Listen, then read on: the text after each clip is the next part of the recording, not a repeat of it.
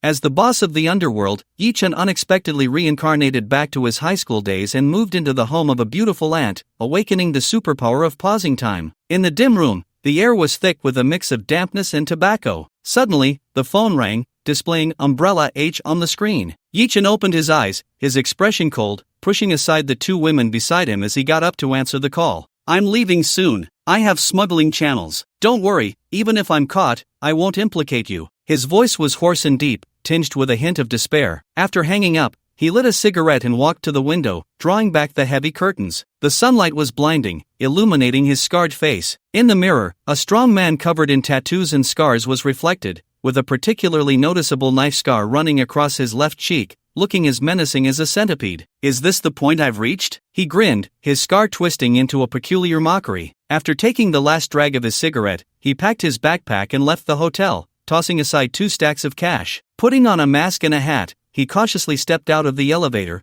only to encounter 2 familiar men in suits at the corner. They were from the Umbrella, but in this moment, were they here to help him or to take his life? A sudden large truck roared in, knocking Yi-chan away. In his blurred vision, he only saw those 2 men picking up his backpack and phone before quickly leaving the scene. Just before plunging into darkness, a sense of regret rose in his heart. "If there's a next life, I will never get involved in this world again." Morning sunlight streamed through the curtains into the room, filling the air with a faint scent of heather. Yi-chan suddenly sat up in bed, gasping for breath, drenched in cold sweat. Was that just a dream? He looked around and found himself in a bright and cozy bedroom. The familiar decor left him stunned. Is this Aunt Sheen's house? He looked down at his fair, slender body and was surprised to see that all the tattoos and scars were gone, and the leg that had been crippled for years was restored to its former state. Yi-chan hurried to the window, and the familiar street scene before him was from 2013. "I have been reborn?" He picked up the Nokia phone on the table, and the date on the screen confirmed this fact for him. Memories flooded back, and he realized he had been reborn to his high school days, specifically during the time he was expelled from school. A bitter smile appeared at the corners of his mouth as memories of his past life surfaced. For Shin Mengyao, he had given everything, only to be met with betrayal and exploitation, leading himself step by step into the abyss. "This time, I will never repeat the same mistakes." His gaze was resolute. "I want to live honorably and work with integrity. I must go to university." As for Shin Mengyao, Yi-chan clenched his fists.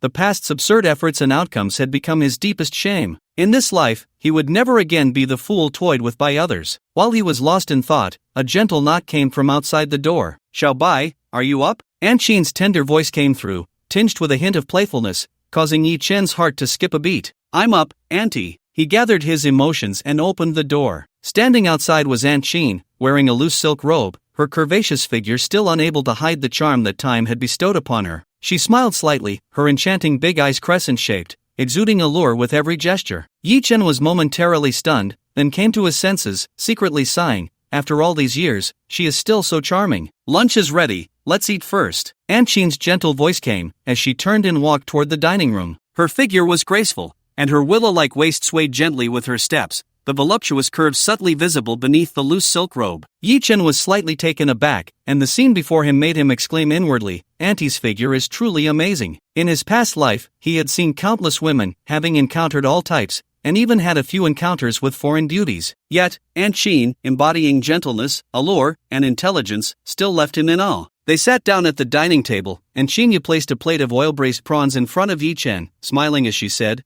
"Xiaobai, this is your favorite, eat more." Yi-chan paused, recalling this moment from his past life. At that time, he was rebellious and ungrateful. Not only did he not appreciate his aunt's concern, but he even threw the bowl and left the table, ultimately making her sad for the entire day. Thinking of this, a wave of guilt surged in his heart. "Aunt, thank you." Yi-chan looked up, seriously meeting Qin Yu's eyes. "I've come to understand that I need to continue my studies. Without a degree, it's impossible to get by in this society. I plan to go back to school this afternoon to talk to my teacher." Qin Yu was stunned, and then a relieved smile spread across her face. "That's good. If the teacher doesn't agree, I'll help you with the transfer." Her eyes were filled with genuine concern and joy. For 3 years, she had regarded Yi-chan as a half-son and truly worried about his future. At this moment, seeing Yi-chan's maturity and understanding, she felt an immense sense of relief. Qin Yu stood up, walked to the wine cabinet, and tiptoed to grab a bottle of red wine. The bottle of red wine was on the top shelf, and after several unsuccessful attempts to reach it, she tried to jump up to grab it. "Auntie, let me help you." Yi Chen walked over and easily took down the wine. "Little Bai is impressive," Xinyu praised with a smile, but due to her sore feet, she lost her balance and gasped as she fell backward. Yi Chen was quick to react, reaching out and supporting her. His arms wrapped tightly around her slender waist, and the soft touch made his heart skip a beat. Xinyu froze in place,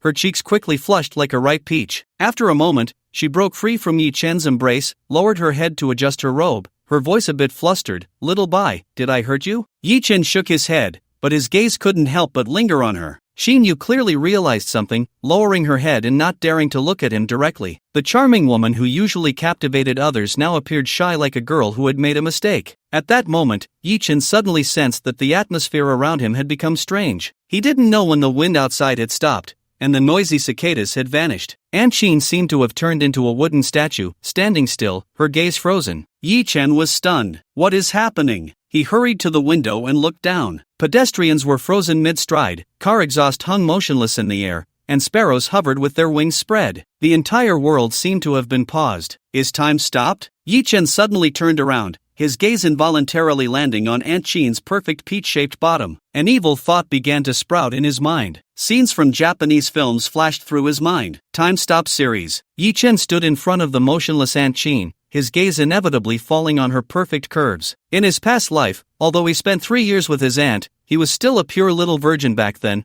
blushing and having a racing heart just from stealing a glance, too shy to look more. Now, with the mature mindset gained from his rebirth, he is still deeply attracted to his aunt's beauty and gentleness. She truly is the best of the best. Yi Chen sighed inwardly, but a hint of unease arose within him. As his hand unconsciously reached out, almost touching his aunt, he suddenly stopped. "If I really do this, how am I any different from those sleazy guys in those adult films?" Yi Chen shook his head vigorously, forcing himself to calm down. "My aunt treats me sincerely, how could I do something like this to her? If I truly like her, I should pursue her openly and honestly, not take advantage of her when she's unaware." He retracted his hand, took a deep breath, and turned to leave the room. Just then, he felt a wave of dizziness, as if his body had been overdrawn. Soon after, the sound of cicadas from outside the window filled his ears, and time resumed its flow. Yi Chen pondered, it seems that this ability to pause time also has its limitations. In the following time, he conducted simple experiments and discovered that each time the pause could only last 3 minutes,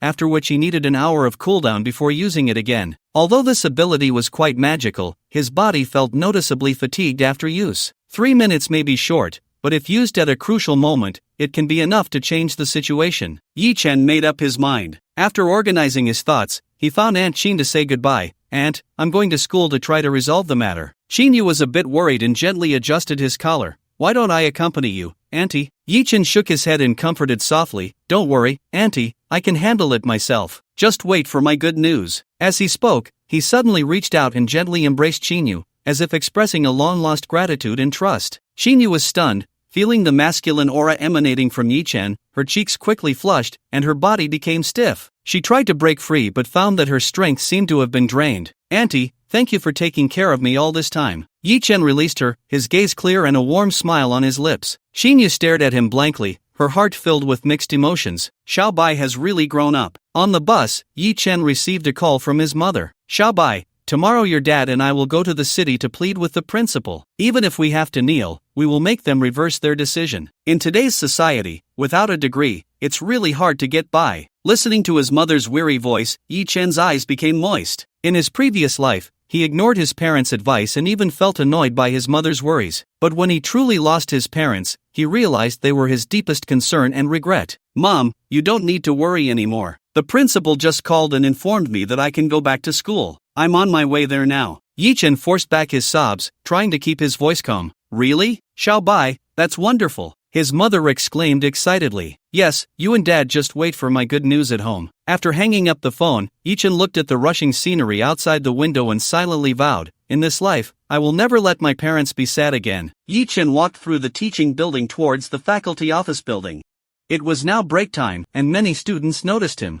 Yi Chen was a prominent figure on campus, the leader of Taojiang No. 1 High School, and the devoted admirer of the school beauty, Shin Mengyao. The return of the expelled bully to campus immediately caused a stir throughout the school. The sound of heavy footsteps echoed. Many students rushed downstairs. In an instant, dozens of students gathered around Yi Chen. All of them were friends who had hung out with Yi Chen at school. In every class across the 3 grades of high school, there were a few who were close to Yi Chen. "Brother Bai, why are you here? Brother Bai, you came to see us?" The calls of Brother Bai rang out one after another. Looking at the eager expressions of his friends, Yi Chen felt a wave of emotions. In his past life, many of these friends became estranged after he left school, and they lost contact. However, many brothers followed Yi Chen into the underworld after he was released from prison. Among the subordinates from his past life, there were quite a few traitors, undercover agents, and informants, but the brothers who followed Yi Chen in school were all exceptionally loyal. Some took the blame and went to jail for him, some were maimed while protecting him, and there were even those who perished in fire to save him. "Brother Bai, without you here, I can't stay in this school anymore. How about I drop out and follow you into the underworld?" A younger brother with a bowl haircut and a fringe covering his right eye shouted. He had dark skin, stood nearly 1.9 meters tall, and his thick layer of fat concealed solid muscles, giving him an imposing and fierce appearance. This person was Song Dongfeng, a brother who perished in fire to save Yi Chen in his past life. He was also the strongest fighter in the Yi Chen group. Akin to a dual flower red stick in a gangster movie, even Yi Chen's bare-handed combat skills are inferior to Song Dongfeng's. Patting Song Dongfeng on the shoulder, Yi Chen's eyes reddened slightly as he silently vowed, "Good brother, this lifetime, I won't let you down again." Seeing this, Song Dongfeng thought Yi Chen had agreed and immediately got excited, shouting, "Brother Bai, we can start by collecting protection fees at school, then take over the venues, turning all the nearby game halls, KTVs, and internet cafes into our territory.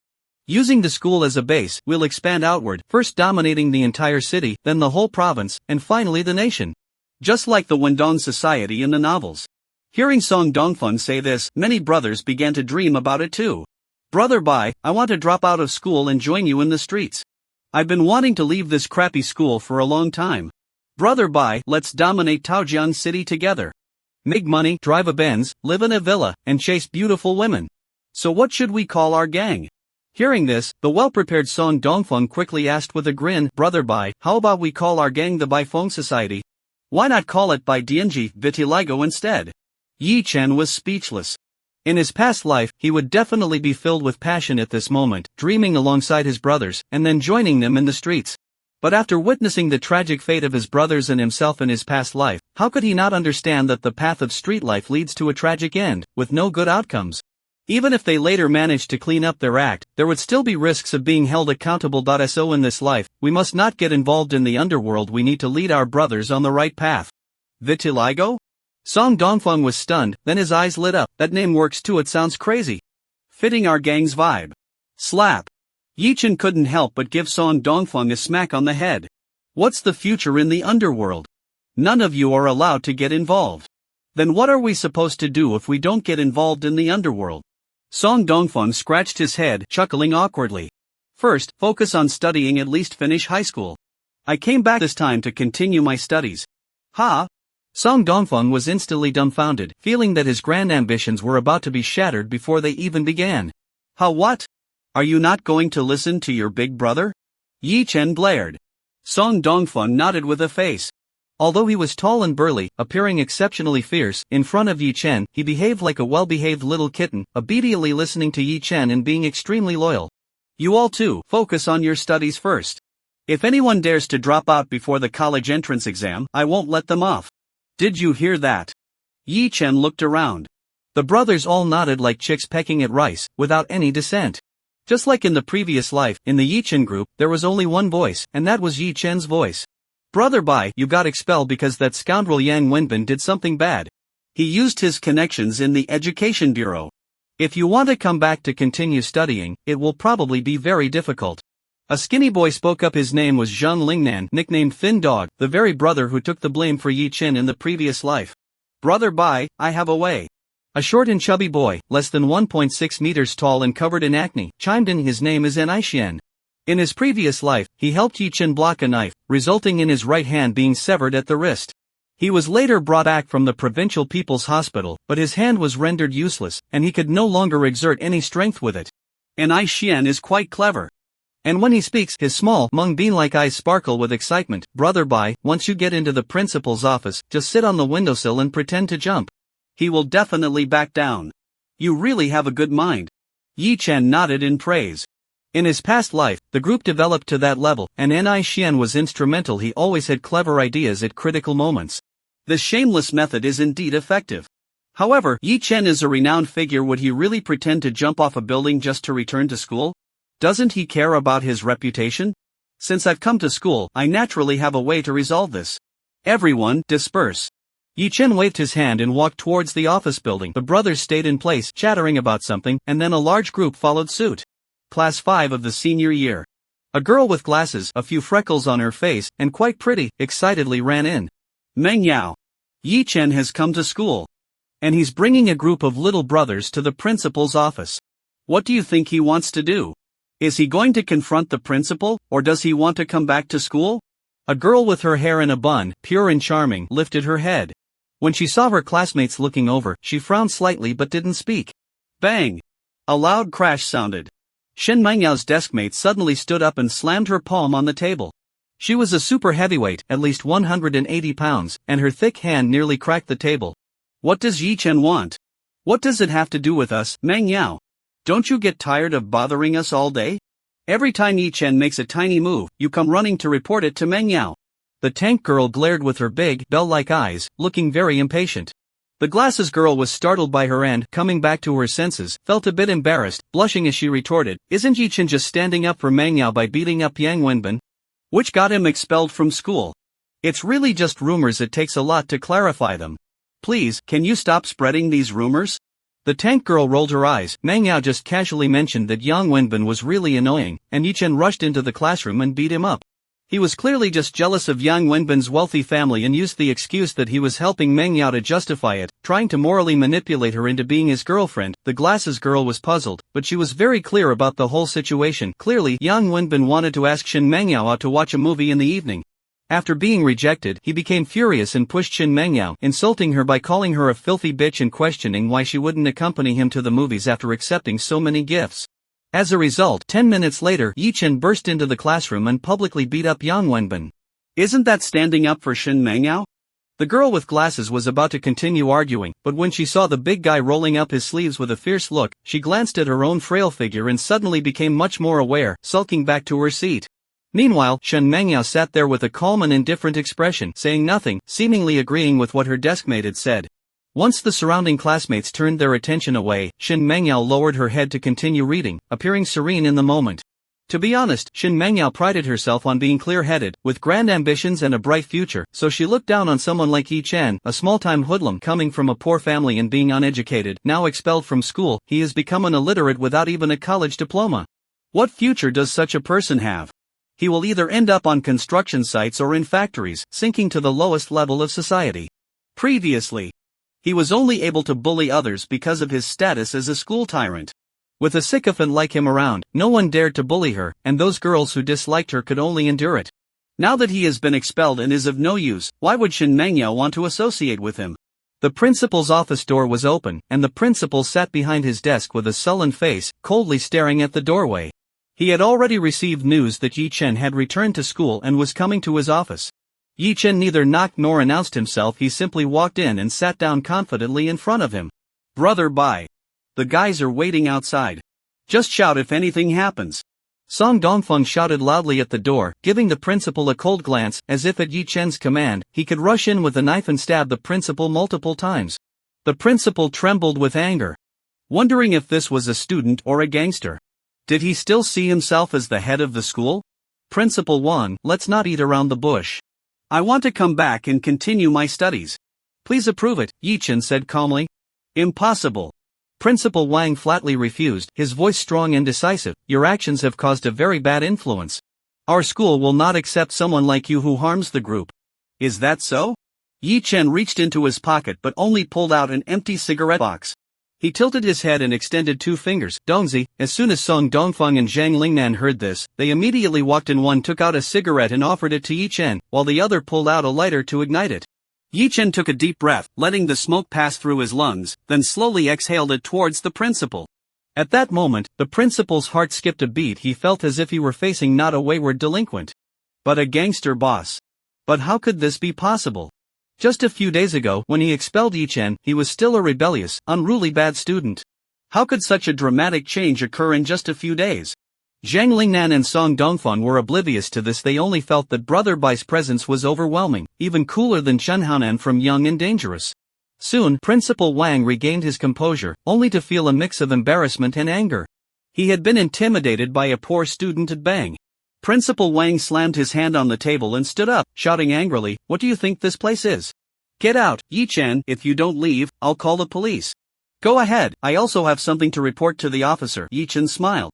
"Report what?" Principal Wang was taken aback, but seeing Yi-chan just smiling mysteriously and not answering, he thought he was just being cryptic and took out his phone to pretend to call the police. Snap! Yi-chan lightly snapped his fingers. Time paused.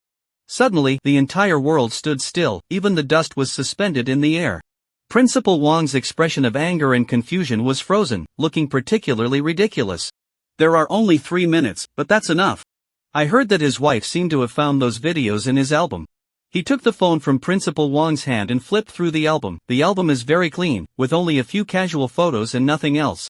Yi-chen is not in a hurry. He knows this phone is a Huawei model just released this year, which has a hidden album feature.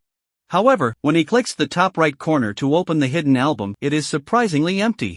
Could the rumors be false? Did his wife find it on the computer or camera? There is a laptop on the principal's desk, but it has just gone into standby mode, and waking it up requires a password. Suddenly, Yi-chen has a bright idea. He opens the principal's WeChat, searches for the biology teacher's name, and checks the chat history. TSK, that biology teacher looks so serious, but behind the scenes, she's so flirty. Clicking on images and videos, a plethora of eye-watering photos and videos flood into view. There is only 1 minute left. Yi-chen calmly transfers a few photos and videos to his phone via Bluetooth, then returns to his seat while the world returns to normal. "Get here already," the principal roars. Yi-chen ignores him and smiles at Song Dongfeng. "Dongzi, let me show you an interesting video." He clicks play, and the biology teacher's voice comes from the phone. "Principal Wang, you are so amazing. How many times have I told you not to use titles at times like this?" Good brother." This time, Yi-chen does not use the time pause. Yet. The principal's furious expression remains frozen on his face. He cannot understand how the video he filmed with the biology teacher last week ended up on Yi-chen's phone. This is clearly a little secret that belongs only to the two of them. Could it be that Yi-chen and that promiscuous woman got together? Song Dongfeng's eyes nearly popped out when he saw such explosive footage. What the hell? Isn't that the biology teacher from sophomore year? Baigu, how did you get this? Send me a copy. She's calling out Principal Wang. Could the big-bellied man filming be you, Principal? Zhang Lingnan was also excited, winking and giving the principal a thumbs up, showing an expression that all men understand. The brothers outside the door couldn't hold back after hearing this and rushed in, crowding behind Yi-chen to watch, chattering and commenting. The foreign users weren't wrong. The chubby ones are all small. So what if they're small? Small ones can be cute too. The biology teacher even has a mole. A group of young guys couldn't resist watching such videos, and many of them were immediately filled with fighting spirit. Nishian was rather sleazy, taking advantage of the moment when no one was paying attention to him to sneak a few touches. "Alright. Everyone, quiet down." Yi-chen tucked his phone back into his pocket and slapped the table. Instantly, the brothers fell silent. The office, which had been as noisy as a market, became so quiet you could hear a pin drop. "You all go back to your classes for now. I need to discuss a few things with the principal." Looking at the principal's flushed face, Yi-chen added, "The content of the video is to be kept confidential for now. Once you leave this door, no discussions or telling anyone else, understood?" "Understood, brother. Bye." The brothers replied in unison, then they flowed out like a tide, with Song Dongfeng being the last to leave, kindly closing the door behind him. Now he understood why Brother Bai was so confident about coming back to school with this video. That little principal wouldn't stand a chance against their white vitiligo. From now on, the school is completely under their control. Song Dongfeng was filled with ambition, envisioning a grand enterprise starting from the school. Yi-chen smiled faintly. "Old Wang, you wouldn't want your wife to see this video, would you? Where did you get this? Did that bitch Zhou Yuqin give it to you? That's none of your business." Yi-chen flicked the ash from his cigarette. "Now I want to come back to school. Do you have any objections?" Principal Wang lowered his head in despair. He became principal thanks to his father-in-law's connections, and if the video of the biology teacher leaked, his life would be ruined. After a long pause, he replied in a muffled voice, "I have no objections. About the video. I won't send it to anyone. So many students just saw it. If they spread it, don't worry, I'll handle my people well. Then it's settled, old Wang. I'll be relying on you from now on." Yi-chen stood up, extinguished his cigarette in the ashtray, patted the principal's shoulder, and left. Principal Wang painfully raked his hair. He hadn't sent the video to anyone, so it must have been a problem with the biology teacher. He couldn't understand if the video leaked, he would be finished for sure, but the biology teacher wouldn't fare much better. After all, she had a husband too. Why would she do this? Was that promiscuous woman seduced by Yi-chun? Is an 18-year-old high school student really that impressive? In class 5 of the 3rd year, the homeroom teacher, Lee Dae-ong, led Yi-chen into the classroom. Go back to your old seat. Lee Dae-ong had a look of utter despair. He felt extremely distressed. Yi-chen was the biggest troublemaker in the class, constantly causing trouble, and his grades were among the worst in the entire grade. Such a person is the scum of the garbage, a stain on his teaching career, and it would affect the college admission rate of the class he was in charge of. When Yi-chen was expelled, he was so happy that he almost went to the school gate to set off firecrackers. Who would have thought that just a few days later, the principal would actually revoke the decision? Teacher Lee, the principal asked me to let you know to please call my parents and inform them that I'm coming back to school, Yi-chen reminded. Got it. Lee Dae-ong waved his hand impatiently and left gloomily. Yi-chen didn't mind his attitude and returned to his original seat.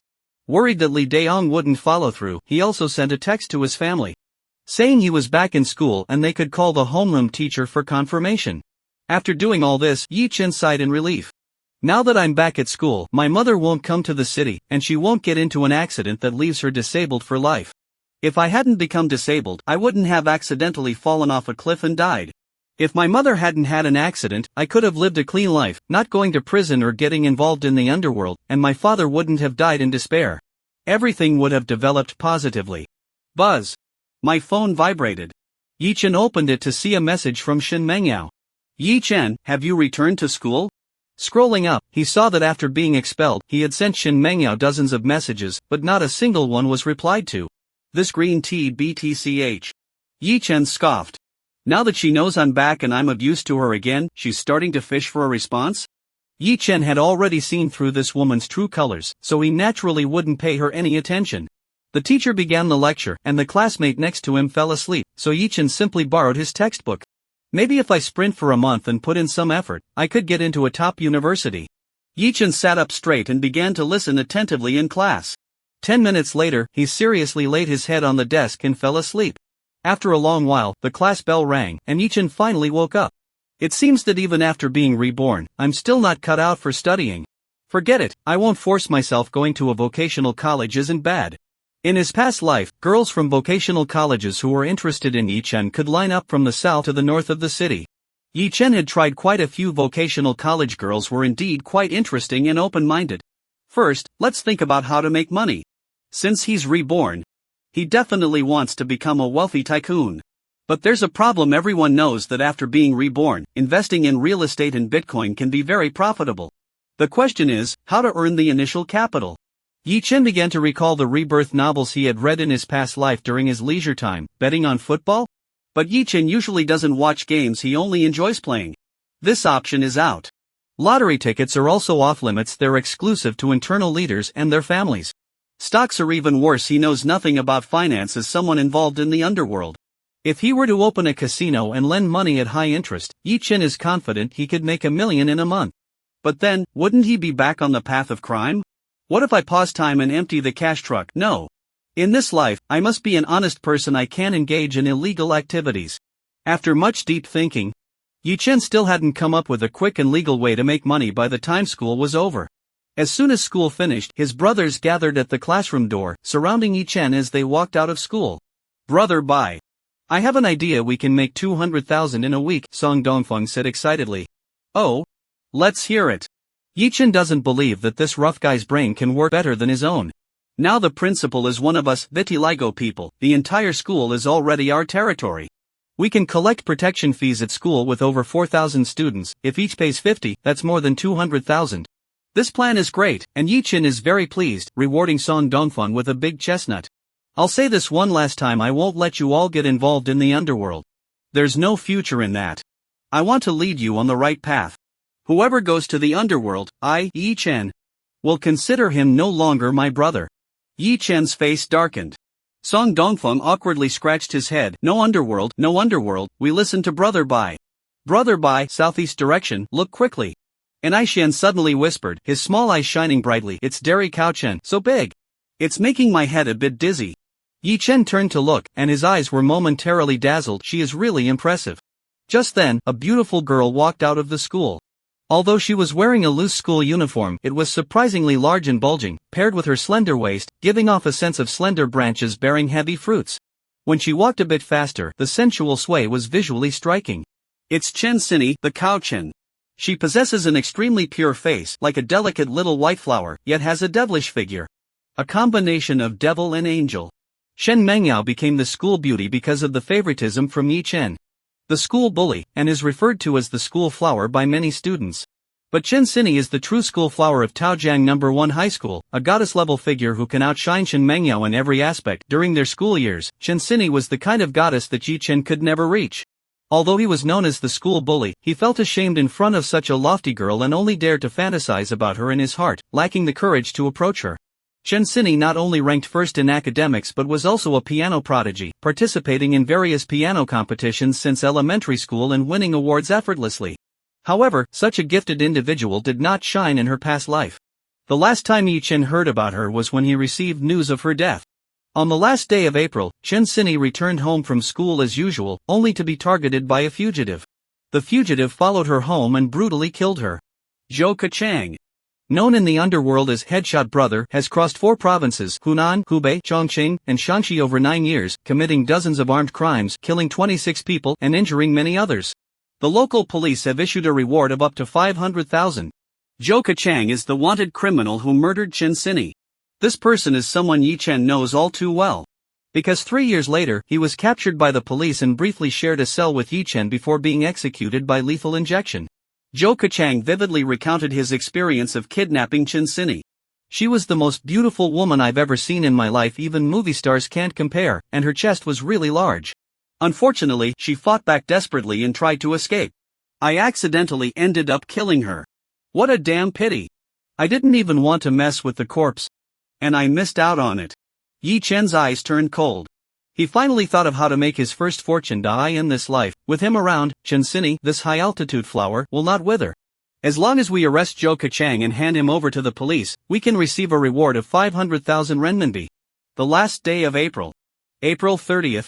Isn't that today? Everything seems to be predestined. The day Yi Chen is reborn happens to be the anniversary of Chen Xinyi's death in his previous life. As he watches Chen Xinyi leave hand in hand with her best friend, Yi Chen is about to follow when he suddenly wonders if Zhou Kechang has already set his sights on Chen Xinyi. Is he observing her in the shadows? If he is, following Chen Xinyi would definitely expose him. After all, Zhou Kechang is a ruthless and vicious criminal, wanted by the police for many years, known for his crimes across 4 provinces, having committed multiple offenses and killed dozens of people. Such a person has strong investigative skills. Although Yi Chen has experience in evading capture, he was found and silenced by the umbrella behind him in less than 3 months. When it comes to investigative skills, no one can match Zhou Kechang. After a moment of thought, he had an idea. Donzi, who among you brought school uniforms? Brother Bai, are you joking? Only good students wear school uniforms to school. We Vitiligo members are all troublemakers who would wear a school uniform and get laughed at? Song Dongfeng grinned widely. Yeah, Brother Bai, it's all the rage to dress like this now. It's the standard look for social people. Shigo Zhang Lingnan interjected. While speaking, he tugged at his black-fitted short-sleeve shirt, adjusted his slim-fit jeans, and kicked at his bean-shaped shoes. Finally, he flipped his bowl-cut bangs and smirked with pride and arrogance. Yi Chen. This is exactly what the netizens of later generations would call the spiritual young man's death 3-piece set. So cool, really damn cool. Yi Chen patted Zhang Lingnan's shoulder, complimenting him until he floated away with pride. Hurry up and get me a school uniform, I need it. Yi Chen had just given the order when Song Dongfeng casually stopped a passing boy and borrowed his uniform. Looking at the boy who lowered his head, too scared to meet his gaze, his legs trembling, Yi Chen frowned and asked, how much for a school uniform? About 200, I think, Song Dongfeng replied. You guys gather 300 for him, he'll take the uniform. Oh, and give me your baseball bat. As Yi Chen said this, he put on the uniform, took the backpack containing the baseball bat from Song Dongfeng, and chased after the direction Chen Xinyi had left. Brother Bai really is something, giving him back a penny. Does this kid even dare to fart? Song Dongfeng complained, but his mind was filled with loyalty, and he was determined to carry out his brother's orders. You all heard Brother Bai, take out the money. I have 15 on me. I have 20. I have 50 cents left.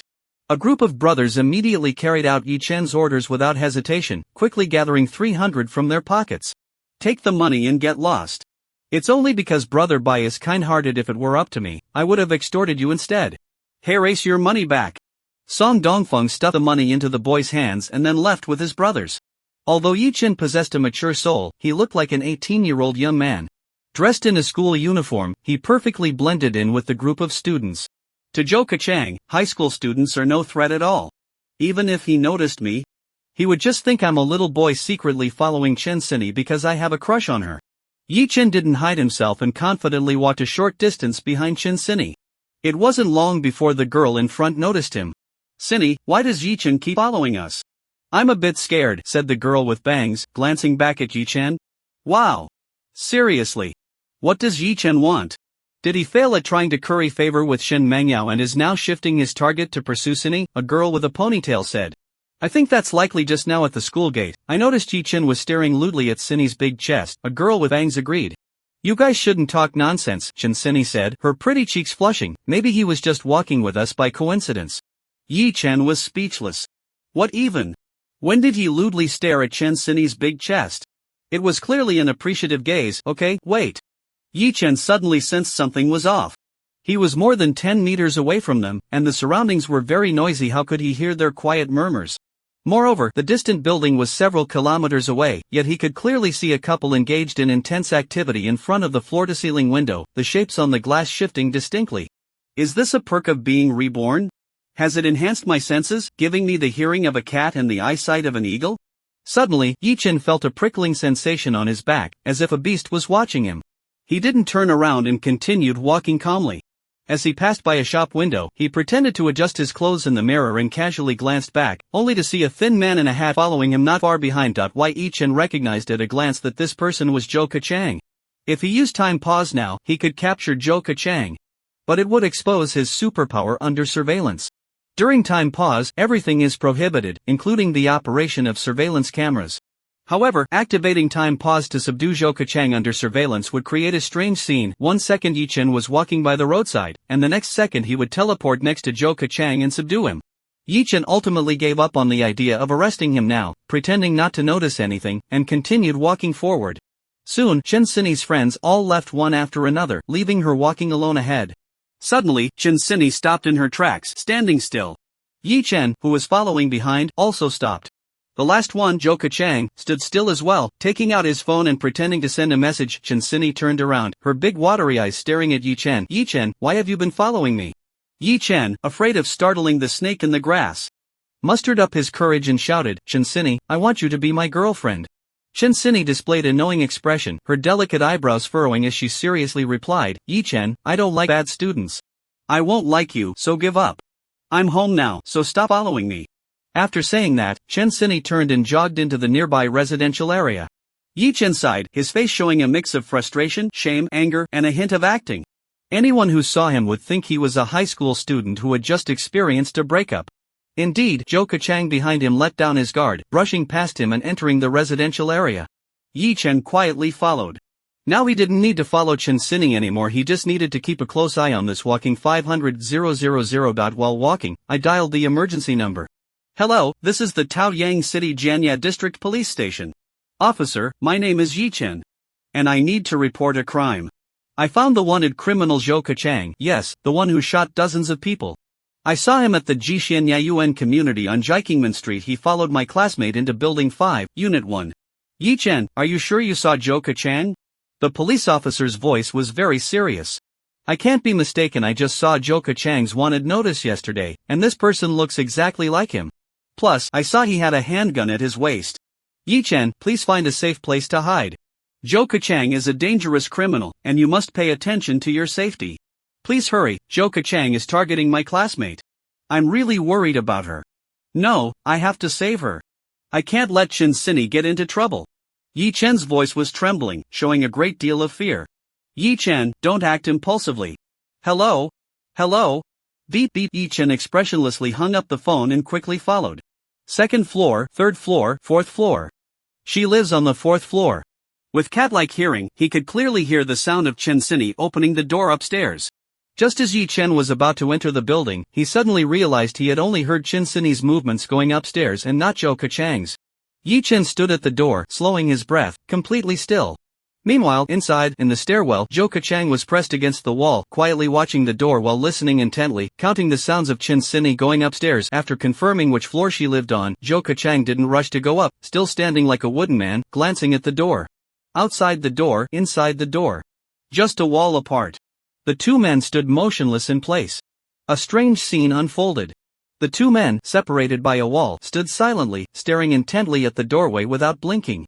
After a long time, Zhou Kechang confirmed that no one was following him before he lowered his footsteps and slowly went upstairs. Hearing him ascend, Yi Chen took out a baseball bat from his bag and followed him up. Originally, he planned to use time pause in the stairwell to subdue Zhou Kechang, but strangely, there were also surveillance cameras here. Why are there cameras everywhere in this neighborhood? What kind of big shot lives here? Yi Chen wondered. If he activated time pause in the corridor, the surveillance would expose him, risking the discovery of his abilities. Yi Chen thought for a moment and decided to subdue the thug at Qin Sini's home. Upstairs, Zhou Kechang arrived at room 401 and gently knocked on the door. Who is it? Qin Sini's clear voice came from inside. Is Mr. Chen Zhangbin home? I have a package for you.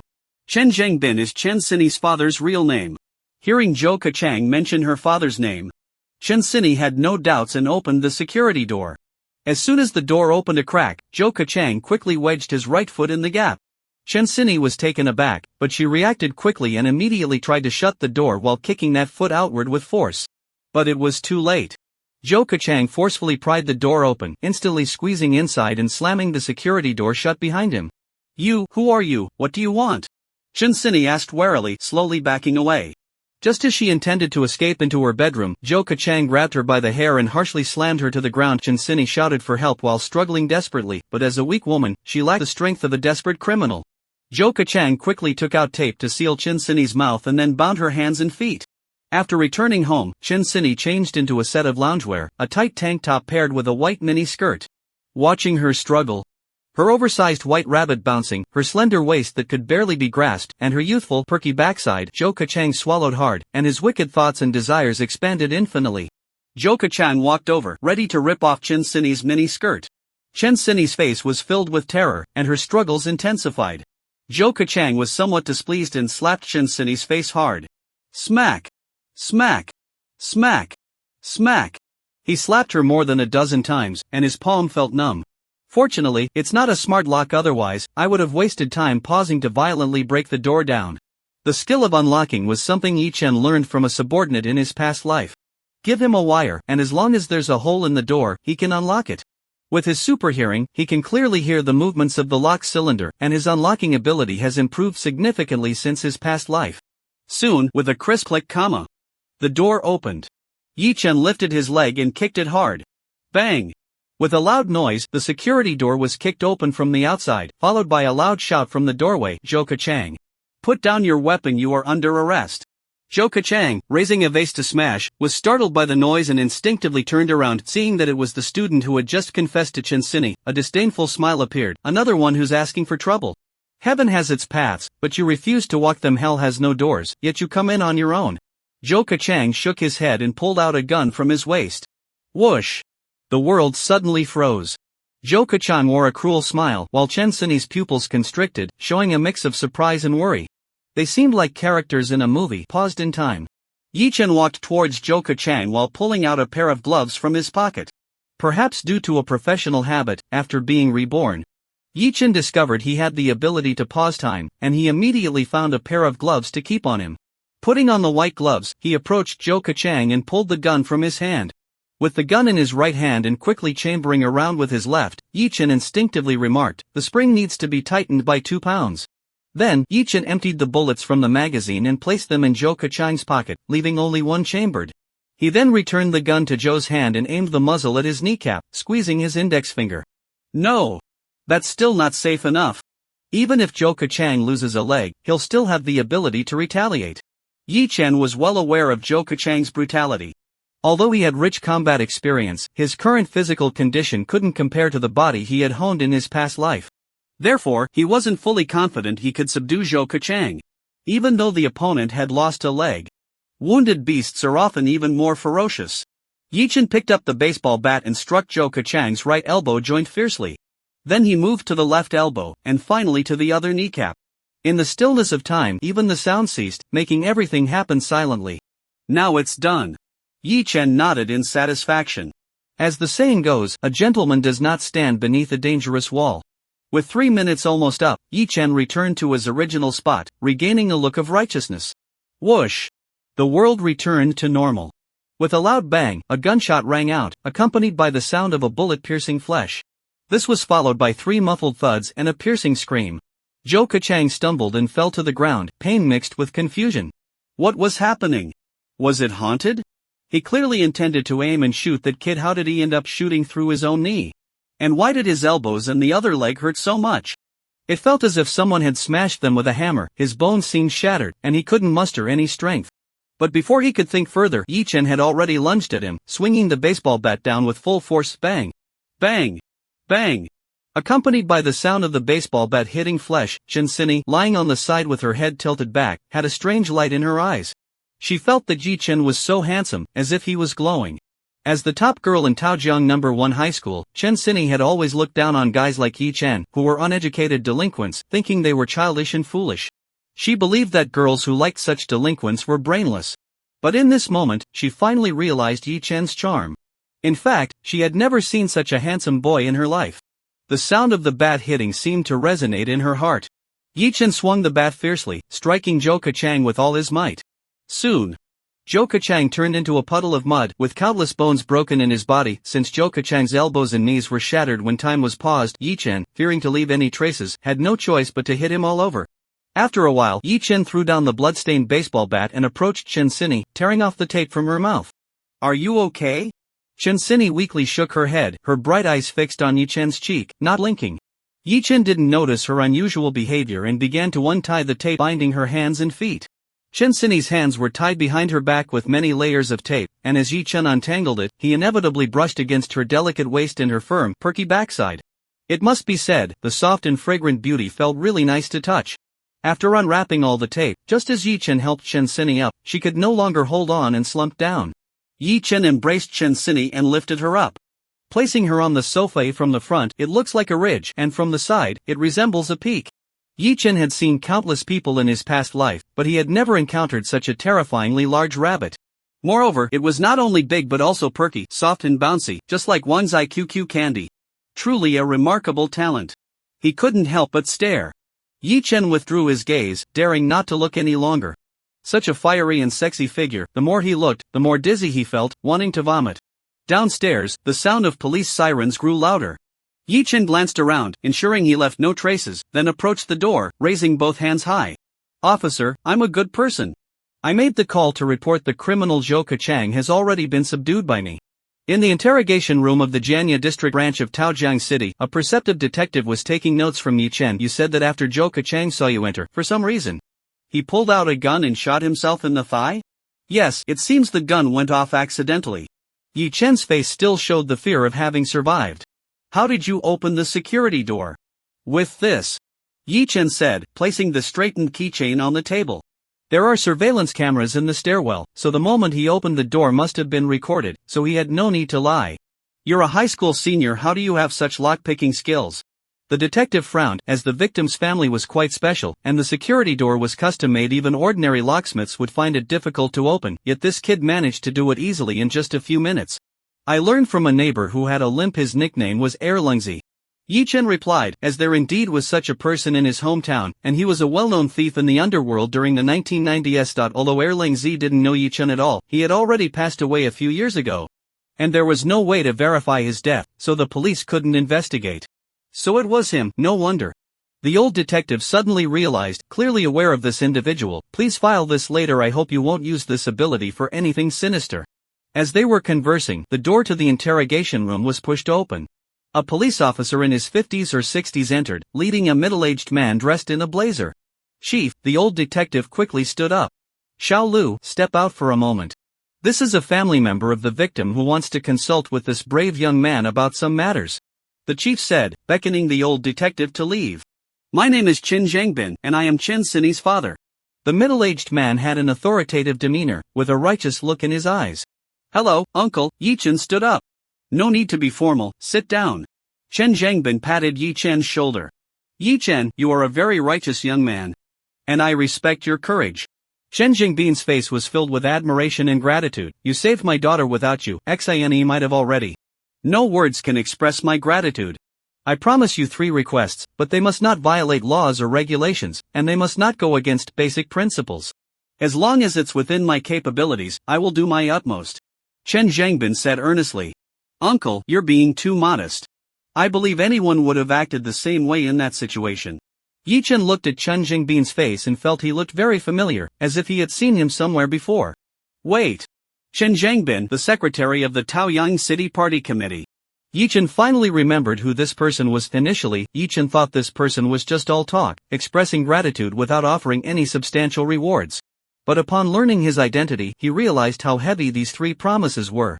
In his previous life, Yi Chen had never dealt with Chen Zhangbin, only heard of his deeds. By the time he rose to become a social big shot, the city's top leader had already changed. If I remember correctly, this top leader was investigated a year later due to issues with conduct and discipline, and then he inexplicably committed suicide out of fear of guilt. The depths of this matter were profound, and Yi Chen dared not think too deeply. However, if he recalled correctly, this top leader had a particularly good reputation among the public, unlike a corrupt official. Uncle Chen, I heard Zhou Kachang mention your name when he tricked Chen Sini into opening the door. I feel he wasn't acting randomly but had premeditated this. Chen Jingbin's eyes narrowed, as if he thought of something, and his expression became serious. Yi Chen, thank you for your reminder. Uncle suddenly remembered there are things I need to handle. Come to my house for dinner another day. Let's exchange contact information. Chen Zhangbin stood up. Uncle's 3 promises are valid forever. After Chen Zhangbin left, the chief brought in a few police officers. Little brother, you were really tough. I just got news from the hospital that Zhou Kachang has finally passed the critical period. He almost didn't make it. The chief smiled and gave a thumbs up. Officer, I was so scared at that moment. That was a wanted criminal who killed dozens of people and had a gun. Yi Chen said with a bitter smile. I understand, I'm not here to trouble you. Although your actions were a bit heavy-handed, there were reasons for it, and it's understandable. It's a case of acting justly in self-defense. The director still smiled and said, you should know about the bounty issued by the police for Zhou Kachang, right? There's a reward of 500,000, and the bureau has decided to give you an additional 80,000. Please leave your bank card number later, and we'll process it quickly. If all goes well, the reward will be in your account within 3 working days.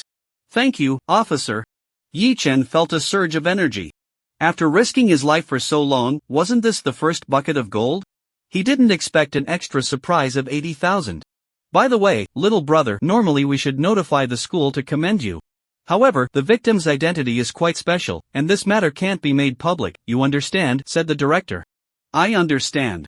Yi Chen nodded. He didn't care about the school's commendation. Moreover, this incident indeed tarnishes the girl's reputation. Although she was successfully rescued, there will surely be malicious speculation, and her innocence is lost. After a lot of trouble, the police finally allowed Yi Chen to leave. By the time he got home, it was already past 10 o'clock at night. Aunt Qingyu was still awake, sitting on the small sofa in the living room. Her bottom was round like a grinding stone, and the small sofa could barely hold her. Xiaobai, why did you come home so late? I couldn't reach you on the phone. So, did the school revoke the expulsion?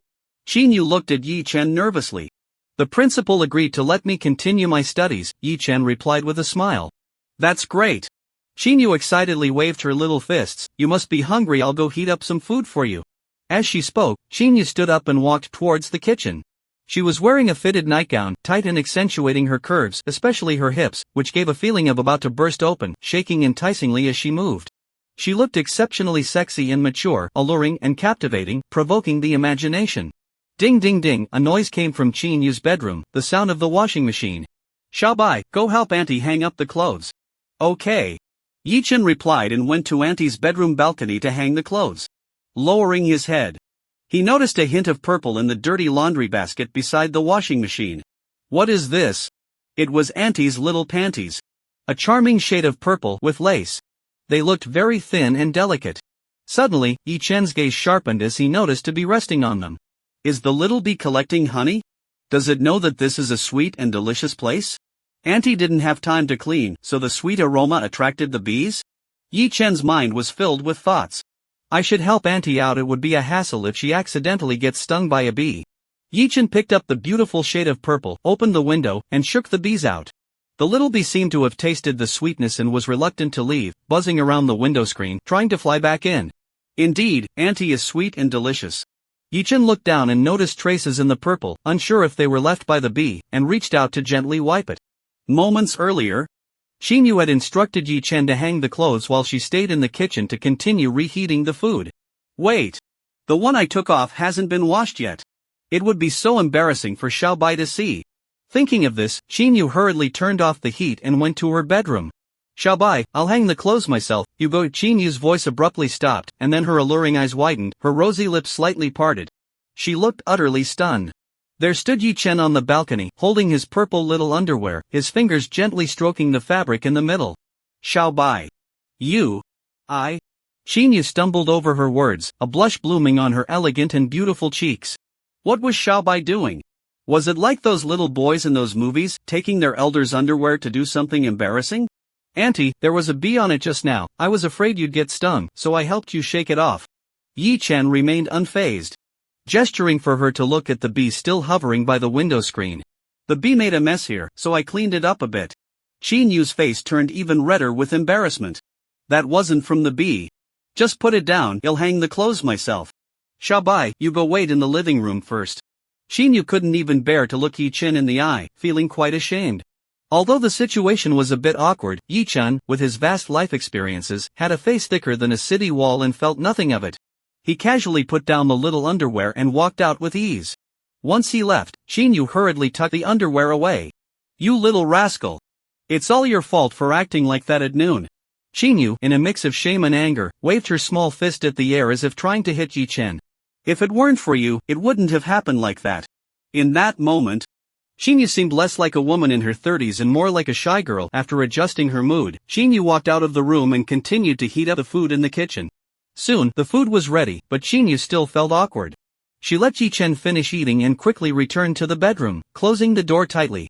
Yi Chen found it somewhat amusing. After he got involved in society in his past life, he had never interacted with Xinyu again, and his impression of her gradually faded. He only remembered dreaming about this alluring aunt multiple times during his youthful, restless days. After spending time together today, he realized that this 32-year-old aunt seemed to have an immature psychological age. She surprisingly gave off a childish and adorable vibe. It must be because she has never experienced life in society, he thought. After inheriting her late husband's estate, Xinyu became a landlady, owning 3 buildings and living a worry-free life. So her personality is understandable. Wait. Isn't Li Shiyan already an adult? Yi Chen suddenly thought of a question. If Auntie is 32 this year and her daughter Li Shiyan is 18, then she must have had her child at 14? Pregnant at 13? If that's true, then Xinyu's late husband probably didn't die unexpectedly but is still sitting in prison. Li Shiyan is probably not Auntie's biological daughter either. She is a child Auntie adopted. Or Li Shiyan is Auntie's late husband's child, and Auntie is her stepmother. Yi Chen carefully recalled the details of Auntie and Li Shiyan's interactions. Although Li Shiyan called Auntie Mom, their daily interactions didn't resemble that of a mother and daughter at all. Li Shiyan often wore a stern expression, was quite mature for her age, and sometimes even disciplined Xinyu. The latter, when being admonished, would lower his head submissively like a child who had done something wrong. Too afraid to retort. A person who is clearly in their 30s still behaves like a child. Meanwhile, a girl who looks like a mature woman is still a teenager. This mother-daughter duo is truly fascinating. After dinner and freshening up, Yi Chen lies in bed, contemplating how to make money work for him after earning his first bucket of gold. If I remember correctly, Bitcoin is expected to surge by the end of this year, starting from 13 at the beginning of the year and breaking 1,000 by the end, with its total market value surpassing 1 billion for the first time. A nearly 100-fold increase is a tremendous opportunity. First, set a goal, earn 10 million before entering university. Then use this money to invest in Bitcoin and make a big profit. While Yi Chen struggles with how to make 10 million, Xinyu is also quite troubled. Thinking about how Yi Chen gently caressed his little underwear just now. Xinyu feels her face flush and her heart race. Xiaobai has really grown up. Remembering Yi Chen's actions at home during noon, Xinyu felt a bit worried. What would happen if one day he couldn't hold back and forced himself on her like in those movies? Xiaobai is so strong, I definitely wouldn't be able to resist. If it really happened like that, how would I face Sister Qin in the future? For some reason, alongside her worry, there seemed to be a slight thrill deep down within Qinyu. No. No. I can't think this way. I am Xiaobai's aunt, a friend of his mother. After 3 years of getting along, I've already treated Xiaobai like my own son. How could I do that with him? Xinyu shook her head, trying to throw those chaotic images out of her mind. After thinking for a moment, she opened her computer and searched in the browser. What should I do if my nephew has hit puberty and is secretly using his own underwear for bad things? Xinyu didn't expect that many people faced this issue and were consulting about it online. But after looking for a while, none of the answers seemed reliable. I've got it. I'll ask Xinyu. Xinyu is Qinyu's college classmate and close friend. They share a common trait, both have rather unique names. Like Xinyu, Xinyu is also a stunning beauty, and both had countless admirers in college. Unlike Xinyu, who is naive about the world, Xinyu is a very realistic and smart woman. Not only does she treat those admirers with indifference, but she also plays the role of an older sister, protecting Xinyu very well. Xinyu is tall with long legs, and after graduating from college, she ventured into the modeling industry.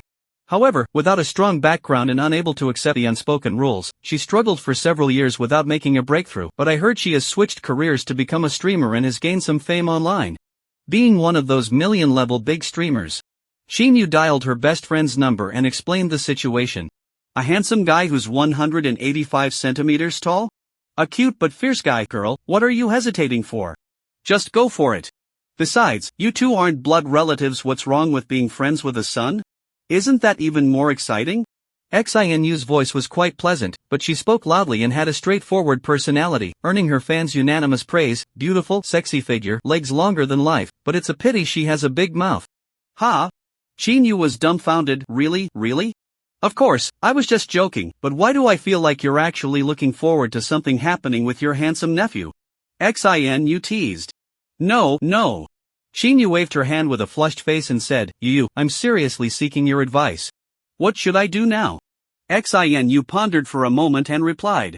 I think it's better to ease the situation than to block it. Simply blocking will eventually lead to major problems, and once it erupts, it will be catastrophic. To prevent the day when he can't help but forcefully take what he wants from you, I suggest finding a way to help him release some pressure. Okay, I understand what to do now. Thank you, Yu. Love you. Xinyu kissed the phone and hung up, her lovely face filled with determination. On the other end of the line, Xinu was a bit confused, thinking, she didn't even finish her sentence. How does she understand?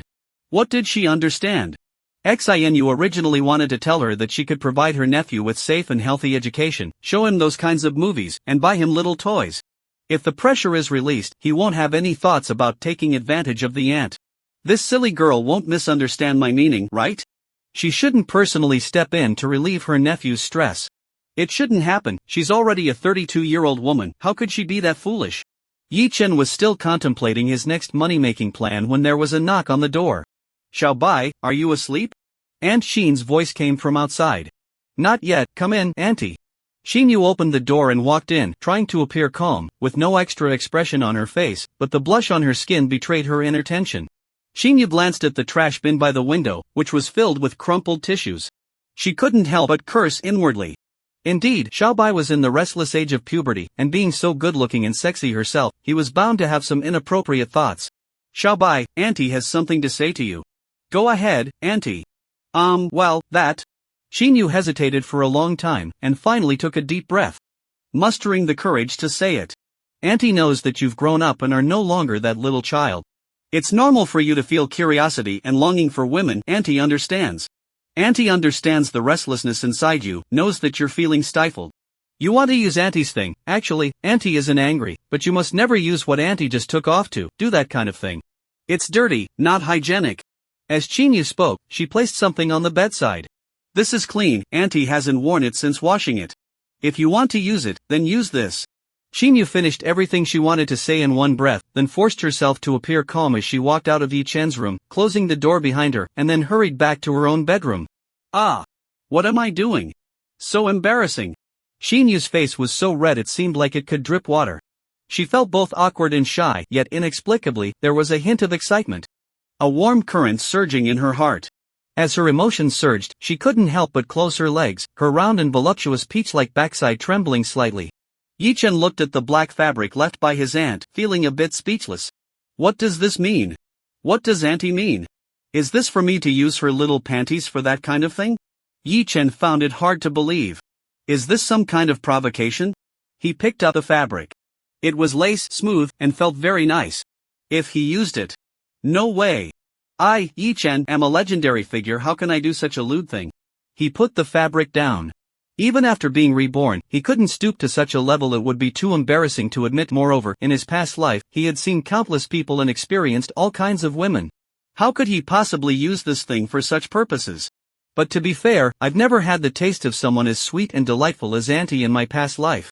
To be honest, Yi Chen was quite curious to try Auntie's flavor. Wait. What sound is that? Yi Chen's expression sharpened as he suddenly heard a faint, seductive melody. With his super hearing activated, the sound became crystal clear, as if Auntie was softly singing in his ear. No way, Auntie is actually. Yi Chen was a bit shocked. The usually graceful and beautiful Auntie was doing such things in the dead of night. But thinking about it, it made sense. After her husband's death, Qingyu had been alone for a long time. Over time, it was inevitable for her to feel lonely. Should I go help Auntie?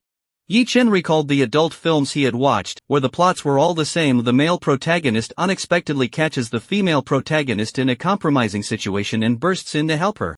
She initially resists but then stops fighting back and eventually begins to respond willingly. After hesitating for a moment, Yi Chen gives up on this idea. Although he has feelings for Qingyu, the timing isn't right yet. Entering now would scare her, and she would resist strongly. Yi Chen cannot bring himself to force anyone.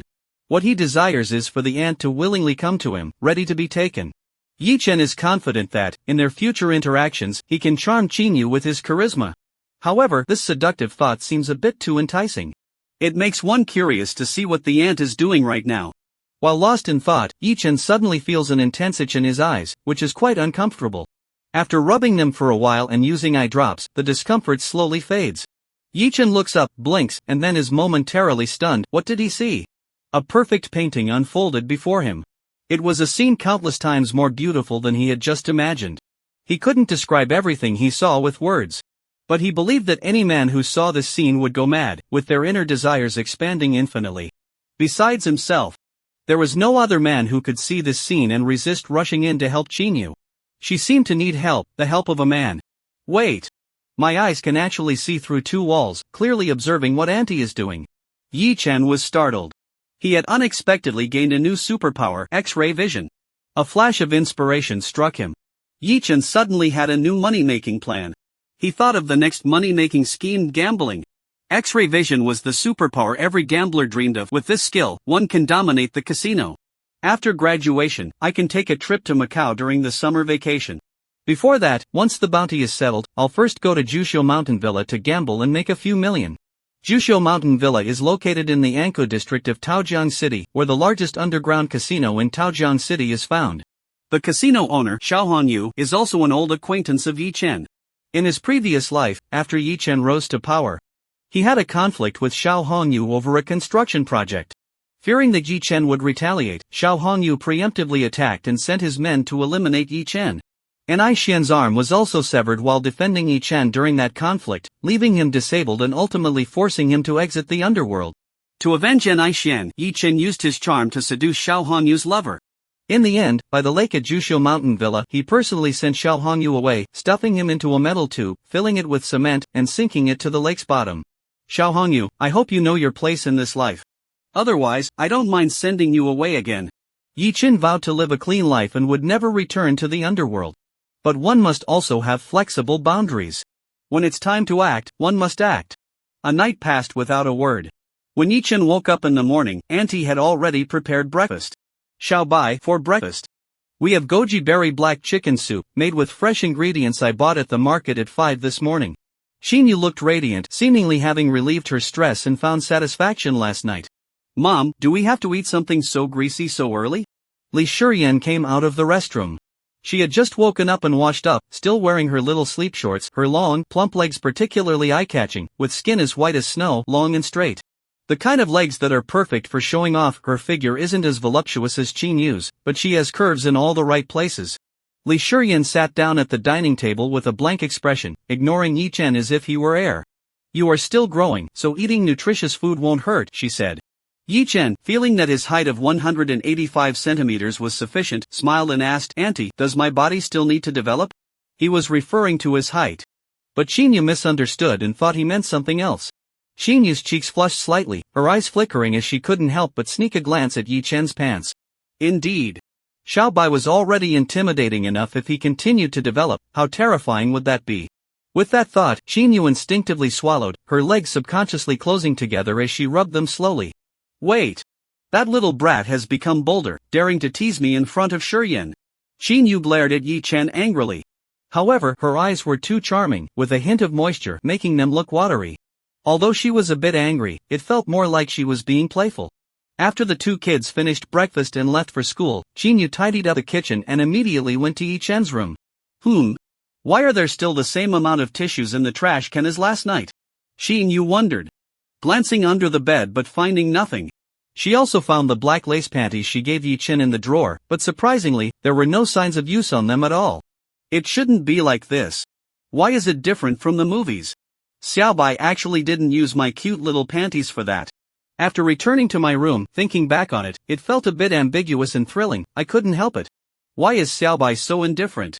He's clearly at that passionate age. In the morning, Xinyu even secretly observed Xiaobai looked at her buttocks no less than 10 times, glanced at her breasts 7 or 8 times, and even looked at Shuryan's legs 5 or 6 times. No. If this continues, Xiaobai might really lose control and force me one day. I must help him relieve his stress. Only when the pressure is released, will there be no bad thoughts. Recalling the moment when Yi Chen was on his balcony, caressing that shade of purple, Xinyu felt a bit puzzled. Does Xiaobai not like things to be cleaned, but prefer those I've worn? After struggling for a while, Xinyu finally blushed and made up his mind. When Xiaobai comes back tonight, he would give him the original flavor. Should I prove that I've worn it by taking it off in front of Xiaobai? No. That would be so embarrassing. Yi Chen and Song Dongfeng walked into the classroom together. As soon as they sat down at their desks, Shin Mangyao deskmate, that super big tank, came over and knocked on the table. Yi Chen, Mangyao has a stomachache. Go to the supermarket and buy her some brown sugar, find a place to make a cup of ginger tea and bring it over. The big tank spoke in a commanding tone. Why Yi Chen didn't even lift his eyes. Get lost. The big tank was taken aback. What did you say? I said to get away from me. What does Shin Mengyao's stomachache have to do with me? Yi Chen was a bit impatient. Yi Chen, why are you so petty? Mengyao just forgot to reply to your message. Yi Chen interrupted her. I have nothing to do with Shin Mengyao, and I am not obligated to help her with anything, so please don't bother me about her anymore. What attitude is that? Don't you want to be Mengyao's boyfriend anymore? I used to pursue Li Mengyao, but I have no feelings for her now, so please stop bothering me. After Yi Chen finished speaking, he saw the big tank still wanting to continue the argument, so he slapped the table and shouted, Dongzi. Coming, brother, bye. Song Dongfeng, who had long been unable to hold back, eagerly walked over after receiving the order. Get this fathead to roll away and stop bothering me. Received. Song Dongfeng lowered his head, glaring at the big tank, his eyes wide like copper bells. You heard what my brother said. If you dare to bother him again, I'll hit you every time I see you. Now get the hell out of here.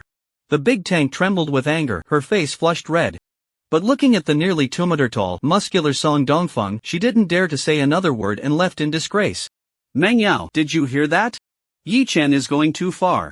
Don't pay any more attention to him, the big tank said as she sat down beside Shen Mengyao to complain.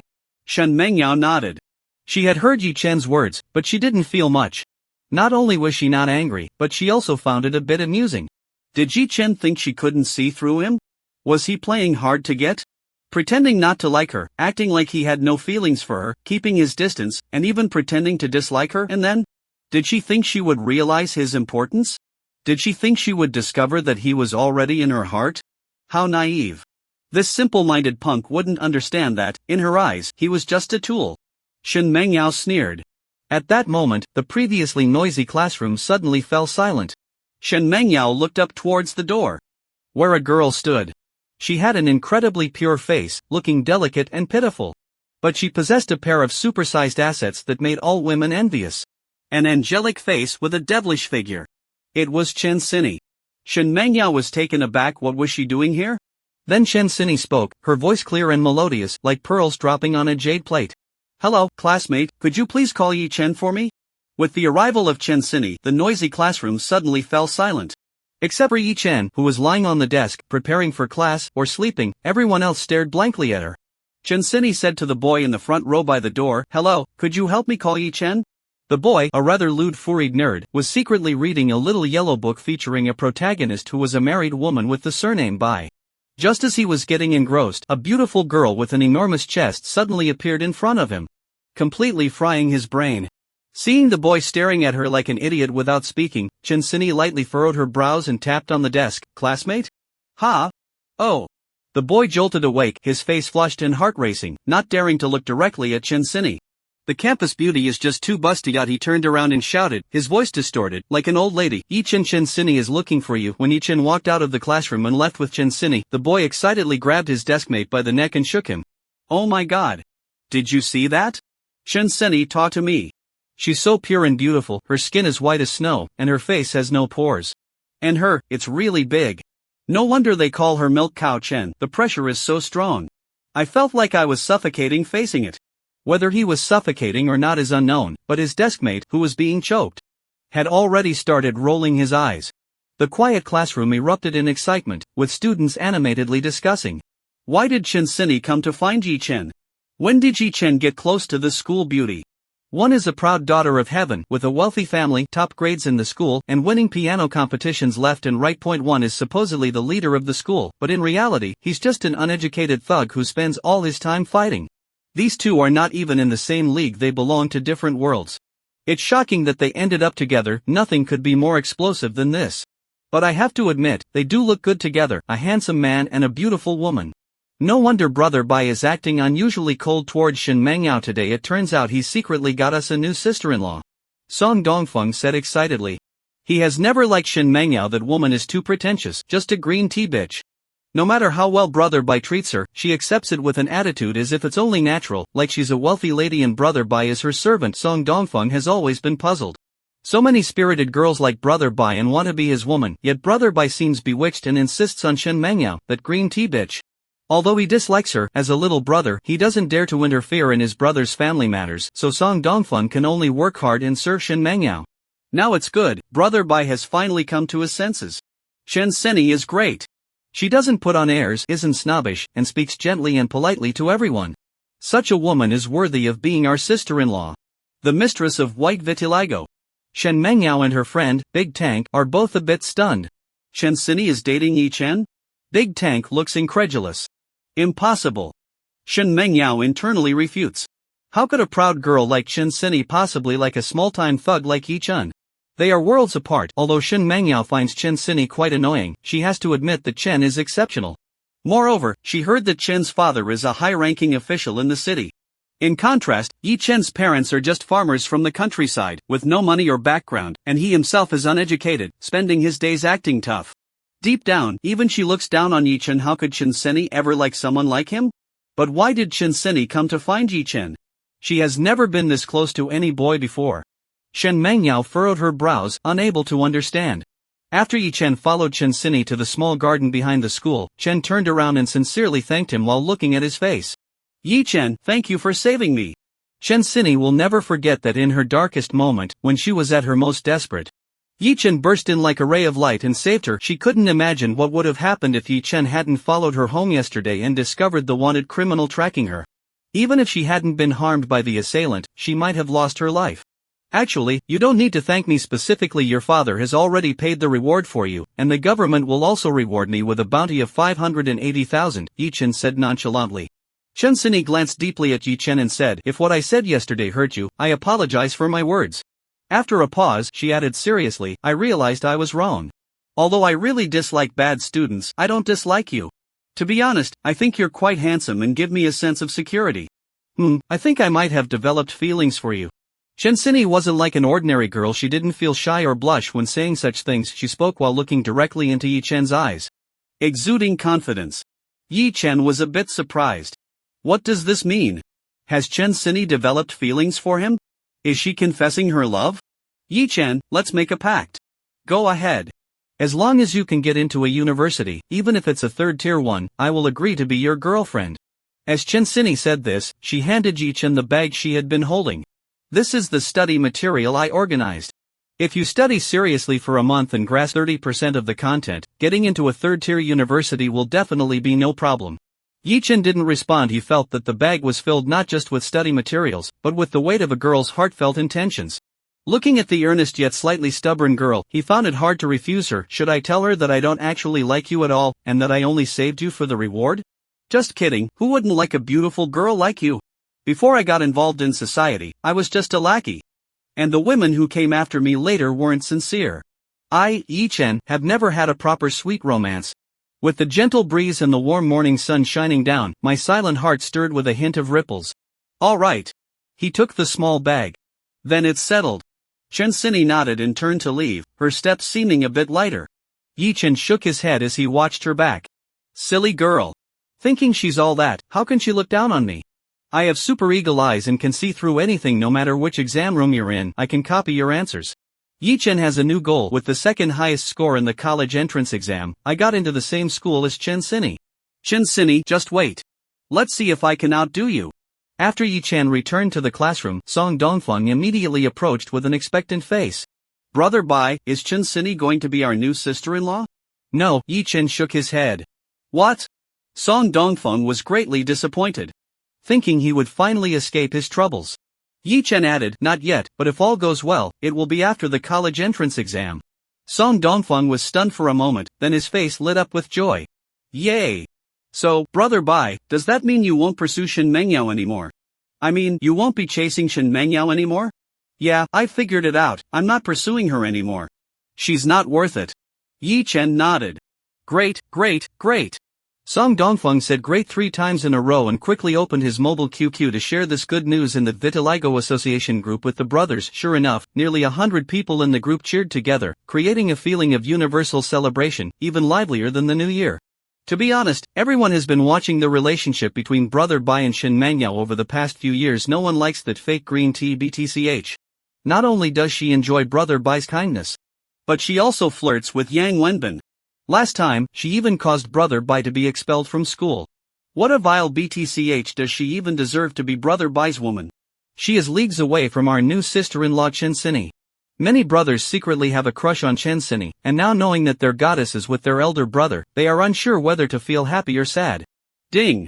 Yi-Chen received a message from the sly Zhan Lingnan. Brother Bai, treat Chen Sini better.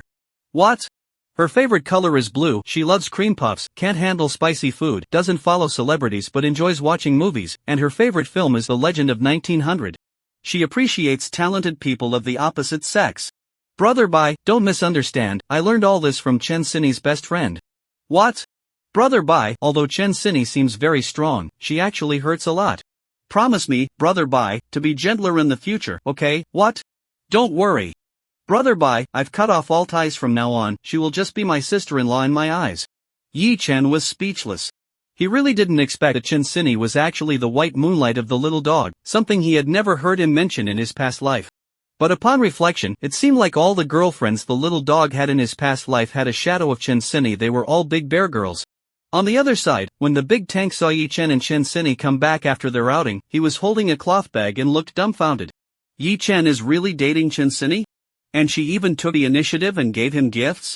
De Tank doubted whether he was dreaming. Mengyao, no wonder Yi-Chen has suddenly been so cold to you. It turns out he really has gotten involved with that shameless woman. As a good friend of Shin Mengyao, De Tank was well aware of her jealousy and disdain for Chen Sini. Shin Mengyao remained silent. Her brow furrowed. Chen Sini really isn't picky. She even goes for trash that you, Mengyao, look down on. Usually, with her high and mighty attitude, you'd think her taste would be better, De Tank said sarcastically. Upon hearing this, Shin Mengyao felt a sense of relief. Yes. Yi-Chen was just her loyal follower. Chen Sini was truly ridiculous for liking someone she looked down upon. She was nothing special. While Yi-Chen was sound asleep, his Nokia on the table vibrated. A text message came in. The sender was the Industrial and Commercial Bank. An amount of 580,000 yuan has been credited, with a balance of 580,076.3. The rewards for acts of bravery and bounties are tax-free, so the full amount of 580,000 is credited. Yi-Chen's deskmate is a chubby little boy with a fair complexion, and he noticed the phone vibrating and instinctively took a glance. Wait. Am I seeing things? How many zeros? The chubby boy leaned in closer, and upon a detailed look, he was instantly dumbfounded. Damn! He couldn't help but exclaim. Luckily it was a self-study class with no teacher, but it attracted the attention of the whole class. Shen Mengyao furrowed her brows and turned around, only to see the chubby boy leaning over Yi Chen's phone with a look of disbelief. What did he see? What secret of Yi Chen did he discover? Xiaoya, help me ask him what he saw on Yi Chen's phone, Shen Mengyao instructed her deskmate. Big Tank nodded, pulled out his phone under the desk, and sent a QQ message to the chubby guy. What did you see on Yi Chen's phone that surprised you so much? Did Chen Sini say something ambiguous to Yi Chen? The chubby guy quickly replied, no, it was a text message. What text message? A notification from the Industrial and Commercial Bank. Oh, then why are you making such a fuss? It should be Yi Chen's parents sending him living expenses from the countryside. Your family gives you 580,000 for living expenses? What? 580,000? Are you sure you're not seeing things? Of course. I counted it several times, it's definitely 580,000. Yi Chen's phone hasn't gone to sleep yet, you can check it yourself. Without saying a word, Big Tank immediately stood up, ran to the chubby guy's desk, pretended to borrow a textbook, then tilted his head to take a look, and his jaw nearly dropped to the floor. The Big Tank returned to his seat, shocked to the point that his face was trembling. Mengyao, Yi Chen's bank card just received 580,000. Shen Mengyao was stunned. No way? It's true, I just went over and saw it with my own eyes. Shen Mengyao couldn't remain calm anymore. She realized she couldn't understand Yi Chen at all. He suddenly seemed like a different person just a few days ago. He was asking her if she wanted to eat barbecue and if she wanted to go to the skating rink. But today, he publicly announced that he had no relationship with her anymore. That he no longer liked her, and inexplicably became ambiguous with Chen Sini. This would have been one thing, at most Chen Sini was picking up what she looked down on. But he actually had 580,000 in his bank account. What does 580,000 mean? It's 2013 now, and the average price of newly developed properties in Peach City is 6,000 per square meter. 580,000 could even buy a house outright. Where did he earn 580,000? Shen Mengyao couldn't help but imagine how many luxury items she could buy if Yi Chen spent that 580,000 on her. Louis Vuitton, Coach, Hermes, Chanel. She could even travel abroad, take beautiful photos, and post them on QQ Space in moments.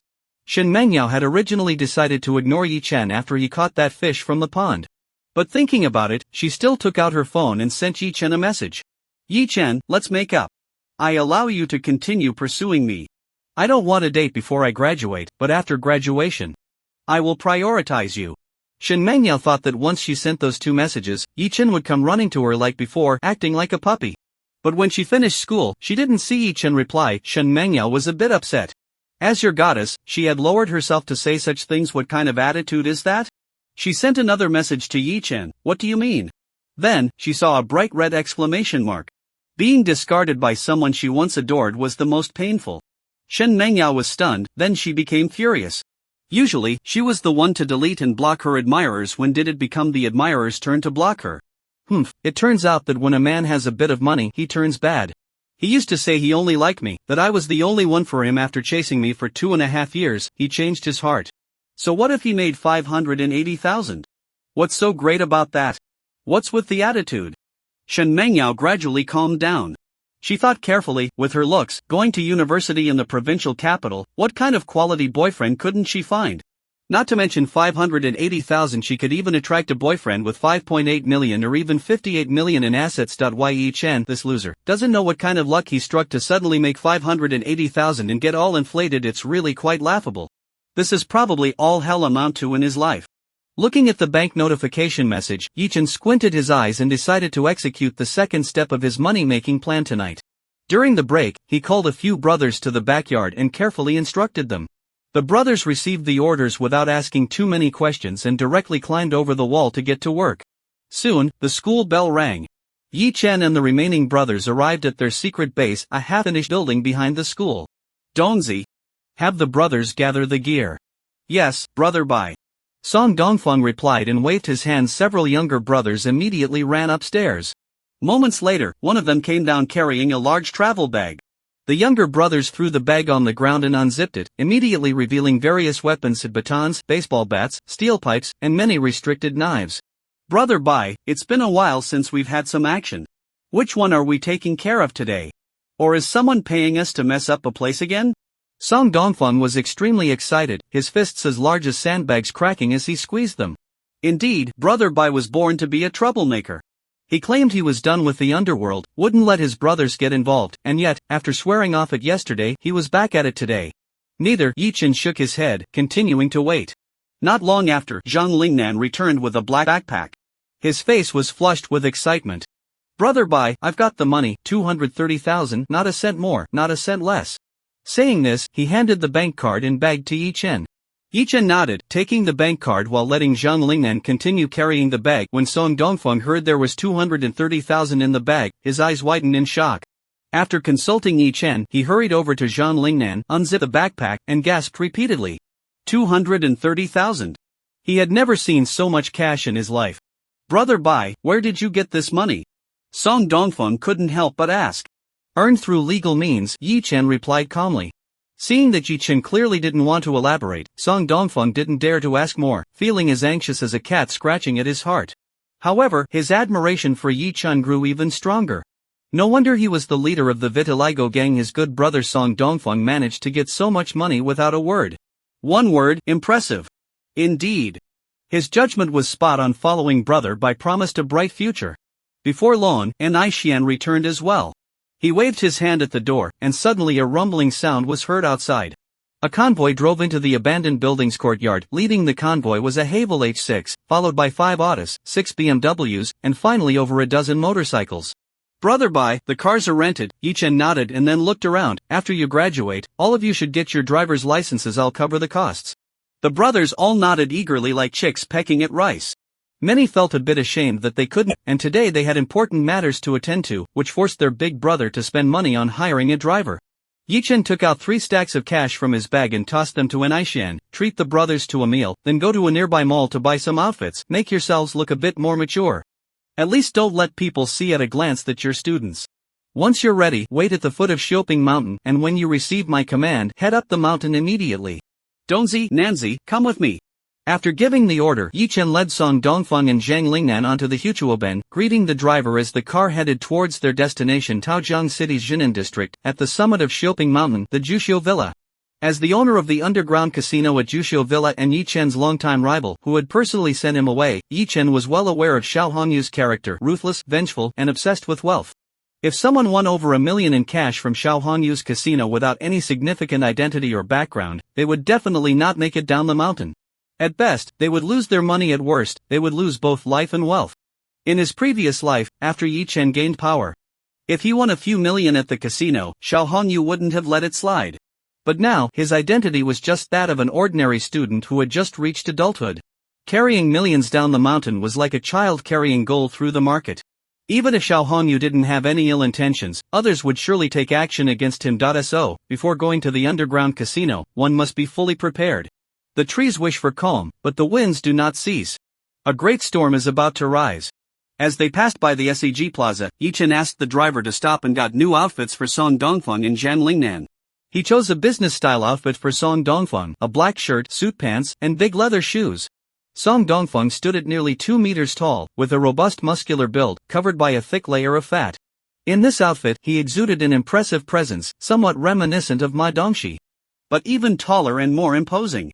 Zhang Lingnan had a lean frame that couldn't fill out a suit, so Yichen picked a younger, sporty outfit for him: wide-leg jeans, a black short-sleeve shirt, and a lightweight sun protection jacket. Once he changed clothes, the youthful vibe he had diminished significantly. Yichen also chose a new outfit for himself: a white shirt, jeans, and sneakers. Don't mention it. Yichen is handsome, fit, and combined with the imposing aura cultivated from his past life, he looks good in anything. Anyone who sees him can't help but praise his elegance. Walking in front of Song Dongfeng and Zhang Lingnan, he resembles a young master of the underworld accompanied by bodyguards and followers. When the three of them got into the car, the driver was stunned and couldn't help but keep glancing at the rearview mirror. Before they entered the mall, they looked like small-time delinquents, but when they came out, they had completely transformed. Especially the leading handsome guy, who appeared calm and collected, as if even a mountain could collapse before him without changing his expression. He still has a somewhat youthful face, but his aura is simply unbeatable. Soon, they arrived at Shoping Mountain. The road up the mountain is wide, but it winds and curves for more than a dozen turns before reaching the summit. The Jusho Mountain Villa Hotel is located at the top of the mountain. After instructing the driver to wait in the parking lot, Yi-chan led the two of them into the hotel, through the lobby, and out the back door to the backyard. The area was covered with a lawn and surrounded by tall trees. Yi-chan walked across the lawn and entered the woods, stopping in front of a five-story building. A man emerged from the shadows. "Hello, this is the hotel storage room, please stop." Yi-chan pointed to the sky and said, "It's too sunny outside, I want to go in and cool off. Please allow me." Song Dongfeng was confused. It was late at night, where was the sun coming from? What was Bai Gu talking about? But he saw the man step aside upon hearing this. "Please come in." Song Dongfeng. Yi-chan entered first. What he just said was the underground gambling lingo.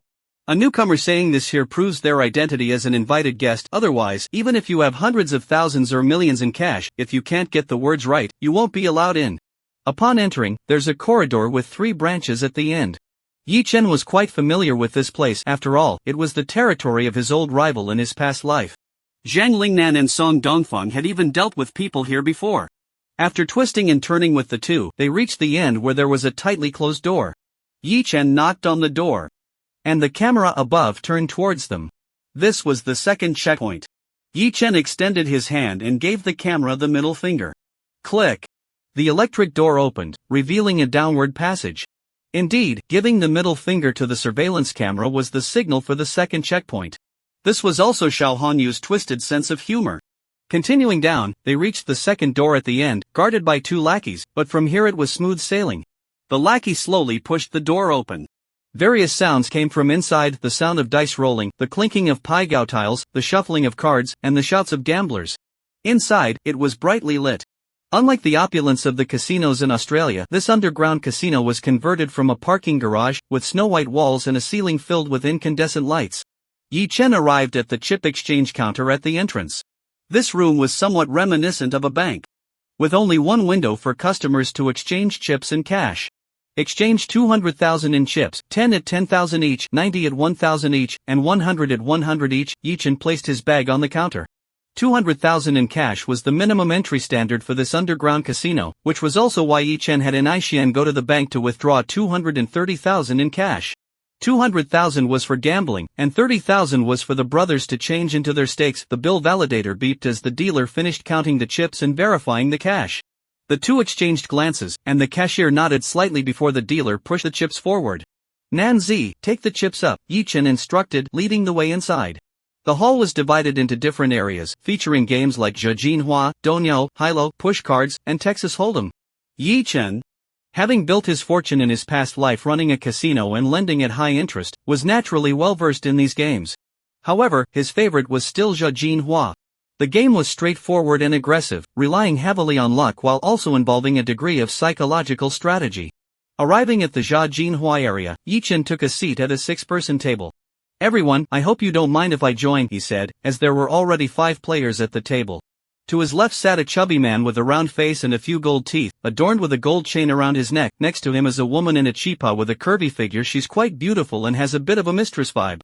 Across from her is a young man with heavy dark circles under his eyes, dressed in designer clothes, undoubtedly a rich second generation and a scoundrel. Next to the rich kid is a gaunt middle-aged man with high cheekbones, looking even thinner than Zhang Lingnan, resembling an old gambler, commonly referred to as a gambling addict. On Yi-chan's right is a refined little old man, exuding a strong bureaucratic aura, resembling a retired director or similar. The wealth of such people is generally hard to estimate. Those who know. The base stake for this round of Zhejinhua is 1,000, and before dealing, each person must receive 1,000 in chips. The dealer starts to deal the cards. Yi-chan activates his superpower, the X-ray vision, and immediately sees that his whole cards are 2 aces and a 3. This is already considered a strong hand in Zhejinhua. But he looked around and found that Big Gold Tooth was also against A, but he was against A with a J, which was a better hand than Yi-chan's. After following a few rounds, Yi-chan decided to fold. As expected, after a few rounds, Big Money won tens of thousands and happily tossed a chip to the dealer. In the second round, Yi-chan had a low-value hand, ranked last, and he followed a few rounds before folding again. In the third round, Yi-chan still had a low-value hand. However, everyone had low-value hands, and his was the highest. AK7.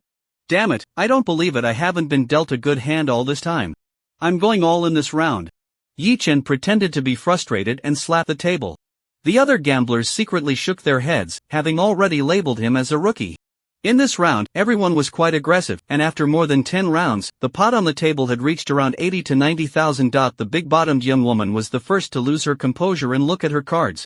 She had an 8, which was a very low hand, leaving her without the courage to even go Allen, so she folded. The skinny man was next to look at his cards. He had a K, which is quite good in terms of points, giving him a chance to win, so he chose to continue and doubled his chips.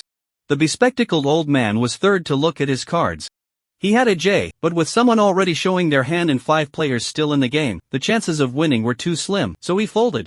The rich heir with dark circles under his eyes was fourth to look at his cards. He had a QJ, the second highest in the game, so he also decided to continue. With the first 2 players showing their hands, Big Gold Tooth had no reason not to look at his cards. His hand was the second largest in the game, a 73. He chose to continue as well. I bet you're all bluffing. I'm staying in. Yi-chan put on an acting performance, looking fierce as he continued to play. Some players still had to play 3 more rounds to determine who had the bigger hand under the dim light, and by then the stakes on the table had exceeded 100,000. No one wanted to back down, so all 3 players with visible cards continued to play. After 3 rounds, the skinny player couldn't hold his nerves and wisely chose to compare hands with Big Gold Tooth. Naturally, Big Gold Tooth won and the skinny player folded. Big Gold Tooth, smug and proud, acted as if he had the best hand. The rich kid with dark circles under his eyes was indeed intimidated. Even though he had the second largest hand in the game, he thought Big Gold Tooth must have a pair or better, so he folded. Only Yi-chan and Big Gold Tooth remained in the game. After Big Gold Tooth raised 2,000, he smiled and said, "Little brother, it's your turn. I still don't believe it. I bet that you and that big guy don't have strong hands, and you just got lucky against him." Yi-chan stood up, grabbed 5 chips worth 10,000 each, and threw them in. I've lost several rounds in a row, but this time I can definitely get the Tunghua. I bet 500,000. Big Gold Tooth's smile faded. If he bets 500,000, he has to win $1 million. To gamble or not to gamble? Big Gold Tooth frowned and thought. He had an A in hand, and this kid was bluffing. So the chances of winning were still quite high. I'll gamble. I call. Big Gold Tooth threw down 500,000 in chips, then snorted coldly, "But I choose not to reveal my cards. It's your turn." "No. I'll raise it by another 100,000, I'm betting 2 million. Big Gold Tooth tossed in another 100,000 in chips, forcing a smile while asking, "Young man, it's your turn. Are you calling or folding?" At this point, only the 2 players were left, and they could choose to reveal their cards to compare values, but Big Gold Tooth chose not to reveal and even raised the stakes, engaging in a psychological battle. He pretended to be very confident, pressuring Yi-chan not to dare to match the bet of 1 million and to fold instead. Or perhaps Yi-chan saw his cards and realized they were neither too good nor too bad, making it difficult to proceed. If he were to bet big, he would have to show 200,000. So at times like this, many people would be intimidated and unwilling to gamble 20,000, opting to fold instead. This is because when the big player bets, he does so without hesitation, giving the impression that his hand is indeed strong. This is the allure of the game of Zhajiang, the psychological warfare. But Yi-chan had already seen through the cards and remained unfazed. "Trying to bluff me, huh? I'll call. 100,000, no reveal." Yi-chan tossed his chips in, looking as if he was ready to go all the way. The big player remained expressionless, and after a moment, he slowly nodded. "Good kid, you've got guts. I'll open for you this once. 200,000, reveal." Yi-chan clearly appeared stubborn. If he had a strong hand, he would definitely go all in, but since he only had a mediocre hand, there was no need to play overtly and clash Hedon with Yi-chan. He tossed in 200,000 chips, selecting to open the cards. At this moment, the chips on the table have exceeded 650,000, nearing 700,000, while Yi-chan has only invested less than 200,000. If he wins this round, he will net over 400,000. "You're definitely going to lose. I have a flush." Yi-chan rubbed his hands and began to look at his cards, but the smile on his face slowly faded. Big Gold Tooth felt he was certain to win. Yi-chan's expression clearly indicated he had a low hand. "You win, I don't have a flush." Yi-chan dejectedly threw his cards on the table. "Damn it, AK7, how did the last card turn into a flush?" "Ha, thank you, thank you." Big Gold Tooth was smug, arms crossed and ready to collect the chips. Suddenly, his expression froze on his face. "You have AK7? Damn it, what a stroke of luck for bid." Big Gold Tooth angrily threw his cards on the table. He lost. Big Tooth had a look on his face as if he had just eaten a rebuttal. He lost the bet. This kid really didn't have a strong hand. It was the lowest ranking card. But his points were higher. AK7 is greater than A73. Damn. Yi Chen began to act, his face full of surprise. I thought you at least had a pair or something. You dare to go all in with just an ace high, thanks a lot, big brother. As he spoke, Yi Chen happily stood up, gathered all the chips, and handed a 1,000 denomination chip to the dealer. The dealer takes 1,000 from each round, regardless of how much the pot accumulates. Of course, there are places that take a percentage based on the pot, but those casinos often don't last long. Damn it! Deal the cards again, kid. If you have the guts, let's go all in this round. Big Tooth was getting a bit carried away, actively provoking, wanting to regain his dignity from Yi Chen. Yi Chen smiled and ignored him. The game continues as the dealer deals the cards. Yi Chen discovers that his hand is second to last. After losing a few rounds, he decisively folds. After a few more rounds, Yi Chen finally gets a big hand, J45 flush. This time, he loses all in again, but unfortunately, Big Golden Tooth gets tricked once and learns to be cautious. As soon as Yi Chen raises the bet, he quickly folds. Time slowly passes. Yi Chen's chips reach a staggering 2 million. After deducting his initial 200,000, he nets a profit of 1,800,000. The other gamblers at the table also notice that Yi Chen's luck is a bit outrageous. Whenever his cards are bad, he folds after losing a few rounds. Each time he goes all in, his cards are decent, allowing him to win a lot of money. They all suspect this kid has X-ray vision. Another round of cards is dealt, and this time Big Golden Tooth looks at his cards first, then angrily slams them on the table. Damn it! I'm really unlucky today, I'm done. After cursing, he gets up and leaves. Then the bespectacled old man also left. Next up was the young man with dark circles under his eyes. The card game, which could have lasted until late at night, was broken up by Yi Chen in less than 2 hours. The woman in the cheepa with a big bottom stood up but didn't leave. She came over and familiarly wrapped her arms around Yi Chen's arm. Hey, handsome, you're really amazing. Let me join you. As she spoke, her creamy skin rubbed against Yi Chen's arm. Yi Chen remained unmoved. To be honest, he had seen many women like her when he ran a casino in his past life. When they were having bad luck and losing a lot, they would gather around those who were on a winning streak, hoping to share in their good fortune and win back their losses. Sorry, I prefer to play alone, Yi Chen declined. Hey, handsome, don't be so cold. Come play with me, and I'll take good care of you tonight. I'm quite skilled in many things. I promise to make you feel comfortable. The woman spoke sweetly, her gaze almost seductive. Dongzi. Yi Chen turned his head and shook it. Song Dongfeng immediately understood his meaning. Stepping forward with the imposing presence of a silverback gorilla. Ladies, please. Humph. No romance. You're so handsome, yet you won't even accept a gift from me. The woman in the tight cheapao huffed, shaking off Yi Chen's arm, rolling her eyes, and storming off angrily. Both Song Dongfeng and Zhang Lingnan looked at Yi Chen with admiration. Truly, he was their great brother. Earning over 1 million in just over an hour was no small feat, and he didn't even bat an eye at such an eager beauty. They should have surrendered long ago. Not only could they not take her along for fun, but they could also offer themselves to her. Playing big too is not an option. This table is the biggest in the area, while the other tables are too small. Yi Chen estimated that he could only win a few 100,000 at this kind of table after putting in all his effort for the whole night. After pondering for a moment, Yi Chen took the two of them to the area for 6-0. Also known as big or small. The dealer was a young woman in her 20s, quite pretty, with a professional fake smile on her face. She shook the dice cup for a moment before placing it on the table. Please place your bets. Once placed, you cannot change it. Yi Chen activated his X-ray vision. Ha! She's actually wearing a thong. How daring. Cough. That was too intense. Yi Chen swore he definitely didn't mean to see through the dealer. If you're not skilled enough at controlling your abilities, mistakes can happen easily. Shifting his gaze to the dice cup, he said, 134, small 8. This time he got it right. In this casino, there are rules for the dice game. The minimum bet is 1,000, and the maximum cannot exceed 1 million. Yi Chen didn't hesitate and placed a bet of 1 million on small. Ding! The dealer pressed a bell and then opened the dice cup. 134, small 8. Then, 2 staff members began to distribute the winnings. All losing chips were taken away, and the winning chips were paid out proportionally. Betting on the point number had the highest payout ratio, but that was too conspicuous, and Yi Chen didn't want to draw that much attention. Little brother, you've got guts. Betting 1 million at once, I was nervous for you, but I didn't expect you to win. An older man next to Yi Chen gave him a thumbs up. Just lucky, that's all. Yi Chen smiled, glanced at the dice cup, and saw it was 356, a total of 14 points. However, Yi Chen put down 100,000 chips and bet on small. As expected, he lost. If he kept winning, he would definitely raise suspicions of cheating, so Yi-chan used a strategy of losing small and winning big. Soon, he won over 3 million at the big and small game. Combined with his winnings from the card game, his chips reached over 5 million. Just before the card game, the dealer had noticed this lucky and handsome young man. But in the card game, Yi-chan was winning the gambler's money, and the casino only earned from the rake.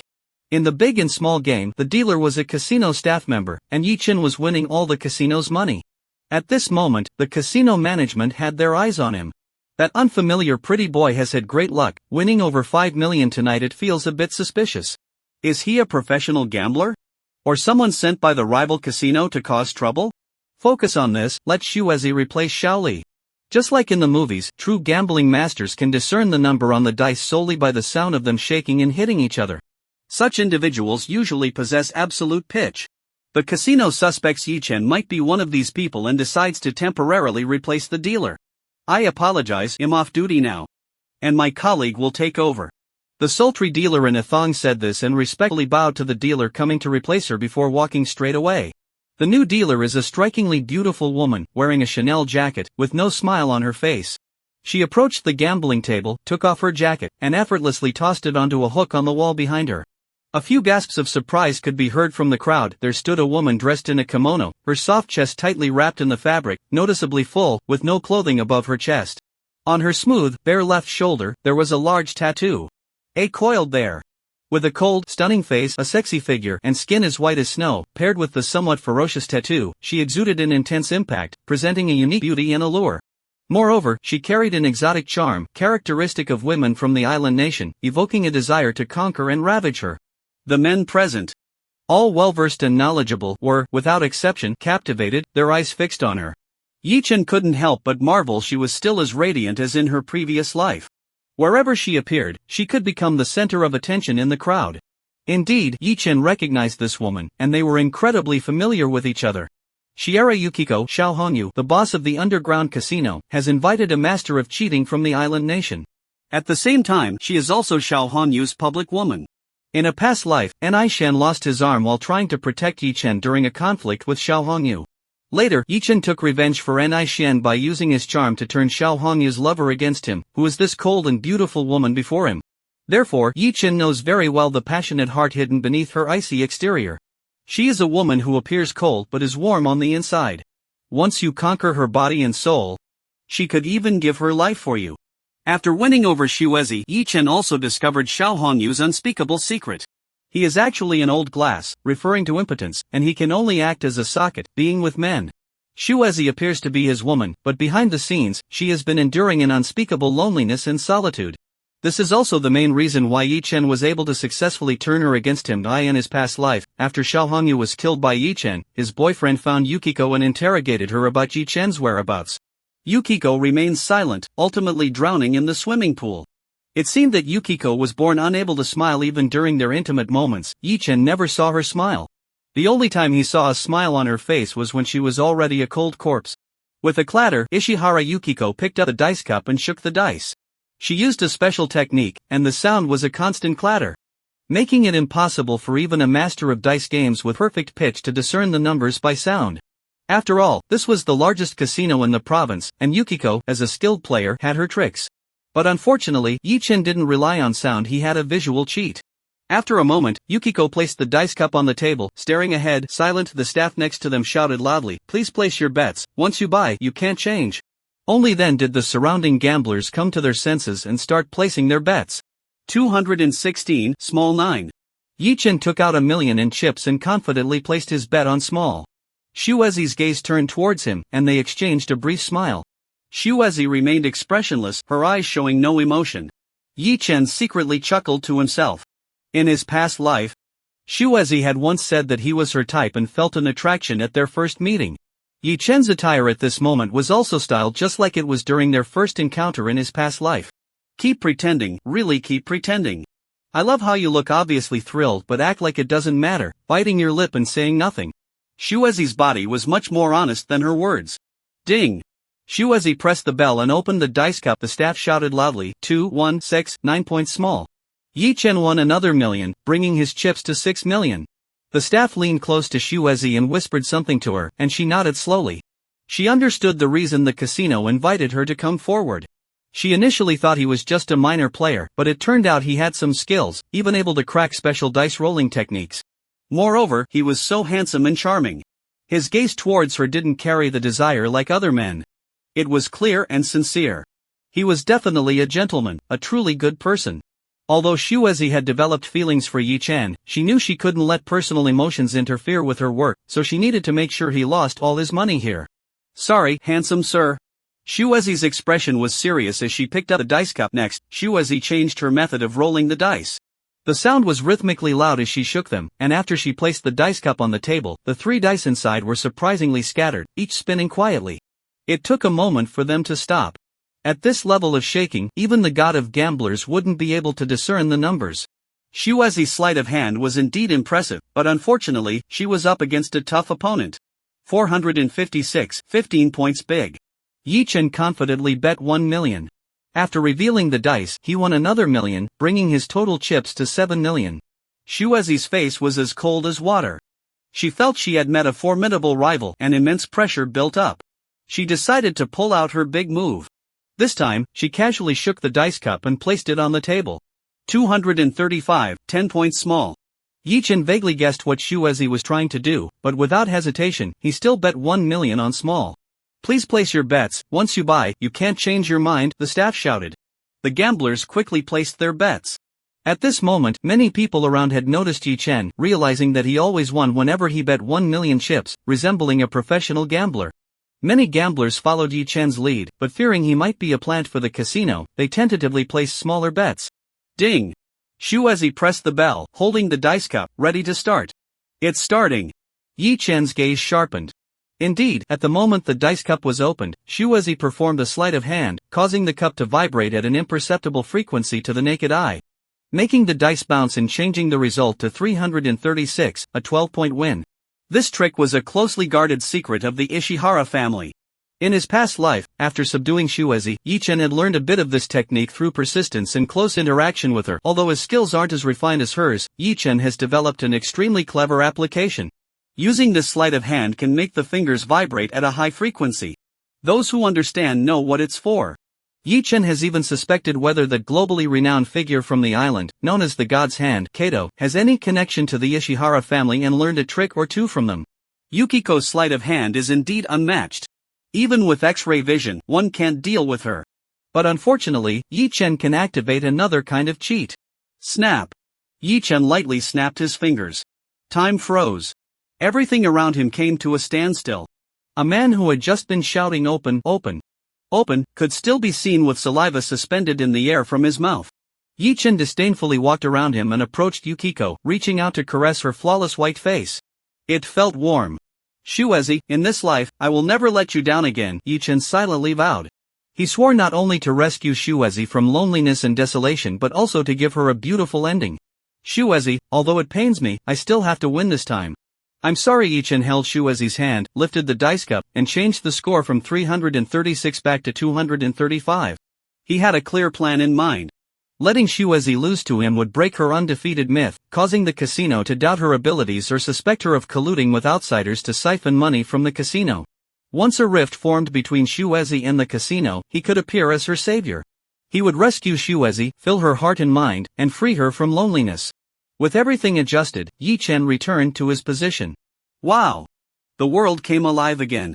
Shuezi's hand paused for a moment as she opened the dice cup. She had the illusion that her cheeks and the back of her hand were being caressed by a warm hand. Yukiko self-mockingly thought, clearly no one was close to her, yet she still had such an illusion. She must have been lonely for too long. 235, 10 points. The staff announced loudly, looking at Yukiko with a somewhat incredulous gaze. Yukiko looked bewildered. This couldn't be. She distinctly remembered shaking the dice cup, making the dice bounce, and turning the score into 336. Why, when opened, was it still 235? The voice in her earpiece came from the management, frantic with questions. Sister-in-law, why didn't you use any tricks? I did use tricks, but I don't know why. After opening the dice cup, there was no change. Yukiko explained. Could it be that you made a mistake? Impossible. My tricks now surpass those of the Ishihara family. Had I wouldn't make a mistake even 1,000,000 times. Yukiko instinctively retorted. That means there's a possibility of making a mistake, perhaps that 1 in 10,000 chance has occurred this time. Sister-in-law, please don't mess up again, you must take down this kid. Okay, I will definitely win the next round, Yukiko said confidently, waiting for the staff to finish distributing the chips before shaking the dice cup again. At this moment, Yi Chen's chips had already reached over 8 million. Seeing him win again, the surrounding gamblers erupted in excitement. They finally realized that this was a real big shot. Many gamblers regretted betting too low when they followed Yi Chen's lead. All eyes were focused on Yi Chen, waiting for him to finish his bet before placing their own. As Yukiko placed the dice cup on the table, the staff announced loudly, "This table has a time-limited betting limit. The maximum single bet is 10 million. Please place your bets, once placed, there is no backing out." The surrounding gamblers looked at each other with strange expressions. This clearly shows that the casino and this handsome guy have just started their game. The casino is getting serious, wanting to take him down in the next round to recover their losses. Of course, it's also possible that the casino will lose to him again. It's going to be an interesting show. Yi Chen looked up and found Shuizi staring at him with a hint of provocation in her eyes. He smiled, then turned and left. No way, he had already paused for the final cards, and now to gamble with Shuizi would just be giving her free points. Tonight, I made 8 million, that's enough. Although Yi Chen could wait for the time to cool down and continue the fight, betting 8 million at once and then leaving with 16 million, he feared that Xiao Hongyu would completely lose it. Yi Chen just hoped for a rift between Shuizi and the Xiao Hongyu group, not to harm her. She had won the championship in the King of Gamblers tournament, and her skills were among the best in Asia, yet she kept losing to a young man who was practically unknown. Anyone would suspect that she colluded with outsiders to cheat the casino. Just now, Yechen clearly overheard the conversation between Shuizi and the casino management. So at this moment, leaving is better for both himself and Shuizi. Seeing Yechen leave, Shuizi and the casino staff were dumbfounded. But they had no way out.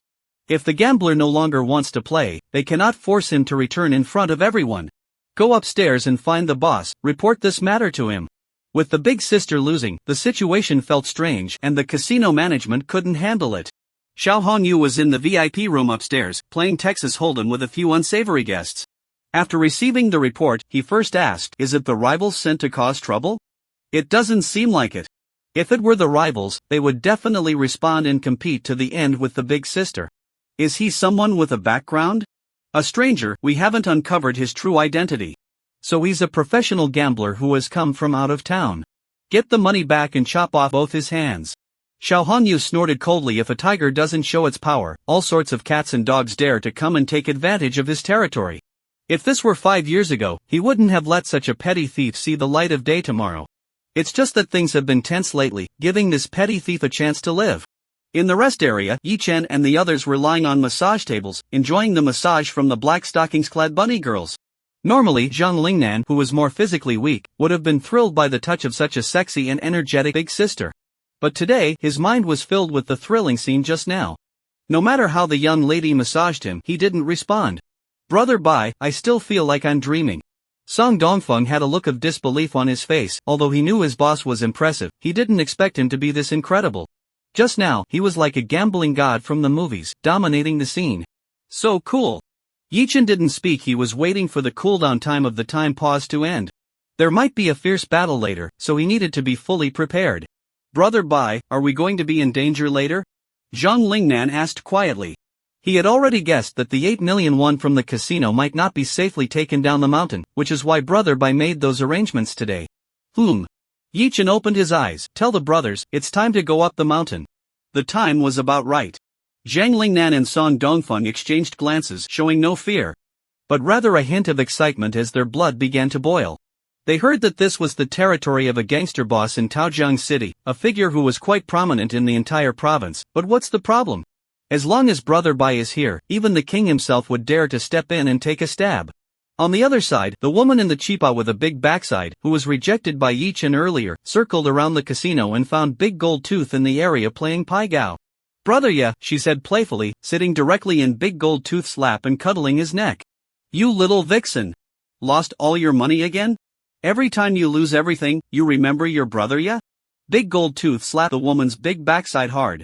"Brother Ya, you're so mean. Am I really that kind of woman?" The big-bottomed sheepao protested, then leaned in close to Big Gold Tooth's ear and whispered, "Brother Ya, That pretty boy we played with earlier just won 6 million playing big or small, and he at least has 8 million on him now. What? Big Gold Tooth was shocked, a glimmer of greed flashing in his eyes. Should we do what we did last time and rob this pretty boy? The woman asked softly. Big Gold Tooth hesitated. The pretty boy seemed formidable, and he had a strong little brother like a brown bear with him. He was on a different level than the pathetic guy they had robbed before, and stealing from him could lead to serious trouble. Brother Tooth, your KTV only makes a few bucks a year. Robbing this kid could be worth years of your earnings. The woman in the tight chonsam continued to entice him. Big Gold Tooth's expression shifted several times, and after a long while, he gritted his teeth and made up his mind. Alright. Let's do it. I'll contact Tiger and the others. You keep an eye on that pretty boy. I'll give you 30%. Don't worry, Brother Tooth. It's all on me. The woman in the tight chonsam gave Big Gold Tooth a kiss on the cheek, then went to the lounge area, watching Yi-chan from the shadows with a cold smile. Such an ungrateful fool. You like to act high and mighty, look down on me as dirty? I won't let you off today. In the parking lot of Jusho Mountain Villa, more than a dozen black-clad individuals wearing hats and masks, armed with weapons, crouched behind cars, quietly waiting. They're here, get ready to move. The leader of the black-clad group received orders through an earpiece. Received. Whoosh. The black-clad man drew a gleaming dagger from his waist. Wait. Someone else is targeting them. Let them fight it out first. We'll be like the mantis stalking the cicada, waiting for our chance. Understood. The black-clad man complied, retracting his dagger and cautiously peeking out from the darkness to observe quietly. The time of stillness finally passed. During this period, Zhang Lingnan and Song Dongfeng counted the chips together. A total of 8,405,000. After tipping the hard-working Black Stockings bunny girl with the scattered chips, the three of them went to the exchange counter at the entrance of the casino to cash in their chips. After all, this is an underground casino hidden from the light, so transfers are not allowed. With so many guests tonight, the turnover must be in the tens of millions. If this place were to be robbed. Yi-chan entertained an evil thought. But after a moment, he dismissed this idea. Robbery is nowhere near as quick as gambling for making money. Once Shuezi leaves the casino and finds herself short on cash, she can always come back here for more. After a long wait, the dealer finally finished counting the chips and prepared the cash. Several strong men opened the security door inside and brought out 4 large bags. A total of 8.4 million chips have been exchanged for cash. We welcome you to visit again. The dealer wore a professionally fake smile, his eyes flickering, the meaning unclear, seeming both mocking and sympathetic. Thank you. Yi-chan nodded, picked up a bag, and left the rest for Song Dongfeng and Zhang Lingnan to carry as the three of them walked out of the casino together. Yi-chan felt indifferent after all. He was a social elite who had started from running casinos in his previous life. Whether it was 8 million or hundreds of millions in cash, he wouldn't even blink an eye. However, Song Dongfeng and Zhang Lingnan were just newly adult students, and carrying so much cash made them feel a bit lightheaded, as if they were living in a dream. The three of them walked out of the underground casino and then out of the Jusho Mountain Villa Hotel. By this time, the night was already deep, and being on a mountaintop with scarce human presence, it was quiet all around, not even a ghostly shadow in sight. Upon reaching the parking lot, before Yi-chan could step inside, the sound of an engine suddenly roared, and a van rushed out from the darkness, stopping nearby. After the doors opened, 7 or 8 masked men got out, each holding a weapon. The leader is a fat man, swaggering over with a watermelon knife twirling in his hand. Kid, you've won quite a bit of money, hand it over and I'll spare your life, the fat leader squeaked. Yi-chan looked the group up and down, somewhat puzzled.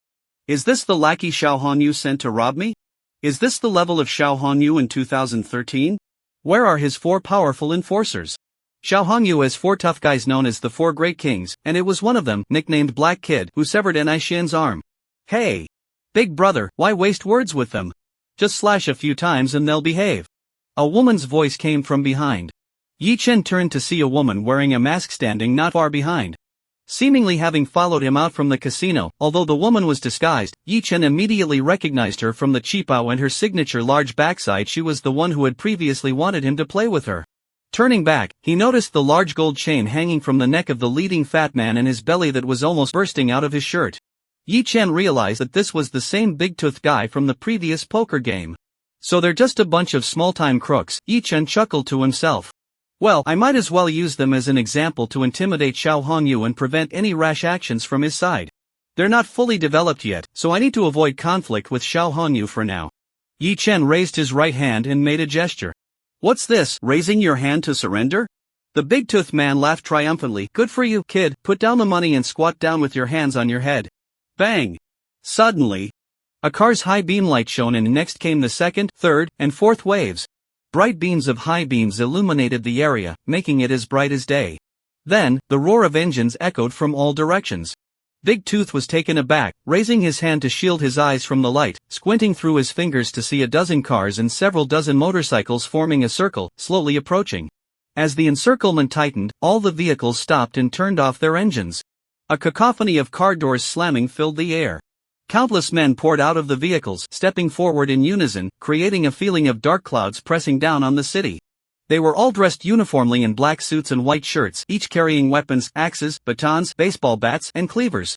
At the front was a short man with a face full of acne, whose shirt lifted as he moved, revealing a Glock handgun tucked at his waist. The expressions on their faces varied, some were cruel, some mocking, some excited like a pack of wolves surrounding a lamb. Brother Bai. Nearly 100 people bent down simultaneously, their shouts echoing. Big Tooth's legs trembled like a sieve, his teeth chattering. Then, he suddenly slid to his knees in front of Yichen. Big brother. It's a misunderstanding, all a misunderstanding. We mistook the wrong person. Seeing their boss kneeling so quickly, the 6 or 7 little brothers behind Big Tooth unhesitatingly raised their weapons, and tossed them aside. Then, they all knelt down in unison. What a joke! There was a dark mass of people opposite them, probably over 100, all armed, and some even had guns tucked in their waists. It felt like something out of a movie, a highly disciplined gang. If I had to describe it in one word, it would be professional. It had the vibe of the Axe Gang from Kung Fu. What can they possibly use to fight against the other side? The hard truth is to quickly kneel and beg for mercy. If they dare to confront them heathen, they might end up shattered into hundreds of pieces. Big brother, just treat us like we're nothing and let us go. Big Gold Tooth wanted to grab Yichen's leg to plead for mercy but didn't dare. He could only kneel on the ground, tugging at his pants leg, looking very cautious. Yichen kicked Big Gold Tooth over with one foot, gave a knowing glance, and Song Dongfeng understood immediately, stepping forward to pull off the hood. Sure enough, Big Gold Tooth's chubby face was revealed, full of flattery and panic, looking just like a clown. So it's this old bastard. By guh, I knew he was no good when you were playing cards, and I was right. Song Dongfeng spat on Big Gold Tooth's face. The latter smiled awkwardly, not daring to wipe it off, and could only keep begging for mercy. Brother Bai, how should we deal with them? And Aishian stepped forward, lifted his shirt to reveal the Glock pistol at his waist, and made a gesture, asking if they should just execute them. Yi Chen. Big Tooth was so scared he froze, snot and tears streaming down his face, banging his head on the ground. After a moment of silence, Yi Chen spoke, just kill them all. And Aishian was taken aback. He was just joking, trying to scare these little bastards, but Brother Bai actually intended to kill them. However, having grown up watching gangster movies, Aishian knew well that the underworld was a one-way street. Following Brother Bai into this life, he would eventually have blood on his hands, so he was somewhat mentally prepared for it. Gritting his teeth, and Aishian made up his mind. Then let's take them all out. Besides, he had to do it himself. Perhaps this was Bai Ji's test for him? Howzy, give me the knife. And Aishian took a watermelon knife from a nearby brother and pulled out a red scar from his pocket to wrap the knife handle in his palm. This was something he learned from movies. When chopping someone, blood can make your hands slippery, and if you drop the knife, there's a risk of being counterattacked. A fierce glint flashed in Aishian's small eyes, and he pressed his lips together in determination, his heart pounding. Forget it, Yichen spoke up, they don't deserve to die, just break their legs. Ha! Aishian was taken aback, unsure if he felt relieved or a bit disappointed. Bang! Bang! The sound of steel striking bone echoed, and just as a few screams were heard, they abruptly stopped, followed by muffled sounds. Brother Bai, what about that woman? Zhang Lingnan pointed at the woman in the tight cheapao behind them. Her legs were shaking uncontrollably, and a stream of bright yellow liquid was running down her thighs, pooling on the ground. Brother Bai, I know I was wrong. Please let me go. As long as you let me go, I will do anything you want. The woman pleaded with a choking voice. Yichen couldn't be bothered to respond, waving his hand to signal Aishian to handle it. She didn't realize her mistake, she only knew fear. Aishian lit a cigarette, took a deep drag, and slowly exhaled. Don't be silly, sister-in-law. I don't hit women, you can leave. Upon hearing this, the woman in the tight cheapao burst into tears, feeling even more frightened. Leave? Who would dare to leave after such words? Did she think I hadn't seen Kung Fu?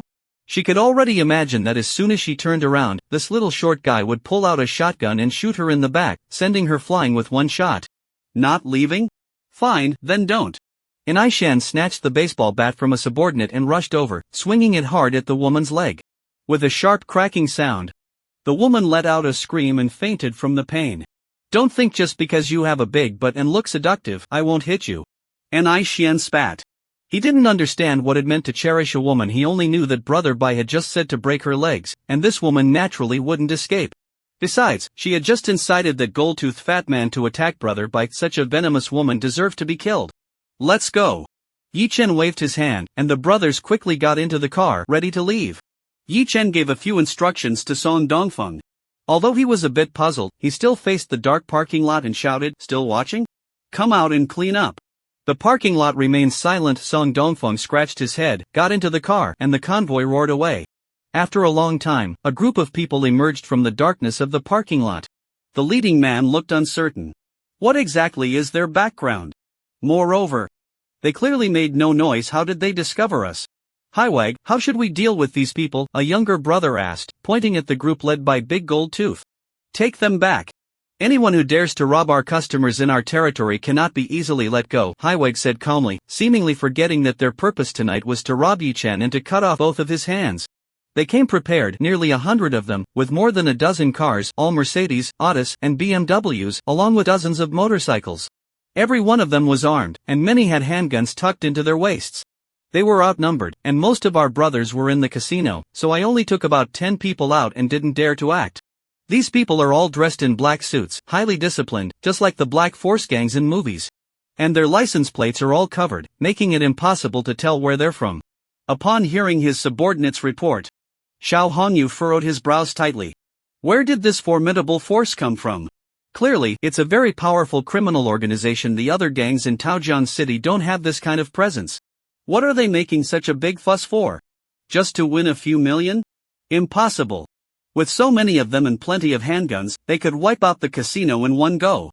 Xiao Hongyu racked his brains but couldn't figure it out. Could it be an organization from another city trying to establish a foothold in Taojiang City, flexing their muscles this time? Heiwa said with a face full of doubt. Very likely. Xiao Hongyu nodded seriously. Maybe they're targeting us, wanting to take action against us. This time it's just a declaration of war. Next time it will be the real deal. Inform everyone to come back and prepare to face their challenge. Yes. Heiwa replied and exited. Xiao Hongyu moved to the floor-to-ceiling window and took a deep gulp from his glass. A storm is brewing. The other side seems quite strong. But so what? Xiao Hongyu has been in the underworld for over a decade, dominating Taoyang City. The word fear does not exist in his dictionary. In the secret base, the unfinished building. Aside from the armored car for transporting money, all the other rented vehicles have been returned, and the drivers have been compensated and sent off. An Aishan looked troubled the whole way and couldn't help but ask, Brother Bai, were you really planning to have me killed him just now? I saw you were having fun, so I just made a joke. We're law-abiding citizens, how could we possibly kill someone? Yi Chen explained. Besides, how could one commit murder in front of so many people? Remember, everything we do today is just for self-defense. Breaking their legs is also justified self-defense and a deserved punishment for the bad guys. Yi Chen's expression turned serious. I told you, I won't let you get involved in the underworld. I'm not joking, do you understand? Got it, got it. The brothers all nodded. Now everyone understood Brother Bai's meaning. No matter what he led them to do, they absolutely could not admit to being involved in the underworld. There are so many low-level social misfits, but we are all organized and disciplined members of the Vitiligo Association. Hey Shaoxian, why do you have a gun on your waist? Where did you get it? Zhang Lingnan asked. Hee, I bought it for $5 at a toy store. I think it matches my black suit perfectly.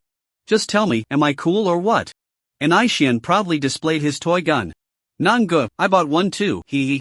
Me too. Many brothers lifted their shirts to show off their own guns. Yi Chen couldn't help but laugh. In the dark, who could tell these were toy guns if you didn't look closely? Xiao Hongyu must be scared out of his wits, thinking he's messed with some big force. Thanks for your hard work tonight, Dongzi. Give each brother 10,000, and you three take 20,000 each. Yi Chen instructed, and Song Dongfeng immediately pulled out a bag, unzipped it, revealing stacks of bright red cash inside. The brothers all held their breath, casting admiring glances at Yi Chen.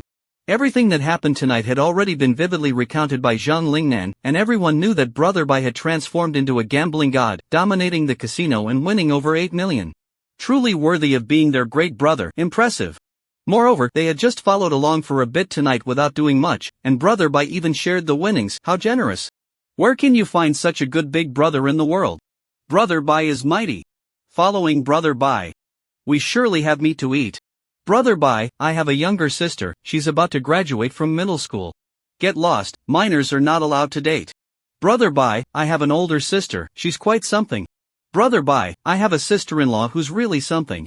Brother Bai, my mom just got divorced, if you don't mind. Brother Bai, I can wear a skirt. The brothers joked and laughed, filling the air with a joyful atmosphere. After distributing the money to his brothers, Yi-chan drove the Hudoben back home with the remaining cash. After distributing the money, he had 7.53 million left from the original 8.4 million, plus the 350,000 in his bank account, bringing his total assets to 7.88 million. It really is much faster to make money with an advantage. My goal of earning 10 million before college is going to be achieved soon. Forget it, let's change it to a smaller target. Yi-chan revised his plan. He had a rough idea of the next steps to take. Thinking about doing some field research over the weekend. Soon, the car arrived at the private garage below his aunt's apartment. Yi-chan looked at the trunk full of cash and felt a bit troubled.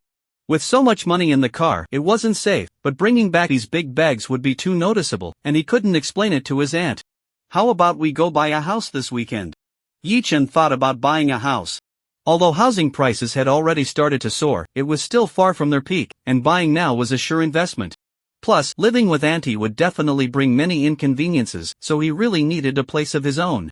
But where should I hide this money before that? After all, it was money won from gambling and he couldn't just deposit it in the bank. As Yi-chan furrowed his brow in thought, a bag he was holding suddenly vanished into thin air. What's going on? Where's the money?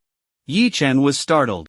The next moment, his consciousness descended into a vast, white space, where the bag of money that had just disappeared was placed. What is this? Spatial abilities? Personal space? Yi-chan was overjoyed. He explored with his consciousness and found that although it looked endless and white all around, he could clearly sense the boundaries. The size of this space was about 10 cubic meters. With a thought, he could store items inside, and with another thought, he could move them out. This is just perfect timing. Is this the benefit of being reborn, with abilities activating one after another? Yi-chan moved all his cash into the personal space. Fortunately, this is Auntie's private garage, with no surveillance, so I won't be caught on camera. But this space is simply a must-have artifact for committing murder and arson. Hide the body inside, and even Conan won't uncover the truth. Yi-chan's occupational habit kicked in again.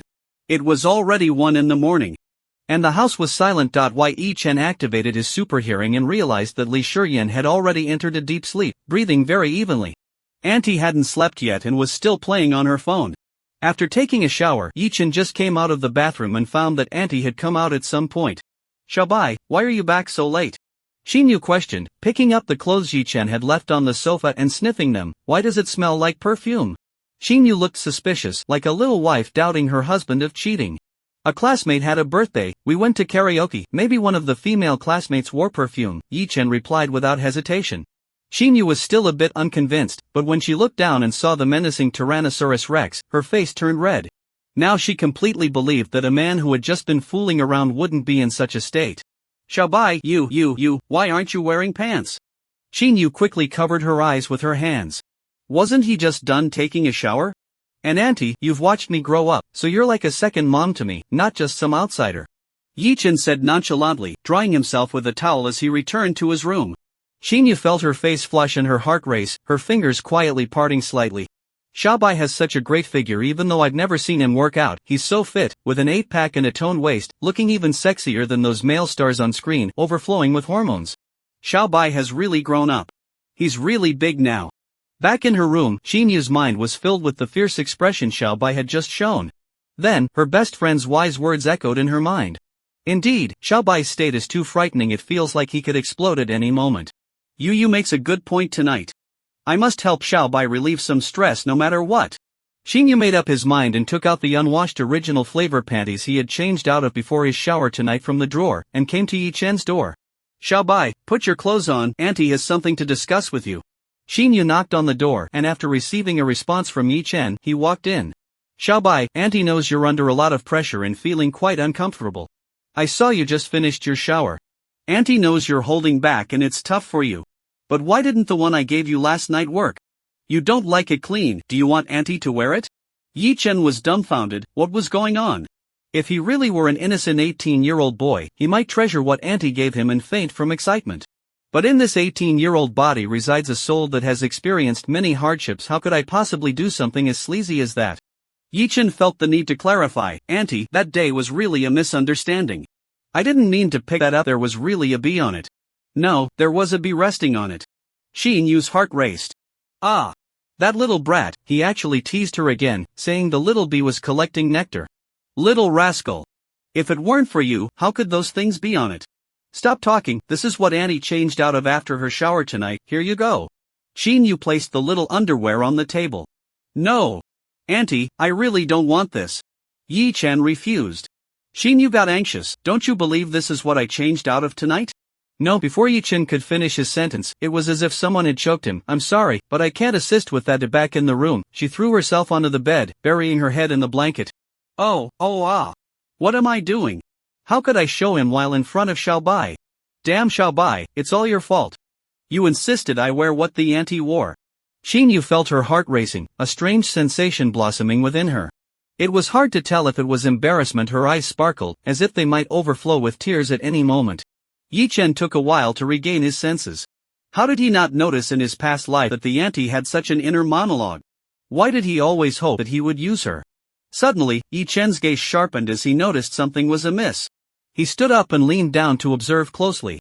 This is... Just as Yi Chen was pondering, a seductive sound once again reached his ears. Here we go again. Yi Chen shook his head helplessly, thankful for his strong willpower that could withstand the test. If it were a different website, the content would have been restricted to adults long ago. After a night without conversation, Yi Chen woke up in the morning and looked in the mirror. Noticing that the muscle contours on his body seemed slightly more defined than yesterday. It wasn't the kind of muscular bulk but rather a streamlined, aesthetically pleasing appearance. It looked slim while clothed and toned when undressed.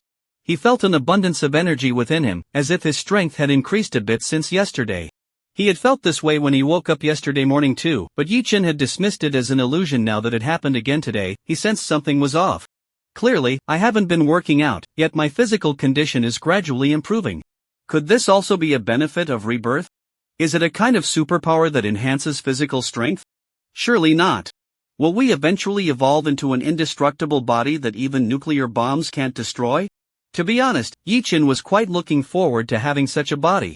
As he left the room, Auntie was making breakfast. Xiaobai, hurry up and wash up. Breakfast will be ready soon. Xin Yu placed a plate of fragrant grilled sausages on the dining table. Just like yesterday morning, she radiated a vibrant glow, as if she had relieved a lot of stress last night. Yi Chen felt speechless. Auntie always said he was under a lot of stress and needed to relieve it, but why was it always her secretly relieving stress in the end? Moreover, the commotion she caused only added to the pressure. After washing up, Li Shiyan was already sitting at the dining table, sipping a glass of milk. The sunlight cast a golden hue on her, enhancing her elegance and charm. Of course, she still treated Yi Chen like air, cold-faced and silent, even unwilling to look at him again. Yi Chen didn't care at all and also ignored her. Fried eggs are ready. Auntie came out of the kitchen with several plates. There were fried eggs, lettuce, and ketchup on the table. A standard Western breakfast, sandwiches with milk. Xin Yu rolled a sandwich and handed it to Yi Chen. Then rolled one for herself. Ah! Xin Yu exclaimed as her sausage accidentally fell to the floor. What a pity, that was the last 3 in the house. Xin Yu lamented, as she really liked sandwiches, especially sausages. Yi Chen, of course, understood Auntie's preferences and handed over his sausage. It's okay Auntie, you can have mine.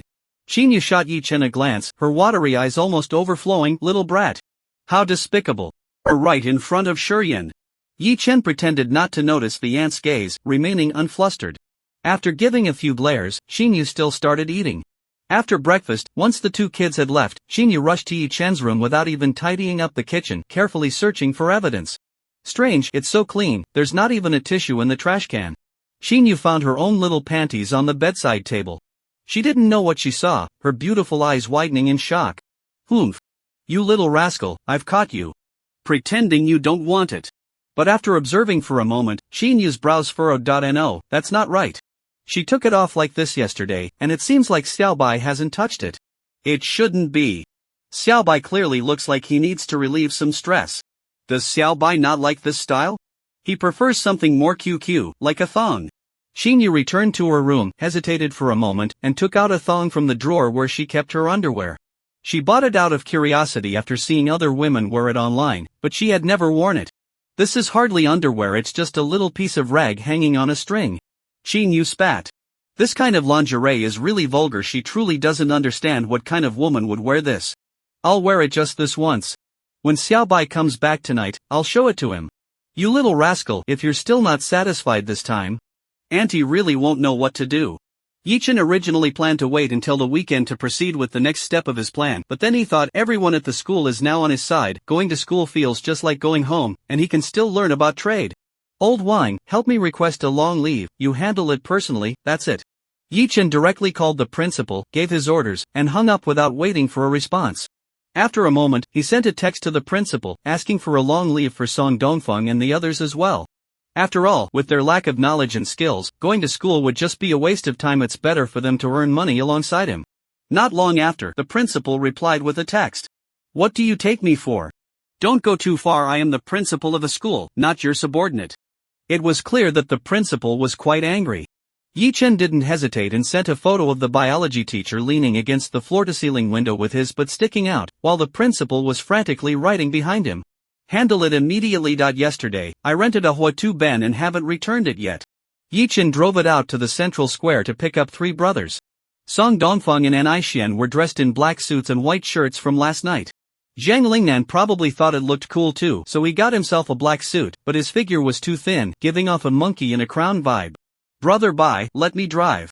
Although I haven't taken my driving test yet, I learned to drive last summer, Song Dongfeng said. His skills weren't very polished yet, and he didn't dare to volunteer yesterday when they had important matters to handle, but today he had no choice. How could the big brother drive the little brothers around? Yichen nodded and let him take the driver's seat. Brother Bai, where to? Song Dongfeng was quite showy and had somehow found a pair of white gloves, looking quite the part. Yangla District, Rainbow Bridge, Yichen replied, lost in thought. The Rainbow Bridge is a river-crossing bridge, with a row of residential buildings by the riverbank. Usually, many tourists visit there to enjoy the river view, and the foot traffic is quite good. In his previous life, after being expelled from school, Yichen took a job at a small bar nearby to earn money to buy gifts for Shin Mengyao. He remembers clearly that just a few days into his job, the landlord's youngest son owed 5 million in gambling debts and was approached by loan sharks. To pay off his son's debts, the landlord had no choice but to sell the entire building to the bar owner for 5 million. Who would have thought that just a week later, that area was designated as a high-tech development zone? And the value of the entire building skyrocketed 6-fold. As long as I can acquire this building, I can make a profit of over 20 million. Calculating the time, it seems that the building was sold just in the past couple of days. Soon, they arrived at the Rainbow Bridge. Liangmu Yuan Bar had already opened for business. The bartender was a young man with a wild mop of yellow hair, dressed in tight pants and loafers that were popular among people in society today. After entering, Anishian went over to have a smoke and inquire. You guys are late. My boss finalized the deal with the landlord last night, the yellow-haired guy said while chewing bubblegum. Yichen felt relieved upon hearing this since the deal was just finalized last night. The contract surely hadn't been signed, and the process hadn't been completed. The building had 6 floors, and the landlord lived on the 4th floor. So the group headed straight for it after leaving the bar. Song Dongfeng knocked loudly on the door. Who is it? A security door opened, revealing an elderly man with graying hair and bloodshot eyes standing at the entrance. He was taken aback upon opening the door, then looked the 4 of them up and down, his expression turning angry. I said I'd sell the house within a week to pay you back. It's only been a few days, and you can't wait. The old man spat as he spoke and was about to close the door. Yichen quickly wedged his foot in the door. Uncle, you've misunderstood. We heard that you were selling your house and came specifically to buy it. Aren't you just debt collectors? The old man asked suspiciously. We're really not. Well, you're too late. I've already sold the building to someone else. I know, you sold it to the bar owner downstairs for 5 million, right? I'll offer 5.5 million, full cash. As Yichen spoke, he waved to Song Dongfeng. Song Dongfeng nodded. Placed the bag he had been holding on the ground and then opened it. A stack of cash revealed itself, bright red and particularly tempting. The old man widened his eyes. 5,500,000, really? More real than gold. Alright, I'll sell it to you. The old man's son owed 5 million in gambling debts. He had planned to sell the house to clear it, and now he could sell it for an extra 50,000, so why not?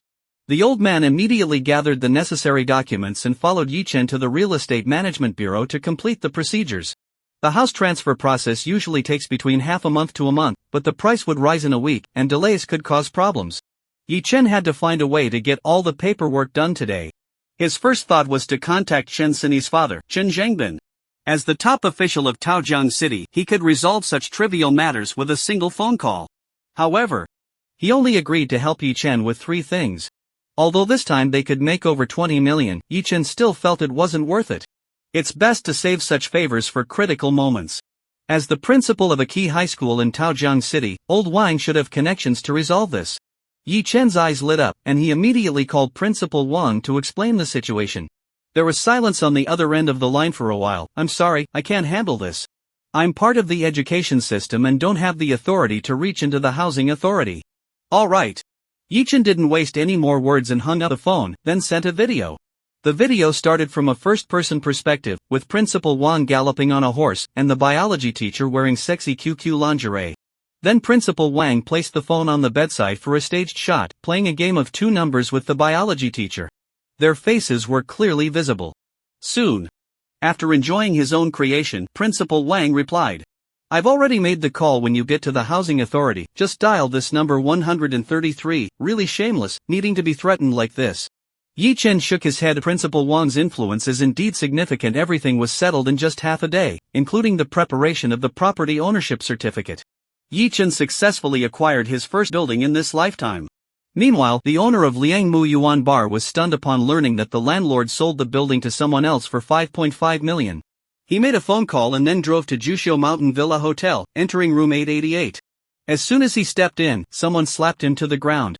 "Useless, you can't even handle this small matter." "Brother Cat, I had everything arranged last night. I was going to the housing authority today to go through the process, but someone interfered." The bar owner pleaded with a mournful expression. "Brother Cat, given the circumstances, we'll first go collect that 5 million gambling debt."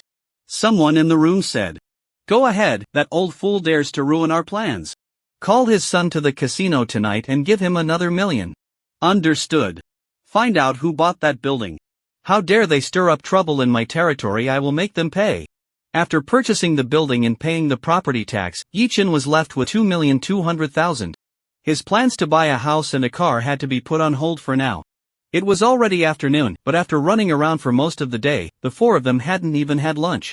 Yichen found a Sichuan restaurant to quickly settle their meal. What's the next step to make money? Yichen was pondering when he noticed Ni Xian across from him wearing a lewd grin, and a woman's coy voice came from his phone. "Brother Crow, you're so annoying. You want to see my big nana again? A live stream?" Yichen's eyes lit up as he suddenly had an idea. It was 2013, and the live streaming industry was still in its infancy. The former giant of the live streaming platform, Cat Tooth Live, only launched its live streaming business 2 years ago and is still called YY Live. Douyu Live is currently just a channel on a station. Longju Live will only go online next year. Yichen is so clear about these things thanks to Ni Xian. This guy loves watching live streams and enjoys interacting with female streamers. In his previous life, when Yichen was on the rise, it was the dawn of live streaming, the most prosperous time for the industry.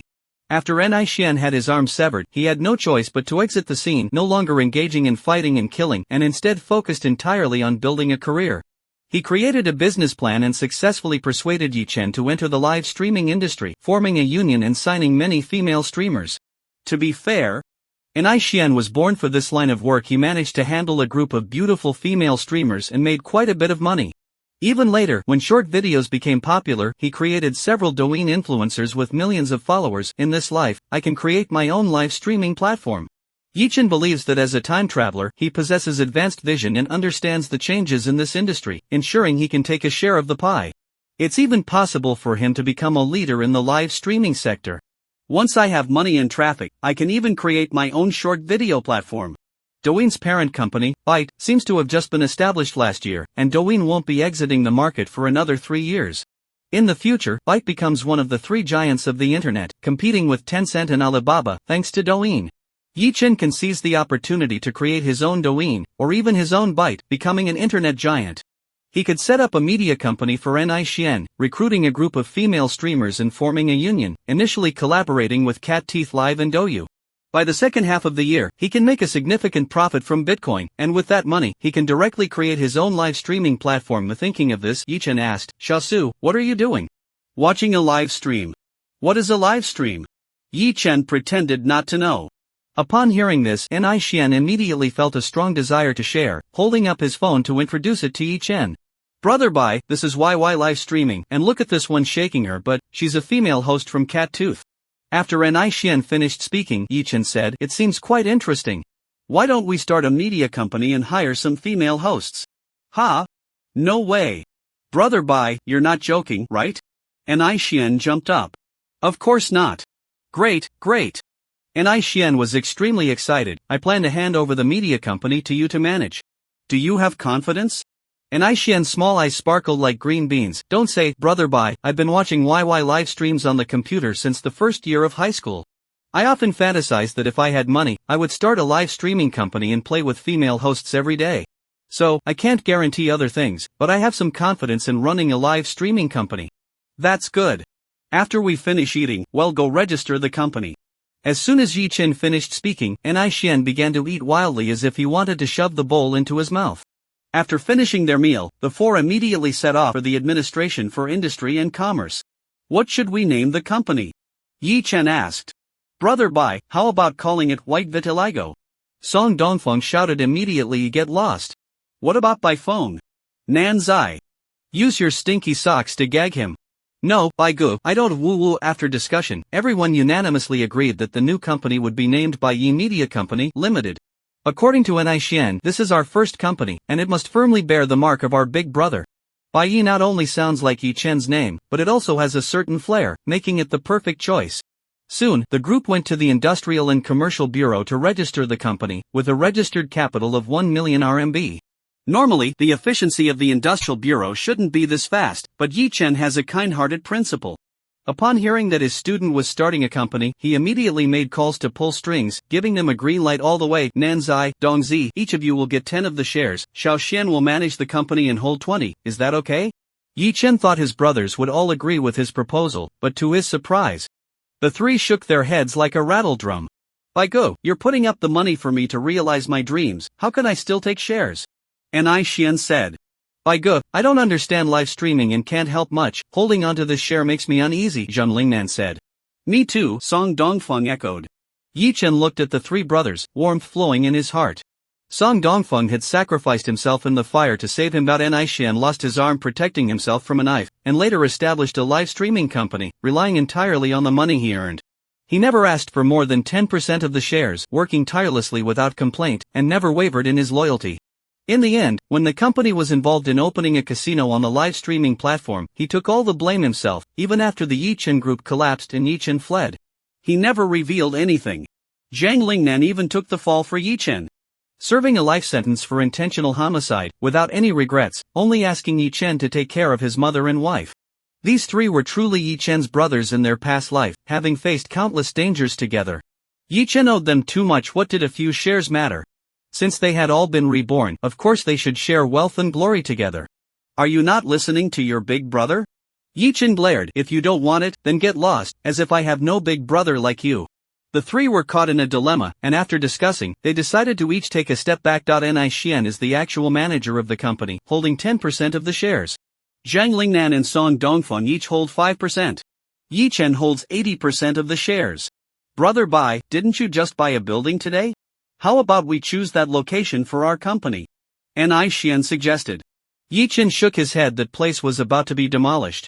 And the whole building would be sold in a week. Let's rent an office in Longting Building at the Central Plaza. Okay, they'll take care of this. Ni-xian nodded.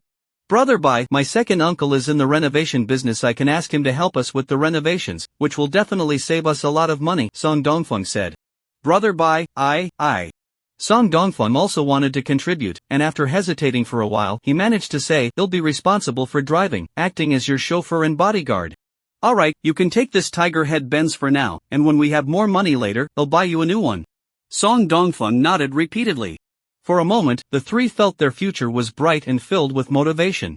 Indeed, following Brother Bai means there's meat to eat. Brother Bai is amazing. The best in the world. Although Xian was born to do live streaming, he was still a newly adult student, lacking in experience compared to when he left the industry in his past life. Fortunately, Yichen had a vision that surpassed the current era, perfectly compensating for Xian's shortcomings. Yichen only needed to grasp the overall direction, while Xian could handle the details. Song Dongfeng drove the Huyo to send Yichen home, and by the time they reached Auntie's place, Yichen had already briefed Xian on most of the matters regarding the live streaming company. "Brother Bai, you can trust me to handle this. I'll draft the proposal tonight when I get home and prepare the announcement for recruiting streamers. Once the company is renovated, we can start working immediately." Xian looked energized, as if he had been injected with adrenaline. Yichen patted him on the shoulder, offered some words of encouragement, and then went upstairs to head home. Wait. Live streaming, streamer, Xingchuan Antique appraisal. Antiques. A flash of inspiration struck. Yichen stopped in his tracks, a series of words flooding his mind, piecing together images. He suddenly remembered a super popular streamer from his previous life named Xingchuan Antique Appraisal.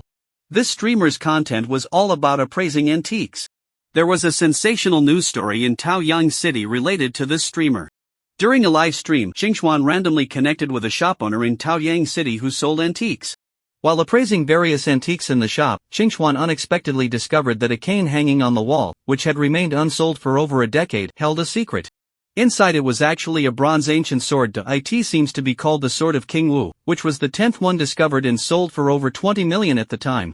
Although there are quite a few walking sticks in the antique street, I have the ability to see through and can directly snatch this bronze sword. Selling the bronze sword will provide enough money to continue buying buildings at Rainbow Bridge, and in a week, I can make a huge profit. Just one building can earn over 20 million, and if he can acquire 5 buildings, he could become a billionaire in just a week. Yichen immediately called Song Dongfeng. Dongzi.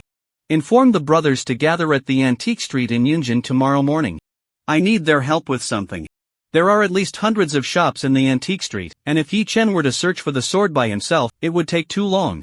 Yichen plans to have the brothers work together to mark the antique shops with walking sticks on the walls, and then he will use his ability to find the bronze sword. When Yichen came home, Auntie was doing yoga on the mat. She was wearing a tight tank top on top and yoga pants on the bottom. This outfit showcased Auntie's sexy and alluring figure perfectly. Her chest was prominently full, and her narrow waist curved dramatically downwards, creating an exaggerated silhouette with her plump and round peach-shaped bottom wobbling enticingly, making one worry that her yoga pants might burst at any moment. They looked particularly bouncy, just like jelly. That astonishing waist-to-hip ratio is simply a perfect figure. Yichen felt a bit envious, with only 4 words in his mind, fresh and juicy. "Xiaobai, I saved dinner for you, just heat it up in the microwave," Jinyu said, lying on the yoga mat and glancing back when she heard the door open. "Okay, Auntie, I'll heat it myself when I get hungry," Yichen said, sitting on the sofa, admiring Auntie's yoga practice. Auntie's next move seemed to be the cat pose stretch. She knelt on the yoga mat, her hands supporting her in front, raising her head while also arching her back. Yichen was behind her, watching clearly. He suddenly recalled his past life when he became successful and bought his first home. It was a sea-view apartment, and he could smell the ocean as soon as he opened the window. That apartment was particularly beautiful. He had never seen such a perfect layout in both of his lives. Truly, it was perfect to the extreme. Worth a fortune. A man who could own such a house was truly successful in life. Xinyu did a few cat stretches, playfully arching her back like a little kitten, only to realize something was off when she turned around and saw Yichen staring intently at her backside, his gaze as fiery as if it could burn. Xinyu's heart skipped a beat and a strange emotion arose within her. She couldn't quite tell if it was shame, anger, or joy. Perhaps it was a mix of both. Xiaobai, Auntie is going back to her room now. Xinyu couldn't stay any longer. She felt that Xiaobai was like a volcano about to erupt. Back in her room, Xinyu's heart was still pounding. She sensed that her feelings for Xiaobai seemed to be quietly changing, and even in her dreams at night, the male lead was Xiaobai. What should I do? It feels like Xiaobai could lose control and take me at any moment. Just now, Xiaobai seemed like a hungry beast, ready to pounce and devour her like a little rabbit. If something really happens between me and Xiaobai, how am I supposed to face Sister Qin and Shurian? Qinyu covered her face, extremely distressed. No. I have to help Xiaobai relieve his pressure. The internet said that after boys enter a state of wisdom, they will be without desires. If that's the case, then I don't have to worry about Xiaobai being forceful with me. A hint of determination flashed across Qinyu's face. She stood up and struggled to take off her yoga pants, mostly because her butt was too big. After removing the thong she had worn all day, She put her yoga pants back on and walked out holding the thong. Yi Chen had already returned to his room by this time. Xinyu stood outside the room, hesitated for a moment and then gently knocked. Xiaobai, Auntie has something to discuss with you. Come in. Xinyu opened the door and walked in, only to find Yi Chen sitting on the edge of the bed, staring intensely at her. Xinyu's heart began to race. She looked down, unable to meet Yi Chen's gaze. Xiaobai, Auntie gave you something last night. You didn't use it, did you? Yi Chen nodded. He indeed hadn't touched it, just lowered his head to observe the thing that attracted little bees. Don't you like ordinary styles? Look, do you like this one? Xinyu blushed as she placed the shaped item on the table, adding, this is what Auntie changed into this morning, just took it off. Here we go again. Yi Chen was speechless. He could already guess how things would unfold. Auntie leaves things in her bedroom. And after returning, she starts to wildly imagine, unable to control herself, and then finds ways to relieve her stress. He didn't want to play this little game with Auntie anymore. He couldn't hold back any longer. Auntie, I would never use something like this, for that kind of thing. Ha? You don't like this kind either? Xinyu felt a bit disappointed and sad that her carefully prepared gift was rejected by the little white one. I think doing that is very sleazy. I can't bring myself to do it. Auntie, let me be honest with you, I really like you, I dream of being with you. Yi Chen laid it all out, and as he spoke, he directly pulled Xinyu into his arms, wrapping his arms around her waist. Xinyu gasped, feeling her hips seated in Yi Chen's embrace, inhaling the overwhelming scent of masculine hormones. She felt as if struck by lightning, completely stunned, her mind blank. Auntie! Give it to me! Xinyu's pupils trembled, her mind was a blank. And her body froze. Feeling the change in Xiaobai, a strange sensation surged in her heart, then spread throughout her body. She came back to her senses, struggling to get up, but Yi Chen held her tightly, and not only did she not break free, but their position became even more intimate. Xiaobai, no, we can't do this. Xinyu mumbled. Auntie, stop suppressing yourself. I heard you last night in your room, calling my name. With super hearing, Yi Chen couldn't miss any sounds from Auntie's room. Ha? Xinyu was stunned. She clearly only let out a soft hum, so how did Xiaobai hear it? Please let go of Auntie, Xiaobai, I'm begging you. Xinyu's face was full of pleading. We can't do this. You're Qinchin's child. If we, how will I face Qinchin in the future? Auntie, we have no blood relation. You and my mother were just childhood playmates.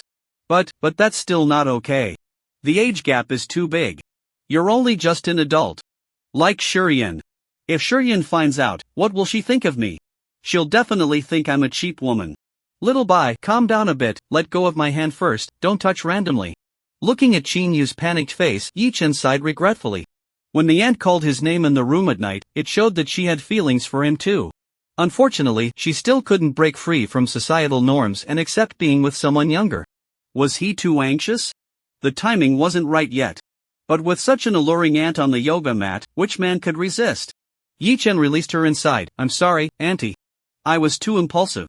Xinyu got up from Yi Chen, feeling weak in the legs, slightly trembling. She suppressed her inner turmoil and said, It's okay, Xiaobai, Auntie doesn't blame you. I know it's hard for you to hold back. She almost couldn't hold herself together. And Xiaobai, being a young man in his adolescence, must be feeling 100 times more restless. It's impressive that he could regain his composure at such a critical moment. Xinyu wanted to leave, but hesitated at the wise words of her best friend, Jingyu. It's better to ease the pressure than to block it. We need to help Xiaobai relieve his stress. Today, Xiaobai held back forcefully, but what about next time? Can he hold back again? What if he really forces himself to do something? But Xiaobai wouldn't want to use my little panties for that kind of thing. Suddenly, Xinyu thought of a solution she learned from a little movie. Do I really have to give Xiaobai that?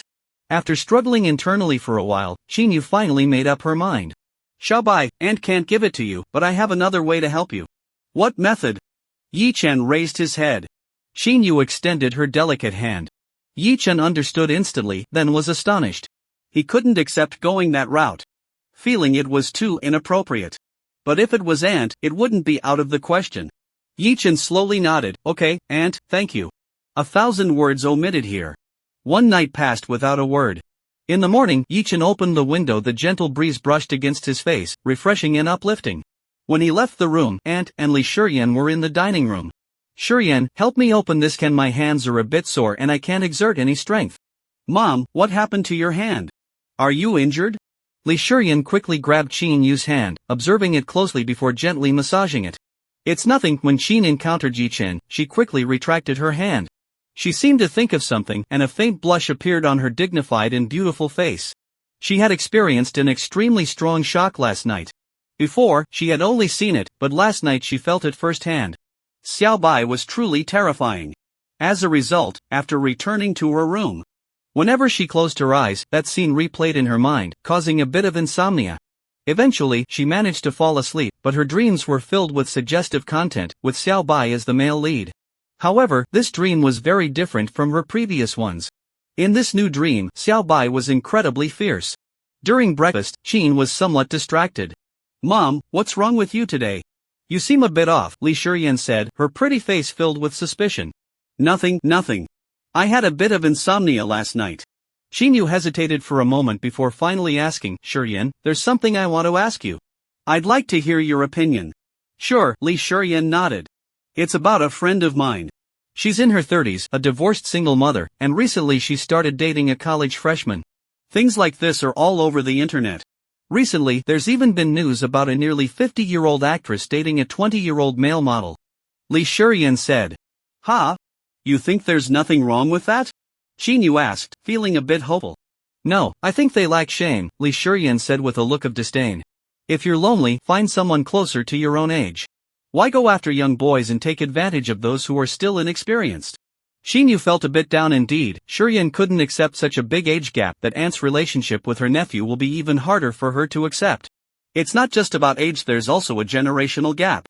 Li Shiyan continued. Moreover, relationships with such a significant age difference usually don't end well. Women in their 30s or 40s are already starting to age, with their bodies declining in various aspects, gaining weight, developing wrinkles, and so on. In contrast, male college students are at the prime of their lives. Being with mature women might be an attraction for novelty and excitement, but as the woman gradually ages, they'll start to feel dissatisfied. Although Li Shiyan is just a newly adult student, her thoughts are quite mature, and her words are reasonable and well-founded. Qin felt that what she said made a lot of sense, and he became gloomy. Yi Chen was speechless. The progress bar for pursuing the aunt had successfully crossed a boundary and was about to reach 100%. He hoped Li Shiyan's words wouldn't reset it. "I believe everyone has the right to pursue their own happiness. Age is not a barrier. So, Auntie, tell your friends to love boldly and not worry about societal judgments. Life is short, enjoy it while you can." Seeing Yi Chen disagreeing with her, Li Shiyan furrowed her brows slightly, but she didn't want to engage with Yi Chen or argue, so she ultimately chose not to say anything further. Meanwhile, the gloomy Qin felt a bit better after hearing Yi Chen's words. Yes, life is so short, why live for the opinions of others? Enjoying life and being happy is what matters most. Wait. You little brat. This little rascal just knows how to charm people with sweet words to justify doing those embarrassing things. Qin shot a playful glare at Yi Chen, clearly a beautiful woman in her 30s, yet displaying the demeanor of a young girl. After finishing breakfast, Li Shiyan left for school first. Yi Chen came to the kitchen and hugged the aunt from behind, who was washing dishes with her plump rear sticking out. Little Bai, what are you doing?" Qin trembled. "Auntie, thank you." Yi Chen understood the importance of seizing the moment just now. The aunt was almost depressed by what Li Shiyan said, and he had successfully shaken her resolve. It was essential to apply a little more pressure now. "Little Bai, are you trying to relieve stress again? But not now. Can we wait until tonight? Auntie will come to your room. Let go of Auntie. What if Shiyan forgets something and suddenly comes back?" Feeling little Bai's warmth, Qin voice was trembling. Yi Chen held her tighter. "Auntie, I know you want it too. After Shiyan falls asleep tonight, when you help me, can I help you too, just like this?" No. Xiao Bai, I'm begging you, quickly take your hand away." Qin voice was tinged with tears. "Alright then." Yi Chen reluctantly let go. He knew that with Auntie's personality, he couldn't push too hard. Moderation was key. By telling her in advance that he would also help her, he prepared her mentally. When the time came for her to help him, he would suddenly offer his help, and she would accept it reluctantly. When Yi Chen opened the door and went out, Qin could no longer stand and fell to the ground, her peach-like beautiful bottom trembling. This bad guy. In the northern suburbs of Taojiang City, Yun Town, Antique Street. Nearly 100 young men in black suits and white shirts gathered together. Passers-by would dodge far away upon seeing them from a distance. Those people had an intimidating presence, just like the Axe Gang in movies, with many of them carrying weapons at their waists. Especially the leader, a burly man nearly 2 meters tall, with a physique that would make him a fierce general in ancient times. Brother Bai. A remarkably handsome young man rushed down from the tiger's head, and a group of people bent down in unison to greet him. Someone secretly took out their phone to capture this scene. So damn handsome. Could that pretty boy be the underground emperor of Taoyang City? He was both domineering and refined, exuding a sense of nobility, as if a character from a novel had stepped into reality. Yi Chen was left speechless. Why are you all still wearing those clothes? Hee, Brother Bai, this outfit looks cool. Song Dongfeng scratched his head, grinning like a simpleton. People who don't know might think we're involved in the underworld. Yi Chen was speechless, but he couldn't dictate what his brothers wore. Wear whatever you want. Let them look like gangsters. After all, he's a legitimate businessman on the right path. He just has a bit more than $1 billion, and he's definitely not connected to the underworld. Today, there's a task for everyone. After Yi Chen finished speaking, Ni Xian made a plan, organizing the brothers into groups of 3, assigning areas to find the dragon-head canes hanging on the walls in the antique street. Soon, nearly 100 brothers dispersed into the antique street, leaving only Yi Chen and Song Dongfeng behind. Yi Chen originally thought of using his super eagle eye and X-ray vision to see if he could find the cane that contained the bronze sword. But as soon as he activated his abilities, a dense array of antiques flooded his vision, almost triggering his claustrophobia. Moreover, he witnessed an incredibly eye-catching scene this early morning, with 2 men actually playing around. Forget it, I'll just wait patiently. Yi Chen shook his head. Suddenly, the phone rang. He picked it up and saw it was Chen Seni calling. Hello. Yi Chen, why haven't you come to school for 2 days in a row? Chen Seni immediately questioned him, sounding a bit angry, feeling genuinely let down. Just after making an agreement with Yi Chen, he wasn't even showing up at school. I took a leave of absence and planned to study at home before the college entrance exam, Yi Chen replied without hesitation. But Chen Seni believed him, her tone softening. That's true, with so many bad friends at school, it's hard to concentrate on studying. Staying at home will actually improve your study efficiency. Yi Chen, keep it up, you can definitely get into a university. Is this a way to encourage me to be your boyfriend? Yi Chen didn't say much. Just thanked her for providing study materials. After hanging up the phone, Song Dongfeng leaned over and asked, Brother Bai, was that your wife? No, it was Chen Seni. Oh, your wife's calling to check on you? An hour later, the brothers gathered after completing their tasks. Ni Xian consolidated the information, took a notebook to jot it down, and reported, Brother Bai, there are 78 stores with canes hanging on the walls, but only 19 have dragon-head canes. Yi Chen nodded in satisfaction. This kid Ni Xian is indeed talented. As long as he is given a platform and opportunity, he can shine. Alright, thanks for your hard work. You can go take care of the live streaming company's matters. Yi Chen took the notebook from Ni Xian. Okay, Brother Bai. Ni Xian nodded and left with Zhang Lingnan and a few other brothers. He is very efficient. Yesterday he found an office building online. And today he arranged for Zhang Lingnan's second uncle to go there together. If everything goes well, they can start the renovation today. Yi Chen looked at his notebook. The first shop with a dragon-head cane hanging on the wall is the first one at the intersection.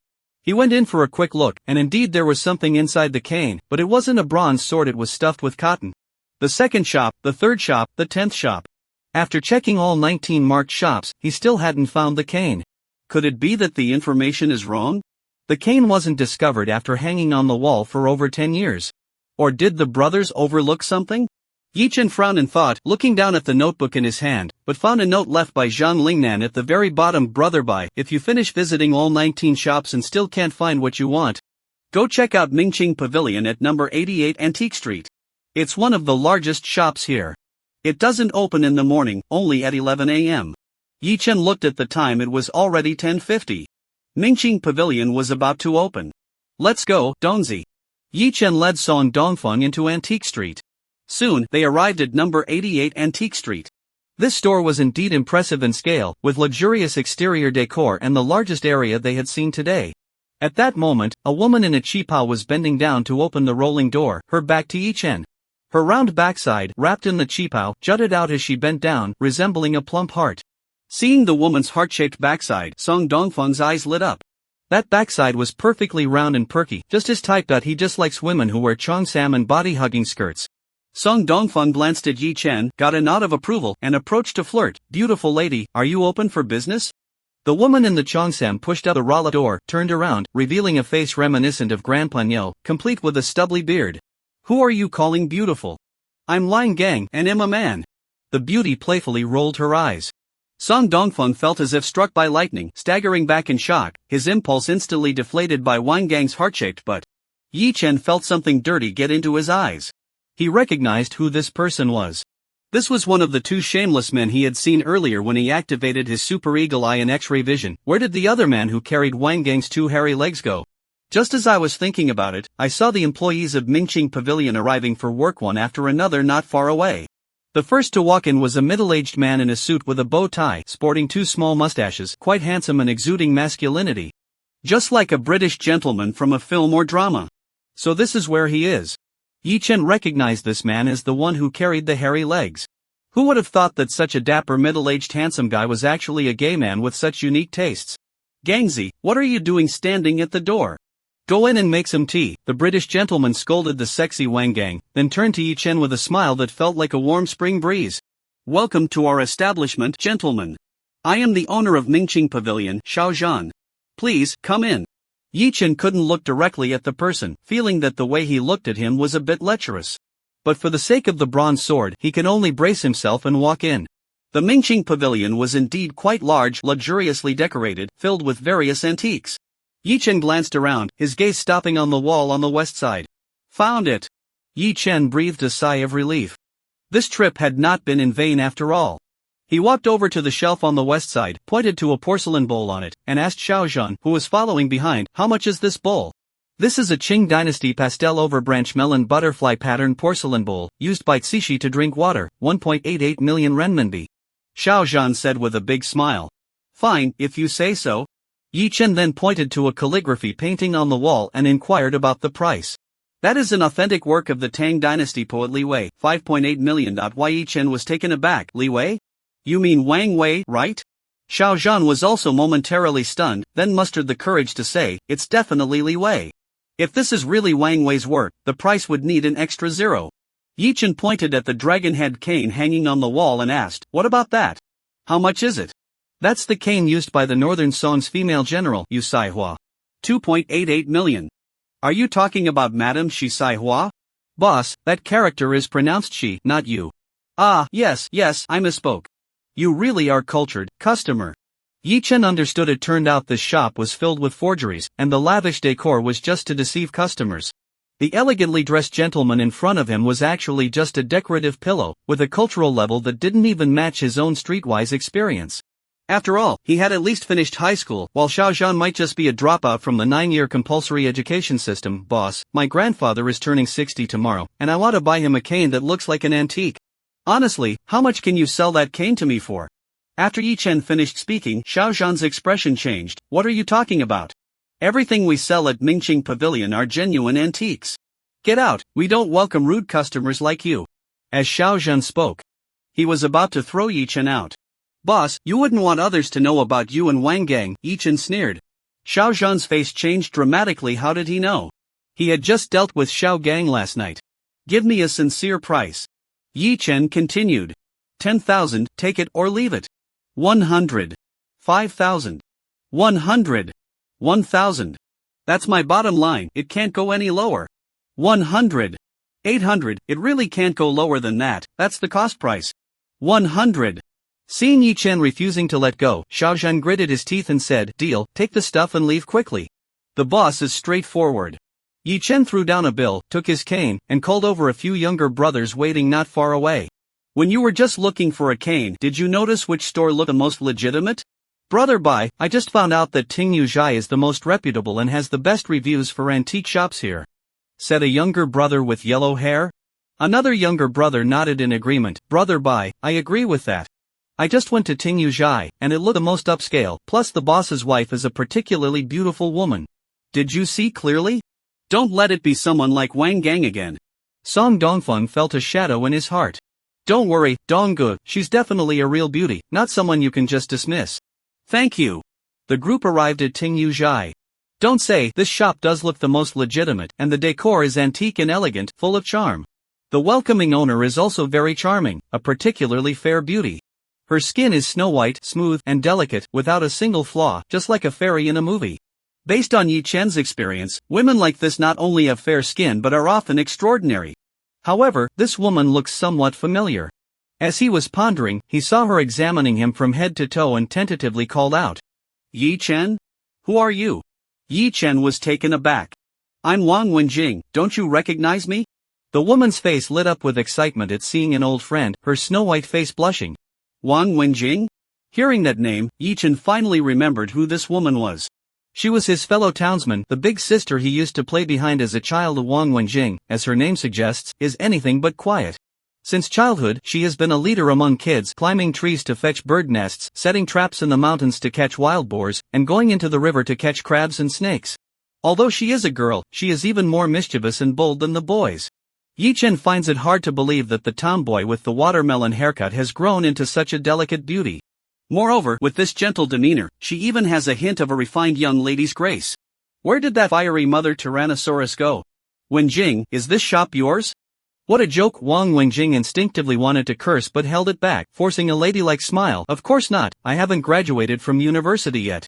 I just found a part-time job here. Yi Chen nodded, feeling that he was finally on the right track.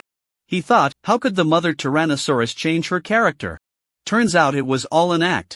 However, looking at her delicate features, Yi Chen suddenly had a bold idea. Wang Wenjing may be a rebellious tomboy, but she's also the idol of her friends, a child that others admire. This kid has been smart since childhood, learning everything quickly, and at a young age, she is proficient in various skills, from cooking to woodworking, textiles, embroidery, and so on. Isn't she just a high-spec version of Li Ziki? But she's also more attractive and has a better temperament. We can make Wang Wenjing a signed artist of Bay Media and turn her into a video blogger like Li Ziki. Li Ziki is a phenomenon-level video blogger, and the brand value she created alone is worth hundreds of billions. If Yi Chen remembers correctly, Li Ziki wouldn't rise to fame until 2015. At this time, she was just an ordinary Taobao shop owner. Wang Wenjing is so much better looking than Li Ziki. Copying her path will definitely be even more popular. Creating a video blogger with tens of millions of fans would be a tremendous boost to Yi Chen's business plan. Wenjing, we haven't seen each other since elementary school. I didn't expect you to change so much, Yi Chen exclaimed. Wang Wenjing smiled gently, her expression soft as water. Then she leaned in close to Yi Chen's ear and whispered fiercely, you little brat, are you tired of living? How dare you call me by my name? It's Sister Wenjing. Okay, Wenjing. You. Just wait for me. Wang Wenjing shot a fierce glare at Yi Chen. The once following little brother had grown up, his bones hardened, having forgotten the fear of being dominated. Wang Wenjing's hands started to itch, but there were too many people in the store, so she couldn't act out and could only let Yi Chen stew for now. Why Yi Chen did not forget his main task. He raised his cane and said, I'm here to sell antiques. Wenjing, call your boss out. The boss isn't here. Then bring someone who can make decisions. Wang Wenjing looked suspicious. This kid had always been crafty. He wouldn't be involved in art forgery, would he? She lowered her head to examine the cane and quickly noticed something was off. She had worked part-time in the antique shop for a few months, and while she wasn't an expert, she understood the basics. This cane was clearly artificially aged.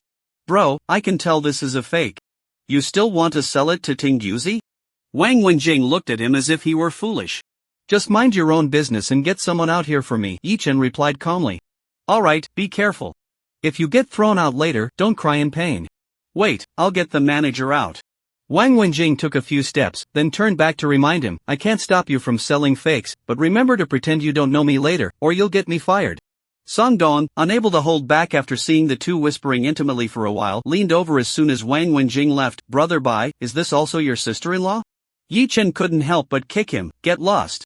Hee, I understand, don't worry Brother Bai, I absolutely won't let sister-in-law Cindy know. Soon, Wang Wenjing came out with a refined-looking old man. Young man, do you want to sell antiques? That's right. Where are the items? The old man looked around but couldn't find the antiques anywhere. It's this. Yi Chen lifted the cane, the old man's expression darkened. Kid, are you mocking me? Do you think I'm a fool to be tricked by something so fake? What's the rush? Yi Chen chuckled, lifting his cane and striking the nearby marble pillar. Crash! The cane shattered instantly, splinters flying everywhere. Wang Wenjing was stunned. She wondered if this follower had lost his mind. The appraiser from Tingyu Studio was a well-known figure nationwide, and here he was trying to sell a counterfeit. Not only that, but he even threw a tantrum in public after being exposed, shattering the fake. She could almost envision old Lu exploding in anger, ordering security to beat Yi Chen up and throw him out. But after waiting for a while, she didn't hear old Liu's furious roar. Turning her head, she saw old Lu staring intently at the broken cane, his eyes glimmering with excitement. What is this? Let me see, hurry and let me see. He eagerly jogged over and took the cane from Yi Chen's hands. Then, he raised the cane and struck it against the marble pillar. Wang Wenjing was stunned. Why was even old Lu acting strangely? Clang, the sound of metal striking echoed. The cane shattered completely, wood shavings peeling away layer by layer, revealing a bronze sword. Old Lu carefully examined the bronze sword. The sword of King Fu Chai of Wu. It's actually the sword of King Fu Chai of Wu. It's still in such good condition. Old Lu was extremely excited. To think that such a valuable artifact was hidden in an ordinary cane. Could it be that it was sealed away during that special period? Yi Chen's heart-stirred special period? That special era? The cultural cataclysm that brought about much devastation and turmoil? Old Lu seemed to have thought of something, his eyes dimming a bit. After a long while, he finally looked up and asked, "Young man, how much do you plan to sell it for? What do you think it's worth? How about 5 million? Are you trying to fool me as an outsider? Give me back my item, I'm not selling it." Yi Chen had a face full of dissatisfaction. Wait. Old Lu thought for a long time, his face pained as he said, 10 million, that's the highest price I can offer. This sword is only worth about 11 million, I have to make some profit, right? Yi Chen was speechless indeed. Antique dealers never tell the truth, each one filled with tricks.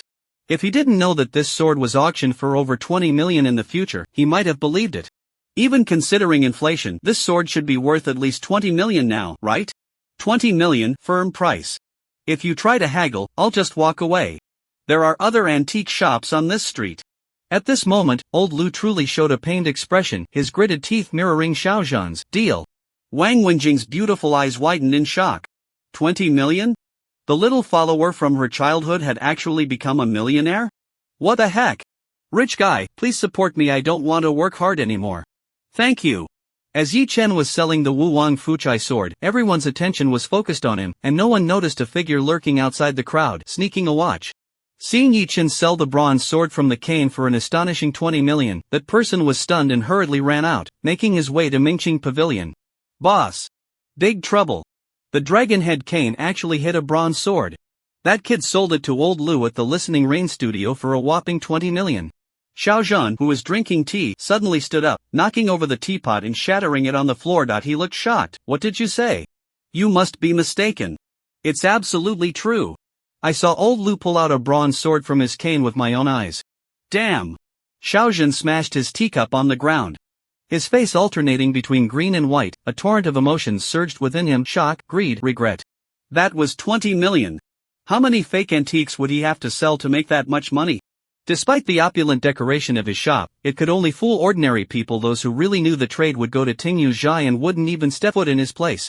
Mingqing Pavilion would be considered successful if it made a few million in profit a year. Damn it. This is infuriating. That was my 20 million, and that kid actually swindled it from me. You little brat, I raised you, and if you don't return my 20 million today, I won't let you leave this street. Xiaozhan took out his phone and dialed quickly. Chaozi. Urgent. Bring people over right away. Tingyu Zhai. Old Lu took Yi Chen's bank card account and went to the finance department to transfer money. Wang Wenjing still looked stunned, her rosy lips slightly parted, revealing a small gap. Yi Chen couldn't help but stuff something in. It was a lollipop. Wang Wenjing came to her senses and instinctively licked a lollipop, incredulously asking, "This bronze sword, is it yours?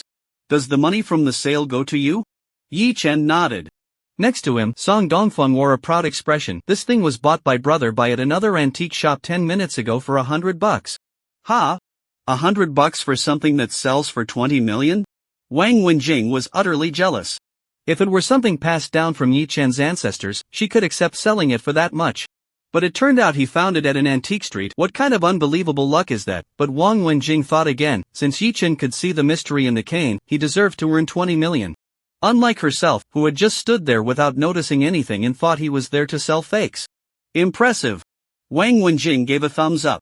Soon, Yi Chen received a bank notification, handed the bronze sword to old Lu, and signed an agreement. At this point, the transaction was complete. Yi Chen's total assets reached 21.2 million. It was already noon, and Yi Chen invited Wang Wenjing to lunch. She hesitated for a moment but ultimately declined, as she had to work during lunch and taking leave would mean a pay cut. Yi-chan said, to be honest, I opened a media company. Do you want to switch over? The base salary is 5,000, plus meals and accommodation. Ha! Is there really such a good opportunity? Is it for real? Wang Wenjing's eyes widened. She earned less than 100 for a day's part-time work here. 5,000 a month. Just imagine how comfortable life would be. She couldn't even fathom it. Wang Wenjing suddenly thought of something, her pretty face full of vigilance. You're not thinking of taking advantage of me, are you? Yi-chen was speechless. Don't worry. I prefer gentle types. I know exactly what you're like. If I were to have thoughts about you, it would be no different from wanting to duel with my brothers. Your screeching voice would scare me off even if I had taken some kind of enhancement. Get lost. Keep your voice down. I'm a lady now. Wang Wenjing suppressed the urge to punch Yi-chen. And what do you mean my voice is screechy? Isn't it nice? Ha! Brother Yi-chen? Wang Wenjing let out a cutesy, childlike tone. But Yi-chen shivered, pleading for her to stop. Although Wang Wenjing's voice was indeed quite pleasant at that moment, Yi-chen knew the true nature of this mother Tyrannosaurus and what her real voice sounded like. Wang Wenjing gritted her teeth and said, Who made me sound like this?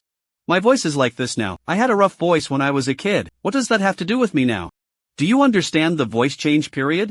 Yi-chen shook his head. Too lazy to argue with her. This mother Tyrannosaurus seems to have forgotten that she used to be just as loud as a child. Every time she showed off in front of her friends, when she came to play at her house, she would immediately transform into a gentle little girl, speaking softly. In short, Wang Wenjing agreed to switch to Yi-chan's media company. And now, she didn't want to attend this dreadful class for even a day. Old Lu, I have something to discuss with you. Can I go to your office? When old Lu saw Wang Wenjing's little face blush while speaking, he immediately perked up. This girl usually doesn't want to come to my office at all. Why is she suddenly asking to come today? Has she had a change of heart? Is she tired of trying? Seeing her take out 20 million to buy antiques without batting an eye, has she been dazzled by her own extravagance? Old Lu rubbed his hands together, leering as he followed Lu Wenjing into his office. As soon as he closed the door and turned around, he saw a shadow flash by, and then a sharp pain shot through his lower body. You old lecher, I've disliked you for a long time. You're cheap and lustful. How dare you have designs on me? You should take a good look in the mirror and see what kind of person you are, whether you are worthy. Wang Wenjing, still furious, kicked Lu Lao hard a couple of times. This old man had been harassing her since the first day she joined the company, always trying to make advances. Wang Wenjing had endured it for a long time. If it weren't for her family needing money urgently, she would have taken action long ago. Taking a deep breath, she felt refreshed and her mind cleared. Stepping out of the office, Wang Wenjing kindly closed the door for Lu Laoguan and approached Yi-chen with a smile, saying, I've resigned, let's go. The group walked out together, and Wang Wenjing turned to Song Dongfeng, gently asking, Are you Yi-chen's friend? What's your name? Sister, Wenjing Jia, my name is Song Dongfeng, you can just call me Dongzi. Song Dongfeng replied with a shy grin, then quietly leaned towards Yi-chen and whispered, Brother Bai, Wenjing's sister is so gentle, truly a name that matches her character. I feel like I'm about to betray my heart, Sister Cinny. I'm sorry for being so useless, but who could resist a gentle big sister like Wenjing? Yi-chen. Yes, she is gentle, gentle enough to twist your head off and kick it like a ball. Just as they left Tingyu's studio and hadn't gone far, a crowd suddenly surrounded them. You ignorant fool, daring to deceive me without knowing who I am? You should find out what kind of person I am. Just then, the refined Xiaozhan and the charming Wang Gang emerged from the crowd. Xiaozhan pointed at Yi-chen and said to a burly man with dark skin behind him, Xiaozi, it's this little brat who tricked me out of 20 million in antiques. The burly man stepped forward, sizing up Yi-chen with a cold snort, this pretty boy? Don't worry, brother Zhan, I'll handle this. As he spoke, he pulled out a butterfly knife, flamboyantly flipping it around. Listen here, kid, you have two choices, either return brother Zhan's antiques or cough up 20 million. Otherwise, I'll make sure you can't take care of yourself for the rest of your life. Just as he was speaking, a loud sound of footsteps approached from behind. The burly man turned around and saw dozens, if not hundreds, of men in black suits and ties surrounding them from behind. The gang vibe from the movies hits hard, and the dark clouds in the sky seem to follow their movements. Chaozi, you're doing well now, with so many little brothers under you? Xiaozhan patted the strong man's shoulder with satisfaction. It's all thanks to Chaozi, just one phone call and he brought so many little brothers to support. Ha! The strong man looked confused. I don't know? Zhan Ji, aren't these people you called? The two exchanged glances, their expressions changing drastically. Among the men in black suits surrounding them, several lifted their shirts to reveal the grips of Glock handguns. They wore cruel, bloodthirsty smiles, as if they would turn them into a sieve the moment they dared to act carelessly. It's over. It seems like they've kicked a steel plate. This is the real mafia. They can only be considered small-time thugs at best. Clap. The butterfly knife in Chaozi's hand fell to the ground. Xiao Zhan and Wang Gang also grew tense. Wang Gang didn't know if he was scared or excited, shaking uncontrollably, feeling like he might lose control at any moment. Which path do you take? Song Dongfeng strode over, grabbing Xiao Zhan by the collar like a chick and lifting him up. At nearly 2 meters tall, he stood like an iron tower, making even the burly Chaozi look smaller in comparison. Xiao Zhan forced a smile that looked worse than crying. Bro. It's all a misunderstanding, I was just joking. The antiques were bought with your money. It's a legitimate transaction. Song Dongfeng snorted coldly, threw Xiao Zhan to the ground, and then kicked Wang Gang and Chaozi over. The little brothers they brought were silent, their eyes returning to clarity under the dark muzzle of the gun. Yichen said nothing and didn't even glance at Xiao Zhan and the others, waving his hand to leave first. You're lucky today, the boss is in a good mood. Otherwise, I would have broken a few of your legs. Song Dongfeng snorted coldly and followed his brothers. Once they were far away, Xiao Zhan felt a wave of fear. Are there such figures in Taojiang City? Or are they outsiders from another city? I don't know, but this organization is so disciplined, and every one of them carries a handgun. They look like real tough characters. Chaozi swallowed hard. At that moment, a younger brother raised his phone and said, Brother Chao. I saw them on the Taojiang City forum this morning. Someone said the leader is the true underground emperor of Taojiang City, a prince of the underworld. Let me see. Chaozi quickly took the phone and saw a photo in the post. Yichen jumped out of a Hummer, and nearly 100 men in black suits and white shirts bowed together. So impressive. Chaozi couldn't help but exclaim, it's alright, it should be like this. The person who posted said that this man is the king of the underworld in Taojiang City. Even the old-school gangsters like Xiao Hongyu, Feng Chang, and Kai Baozi would have to kneel before him. There's a good chance this is true. Chaozi said seriously. Xiao Zhan nodded, feeling much better inside, thinking that he could boast when drinking in the future. Later on, when Xiao Zhan got drunk at gatherings, he indeed did just that. The underground emperor of Taojiang City, the young master of the underworld. Once spent a fortune in my shop to buy a cane. That underworld emperor has quite the eye. He immediately saw that there was a bronze sword hidden inside the cane and sold it for a sky-high price of 20 million at Tingyu Pavilion. It's a pity, that cane had been in my shop for years, and I never realized the secret inside. The Emperor of the Underworld came and discovered it in no time. I can only say he truly deserves to be a legendary figure, born with a destiny for wealth and power. Wang Wenjing hesitated, her eyes filled with complexity. She felt like she had just escaped from a fire pit, only to jump into a den of thieves. In the end, she couldn't help but ask, Yi Chen, have you joined the underworld? Yi Chen immediately became displeased. Don't talk nonsense. I'm a legitimate businessman. These are all my brothers, and also my classmates. They haven't graduated yet. They took a leave today to help me. Song Dongfeng chimed in, yeah, Sister Wenjing. We're not part of the underworld, we're all members of the school club, the Vitiligo Association. Wang Wenjing was confused. Vitiligo Association? What the hell? How could students have guns? Are you talking about this? Song Dongfeng pulled a handgun from a little brother's waist and fired a shot at Wang Wenjing. Wang Wenjing was startled and instinctively dodged, but with a snap, a flame burst from the gun's muzzle. Song Dongfeng grinned widely and said, Sister Wenjing, don't be scared, this is a lighter we use to scare people.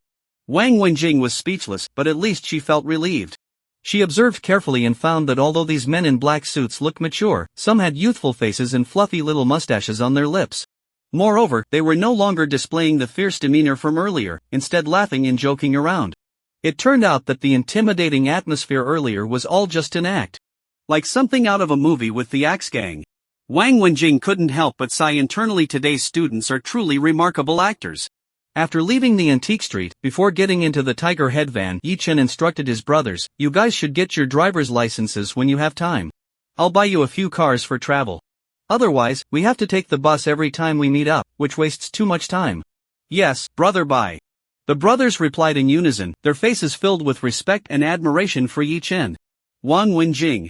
She started to waver again. Were they really students? Not part of a gang? After sending the brothers away, Yi Chen took Wang Wenjing and Song Dongfeng out for lunch. During the meal, Yi Chen called Ni Xian to discuss Wang Wenjing's situation and asked Ni Xian to make time for her onboarding process. He also outlined a general plan for Wang Wenjing. instructing An Aishan to first recruit some professional photographers and editors, and to immediately launch the Wang Ziki plan once they were in place. Following the path of Li Ziki, leaving her with no other options. After lunch, he bid farewell to Wang Wenjing and headed to the Rainbow Bridge with Song Dongfeng to continue acquiring properties. Meanwhile, after hesitating for a while, Wang Wenjing still sent a message to Yichen, "Boss Yi, can I get an advance on my salary?" Yichen quickly replied, "Is something wrong? My mom is in the hospital, and the medical bills have drained our savings. Otherwise, I wouldn't be looking for part-time work. How much do you need in advance? Would 3 months' salary work?" After sending this message, Yichen took a long time to reply. Wang Wenjing felt a bit disheartened but didn't blame Yichen. Who asks for an advance on 3 months' salary before even starting a job? Even though they were childhood friends, they hadn't been in contact for 5 or 6 years. Ding dong! The text message alert sounded. Wang Wenjing opened it and her pupils began to shake. It was a notification from the bank, a deposit of a full 100,000. Yichen, work hard, I believe you won't disappoint me. In that moment, Wang Wenjing was so moved she nearly cried, even feeling a surge of wanting to devote herself to him. No, it was more like an impulse to work for him for a lifetime. With a boss like this, what's the big deal even if we join the underworld? I swear, Yichen, this lifetime, I'm sticking with you. Song Dongfeng's driving skills became increasingly proficient. Yichen no longer needed to give directions from the passenger seat and could relax in the back. To be honest, while the driving experience of the Tiger Head Benz was average, the riding comfort was top-notch. In his past life, Yichen preferred more rugged vehicles, having owned a Land Rover Navigator G-Class. And even a vintage American muscle car from the 70s and 80s. Therefore, he didn't know much about the Mercedes S-Class, but after renting the Tiger Head Benz for the past 2 days, he found it quite nice. The appearance also suited a legitimate businessman like him. Yichen decided that after selling the Rainbow Bridge property in a week, he would buy a Mercedes Maybach and also get a few cars for his brothers. Soon, they arrived at the Rainbow Bridge. After parking the car, Yichen took Song Dongfeng into the ground floor shop of the first building at the intersection. It was a bakery, and the owner was the landlord. Upon learning the purpose of Yichen's visit, he looked surprised and said, "You also want to buy the building? That's really strange lately, so many people have come to inquire about buying my building." Yichen pondered. The government's documents must be confidential. And the plan to designate this area as a high-tech development zone was suddenly issued by the provincial government, with only a few people in the know. However, there is no wall that does not let the wind through. Someone always manages to get first-hand information through special channels. This situation is quite complicated and difficult to explain. Some partners are particularly excessive, just like the mafia. The cake shop owner said angrily, "I don't want to sell, and they harass me every day, even throwing dog blood and feces on my door." The more he spoke, the angrier he became, calling out that if those people had guts, they should come and kill him. His parents died early, and his ex-wife remarried and moved away with the kids, so he had no worries and wasn't afraid of those lowlifes. Yichen said, "Boss, if you don't want to sell to them, then sell to me. It's not worth it to keep dragging this out. You can't run your business like this. You might as well take the money and enjoy life." The boss's eyes widened in disbelief. "So you're saying I'm not enjoying life now?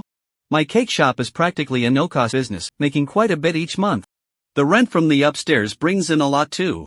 Am I crazy enough to sell the building and eat up my savings? Besides, who knows if you're in cahoots with those people? Get lost. Don't disturb my business."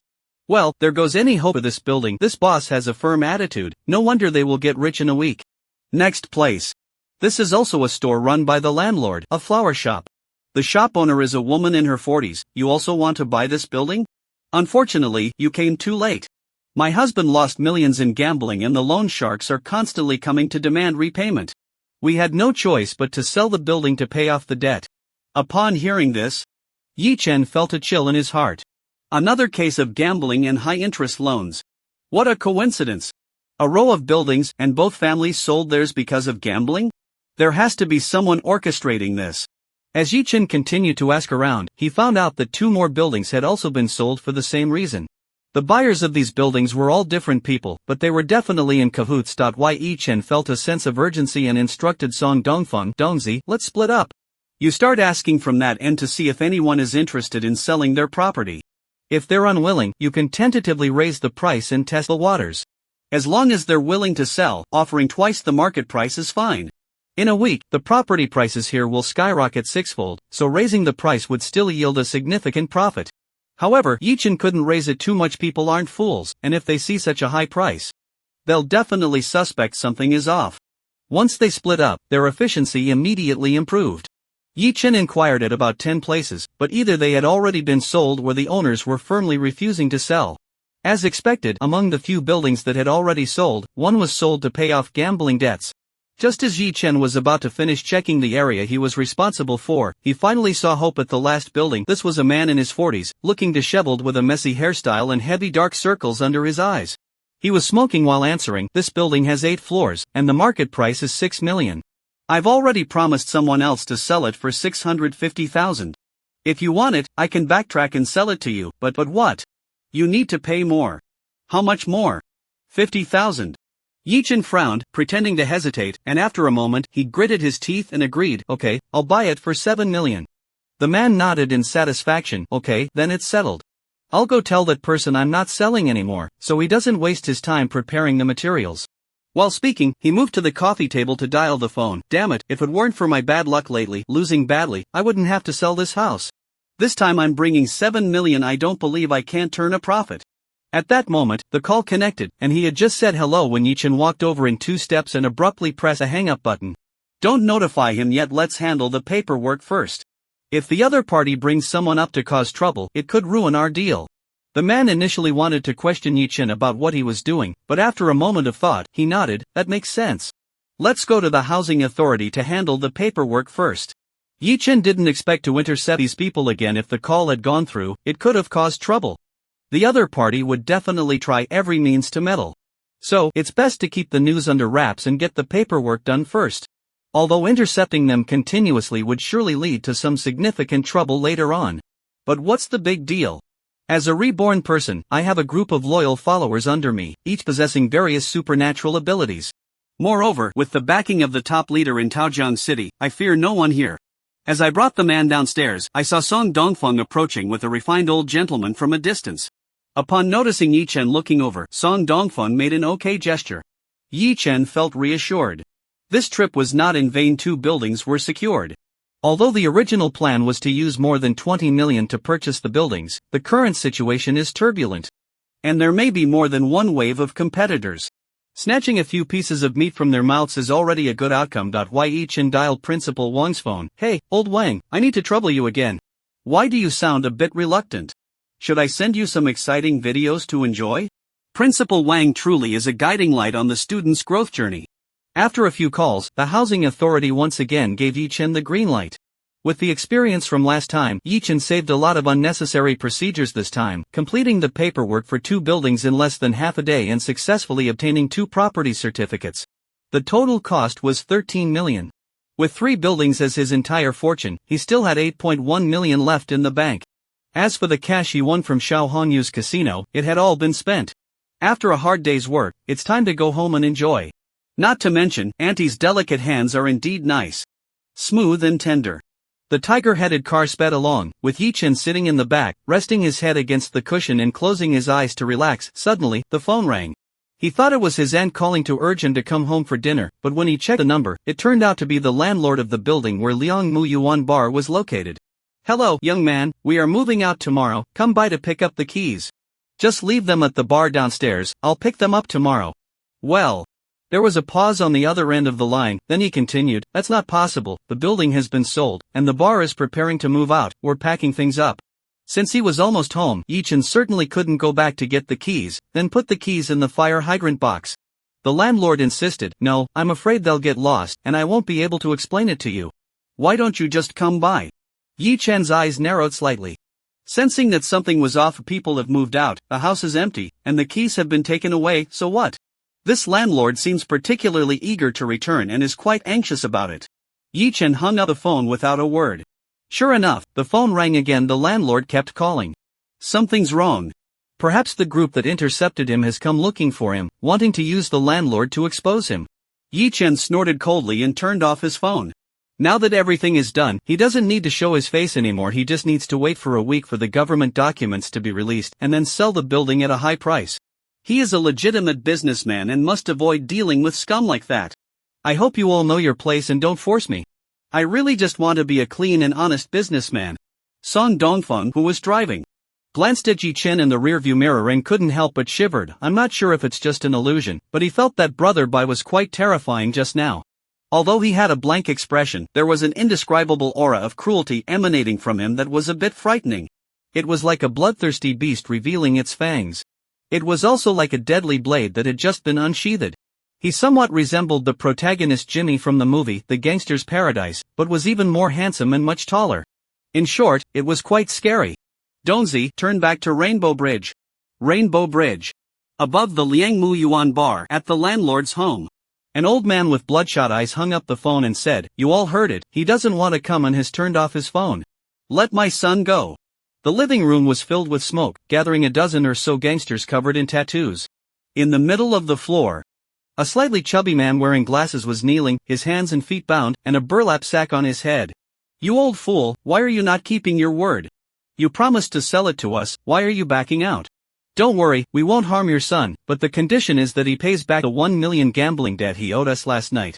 The old man was so shocked that his eyes nearly bulged out, looking utterly incredulous. "Another million owed? This useless thing, you might as well kill him." The old man closed his eyes, adopting a whatever attitude, but suddenly remembered something and opened his eyes wide in horror, staring at the other party. "Owes you 1 million? Are you in cahoots with those loan sharks? You set my son up." Seeing the amused smile on the other's face, the old man felt a surge of blood rush to his throat, and in a fit of rage, he charged at them, only to be kicked down by the other party. "Old man, what does it matter if I tell you the truth? The IOU is right here in black and white. If you don't repay this 1 million today, I'll pull out your son's teeth one by one, then kick his balls until he can't have children," the man said, waving his hand, and a lackey immediately took out a pair of pliers, grinning as he approached the kneeling man. Just then, the sound of police sirens could be heard in the distance. One lackey pulled back the curtain to take a look. "Baldy, the cops are coming this way. Untie him, we're leaving," the man waved his hand. "Consider yourselves lucky today, I'll let you go for now. You have 3 days to come up with 1 million. If you don't, you know the consequences. I keep my word." After the group left, the old man wept bitterly, crying and slapping his useless son. Moments later, the two were sobbing in each other's arms. They have truly been driven to a dead end, with no way out. At the Rainbow Bridge, in the shadows, a Huchuo-ben car with its lights off is parked here. Yi Chen looks in the direction of Liang Mu Yuan, with Super Eagle Eye and Super X-ray vision activated. As expected, gamblers never end well. Old Deng, buying your building and helping you this time has already pushed my limits. However, these people look somewhat familiar, as if I've seen them in a past life. Yi Chen furrows his brows in thought. In the distance, the sound of police sirens is heard, and he sees those people running down from the building and getting into a car.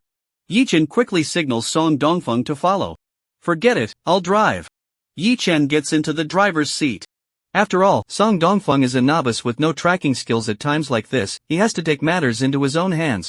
To Yi Chen's surprise, the other party actually drove all the way up Shopping Mountain and entered the Jusho Mountain Villa Hotel. Why Yi Chen didn't get out of the car instead? He continued to monitor using his eagle eye and X-ray vision. Seeing them enter room 888 to report to a man inside, Yi Chen smiled. "So it's you, little kitty." This person was one of the 4 kings under Xiao Hongyu, known in the underworld as Cat Brother, Fat Cat. He was in charge of the loan shark business for Xiao Hongyu. In his previous life, this little kitty was also sent away by Yi Chen himself. Knowing who the enemy was, Yi Chen felt a sense of relief. Now he was in the dark while the other party was in the light. The balance of power had shifted. The other party has already set their sights on me. A conflict is inevitable. Should I strike first? After hesitating for a moment, Yi Chen decided against it.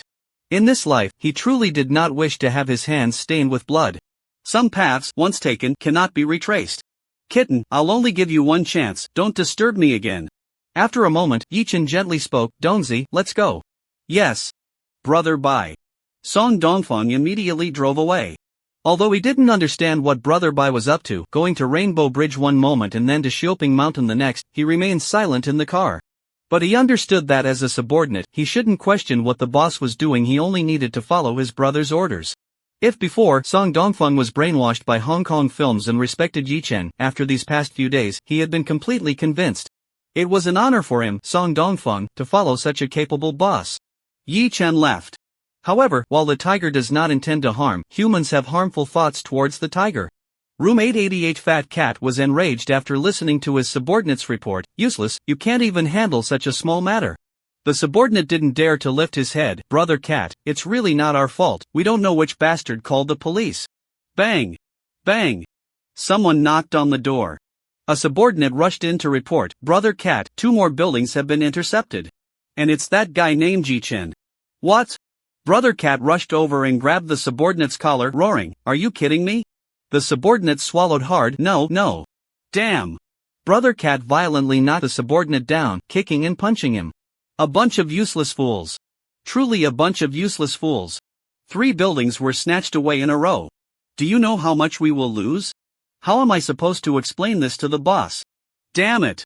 After venting his emotions, Brother Cat gasped and asked, did you find out that kid's identity? A little brother quickly handed over a document. We found it. Brother Cat snatched the document to take a look. A high school senior?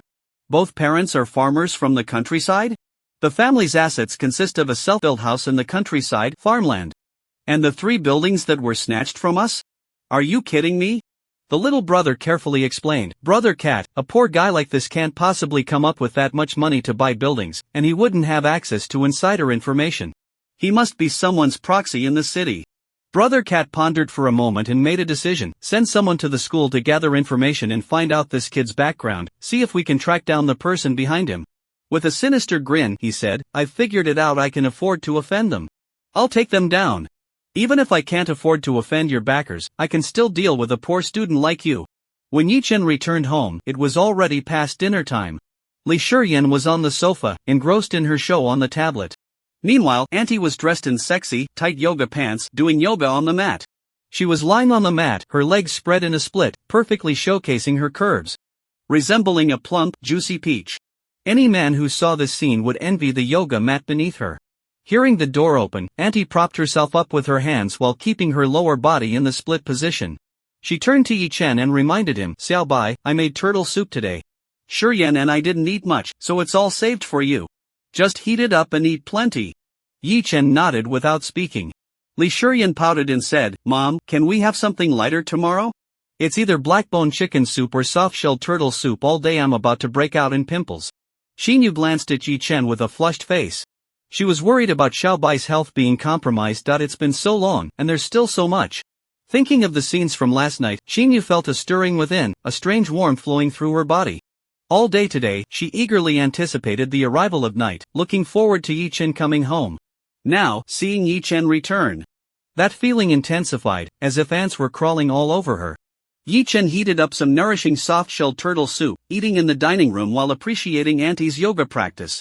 It seemed that the relationship between the two had taken a qualitative leap last night. Although Auntie was still a bit shy, she did not stop her yoga movements. Moreover, the plump peach was facing Yi-Chen, contorting into various shapes with the yoga movements, occasionally trembling slightly.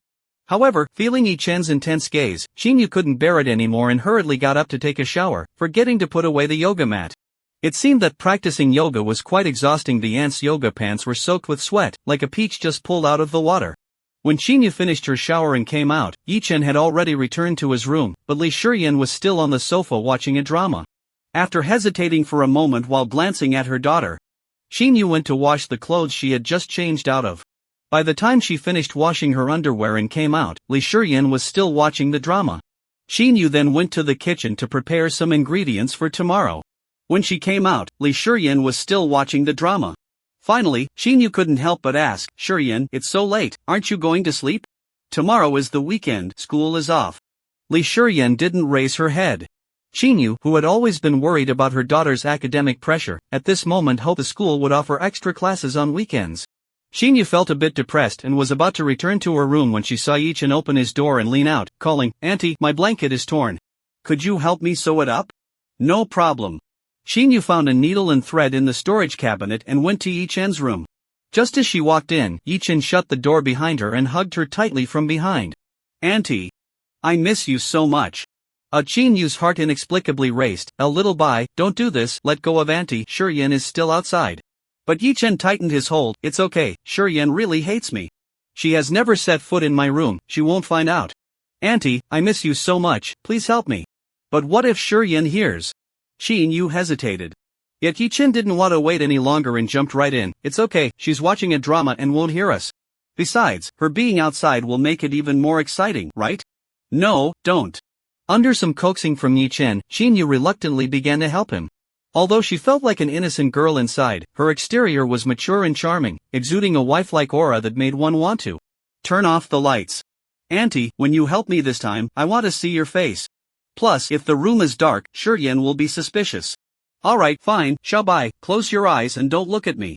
After more than an hour, Xinyu blushed as she came out of the room. At this moment, Li Shurian had finished watching the play and was ready to return to her room. As she stood up and brushed past Xinyu, she sniffed the air, a look of suspicion on her face. What is that strange smell? Mom, didn't you just take a shower? Xinyu stiffened, stammering in response, what smell? I didn't smell anything. I got it. Li Shurian exclaimed with sudden realization, looking at Xinyu's hands with some disdain. Xinyu's heart raced, her fingers instinctively clenched tightly together, turning pale at the tips. Li Shurian covered her nose. It must be that Yi Chen did something disgusting in the room. Mom, you must have picked up that smell when you were sewing his quilt. Ugh, that's so gross, go disinfect your hands quickly. Xinyu. The whole reasoning process was wrong, yet the conclusion was right. She didn't even know what to say. Stinky little brat. That bad guy. Shurian was right outside the door. And he had to do that. Morning. Yi Chen opened the window. It was another refreshing day. The progress bar for charming the ant had risen significantly. Next time, I should be able to unlock another way for the ant to help others. Yi Chen smiled. He was eager to see the ant stammer while talking. After freshening up and leaving the room, the ant was already making breakfast in the kitchen. She wore an apron over a silk nightgown, and as she bent down to wash the dishes, her curvy figure slightly arched. Smack! Yi Chen couldn't resist and walked over to give her a playful slap. Ah! Xinyu was startled, turning back with an angry glare at Yi Chen, then tiptoed, nervously looking left and right, afraid that Li Shurian might see this scene. This naughty guy was getting bolder, daring to touch her in broad daylight. Xinyu quickly pushed Yi Chen out and locked the kitchen door unconsciously. Scenes from last night flashed through her mind. That little rascal. While she was helping him, actually ambushed her, suddenly touching her but in saying something like, a drop of water shall be rewarded with a fountain. Since Auntie helped me, I must help her too. Xinyu was almost scared enough to scream and quickly pretended to be angry, which made Yi Chen give up that idea. At that time, Li Shurian was outside. She only felt worried and scared, but looking back now, she had a different feeling. It seemed completely different from herself. Next time, should I let Xiaobai help me? Xinyu struggled internally. Currently, Yi Chen's entire fortune consists of 3 buildings and 8.1 million in his bank account. In less than a week, after selling the buildings, a large sum of money will come in. White Knight Media Company, Limited is also in the process of being established, and Yi Chen only needs to steer the direction after giving an Aishian guidance, without having to worry about anything else. He can completely take a hands-off approach. Yi Chen decided to spend the 8.1 million in his card today as a reward for himself. First, he planned to buy a car. A car is a necessity now. Although the rented Hudoben is comfortable, it still isn't his own car, which feels somewhat off. Secondly, he wanted to buy a house. The real estate industry has not yet reached its peak. Many people online keep shouting that housing prices will drop, yet in reality, they are skyrocketing. The prosperous bubble of the real estate industry has not yet burst. Buying a house now is still a guaranteed profit. However, Yi Chen has another purpose for buying a house, which is to save the woman from his past life who left him with regrets. The woman from the island nation who was drowned alive yet wouldn't betray him. Ishihara Yukiko. Currently, Yi Chen wants to get close to Shuizi, and there are only 2 ways. One is to go to the underground casino to gamble. And the other is to buy an apartment next to Shuizi. On the surface, Shuizi is the woman of Xiao Hongyu, a social big shot in Taojiang City, but in reality, she is just a shield for Xiao Hongyu, used to disguise his true orientation. Xiao Hongyu has several homes, one of which is at the Taojiang mansion by the river, where he bought a large flat. Shuizi also lives there. Xiao Hongyu occasionally comes back, but never shares a room with Shuizi. He either sleeps alone or brings his boyfriend home. The most thrilling moment in the past life was when Yi Chen took down Shuizi, and while they were playing games in the room, Xiao Hongyu suddenly returned. He was drunk and fell asleep on the sofa, while Yi Chen let Shuizi support him. Yi Chen called Song Dongfeng, instructing him to return the Hutuoben first, and then meet him at the Ben's 4S store in Taojiang City. After having breakfast, Yi Chen went out to take a taxi. When he arrived at the dealership, Song Dongfeng was already waiting there. As the two entered, the saleswomen all bent down and bowed, their attitudes extremely warm, evident from the generous display of their cleavage. The cliched plot of salespeople looking down on customers, as seen in novels, would not happen here. Firstly, the staff at this luxury car dealership are all professionally trained. Even if they think the customer is poor, they won't show it. Moreover, Yi Chen is handsome, with an extraordinary presence, giving off an enigmatic vibe, like a domineering CEO from a novel or a refined young gentleman from a TV drama. Adding to this is a bodyguard standing nearby, dressed in a black suit and nearly 2 meters tall, resembling a gorilla. The saleswomen didn't dare to be negligent, and a group of them followed him around. A group of beautiful women served only Yi Chen. Yi Chen stated his intention: "I would like to see the latest model of the Mercedes Maybach." The beautiful saleswoman said apologetically, "I'm very sorry, the Maybach series has been discontinued this year, and it is expected to be back on sale in the second half of next year." Yi Chen was taken aback. He vaguely remembered hearing that Maybach had stopped production in his previous life, but he didn't expect it to be this year. The saleswoman cautiously asked, "Would you like to take a look at the 2012 S600L model? Do you have one in stock that I can drive away today?" "Yes, we do. Lead the way." The beautiful saleswoman quickly took Yi Chen to a display area. When Yi Chen saw the car, he felt a rush of excitement at first sight. The silver-gray exterior gave off a luxurious, businesslike, and grand impression. It was perfect for a legitimate businessman like him. The saleswoman took Yi Chen inside for a test drive. To be honest, the car was exhilarating to drive and very comfortable to sit in. "This is the one," Yi Chen nodded gently, though his expression was calm and carefree. It conveyed a sense of grandeur. A few salespeople exchanged glances, their faces flushed with excitement. My goodness, how wealthy must he be? Buying such a luxury car is no different from shopping for groceries at the market. No, there's still a difference when buying groceries. One has to ask for prices, but he doesn't even inquire about the cost of a luxury car. And he's so young and handsome. If only he could take an interest in me. Just the thought of doing something intimate with such a wealthy and handsome guy in this luxurious car makes me blush. This Mercedes S600 is the top model, priced at 3.4 million. Without hesitation, Yi Chen paid in full. During the contract signing, several attractive saleswomen came over, flirting with him, but Yi Chen ignored them completely. With looks like that, in my past life, they would have had to line up to get into my bed. As Yi Chen was about to leave, the beautiful sales manager wanted to invite him to dinner. But he politely declined. Amidst the envious gazes, Song Dongfeng drove Yi Chen away. Once they were out of the sales center, Song Dongfeng finally spoke up. "Brother Bai, that sales manager is quite pretty, fair-skinned and well-endowed. Why did you turn her down? What, have you betrayed your gentle sister-in-law?" He, not at all. I just think that since you're so handsome and capable, you should have more women. It's normal for a capable man to have multiple wives. With such a good brother, what could Yi Chen say? Suddenly, there was a ping. A text message came in. Yi Chen looked and saw it was from that sales manager. She said if there were any after-sales issues, he could contact her anytime, and she also mentioned knowing a Sichuan restaurant with amazing food and wanted to invite Yi Chen to try it out, seeing that Yi Chen had ignored her for a long time. She sent another text asking whether he was using QQ or WeChat and if they could exchange contact information. Yi Chen shook his head, silenced his phone, and had no desire to respond to her at all. Many men think that the more beautiful a woman is, the colder she is, but that's not the case. Women naturally have the ability to assess their audience. They are certainly aloof towards losers. Most men can't even imagine how proactive and open beautiful women can be when facing wealthy men.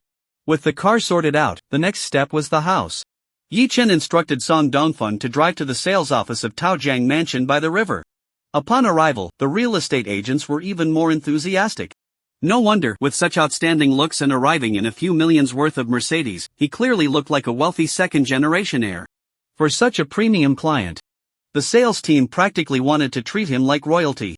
The person attending to Yi Chen was a young lady with particularly large eyes. Yi Chen got straight to the point. Has Unit 2702 and Building 5 been sold?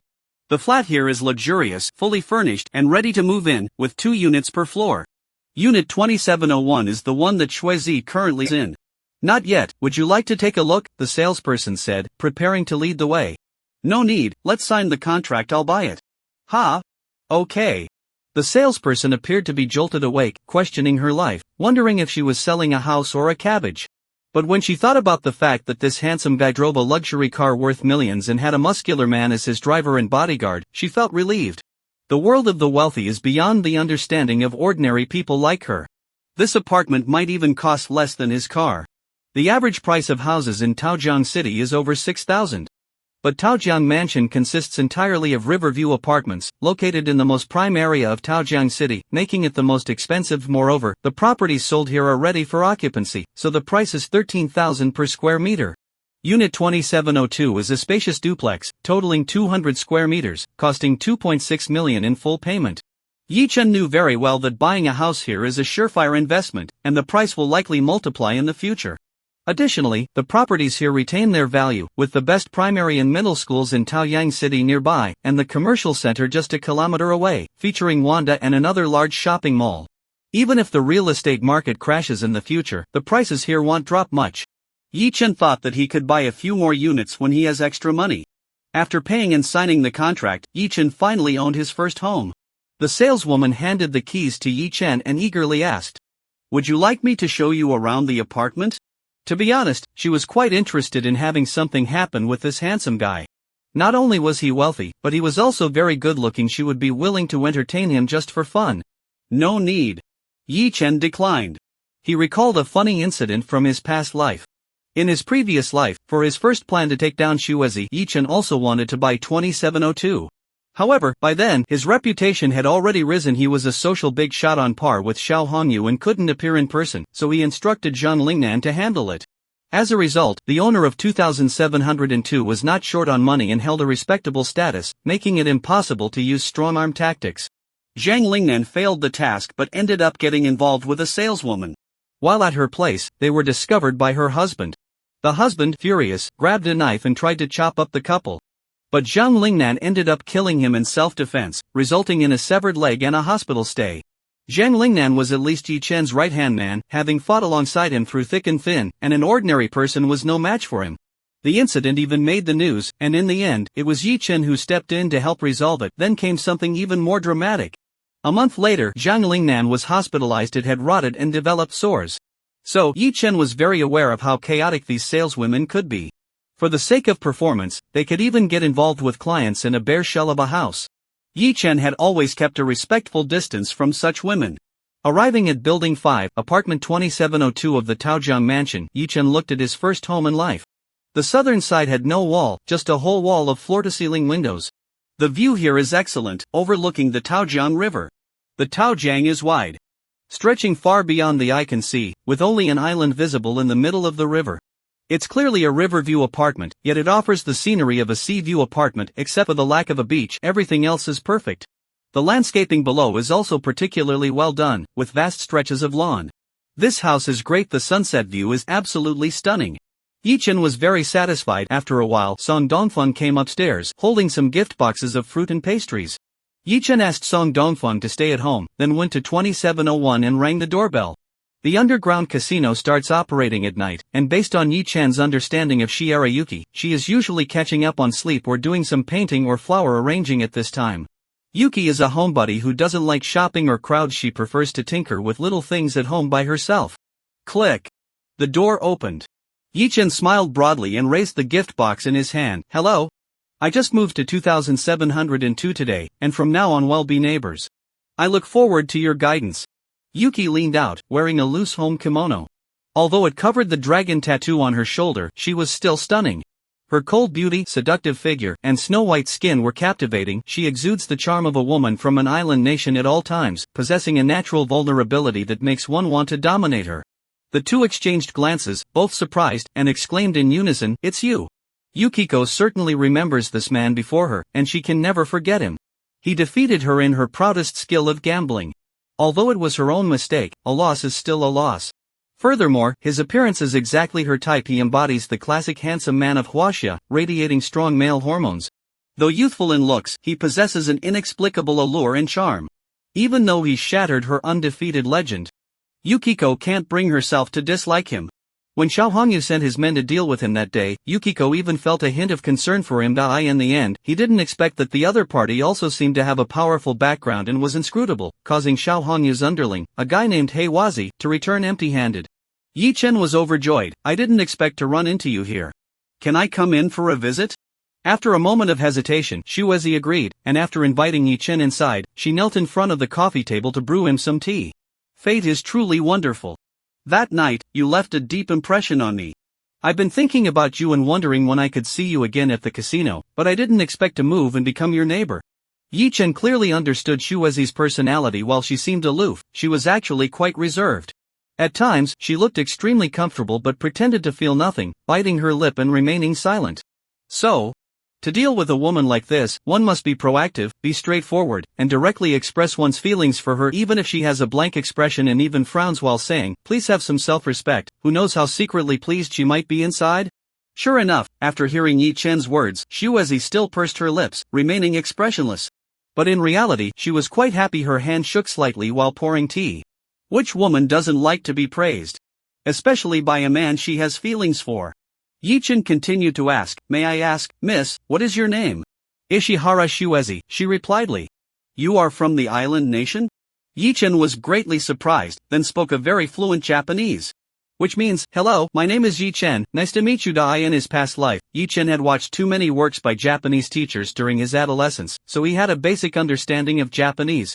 Later, in order to win over Yukiko, he specifically hired a Japanese teacher and studied hard for several months. By the end, he had mastered Japanese to a proficient level through his interactions with Yukiko.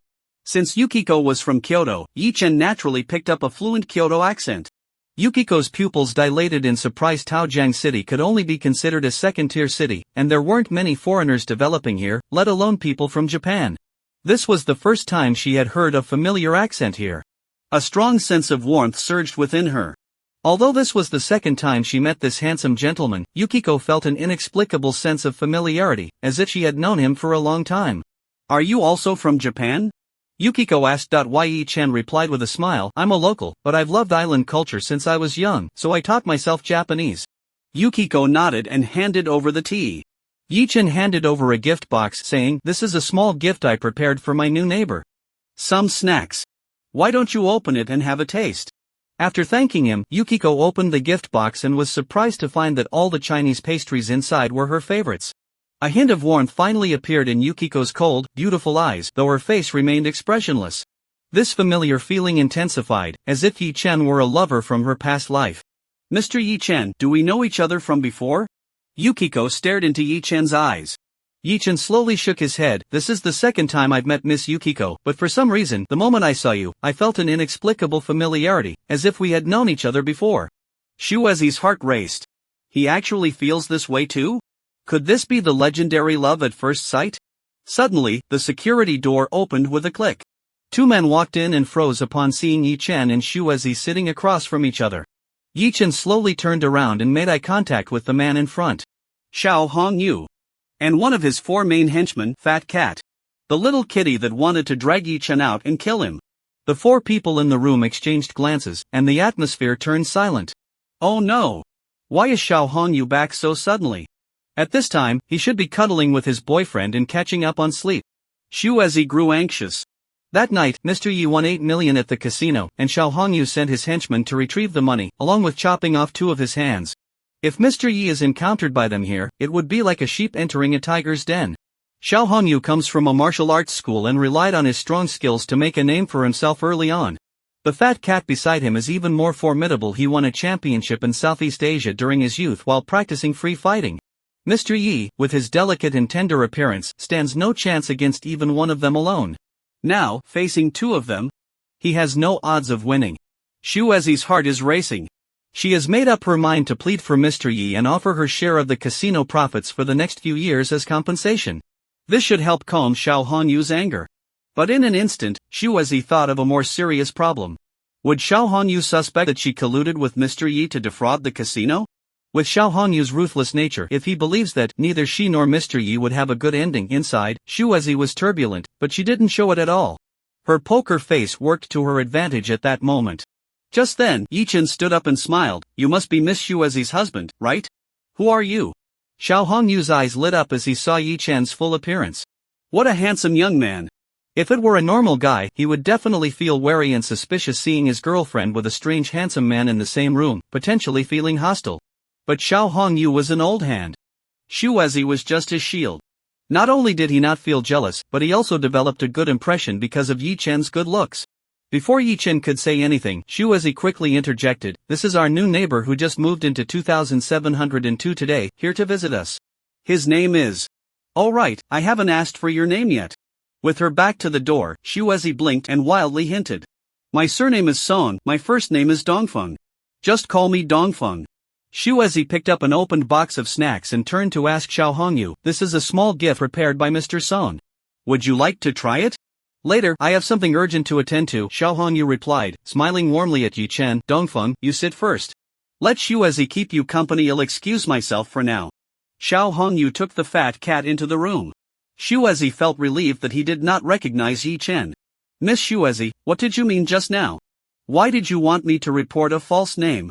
Yi Chen pretended not to know. He's the owner of the underground casino. If he found out that you won against me that day, you probably wouldn't be able to leave here today, Shuezi explained. I see. Yi Chen suddenly realized, but Miss Shuezi, why are you helping me? Isn't he your husband? No. Shuezi bit her lip and said, I'm just his woman on the surface. On the surface? What about in reality? Yi Chen pressed. Don't ask, knowing too much won't do you any good, Shuezi replied. Yi Chen nodded, then held Shuezi's cold, tender little hand. Anyway, Miss Shuezi, thank you so much for your help. Feeling Yi Chen's warm hand, Shuezi's heart inexplicably started to race. She wanted to pull away, but felt a bit reluctant. Glancing nervously at the door, she whispered, Mr. Yi, let go of me quickly. If he sees us, the consequences might be more serious than losing tens of millions at the casino. Shuezi was very aware of Xiao Hongyu's narrow-mindedness. Although I am merely a tool to disguise his orientation, I am also publicly his woman. I am his forbidden concubine. The last guy who tried to seduce Shuezi has long turned into a dried bone beneath Jinhu. Miss Shuezi, please forgive my offense, but I don't know why. The moment I saw you, I was deeply attracted to you. Yi Chen gazed intently at Shuezi, his eyes filled with sincerity. I always have this feeling of déjà vu, as if we were lovers destined to meet in our past lives. Shuezi was at a loss for words. She felt the same way, and it was incredibly strong. Although this was only the second time she had met this man, strangely, she had an illusion that she would be willing to sacrifice her life for him. Is this love at first sight, or is it destiny? I have grown up without ever feeling anything for a man, so why do I feel this way after just meeting Mr. Yi twice? Could it be that in a past life? We had a life and death pact? In the room, Fat Cat looked ashamed and said, Big brother, it's my incompetence. 3 out of the 7 buildings in the original plan were intercepted. Have you found out who did it? Xiao Hongyu's eyes were filled with rage. The loss from these 3 buildings being intercepted amounted to over 60 million, which even made him feel a bit pained. Fat Cat nodded and handed over a file, explaining, this guy named Yi Chen has a very clean background. His ancestors were all farmers for 3 generations. Currently, aside from the self-built house and farmland in the countryside, the only assets his family has are these 3 buildings. So I suspect he is some sort of white glove for someone in the city. Xiao Hongyu stared at the ID photo on the file, frowning. Don't you think this kid looks a bit familiar? Fat Cat leaned over and said, Big bro, I have to admit, I didn't feel it before, but the more I look, the more familiar he seems.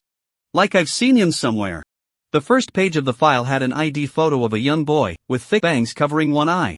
After a while, Fat Cat slapped his palm, suddenly realizing, this hairstyle is really popular among young people these days. What do they call it? Non-mainstream aristocrat. I have several underlings with this hairstyle, no wonder it looks familiar. Is that so? Xiao Hongyu frowned, feeling that it was more than just the hairstyle, but he couldn't pinpoint the issue. Find out who he is associated with. If he's someone we can deal with, well, take care of him and his background too. Even if I can't deal with the people behind him, I have to take this kid down. I won't let anyone think that I, Xiao Hongyu, am an easy target. I understand, big brother. I think the same way. I've already arranged for someone to investigate. Once we catch this kid, I'll personally send him on his way. Fat Cat spread his fingers wide and clenched his fist fiercely. His face filled with ferocity. The ID photo was taken when Yi Chen had just entered high school. He hadn't fully matured yet, and his hair covered part of his face, making him look like an alternative-style teenager. Now, he is tall and handsome, with an outstanding presence. Anyone unfamiliar with him would struggle to connect him to that photo. Therefore, it's normal that Xiao Hongyu and Fat Cat couldn't recognize him. However, there are still some similarities in their features, which is why they felt a sense of familiarity. If Black Boy were here, he would immediately recognize that Yi Chen is the one who won 8 million at the casino that day. Xiao Hongyu thought that a big gang from another city was trying to get a foothold in Taojiang City, so he prepared to take action himself and recently sent many younger brothers to gather information about them. But he never imagined that the 2 people they were looking for were actually the same person. Moreover, This person is outside, holding his woman's hand and confessing his feelings. The underground casino at Jusho Mountain Villa is not meant to see the light of day. Many guests who go there are either rich or influential, and some even have special identities. Therefore, there are no surveillance cameras outside the underground casino and the hotel, although there are cameras in the hotel's restaurant and guest rooms, but Yi-chen never went to such places. So, the only ones who know what Yi-chen looks like are the casino management and Xiao Hongyu's woman, Xiuan Shuezi. Click. The door opened. Yi-chen sat upright, while Shuezi knelt in front of him pouring tea. Fat Cat nodded to the two and walked out. Xiao Hongyu sat down on the sofa and kindly asked Yi-chen, Dongfeng, I'm not mistaken, right? That's correct. What industry are you in? I'm currently starting a business. I opened a media company, but it hasn't launched yet, Yi-chen replied. What about your parents? Xiao Hongyu pressed on. Both of my parents are ordinary farmers from the countryside. I built my success from scratch. Xiao Hongyu nodded, feeling a bit of disdain in his heart. People living in the Peach River mansion are either rich or noble, and he had made quite a few connections here. Initially, upon seeing Song Dongfeng with his outstanding image and demeanor, he thought he was either a rich second generation or a government official's child, but it turned out he was just a poor kid who made a little money. Although Xiao Hongyu felt disdainful, his attitude remained friendly. Who could resist how handsome and charming Song Dongfeng is? Xiao Hongyu even entertained the thought of making Song Dongfeng his private possession. However, since they had already become neighbors, Xiao Hongyu wasn't in a hurry. There would be plenty of opportunities in the future. If soft approaches didn't work, he could try something more forceful. Seeing that Xiao Hongyu seemed unwilling to go out and his smile was so greasy and disgusting, Yi-chen also wanted to leave and said his goodbyes. Today's gains were quite substantial. His progress with Shuezi was even faster than in his previous life. Yi-chen believed that it wouldn't be long before he could rescue her from her endless loneliness and solitude. After Yi-chen left, the smile on Xiao Hongyu's face gradually faded. He glanced at Shuezi and instructed, spend more time with Song Dongfeng. I actually quite like this young man. Shuezi's fingertips gripped her clothes, her gaze shifting, lost in thought. When Yi-chen returned to 2702, he received a call from N.I. Xian. Brother Bai, we've recruited professional photographers and editors. Great, what about the farmhouse? Have you found a suitable rental? Yi-chen asked. We were supposed to rent, but Sister Wenjing said her grandmother lives in the suburbs. And the environment meets your requirements. She hopes you can visit in person. Yi-chen smiled. What a coincidence. Li Ziki also has a grandmother who is a key figure in her series of videos. Everything seems destined. Wang Wenjing is destined to become the famous Wang Ziki in this life. Send me the location of Wang Wenjing's grandmother's house and we'll meet there. Over an hour later, Yi-chen arrived at the outskirts of Taojiang City, where he met N.I. Xian, Wang Wenjing, and Wang Wenjing's grandmother in a small farmhouse. The grandmother held Yi-chen's hand, tears streaming down her face. Young man, Wenjing has told me everything, thank you. If it weren't for you, Wenjing's dad might have died in the hospital. She insisted they could use the place for as long as they wanted and encouraged them to shoot freely. Yi-chen quickly offered some comforting words, calming the elderly lady down, but she kept eyeing Yi-chen, commenting on how handsome he was and wishing that if Wenjing had a boyfriend, he could be her grandson-in-law. This made the usually tough Wang Wenjing blush bright red. Yi-chen looked around the small yard and was very satisfied with the environment. There was a clear stream in front, with fields lining the riverbank. Behind the yard were bamboo groves and peach orchards, leading into the mountains. It was simply a perfect filming location. Alright, let's do it here. Yi-chen made the decision and then took out a plan he had written last night. It had big characters on it, Eastern gourmet lifestyle. The video quality must be high, the visuals must be beautifully traditional, and it absolutely cannot be shoddy. The account name will be Prince Chi. The videos will be released not only on domestic platforms like Maypai, Bilibili, A Station, and Weibo, but also with English subtitles on YouTube. I want Prince Chi's works to become an important force in promoting international cultural exchange. To be a bridge for traditional Chinese culture to reach the world. To become a world-class cultural symbol of Chinese culture. Everyone looked at each other, shocked by Yi-chen's ambition. Although they didn't know if it could be done, their blood began to boil. For our first video, we will film Lanzhou beef noodles. Wenjing, do you know how to make beef noodles? At this moment, Wang Wenjing didn't mind that Yi-chen called her by her name. She quickly nodded. I can make beef noodles, but I'm not sure if they are authentic. No problem, the authentic recipe can be found online. The filming preparations began. N.I. Xian took out a traditional white coat, which he bought from the market as instructed by Yi-chen. Wang Wenjing changed into the outfit, tied her hair into a bun. and touched up her makeup. The photographer directed 2 assistants to carry the large table for kneading dough to the riverside, searching for the best filming angle, aiming to capture the aesthetic ancient style that Yi Chen described. Filming began. Wang Wenjing kneaded the dough at the table. Although it was her first time cooking under the camera, she felt a bit nervous, but after easing her emotions, she quickly found her rhythm. Indeed, watching a beautiful woman cook is truly a delightful sight. Moreover, Wang Wenjing is quite experienced. She clearly looks like someone who cooks often. Yi Chen is very satisfied, as he can already anticipate the great impact Wang Ziqi's emergence will have on the world. Wang Wenjing's image and temperament are several levels above Li Ziqi, and she is more versatile. With himself, a reborn person, as the behind-the-scenes supporter, replicating Li Ziqi's path will definitely be even more popular. The era belonging to Wang Ziqi in the short video field is about to arrive. After explaining a series of matters to Anai Shan clearly, Yi Chen took on the role of a hands-off manager and had Song Dongfeng take him home. After a day of running around and accomplishing many things, he doesn't feel physically tired, but he is still a bit weary inside. Yi Chen misses his aunt a little, wanting her to help relieve his stress. Last night I tested the waters and made a surprise attack on Auntie's backside. Although she said no and seemed a bit angry, her body was much more honest. Auntie also wanted my help. Yi Chen had an idea. Tonight, he would have Auntie wear that thong. Then, while Auntie was helping him, he would also give her a good helping hand.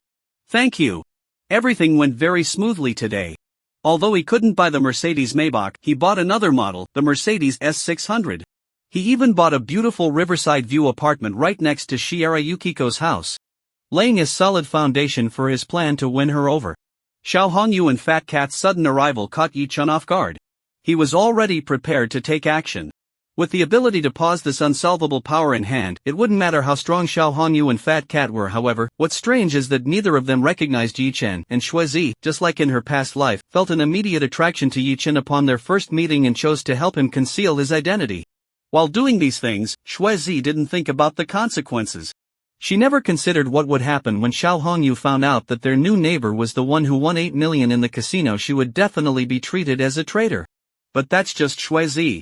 The one who knows Yi Chen's intentions are not pure and that he wants to use her to deal with Xiao Hongyu, yet still falls into Yi Chen's gentle trap. The one whose boyfriend, Xiao Hongyu, drowned her in the pool, yet refuses to betray Yi Chen. Shuizi, in this life, I will never let you suffer any harm again. At this moment, Yi Chen also realized something.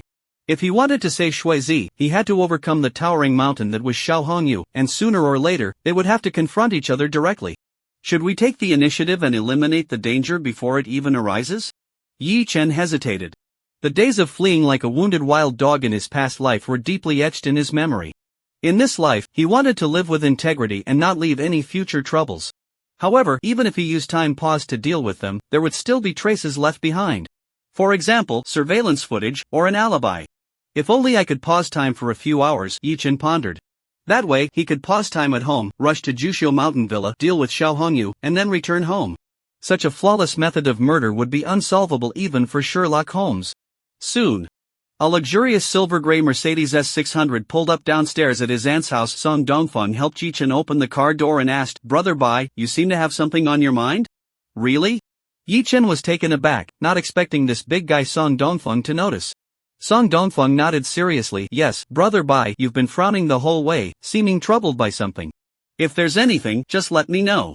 Your matters are my matters, and I will do my utmost to help. What if I want you to help me kill someone?" Song Dongfeng was stunned, then lowered his head to think for a moment before seriously replying, "Who to kill? Is it Yang Wenbin? As long as you say the word, I dare to take him out. But if something goes wrong, you have to help take care of my mom. I was just joking with you." Yi Chen patted Song Dongfeng on the shoulder and turned to go upstairs. "Brother Bai, you don't believe me?" Song Dongfeng became anxious. "Of course I believe you." Yi Chen waved his hand. He certainly believed him. This scene was all too familiar. In his past life, Song Dongfeng's first kill was also achieved this way. When Yi Chen returned home, his aunt was cooking in the kitchen, and Li Shiyan was sitting at the dining table, playing on her phone while waiting for dinner. Yi Chen pulled open the kitchen glass door and saw his aunt chopping vegetables, her plump peach-shaped bottom slightly raised, swaying with the rhythm of the knife. Xinyu turned around, a gentle and indulgent smile on her face. "Xiaobai is back, you must be hungry. Auntie has made lamb soup today, it will be ready soon." Yi Chen closed the door and hugged his aunt from behind, pressing tightly against her soft bottom. "Auntie, did you miss me?" Xinyu was startled, almost chopping her hand with the knife. She looked flustered and whispered, "Xiao Bai, are you crazy? Let go, Shurian is right outside." Hearing this, Yi Chen hugged her even tighter. Their bodies pressed closer together. "Auntie, when you help me tonight, can you wear those thong panties underneath and a nightgown on the outside?" Xinyu felt the overbearingness of Xiao Bai, her face flushed with embarrassment, and her body felt weak as if she could barely stand. She recalled the scenes from last night. While she was helping Xiao Bai, that little rascal actually launched a sneak attack, claiming he wanted to help her. Fortunately, she was wearing sleep pants at the time, so this brat didn't succeed. But if she changed into the thong and nightgown, if that brat sneaks up on her again, wouldn't he be able to get close directly? If that happens? Xinyu was afraid she wouldn't be able to control herself anymore, and those scenarios from her dreams would unfold. "No way. I can't wear that to help you." Xinyu firmly refused. "Xiao Bai, let go of me. What if Shurian comes in? Auntie, if you don't agree to my request, I won't let go," Yi Chen said decisively. "You little rascal, fine, Auntie promises you, okay?" Crash. The kitchen blast door was suddenly pulled open. "What are you all doing?" Li Shurian barged in and saw Xinyu chopping scallions while Yi Chen squeezed in beside her peeling garlic. Xinyu felt her heart nearly leap out of her chest. The thrill of almost being discovered by her daughter made her legs tremble slightly. She forced herself to stay calm and said, "Xiao Bai is helping me with the ingredients." Li Shurian looked skeptical. "Then what were you two whispering about just now? What are you afraid I'll hear? What about nails? Is something broken at home that needs fixing?" Yi Chen. Xinyu. With her back to Li Shurian, she shot a fierce glare at that little brat. "You must have misheard, we weren't talking about any nails just now." "Really?" Li Shurian looked dubious. She felt her mom had been acting a bit strange lately. But she couldn't quite pinpoint what was wrong.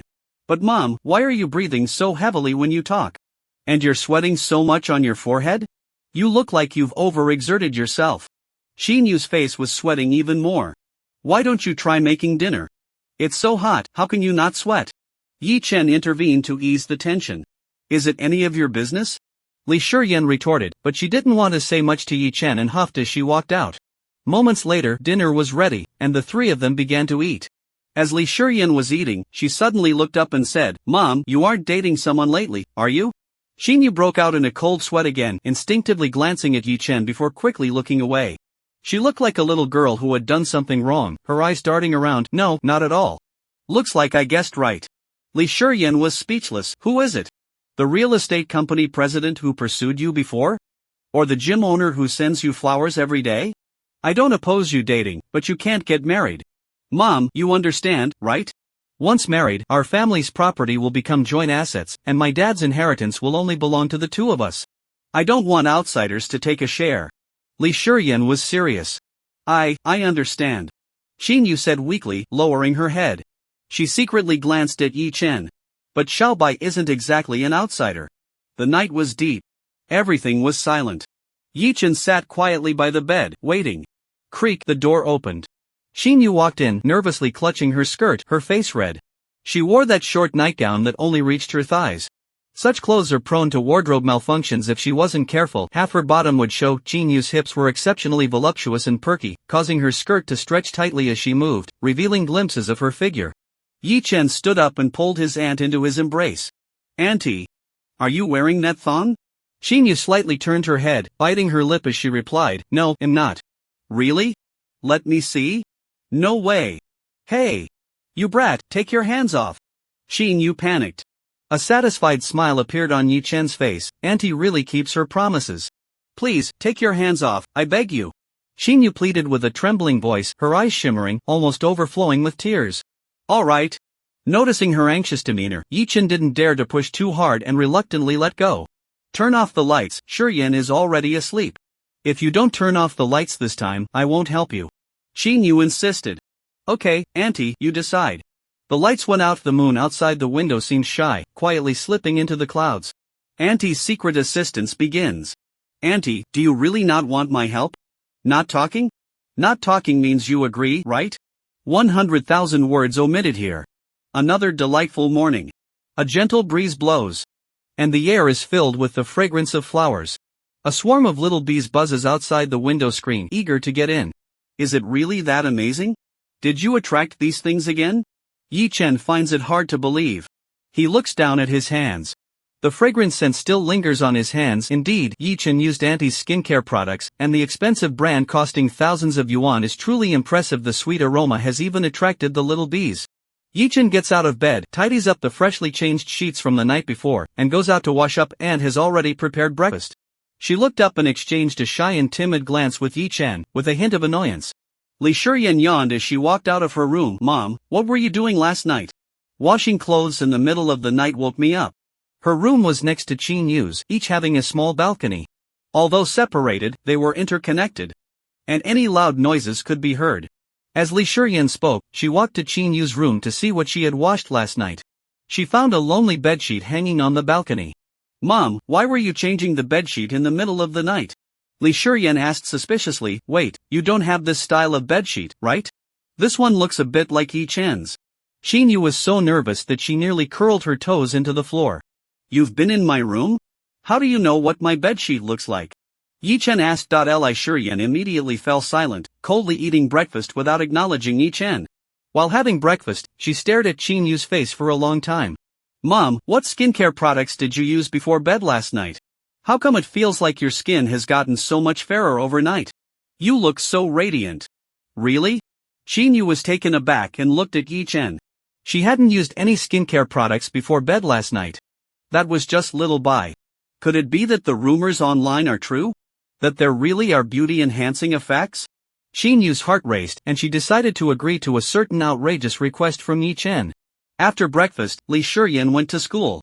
Although Yi Chen didn't have to go to school, he didn't want to worry Auntie, so he also went out and had Song Dongfeng come to pick him up. He planned to buy some daily necessities to take to the riverside house, and then go next door to bond with Shuezia, buy the things and have Song Dongfeng help move them to 2702. Yi Chen arrived at the door of 2101, just about to knock when his phone rang. Looking at it, it was a call from one of his subordinates. Brother Bai, come to the secret base quickly. What happened? Yi Chen asked. Some people from the society have mixed into the school and are asking around about you. We've already detained them. Yi Chen's expression tightened. And he turned back to 2702 while asking for more details and gesturing for Song Dongfeng to go downstairs. We're interrogating him, but this guy is pretty tight-lipped. We haven't gotten much out of him yet. Alright, I'll deal with it when I get there. The Mercedes S600 sped along, and half an hour later, it drove into the unfinished building behind the school. After stopping the car, the subordinate who had just called approached with a serious expression. Brother Bai, that guy is very arrogant and seems to have quite a background. He keeps shouting. Yi Chen nodded and followed him into the unfinished building. As they reached the fourth floor, they saw a man bound hand and foot, shouting with a strained neck. A bunch of ignorant little brats. Do you know who you're dealing with? If you don't let me go when my boss arrives, you can all wait to die. Yi Chen stopped in front of him. Who is your boss? The man squinted and asked, and who are you? Yi Chen's voice was calm. Revealing no anger, you came to the school to inquire about me. Don't you know who I am? The man sneered. So you're Yi Chen, a poor kid with no money or background, just a dog for someone else, daring to oppose us. Yi Chen vaguely guessed who had sent this person. He reached out his hand. The little brother beside him quickly handed over a hammer.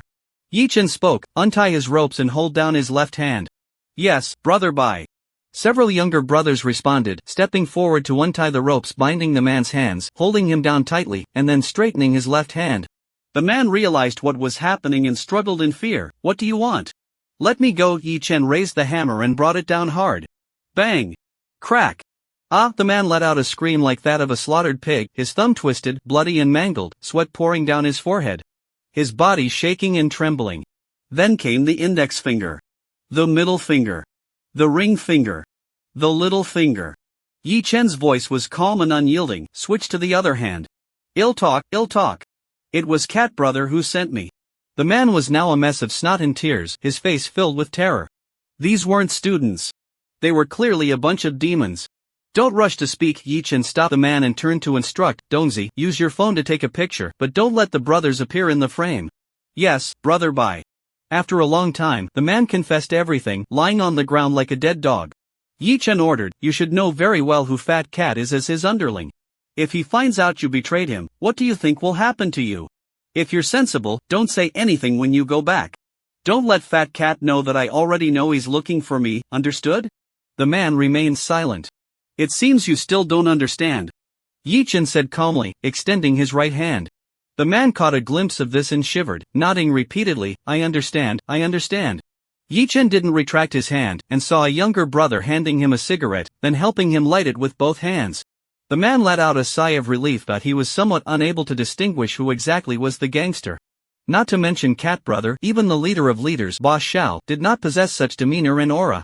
For some reason, a thought arose in his mind that Cat Brother, and even their entire gang, had provoked a terrifying character. Let him go. Yi-Chen waved his hand, turned around, and looked at the distant mountains outside the dilapidated window. Little kitty, I gave you a chance. Why do you have to force me? Watching the man named Luo Yan clutching his hand and staggering away, Song Dongfeng remained silent for a moment before speaking up. Brother Bai, were you worried about this matter yesterday? Do you want me to take care of this fat cat? His expression was serious, and he even made a gesture across his neck, mimicking a throat-cutting motion. Song Dongfeng grew up watching the Young and Dangerous series of movies, so he understood one principle very well: blocking someone's financial path is like killing their parents. The opponent originally set up a trap, first letting someone lose everything at the casino, then offering high-interest loans, and later coming to collect debts, forcing the person to buy a house to repay. It's equivalent to getting the other person's entire fortune without spending a dime. But now, 3 buildings have been snatched away by Brother Bai. Since they have already come to us, this matter is bound to end badly. Therefore, there is only one way now: eliminate Luo Yang's older brother, Fat Cat. Yi-Chen patted Song Dongfeng's arm and said, Dongzi, things haven't reached that point yet, so don't rush. The older brother isn't in a hurry. But Song Dongfeng is anxious. Brother Bai, strike first to gain the upper hand. The later you act, the worse it will be. The worst thing in the underworld is indecisiveness. Yes, but we're not in the underworld, we're legitimate businessmen and law-abiding citizens. Yi-Chen smiled and turned to leave. Song Dongfeng watched his back and angrily punched the wall. He is somewhat confused. What's going on with Brother Bai? Is this still the brave and decisive Brother Bai? The other party could send a lackey today and tomorrow bring a whole army to attack. Moreover, if they disregard the code of the martial world and threaten his family, what will happen when they go to Brother Bai's house? Song Dongfeng's eyes changed several times before he finally made a certain decision. Moon and Garden, room 502. Xin Yu hummed a little tune while bending over to clean the room. She occasionally glanced at the sheets and the t-shirt fluttering in the breeze, feeling a bit shy. Stinky Xiao Bai. I don't know where he learned that, so impressive, it made me so embarrassed. But I have to say, the feeling of being helped by Xiao Bai is just too good. That sensation, looking back, is really a bit addictive. At the same time, there's a little sweetness and a little thrill. Xin Yu is now very much looking forward to the night coming. Wait for Xiao Bai to come back, and help each other. Put. What am I thinking? Helping Xiao Bai is enough, I don't need his help. Last night was just an accident. Yes, definitely an accident. The phone suddenly rang. It was Xiao Bai calling. Xin Yu happily answered, only to receive a thunderbolt. Auntie, today is a classmate's birthday. I'm going to his house for the birthday party, and I'll sleep over there after it's over, so I won't be coming home tonight. Ah, okay. After hanging up, Xin Yu was filled with various regrets and disappointments. Taojiang Mansion, 2702. Yi-Chen stood by the floor-to-ceiling window with a glass of whiskey, quietly watching the view outside. It was sunset over the river, with half the sky and the river painted red by the glow, creating a breathtaking scene. But in Yi-Chen's eyes, there was no scenery. Only one man occupied his mind: Fat Cat. How should I deal with him? Until night fell and the sky turned completely dark, Yi-Chen had no good ideas. Creating a perfect accidental death was too difficult. He came up with many plans, such as a car accident, falling objects, or a fall from a building. But each plan was overturned. He felt that every plan had loopholes. No matter what, he would always be at the scene, and the time for his alibi was too short to create a perfect one. Just as Yi-Chen was deep in thought, suddenly, he saw his reflection in the floor-to-ceiling window glass fading quickly, and in an instant, it completely disappeared. What's going on? Yi-Chen was startled, raised his hand, but all he saw was air. He went to the bathroom, turned on the light, and found the mirror was also empty. A superpower that can turn invisible? Yi-Chen tried to take a selfie with his phone and discovered that he was completely invisible under the camera. With a thought, his figure quickly reappeared. Yi-Chen tested his invisibility ability. Not only could he make his body invisible, but even the clothes he was wearing could also become invisible. However, he couldn't make anything he held in his hands invisible. For instance, if he held up his phone while invisible, it would appear as if a phone was floating in midair. But if he put the phone in his pocket, it could become invisible. What a stroke of luck! The benefits of being reborn are truly impressive. A clear plan formed in Yi Chen's mind. He pulled out an anonymous SIM card from his pocket and sent a text message to Fat Cat's subordinate Luo Yang. Want to eat hot pot? This was the code he left for him. Quickly, the other party replied, I didn't say anything. I hope you keep your promise. Very well, where is Fat Cat now?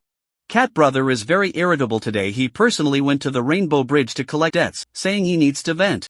What about after collecting the debts? If he doesn't go drink after collecting the debts, he'll return to the casino. He usually stays in room 888 at Jusho Mountain Villa. Just as Yi Chen was about to pull out the phone card to wait for Fat Cat at Jusho Mountain Villa, the other party sent another text message. Didn't you just ask these questions? Why are you asking again after changing the number? Yi Chen's gaze sharpened. He seemed to think of something. He took out the unregistered phone card, threw it into the toilet, and flushed it, then inserted his own card to call Song Dongfeng. Hello, the number you dialed is turned off. Listening to the prompt tone on the phone, Yi Chen's heart sank. He hurried downstairs, ready to take a taxi to the Rainbow Bridge. But saw a Mercedes S600 quietly parked in the parking space below. Song Dongfeng, you idiot! Why didn't you listen to your elder brother? At the Rainbow Bridge. In the darkness, a tall and burly figure wearing a hat and mask quietly huddled in the shadows.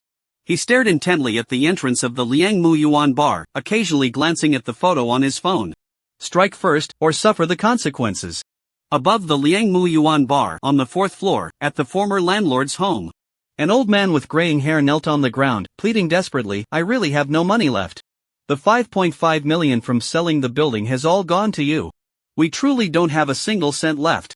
We've been selling furniture to make ends meet these past few days. Please, spare my son.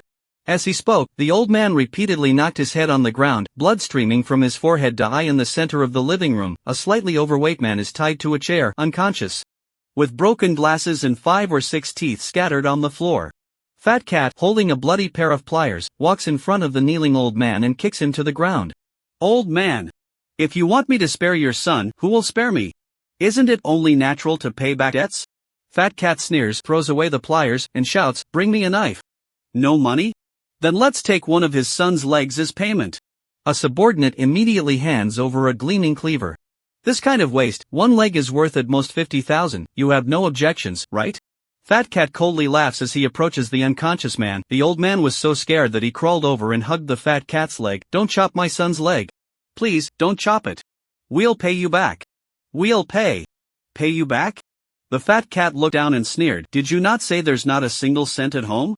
What will you use to pay? I have an older sister and 2 younger sisters. I'll call them and ask them to lend me money. Please, give me a little more time. Don't chop my son's leg. Without his legs, how will he live after I die? The old man pleaded. If you had done this earlier, it wouldn't be a problem. You're really pathetic. The Fat Cat kicked the old man away and spat on his head. Old man, I'll give you one more day. If you can't come up with 2 million, just wait to collect your son's corpse. 2 million? Wasn't it 1 million? The old man was shocked and terrified. A Fat Cat scoffed, come on, we're loan sharks. Don't we charge interest? 1 day overdue, and that's 500,000 in interest. Isn't that a bit too high? Can you lower it? Damn you. Fat Cat viciously stomped the old man's head under his foot. You old fool. Do you know how much money I lost because of your betrayal? And you dare to bargain with me. Do you want me to break your son's legs right now? I still. Fat Cat nodded in satisfaction. You better really pay up. Don't even think about running away. I'll have someone keep an eye on you. If I find out you're trying to escape, I'll chop off both your son's legs first. After delivering his threats, Fat Cat left with a group of thugs. He went downstairs to the roadside, lit a cigarette, took a deep drag, and exhaled sharply, feeling refreshed as all his pent-up frustration vanished. In the darkness, a tall and strong figure wearing a hat and mask saw a group of people coming down. He quickly compared them to a photo on his phone. After confirming that the burly man in the lead was the same as in the picture, he swiftly drew a watermelon knife from his pocket and securely tied the handle to his hand with a red string. Scenes from the gangster movies he watched as a child, along with a series of experiences shared with his older brother, intertwined in his mind. His blood was boiling with excitement. Taking a deep breath to elevate his momentum to its peak, he was about to charge forward. Suddenly, a hand reached out from behind and grabbed him. Startled, he instinctively swung the knife to retaliate, but then he heard a calm, powerful, and familiar voice. Donzi, it's me. Brother Bai? The tall and strong figure stopped all movements, turning around in shock to see Ichin standing behind him. Brother Bai, why are you here? The tall and sturdy man pulled down his mask and took off his hat, revealing a face with dark skin and a side fringe covering his right eye. This person was Song Dongfeng. If I don't come, are you going to do something foolish? Upon hearing this, Song Dongfeng recalled the main mission of this trip. Quickly pointing to the fat cat not far away, he said eagerly, Brother Bai, you're just in time, that's the fat cat, let's take him down together. Do you have a mask? If not, you can use mine. I don't mind going to jail, I can go without it too. Put the knife down first. But Song Dongfeng wanted to say something more. Do you still regard me as your big brother? Are you going to listen to me or not? Put the knife down. Yichin scolded sharply as Song Dongfeng indignantly untied the red string, threw the knife on the ground, stubbornly turned his head away, and with a defiant expression said, Brother Bai, have you forgotten what that Luo Yang said? His brother, the fat cat, is looking for you to kill you. Of course I know. Yichin wanted to continue educating him, but thinking that his brother was also looking out for him, his tone softened. If we kill Fat Cat now, then what? Run away together? With your build, will a mask and a hat really help? Anyone who knows you can recognize you at a glance. Song Dongfeng said defiantly, Brother Bai, I've said I'm not afraid of going to jail. You don't need to do anything. I'll take care of him. I'll shoulder the consequences, it has nothing to do with you. You're my brother, how could I let you go to jail? Plus, intentional homicide could get you the death penalty. Can I bear to let you take the fall? But if we don't kill him, he'll kill you. Luo Yang has said that this fat cat killed someone in Southeast Asia during his free fighting days. After returning, he mixed with Xiao Hongyu and has blood on his hands. Being targeted by such a desperate person, Dongzi? Yichen asked sternly, do you trust your brother? I do. Song Dongfeng nodded. This little kitten, I have my own way to deal with him. Everything is planned, and I can get rid of him without anyone knowing, without it involving us. Really? Song Dongfeng was overjoyed. When has Big Brother ever lied to you? Hey, Brother Bai, why didn't you say it earlier? Actually, I was quite nervous. Although I've hurt people, I've never killed anyone. Kill anyone? We're legitimate businessmen, law-abiding citizens, we would never do anything like murder or arson. What about the fat cat? Trust Big Brother, bad people will eventually get their comeuppance. This fierce cat won't be bouncing around for much longer. The two brothers walked away side by side, their shadows stretching long on the ground. Shopping Mountain, Juxiu Villa, Underground Casino. Achoo! The fat cat sneezed loudly, then suddenly turned around, only to find the corridor behind him empty, not a single shadow in sight. Cat brother, what's wrong? Asked a little brother beside him. Fat cat had a suspicious look on his face. I don't know what's going on.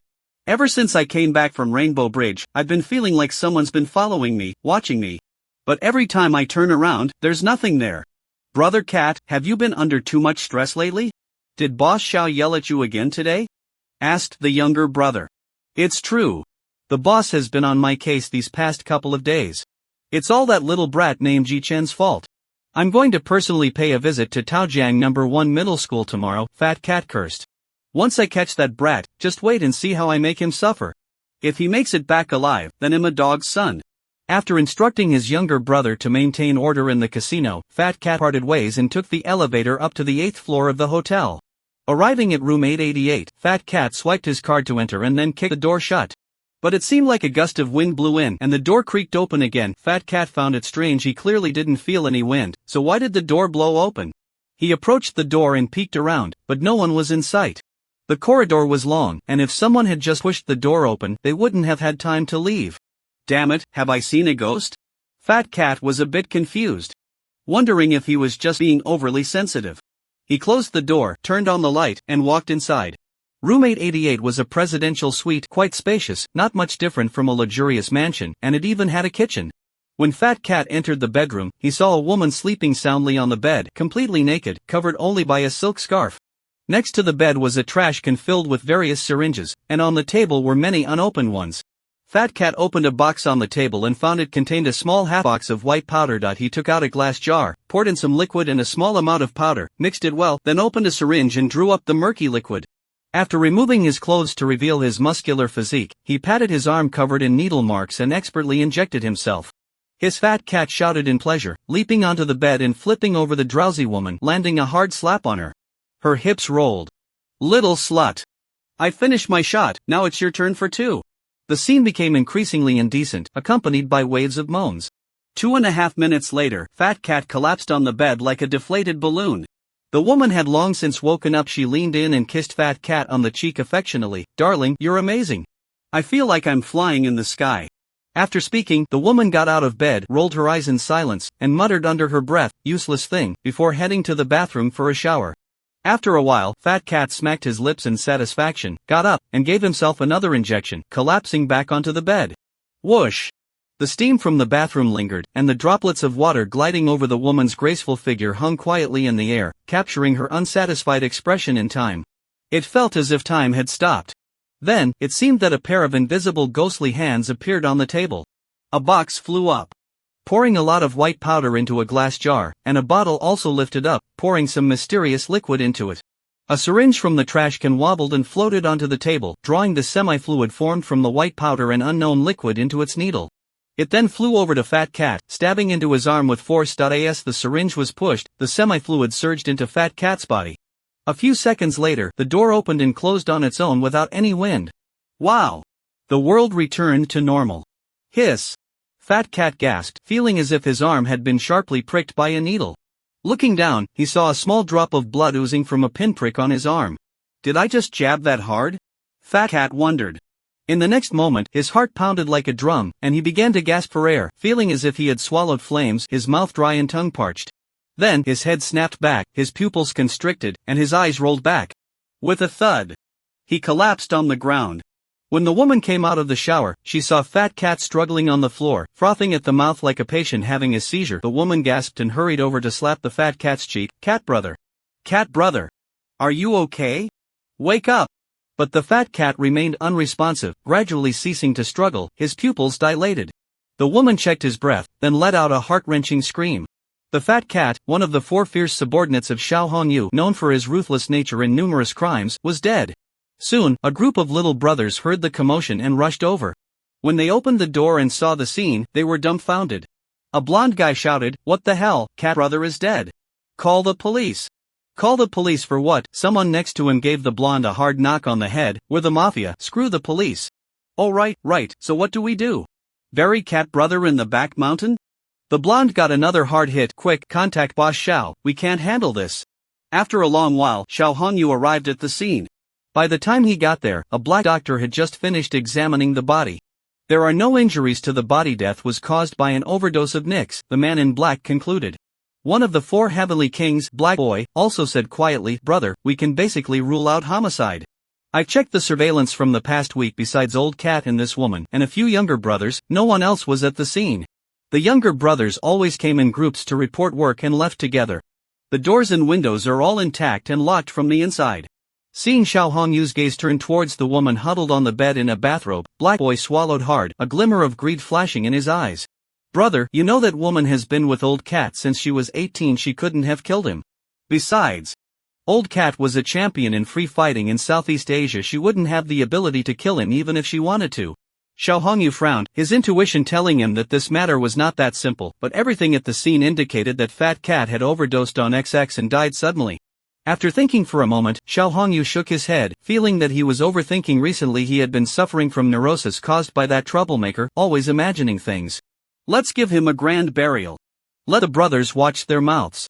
After characterizing the situation, Xiao Hongyu glanced at the woman on the bed and continued to instruct. "After all, she was Old Cat's woman, having been with him for so many years. Let's take good care of her. As for Old Cat's money, aside from what goes to his family, set aside a portion for her." "Understood." Heiwazi looked at the woman on the bed, a smirk appearing on his lips. Among the younger brothers, Luo Yang watched the scene unfold, feeling a chill run down his spine. Who did they provoke that could be so terrifying? It was just evening when I asked about Cat brother's whereabouts, and in such a short time, he was quietly killed? If he hadn't sent those texts, he would never have guessed that Cat brother died a non-natural death. Luo Yang felt a wave of fear. He even had a thought, if they continued to provoke that guy named Ji Chen, would the currently spirited Boss Xiao also end up as a corpse? Rainbow Bridge. At the bar on the 4th floor of Liang Mu Yuan, a slightly plump man with glasses had already fallen asleep. His cheeks were swollen, and his body was covered in scars, moaning in his sleep. 2 million. 2 million. The old man murmured. Where could he find that kind of money? He had borrowed from all his relatives. But no one was willing to help a gambling addict. Even his sisters advised him to cut ties with his son and let him fend for himself, but he couldn't just stand by and watch his child get killed. At that moment, the old man thought about ending it all. If he died, he wouldn't have to suffer so much pain. Suddenly, he turned his head and saw 2 stacks of cash on the bare table, which had appeared there at some point. He hurried over and noticed a signed IOU next to the money, with his son's name written on it.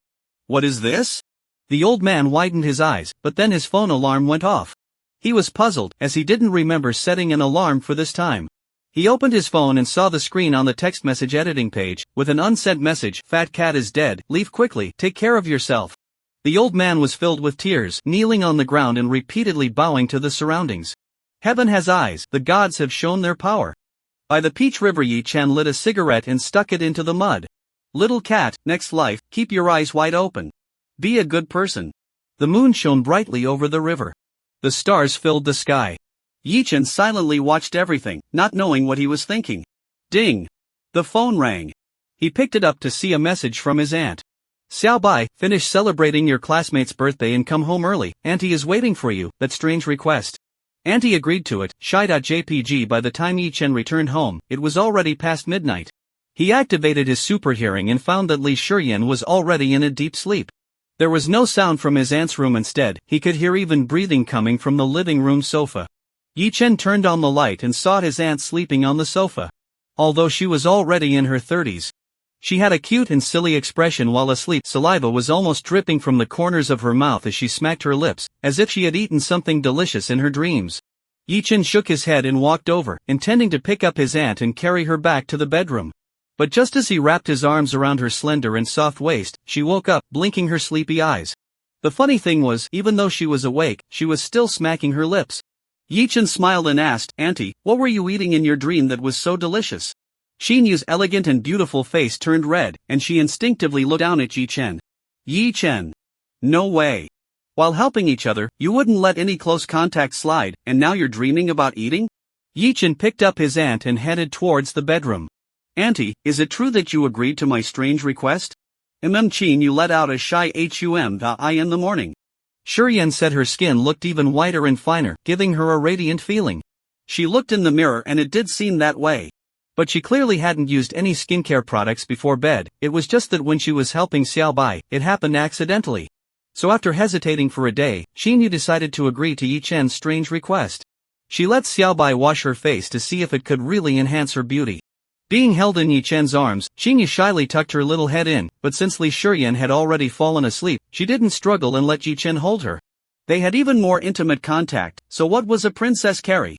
But when Xinyu glanced over, she realized they had entered the wrong room. "Xiao Bai, you went the wrong way, this isn't your room." Yi Chen shook his head and set Xinyu down on the soft, white bed. "I didn't go the wrong way, Auntie, this time, I want to be in your room and feel your help. But Shiyan is just next door. And our balconies are connected, it's fine, Auntie. Shiyan has been asleep for a long time. Besides, I won't make any strange noises, you should control yourself instead." "Ah! Little rascal. Don't say that. This part is cut by 10,000 words. Morning. Li Shiyan, with dark circles under her eyes, storms out of her room. "Mom! Why are you not sleeping in the middle of the night? Watching martial arts movies is one thing, but doing laundry too." As Li Shiyan says this, she looks outside Qinyu's room, again with the sheets? "Why do you wash the sheets every night?" Li Shiyan looks suspicious. Xinyu, feeling guilty, lowers his head and doesn't dare to meet Li Shiyan's eyes. My period came and the sheets got dirty." "Really?" Li Shiyan frowned, noticing a pair of white lace panties drifting beside the bed, and reluctantly accepted this explanation. "Then why not wash it during the day?" Xinyu lowered his head and dared not speak. Quietly turning his head and glaring at Yi Chen in annoyance. "It's all this bad guy's fault. I can't sleep without changing the sheets. If it's not washed in time and thrown into the laundry basket, the basket will get dirty too." Yi Chen was eating breakfast, feeling somewhat pleased. "Thanks, Yukiko." The Ishihara family has a secret technique passed down through generations, which he had used during his last confrontation with Yi Chen in an underground casino. It allowed the dice cup to vibrate at an imperceptible frequency, causing the dice to jump and change their numbers. In his previous life, Yi Chen had managed to learn the basics of this technique from Yukiko through persistence. Although his technique wasn't as refined as hers, he had developed another incredibly clever application for it. By using this technique, he could make his hand vibrate at a high frequency. Yi Chen thought to himself that if he worked as a massage therapist at a footbath shop, he could definitely become a top-notch technician. Wait, I exaggerated with just this little skill when helping Auntie. So how strong must Shuezi be to fully utilize this move? Yi Chen felt a bit regretful that during his previous life with Shuezi, he never thought to have her use this technique on him for a massage. After finishing breakfast, Li Shiyan went to school, and Yi Chen headed to the supermarket to buy ingredients. He planned to cook a big meal at Taohua River Mansion today and invite Shuezi over to taste it, while also spending some quality time together.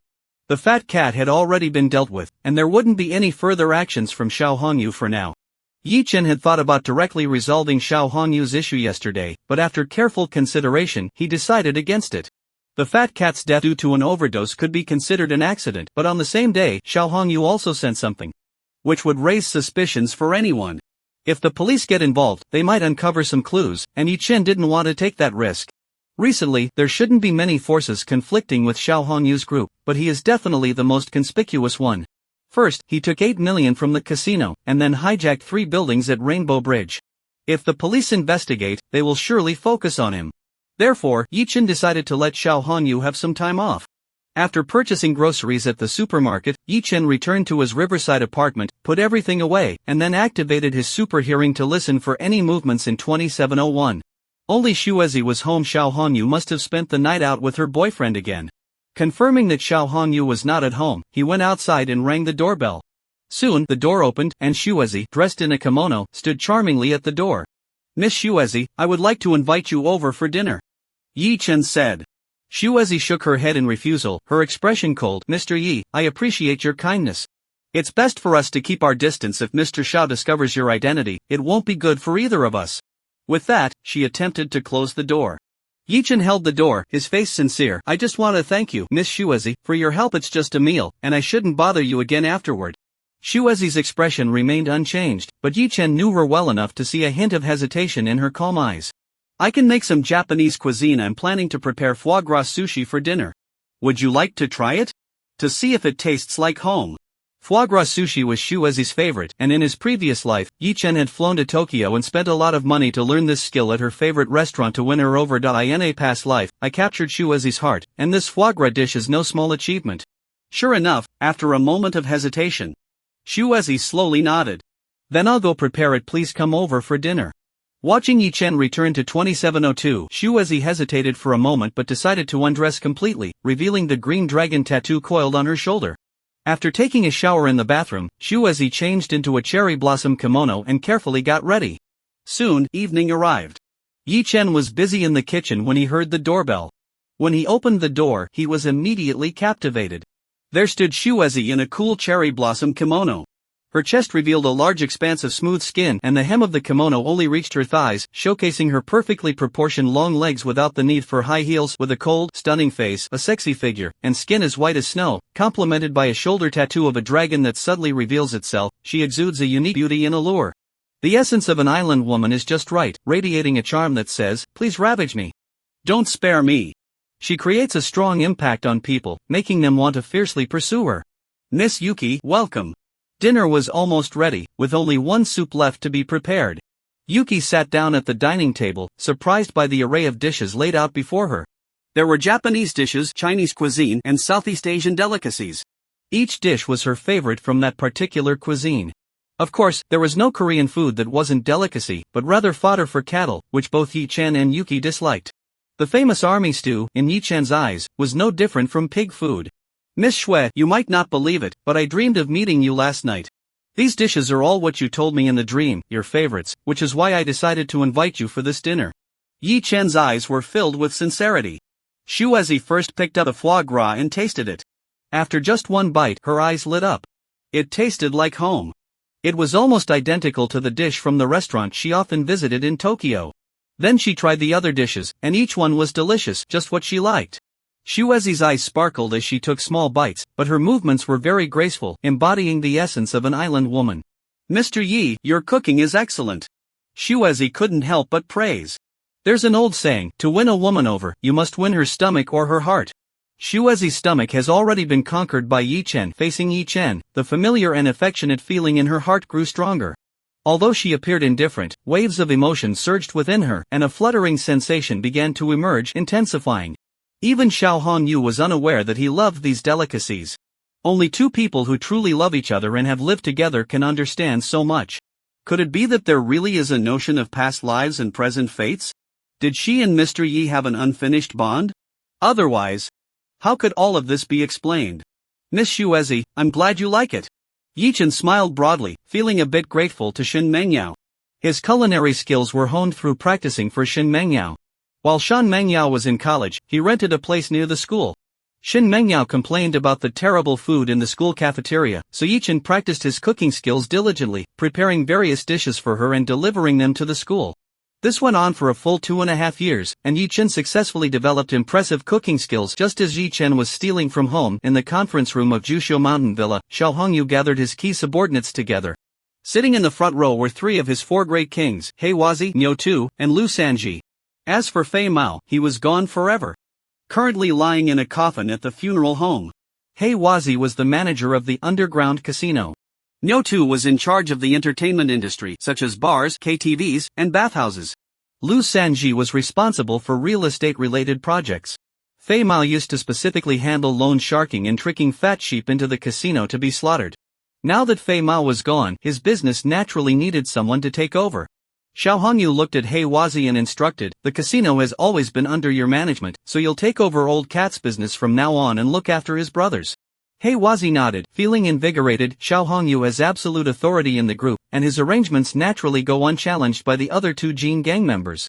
Moreover, both of them have extensive business dealings and look down on Fei Mao's little ventures. In their eyes, Fei Mao only gained his status because he initially followed Xiao Hongyu to conquer the world. Making him a meritorious minister otherwise, based on his own strength, he wouldn't qualify to be mentioned alongside the 3 as one of the 4 great Jin gang. Xiao Hongyu hesitated for a moment and slowly said, "I feel that Fei Mao's death is somewhat suspicious. After so many years of indulging, how could he not be aware of the risks? Could his death be related to the overlord who made a move at the casino that night?" If Yi Chen were here, he would definitely give Xiao Hongyu a thumbs up. Truly a seasoned boss, his intuition is spot on. Big brother, how is that possible? Who could bypass the corridor's surveillance to take out Brother Cat and escape without a trace? Didn't Sister Cat say that she just took a shower and when she came out, Brother Cat was on the floor convulsing and foaming at the mouth from an overdose of XXX? Black Kid said, somewhat disdainfully, wondering if his big brother was getting old and overly paranoid. The surveillance footage. The medical examination, Sister Cat's testimony, everything proved that Old Cat had overdosed seeking greater thrills. There's no way he was murdered. Unless a god or some invisible superhero from a movie did it without anyone noticing. Black Kid continued, moreover, those people disappeared quietly after that night. I suspect they were just desperate rogues passing through Taoyang City, looking to make a quick buck. I've encountered this kind of people before. I hope I'm just overthinking it. Xiao Hongyu shook his head and continued to explain, Haiwa, I'm entrusting you with the unfinished business of Old Cat. The first thing you need to do is find out exactly who that student named Ji-Chen is a white glove for in the city. Once you clarify that, just send him on his way as a tribute to Old Cat. Don't worry, big brother, I've got this. Haiwa patted his chest. He's just a poor student, it should be easy for him. Not far behind him, Luo Yang's pupils began to shake. It seemed he heard Xiao Hongyu telling Haiwa, you two will go to Yichen to meet your end. How terrifying a figure Yichen is, killing without a trace and having a group of ruthless subordinates under him.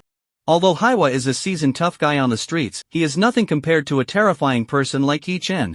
The meeting was over, and the brothers who used to be with Fat Cat are now under Haiwa's command. A group of people remained in place, waiting for Haiwa's orders. Heiwazi scanned the crowd and focused his gaze on Luo Yang. Luo Yang, right? Luo Yang nodded. I know you're the smartest under Old Cat. He's bragged to me more than once about how good you are at gathering information. Tomorrow, go to Taojiang No. 1 Middle School and find out everything about Yichen. Luo Yang. Ha? Me? Why is it still me? Luo Yang felt a bitter struggle inside but had no way to refuse. So he could only nod in agreement. Heiwazi looked at Luo Yang's bandaged hand and asked, what happened to your hand? I had a car accident, got run over, Luo Yang lied. If yesterday, after being let go by Yichen, he had any thoughts of confessing everything to Fat Cat, those thoughts had long since vanished. Just kidding, Cat brother was taken down with his own help. Heiwazi nodded, patted Luo Yang on the shoulder, urged him to do his job well, and then left with big strides. Luo Yang watched his figure, feeling as if he was looking at a corpse. This group will eventually be shattered by Yi Chen. You idiots have no idea what kind of existence he is. Why provoke him?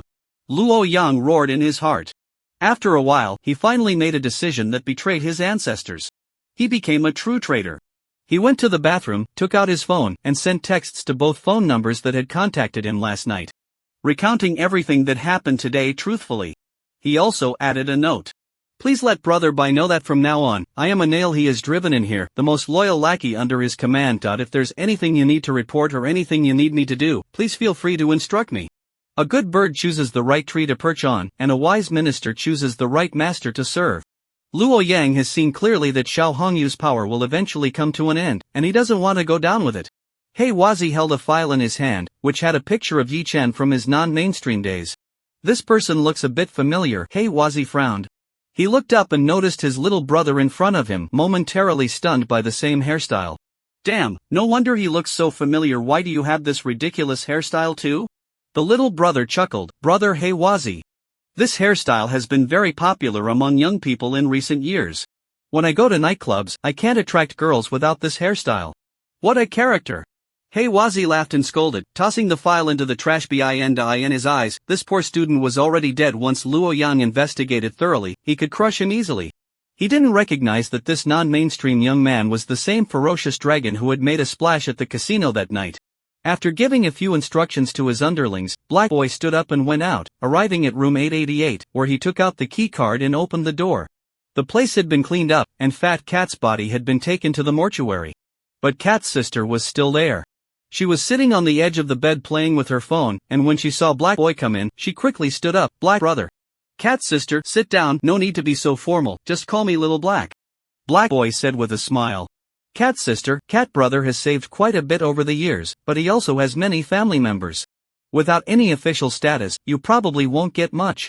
Cat's sister fell silent, her fingers gripping the bedsheet. Sister Cat, you wouldn't want to accompany Brother Cat for so many years only to end up with nothing, would you? He Wazi said, stroking Sister Cat's fair cheek, as anger surged within him. If you obediently listen to me, I can help you obtain Brother Cat's assets, of course, just a portion. Seeing the woman offer no resistance, He Wazi pressed her head down. Without any hesitation, Sister Cat submissively unfastened He Wazi's belt and parted her red lips. The night grew late. Song Dongfeng was driving a Mercedes S600, having picked up Yi Chen from Taojiang Mansion to take him home. Yi Chen sat in the back seat, enjoying the city night view, feeling pleased. Today, he made rapid progress with Shuezi. He believed it wouldn't be long before he could experience the technique passed down from the Ishihara family with Shuezi. Yi Chen pondered, if he could vibrate his fingers, could Shuezi also affect another place?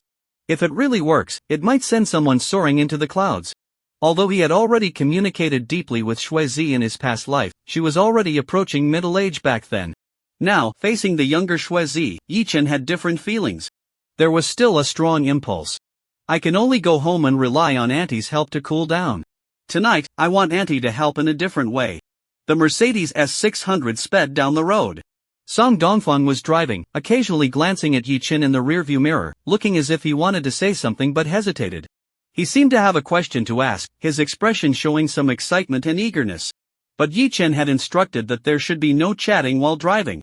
And Dongzi, priding himself on being Yi Chen's most loyal little brother, naturally followed his big brother's words. Finally, the car arrived downstairs at Auntie's house. After holding back for so long, Song Dongfeng finally had the chance to speak freely. Brother Bai. How did you manage to do it? You took out Fat Cat without a sound, and there's no footage on the surveillance, nor can the forensic team find any issues. Did Luo Yang tell you? Yeah, he also said he wants to stick with us and be your lackey. Song Dongfeng pulled out the text message that Luo Yang had sent him. After reading it, Yi Chen let out a cold laugh. This traitor is quite clever. Those who know how to adapt are the true talents. Song Dongfeng grinned widely. Yi Chen thought for a moment and asked, is this phone card registered under your name? Yeah, it's in my name. Song Dongfeng nodded. Cancel this card and don't use it anymore. Get an unregistered phone card specifically for contacting Luo Yang, Yi Chen instructed. A flip-flopper like Luo Yang could betray his brother today and tomorrow face an even stronger enemy. He would also betray Yi Chen. Therefore, such a person can be used but not trusted. He must not be allowed to have any substantial evidence. After reminding Song Dongfeng a few more times, Yi Chen turned and went upstairs. Although he had long known that things would not end so simply and that there would be more intense conflicts with Xiao Hongyu, he did not expect it to come so quickly. Fat Cat is dead, yet Xiao Hongyu still remembers to arrange for Black Boy to investigate him and even wants Black Boy to accompany Fat Cat down. This old man really has a vengeful nature. Luo Yan cannot delay for too long once Black Boy realizes that there is no progress in the matter he has assigned him. He will intervene personally. The tree wants to be still, but the wind won't stop. Little Black Boy, let's see what you've got. In his past life, Yi Chen had a conflict with Xiao Hongyu over a construction project, and he sent Black Boy to ambush Yi Chen. During the conflict, Enai Xian helped Yi Chen block a knife and ended up having his arm cut off by Black Boy afterwards. It was Yi Chen who personally sent Heiwa away. In this life, since he has come knocking again, Yi Chen doesn't mind sending him off once more. After sending off Fat Cat, Yi Chen felt as if a certain shackle on him had been broken. Killing one or two is still killing, there's no difference. As long as no evidence is left behind, he is a completely innocent and legitimate businessman, a law-abiding good citizen. Upon opening the door, he heard the sound of water splashing from the bathroom. It was Li Shiyan taking a shower. Auntie was doing yoga again. Maintaining a frog pose. Her upper body was lying on the ground, arms stretched straight forward. Her legs were spread apart, kneeling on the floor, with her plump and full peach-shaped backside raised high, facing the doorway. Yi Chen stood at the entrance, having a full view of the entire house layout. It was so unique, so perfect. Xinyu glanced back and noticed Yi Chen had returned, a hint of joy flashing in her beautiful eyes. Xiaobai is back. I saved you some dinner. I made lamb soup today, the aunt said, maintaining a frog pose, her plump peaches moving slightly. It was as if she was inviting him to take the plunge or teasingly saying, "Come and hit me." Faced with this scene, Yi Chen couldn't hold back any longer. He quickly walked over, raised his arm, and slapped her plump bottom. Smack! A crisp sound echoed. Suddenly, a wave of motion rippled through her bottom. Xinyu was startled and hurriedly climbed up from the yoga mat. Glancing nervously towards the bathroom, she feigned anger and shot Yi Chen a flirtatious glare. "You naughty boy. You're getting bolder. Do you still see me as your aunt? Do you treat me as an elder?" "Of course not," Yi Chen replied, pulling her into his embrace and sitting her on the sofa. "I only keep my aunt close to my heart." Xinyu exclaimed as her plump bottom settled into Yi Chen's lap. The yoga pants are light and form-fitting, feeling as if nothing is worn, with every touch being crystal clear. This little rascal, actually again, it seems like the energy is never ending. Tears welled up in Xinyu's eyes again. Her beautiful eyes shimmered, her face adorned with a youthful shyness, showcasing the allure of a charming wife to the fullest. Suddenly, the sound of water from the bathroom stopped, and Xinyu's face instantly turned pale. She struggled to get up from Yi Chen's embrace, but he held her tightly, not only failing to break free, but their bodies pressed even closer together. Yi Chen recalled a structural method of ancient architecture, the mortise and tenon joint. "Xiao Bai. Let go of Auntie quickly. Shiyan will be out any time after her shower." Xinyu struggled. "Auntie, if you promise me a small request, I will let go," Yi Chen whispered softly in Xinyu's ear, like a devil's whisper. "What do you want?" "Tonight, I want Auntie to help me in a different way." "In what way?" Xinyu was taken aback, as if realizing something. She lifted her delicate foot and looked at Yi Chen in disbelief. This little rascal actually wants to play something so perverse. "What are you thinking, Auntie?" Yi Chen chuckled helplessly. "I don't have that kind of special preference." "Then what is it?" Yi Chen only said 2 words, "Oh, bite." "What does that mean? How do you write those 2 words? O is a mouth character and we character. Bite is a mouth character and the character for interact." "Ah. You little brat." Xinyu finally understood, then shook her head vigorously like a rattledrum. "No way, no way. Don't even think about it. Using this to help you is already the limit Auntie can accept." Snap. The bathroom door opened. Li Shiyan walked out in a bathrobe and saw Yi Chen half leaning on the sofa, holding his head, while Xinyu sat upright next to him, like a student listening to a lesson. "Mom, why is your face so red?" Li Shiyan asked suspiciously. "I just finished yoga, I'm exhausted," Xinyu replied, drenched in sweat, her yoga pants completely soaked. "What intense yoga moves did you do? You sound out of breath just talking." Li Shiyan shook her head and went back to her room. Xinyu, with a charming demeanor, shot a fierce glare at Yi Chen and fled in embarrassment. Late at night, the mutual aid group's activities had long begun. Xinyu was a grateful person. A drop of kindness should be repaid with a fountain of gratitude. But strangely, today she struggled immensely and still couldn't help Xiaobai. "What did you have for dinner outside?" "Why are you so, Auntie? It's not what I ate, but your hands can no longer fulfill my dreams." "What can we do then?" Auntie doesn't want to see you distressed. Yi-Chen slowly uttered those two words. Xinya's graceful and beautiful face turned crimson again. After hesitating for a long time, she finally whispered her agreement. Little rascal, close your eyes. Auntie slowly bent down. Morning. Li Shiyan was awakened by the rumbling sound of the washing machine. She groggily walked out of her bedroom and arrived at Xinya's room. Mom! You got the sheets dirty again? Li Shiyan immediately noticed the sheets were freshly changed. Why not try a different brand of sanitary pads? Xinyu blushed and nodded, not daring to respond. The family of three started having breakfast. Li Shiyan stared in surprise at Xinyu's face. As if she had discovered something incredible. What's wrong? Is my face not clean? Xinyu asked a bit nervously. No, Li Shiyan shook her head. Mom, why is your skin getting better every day? Really? Xinyu instinctively touched her face, feeling that her skin indeed seemed more delicate than before. Li Shiyan nodded. It's like a freshly peeled egg. You used to have some crow's feet, but now they're completely gone. Hearing this, Xinyu couldn't sit still and quickly took out a makeup mirror. As soon as she looked, she was overjoyed. Her cheeks were fair, delicate, soft, and smooth, just like a newborn's skin. Who could tell she was a woman in her 30s? Her skin condition was even better than that of an 18-year-old girl. Xinyu instinctively glanced at Xiaobai's pocket, her beautiful eyes shining. The rumors online are indeed true.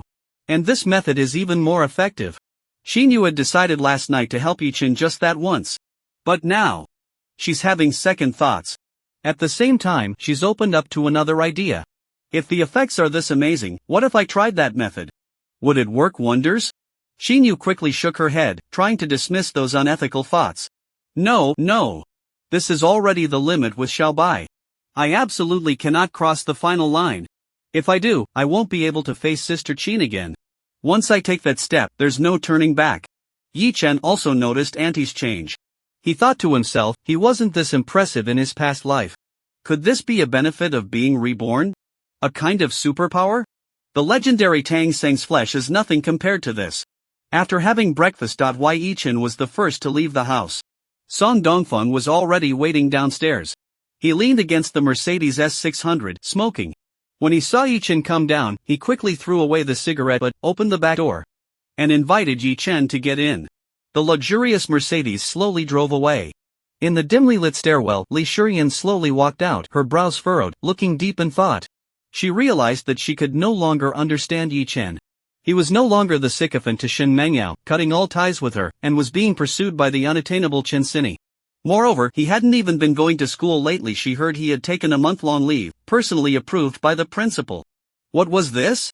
Treating the school like a public restroom, coming and going as he pleased? Using the principal like a subordinate? Today, he even left in a luxurious Mercedes S-Class. The driver was someone Li Shiyan recognized, a big guy who always hung around Yi-Chen. Where did they get the car? What secret does Yi-Chen have? Forget it, it has nothing to do with me. Even if he commits murder or arson, so what? But my mom has been acting strangely lately at night. There are all sorts of weird noises coming from her room. Li Shiyan decided that she wouldn't sleep tonight. She must find out what her mom is doing in her room at night. Yi-Chen originally planned to go to Taojiang Mansion to continue developing his relationship with Shuezi, but he received a call from Xian. He asked Yi-Chen to go to Longting Building next to Central Square. The company has already been renovated. Yi-Chen was surprised. So soon? It's only been a few days. Brother Bai, it's like this, a company there just went bankrupt, so we didn't need to renovate again. We bought a batch of new office supplies and arranged the company, and put up the sign. Everything was arranged last night, so the company can operate normally today. The job postings I put online have been quite useful, and many people have contacted me. I told them to come to the company today. By good, do you want to come and oversee things? This building is designed in a square shape, with elevators and restrooms in the center, and the surrounding area is all office space. They only rented about 300 square meters, located at 1801. Upon entering, the reception desk is directly opposite the entrance. On the wall behind it, there is an artistic font that reads, Bay Cultural Media Network Technology Company, Limited. Above it, there is the company logo, which Xian specially had designed, a splash of paint with the letters Bai in English. Yi-Chen took a tour around and was very satisfied with the place. Although Xian looks a bit sleazy, with small green bean-like eyes and a face full of acne, he is indeed reliable in getting things done. There are already 5 bespectacled otaku working at their desks. Those are people I poached from another company, including an editor, business staff, and operations, Xian said a bit smugly. After filming the video for Sister Wenjing yesterday, I had the editor start cutting it at home. And we should see the final product by tomorrow at the latest. What can Yichen say? This kid is just born for this line of work. He had leadership skills fully developed even in the womb. With such a good brother by his side, how can he not make a fortune? Zhang Lingnan is also here, but he can't do anything, just sweeping the floor. When he caught Yi Chen's gaze, he grinned. Soon, it was time, and the first batch of girls applying for the anchor positions arrived. Each one was beautifully made up, dressed in splendid attire, a flock of charming ladies, with a strong scent of perfume filling the air. Yi Chen sat at the head of the conference table, with Xian and Song Dongfeng as his aides. Strangely, Yi Chen felt like he was selecting a bride. The first girl to enter for the interview was quite pretty, but she stuttered a bit and had poor expression skills. Yi Chen secretly shook his head. But when he asked about her major, well, she was from the Provincial Dance Academy. That's not a problem. Not being able to speak well is fine, that can be cultivated later. As long as you have a sexy figure and can dance, shaking your hips in front of the camera can earn you money. It's a direct hit. The second one isn't as good. She talks smoothly but isn't very attractive and has no talent. Pass. The third one has pretty features, a sweet face, and is tall, but she's a bit too strong. Saying she's a big tank is an exaggeration, but she's definitely not slim. Yi Chen glanced over and asked, "What's your appetite like?" The girl hesitated for a moment but decided to be honest. "I can eat as much as 2 or 3 adult men in one meal." "That's settled. Welcome to join White Knight culture." Yi Chen thought of those female streamers in the eating broadcast scene. This girl is naturally cut out for it. After successfully recruiting 2 major players, Yi Chen was a bit excited about the upcoming candidates. Unfortunately, after interviewing more than 10, none met the minimum requirements. Next, Zhang Lingnan opened the door and shouted outside. A sweet-faced, curvaceous girl walked in. "Hello, teacher, my name is Suisha." The girl bowed, revealing a large expanse of smooth skin. Although she had the youthful face and clear eyes of a college student, strangely, she also had a hint of a mature womanly charm. Yi Chen was taken aback. Wasn't this the blue-clad war god, a little Shotzi? Looking at the plump girl in front of him, exuding the aura of a married woman, Yi Chen felt a bit confused. It turned out to be the blue-clad war god, a little Shotzi. He glanced down at the information in his hand. Suisha, 18 years old, freshman at XX University of Foreign Languages and Culture, and she was actually the 18-year-old blue-clad war god. This woman was a miracle on the internet, having become a sensation with just one video. Amassing tens of millions of fans as a major internet celebrity, she wore a blue long dress, casually swaying her hips, which seemed to attract billions in wealth. Yi Chen felt delighted, sensing that heaven was on his side. On the very first day of the company's opening, such a phenomenal internet celebrity came knocking. Plus, with the Suntabethamus Wang Ziqi, how solid of a foundation would Bai Yi Media establish? Xian's small eyes lit up as he whispered, "Brother Bai, she's quite beautiful. I feel she has potential." Yi Chen nodded and suddenly remembered his past life fondness for female streamers, so he decided to give a warning in advance. "Xuanzi, I warn you, if the female streamers at the company come onto you, I won't say anything if you want to play, but if you dare to force them, you'll regret it." "Don't worry, Brother Bai." Xian patted his chest and assured, "Our company has the best quality female streamers, always prepared for you, Brother Bai. For example, Suisha, in my eyes, is already your woman just like Sister Wenjing. I can just play around with the leftover scraps that come my way." Seeing Xian's playful expression, Yi Chen was somewhat speechless. What kind of talk is this? Is he the kind of lustful man? But upon reflection, in his previous life, Xian did indeed send a few high-quality and clean female streamers to his bed.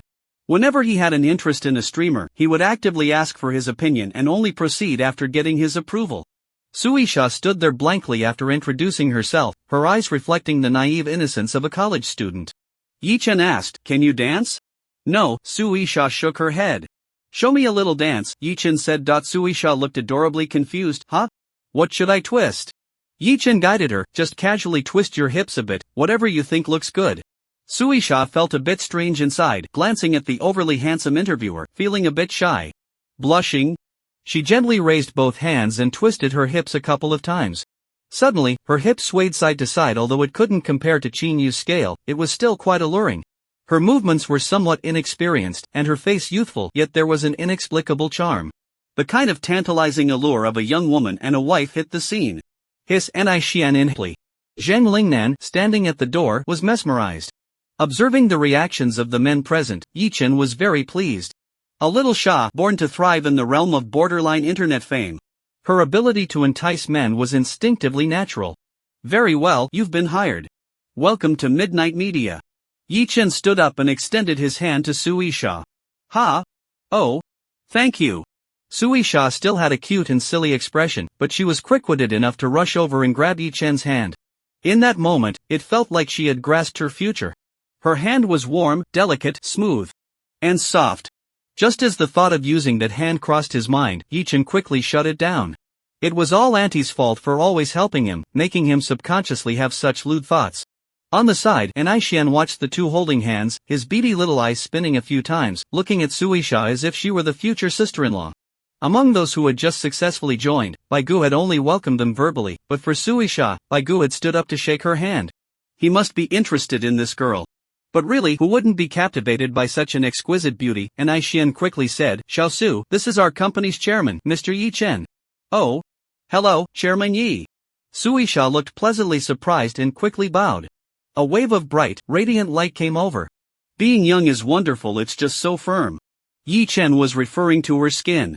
Keep it up, I really like you.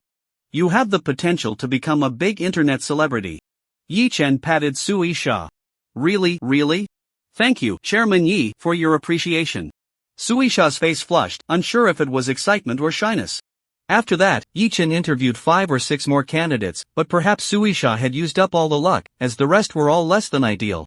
Thus, the first round of interviews at Bay Cultural Media came to an end, and they accepted 3 promising candidates. Yi-Chen instructed, Nanzai, let them all in, I will guide them on the path they should take in the future. Zhang Lingnan nodded and went out to call the 3 of them in.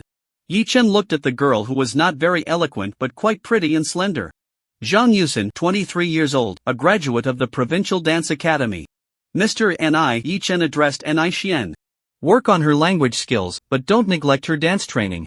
Let her learn the popular dances from A Station and B Station, as well as the girl groups from X country and the current popular dances in Europe and America. Her future positioning is to be a video blogger with a sexy figure and strong dance skills, aiming to release a high-quality dance video every 2 days and possibly go live in the evening.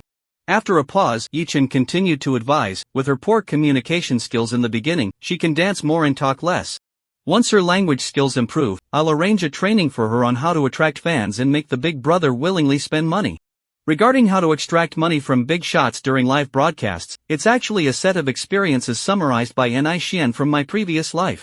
Yi-Chen has listened to it frequently and has absorbed some understanding. Teaching it to An-I-Xian, I believe he will quickly grasp it and apply it effectively. Then, looking at a girl named Xiao Momo, who can eat as much as 3 adults in one meal. She wore a loose sun protection outfit during the interview. Now it's a bit hot, so she took off the sun protection outfit. Only then did Yi-Chen realize that this girl is not a hefty tank, but rather has a perfect and sexy figure. She resembles a plus version of Suisha, with a very Western body type, definitely a top-notch beauty abroad. Coupled with her well-defined features and sweet appearance, she would surely attract a large fan base. Many online enthusiasts prefer this kind of curvy figure. Yi-Chen also tried it once in his previous life. It felt quite exhilarating. Yi-Chen looked at Xiao Momo and said, your role is a food exploration blogger with the persona of a big eater. Initially, we can shoot in Taojiang City, we have plenty of local specialties, and you could film 1 video a day for half a year. After a moment, Yi-Chen added, you can do live broadcasts while filming, live streaming during the store visits, and later edit the live playback into fast-paced videos. Finally, Yi-Chen turned to Suisha. Your future role will be a fashion media blogger, specifically creating videos that showcase your figure and beauty. You can find a dance teacher to learn a bit, you don't need to be an expert, just be able to sway a little, but you must maximize the advantage of your sexy figure. Also, try to avoid live streaming, as we don't want fans to break the illusion, we want them to maintain a good fantasy about you. Suisha nodded eagerly, her eyes filled with admiration. Mr. Yi is so professional. Although he looks about the same age, he is so mature and composed. He has a special male charm that radiates hormones. Originally, Suisha felt a bit anxious about interviewing at a new company today, but seeing Yi-Chen speak confidently made all her worries vanish. With such a professional boss, maybe she could really become a big internet celebrity. Not just Suisha. The other 2 girls had the same thought. In an instant, all 3 of them were filled with hope for the future. After giving some more detailed instructions, Yi Chen had an Ai Xian take the three of them out to arrange things. He went to the chairman's office himself. Although the entire company isn't very large, Yi Chen's office is quite luxurious. A full wall of floor-to-ceiling windows offers a view of the entire central square. Yi Chen had always liked this kind of vibe in his previous life. When there's nothing to do, I call the secretary in to lean against the floor-to-ceiling window, letting her two large mounds create various shapes on the glass. Knock, knock. The office door was knocked on. An Ai Xian walked in holding a laptop, looking excited. Brother Bai, Sister Wenjing's video edit for Lanzhao beef noodles is done. I couldn't find that song you mentioned, Hua Jian Mengshi. But I found another ancient-style bamboo flute accompaniment that fits the video well. As he spoke, he placed the laptop on the desk and clicked to play the video. The melodious sound of the bamboo flute began. The video started with a warm and cozy farmhouse courtyard. Green mountains and clear waters, the yard filled with vegetables, and the sun rising, everything looked exceptionally beautiful. Then, a girl dressed in an ancient-style white robe appeared on screen. Her skin was snow-white, her features exquisite. 5 ancient-style black subtitles appeared, Lanzhao beef noodles. Next to it, there was a bowl of beef noodles that looked and smelled delicious. Then, the ancient-style beauty began cooking, first picking vegetables from the garden, then kneading the dough on the table. Suddenly, the ethereal fairy, who had just floated above the mundane, descended into the world, filled with the essence of life. After watching the video, Yi Chen nodded in satisfaction. The quality of this video was far superior to the one shot by Li Ziki in his past life. The protagonist's image and temperament were on a whole different level. Once this video is posted online, it will definitely cause a sensation. Because this is an entirely new arena. Yi Chen instructed, release the video, and let the professionals handle the account maintenance. Don't stop the filming progress with Wang Wenjing. Yi Chen's anticipation for Baiye's future grew stronger. For cultural depth, there's Wang Ziki, and for beautiful women, there's Su Yisha. Just as Yi Chen was envisioning the future, he suddenly received a call from a younger brother. Brother Bai, that little punk from Fat Cat is back at school. We caught him, but he claims he's with us now. It's Luo Yang. And that black kid sent him to the school to gather information again. Yi Chen hung up the phone and asked Song Dongfeng to drive to the school. When the Mercedes S600 arrived at the entrance, they couldn't go in because unfamiliar vehicles needed a pass. But Yi Chen's face was the pass. As the window rolled down, the old security guard at the entrance saw Yi Chen's face and quickly opened the gate. Watching the Mercedes go in, the guard exclaimed, "Wow, Yi Chen has made it big. He's riding in $1 million Mercedes, even the principal can't compare to him." The old guard continued, glancing sideways at the stunned young guard, "I heard this morning that the principal has been running errands for Yi Chen. I thought it was a rumor, but it seems it's pretty much true. Last time you wanted to go against Yi Chen. If it weren't for me, you might be in the hospital getting your leg treated right now." The little security guard murmured, "What they say on the forum can't be true, right? Yi Chen is really some underworld prince, the underground emperor of Taojiang City?" Regardless of whether the rumors are true, both of them understood that Yi Chen was no longer just some school thug, but a real boss in society. Yi Chen arrived at a small grove in the school's garden. From a distance, he saw Luo Yang being pinned down by several younger brothers. He didn't struggle, just lay there quietly. "Brother Bai. Brother Bai." The younger brothers greeted him one after another. Yi Chen nodded, "Let him go." The younger brothers released their grip. Luo Yang got up from the ground, looking smug as he said to the younger brother beside him, "See, I wasn't lying to you.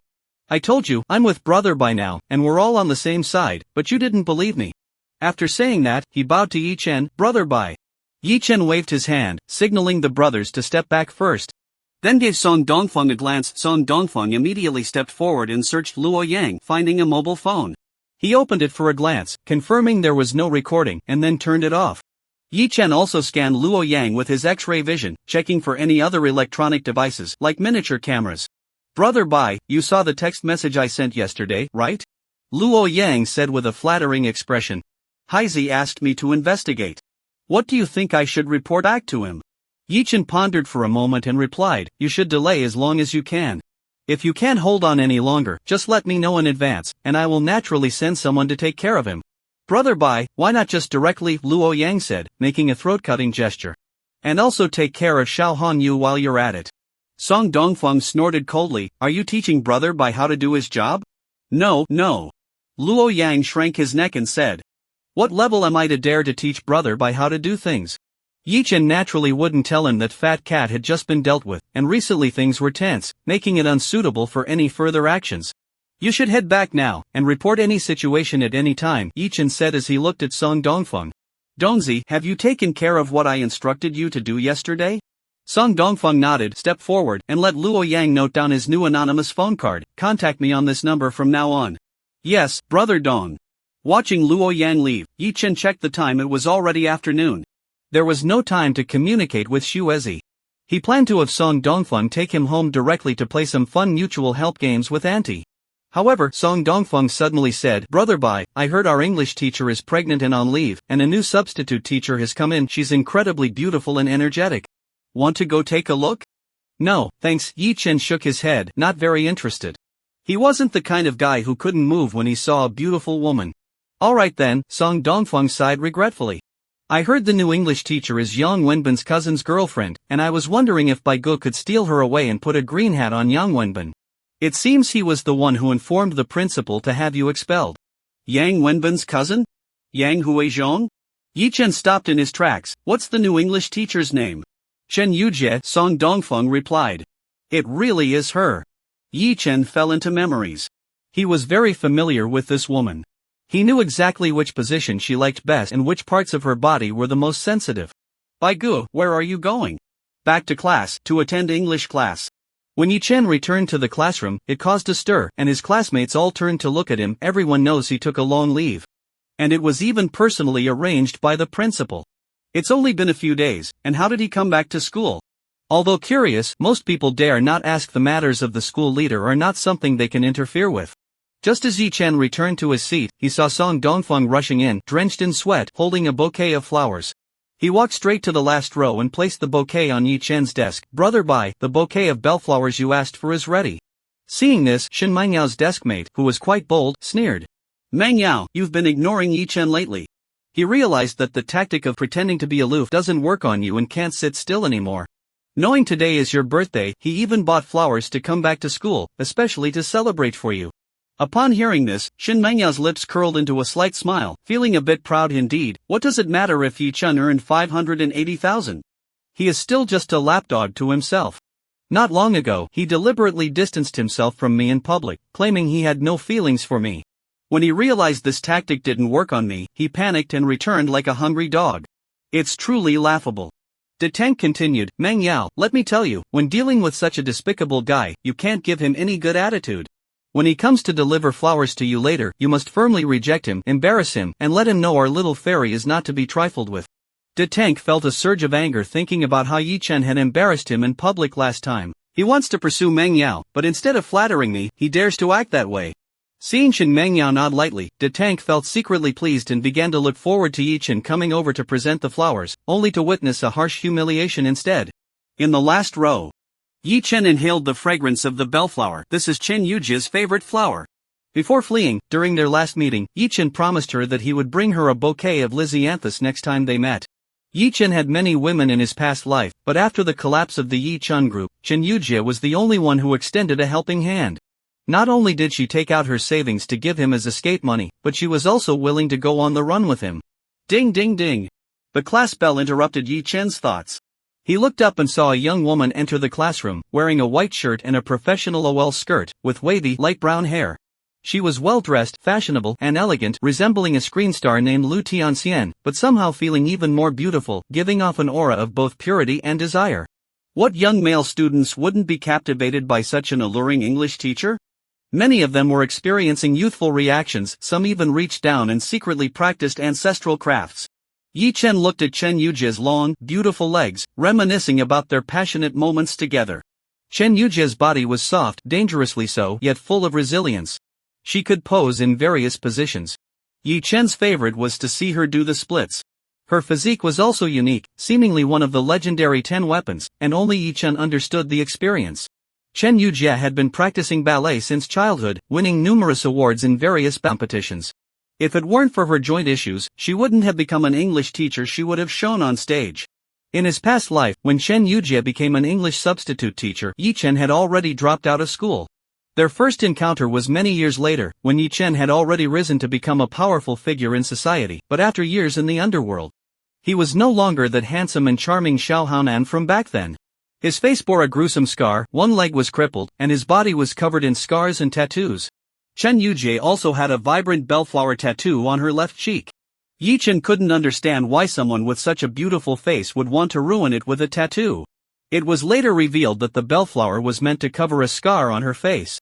Yi Chen and Chen Yujie's acquaintance was quite cliché, a hero saving a damsel in distress. He chased away a few thugs trying to assault her.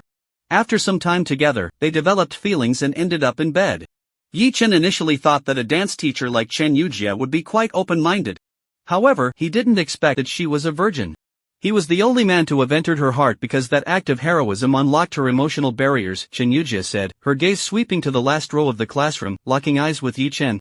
And then she was momentarily stunned.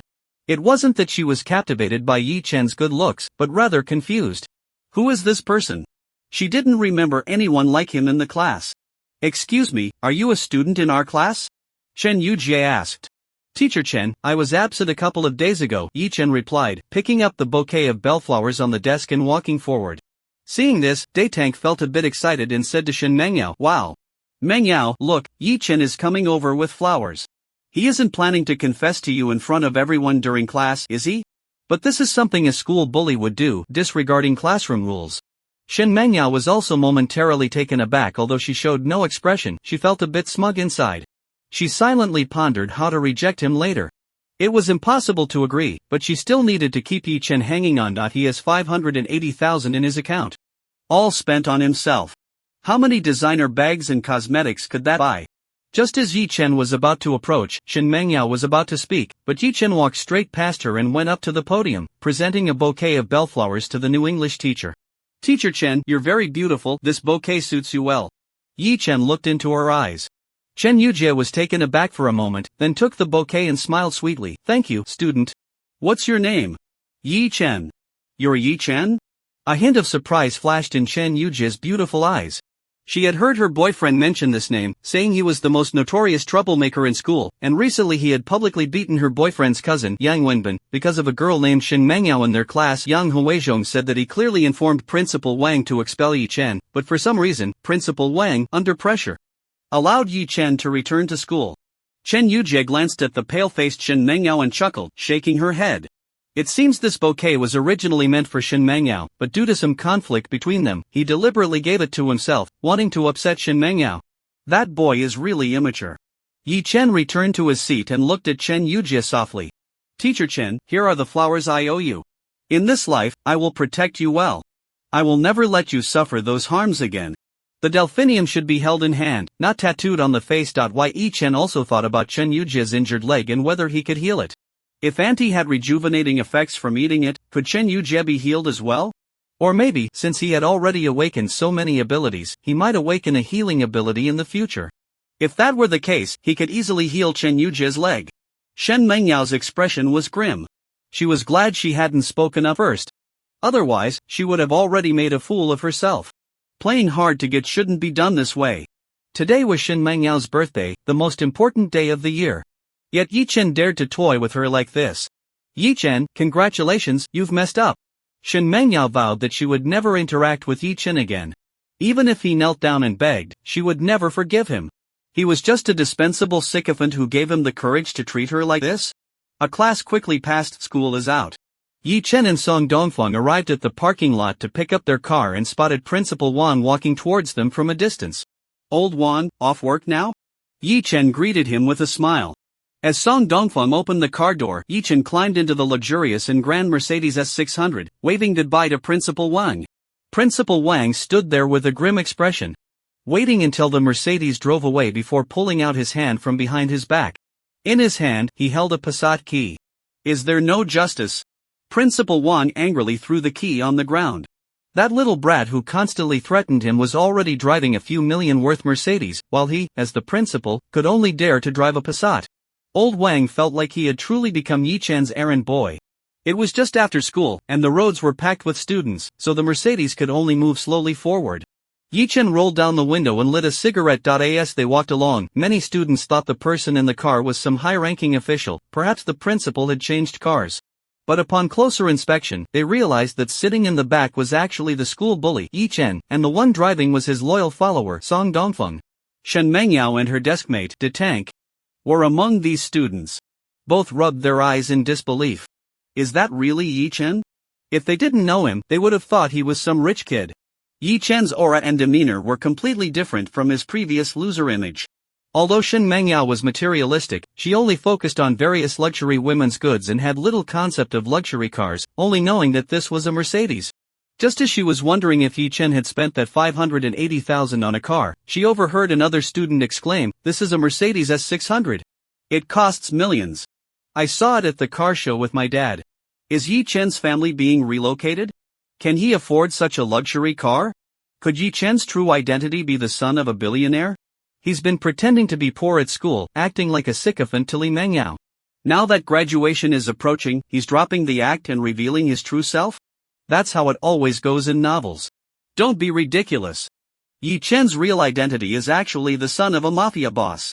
He recently inherited his father's gang. Just check the pinned post on the Taojiang City forum. Someone in the know said he's the son of the Underworld, the current underground emperor of Taojiang City. When I first saw this post, I wasn't quite sure if the big shot in the photo was Yi Chen. But now it's confirmed it must be him. Upon hearing this, Shen Mengyao and De Tank silently took out their phones and opened the Taojiang City forum to check that post. The contents were detailed and included several candid photos. They exchanged glances, both looking shocked. The big tank hesitated for a moment and said, "Mengyao, why not give Yi Chen another chance to pursue you?" Shen Mengyao nodded, forgiving Yi Chen in her heart and placing him back in the fish pond, ranking him first. A man like the heir of the Underworld, the emperor of the underground in Taojiang City, is quite compatible with her. When Yi Chen got home, Li Shiyan had not returned yet. Seeing Auntie stirring food with her plump backside, Yi Chen walked straight into the kitchen, hugged her from behind, wrapped his arms around her waist, pressing tightly against her soft, plump, and particularly bouncy rear. "You little brat.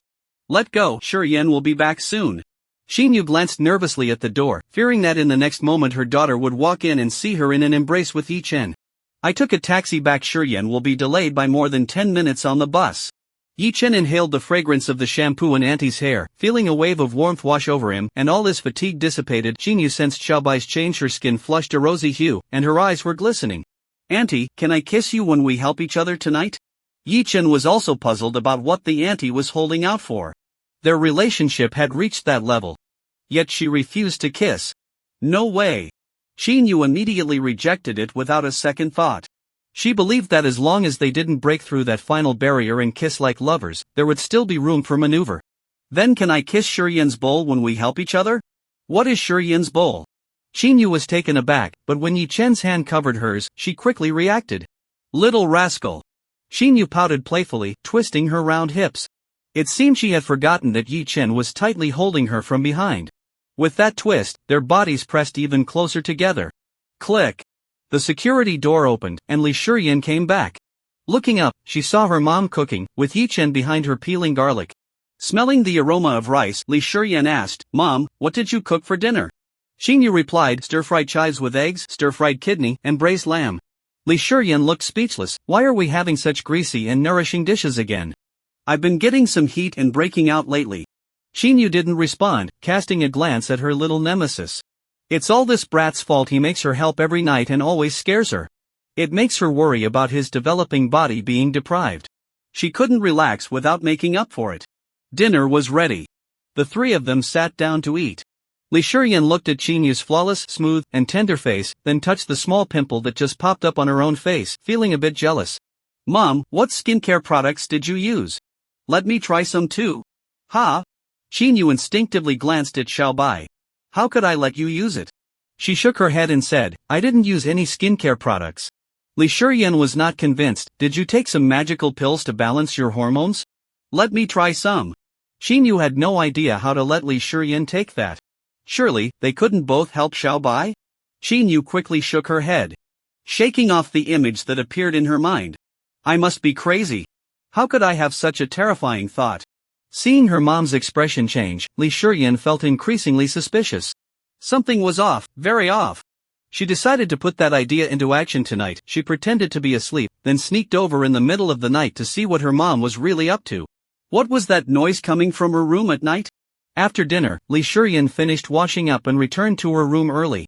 She had made up her mind to launch a surprise attack tonight, so she turned off the lights as soon as she got back and pretended to fall asleep. Yi Chen and Xinyu exchanged glances, their eyes a bit tangled. Xinyu felt a rush of shame, realizing that Xiaobai wanted him to help again. Auntie, I'll wait for you in my room. Yi Chen walked to the door and turned back to remind her, Auntie, remember to change into that thong and the white silk nightgown later. Xinyu suddenly recalled the last time he was teased while wearing a thong. That was the first time he was ambushed by Xiaobai. You little brat. You think it's that easy? Auntie won't indulge you anymore. Xinyu saw online today that educating children requires the right approach. You can't just give them whatever they want. The night grew darker. Yi Chen sat on the edge of the bed, messaging in Aishan to arrange some work for him and share some advice. Click. The door opened. Yi Chen looked up and saw Auntie come in with a flushed face. She indeed didn't listen to Yi Chen and wore that silk robe. On her voluptuous and sexy figure was a white lace semi-transparent nightgown, the hem barely reaching her thighs, gently swaying, evoking imagination. Auntie, what's that? Yi Chen pointed at the wall behind Xinyu. She quickly turned around to look, tilting her head with her plump rear slightly sticking out. No signs of panties. She was indeed wearing a thong. Yi Chen laughed, as expected. Auntie still cares about me. Xinyu turned around and playfully glared at Yi Chen, saying, You little rascal. Her words were cut off as Yi Chen pulled her into his arms. Auntie, let's go to your room, it's more exciting. Yi Chen lifted her up, supporting her peach-shaped bottom, and brought her to her bedroom, closing the door behind them. A superficial mutual help began. During this time, Yi Chen tried to kiss Xinyu several times but was pushed away, with her threatening that she wouldn't help him anymore if he continued, so Yi Chen had to give up for the time being. Suddenly, Yi Chen seemed to hear some movement outside, activating his perspective eye, and saw Li Shiyan opening the door and sneaking over. Auntie was in a daze and, noticing Yi Chen had stopped, curiously asked, Xiaobai, what's wrong? Shoo. Yi Chen put his finger to his lips, signaling for silence. Xinyu stared at Yi Chen's glowing finger, feeling extremely shy, but what Yi Chen said next scared her to death. Shiyan is outside. Xinyu straightened her body, her heart racing as she nervously lowered her voice and asked, Little Bai. You aren't trying to scare me on purpose, are you? Yi Chen didn't respond, just gestured for her to look at the floor. As Xinyu turned her head, she saw a vague shadow moving at the door's crack. Instantly, her scalp tingled, and her body froze. But strangely, despite the fear of being discovered, there was also an inexplicable thrill. She even felt a hint of anticipation at being caught by Shiyan. Watching the auntie, who was extremely alert, not daring to move or even breathe, Yi Chen felt a stir in his heart. He ran his fingers through her flowing hair, held her graceful and beautiful face, and then suddenly leaned in to kiss her. Xinyu's eyes widened in shock. Filled with astonishment, this naughty boy is at it again with a sneak attack. Shiyan is eavesdropping outside. But it seems a bit thrilling. Moments later, Xinyu resignedly closes her eyes, allowing Yi Chen to act recklessly. After a moment, she actively wraps her arms around Yi Chen's neck, responding passionately. Then, Shiyan's bowl of rice was ambushed. After a long while, Yi Chen releases Auntie and looks at her flushed face. Auntie, you've helped me like that, so let me help you too? Xinyu realizes something and shakes her head repeatedly, silently saying no. Yi Chen smiles. When a woman says no, it really means yes. Moreover, Auntie's eyes clearly show some interest. Yi Chen leans closer to Xinyu. She starts softly saying no, but shows no resistance. Xinyu tightly grips the bedsheet, her fingertips turning white, remaining silent. Text omitted for brevity. After a long time, Yi Chen and his aunt's mutual aid group had a new game. A game of 2 numbers.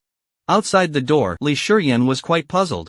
She found it strange that when she left her room, she vaguely heard someone talking in her mom's room, but now there was no sound at all. Why was the light still on in the room? What was her mom doing? While she was wondering, she suddenly heard Xinyu call out, and the voice sounded very strange. Li Shiyan was stunned for a moment before realizing what that sound was, and her face turned bright red with embarrassment.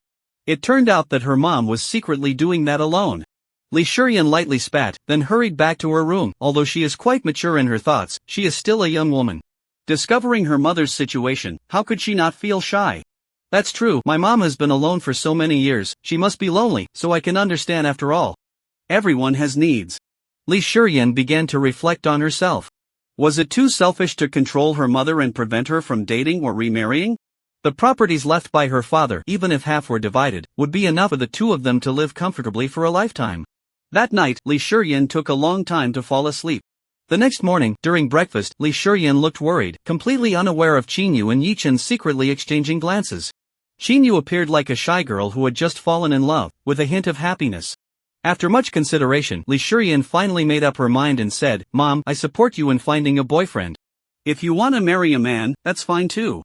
However, before you start dating, you must bring him back to me to have a look. I need to ensure his character is reliable before you can be together." Xinyu's eyes lit up, and he instinctively glanced at Xiaobai, asking, "Is it okay to find someone younger than me?" Li Shuryan thought for a moment and replied, "No problem, but he can only be 5 or 6 years younger at most. You can't find someone like your friend who just started university." Oh, Qinyu sulked and lowered his head.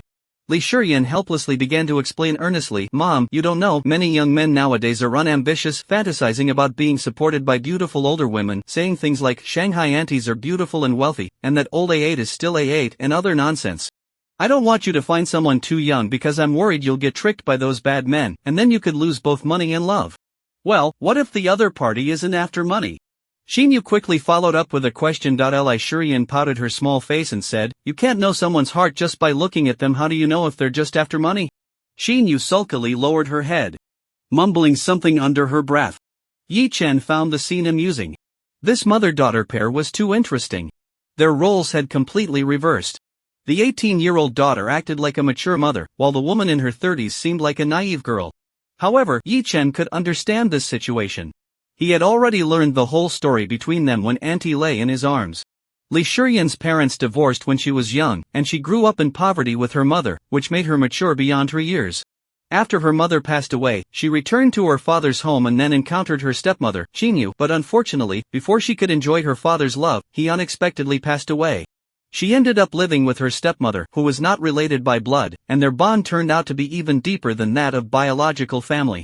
As for Qinyu, after graduating, she became a full-time housewife and never experienced the outside world.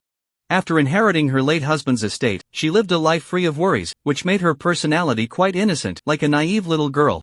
After having breakfast, Yi Chen went downstairs, got into a Mercedes S600, and headed to the central square. Soon, they arrived at their destination. Song Dongfeng went to park a car while Yi Chen walked into the Longting business building and went to the 18th floor. The company initially occupied only a few hundred square meters, but Yichen felt that this space would definitely be insufficient as the company grew, so he directly asked Nishan to rent all the offices from 1801 to 1808. Anyway, he's not short on money. Although he only has about 2 million in his account right now, a few days later, when the government document is released, selling the Rainbow Bridge properties will bring in a huge profit. The newly rented office space has been transformed into professional live streaming rooms in some areas, while others have been completely cleared out and have walls covered in mirrors set up as dance studios. The live streaming rooms are still under renovation, but the dance studios have been simply decorated, and in half a day, 3 dance studios were completed. Dance Studio 1 is exclusively for Zhang Yusen, the beautiful girl who graduated from the provincial dance school and isn't very eloquent. Yichen came here to inspect and found Zhang Yusen dancing, with a female photographer capturing the moment beside her. As expected from a graduate of the Provincial Dance Academy, her dance skills are solid, and her figure is exceptionally graceful.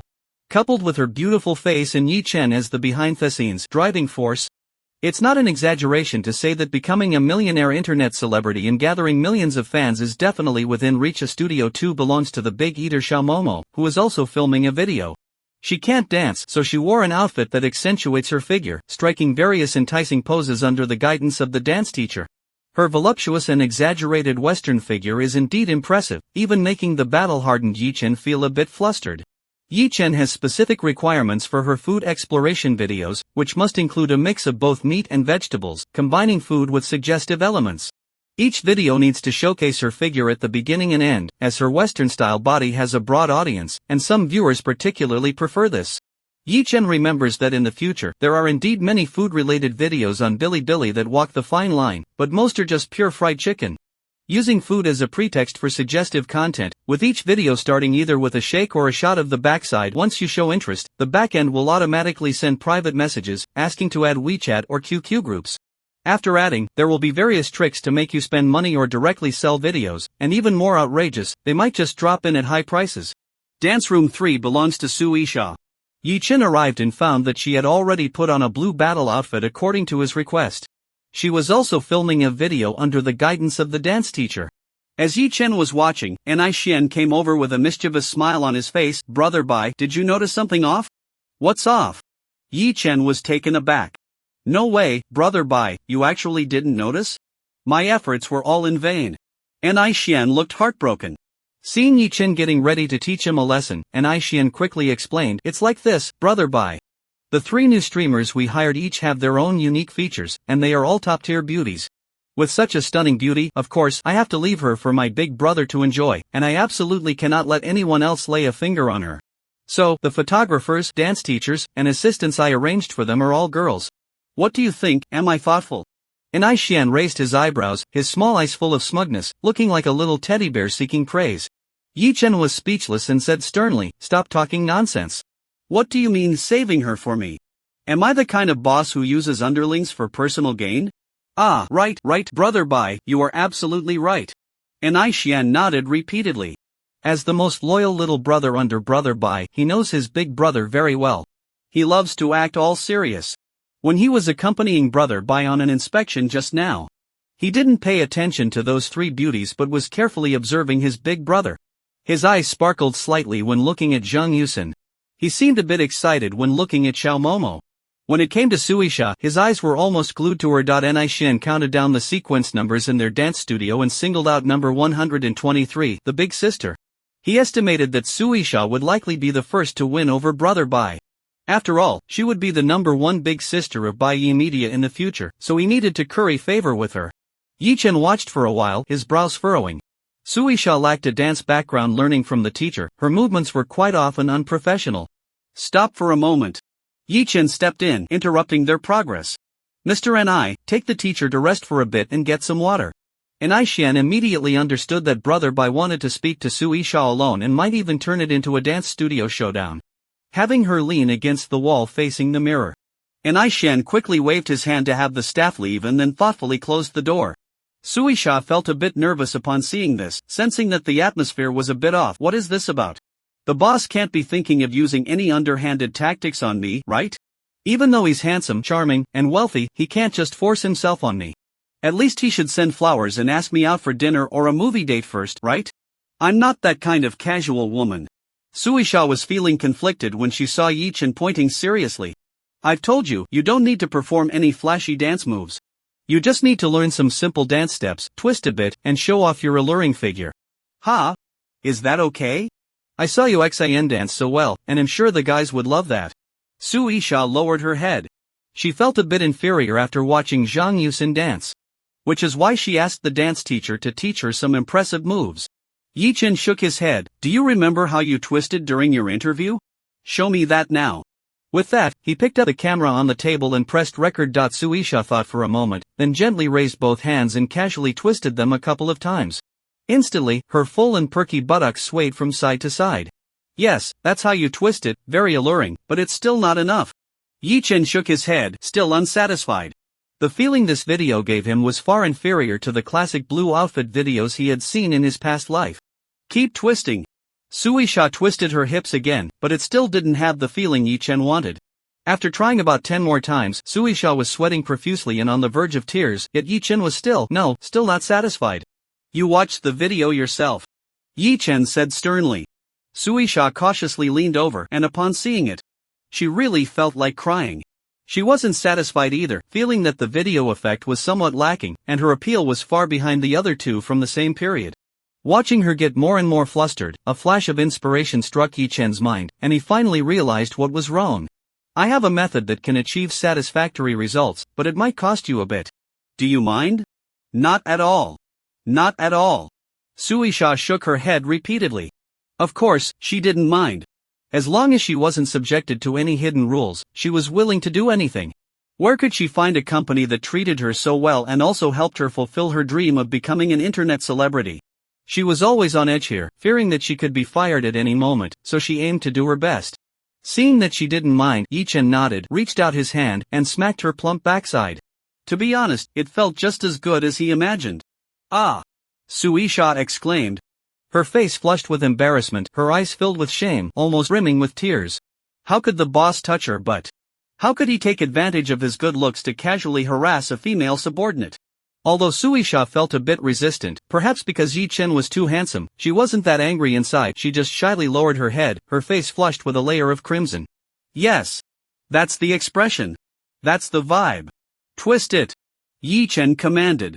Suisha instinctively swayed her voluptuous hips, a bit reluctant, raising and lowering her hands. Cross your hands. Cover your mouth. Yi Chen continuously issued commands like a master. Suisha appeared both inviting and rejecting, twisting her round hips while performing various simple movements, occasionally glancing at Yi Chen, exuding charm in an instant. After the video shoot, Yi Chen watched it himself and nodded in satisfaction. Very good. Come and see for yourself.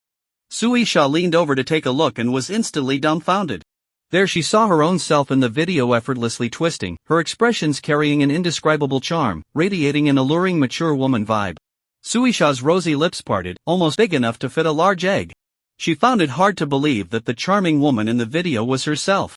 Excitement bubbled up inside her, and she thought that if this video was posted online, it might go viral and make her a huge internet celebrity. Yi Chen asked Suisha to call Ni Xian and the others in to watch the video. Everyone who saw the video was stunned. The photographer looked at Yi Chen as if he were a monster. How could such a borderline video be shot like this? If you call it borderline, she was dressed conservatively, only outlining her alluring curves. If you say it's not borderline, then what about that pure yet seductive vibe? What is it about her that makes people want to ravage her? Even as a woman, she wanted to dominate her fiercely. Those men online would surely go crazy upon seeing this video. Mr. Yi, you are simply a genius at photography. The photographer gave Yi Chen a thumbs up. Of course, Xiaosu is also very beautiful. No other girl could achieve this effect and vibe. Suisha's face turned red. Mr. Yi, if I can't get into the zone in the future, please continue to touch my butt like today. Yi Chen was taken aback. It was the first time he had heard such a request. But what man could refuse such a request from a little shotzi?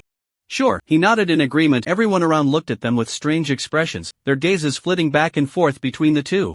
What just happened in the dance studio? Did Director Yi touch Suisha's butt? What else did he touch? Did anyone record it? Let me see. A 3,000-word chapter. My dears, are you satisfied with Cat Cat's efforts? Use your love to power Cat Cat. Bow. Revealing a large area of fair, radiant skin. Also, I recommend Cat Cat's good friend Zhang's exquisite completed book Fantasy, Inheriting the Legacy, Dominating with Power, which is also by our Huang Fanxie. Realizing everyone was looking at her oddly, Suisha realized she had misspoken. Her innocent little face flushed crimson, and she quickly explained. Tu didn't mean it like that. Everyone nodded in understanding, wearing expressions that said, I get it, which only made Suisha more embarrassed. The shoot continued as Suisha changed into a stepmother dress in the changing room, light and form-fitting, accentuating her curvy body. The mature woman vibe and wifely charm instantly multiplied, making her even more alluring. The photographer held the camera, capturing her, but despite Suisha's outfit being more revealing and enticing than the blue battlesuit, no matter how she posed, it couldn't match the effect of Yi Chen's shots. The photographer was puzzled and somewhat bewildered. However, Suisha understood the situation clearly. She couldn't achieve that state on her own. Mr. Yi, I need your help again. Suisha bit her red lip bashfully as she looked at Yi Chen. Then, a scene occurred that nearly shattered the photographer's heart. Yi Chen shook his head, took the camera from the photographer's hands, and walked over with a look of helplessness, raising his arm and giving it a sharp slap. Then, Suisha bit her lip, swaying her voluptuous hips with a mix of reluctance and invitation. Her eyes were filled with a complex blend of grievances, shyness, and excitement as she twisted and looked at Yi Chen, her gaze almost shimmering. Yi Chen maintained a stern expression, constantly issuing commands as the master. Lift your head. Stick out your chest. Wiggle your hips. Shake it more seductively. Yes. Just like that. Turn around, squat down. Rise slowly, and when you stand up, arch your hips back, creating an arc. That's the pure yet seductive feeling. Yi Chen nodded in satisfaction. This little fairy, Shazi, really knows how to entice people. Indeed, she is naturally suited for this kind of borderline internet celebrity work. The video was finished, and the surrounding female staff gathered to watch, each one stunned by the effect presented in the video. Suisha was even more ecstatic, her eyes filled with admiration as she looked at Yi Chen. The photographer was dumbfounded. It turns out the video was shot like this. I didn't know such borderline videos could be made this way. But Xiaosu's condition seems a bit off. We need Mr. Yi to give her a pat to get her into work mode. Yi Chen called the team responsible for Suisha's operations and video placements to the meeting room. Yi Chen reminded them, remember, when releasing videos, each one must have a label, Pure Desire Style. Mr. Yi. A girl with glasses and braces asked, what is pure desire style? Yi Chen thought for a moment and explained, pure desire style is a feeling that is sexy, charming, pure, and cute all at once. In simple terms, it's purity with a hint of sexiness. If you still don't understand, just watch Suisha's videos. Her style is what we call pure desire style. Suisha raised her hand. Mr. Yi, I haven't heard of this term before. Did you invent it? I suppose so. Yi Chen neither confirms nor denies. The term pure desire style became popular online only in 2019, with a prominent figure being an influencer named Song Banchanlin. However, Yi Chen introduced this concept back in 2013, so it certainly belongs to him as an original idea. Yi Chen then pulls up a second video, and there's this video of Suisha dancing in a bodycon dress. When it was released, besides the pure desire style, another label had to be added, which is the stepmother dress. Stepmother dress? A video investor asks, puzzled. Yi Chen explains, exactly, think about it carefully. In various film and television works, those young and beautiful stepmothers always love to wear these kinds of bodycon dresses. The group reflects on it, and indeed it seems to be the case, especially in dramas from Korea, where the stepmothers of wealthy families are all in sexy bodycon dresses, incredibly hot. Director Yi, did you also invent the term stepmother skirt? Suisha looked at Yi Chen, who was full of professionalism, her eyes sparkling. Yes, Yi Chen shamelessly nodded. How could the matter of rebirth be called stealing? Whoever brings it up first owns it. One excited operator said, I have a feeling that Suisha's video will definitely go viral across the internet. The concepts of pure desire style and stepmother skirt will sweep the nation. Everyone nodded in agreement, with no objections. Indeed. Both of Suisha's videos are incredibly engaging. Both men and women love watching them. Women feel a thrill, while men feel a stir. Coupled with the concepts of pure desire style and stepmother skirt, which are both new and perfectly fitting, they will undoubtedly take the internet by storm, prompting numerous internet celebrities to rush to imitate.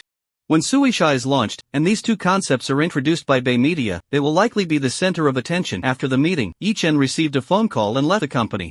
Suisha returned to Dance Studio 3, practicing her dance in front of the mirror, trying to find that feeling. However, without Yi Chen's help, no matter what she did, she couldn't get into that state. Xiao Su felt a bit troubled. She couldn't keep asking Chairman Yi to come help her every time they shot a video, could she? As the chairman of the company, he was busy. And she was just a small employee under him. It was fine to ask for help once or twice, but if she asked too often, would he get annoyed? Suisha was simply overthinking it. No man could refuse her such a request, and Yi Chen was no exception. Knock, knock. The door of the dance studio was knocked on. Suisha turned around and saw General Manager Ni walk in. He was the general manager of the company, second only to the chairman, and Suisha quickly greeted him respectfully, General Manager Ni. No, Sister Sha, just call me Xiao Ni or Xiao Xuanzi. Ni Xian said with a smile, rubbing his hands. Ha! Suisha was stunned. Although General Manager Ni looked young, he usually had quite an imposing presence. What was going on today? Sister Sha, I've removed your workstation in the work hall. General Manager Ni, did I do something wrong? Suisha panicked, seeing her hopes of being promoted dashed suddenly with the possibility of being fired. No, Sister Sha. You're overthinking it. I've set up a special office for you right next to Chairman Ye's office. Come, let me show you.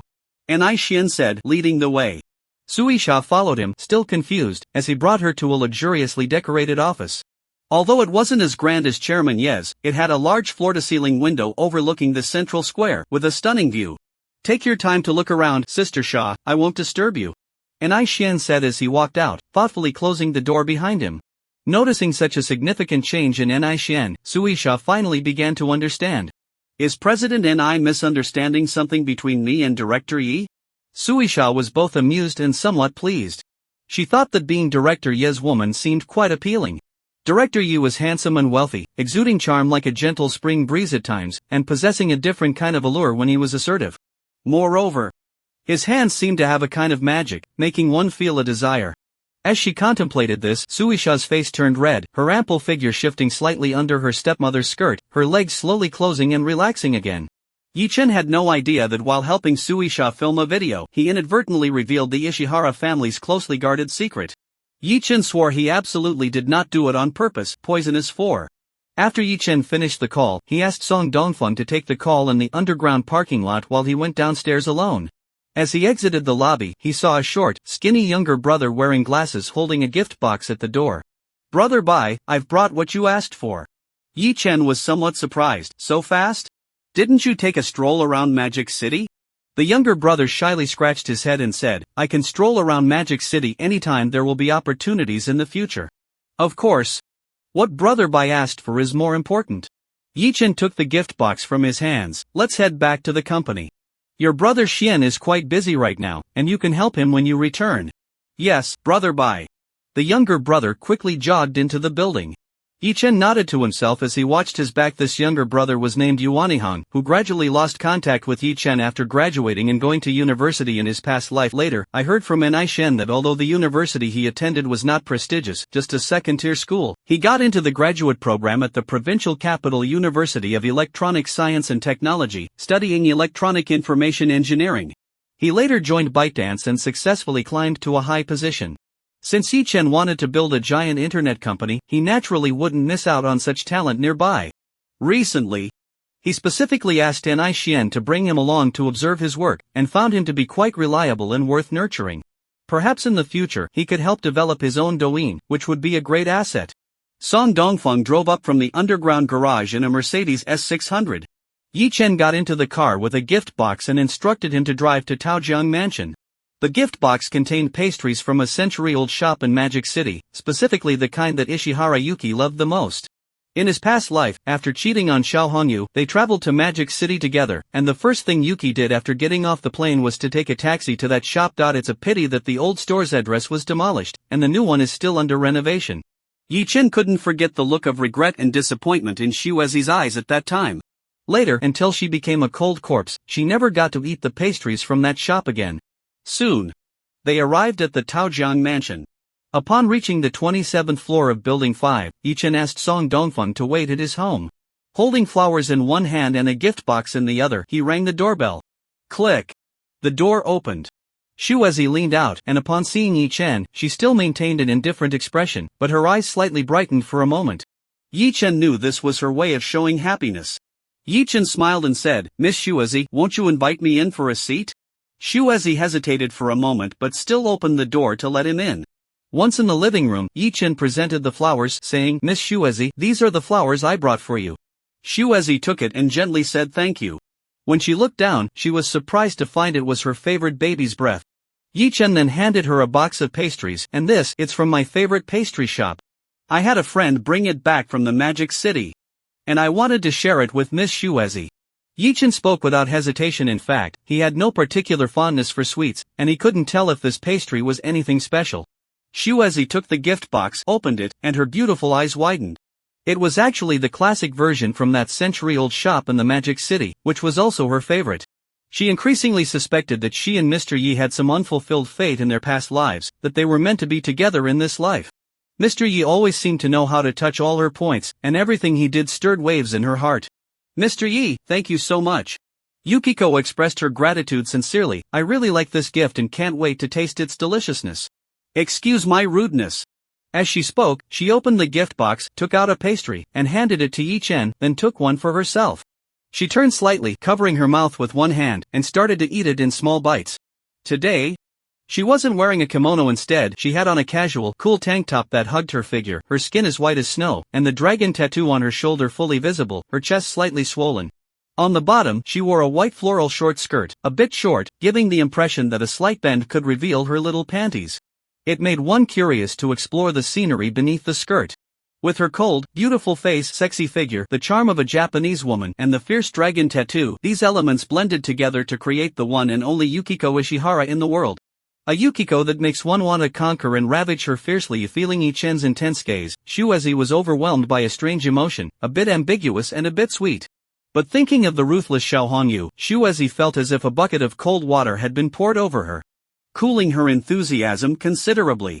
It was impossible for her and Mr. Yi to be together. If she betrayed Xiao Hongyu and was discovered by him with Mr. Yi, he would definitely be cruelly killed. Mr. Yi, you said last time that after inviting me to dinner, you wouldn't disturb me anymore. We should avoid further contact. It would be better for both of us.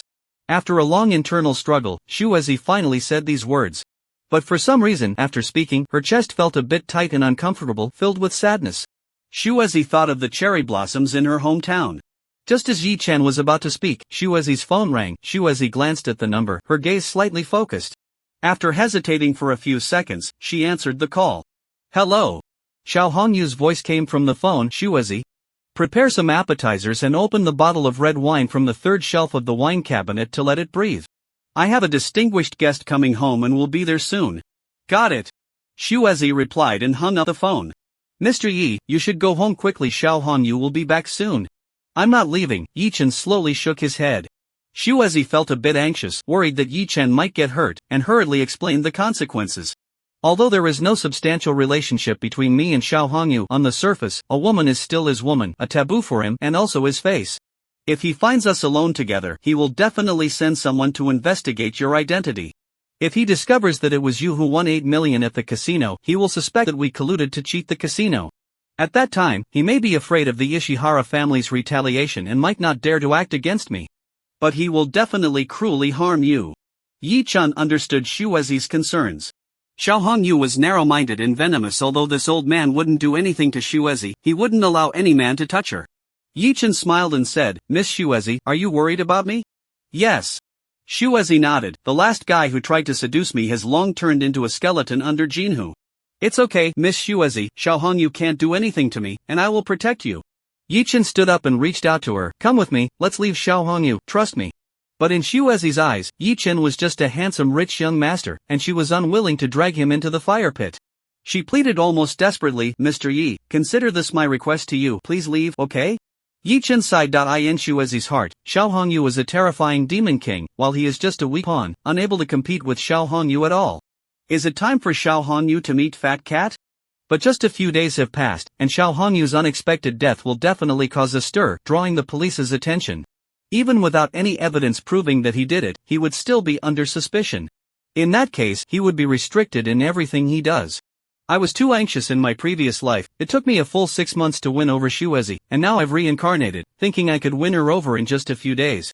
Yi Chen was about to leave, but when he looked at the door, he was taken aback. Miss Shuezi, it's too late. Click. The electronic door lock turned and unlocked, and Xiao Hongyu walked in, followed by 2 men. Looking up, he saw Shuezi tidying up the dining table, which was set with several dishes of appetizers and a decanter filled with red wine. Xiao Hongyu instructed, Shuezi, you go back to your room first, we have something to discuss. Yes.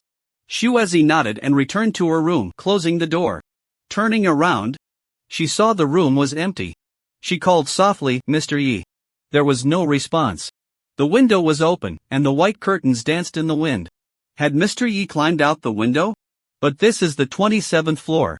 Shuezi hurried to the window and looked outside. Seeing that the narrow ledge could lead to 2702, she breathed a sigh of relief, thinking Mr. Yi must have gone home via the ledge. However, for some reason, the thought of Yi Chen leaving filled her heart with a sense of loss. In fact, she really liked and enjoyed being with Mr. Yi. Every time she saw Mr. Yi, her quiet heart would flutter thinking about the words she just said to Mr. Yi about not meeting again. Yukiko felt a bit sad. Mr. Yi must be feeling quite lost too. But Yukiko really has no control over her situation. If only she hadn't become Xiao Honyu's woman. Just as she was lost in thought, a pair of hands suddenly reached out from behind and embraced her tightly. Yukiko instinctively wanted to cry out. But a familiar voice whispered in her ear, It's me. Mr. Yi, you didn't leave? Although Yukiko still had a cold, expressionless face, a glimmer of joy flashed in her eyes. Yi Chen held Yukiko tightly from behind and softly said in her ear, Miss Yukiko, I like you, let's be together. It seems everyone wants to see cat photos. Click follow on my author page, and if I reach 3,000 followers by tomorrow, I'll share cat photos with you. How dare you underestimate me? Let me show you what divine light feels like. Yuezhi was held tightly in Yi Chen's arms, feeling the masculine aura surrounding her, her heart racing uncontrollably, almost drowning in the moment. But she still held on to the last bit of reason. Mr. Yi, I am Xiao Hongyu's woman. We can't be together. It's for your own good. It's okay, Miss Yuezhi. We just won't let him know.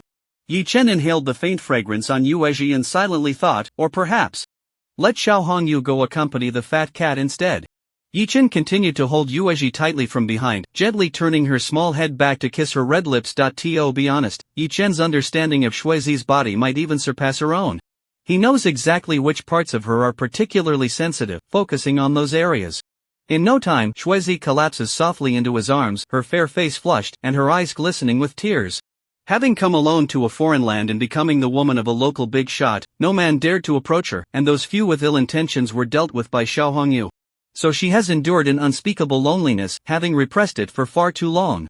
At this moment, in Yi Chen's embrace, it's like a mountain flood bursting forth, or the dam of a reservoir being opened, her emotions erupting violently as she responds with immense passion. After a long while, they separate, and Xuezi's eyes are already hazy. Miss Xuezi, I know you have feelings for me too. Promise me, be with me. Yi Chen whispered in Xuezi's ear, like a devil's whisper. Xuezi instinctively wanted to say yes, but suddenly heard Xiao Hongyu laughing heartily outside the door, which brought her back to her senses. If Xiao Hongyu found out she had betrayed him, he would definitely be furious, and Mr. Yi would become nothing more than a skeleton beneath Jinhu Lake. Mr. Yi, we can't do this. Miss Xuezi, your body is much more honest than your words. Yi Chen chuckled. It seems I need to step up my game. Mr. Yi, don't do this, stop. Xuezi fell again. Yi Chen picked her up around the waist and gently placed her on the bed. But unlike in her past life, no matter what Yi Chen did, Xuezi firmly held her last line of defense, refusing to let him take off her little panties. This isn't right. Yi Chen remembered his past life after sharing a kiss with Xuezi. It was like thunder striking the ground.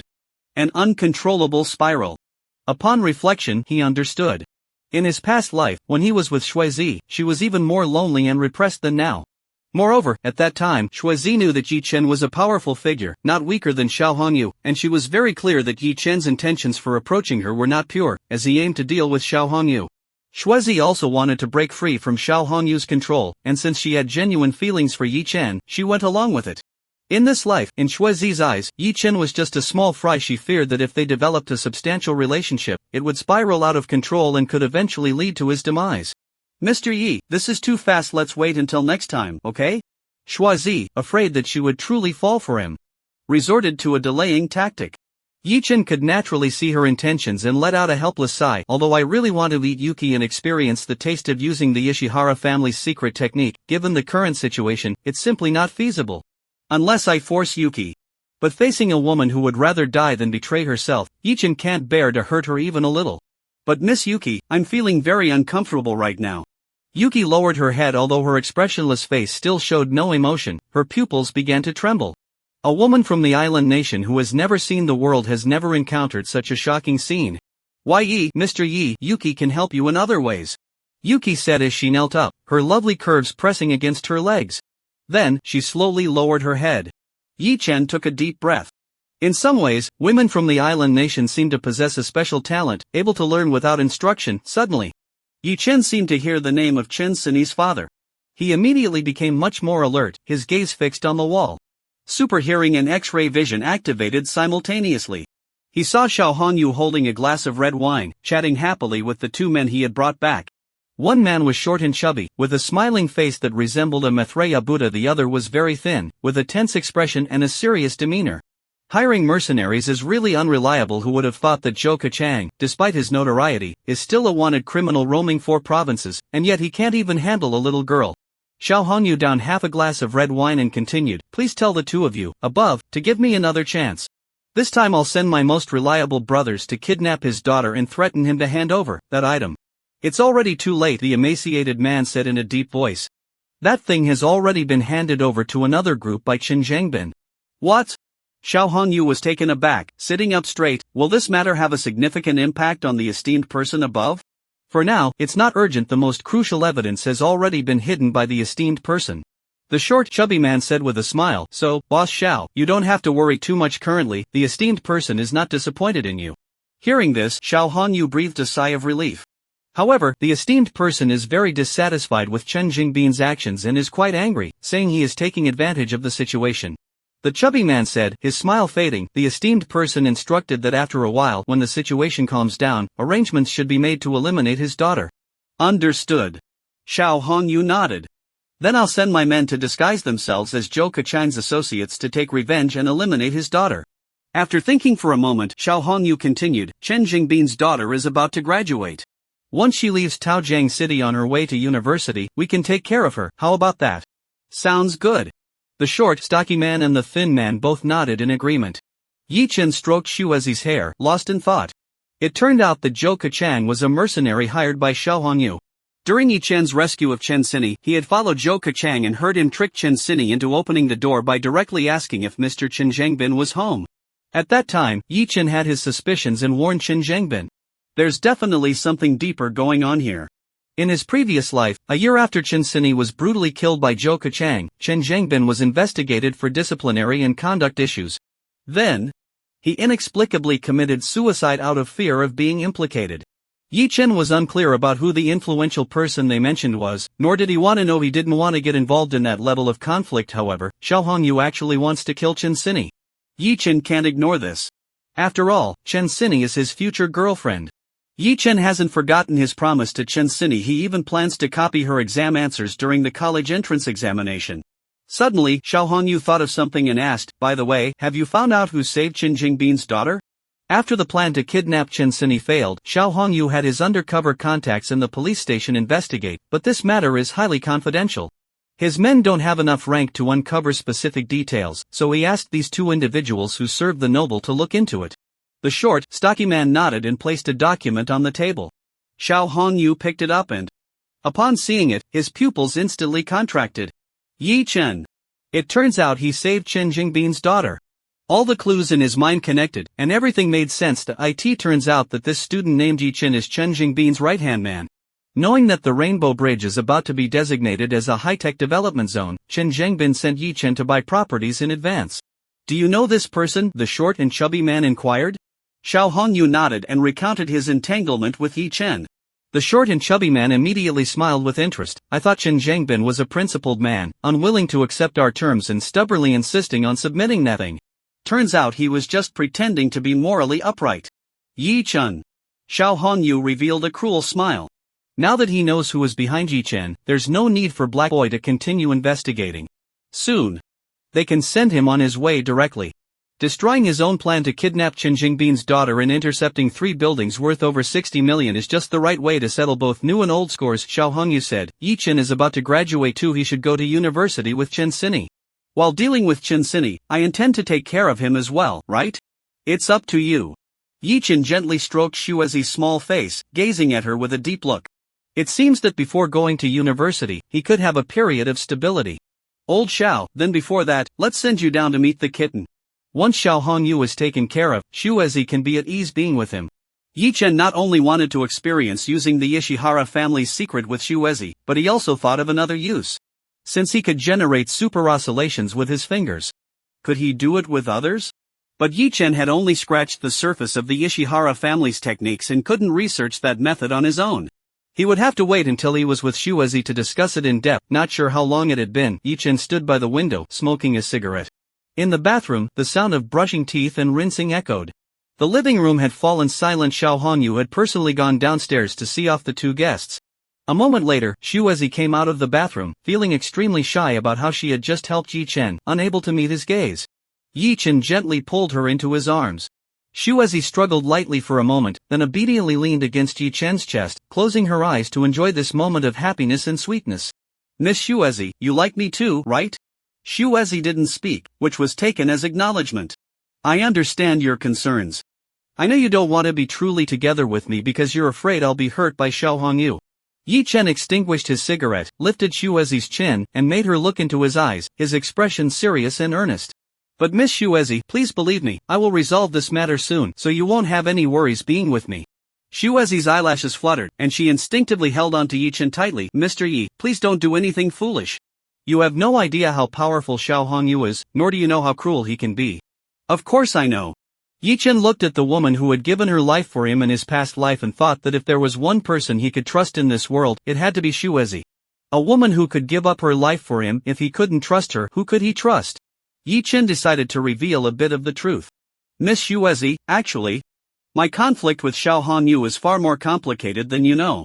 Do you really think that Fat Cat's death was just an accident?" Shuezi's eyes widened in surprise as she looked up at Yi Chen. Yi Chen smiled and chose not to say more. Looking at Yi Chen's handsome face, Shuezi felt an unprecedented hope rise in her heart.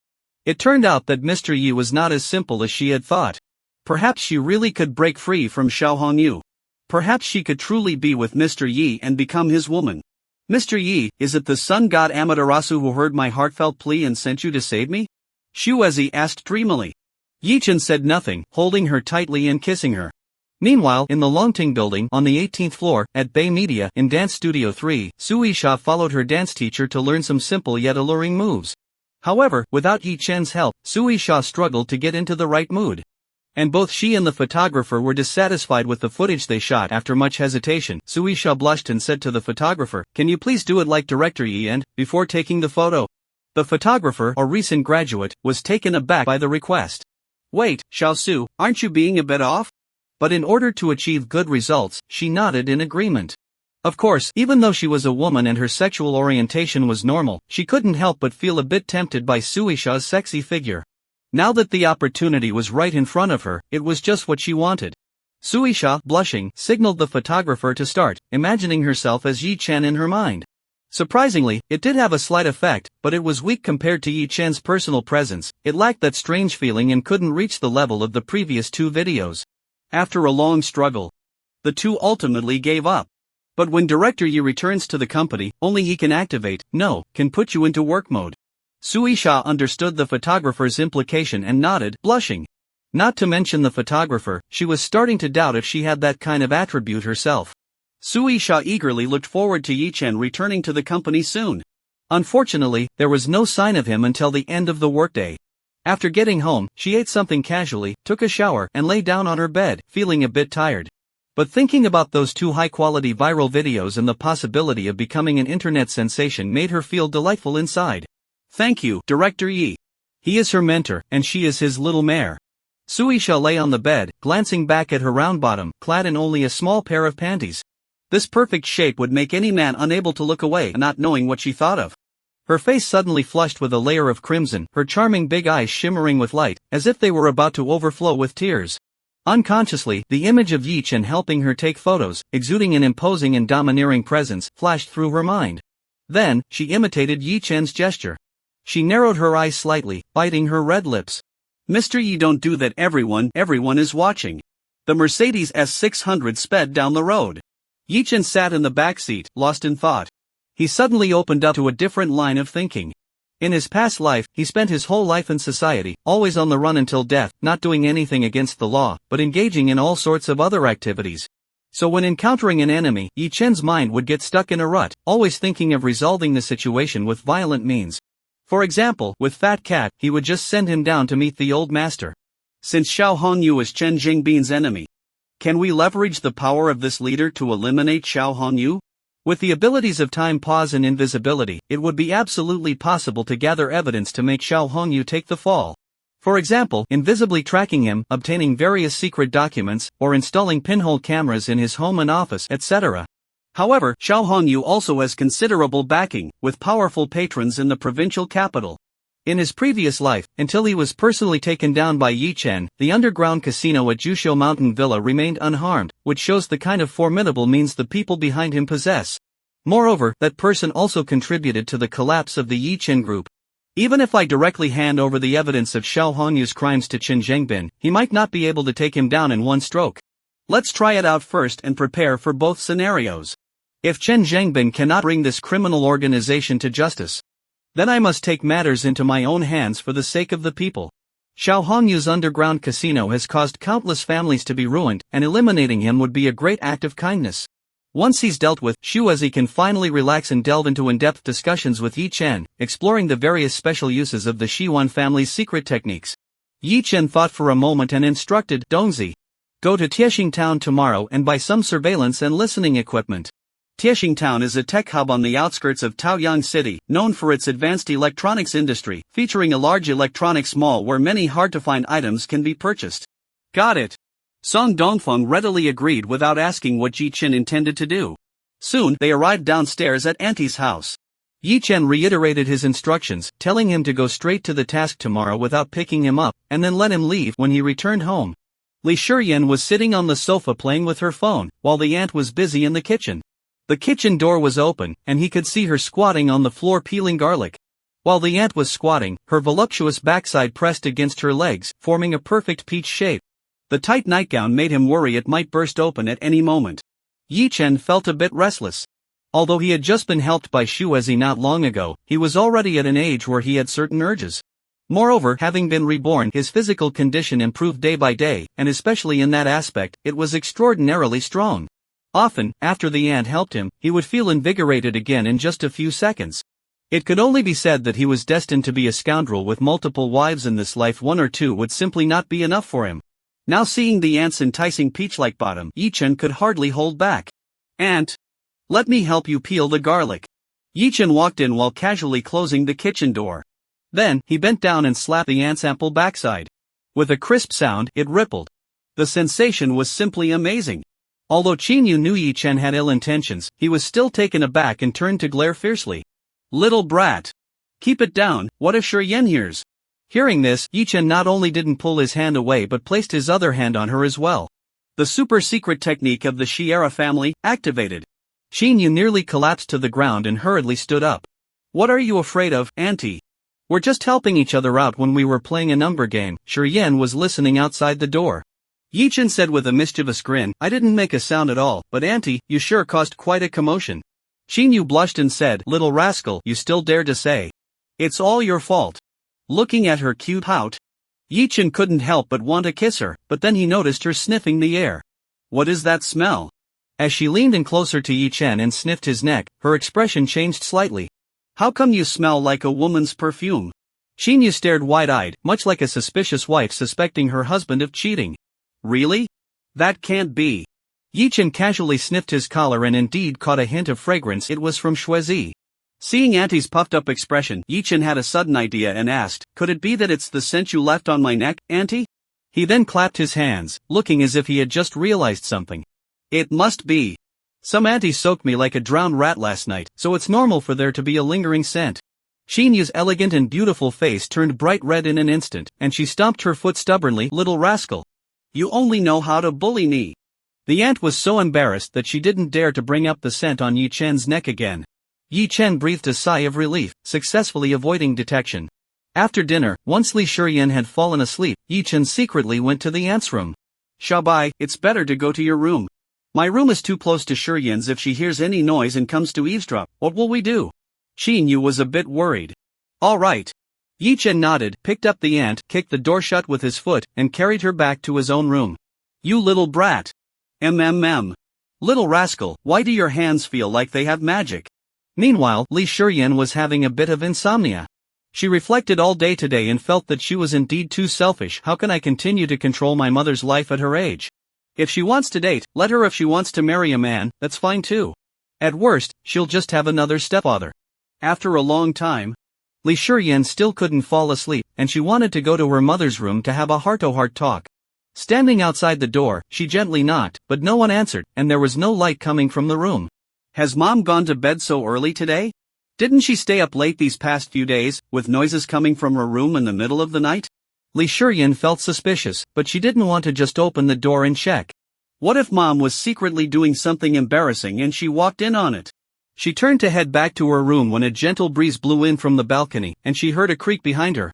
When Li Shiyan turned around, she found the door had been blown open, yet there was still no sound coming from inside. As she walked in and turned on the light, she saw the bed sheets neatly folded on the bed, showing no signs of having been slept in. Where did Mom go? Li Shiyan searched the entire house but couldn't find any trace of her mother.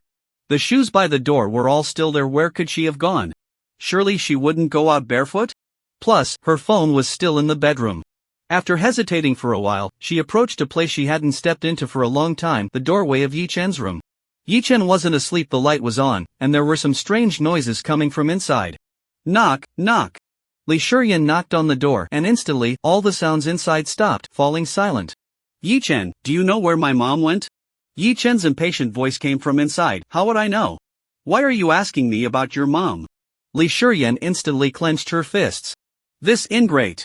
Suddenly, a very strange sound came from inside. It was like a woman stifling her mouth, letting out a suppressed scream. The sound was fleeting. Li Shiyan stood frozen at the door, doubting if she had misheard.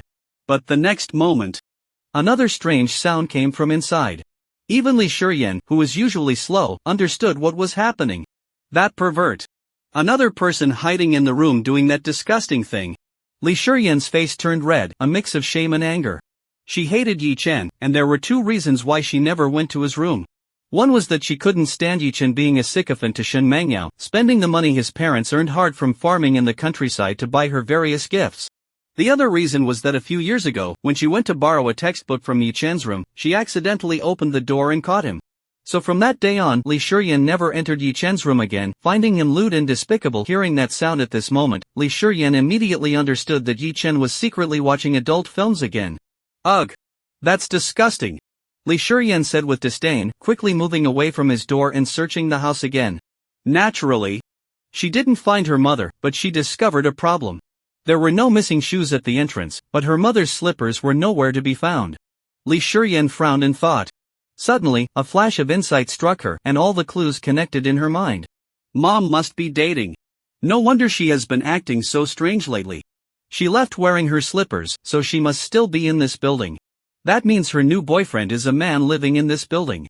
This building was the inheritance left by Li Shiyan's late father. Apart from their family of 3, all the residents were tenants. Which male tenant could it be? Li Shiyan pondered, stroking her chin like Detective Conan. Is it the one on the 7th floor? No, that uncle is good looking but too short. Mom definitely wouldn't like him. How about the one on the 6th floor? That doesn't seem right either, he looks like a little boy. Which one is it? Have there been any new tenants recently? Li Shiyan returned to her room, deep in thought, but unfortunately, she couldn't figure out which man had stolen her mother's heart until she fell asleep. As for Yi Chen, Li Shiyan didn't even consider him. Although she felt something was off with Yi Chen lately, as he distanced himself from Shen Mangyao and drove a few millions worth of Mercedes out. There was even a ridiculous rumor circulating at school that he was some kind of underworld prince, the underground emperor of Taojiang City. But Li Shiyan would never suspect how he and her mother might be connected. What kind of joke is this? The two of them are from different generations. Although they are not related by blood, my mom grew up following Aunt Qin around, and they are good sisters. Besides, Yi Chen has been staying at our home for 3 years. My mom already considers him like a half-son. How could anything happen between them? Another pleasant evening has passed. Xiaobai is exercising in the morning breeze. The weather is great today, refreshing and invigorating. During breakfast, Li Shiyan looks hesitant, glancing at Qin Yu repeatedly. Auntie is like a little girl who did something wrong, lowering her head to nibble on a bun, not daring to make eye contact with Li Shiyan. But when her daughter isn't paying attention, her beautiful eyes will fiercely glare at Yi Chen. It's all that bad guy's fault. Clearly, Shiyan was outside, yet he dared to act that way, making her embarrassed. It's simply mortifying. Yi Chen pretends not to see, looking completely unfazed. In the end, Li Shiyan said nothing and left after breakfast. Qin Yu let out a sigh of relief. It seemed that his daughter didn't suspect him and that little rascal. Auntie, could you please help me change the sheets and mattress? Yi Chen smiled and said, half of the sheets and mattress are in that condition. If you don't change them, I won't be able to sleep tonight. You still dare to say that?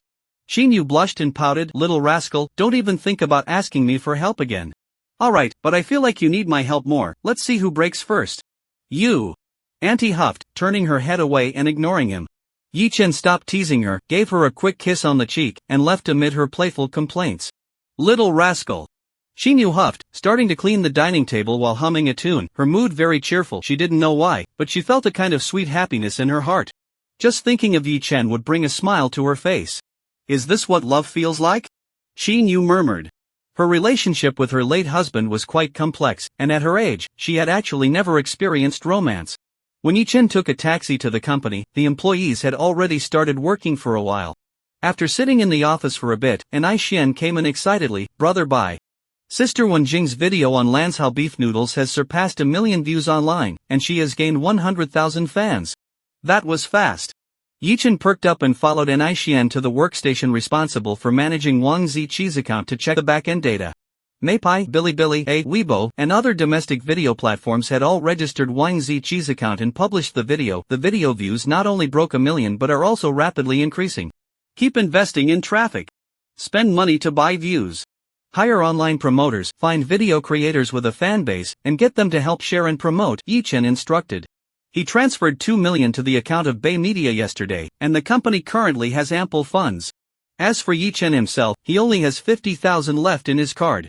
Understood, Brother Bai, the momentum is just right now. We really need to seize the opportunity. An Ai Xian nodded and then increased the advertising investment. The feedback on YouTube is also good. Many foreign netizens are interested in Han culture, An Ai Xian said. Yi Chen nodded. This was all within his expectations in his previous life. Li Ziki was also very popular on YouTube, with tens of millions of fans. Wang Wenjing's fairy-like appearance is more in line with foreign aesthetics than Li Ziki's. So in this lifetime, Prince Chi will only become more popular internationally, generating an even greater international influence. At this moment, an editor raised their hand, saying that the videos of Suisha and the other two have been edited. Yi Chen went over to take a look. Zhang Yusin's video quality was very high under Yi Chen's suggestion. She cosplayed as League of Legends Katarina and danced to a song from a Japanese girl group. She has a tall and impressive figure. And her face is charming. It can be anticipated that this video will also go viral and attract a large number of otaku fans. The video of Xiao Momo, who has a Western figure, is just about the edited opening and closing segments that showcase her enticing poses. She has already gone out with a photographer today to explore food spots. It will take a few more days before the video goes live. As for Suisha, there's no need to say much. The blue battlesuit is forever a legend. She exudes a strong vibe of a married woman, and with Yi Chen's enhancement as the master of techniques, Suisha's allure in the video surpasses even that of her previous life. It makes one feel quite excited. Yi Chen asked the operator, are both accounts, XAN Xiaoming and Ili Shasha, registered? Yes, The operator nodded. XAN Xiaoming is the account name Yi Chen gave to Zhang Yusin. In the future, there will indeed be a female up on Bilibili with the same name. But she is several tiers below Zhang Yusin in terms of both figure and looks. That little Mang has millions of fans. Zhang Yusin should be no less than her. Then let's release the video and start buying traffic. Yi Chen issued the order. In the previous life, the blue battlesuit was unmatched. You should know that it was the peak of the short video explosion. At that time even a small star could carve out a path. In that year, replicating her style would only lead to a dimensional reduction attack. Not to mention the addition of the new concepts of pure desire style and stepmother skirts. From now on, Suisha will be the pioneer of pure desire style and the founder of stepmother skirts. She will definitely shine brightly. After giving the orders, Yi Chen returned to the office and lay back in the boss's chair, contemplating a plan to eliminate Xiao Hongyu. Just as he was thinking, there was a knock on the office door. Come in. As the boss's chair turned around, Suisha walked in with a blush on her face. She was dressed in an OL outfit, wearing high heels, black stockings on her legs, and gold-rimmed glasses. The secretary vibe was instantly noticeable, and of course, there was an undeniable sense of maturity and married woman charm. This outfit was quite alluring. Boss, I want to shoot a video about career women today, but I just can't get into the mood. Could you help me like you did yesterday? Suisha said shyly, turning around and slightly pouting her hips. Yi Chen was somewhat taken aback. Suisha looked a bit. Not to mention, the secretary's charm was really strong. Seeing Yi Chen silent, Suisha glanced at him with a pitiful expression, then turned to leave, her back appearing lonely like a stray kitten. And whether intentional or not, she swayed gently. This temptress. She made such alluring moves, as if trying to seduce him, yet wore an innocent expression with a pitiful little look. Stop. Yi Chen slowly stood up. Suisha turned back, her face filled with surprise and anticipation. You're shooting a career woman series, right? Then let's shoot it in my office. Yi Chen said, taking the camera from the photographer, then closed the door and began filming. Snap. Lean on that table, lift your butt and rest half of it on top. Make your gaze a bit dreamy, yes. Just like that. Raise your hand, gently twist your upper body, and show a pure smile. Good, it's exactly that pure yet seductive feeling. Yi Chen continuously issued commands. Suisha was completely immersed, her work mode firing on all cylinders, constantly striking sexy poses according to Yi Chen's various instructions, occasionally giving a gentle twist. The scene looked like work, but also seemed not quite so. Regardless, both sides were enjoying themselves. Suisha was quietly transforming into. After Prince Chi's video was promoted through paid advertising, its views and follower count began to skyrocket. This style of video is unprecedented in the country, and the audience finds it very novel. The video quality is exceptionally high. Wang Ziki's looks are on point, dressed in a traditional white robe, exuding an impressive aura, like the little dragon girl from Jin Yon's novels appearing in reality. Not only do men like her, but women love her too. Ili Xiaosha and Xin Xiaoming have also released videos, and after promotion, various metrics are on the rise. Xin Xiaoming's videos contain many elements including home dance and cosplay, which is very popular in the ACG community. Her dance moves are professional and exceptionally graceful. However, her video metrics and fan growth still lag behind Ili Xiaosha by quite a margin. This woman seems to possess a strange charm. Just a few twists and turns make it hard to resist. No man can refuse such a pure and alluring beauty. Exuding both the allure of a mature woman and a devoted wife, the concepts of pure desire aesthetics and stepmother skirts are quietly gaining momentum, like a spark about to ignite a prairie fire. Yi-Chen also had the operations team recruit many online commenters to promote these two labels on Weibo and major forums, striving to firmly imprint the titles of the originator of pure desire aesthetics and the pinnacle of stepmother skirts onto Suisha. In the afternoon, Song Dongfeng sent word that everything was taken care of and that he was on his way back from Taichung town. Yi-Chen instructed him to drive to Taojiang Mansion while he took a taxi. After Yi-Chen arrived, he waited for a while until Song Dongfeng returned. Brother Bai, these items were bought by my reliable younger brothers who were instructed to wear masks and hats, so there won't be any traces left. Yi-Chen nodded surprisingly. Song Dongfeng had become clever enough to realize that, given his distinctive physique, even disguising himself wouldn't be very effective. Song Dongfeng opened the trunk, lifted a large cardboard box with one hand, and followed Yi-Chen upstairs. Inside, there are various surveillance and listening devices, as well as a printer. After organizing the equipment, Yi-Chen first used his X-ray vision to confirm that only Shuizi was at home, then took out one of the items and rang the doorbell for 2701. Click. The door opened, and Shuizi, dressed in a kimono, stood at the entrance. Upon seeing Yi-Chen, her small face showed little expression, but a hint of joy flashed in her eyes. Mr. Yi. Yi-Chen said nothing and directly embraced her as he entered, then lowered his head. After a long while, they parted, and Shuizi's fair, delicate face was already flushed. Miss Shuizi, do you like my enthusiasm? Shuizi did not respond, gently biting her lip. Yi-Chen understood Shuizi very well. He knew she liked it. But this woman loved to feign modesty. Shuizi, there's something I must honestly tell you. Please go ahead, Mr. Yi. Yi-Chen said seriously, I've mentioned that there are irreconcilable conflicts between me and Xiao Hongyu. I will deal with him so that Miss Shuizi can feel at ease being with me. So starting today, I need to gather evidence of his crimes, and you'll help me, right? Shuizi nodded without hesitation. So obedient. Yi-Chen then kissed Shuizi on the cheek. He moved a ladder to the living room, climbed up, and installed a hidden camera in the chandelier. Shuizi nervously stood at the door, peeking through the peephole to keep watch for him. Yi-Chen had already activated his X-ray vision and super eagle eye, so he wasn't worried about Xiao Hongyu suddenly returning, but he didn't stop Shuizi. Then, Yi-Chen installed hidden cameras in Xiao Hongyu's study and bedroom. The bedroom's camera is aimed directly at the bed, and if nothing unexpected happens, it will surely capture various eye-catching moments between Xiao Hongyu and his boyfriend. After saying goodbye to Shuizi, Yi-Chen packed all the surveillance equipment into his personal space.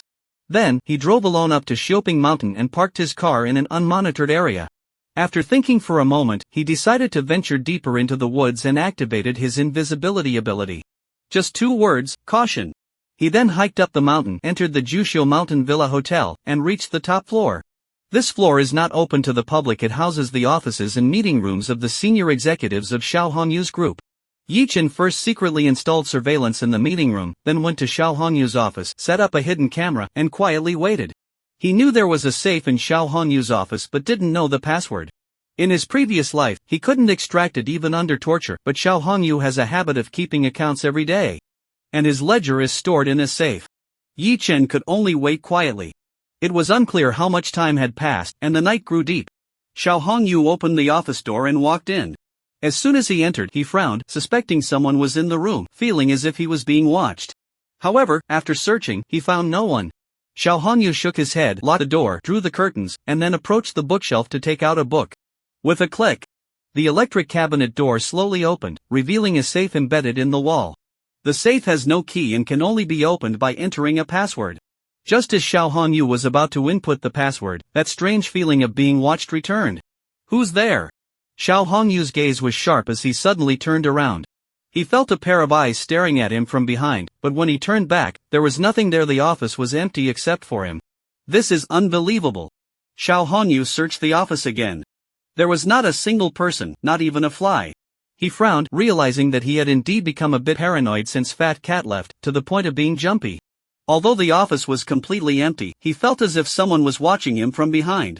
It was as if a fierce beast had its eyes on him, ready to deliver a fatal blow at any moment.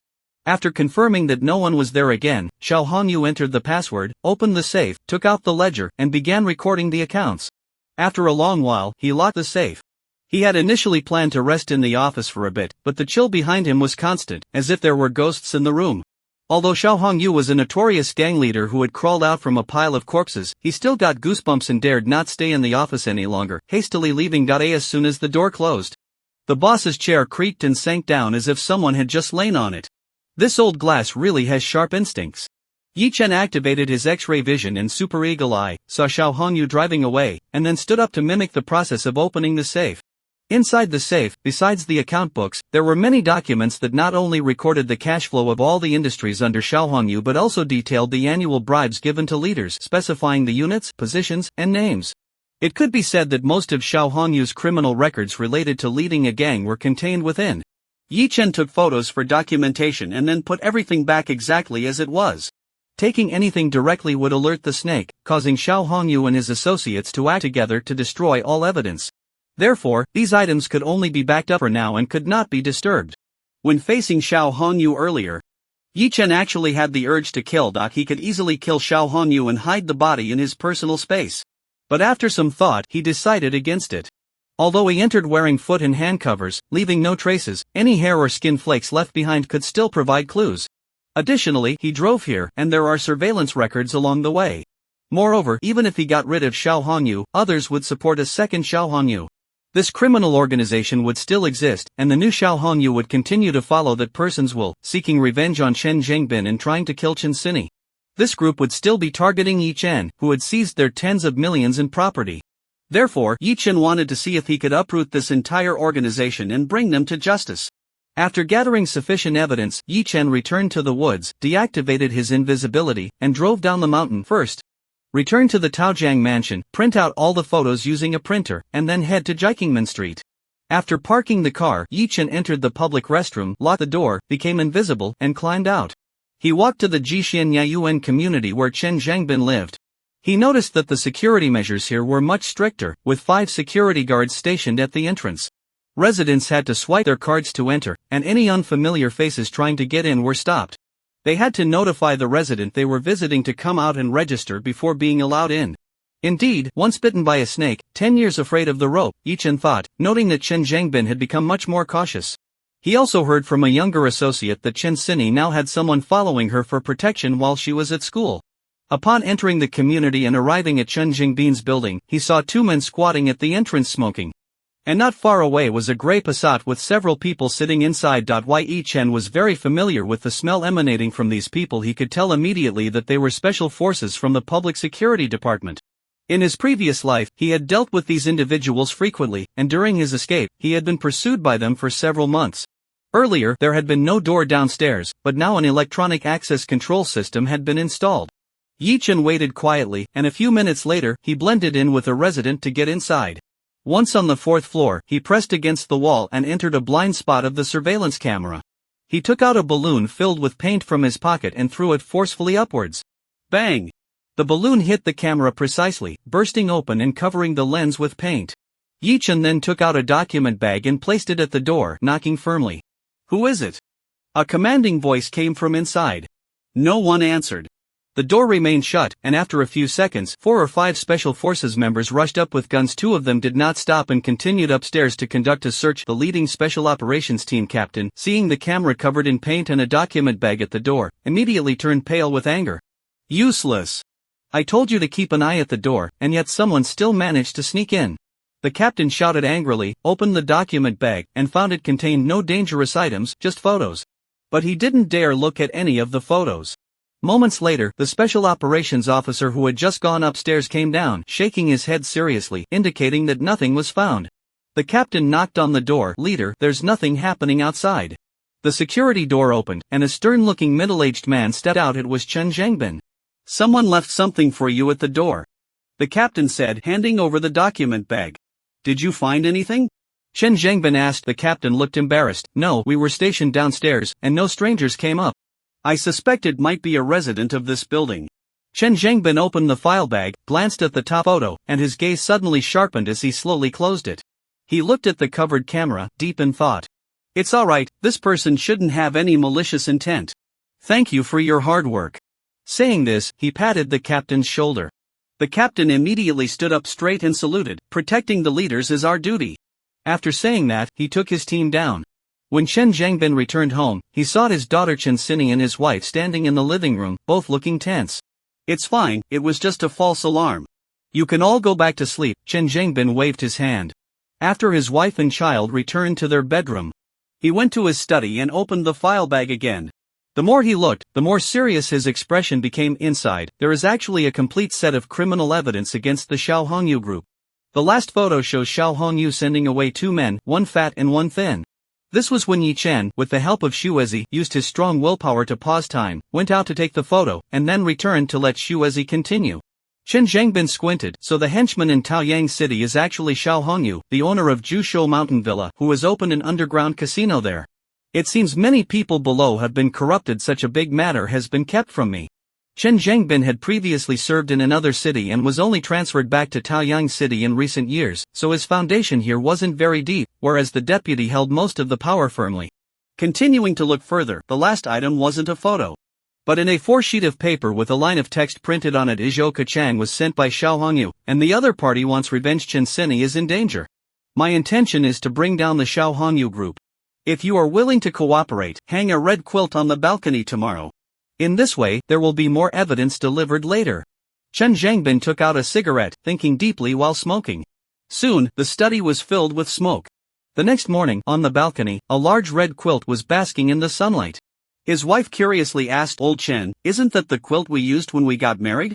We haven't used it in years, why did you bring it out now?" Chen Zhangbin dusted off the quilt and smiled without speaking. No matter who you are, whether you are the soil of justice or someone with ulterior motives, it doesn't matter. The enemy of my enemy is my friend. The Wang family really thinks I, Chen Zhangbin, am easy to bully. First, I'll get rid of your minions in Taojiang City, then I'll slowly deal with you, the big tiger. A cold glimmer flashed in Chen Zhangbin's eyes. Family is his sore spot. Touch the dragon's reverse scale, and you'll be killed. Early in the morning, Yi Chen woke up and the first thing he did was grab his phone and pull up the surveillance footage. He started with the footage from room 2701 in the Taojiang mansion. The living room was empty, but there were 3 people in Xiao Hongyu's room. Yi Chen looked and wanted to wash his eyes. Good heavens! Old Xiao is quite the player. At Jushoshan Villa, both the conference room and Xiao Hongyu's office were empty. He then switched to the last video clip. This was the footage Yi Chen had installed in the small grove of Jishan Garden last night, facing Chen Jingbin's building. He saw a large red quilt hanging on Chen Jingbin's balcony. Yi Chen smiled, great, with the addition of this city leader. The chances of bringing Xiao Hongyu to justice have increased significantly. Yi Chen had ordered substantial evidence of Xiao Hongyu's illegal activities, including bribery, leading a criminal organization, provoking trouble, and operating a gambling house. All this evidence had been provided to Chen Zhangbin. Now it was up to him to take action. If Yi Chen obtained new evidence, he would send it over immediately, such as evidence for murder or intentional homicide. If Chen Jingbin's decisive strike still couldn't bring Xiao Hongyu to justice, then Yi Chen would have to take matters into his own hands to eliminate the threat to the people. By next month, before Chen Xinyi's piano competition, Xiao Hongyu would either be in prison or in hell. There were no other choices. After washing up, the aunt had also prepared breakfast. Xiao Bai. This is the goji berry and pig kidney porridge that your aunt made early in the morning. You must drink more of it. The aunt handed over a bowl of porridge, her face full of concern for her nephew. Okay, thank you, Auntie. Yi Chen nodded and poured a cup of warm water for her. Auntie, you should drink more water too. Xinyu shot Yi Chen a glance, a hint of redness appearing on her face. Li Shiyan frowned, feeling that her mom and Yi Chen were inexplicably a bit strange. But she couldn't pinpoint what was odd. After the 2 kids finished breakfast and left, Xinyu found clean sheets and a mattress in Li Shiyan's room and went to change them in Yi Chen's room. Oh my! Xinyu was particularly shocked as she touched the mattress. Xiaobai actually left the window open while sleeping and didn't even notice the heavy rain last night. The bed was soaked like this. This brat, not even thunder can wake him up while he's sleeping. Xinyu didn't even bother to change the bedding. He rushed over to the dining table, picked up a cup of cold boiled water, and gulped it down. When Yi Chen arrived at the company, he heard a commotion inside, filled with cheers. An Aishian approached him, his face full of excitement. Brother Bai. Wang Ziqi's video has already surpassed 10 million views across the internet. The number of fans is about to hit 1 million. Many advertisers have reached out, wanting to collaborate with us. Yi Chen had anticipated this and calmly asked, has Wang Wenjing finished editing the swing video? And Aishen nodded, it was filmed last night, and the video is currently being edited. Great. In his previous life, Li Ziqi's swing video was also a classic, achieving exceptionally high views online, marking a crucial step in her rise to fame. Yi Chen learned about Li Ziqi through that video. Give Sister Wenjing and the others a day off, then film the videos for making cherry wine and tomato beef stew. Yi Chen continued to advise, recalling that these two were also classic videos by Li Ziqi. Yi Chen felt that since his rebirth, he seemed to have an incredible memory, able to recall even the details of those videos he had watched in his previous life. He could even remember the online novels he read to pass the time.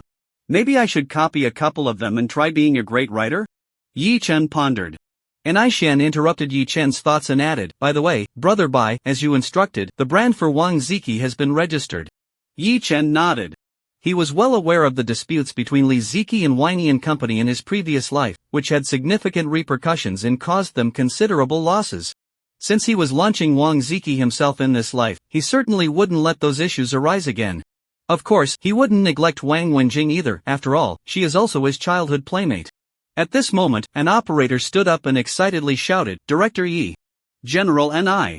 The video of Little Shotzi has just surpassed 5 million views online. The total number of fans has also exceeded 500,000. Strike while the iron is hot. Release the video of the stepmother's skirt too." Yi Chen gave the order. Little Shotzi and Prince Chi are two accounts. One focuses on edgy content, while the other promotes traditional Chinese culture. A dual approach. Bay Media's trend is about to sweep across the entire internet. Yi Chen looked at the back-end data. XAN Xiaoming's video views and fan growth lagged far behind these two, but compared to other video bloggers in the same niche, she was still several levels ahead. It won't be a problem for her to become a small internet celebrity with millions of fans in the future. Sui Sha was originally practicing dance in the studio when she received the news and immediately ran out. As she looked at the backstage data, she became more and more excited, her little face flushed, bouncing with joy. "Mr. Yi! Thank you for your support. If it weren't for your personal guidance, the video quality wouldn't be this high." Unable to hold back, Sui Sha hugged Yi Chen's arm and acted cute, her eyes sparkling with tears. Yi Chen took a closer look and noticed that Sui Sha was wearing a pink knitted top and a very short black skirt today. "Are you filming the pink battle outfit video today?" Yi Chen asked. Sui Sha nodded. "I just tried it myself, but I still can't get into work mode. I need you to film it personally." As she said this, she blinked her big eyes at Yi Chen, looking just like a little teddy bear wagging its tail. "Let's go to Dance Studio 3, I'll help you film the video," Yi Chen said with a cold face, leading the way. Sui Sha followed closely behind, like a shy young bride. "Twist. Look at the camera, don't look at me, give it some flair, yes, just like that. Blink, sway, and flick your skirt. Yes, just like that. Why did you just get into the shooting mood and then suddenly lose it? Snap." Yi Chen forgot to close the dance studio door, and the sounds came pouring out. Everyone exchanged glances, knowing that the two were seriously filming a video. But it still felt a bit off. And Aishan held a thermos in his hands, with a satisfied smile on his face. Good, good, good. No wonder he chose to stick with his lifelong good brother. He really knows how to have fun. A week after Prince Chi's video was released, the total views of Lanzhou beef noodles surpassed 50 million online. The video of making the swing has also been released and it went viral, quickly surpassing the views of Lanzhou beef noodles, eventually reaching 80 million views, and it's still slowly growing. Wang Ziqi's total online followers successfully broke 3 million. Meanwhile, Wang Ziqi's performance on YouTube is also quite impressive, with all videos exceeding 1 million views and gaining nearly 100,000 new followers.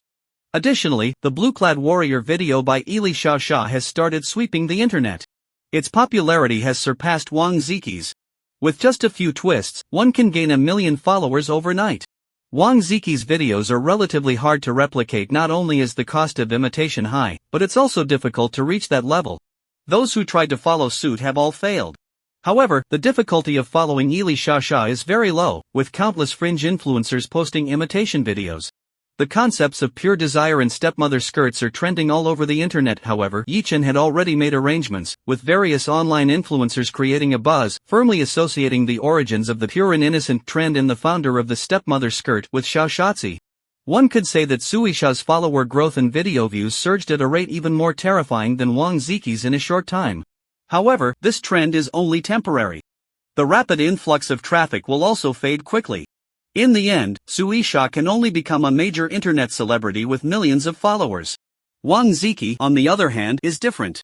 The rich cultural heritage reflected in his videos will elevate Wang Ziki to an unparalleled height. He will ultimately become an irreplaceable symbol, a significant force in promoting international cultural exchange, bringing traditional Huaxia culture to the world. One could say that a small Shotzi might fade, but Wang Ziki will remain ever popular.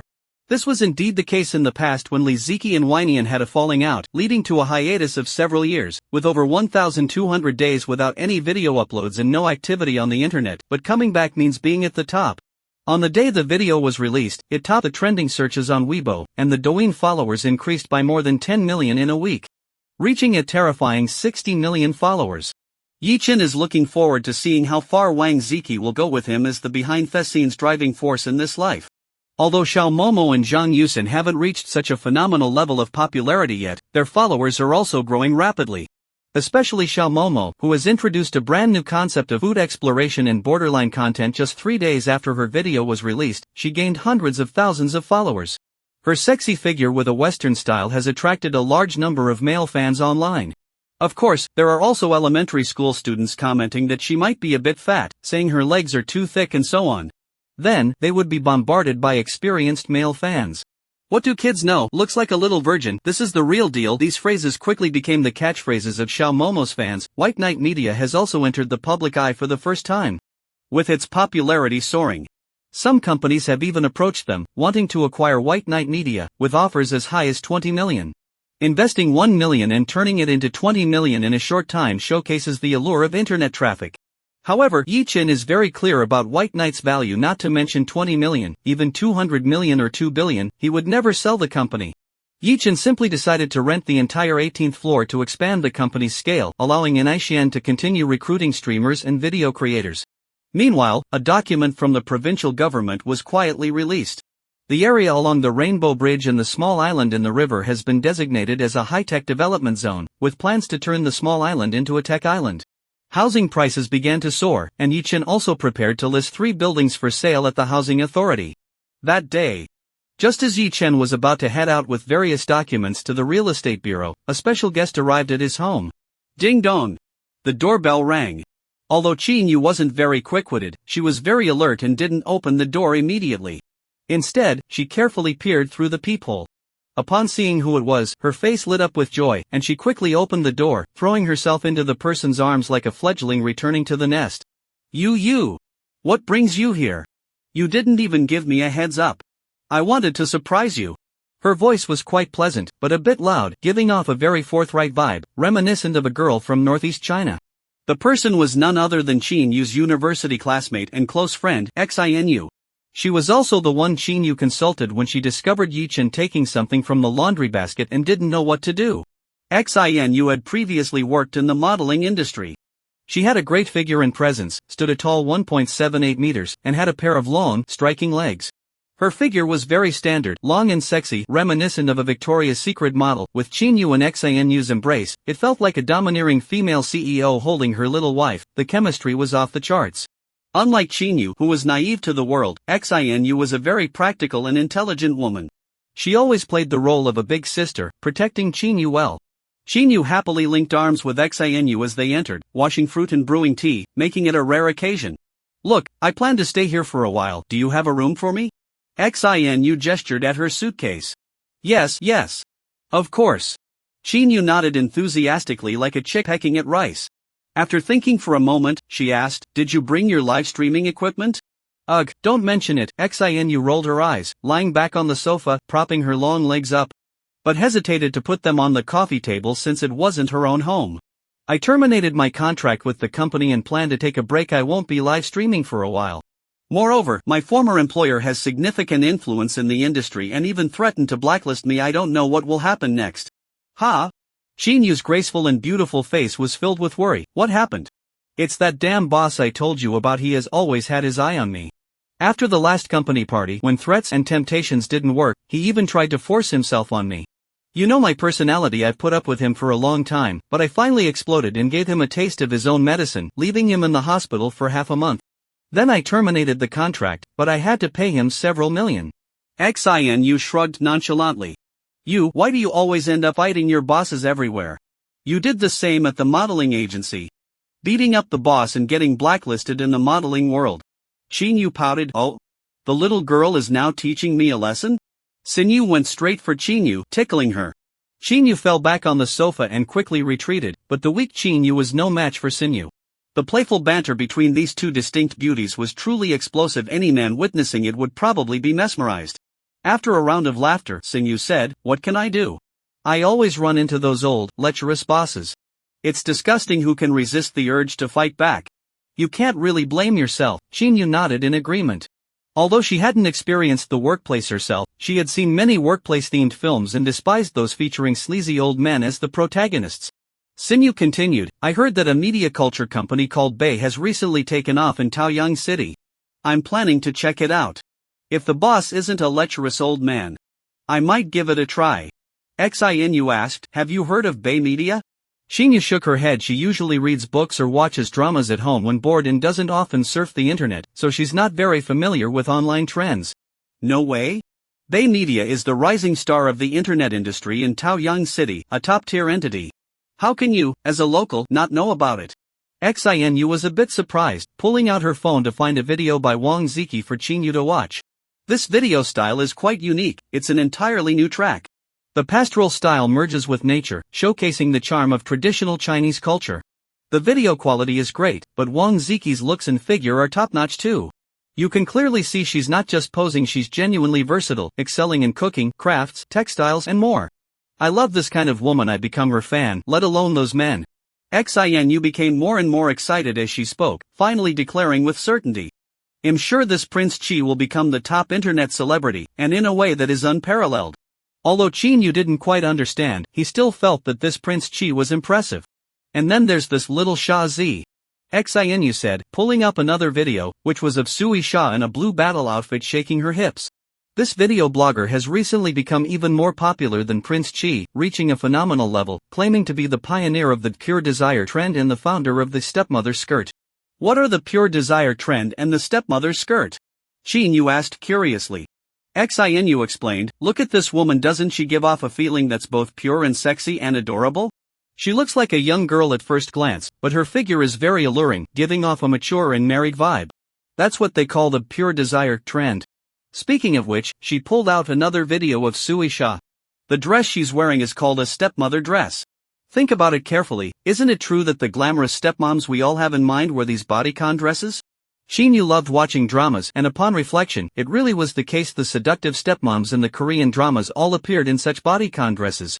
Then, Xinyu pulled out a food exploration video of Xiao Momo. I never thought food videos could be filmed like this. This video creator incorporates so many elements, exploring restaurants, food, competitive eating, Western body types, and super curvy hips, etc. Oh my god, her butt is huge. Xinyu exclaimed, covering her mouth in surprise. She felt her own butt was already big enough, but this woman was even more exaggerated. Moreover, it didn't make her look fat. Instead, it was very sexy, like those Western channels. There are rumors in the industry that these three bloggers were all created by the boss of Baiyi, with their style, niche, and video content all planned by him. Xinyu's eyes sparkled. This person is simply a genius. He has pioneered a brand new video style that's gone viral.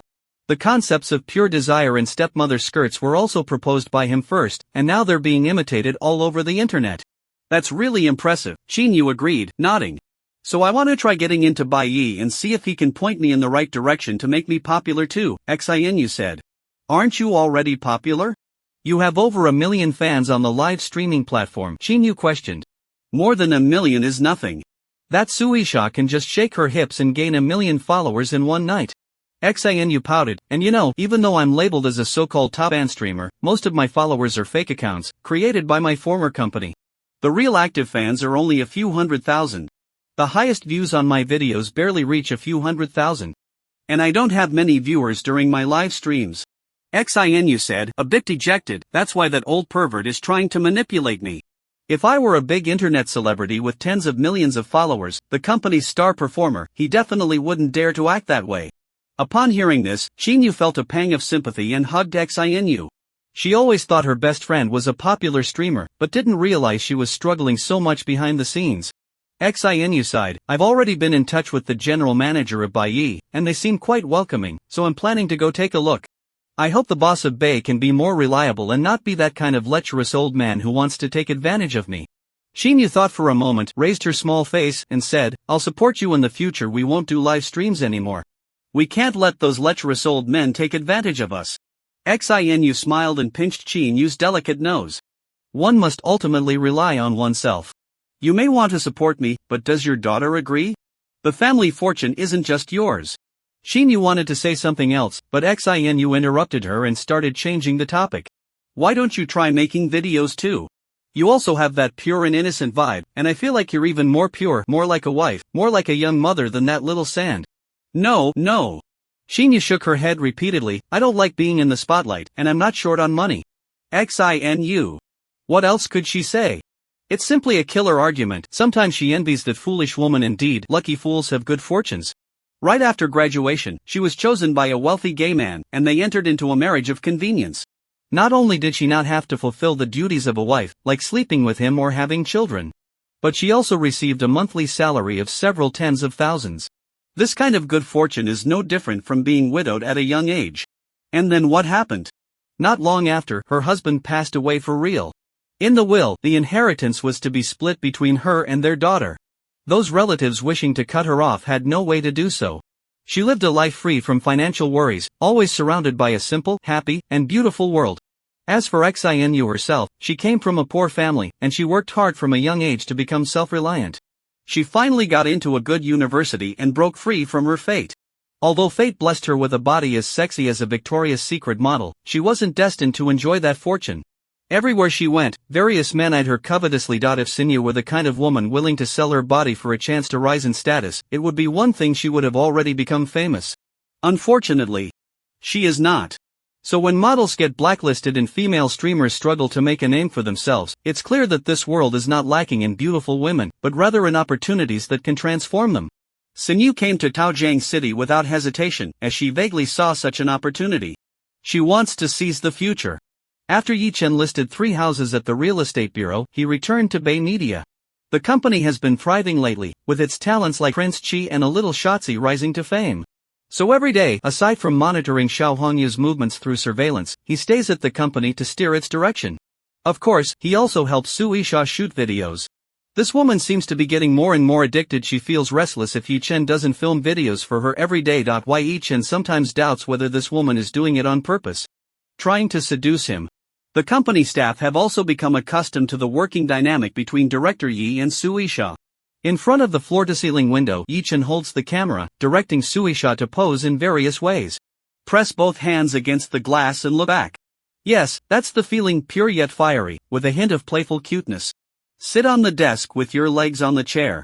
Hook your high heels with your toes. I'll get a close-up of your feet. Smile. How many times do I have to say it's not that kind of smile? Tone it down, go for the sweet and cute look. Yi Chen keeps giving orders, and whenever he notices Su Yisha's energy waning, he goes over and gives her a sharp slap. After a while, both of them are satisfied with the video quality and finish the shoot. Su Yisha walks out of the office with a flushed face. She really loves making videos now. She loves working so much. Work makes her happy and joyful. If she doesn't work for a day, she feels off all over. Yi Chen lit a cigarette, stood by the floor-to-ceiling window, looking at the bustling city, taking a deep breath and slowly exhaling. He realized he was also influenced by Su Yisha's passion for work. If he doesn't shoot videos for a day, he gets an itch to do it. Knock knock. The office door was knocked on. Come in. Yi Chen instructed, turning around to see Ni Xian coming in with a laptop. Brother Bai, you should know about Shuguang Network Technology Company Limited, right? Yi Chen nodded. He had indeed heard of Shuguang, a large company in the provincial capital, a star enterprise. In his previous life, until he was wanted and fell from grace, Shuguang was thriving and had become a star enterprise of the province. The boss of Shuguang has an official background and is a significant second-generation rich kid. Yi Chen had some encounters with this person in his previous life, but they are not the same kind of people. And Ni Xian continued. There's a subsidiary under Shuguang that deals with cultural media, called Outyen. Recently, one of their streamers terminated her contract and contacted me, wanting to join our company. She's already in Taojiang City, and I plan to have her come to the company for a look tomorrow. Yi Chen waved his hand. You can make decisions on such trivial matters yourself, no need to ask me. And Ni Xian said, but I just heard that this streamer had an unpleasant fallout with the head of Outyen Media, and the other party threatened to blacklist her. Whoever dares to take her in would be seen as an enemy of Shuguang. Our company is in the development stage and shouldn't easily make enemies, but I see a lot of potential in this female streamer. Joining us at Bay would definitely help her rise. This is also where Ni Xian is conflicted. He wants talent but doesn't want to offend a large company with an official background. Yi Chen sneered, is he, the head of IoTian Media, really representative of Shuguang? Besides, so what if it's Shuguang? In the future, they would just be juniors in front of Bei. And Aishan nodded and placed the computer in front of Yi Chen. Brother Bai, this is the video of that female streamer. Take a look and see if she has potential. Yi Chen started watching the video. To be honest, this woman is indeed impressive. Her looks and figure are top tier, especially her body, which is supermodel level. Those long legs are simply breathtaking. Forget about leg envy. With legs like that, you'd never get tired of them in 10 lifetimes. It's no exaggeration to say she's like a goddess of beautiful legs from ancient Greece. Ni Xian scratched his head and played the second video. This is her live stream recording. How should I put it? Although her voice is quite pleasant, it feels too bold. As soon as she opens her mouth, the filter is completely broken. In the video, a crisp and melodious yet particularly bold voice came through. Brothers, for the tribe, charge. Watch me do a 360-degree Thomas flying. Listening to her voice, Ni Xian frowned, showing an expression reminiscent of an old man on the subway with a phone. However, Yi Chen's eyes lit up. Brother Bai, do you like this kind of contrast? Ni Xian asked tentatively. If Brother took a liking to this woman, it wouldn't matter if the head of Outyan Media or even the boss of their parent company, Shuguang, came. This big sister-in-law would definitely be under Ni Xian's protection. Every day, am I that kind of lecherous person? Do I get stuck just because I see a beautiful woman? Yi Chen blared. Of course not. Brother Bai is the most upright and serious man among us, vitiligo. Ni Xian quickly forced a smile. He secretly complained in his heart, who said he wasn't interested in Suisha? Look at him now, constantly making a scene in the office. Yi Chen looked at this female anchor and recalled a well-known gaming anchor from his past life. Known as the goddess Zhou Shui. Although she later fell from grace, she indeed had a period of great fame. This female anchor named Xiao Yuyu was of the same type. However, in terms of figure and looks, Xiao Yuyu could easily overshadow Zhou Shui. The two were several levels apart. Zhou Shui wouldn't even be worthy to carry Xiao Yuyu's shoes. How could such a stunning beauty not make it big in her past life? Was she really blocked by Outyan Media? Yi Chen was intrigued by Xiao Yuyu, but of course, it wasn't just about her looks. It's not just about wanting to recruit her. Currently, Zhou Shui has started appearing as a commentator in Dota 2 matches, but she hasn't gained much traction yet. If we send Xiao Yuyu over to replicate her path, what would Zhou Shui have to do? Let's do it.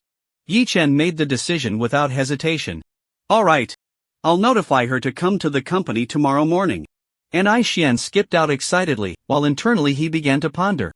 It seems this little Xiao Yuyu will become the second sister-in-law.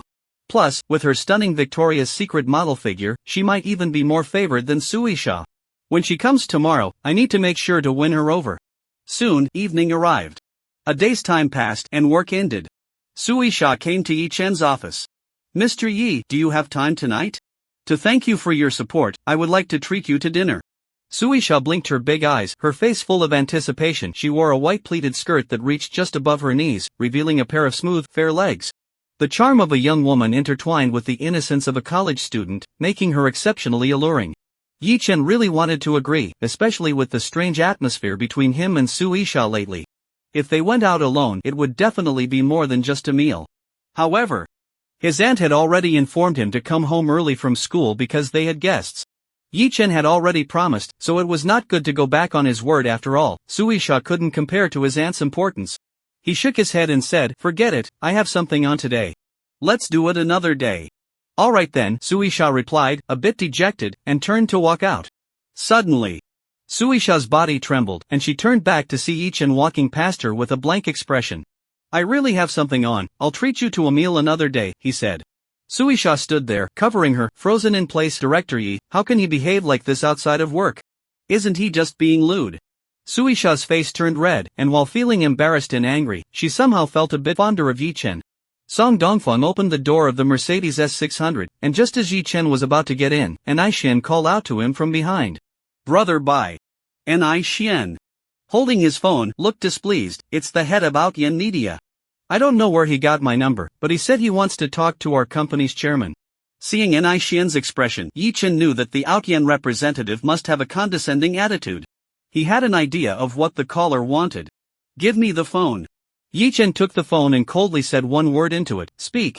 "Is this Director Yi? I've heard that you plan to acquire Sinew." A greasy, lewd voice of an old man came from the phone. Indeed, the other party's attitude was somewhat arrogant and disdainful, completely disregarding Bai Yi as a rising star. "You small company might not get the latest news in the industry. I'm just calling to inform you that XINU has been blacklisted by me, so you can handle it yourselves. Some things don't need to be spelled out too clearly." Yi Chen smiled and said, "Alright, we will definitely cultivate XINU well." The old man was taken aback. He hadn't expected that with the background of Shiguang, he still couldn't control a small company from the same province. Alright, a small workshop is just a small workshop. Getting a bit of traffic has made you forget your place. Yi Chen was too lazy to talk more with this loser and handed the phone back to Anishan. "Tell him to roll as far away as possible." Although Anishan actually didn't want to offend such a giant company in the industry. Besides, they had an official background, and secretly making trouble would make things very difficult for Bai Yi. But as a little brother, I must resolutely carry out all the orders of the boss. "You, old Bai Deng, you're nothing but a loser, daring to threaten my big brother." Anishan squeezed his phone and walked to the side, cursing all the way. The more he swore, the more excited he became, his small green bean eyes shining.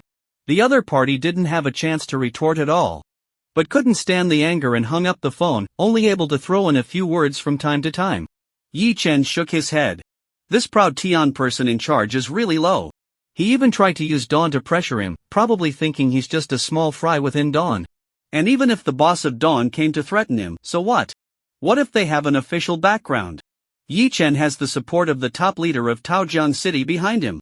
Chen Zhangbin is not only a partner but also the future father-in-law of old Deng.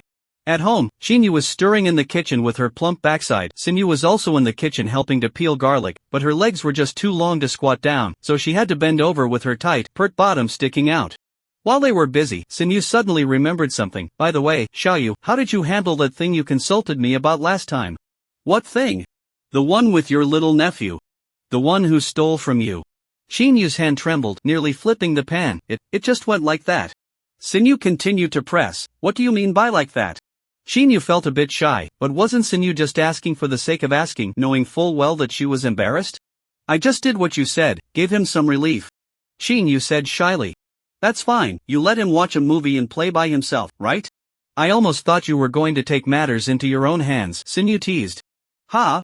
Xinyu looked completely bewildered. "Didn't you teach others and personally help them?" But upon reflecting on Sinew's words, it seems she never actually said that, and I misunderstood her meaning. Or perhaps I only heard what I wanted to hear? Xinyu's face was as red as if she had a fever, her eyes full of embarrassment, sparkling with tears. She originally wanted to ask Sinew for advice, but now what should she do? How can she turn back and return to that simple relationship? Now that she realizes she misunderstood Sinew's words, she understands that she must never let Sinew know about this. Otherwise, she would be mocked mercilessly. It would be so embarrassing. Yi Chen opened the front door, changed his shoes, and walked out of the entrance hall, only to see the kitchen door tightly shut, with the aunt cooking. He initially wanted to go in and tease the aunt, but when he turned around, he saw a woman standing in the living room, munching on an apple. Yi Chen was stunned. "Xiaoyu?" This woman was not only beautiful but also exuded a remarkable elegance, with the spirited charm of a big city girl. Her figure was like that of a Victoria's Secret model, with a golden ratio that was sexy and alluring. A pair of striking long legs drew attention. Yi Chen had seen this stunning face not long ago, albeit through a video. But the woman's features were so distinctive that he couldn't possibly not recognize her. "Is this the guest Auntie mentioned? Do you know me?" Xinu was overjoyed. "A wild fan? I must have some fame, to actually encounter a wild fan offline." Xinu strutted over with her long legs, clattering as she ran. "How did you grow so tall? You're at least 185 centimeters, right? Squat down." Xinu said, pressing Yi Chen's shoulder down, then forcefully pushing his head into her own embrace. "This is the first time I've encountered a wild fan. Given how handsome you are and that you're my good friend's nephew, I'll give you a little fan benefit." After holding Yi Chen for a few seconds, Xinu released him, a charming smile appearing on her face. "Little guy, now you have material for your fantasies tonight, but do take care of your health." Yi Chen. Xinu was too excited, having mingled in the modeling and streaming circles for so long. She had never met a fan offline.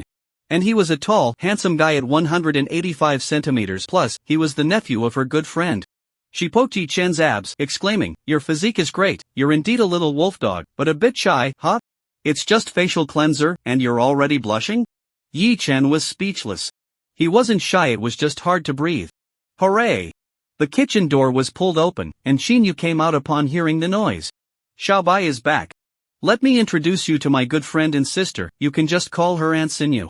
Yu, this is my childhood neighbor's son, Yi Chen, you can just call him Xiaobai." For some reason, Xinyu always felt like she was introducing her boyfriend to her family. "Xiaobai, you can keep Aunt Xinyu company while I continue cooking for you." Xinyu felt a bit shy and hurried back into the kitchen. Yi Chen didn't know what to say. He never expected that the new host, Yu, who was about to join the company, would show up at his house the day before starting. Aunt Xinyu's good friend. Aunt Xinyu. Xinyu had become a bit of a misandrist due to constantly being harassed by greasy old men. She pulled Yi Chen into her embrace. To be honest, this was the closest she had ever been to a man in her life. After it was done, Xinu was a bit surprised herself. Why wasn't she repulsed by Yi Chen? After thinking it over, Xinu probably understood. Yi Chen was a handsome young college student with a fit physique. Plus, he had the added charm of being both her fan and her best friend's nephew. So, upon their first meeting, instead of feeling disgusted because he was a man, she actually found herself quite fond of him. Then she couldn't help herself and gave him a little fan service, teasing him a bit. Xinu dragged Yi Chen to the sofa, and in a rather unladylike manner, she linked her arm with his, pinched his cheeks, squeezed his arm muscles, and even gave his back a light slap before he sat down, saying, "You've got quite the nice butt. You little brat, with such a good figure and good looks, why don't you find a girlfriend? And you even stole Xiaoyu's clothes." Yi Chen was speechless. How did Auntie know about this? Moreover, Auntie Xinyu was really bold and shameless, directly asking him about it. Yi Chen explained, "Xiaoyu, it's not what you think, it's all a misunderstanding." Xinyu immediately tugged at Yi Chen's face. "You little brat," calling her Xiaoyu. "I'm your elder, call me Auntie Xinyu." Auntie Xinyu. Yi Chen chose not to argue with a woman. "That's more like it." Xinyu beamed, stretching her long legs and patting Xiaobai as my fan with my sexy figure. "Have you ever secretly fantasized about me?" No. Yi Chen shook his head. "The moment you open your mouth, all fantasies disappear." "Damn. Turns out to be a little black fan." Xinu felt a bit gloomy. Her voice was clearly quite pleasant, but she was a bit loud and spoke boldly. Why did the fans say everything was good about her, except for her mouth? That brat Yi Chen even said the same thing, so he really must be a die-hard fan. Although she felt down, it made her like him even more. After thinking for a moment, she leaned close to Yi Chen's ear and gently exhaled. "You little brat, don't go stealing from Aunt Xinyu anymore. If you want that kind of thing, come find your Aunt Xinu will give it to you for free." Yi Chen felt numb, as if he couldn't wash himself clean even if he jumped into the Yellow River. "It's really a misunderstanding, I truly don't want it." Xinu gently ruffled Yi Chen's hair. "You little brat, don't pretend. Do you think I don't know what boys your age are like? Many fans message me wanting things, and some even offer to pay, but I refuse to give them. Just enjoy it secretly." Yi Chen was speechless. He roughly understood Xinu's personality now. Outgoing, generous, friendly, and loves to joke around with fans. But when it comes to actually asking her for those things, she definitely wouldn't be willing to give them. At that moment, the security door opened, and Li Shiyan came back from school. She was taken aback when she saw Xinu, then happily exclaimed, "Aunt Xinu, what are you doing here?" "What, not welcome?" Xinu laughed. "Of course, you're welcome. It's been years since we last met. You've grown up so much, come let Auntie see if you've grown in other places too." Dinner was quickly prepared. The family of four gathered around the dining table, enjoying a harmonious meal. The only disharmony was the relationship between Yi Chen and Li Shiyan. Li Shiyan treats Yi Chen like air, and Yi Chen doesn't bother to get close to her or pay her any attention. After dinner, Xinyu pulled Xinyu to take a shower together, saying she would sleep with her tonight and needed to check thoroughly. Before leaving, the aunt glanced at Yi Chen. Yi Chen certainly understood what she meant. With Xinyu's presence, the aunt couldn't sneak into his room at midnight anymore. Actually, two aunts wouldn't be a problem either. A night without conversation. The next morning, when Yi Chen finished washing up, he didn't see Xinyu. The aunt said she left early to go for an interview at a new company called Bay Media. Li Shiyan said, "Bay Media? I've heard of it. That company has been making waves recently, producing several big internet celebrities." "You know about it, Shiyan?" Xinyu was surprised. "Yeah, recently Prince Chi and a little star from Bay Media have become really popular. Many girls around me also want to be internet celebrities, shouting that they want to work at Bay after graduation. Li Shuryan said disdainfully, curling her lips. They should look in the mirror and see their own worth. But speaking of which, I've watched Bay Media's videos. And the quality is indeed very high and innovative. I heard that their success was personally planned by Bay's boss. This person is really impressive and should be able to help Auntie. Shin Yu nodded, suddenly thought of something, and joked, Bay Media, Bay, flipped around its Yi-Chen, huh. Xiaobai, what a coincidence, this company isn't yours, is it? Yi-Chen realized how suddenly smart Auntie had become. He didn't have the mindset of pretending to be humble while being impressive, hiding his identity from family. Just as XL was about to admit it, he heard Li Shuryan scoff. Boss Bai Yi? Him? He spends all day being useless, causing trouble at school, and being a lapdog for green tea bitches. He even relies on copying the exams of top students to get into college. How can such a person be compared to Boss Bai Yi? Yi-Chen felt that Li Shuryan was a bit like a brainless villain from a novel. He originally planned to admit it, but he estimated that if he spoke up, Li Shuryan would just mock him even more. Yi-Chen was too lazy to say anything. Once Sinyu returned from her interview today, Li Shuryan would naturally be slapped in the face.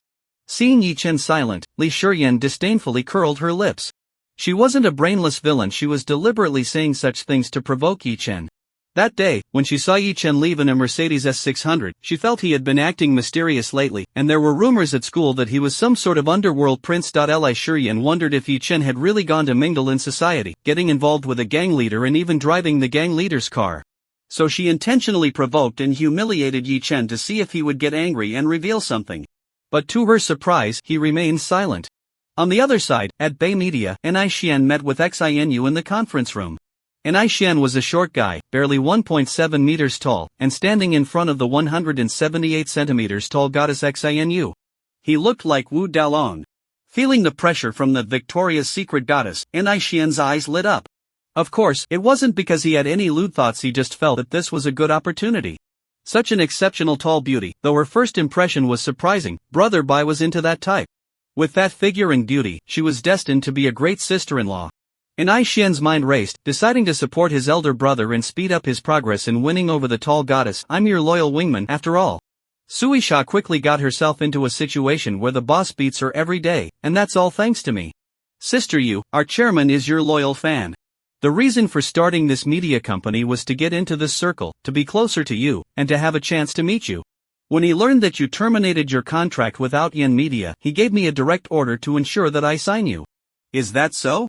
Xinu was unimpressed. She had heard too many empty words. Such talk was just for show, and anyone who believed it was a fool. It's true. Yesterday, the person in charge of Outyen called to threaten me, saying that if we dared to take you on, it would be opposing Shubuang technology and they would ruin our company. The chairman immediately told him to get lost and said that little Yu is under his protection, and no one can bully her. Xian, fearing that Xinu wouldn't believe him, took out his phone to show her the call log. Look at this phone number, it's the one for the person in charge of Outyen, right? Sinyu took a look and realized it was indeed true. But instead of feeling moved, her vigilance was instantly heightened. Could this be another old pervert trying to take advantage of her? Perhaps he was on the phone with the person in charge at Outyen, not helping her, but conspiring against her. The call log showed they had been talking for half an hour. Were they plotting how to take her down? Maybe they were even discussing who would make the first move. Just as Sinyu was lost in thought, she noticed someone entering through the door behind her. Xian immediately stood up, his face full of respect, and shouted, Brother Bai. Xian gestured for Sinyu to turn around. Sister Yu, this is our chairman at Bay Media, Director Yi. Sinyu turned around abruptly and was taken aback. She saw a man wearing a white shirt and black trousers, with a pair of big-head leather shoes walking in. Sinyu was a bit surprised. The chairman of Bay Media was completely different from what she had imagined. He was not an old man at all, but a young guy. His image is just a bit off. He has a look that is both business and trendy, which should be quite handsome, but his figure is very skinny, almost emaciated, and his clothes just don't fit him well. Plus, he has a wild mop of curly blonde hair that nearly covers his eyes. This doesn't look like a company chairman at all. He clearly resembles a non-mainstream young guy. Is this the kind of person who introduced the internet sensations Wang Ziki and Xiao Shatzi? Xinu fell into deep doubt. She recalled what General Manager Ni had just said, that Chairman Bai Yi was a longtime fan, and instantly her guard was up, suspecting that this Director Yi might be the kind of creepy fan who sends private messages wanting to buy his clothes. She started to backtrack and decided not to sign a contract with Bai Yi. Dealing with a boss like this, who knows how she might be harassed later. Damn. Nan Xiao, why are you wearing the same clothes as Brother Bai? And Ai Xian's little eyes widened in surprise. Just now, he saw this outfit through the glass wall of the conference room and thought it was Brother Bai coming in, but it turned out to be Zhang Lingnan. Zhang Lingnan spun around a bit, saying, hee, I think Brother Bai looks pretty cool in this outfit and gets a lot of attention from girls. So I bought a set to try it out. How do I look? Handsome, right? Hurry up and get out. And Ai Xian waved his hand impatiently, then awkwardly smiled at Xinu, saying, Sister Yu, sorry for the mistake, this is our company's cleaner, not the chairman. Just as he finished speaking, the conference room door was pushed open again, and a young man walked in, dressed exactly like the energetic guy named Nanxiao from earlier. The difference was that it was obvious his figure was very attractive, fitting the clothes perfectly while also looking toned when undressed. He was tall, at least 1.85 meters, with deep and three-dimensional features, exceptionally handsome. He has a special aura about him, a mix of elegance and dominance. A bit like a younger Gu Tianla, but handsomer and more charismatic. Xinu couldn't help but admire this superior appearance. It would be a shame if he didn't become a star. If he debuted in acting, even with a poker face and no acting skills, he would definitely become a hot trending male star. This face, however, looks somewhat familiar. Xinu was taken aback. It's not just somewhat familiar. I even touched his abs and patted his butt last night. This is Qin Yu's little wolfdog nephew, Yi Chen. What is he doing here at Bai Yi? Is he here to audition as a host? Then she saw Mr. Ni and the non-mainstream Nan Xiao both bowing respectfully, greeting, Brother Bai. Their faces bore a hint of reverence, as if in front of a spiritual idol, or like the younger brothers in a gangster movie facing their boss. And Ai Xian introduced, Sister Yu, this is our chairman at Bay Media, Chairman Yi. Xinu's CPU was almost overheating. Qin Yu's little wolf cub nephew was actually the recently popular chairman of Bay Media? Little Yu, nice to meet you. Yi Chen revealed a warm smile and extended his hand. Ah, Chairman Yi, hello. Xinu was momentarily stunned but quickly shook Yi Chen's hand. She was a clear-headed woman and understood that in public, one must address by title. At this moment, Xinu felt a sense of unreality. If it weren't for the face that looked exactly like the one she saw last night, and the same name, she would even doubt whether she had mistaken him for someone else. The Yi Chen in front of her was a mature and composed chairman, while last night's Yi Chen was a shy college student, a little boy who blushed at her washing his face for him. When Ai Xian saw Xiaoyu staring at Brother Bai with her eyes glued, he secretly rejoiced, thinking it was a done deal. The two would inevitably end up in bed, and the company would gain another big sister-in-law. His own status in the company would drop again, falling to 4th place. But it didn't matter, as long as the big brother was happy, the little brother could endure some grievances. Brother Bai, you two chat, and Ai Xian said. Pulling Zhang Lingnan out. Seeing Xinu still a bit dazed, Yi Chen smirked mischievously, what's wrong? Aunt Xinu, don't you recognize me anymore? At this moment, the chairman who had just been elegant and domineering transformed back into a little nephew. Xinu sighed in relief. Wow. Xiaobai, I never imagined you were the chairman of Bai Yi. Xinu exclaimed, pinching Yi Chen's face and gently punching his solid chest. She envied Qin Yu for his good fortune to have such an outstanding junior who was not only handsome and capable but also had feelings for his aunt. That foolish woman, she doesn't even know how to see such a high-quality, excellent man right beside her. If I had known earlier, I would have encouraged her to personally go for a secret teaching session with the young man. So what if there's a difference in generation? Anyway, there's no blood relation, not even a relative relationship. He's just the son of a childhood playmate. If it were me, I would have probably fallen for him long ago. Yi Chen glanced at the conference room table where a contract was placed and pointed, Aunt Xinu, what do you think? Want to give Bai Yi a try? Xinu didn't hesitate, she went straight over and signed her name at the end of the contract. She was even too lazy to look at the contract, her vigilance had dropped to the lowest point. She completely forgot that just moments ago, she was suspicious of the chairman of Bai Yi and the person in charge of Aotion conspiring against her, as well as her decision not to sign with Bai Yi. You little brat, Auntie is yours now, so you better treat Auntie well in the future, Xinu playfully complained, her voice no longer so bold. Don't say it, her charming yet spirited face adds a unique flavor. Don't worry, Aunt Xinu, I'm your loyal fan. Yi Chen winked. He meant to tease Aunt Xinu, referring to the misunderstanding from last night where she thought he was one of her little black fans. But Xinu recalled what Ai Xian just said. Our chairman is also your loyal fan. Opening this media company was to get into this circle and have a chance to meet you. The person in charge at Outyan called to threaten, saying if they dared to take you on, they'd ruin Bai Yi. The chairman didn't hesitate and told him to get lost, saying that Xiaoyu is under his protection, and no one should bully her. Ni's words echoed in her mind, leaving Xinyu feeling inexplicably shy and a bit sweet. Her enchanting big eyes sparkled, and her gaze at Yi Chen became a bit dreamy. If Xinyu saw her like this, he would definitely be shocked, having known this woman for so many years. Xinyu had never seen her show such a feminine side. Xinyu felt more moved than anything else. This naughty boy actually liked her so much, secretly doing so much for her without seeking credit. Originally, the joke about giving that to Yi Chen yesterday was just a joke, but now she decided that when she got home tonight, she would definitely reward Yi Chen well. Her clothes, and whatever else, she would give to him. Even personally helping him out wasn't out of the question. Xiaobai, don't lock the door when you sleep tonight. Auntie has a little gift for you. Xinyu said with flirtatious eyes, then shyly lowered her head. Yi Chen looked confused. Wait, why is Auntie Xinyu suddenly acting this way?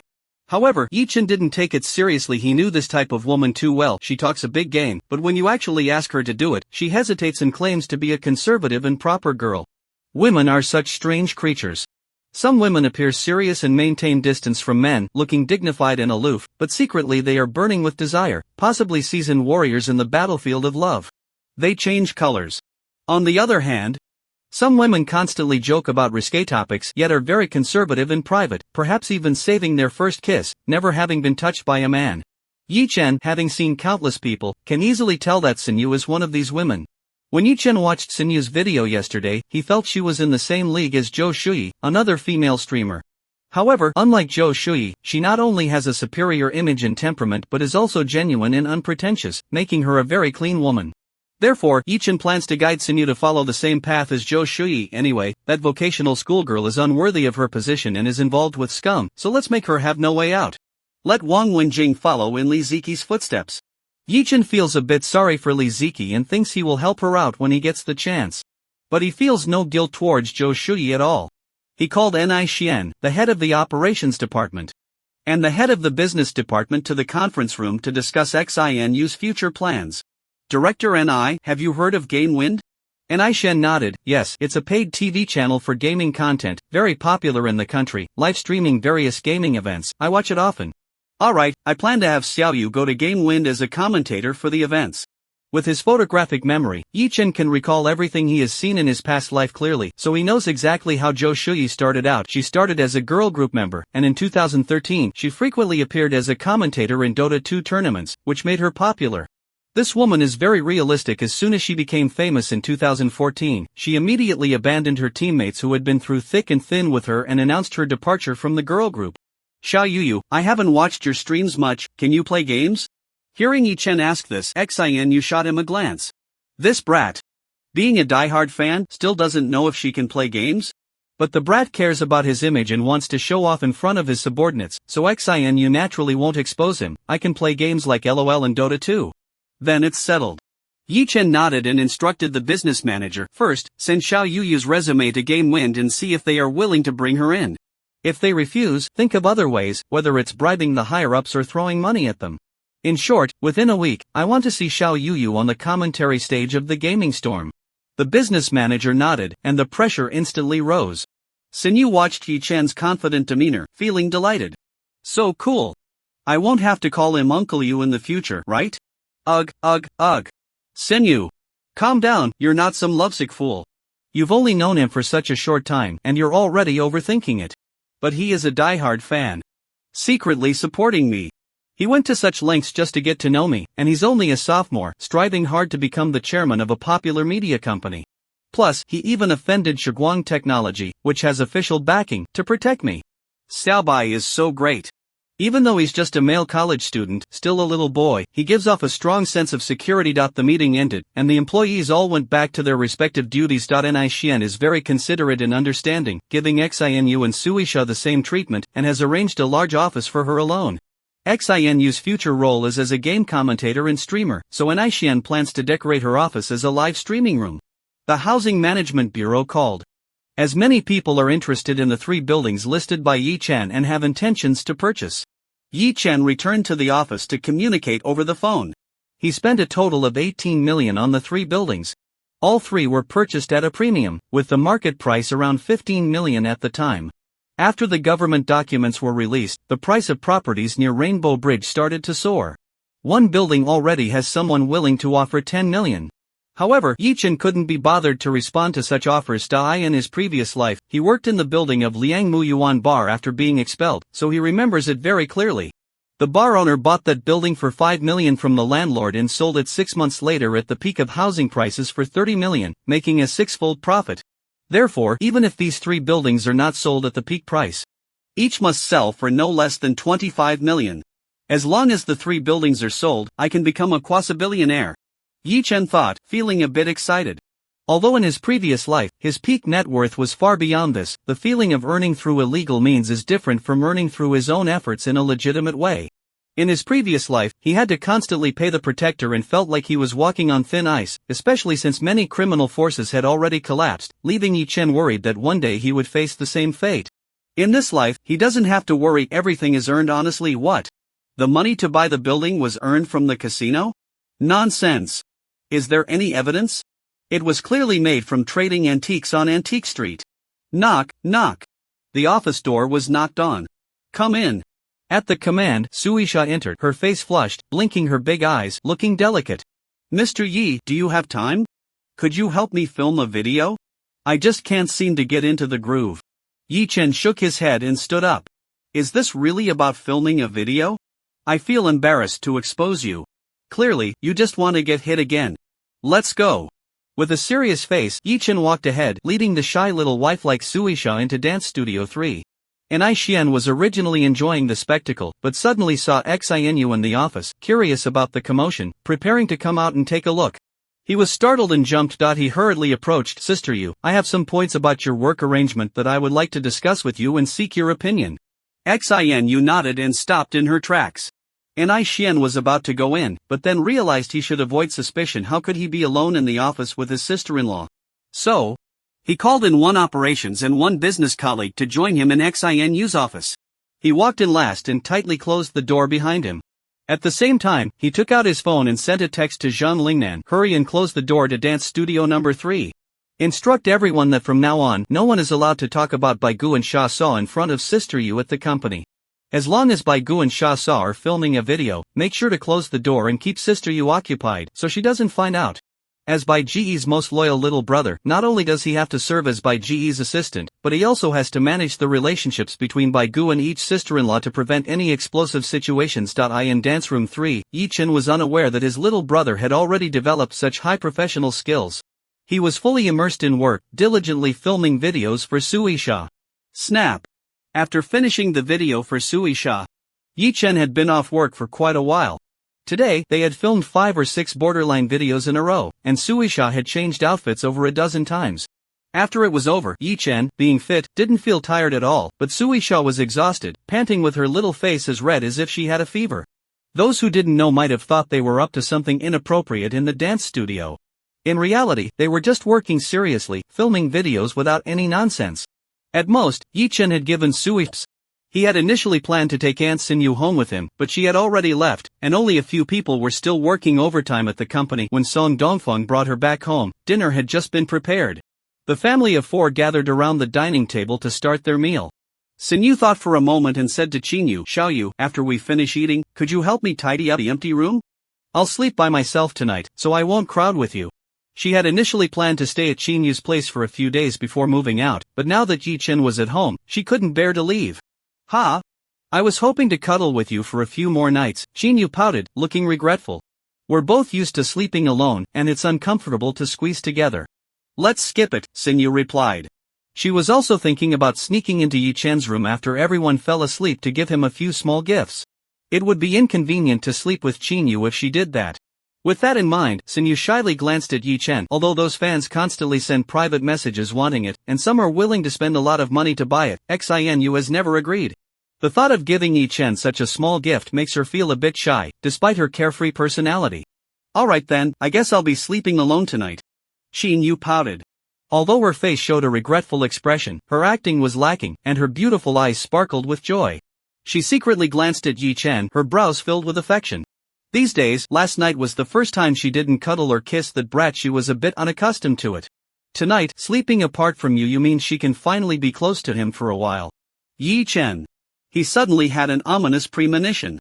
As their understanding grew, he could tell what she was thinking just from a glance, but what's going on with Aunt Sinew? That enchanting gaze in her big eyes, why does it resemble Auntie's so much?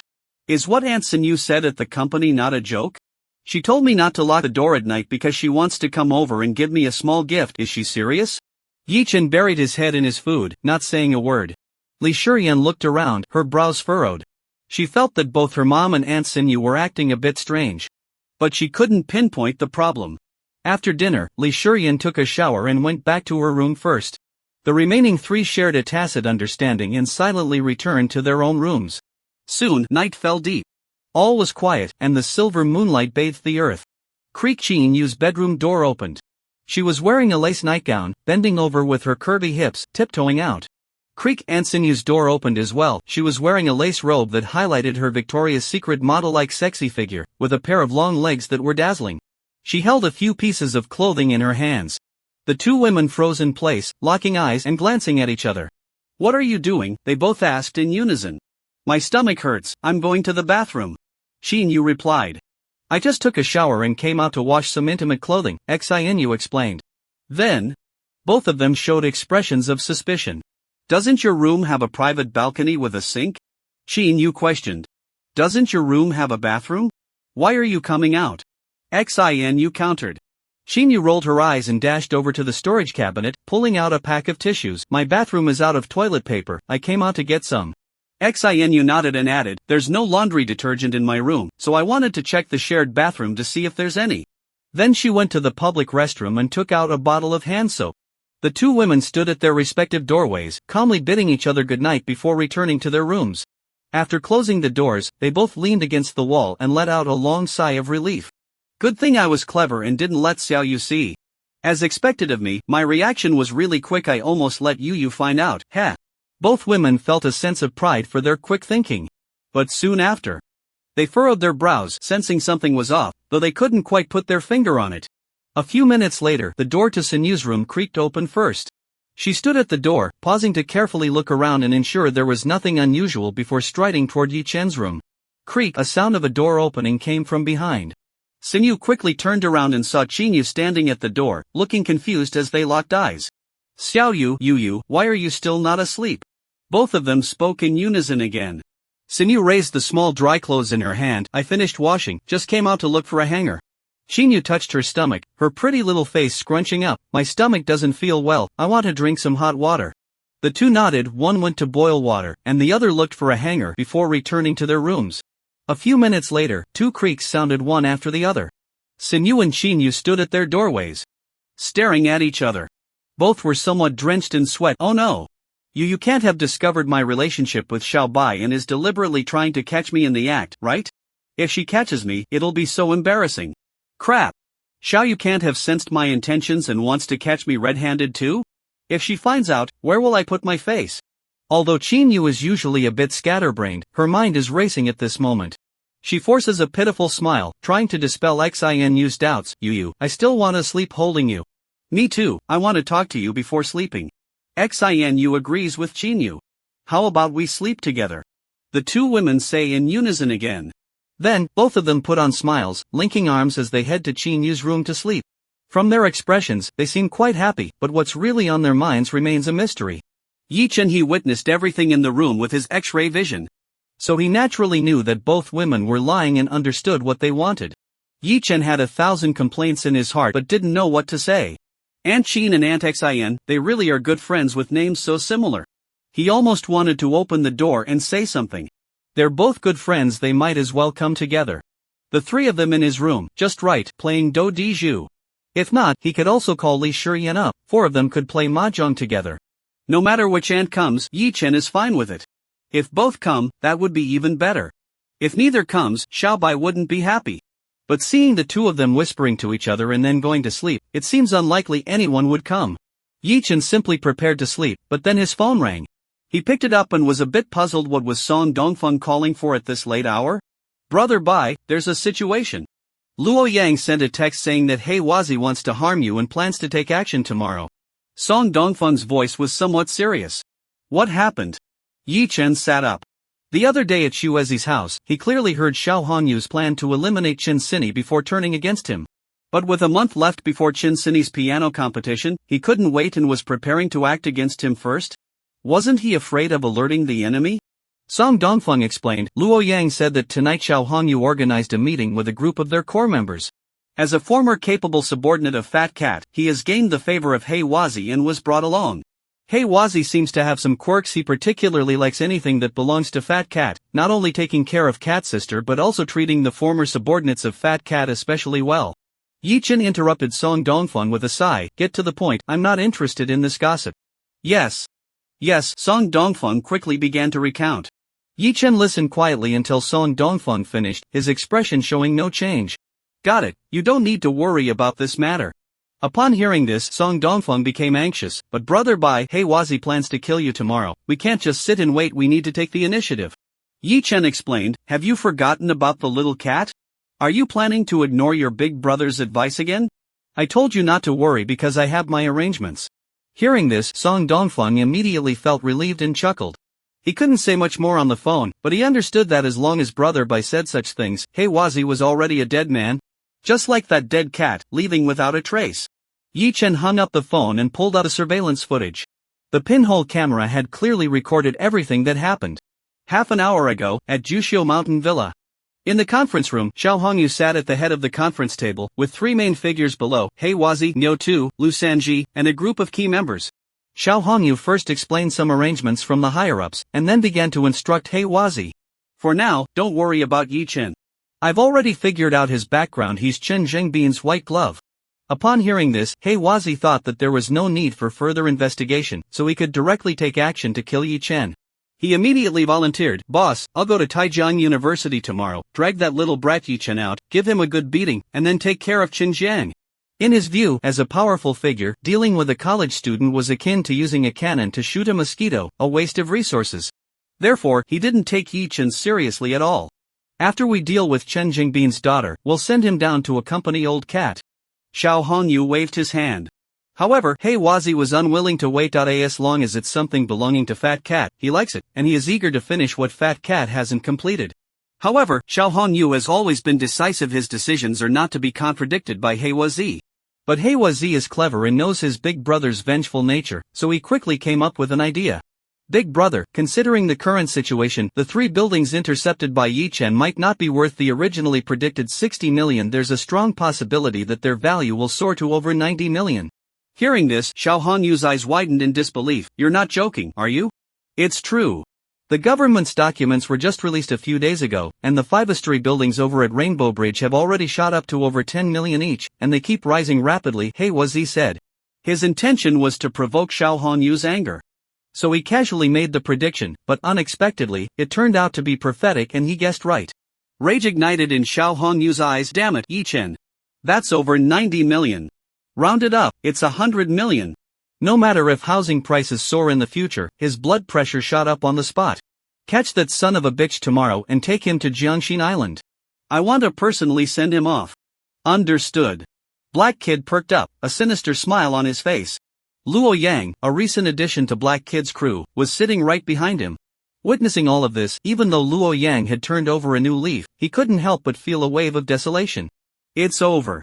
The new big brother is rushing to his own death.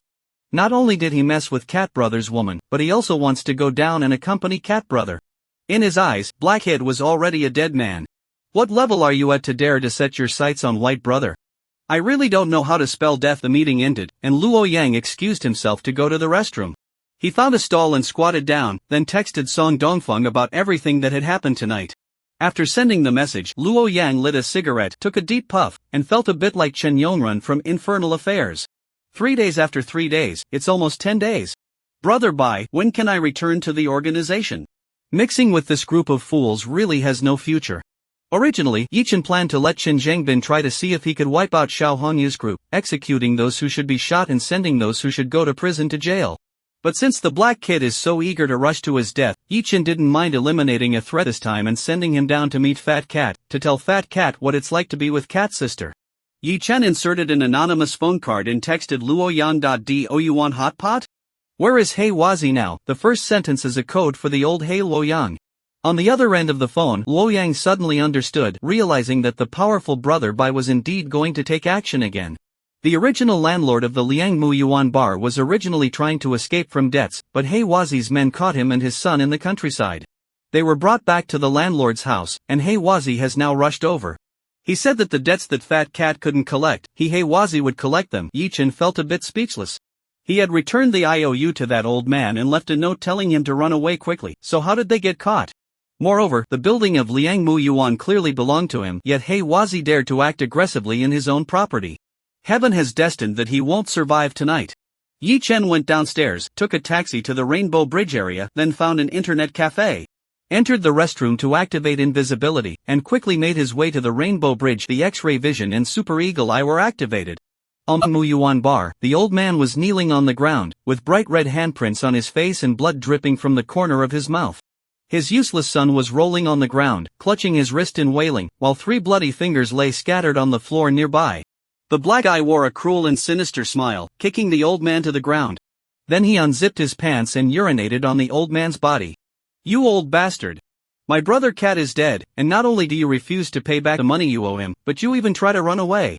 Doesn't your conscience hurt? Ha! Revive, my. The old man was drenched in the foul-smelling urine but dared not resist at all. He trembled and pleaded, we paid back the money. We paid it back. Cat brother even gave us the IOU, please let us go. You paid it back? Then where's the money? He Wazi said as he turned to his underlings, did you see the money? Did you embezzle it? The underling quickly replied, Hey Wagu, if this old bastard had paid back the money, why would he run away? Exactly, if you paid back the money, why would you run? I see you haven't paid at all. I've taken over Cat Brother's assets, and I haven't seen you transfer any money into his account, nor have I seen an extra few million in cash. He Wazi finally finished urinating, shivered, and let out a comfortable sigh. He waved his hand, signaling to his underlings, you all come too, everyone should share, don't leave his son out. A group of underlings immediately split into 2 groups, pulled down their pants, and urinated on the old man and the slightly overweight man. The old man covered his face with his hand, not daring to resist. He understood that facing this group of beasts would only lead to a worse outcome if he fought back. It's just a few fingers cut off your screaming like a slaughtered pig. Here, let me disinfect it for you. Don't move. If you dare to move, I'll chop off each of your remaining 7 fingers one by one. The slightly chubby man initially wanted to roll away but, upon hearing this, dared not move an inch. He trembled on the ground, clutching his severed finger, moaning in pain. Once they were done, the old man wiped his face and said, we really returned the money to Cat Brother. If we hadn't paid, how would Cat Brother be willing to give me the IOU? I can pay you back again, but only if you can present the IOU. I see now. The black boy clapped his hands, suddenly enlightened, so you old fool stole the IOU. I was wondering why it was impossible to find the IOU. I even thought Cat Brother hid it in Cat Sisters, and I turned everything upside down looking for it. The younger brothers present exchanged glances and laughed lewdly. They were all trusted brothers of He Wazi and of course understood their elder brother's proclivities. You want an IOU, right? I've got plenty. He Wazi waved his hand, and a younger brother immediately took out a loan note from his bag, then walked up to the plump man, holding his breath, frowning as he lifted the man's hand to press it down on the document. The plump man's hand was already a bloody mess, so they didn't even need ink. Damn it, whose piss is so smelly? Lao Air, is that you? Stop looking for girls when there's nothing going on, you disgusting pervert, one of the younger brothers cursed. Everyone present burst into laughter. He Wazi couldn't contain his laughter. See, now we have the IOU, right? Old man, when do you plan to pay it back? We didn't sign the IOU voluntarily. We don't recognize it. Very well. You old bastard, you've got some backbone, ha. He Wazi grew angry and waved his hand, chop off his son's XX, let this old man have no descendants. One of the younger brothers chimed in, Hey Wagu, this old man can have his son cut off, but he can't stop his grandson. His son got married and had a daughter, and after the divorce, his ex-wife took the child to the provincial capital for better opportunities. Damn it! Why didn't you say it earlier? The black guy's eyes lit up. Go to the provincial city, grab his granddaughter back, and if he doesn't pay, do something to her in front of him. The old man, who had been quiet until now, turned reedy at these words, got up, and charged at the black guy. You beast! How dare you! I'll fight you! Bang! The black guy kicked out like lightning, and the old man flipped in the air and fell to the ground, spitting out blood. I'll never be able to learn that kick from Brother Black. The little brother flattered. You should learn a trick or two. Brother Black was a key player on the football team, nicknamed Golden Right Foot. If he hadn't retired, the national team would definitely make it to the World Cup. The black guy was indifferent to such flattery and disdainfully shook off the urine from his foot. Damn it, how dare you touch me? Throw this old man down from the building. A few minutes ago, at the Rainbow Bridge hidden away, Yi-Chen could no longer bear to watch. In his previous life, he rose to power by running casinos and lending money at high interest. But to be honest, while he and his subordinates could be ruthless, they would never be cruel to ordinary people. If they couldn't collect gambling debts, they would resort to soft violence, like having their underlings stay at the debtor's home, eating and drinking there without leaving. Black Boy's behavior was purely inhumane. Yi-Chen moved to a place without surveillance and took out his phone to send a text to Luo Yang. Call Black Boy and tell him you saw the dragon who won 8 million at the casino a while back. Just as Black Boy gave the order for his underlings to act, his phone rang.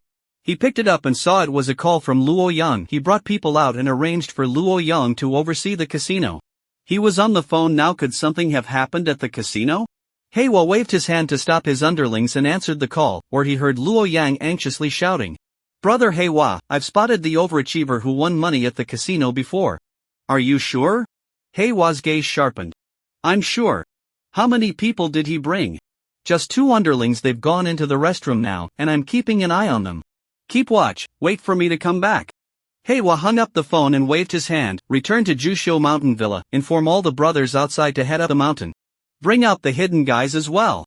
A group of people left the old man and his son behind and rushed downstairs. One of the younger underlings looked back and said, get the money ready. If you don't repay, just wait to marry off your granddaughter. After the group left, the old man fell silent for a moment and then broke down in tears. It's a sin. Jingjing, I'm sorry. The old man cried while banging on the floor. Initially, he considered ending it all, but now that the other party had set their sights on his only granddaughter, how could he bear to leave her behind? After a moment, the old man thought of something and hurriedly bowed repeatedly to the coffee table in the living room. Heaven! Please open your eyes. Take these damned beasts away.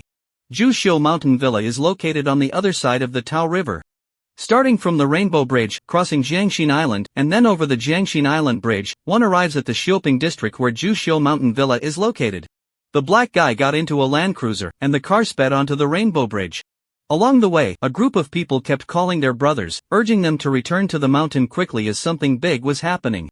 The night was deep, and there were very few vehicles on the Rainbow Bridge. The Land Cruiser sped along, and by the time it reached the middle of the bridge, there wasn't a single car around. Wow! The world suddenly came to a halt. Time seemed to be paused. Then, the door of the Land Cruiser was opened. The driver was initially motionless, but suddenly, his arm appeared to be grabbed by an invisible hand and started twisting. The steering wheel slowly turned all the way to the left. The tires followed suit, turning as well. Logically, in a world where time is still, everything should be prohibited. No object can be used or destroyed. But this master of time could freely control everything in this world. In the realm where time is forbidden, he is a god. After the steering wheel was turned, the accelerator was pressed down hard. The driver's elbow suddenly caved in, as if struck by a heavy blow. That was the area where the nerves are located. First the left hand, then the right hand. A baseball bat suddenly appeared out of thin air and struck the black kid hard on the temple. Then, the car door was closed again. Whoosh! The world returned to normal. Damn, the driver shouted, feeling as if the tendons in his hands had been struck, both arms instantly numb and unable to move. But then, something even more terrifying happened. He suddenly turned the steering wheel sharply to the left without realizing when it happened. The front wheels, spinning at high speed, suddenly deviated at a large angle, causing the suspension system to suddenly bear immense lateral forces. The powerful impact exceeded the suspension system's capacity, leading to a broken axle. The car's tires also exploded. What the hell? What are you doing, Air? The person in the passenger seat sensed something was wrong and immediately pulled the handbrake. But it was too late. The Land Cruiser flipped over in midair. Hiwei, one of the brothers in the back, turned his head, only to see Hiwei had passed out at some point, blood still oozing from the left side of his head. Then, the Land Cruiser crashed through the guardrail and plunged into the Peach River. Fortunately, the car windows had shattered and deformed during the earlier roll. The younger brothers kicked the glass and escaped one after another. The black guy was still unconscious, and a younger brother tried to save him, but the seatbelt was malfunctioning and couldn't be undone. As water started to flood in, the car was slowly sinking. Gritting his teeth, the younger brother made the tough decision to leave his older brother behind and swam out. The icy river water rushed in, jolting the black eye awake, his head pounding. As he opened his eyes, he realized the car had flipped over. Cursing under his breath, he hurriedly tried to unbuckle his seatbelt, but it wouldn't budge. He quickly pulled out a dagger from his pocket and cut a seatbelt. Just as he freed himself from the window, the Land Cruiser slowly sank into the river. Seeing the other younger brothers desperately swimming towards the shore, the black guy cursed again at these ungrateful people and followed them to swim up. After coming ashore, Heiwazi had a gloomy face and slapped the little brother who had been sitting next to him. "You just left me behind to escape." The little brother, with a sorrowful expression, replied, "Heiwa-go. I couldn't unbuckle my seatbelt. I was going to ask the brothers for a knife to come back and save you, but when I turned around, I saw you had already gotten out." Heiwazi didn't want to argue with him for now, but he silently held a grudge against this little brother. He looked around and asked, "Where's Lao Air?" Lao Air was the driver. A little brother shook his head. "I didn't see him come out, he's probably gone." Heiwazi frowned, realizing that when he broke free, he seemed to catch a glimpse of someone sitting in the driver's seat. But at that moment, he was too focused on escaping to think about it. Since even the elder brother wasn't loyal, he couldn't blame the other brothers now. "Once we're ashore, let's go back to the casino, note the location of the submerged vehicle, and tomorrow we'll find someone to fish Lauer out. The driver has already sent it, no one knows how the car flipped." "On the Rainbow Bridge?" Yi Chen furrowed his brows. Is this black kid really that physically strong? After taking such a hard hit, he managed to wake up so quickly and swim back to the riverbank? Yi Chen remembered in his previous life, during the final battle with Xiao Hongyu, Song Dongfeng had kicked the black kid 5 meters away, feeling he was just a weakling. He didn't expect him to be so resilient. "Looks like I underestimated Dongzi's combat power. When he challenged me, he must not have been using his full strength, just messing around with me?" Yi Chen shook his head. He miscalculated this time. He didn't want to cause innocent passers-by trouble when dealing with the black kid, so he specifically chose this location, but unexpectedly, it allowed him to escape a disaster. However, the black kid is destined to go down with Fat Cat tonight. Escaping this time won't save him from the next disaster. Heiwazi brought his underlings ashore. And they quickly took a taxi to Xioping Mountain. The driver looked like a good person, and good people are supposed to live long, so the journey was safe and sound. Upon arriving at the underground casino of Jusho Mountain Villa, a large group of subordinates had already gathered outside, making a ruckus. Heiwazi frowned and shouted, "You were brought here to handle a big task, so why are you making noise? Don't you fear alarming the enemy?" The scene immediately fell silent, and a little brother stepped forward, pointing at Luo Yang, angrily saying, "Heiwage, let this useless guy speak for himself." "Hey! Heiwage, why are all your clothes wet?" Luo Yang felt a chill in his heart upon seeing Heiwazi return safely, forcing a smile on his face. "Heiwage, I mistook the person, it wasn't the overpass dragon from that night, causing my brothers to make a trip for nothing." Heiwazi looked at him in disbelief and slapped Luo Yang across the face. Then began to hit and kick him. "You useless piece of trash, how could you get it wrong? Damn you! Do you know you almost got me killed?" After a brutal beating, Luo Yang was already bruised and bleeding from his mouth and nose, but he didn't dare to fight back. "I really wish I could kill you." After venting his anger, Heiwazi calmed down a bit, pointed at Luo Yang, waved his hand to dismiss everyone, and then went upstairs. Luo Yang wiped his nosebleed, feeling desolate. "Brother Bai, you really want to get me killed? How could you not take him out on the way?" Looking at the disheveled state of Heiwazi and his group, it was clear they had encountered something on the road. But he actually made it back alive. At that moment, Luo Yang began to doubt Yi Chen's abilities. Was Cat Brother's death really just a coincidence? Heiwazi returned to room 888 and took off his wet clothes. "Heiwa-go, what happened? How did it end up like this?" Sister Cat came over. Haikawa didn't answer, looking at the charming cat sister. He licked his lips and picked her up around the waist. 2.5 minutes later. Haikawa filled the bathtub with water, lay down, and comfortably soaked in the bath. "Damn, this feels so good. So this is how old Cat lives every day, truly a life of leisure." Haikawa pulled out a cigarette, lit it, took a deep drag, and slowly exhaled, then blissfully closed his eyes. He didn't notice that the hairdryer on the shelf suddenly began to float up, the plug inserted into the socket, and then the hairdryer flew over to the bathtub. "Wait." Haikawa frowned, muttering to himself, "Luo Yang used to be with old Cat. That night when the Overlord appeared, he wasn't at the casino. Why did he say he saw the Jianglong? He doesn't even know what the other person looks like. This guy has issues. He's a mole." Heiwazi was shocked, suddenly opening his eyes, and then heard a thud. Looking down, He saw the hairdryer had actually fallen into the bathtub, and immediately the hairdryer started to emit white smoke, the entire bathtub flickering with electric sparks, accompanied by a series of crackling sounds. Hiwazi could only let out a scream before his body stiffened and he collapsed into the bathtub. Niaosa heard the commotion and ran in naked, only to see Hiwazi was already starting to emit white smoke, his skin charred all over. The bathroom was filled with a strong smell of roasted meat. Niaosa didn't even dare to unplug the hairdryer, not knowing to cut the power. She screamed and stumbled out of the door. The little brothers rushed over, all stunned by the scene before them. It wasn't the appearance of the black kid that scared them, but rather the sight of the naked cat sister that left them dumbfounded. One of the simple-minded younger brothers quickly found a bath towel to cover the cat sister, only to receive fierce glares from his brothers, with someone even secretly kicking him from behind. The younger brothers rushed into the bathroom, saw the tragic state of the black kid, and quickly turned off the power, helping him out. But by then, the black kid was already cold and could be served at the banquet. In the crowd, Luo Yang slapped himself hard, thinking, "Brother Bai, you are my god, my eternal god. How dare the younger brother question you?" Someone grabbed Luo Yang's hand and comforted him, saying, "Yang good, don't blame yourself, it was destined for black kid to face this calamity. Luo Yang, come back to life." Seeing Luo Yang give himself a hard slap, the younger brothers were moved by his loyalty. Although Yang Gu has only been with Heiwa Gu for a few days, judging by his appearance, he seems to be completely loyal and devoted to Heiwa Gu. When he learned of Heiwa Ge's unexpected death, Yang Gu felt guilty, to the point of swelling his own face and reddening his eyes. Yang Gu truly deserves to be called a good brother of Heiwa Gu. He has lived up to Heiwa Ge's expectations. Nowadays, brothers in the underworld who are so loyal are really rare. Yes, Yang Gu, it's Heiwa Ge's own fate. He could even electrocute himself while taking a bath, so you shouldn't blame yourself. Yang Gu, try to lighten up. The urgent matter now is to take care of Heiwa Ge's funeral. And we need to take care of Cat's sister too. What Cat's sister? Can't you speak properly? It's Heiwa Ge's wife now. You're all wrong, it's Young's sister now. Yang Gu, since Heiwa Gu is gone, you must take good care of the eldest sister.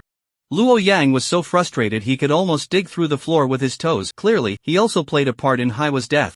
How did he become the most loyal little brother? However, his long undercover life of several days and nights had cultivated impressive acting skills in him. Luo Yang wiped his moist eyes, his face filled with sorrow. Contact Boss Shao and ask him to come over quickly. Call the funeral home. We need to give Haiwa a grand burial and order a coffin made of golden silk nanmu. One little brother weakly raised his hand. Brother Yang, a golden silk nanmu coffin probably costs millions. Luo Yang.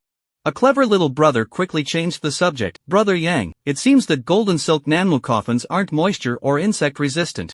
How about we switch to something else? Alright, you take care of the arrangements. In any case, it has to be a grand burial. Let's burn a few beautiful women with Haiwa.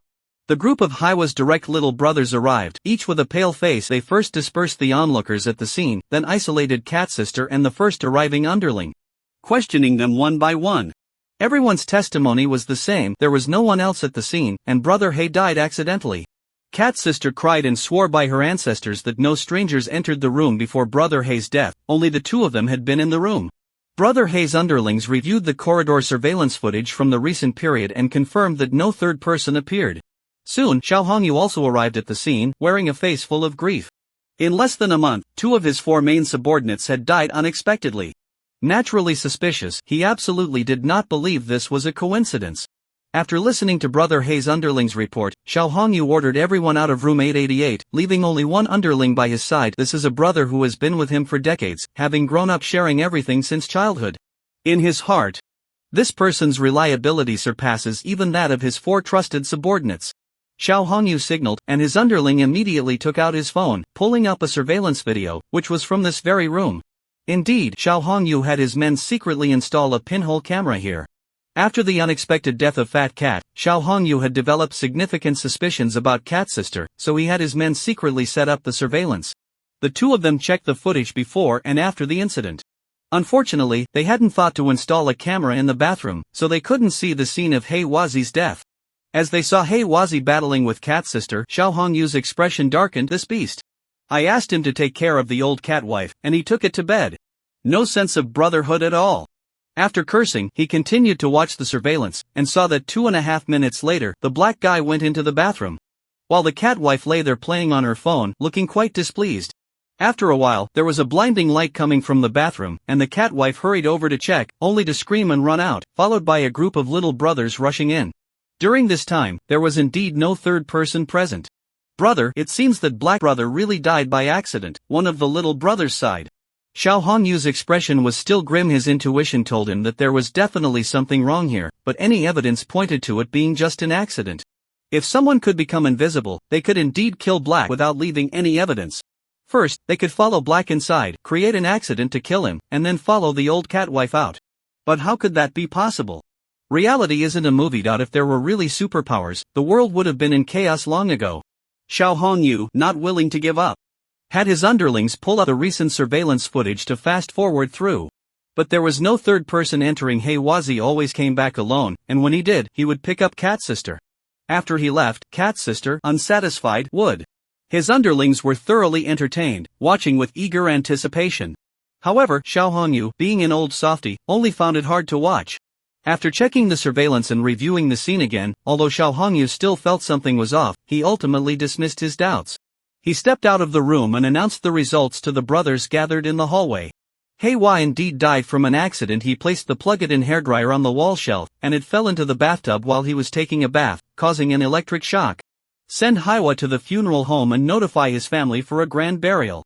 Also, inform all the key members in the gang to meet in the conference room tomorrow morning. Seeing Xiao Hongyu come in with people to investigate, Luo Yang felt a bit uneasy, fearing he might uncover some clues or discover the connection between Cat Brother's death and himself. He quietly moved to the back of the crowd, ready to flee at the first sign of trouble. Judging by Xiao Hongyu's reaction, everything should be fine. Just like with Cat Brother's death, nothing would be found. Luo Yang's admiration for Brother Bai surged like an unstoppable river. What is a god? Brother Bai is a god. A forever god. If Brother Bai wants you dead at midnight, he won't let you live until dawn. Fat Cat tried to deal with Brother Bai before and ended up dying from an overdose. Now, Heiwa wanted to take on Brother Bai and got electrocuted instead. Moreover, both of these deaths were classified as accidents, leaving no traces behind. What a miraculous method. Luo Yang felt a wave of relief in his heart. Thankful that he had been clever enough to follow Brother Bai, otherwise he would have ended up in trouble too. Brother Bai, I will follow you for life. Heiwazi was sent to the funeral home overnight. The news of his electrocution in the bathtub spread quickly. The entire underworld was shaken. Xiao Hongyu was a prominent figure in Taojiang City, and his 4 main henchmen were also well known. But in less than a month, 2 of his main men had unexpectedly died. There must be something fishy about this. Some suspect that he has offended a powerful figure, and that person killed his 2 brothers as a warning. If he dared to act up again, he would be the next to die. Some people jokingly said that there's a ridiculous rumor going around lately, claiming that a young lord of the underworld, an underground emperor, has emerged in Taojiang City. Could it be that old Shao offended this underworld lord? Of course, no one agreed with that. What a joke. Ordinary people might post something on a forum and fantasize a bit, but we've been in this game for years, seasoned veterans. Can we really believe such rumors? What underworld lord? What underground emperor? It's probably just some school thug trying to act tough and embellish his own image. If he really encountered someone like us, he'd probably wet himself. The next morning, at Jushio Mountain Villa, in the top floor conference room, key members of the Xiao Hongyu group have gathered here, a bustling crowd. Xiao Hongyu and the last 2 big guys haven't arrived yet, and the brothers are discussing last night's events animatedly. To be honest, I feel like there's something sinister in room 888. Hiss, it's true, Brother Cat and Brother Black died unexpectedly in there. This room feels a bit haunted. Yeah, there are not that many coincidences in the world, but without any evidence indicating foul play. It must be some indescribable mysterious force at work. Huang Mao rested his chin and thought, could we change our perspective? The problem isn't room 888, but Sister Cat. I'm not saying Sister Cat killed the 2 brothers, but I mean, could there be something unlucky about her? Damn. Now that you mention it, I feel like Brother Cat and Brother Black both died because of her. Is there poison in Sister Cat's place? It's possible that someone has cursed Sister Cat. Whoever goes in will meet their end. Yang Gu, did you hear that? You must hold yourself together. You can't sleep with Sister Cat, or you'll follow in the footsteps of the 2 brothers. Luo Yang was drenched in sweat. He never expected that this group of people would become increasingly sinister. If it weren't for the fact that both of the good brothers' deaths involved him, he would have truly believed it.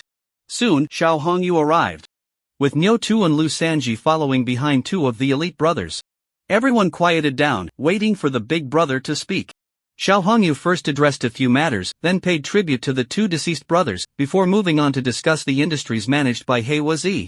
The main event was about to begin, and the eyes of some ambitious individuals sparkled with excitement, while Neo Tu and Lu Sanji subtly began to confront each other. Everyone wanted to seize this lucrative opportunity. Xiao Hongyu squinted, looking at the brothers below. A month ago, the group's business was divided into 4 parts. Neo Tu was in charge of the entertainment industry, including bars, KTVs, and bathhouses. Lu Sanji was responsible for real estate projects. Heiwa Zi managed the underground casinos. The fat cat was in charge of usury and luring gullible sheep to the casino for slaughter. After the fat cat left, Black Boy took over everything he was responsible for, including Sister Cat. Now that Black Boy has also left, someone needs to bear this heavy burden. Bullhead spoke up, pointing to a sturdy-looking younger brother beside him, saying, "Brother, let Wuan take over for Black Boy." Wuan is an old-timer, having served in the gang for over a decade. He is a skilled businessman and absolutely capable of managing the casino while there won't be any issues with the loan business. Lu San snorted coldly, signaling a delicate-looking younger brother to stand up. Brother, In Hao is a top student majoring in finance. Although he has been in the gang for a short time, he is very loyal. 2 years ago, when we were ambushed and you were injured, it was In Hao who carried you out. The two wouldn't back down, and soon they started arguing. Xiao Hongyu remained silent. Being the leader of a group is no different from being an emperor. It requires maintaining the balance of power among subordinates. Therefore, the businesses under Heiwa Zi must not be handed over to Lu Sanji and Neo Tu. If they are given control, in a few years, I might have to give up my position as the leader. As for who will take over Heiwa Zi's role, I have already thought it through deeply last night and have an answer. Xiao Hongyu stood up and waved to Luo Yang. Yang Zai, come here. Ha! Luo Yang was confused, with a vague sense of foreboding, but still steeled himself to go up. Xiao Hongyu pressed down on Luo Yang's shoulder and said solemnly, Yang Zai, old cat values you, and Heiwa also trusts you, which shows you are a capable person. Over the years, your contributions to the gang have not gone unnoticed by me. Luo Yang, big brother, I've only been in the group for 2.5 years. Previously, I was just a little brother under Catgu, specifically gathering information. I can play basketball. But being a leader is really beyond me. Xiao Hongyu looked directly into Luo Yang's eyes and continued, so, from now on, all of Heiwa and Old Cat's business will be your responsibility. Can you handle this heavy burden? Luo Yang felt like he was being forced into a situation he couldn't escape. He wanted to say he couldn't, but looking into Xiao Hongyu's eyes, he was afraid that if he refused, his legs would be broken. There was no choice. Luo Yang gritted his teeth and stood straight, shouting with all his might under the gloomy gazes of Neo Tu and Lu Sanji. Going through fire and water, brother Xiao. Very good. Xiao Hongyu nodded in satisfaction, raised Luo Yang's arm, looked around, and said emphatically, from now on, under my command, there will no longer be the so-called 4 heavenly kings, only the 3 heavenly kings. Everyone, please stand up and congratulate Yangzi on his promotion. With a command. All the corps members stood up. The applause was thunderous. Looking at the faces filled with heartfelt congratulations, Luo Yang didn't feel elated. Instead, waves of sadness surged in his heart. 3 days after another 3 days, it's almost half a month, brother. Bye. I've become a big brother. When can I return to the organization? Being with this group of people really has no future. Moreover, the higher the position, the more people watch you. I'm really scared. Brother Bai.as. The applause gradually faded. Xiao Hongyu patted Luo Yang's arm and instructed, Yangzi, take on the unfinished business of Heiwa Zi as soon as possible. Find a chance to capture that student named Jichen at Jiangxin Island. I want to send him off myself. At the end, Xiao Hongyu seemed to recall the 90 million that was intercepted, gritting his teeth in anger. Luo Yang thought to himself, big brother, do you really hold grudges like this? Why are you fixated on Baigu? Do you know what kind of existence he is? How dare you provoke him? Even I, one of your 3 top subordinates, am just a dog of his, a mole embedded in the group. Looking at Xiao Hongyu, who sat in the main seat with authority and dominance, Luo Yang felt as if he were looking at a corpse. By the way, arrange for Old Cat's wife. As for Old Cat's estate, and how much of Heiwa Zi's estate should be given to her, not a single cent less, Xiao Hongyu casually ordered. Luo Yang nodded and went to room 888 after the meeting. After hesitating outside the door for a moment, he opened it and walked in. Sister Cat was only wrapped in a towel, most of her body exposed, sitting blankly at the head of the bed, seemingly lost in thought. Luo Yang couldn't help but admire this woman. Even though the room had been cleaned, 2 people had died here, yet she still stayed without leaving, showing no signs of superstition or fear. Luo Yang approached the bed and comforted her, saying, Sister Cat, Try to think positively. Brother Cat and Brother Haiwa wouldn't want you to be sad. Sister Cat looked up at Luo Yang but didn't speak. According to the rules, you have a share of Brother Cat and Brother Haiwa's inheritance. Before Luo Yang could finish, he saw Sister Cat get up from the bed, kneel on the floor, and reach to undo his belt. At that moment, Luo Yang hesitated. To be honest, Cat's sister was indeed quite attractive, and he wanted to try the feeling of being the big brother. But thinking about how the younger brothers talked about her in a negative way. Although he knew the truth, Luo Yang still felt a bit uncomfortable. He quickly stopped Cat's sister. Cat's sister. No way. You are the woman of my two big brothers. In our world, we must uphold the principles of brotherhood. A brother's wife must not be disrespected. Luo Yang pushed Cat's sister away and stepped back repeatedly. Don't worry, Cat's sister, I will do my best to help you fight for what belongs to you. You won't lose a single dime. Luo Yang dared not look at Cat's sister again, fearing he wouldn't be able to resist. After saying that, he hurriedly left. Meanwhile, Xiao Hongyu looked at the surveillance footage on his phone, nodding in satisfaction. That's right, Big Brother didn't misjudge you. You truly are a good man who values brotherhood. With a talent like you, how can our group not thrive? While Luo Yang was busy taking over the business from Haiwazi and Feima, and occasionally looking for opportunities to play both sides and tip off Song Dongfeng, Yichen had also been busy at the company all day. Wang Ziki, a small sensation, continues to explode online, especially Wang Ziki, whose impact is particularly strong. Every video he posts goes viral. Although the Western beauty Xiao Momo and dancer Zhang Yusin are on different levels, they are also rising steadily. Arrangements were made for Auntie Xinu to commentate at the Game Win Cloud competition initially. The other side wasn't keen on her, thinking her streaming style was too loud and would feel out of place for the audience.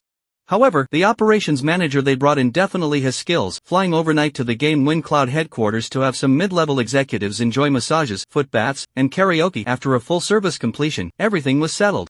It was already long after work hours, and dinner time had passed when Yichen finally returned home. Upon opening the door, he was instantly stunned. An incredibly perfect scene unfolded before him. Aunt Chin and Aunt Xinu were each on their yoga mats, doing yoga. Xinyu had her back to the door, sitting on her mat with her round, plump figure nearly overwhelming the mat behind her. Xinu was side-facing the door, performing a cat stretch, her model-like perfect figure accentuated by her yoga pants, with long, dazzling legs. Yi Chen was speechless. Is there a more perfect scene in the world? Babies. The kitty has finally come out of the little dark room. We did it. Thanks to every one of my supportive babies, without you, this book would have been cut long ago. I love you all, sending hearts and kisses. My beloved books are back. Yichen stared at the wonderful scene before him, completely mesmerized. Aunt Chin and Aunt Xinu, each of them looked like the most perfect masterpiece from heaven, and no man could tear his eyes away from them. Even though Yichen had been a big shot in his past life, he had rarely encountered such exquisite treasures. But now, such rare beauties appeared before him, and they were even striking alluring poses on yoga mats. Whoever could possess them both would probably go completely wild. The two aunts heard the sound of the door and turned around at the same time. Upon seeing Yichen, their beautiful eyes sparkled with joy. Little Bai is back. Is my dear nephew off work? They spoke in unison upon hearing Sinu's words. Xinyu immediately asked suspiciously, off work? Off what work? Is Xiao Bai looking for a part-time job? Only then did Xinyu realize she had let something slip and quickly silently asked Yichen whether to reveal his company matter. Yichen didn't understand her lip movements, as he wasn't familiar with them yet. But he understood what she meant at that moment and signaled that it didn't matter, then went to the kitchen to heat up the food. Yichen didn't have the twisted hobby of pretending to be a loser while clearly being wealthy and impressive. As the saying goes, a rich person returning to their hometown is like wearing fine clothes at night. A person should be low-key when necessary and high-profile when the time calls for it. In his past life, he had read some ridiculous online novels, where the authors all seemed to have issues. The protagonists became billionaires yet still dressed in rags and rode old bicycles. Pretending to be poor losers, then he was looked down upon by classmates and relatives, facing a barrage of cold mockery, and the protagonist stopped pretending, saying, "Hey, I'm the richest man," and slapped him in the face. Yichen opened the insulated cabinet and took out the food his aunt had left for him, placing it in the microwave to heat. Today, the aunt made stir-fried rice, and besides a few home-style dishes, there were stir-fried clams and steamed oysters with vermicelli.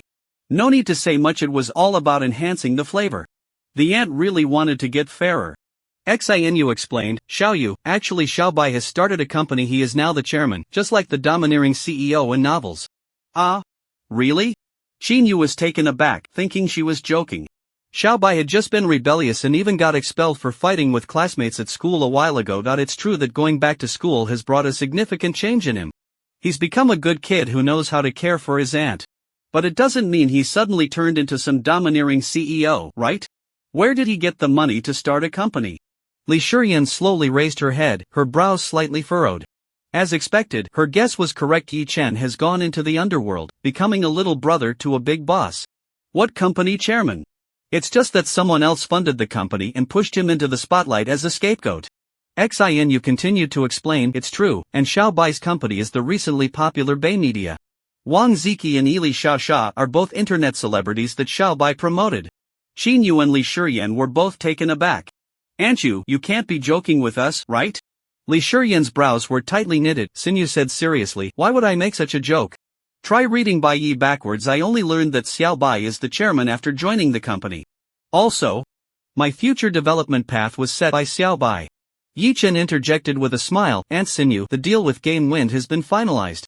You're going on a business trip to Magic City tomorrow, and the day after is the quarterfinals of the Dota 2 Summer Championship. Game Wind wants you to attend as a guest commentator. If you perform well, you could become a permanent commentator. This is your debut in commentary, so you need to prepare well.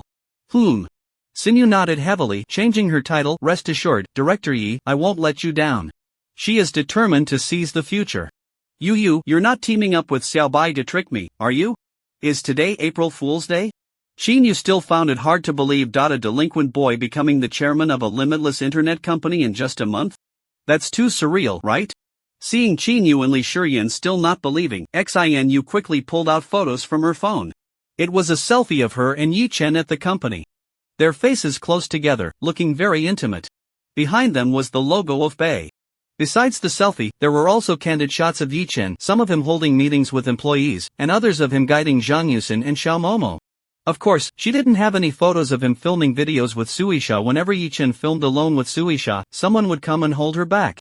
Now, Xin Yu and Li Shiyan finally believed. Xin Yu was very excited, feeling happy for her man, no, for her nephew. She wiggled her curvy hips and ran excitedly to Yi Chen, and in a burst of emotion, she actually straddled him and hugged him, showering his face with kisses.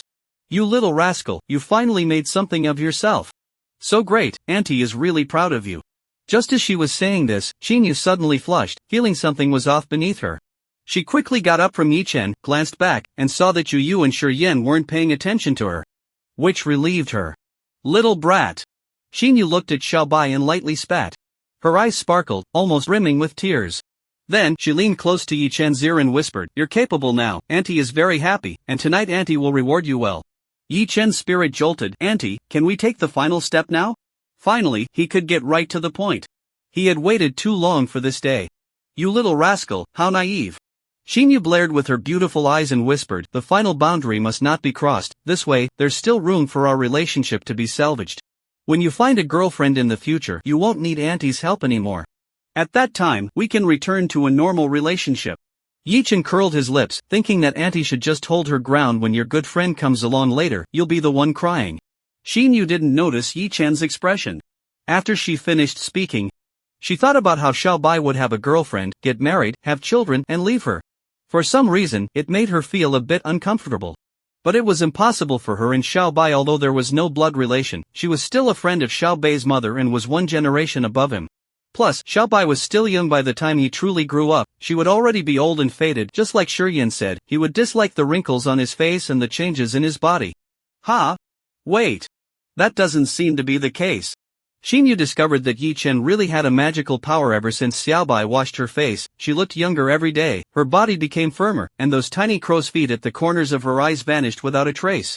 Her skin and body seemed to have returned to the youthful age of 18. Suddenly, Xin Yu had a thought.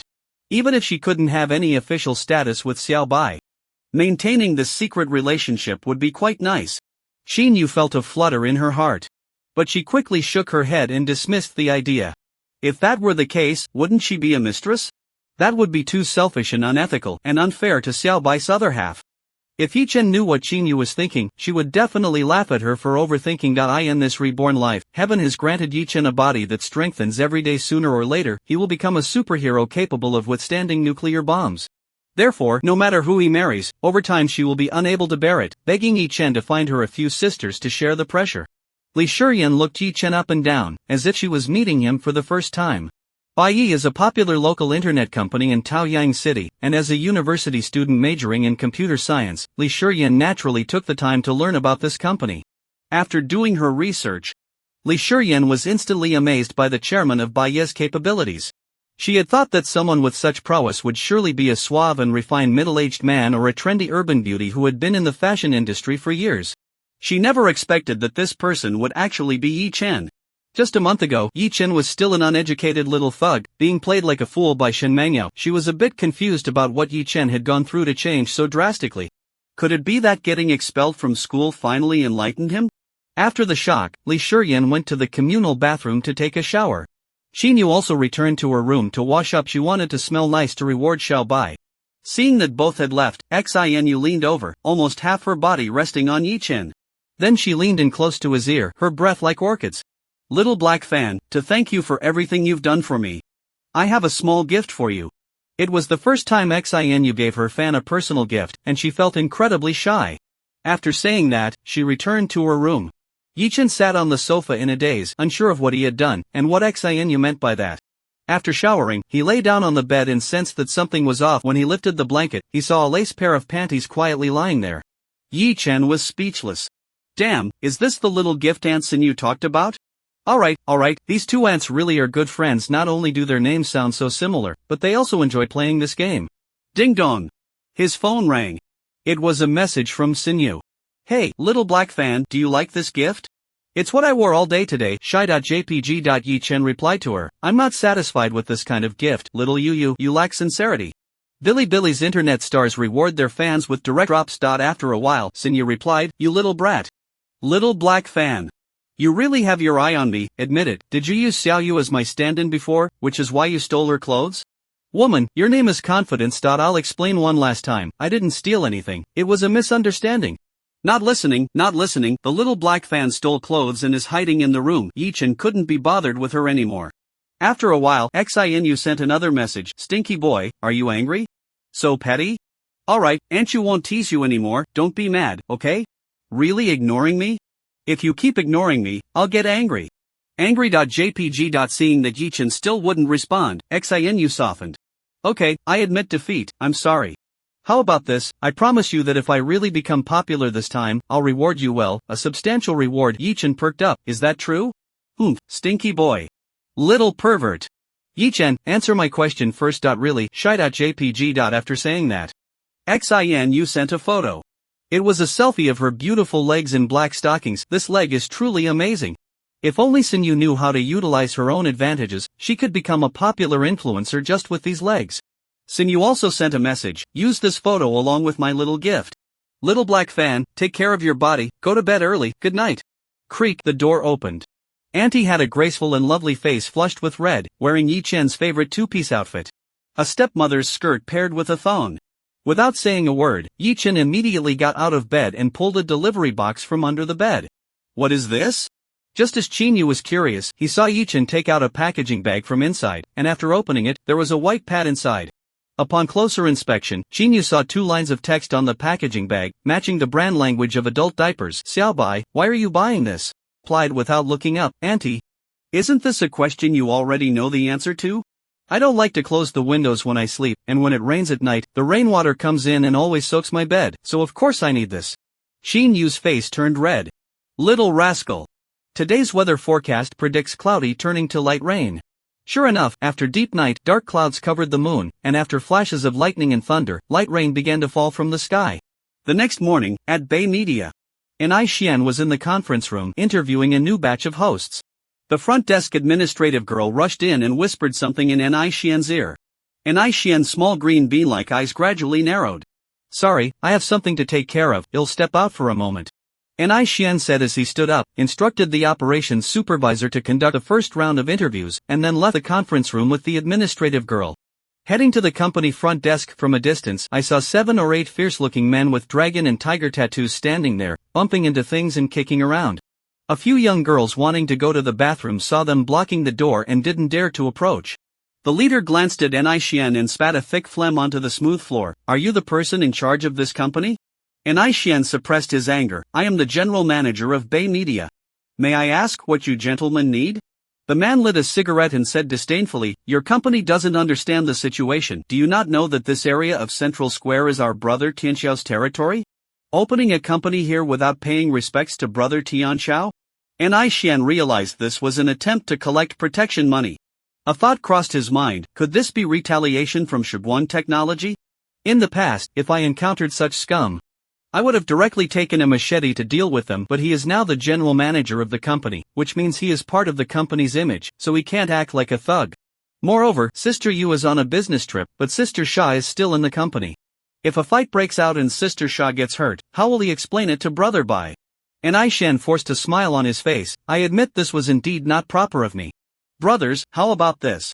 You tell me where Brother Tianxiao is, and I'll prepare a gift and visit him another day. Smack! A man slapped Xian across the face, glaring at him with eyes like copper bells and shouting, who do you think you are to even consider meeting Brother Tianxiao? Xian covered his swollen cheek, his forehead throbbing with veins. He was on the verge of losing control. He wanted to retaliate, but considering this was in the company and he was alone, fighting them wouldn't benefit him and might even hurt Sister Sha. Xian suppressed his anger, swallowed his pride, and forced a smile. Then, big brother, I've prepared a gift. Can you take it back for Brother Tianxiao? The man showed a satisfied smile. That's more like it, you know your place. Xian nodded and continued to ask, Big brother, how much money do you think is appropriate to send to Brother Tianxiao? What do you mean? The man looked wary. Do you think we are some gang here to collect protection money? Did we say we wanted money from you? What, trying to give me money on purpose so you can accuse me of extortion later? Xian was a bit bewildered. Are people in the underworld this smart now? He indeed had such thoughts, but didn't expect to be seen through so easily. Then big brother, what do you suggest I do? The man clapped his hands, and a nearby lackey immediately placed a suitcase on the front desk, opening it to reveal it packed full of red bills. Not only do we not ask you for money, but we also want to give you money. The man spat out a circle of phlegm and grinned, revealing a mouthful of big yellow teeth. I checked, your Bay Media has a registered capital of only 1 million. Brother Tianxiao means to spend 1 million to acquire 60% of your shares, not participating in company operations, just taking dividends. The company will still be managed by you, no problem, right? Using 1 million to buy shares worth 600,000 in your company, although we are at a loss, let's consider it making friends. From now on, we are family. Brother Tianxiao will protect you. If you encounter any trouble you can't solve, Brother Tianxiao will help you. Xian almost laughed in anger. Bay Media is currently thriving, not to mention the video earnings of the company's online celebrities. Even Wang Wenjing and Su Yisha earn a fortune whenever they do a live stream. The company has already started making profits and is flourishing. A couple of days ago, an internet company offered 50 million to acquire Bai Yi, but Brother Bai decisively refused. This guy named Tianxiao thinks he can just spend 1 million to reap the benefits, clearly trying to bully Bai Yi like a soft persimmon. Seeing that Xian wasn't responding, the man continued, you might not be aware, but the area around Central Square is pretty chaotic. Without Tianxiao's protection, you can expect some petty thugs to come and cause trouble at your company from time to time. Today they might vandalize with paint or feces, tomorrow they might break in and steal. Who knows, there might even be some ruffians with their eyes on your internet celebrities, trying to force themselves on them. So with Tianxiao's protection, you don't have to worry about any of that, he'll handle it. This was an outright threat. But the other party was smart, clearly a seasoned player, speaking in a way that left no room for any loopholes. Xian showed a troubled expression. I can't make that decision. I'll call the chairman and have him come to the company to talk with you. Go ahead. The man lifted his chin, seeing Xian getting ready to make a call in the office. He quickly stopped him. Just do it in front of me. Put it on speaker. Xian had no choice but to comply and called Yi-chan, turning on the speaker. Hello, Director Yi, there's a guy named Tianxiao at Central Square who sent someone, wanting to buy 60 of our company's shares for 1 million. Can you come over and talk to them? On the other end of the line, Yi-chan found this hard to believe. Where did this idiot come from? Just as he was about to tell Xian to make them leave, he suddenly sensed something was off. Xian had been calling him Brother Bai, but now he was addressing him as Director Yi, indicating he was in a difficult position to speak. Yi-chan immediately understood that the visitors were not friendly, and Xian might have been compromised. This call was made right under their noses. 1 million is a bit low, but I do have plans to liquidate some shares. Tell them to wait, I'll come over and discuss it with them now. Hanging up the phone, Yi Chen immediately contacted Song Dongfeng, asking him to notify all the brothers to gather at the company. What kind of nonsense is this Tianxiao brother? I've never even heard of him in my past life. A small-time thug thinks he can target Bai Yi. Yi Chen pulled up the company's surveillance, and sure enough, Ni Xian was being held by them. Seeing that Ni Xian had just been slapped, Yi Chen felt a surge of anger.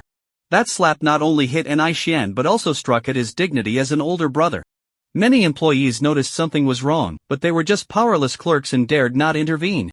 Only able to secretly call the police. However, that group remained fearless, clearly well prepared and backed by someone powerful. Moreover, the name Tianxiao brother might be fake, with someone else pulling the strings behind the scenes. This person might have considerable influence, someone who operates in both the legal and illegal realms. As expected, the bigger the tree, the more the wind blows. Many people have already set their sights on the juicy target that is Bai Yi. Yi Chen's gaze was deep. Everyone thought they could take advantage of him like a soft persimmon. Did they really think he had no one backing him? In Taojiang City, when it comes to connections, who should Yi Chen be afraid of? He had the city's top leader backing him. Yi Chen immediately took out his phone to call his supporter. Of course, the small matter didn't need Chen Zhangbin to intervene. Using his 3 promises on such trivial issues would be a waste. Hello, Cindy, do you have time? I want to treat you to dinner. Yes, tonight. You don't have classes this afternoon, right? I'll come pick you up now. After hanging up, Yi Chen quickly went downstairs. Song Dongfeng was already waiting downstairs, constantly making calls to his brothers, his face full of excitement, looking ready for action. This guy was always more eager than anyone else whenever there was a fight to be had. For him, having 10 women is nothing compared to having a strong, muscular man who can fight and take a hit. Brother, bye. Finally, a little punk has come to stir up trouble, and my fists are itching to go. Song Dongfeng's fists cracked as he clenched them. After getting in the car, Yi Chen instructed, "First, let's go back to school and pick up Chinsini." Ha! Okay. Song Dongfeng immediately got anxious upon hearing the first part, afraid they would be late and miss the chance to beat someone up. But upon hearing the latter part, his eyes lit up. And he even felt a surge of emotion. After so many days, Brother Bai finally remembered to take care of Sister Cindy. The two quickly arrived at the school, and from a distance, they saw Chinsini standing at the entrance in a white dress, holding a bag. She had an angelic, pure face, like a delicate little white flower. But she also possessed a devilish figure, with astonishing curves leading down to a slim waist. The phrase delicate branches bearing abundant fruits is perfectly embodied in her. With her charm, Chinsini is a blend of devil and angel. What woman wouldn't feel jealous of such a terrifying scale? She is undoubtedly the high and unreachable flower of Taojiang University, the white moonlight in countless boys' hearts, their dream lover. Chinsini has been playing the piano since childhood, giving her an exceptionally outstanding artistic temperament. Standing at the school gate, no one passing by can take their eyes off her. A Mercedes S600 pulls up to the curb. Yi Chen gets out, his handsome face breaking into a smile as he waves at Chinsini. Chinsini is slightly surprised and quickly walks towards Yi Chen. With every step, there's a sway, and that sexy movement is visually striking. This woman is definitely a rich heiress, as she owns 2 Mercedes G-Class vehicles. Yi Chen, is this your rented car? You really don't have to go to such lengths. I'm not a girl who loves to show off. I would be just as happy if you rode a bicycle to take me, Chinsini said seriously, continuing to speak her mind as always. That's just the kind of person she is, unafraid to express her feelings. After developing a crush on Yi Chen, she didn't hide it and openly stated it. Actually, this is my car. Come on in, and I'll tell you more slowly. Yi Chen opened the car door, inviting Chinsini to get in. Many boys watching this scene felt their hearts break. Recently, there had been a rumor at school that the school bully Yi Chen was no longer chasing after Li Mengyao but had started dating the school beauty, Chinsini. Most people didn't believe it, thinking that Chinsini wouldn't be interested in someone like Yi Chen. Now, seeing it with their own eyes, they felt like their youth had come to an end. You didn't take out a loan with that bonus to buy this car, did you? Chinsini asked with a frown. Coming from a well-off family, she recognized that this was $1 million Mercedes. If Yi Chen really used that money to buy a car, she would be very disappointed. Her ideal partner doesn't need to be extremely wealthy or outstanding, they just need to be able to live a stable life. After all, she has already quite accomplished herself.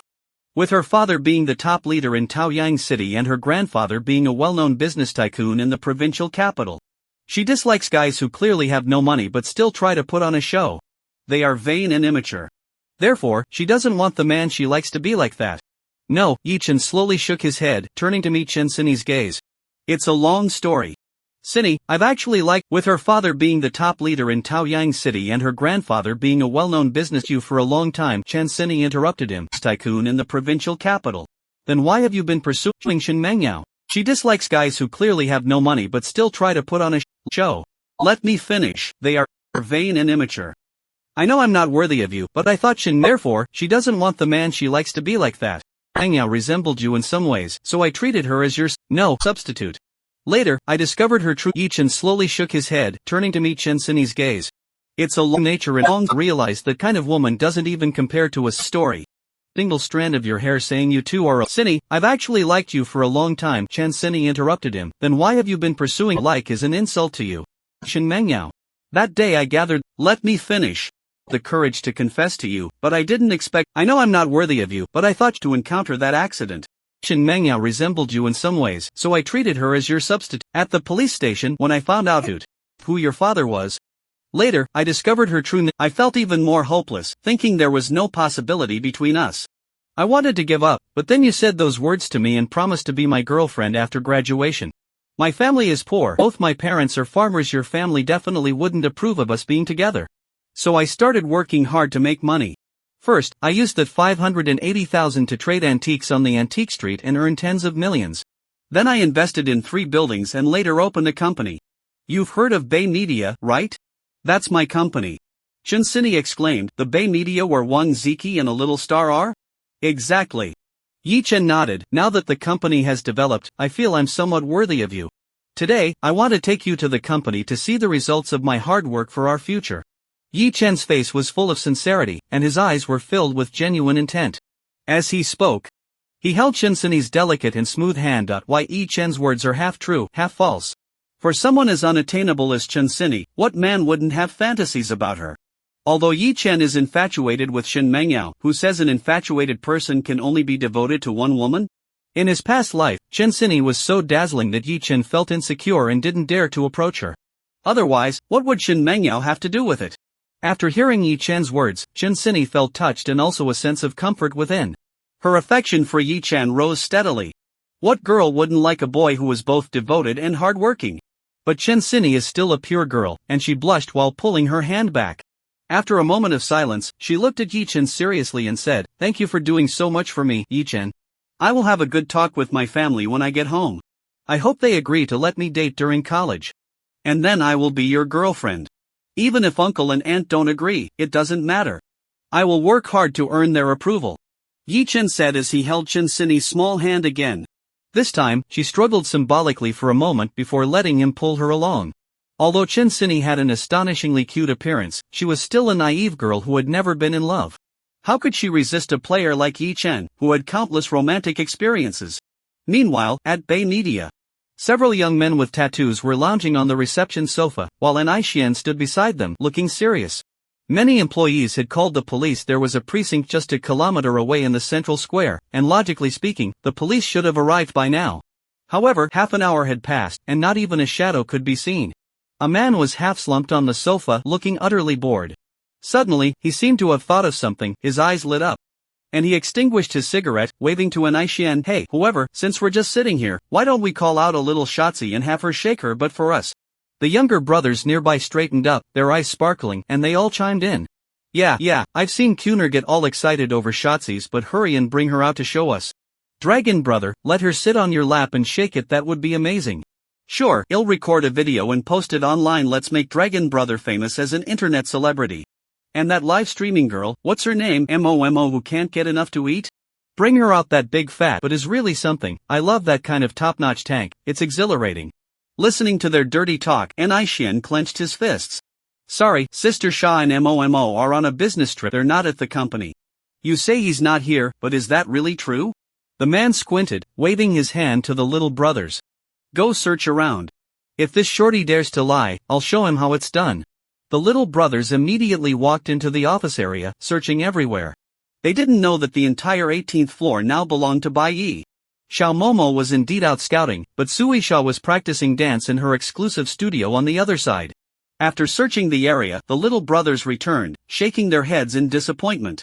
The man known as Go smacked his lips, looking regretful.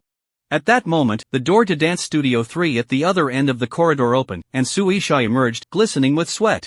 She was wearing a form-fitting dance outfit, her clothes damp with sweat, and her alluring married woman charm was even more pronounced, making her look exceptionally tempting. She was unaware of everything happening in the company and was preparing to go back to her office to drink some water and rest. As she walked in, she was taken aback to see a group of people gathered at the front desk. What the hell? Sha. Longa stood up excitedly, his eyes greedily scanning Suisha. I didn't expect you to be even better in person than in the videos. Come here, let me give you but a couple of taps and see if it's as bouncy as in the videos. Longa waved his hand, but when he saw Suisha frozen in place and not coming over, he took the initiative to walk towards her. Suddenly, an ashtray came whistling through the air and smashed hard against Long Ji's head. Damn it!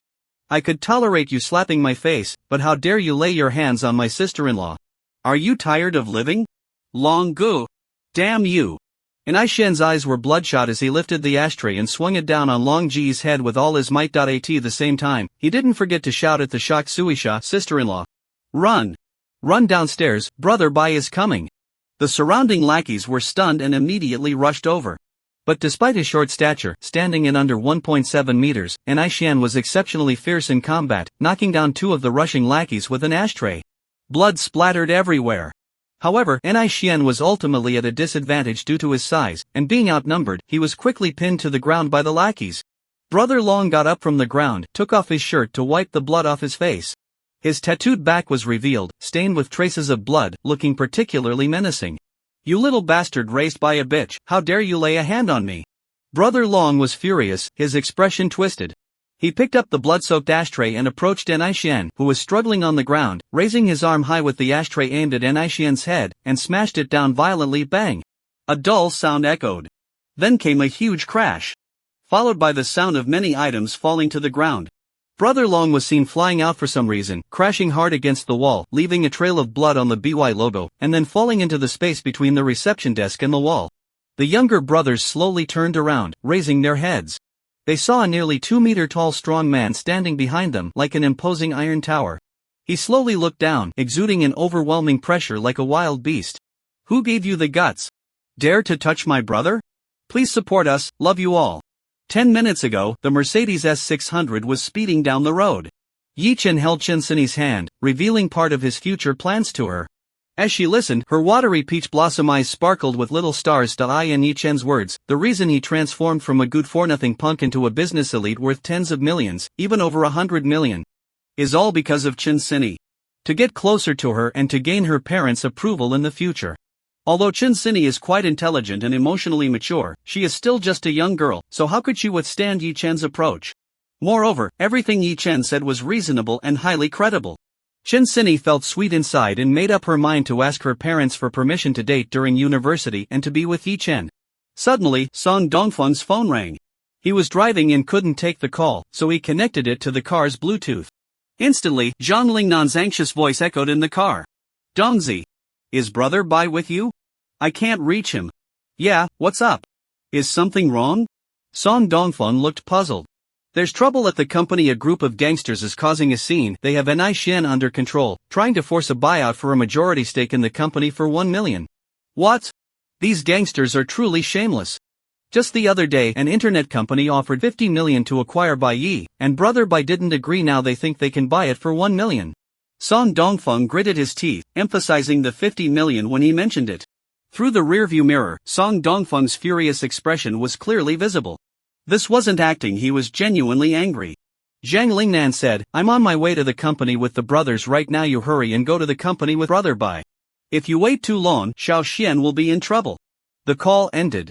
Yi Chen remained calm, pulling out his phone to check the surveillance footage. They saw 7 or 8 tough-looking individuals with dragon and tiger tattoos sitting on the reception sofa, while Aishen stood beside them with a forced smile. Chinsini leaned over to take a look, her innocent little face showing an expression of anger. These gangsters are going too far.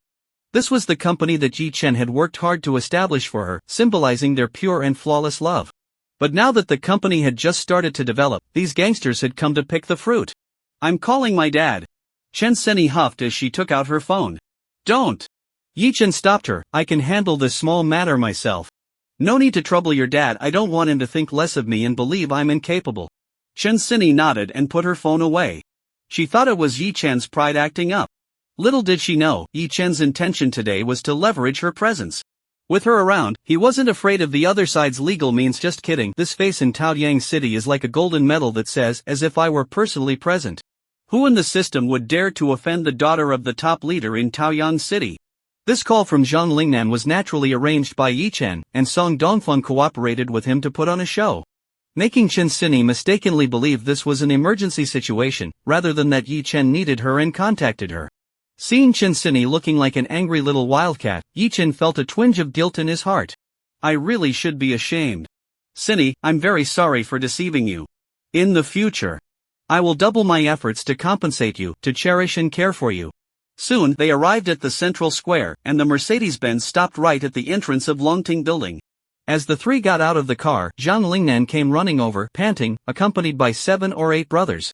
Brother Bai. Let's go, head upstairs. After Yi Chen and his group entered the elevator, he frowned and asked, why are there only a few of you? Where are the others? Zhang Lingnan replied, we took a taxi, the others couldn't get a cab and had to take the bus. Yi Chen imagined a scene of nearly 100 young men in black suits and white shirts, weapons at their waists, crammed into a bus, cursing and shouting about how they would kill them later. The driver, getting agitated, might even drive the bus straight into the police station. Did we make you take the driving test? Zhang Lingnan quickly explained, we've all signed up, and we've already started practicing. We just came from the driving school. Yi Chen nodded, thinking that once they learned to drive, he would buy a few vans or business vehicles. Otherwise, gathering together would still mean squeezing onto the bus, which is a bit too low-key. Ding! The 18th floor has arrived. As soon as they stepped out of the elevator, they saw Xian being pinned to the ground by a group of thugs. Suisha rushed forward to help but was pushed down as well.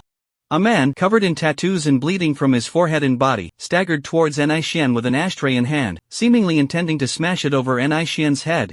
Without needing Yi Chen's command, Song Dongfeng instantly charged forward. The man had just raised his arm, not yet bringing it down, when he was sent flying by Song Dongfeng's powerful charge. Although he knew Song Dongfeng was incredibly strong, Yi Chen was still a bit surprised. He now realized that in their past life, when Song Dongfeng had fought Onion, he hadn't used his full strength and was just playing around. Pretending to be unable to win was unrealistic. He just acted and pretended to use all his strength to barely overpower him. Usually, when fighting against other gangs, Song Dongfeng could take them out with a single punch, so no one really knew how strong he truly was.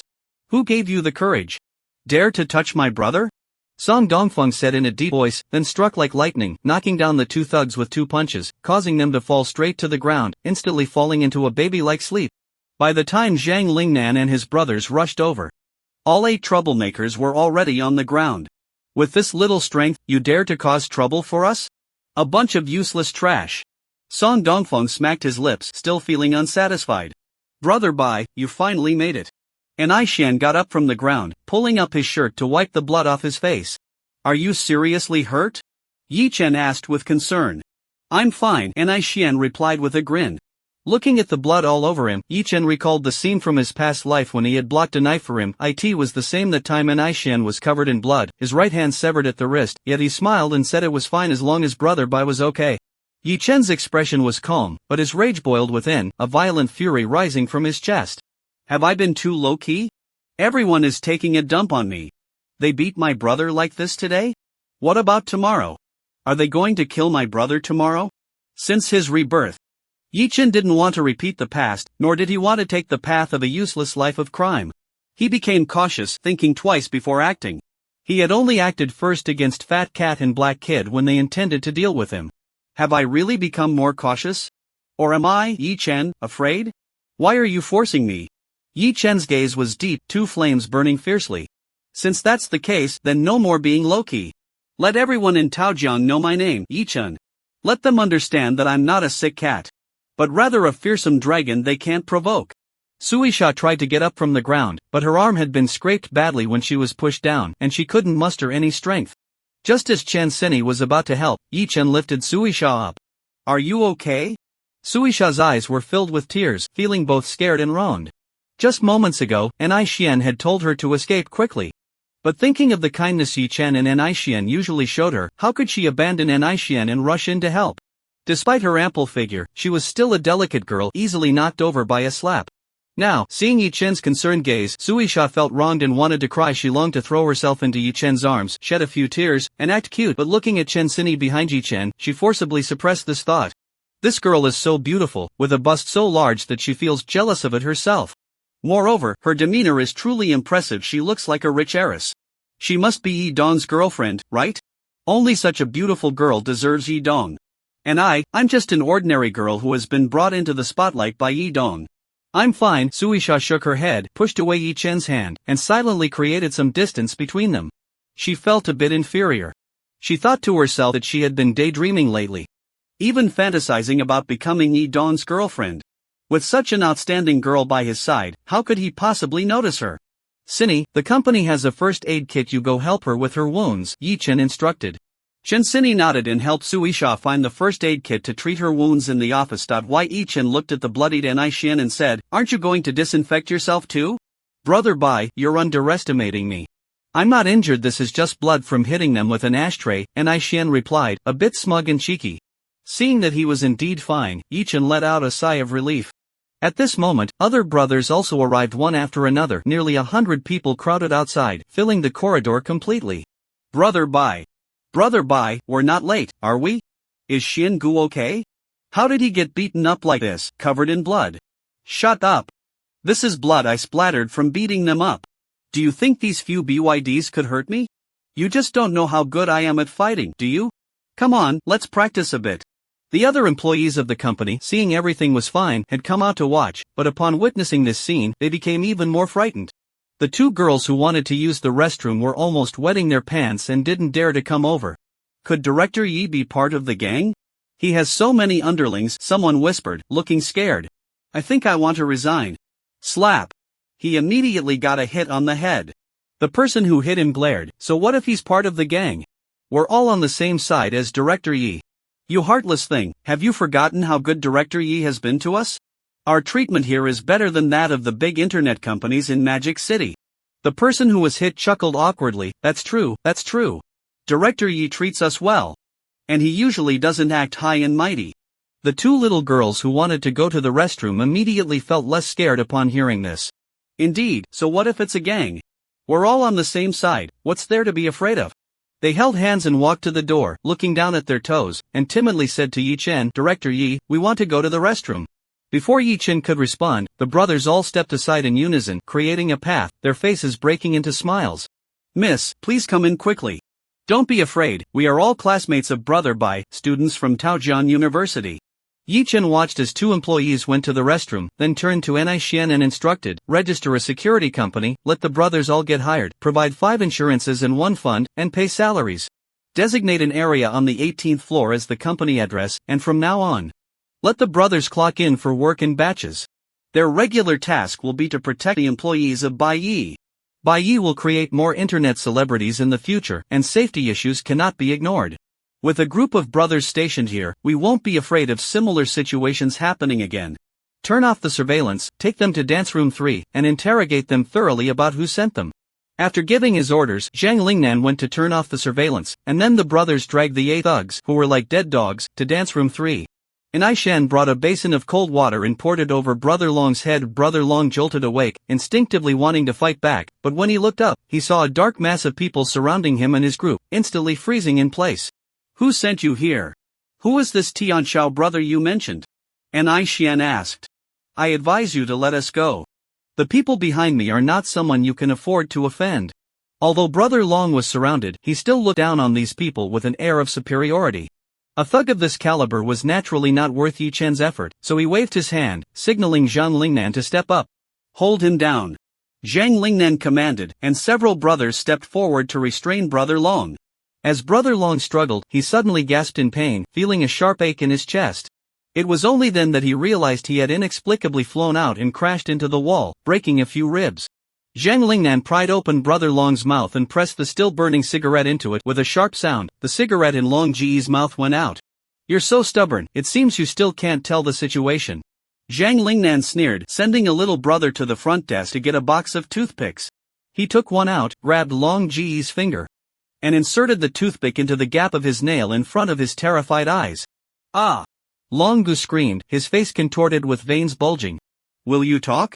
Zhang Lingnan asked coldly. Longa kept his mouth tightly shut, gasping heavily. Your bones are really tough. I wonder if your little brothers are as tough as you. Zhang Lingnan's cold gaze turned to a little brother who had already woken up. He shivered, having just been pinned down, and even before the toothpick was inserted, he was so scared that he lost control and let out a scream like a slaughtered pig. I'll talk. I'll talk. Moments later, Yi Chen narrowed his eyes. So it was him. What a coincidence, old Xiao, why are you so unlucky? I wanted you to live a little longer, but your underlings just won't allow it. This time, the mastermind is indeed someone called Brother Tianxiao, whose full name is Lu Tianxiao. His father, whose real name is Lu Hu, is nicknamed Lu Three Fingers. Lu Three Fingers is one of the 4 great kings under Xiao Hongyu. Lu Tianxiao also runs a media company, but he lacks any real ability, and the company is on the verge of bankruptcy. After all, what skills can the second-generation rich, who only knows how to play with female streamers, possess? Then, he set his sights on the rising Bay media. Brother Long is just a stepping stone, he sent. The reason the police haven't come knocking for so long is that he made arrangements in advance. Brother Tianxiao, then let's target you. Let everyone in Taoyang City know my name, Yi Chen. When Yi Chen arrived at his office, he saw that Chen Sini had already bandaged Sui Sha's wounds. Sini, you stay at the company for now. I'll take people to escort them to the police station. Chen Sini frowned. Don't try to fool me. Are you planning to take revenge later? No. Don't all women have big chests and small brains? How can Chen Sini be so smart at this level? Yi Chen thought Chen Sini would advise him not to act impulsively, but her next words left him dumbfounded. Take me with you. Ha? Yi Chen was taken aback. These people are too much. They actually want to use illegal means to seize our company. Chen Sini said indignantly, pointing at the bloodied N.I. Shen, and they even beat our employee like this. N.I. Shen opened his mouth, wanting to explain that the blood on his face was splattered from hitting someone and that he wasn't actually hurt, but looking at the furious Chen Sini, he still didn't dare to speak up. Take me with you. Even if things get out of hand, with me around, there won't be any problems. For some reason, at that moment, Yi Chen actually saw a hint of dominance in Chen Sini. He felt he might have underestimated this woman. She wasn't as weak as she appeared. She was far from being a delicate little flower. Sui Shao also stared at Chen Sini, suddenly feeling a bit scared. Could this be the legendary pressure from the main wife? While Yi Chen was talking to Chen Sini in the office, Zhang Lingnan and Song Dongfeng were waiting at the door. They exchanged glances, both feeling a vague excitement. Although Brother Bai had been expressionless all day, the two knew their older brother well enough to realize he was very angry. When Brother Bai got angry, the consequences were particularly serious today. I can finally stretch my legs properly. Both of them are dangerous individuals who love to fight. Song Dongfeng is a tall and strong type. His fighting style relies on brute strength. On the other hand, Zhang Lingnan has a slender build and is more cunning, adept at underhanded tactics and ambushes, often referred to as a trickster. In his previous life within the organization, Zhang Lingnan was primarily responsible for interrogations. This guy has loved watching twisted movies like the 10 Most Cruel Tortures of the Qing Dynasty since he was young and learned many methods of torment. That's why Yi Chen just sent Zhang Lingnan to interrogate Brother Long Ding. The elevator opened, and 4 or 5 men in hats stepped out. Upon seeing so many young men in black suits and white shirts gathered in the hallway, they were momentarily stunned, then instantly became alert, placing their hands at their waists. Seeing this, Zhang Lingnan hurriedly shouted, "Uncles in hats, don't misunderstand. We're all students from Taojian University." Many of the brothers saw this and took out their student IDs, all chattering and explaining. The brothers from the Yi Chen group, to be honest, their acting skills are truly impressive. Just a moment ago, they looked fierce like the Razor Gang from Peaky Blinders. But as soon as Uncle Hat showed up, they immediately turned back into harmless college students, blinking their innocent, foolish eyes. Uncle Hat, seeing this, casually checked a few brothers' student IDs and lowered his guard. The leading Uncle Hat questioned, "It's a weekday, why are so many of you here instead of attending classes?" Zhang Lingnan explained, "We plan to establish a security company, and we're here today to scout locations for registering the business." He had just heard Brother Bai's instructions to Xiao Xuanzai. From now on, when we go out, we will be entrepreneurial college students. What gangsters? They don't mix with society, they are legitimate businessmen. What? You're asking why we have axes at our waists? We're just cosplaying as the Axe Gang from Kung Fu. Otherwise, why would we be dressed in black suits and white shirts? That's right, Zhang Lingnan disgusted with the brothers. Since we all have matching outfits, our weapons should match too. Plus, axes are handy. You can use them to chop people, and if you don't want to see blood, you can flip them around and hit people instead. If Uncle Hat catches us, we can just claim we're college students doing cosplay. Uncle Hat nodded without saying a word, but suddenly noticed that one of the brothers in the front row had the handle of a Glock pistol sticking out from his waist. Don't move! Uncle Hat shouted sternly, pulling out his gun and pointing it at the little brother, then gesturing to his companion beside him, who cautiously stepped forward to draw out the Glock. The moment he grasped it, he felt something was off. The gun was light, like a toy. Uncle, don't be nervous, this is a lighter for smoking. If you don't believe me, pull the trigger, the little brother said innocently. Uncle Hat aimed the gun at the ceiling and pulled the trigger. Click! A burst of flame shot out. It really is. Uncle Hat was somewhat speechless. Today's college students are really so out of touch. We received a report saying that someone was causing trouble here? Yes, but the bad guys have already been subdued by us. Zhang Lingnan immediately replied, this media company was started by our classmates. We plan to partner up to open a security company, and we just came here to scout locations when we happened to encounter some gangsters engaging in extortion, vandalism, robbery, and the abduction of women. Zhang Lingnan listed a series of crimes and then added, Uncle Hat, does this count as acting justly? Can we get a banner and a reward? Classmate Xiao Wang, you guys go and carry those bad guys out and hand them over to Uncle Hat. Zhang Lingnan patted a younger brother beside him. Uncle Hat was puzzled as to why he used the word carry. Then he saw the 8 members of Longgu being brought out like dead dogs. Uncle Hat and Longgu exchanged a glance. A hint of inscrutable meaning flashing in their eyes. You actually beat someone up like this? Who did it? Take all of them back to the police station for questioning. It's not for you to decide who the bad guys are, that's for us to decide. Uncle Hat said coldly. They all got beaten up by me, so go ahead and arrest me, Zhang Lingnan said nonchalantly, extending his hands. He had already thought it through. He wouldn't be of any help in the company, and holding onto the shares given by Brother Bai felt insecure. So he secretly resolved that in the future, whenever Brother Bai had something going on, he would step up to bear the brunt of it. Even if Brother Bai killed someone, he would be willing to take the blame. Seeing Uncle Hat scan him with a doubtful look, Zhang Lingnan felt discriminated against and immediately became unhappy. Uncle, what kind of look is that? Don't be fooled by my slim figure. I'm a descendant of the ancient martial arts of Huaxia. My master is nicknamed the Devil Muscle Man, and in 1974, I won the championship in Southeast Asia during my first free fighting match. Am I not just taking care of these bad guys like it's a joke? Uncle Hat. He felt like this kid was playing with him. Are today's university students really this brave, daring to disregard the authority of this hat? Without saying a word, he approached and handcuffed Zhang Lingnan, snorting coldly, take him away. He was determined to teach this punk a lesson when they got back to the station. Not to mention his mocking and disrespectful attitude. Lu Tianxiao had given him quite a few benefits. Taking money from others and helping them out of trouble. Wait. Uncle Hat turned back at the sound and saw a remarkably handsome young man stepping out of the crowd wearing a white shirt, black trousers, and big leather shoes. His simple outfit looked both stylish and businesslike. It gave off an air of a wealthy young master, somewhat like Gu Tianla, but taller and more handsome. Uncle Hat, this student acted heroically and subdued the gangsters who caused trouble at our company. Is it appropriate for you to treat him like a criminal? As Yi Chen finished speaking, his brothers immediately surrounded them, with some blocking the elevator to prevent them from going downstairs. What are you doing? You call others gangsters, but I think you are the real gangsters. Uncle Hat shouted, Uncle, don't talk nonsense without evidence. I am a university student and a legitimate businessman. These are my classmates and my employees. We are just united. On what grounds do you accuse us of being gangsters? Yi Chen said as he pulled An Xian over, pointing at his bloodied face. These gangsters came and beat up my employee like this.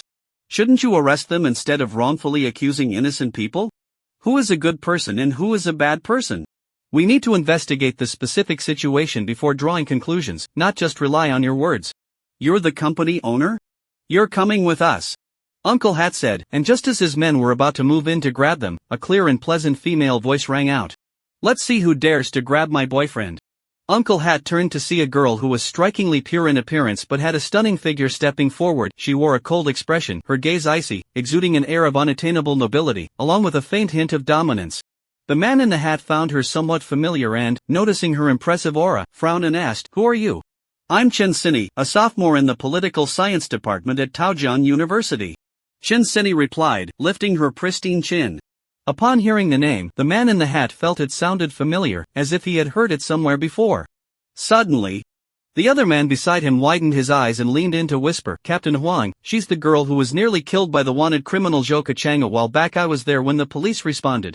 Captain Huang gasped in shock, his eyes filled with disbelief. You mean, this Chen Sini is the daughter of Secretary Chen? The man in the hat nodded affirmatively. After a moment of silence, the frost on Captain Huang's face melted instantly, replaced by a broad smile. He looked at Yi Chen and said, this classmate makes a good point. Moreover, these people with their tattoos and flashy appearances are clearly up to no good. I understand the situation. These troublemakers came here and were subdued by your classmates, right? Yi Chen nodded, silently mocking. Why the sudden change in attitude? Zhang Lingnan interjected, Uncle, don't smile like that. I preferred your earlier rebellious demeanor. Captain Huang's smile froze for a moment. But then he acted as if nothing had happened and stepped forward to unlock Zhang Lingnan's handcuffs. He waved his hand, and other officers came forward to cuff Longgu and the others. Captain Huang smiled at Zhang Lingnan, saying, Classmate, please come with us for a bit. Once we clarify the matter and confirm your act of bravery, I will apply for a commendation for you. Yi Chen said, I am the owner of Bay Media and also a party involved in the case. I will go with you, and I have evidence of the various crimes committed by these gangsters.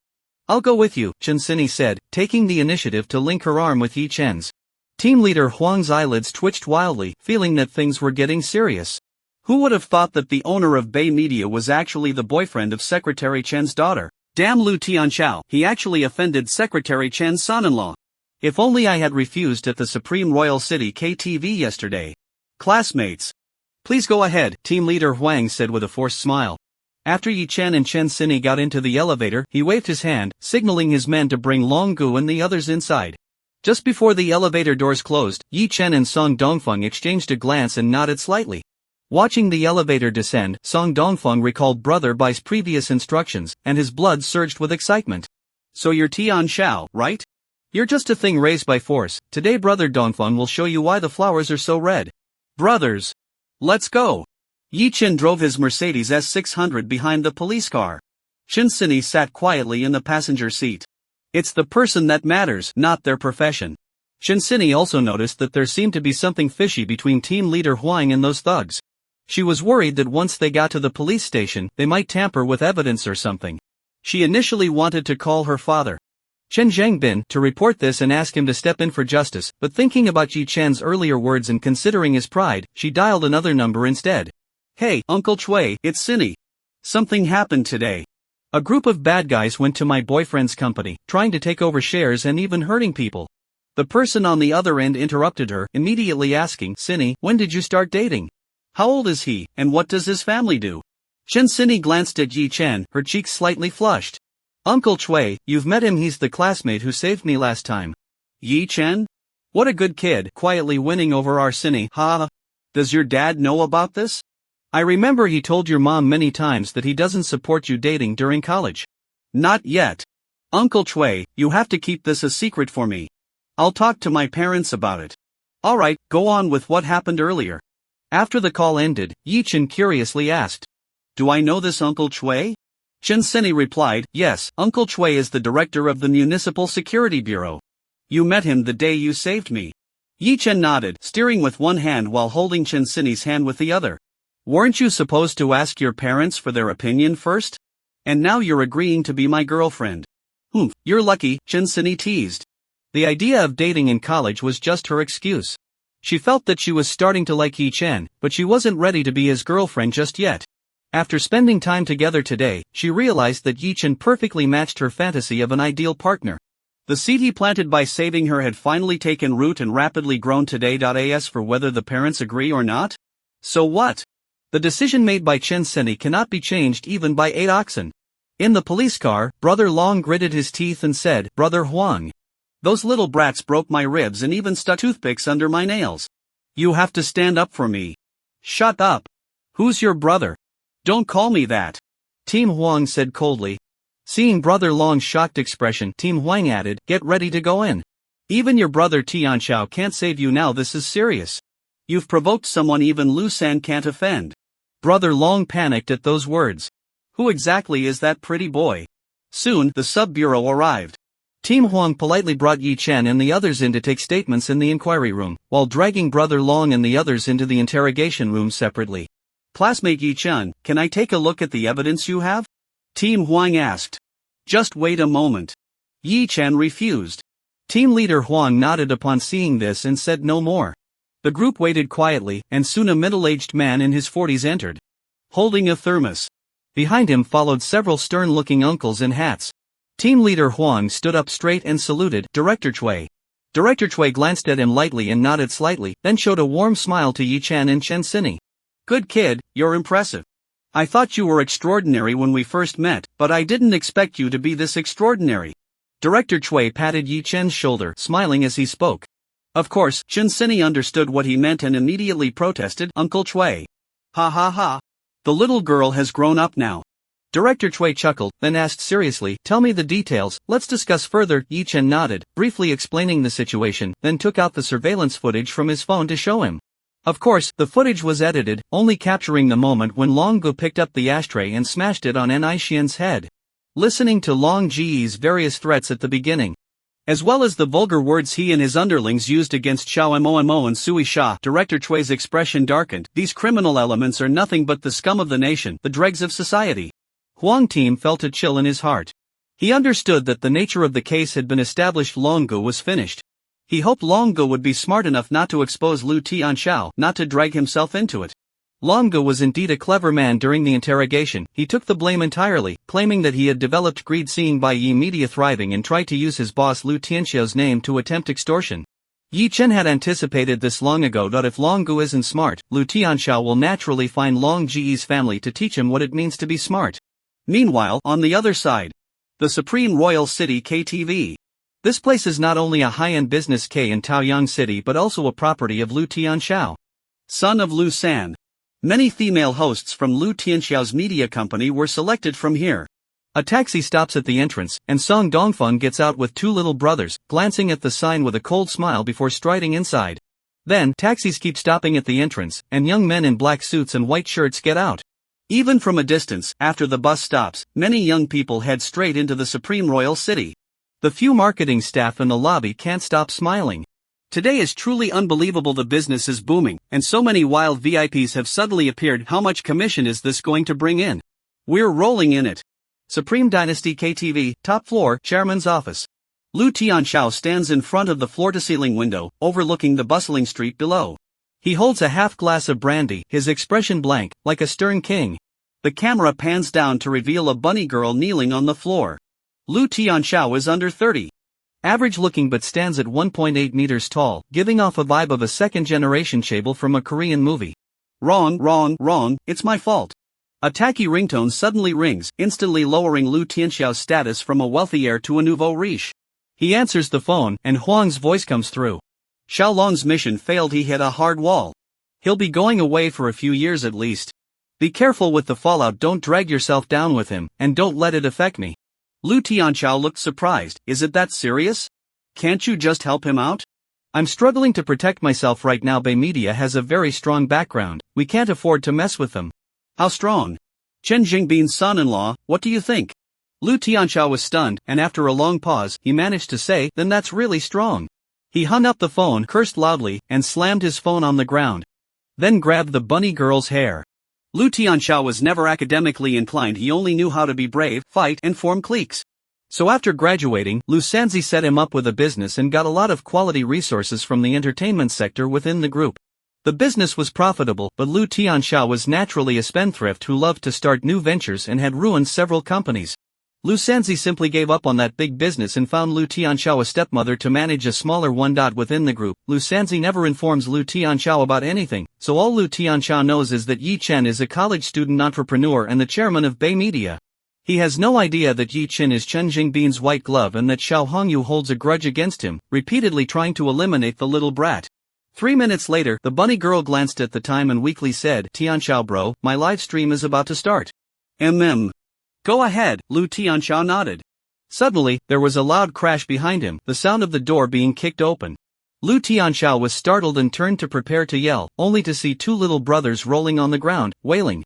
As the dust settled, a tall and burly figure slowly walked in. He had dark skin, a side fringe covering one eye, stood nearly 2 meters tall, and was wrapped in thick layers of fat over a muscular build, resembling a robust silverback gorilla or a fierce black bear. The newcomer was Song Dongfeng. He tilted his neck, grinned, revealing a mouthful of white teeth. So you're the one called Brother Tianxiao?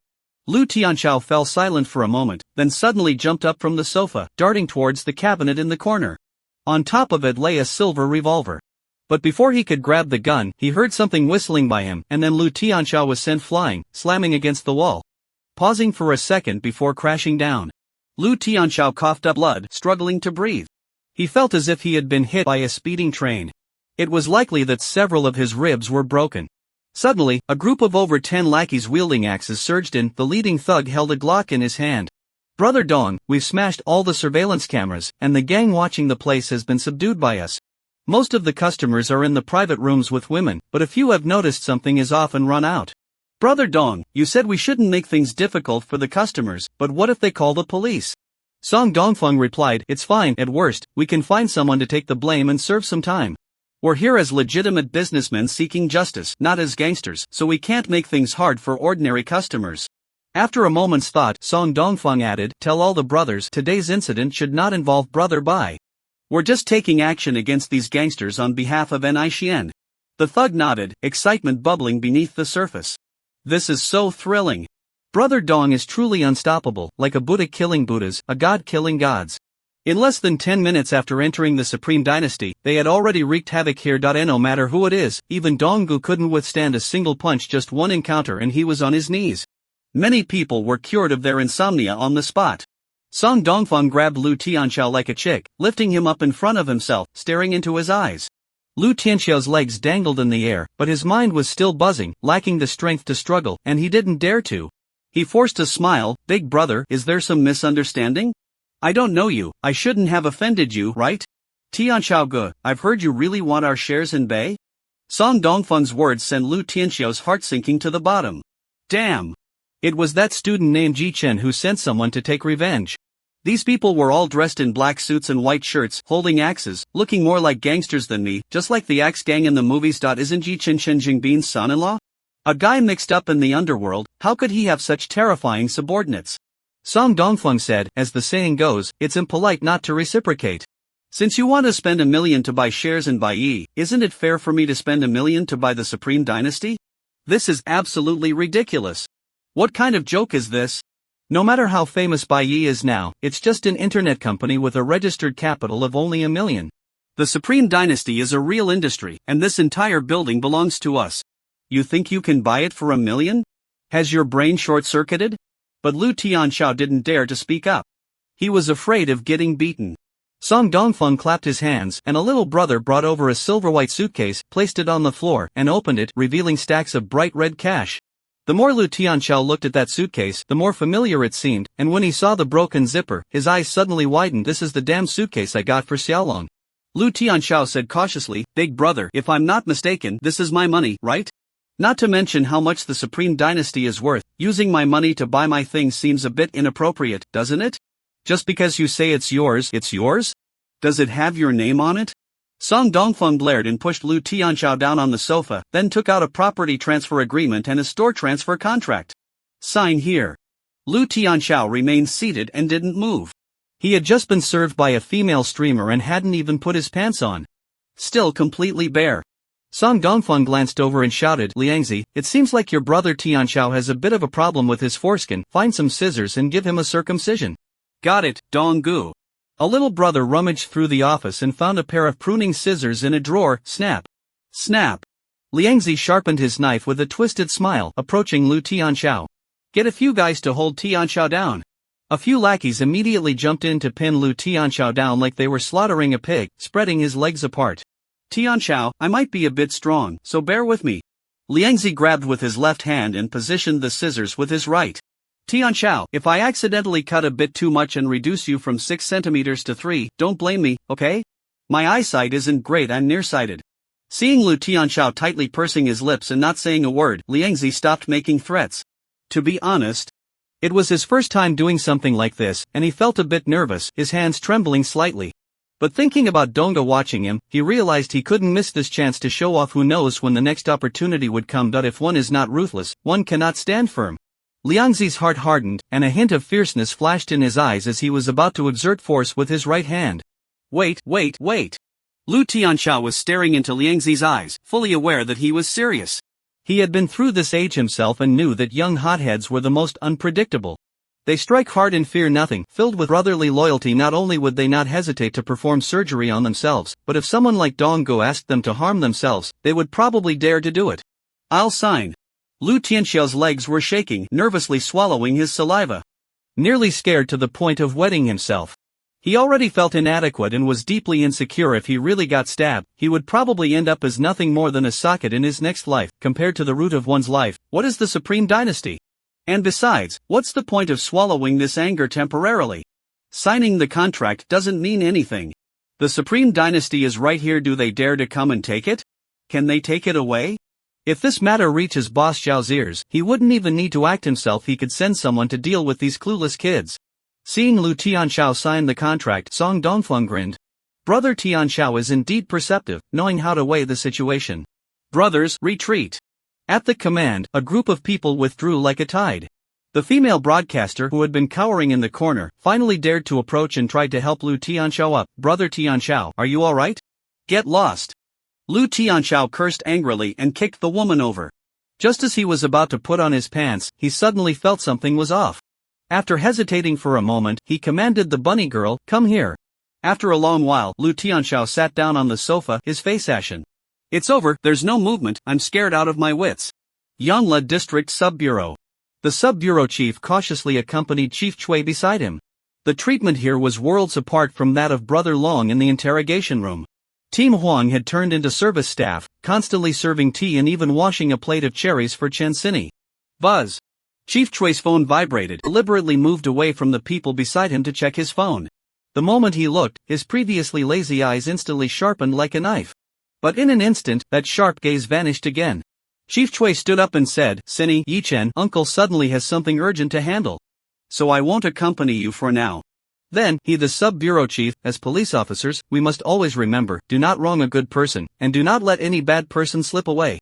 We must live up to the uniform we wear and the hat we bear. Yes, rest assured, leader. Soon, the records were completed, and the entire case was defined. The small gang led by Lu Haolong attempted to forcibly seize shares of Bay Media, but Zhang Lingnan from Taojiang University bravely intervened and subdued Lu Haolong and his associates. Director Huang patted Zhang Lingnan on the shoulder and praised, young man, you did well. I will inform your principal to commend you for this courageous act. Such behavior deserves encouragement. Ha!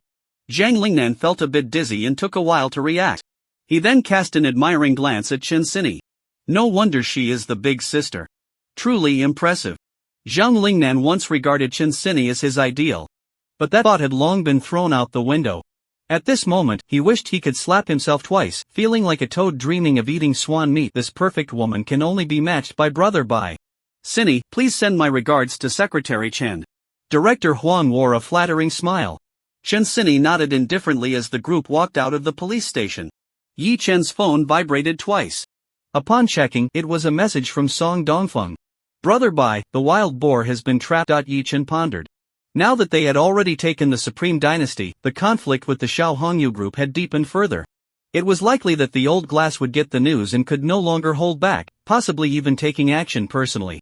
Then let's cut the roots and send all the senior executives of the Shao Hongyu group to reunite with the old cat. Should we promote Luo Yang and let him take over the entire group? Making a decision. Yi Chen thought about finding an excuse to send Chen Sini home. I'm really a heartless scumbag. I just want to send her away after using her. I really deserve to die. Shao Sini. Yi Chen glanced at Chen Sini's terrifying figure and silently changed his words. Sini, we really have to get things done tonight. In the future. I will definitely make it up to you.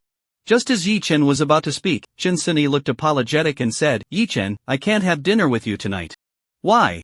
Yi Chen felt a surge of joy. My dad must already know about this and knows you're my boyfriend, but since he hasn't called me, it means he's very angry. I need to go home and prepare my mom first so she can be on my side.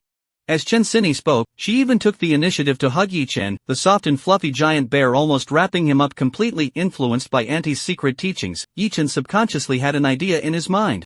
Such an exquisite Mercedes-Benz G-Class. If it were to be given to me. It's all Auntie's fault for leading me, a virtuous gentleman. A stray. Chen Sini looked into Yi Chen's eyes, her expression serious. I will definitely make it up to you another day, my boyfriend. Alright then, Yi Chen replied with a face of regret. I hope Uncle Chen can approve of me. Remember to speak well of me. Yi Chen first drove Chen Sini home and then quickly headed to Tao Huajiang Mansion. After getting home, he activated his X-ray vision, only to find room 2701 empty. Not only was Xiao Hongyu not there, but even Xu Wezi was not at home. He checked the phone surveillance, but both Xiao Hongyu's study and the conference room at Jushiu Mountain Villa were deserted. Yi Chen sent a message to Luo Yan using a prepaid phone card. Do you want to eat hot? Soon, Luo Yang replied, I'm in the restroom right now. Is it convenient to talk? Where is Xiao Hongyu? Someone from the provincial capital came today. Seemingly sent by Xiao Hongyu's backer. After giving him some instructions, they left. Xiao Hongyu called Lu Sanji and Nyoto to a small meeting on the hotel rooftop. Although I currently stand on equal footing with Lu Sanji and Nyoto, Xiao Hongyu hasn't fully trusted me yet. The fact that Xiao Hongyu is being so cautious and holding a meeting on the rooftop indicates that the noble person has given them very important instructions. Perhaps they will make some earth-shattering moves this time. It's even possible they might directly target Chen Zhangbin. Have you seen Ishihara Yukiko? That master of trickery from the island nation? She's at the casino. Yi Chen stopped replying, drove to Shoping Mountain, found a clearing halfway up the mountain to park the car, slipped into the woods, activated invisibility, and rushed towards Jushiu Mountain Villa at the summit. Since the senior executives of the Xiao Hongyu group are gathered at Jushiu Mountain Villa, there's no need to search for them one by one. We can just take them all at once. We'll eliminate them and store their bodies in the spatial pocket. No one will know, not even elementary school detective Conan could uncover the truth. Drizzle, light rain began to fall from the sky. On this cold, rainy night, armed but without an umbrella, Yi Chen sprinted all the way to the top of Xioping Mountain. Just as he was about to enter the Jushiu Mountain Villa Hotel, he suddenly sensed something was off. By the roadside, a Santana was parked, with 5 men crammed inside, intently watching the direction of the Jushiu Mountain Villa. Although they were dressed in ordinary clothes, each was wearing an earpiece, and the scent they emanated was very familiar to Yi Chen. These were 5 undercover police officers. Yi Chen activated his X-ray vision and super eagle eye, scanning the area and discovering that the Jushiu Mountain Villa were parked all around. Filled with police officers. Chen Sini's uncle Chui is also here. Sitting next to Director Chui is a middle-aged man in an administrative jacket. He has handsome features and an imposing presence, definitely a distinguished gentleman. This man is Chen Sini's father, Chen Zhangbin, the top leader of Taojiang City. Is Chen Zhangbin going to take action against Xiao Hongyu? Yi Chen was taken aback. No wonder Director Chui's expression changed for a moment while he was looking at his phone at the Yunla branch. He must have received the notification to arrest Xiao Hongyu then.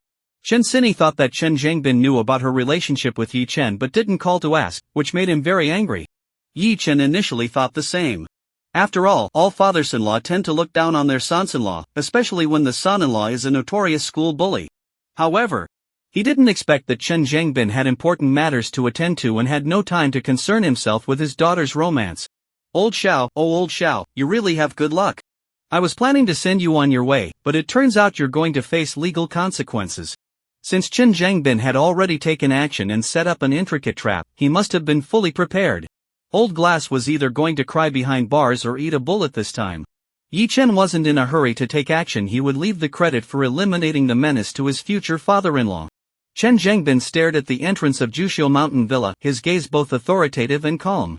After learning from the mysterious person that Xiao Hongyu was the henchman of someone from the provincial capital and that his daughter had almost been harmed due to Xiao Hongyu, in Chen Zhangbin's mind, Xiao Hongyu was already a dead man.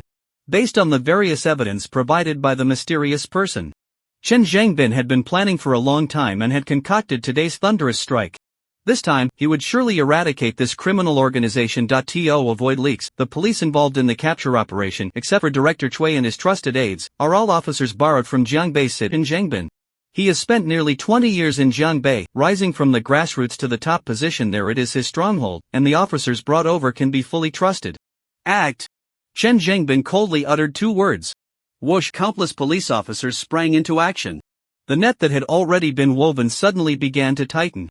At Jushiu Mountain Villa, after the rooftop meeting, Xiao Hongyu brought Lu Sanzi and Nyoto to his study, opened a bottle of 1982 Lafite, and poured 3 glasses. Clink! 3 glasses clinked together. Xiao Hongyu's expression was serious. As long as you complete the task for the nobleman, immense wealth will be within reach. Remember, this must be handled personally by the 2 of you. Do not bring any subordinates. Lu Sanzi and Nyoto exchanged a fierce glance and nodded vigorously, downing the red wine in one go. Their blood was boiling with excitement. It felt as if they had returned to the years when they fought alongside Xiao Hongyu. So what if he was the top official in the city? What does that matter? Stripped of that identity, he was just an ordinary person. As long as they could take him down, gaining the favor of the powerful would allow the group to expand into the provincial capital. The riches were right in front of them. Suddenly, there was a commotion outside, the noise particularly loud. At the same time, a gunshot rang out, piercing the night sky. The faces of the three changed drastically. Dingling, Xiao Hongyu's phone rang. After he answered, an anxious male voice came through. Brother! We're surrounded by the police. Run! Then another voice came through the phone. Don't move. Put your hands up. Who are you calling? Beep beep, the call ended. It must be Chen Zhengbin. He actually took the first strike against us. Xiao Hongyu's face was grim. The influential person got the news, and he dispatched a group of police to the provincial city. I thought he wanted to stir up trouble there, but unexpectedly, he deceived everyone and circled back. His target has always been us. Big brother, what should we do now? Lu San's eyes flashed with a hint of ferocity. Should we fight back? I can have the brothers bring out the weapons from the armory. No way. Xiao Hongyu immediately rejected. If we retaliate and accidentally kill a police officer, there will be no turning back for us. You all escape through the secret passage from the casino. As Xiao Hongyu spoke, he sat down firmly, facing the door. Then what about you, big brother? Let's run together. Nyotu said. No. I'll wait here for Chen Zhengbin to come and capture me. Xiao Hongyu chuckled coldly. He must have found out that Zhou Keqiang was sent by me, which is why he's so eager to come and catch me for revenge on his daughter. But even if he captures me again, what difference does it make? With what I have in my hands, the noble will definitely bail me out. If you all escape, then I will be safe. The noble fears that I will hand over the information to you, so he won't silence me, understand? As long as the noble takes action, we will be fine.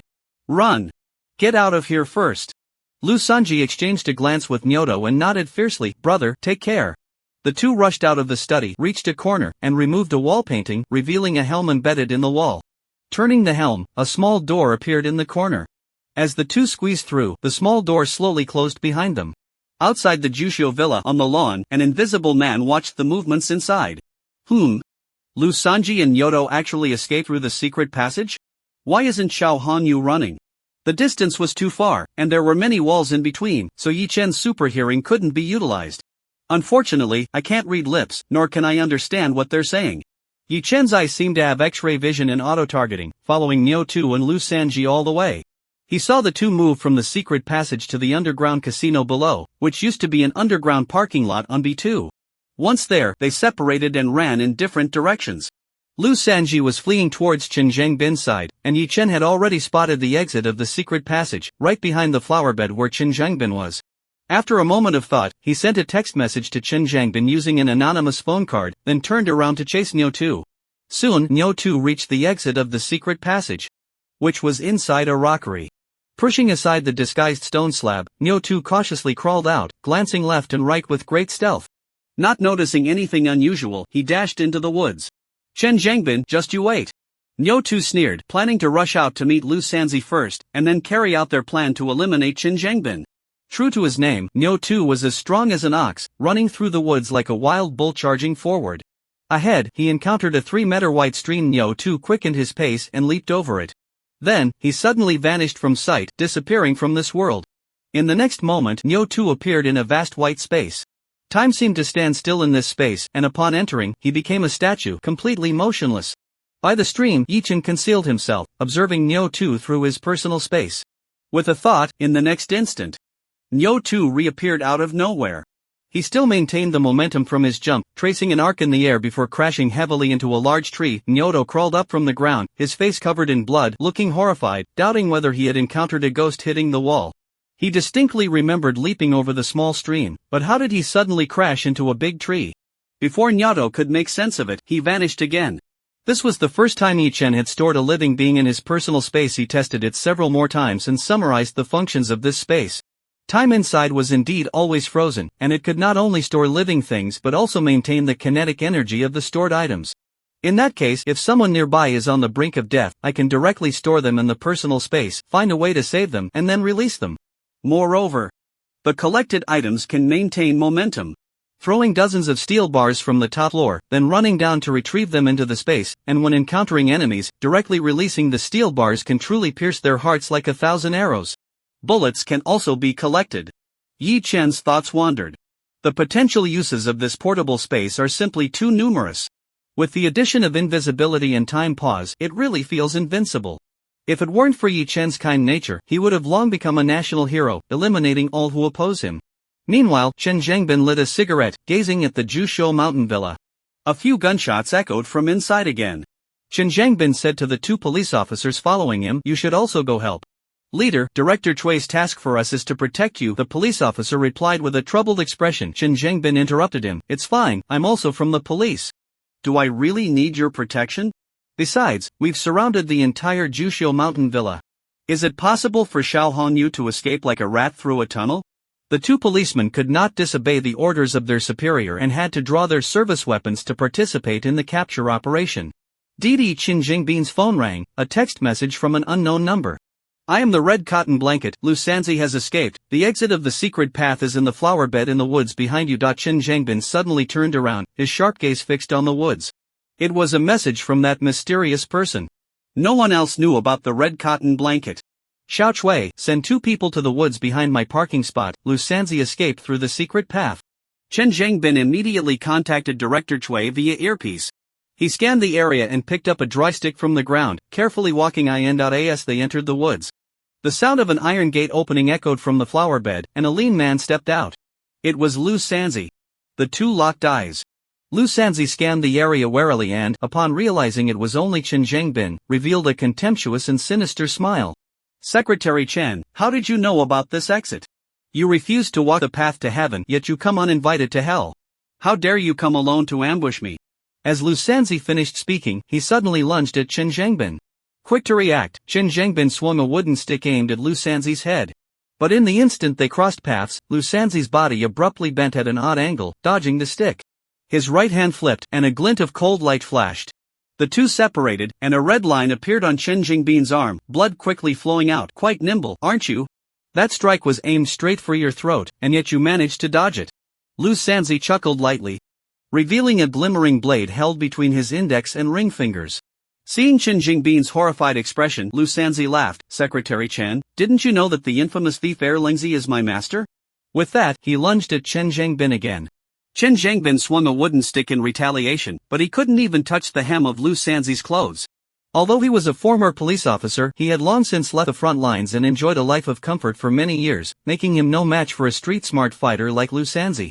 After a few exchanges, Chen Zhangbin was subdued and pinned to the ground by Lu Sanzi. Lu Sanzi pressed the blade toward Chen Zhangbin's throat. In a moment of crisis, Chen Zhangbin instinctively raised his hand to block it.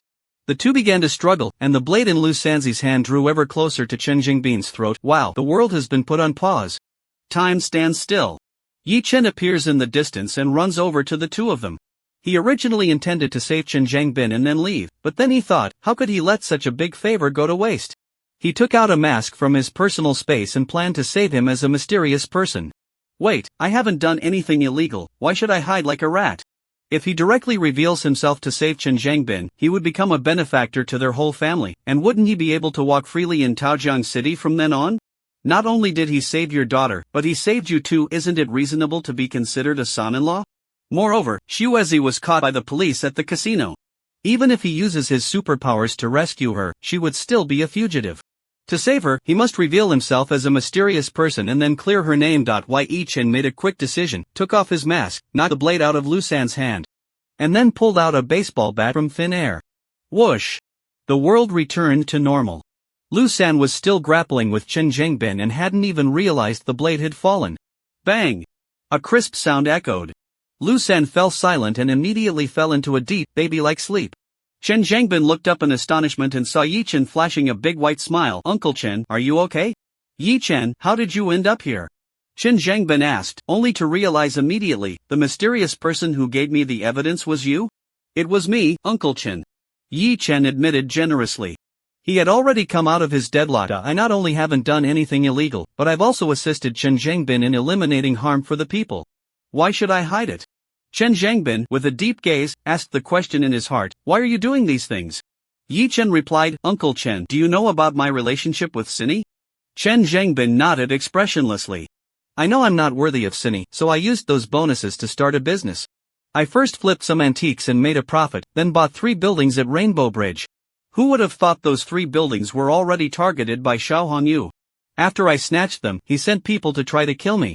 Fortunately, one of Xiao Hongyu's employees, Shiera Yukiko, not only lives next to me but is also my godsister. She couldn't bear to see me harmed by Xiao Hongyu, so she helped me install surveillance in Xiao Hongyu's house and hotel. With the footage, I not only uncovered Xiao Hongyu's plot to harm Cindy but also gathered evidence. After Yi Chen finished explaining, Chen Zhengbin looked deeply at him, unsure how much of it he believed. However, Yi Chen didn't care anymore, everything he did was for justice. And he had done nothing illegal.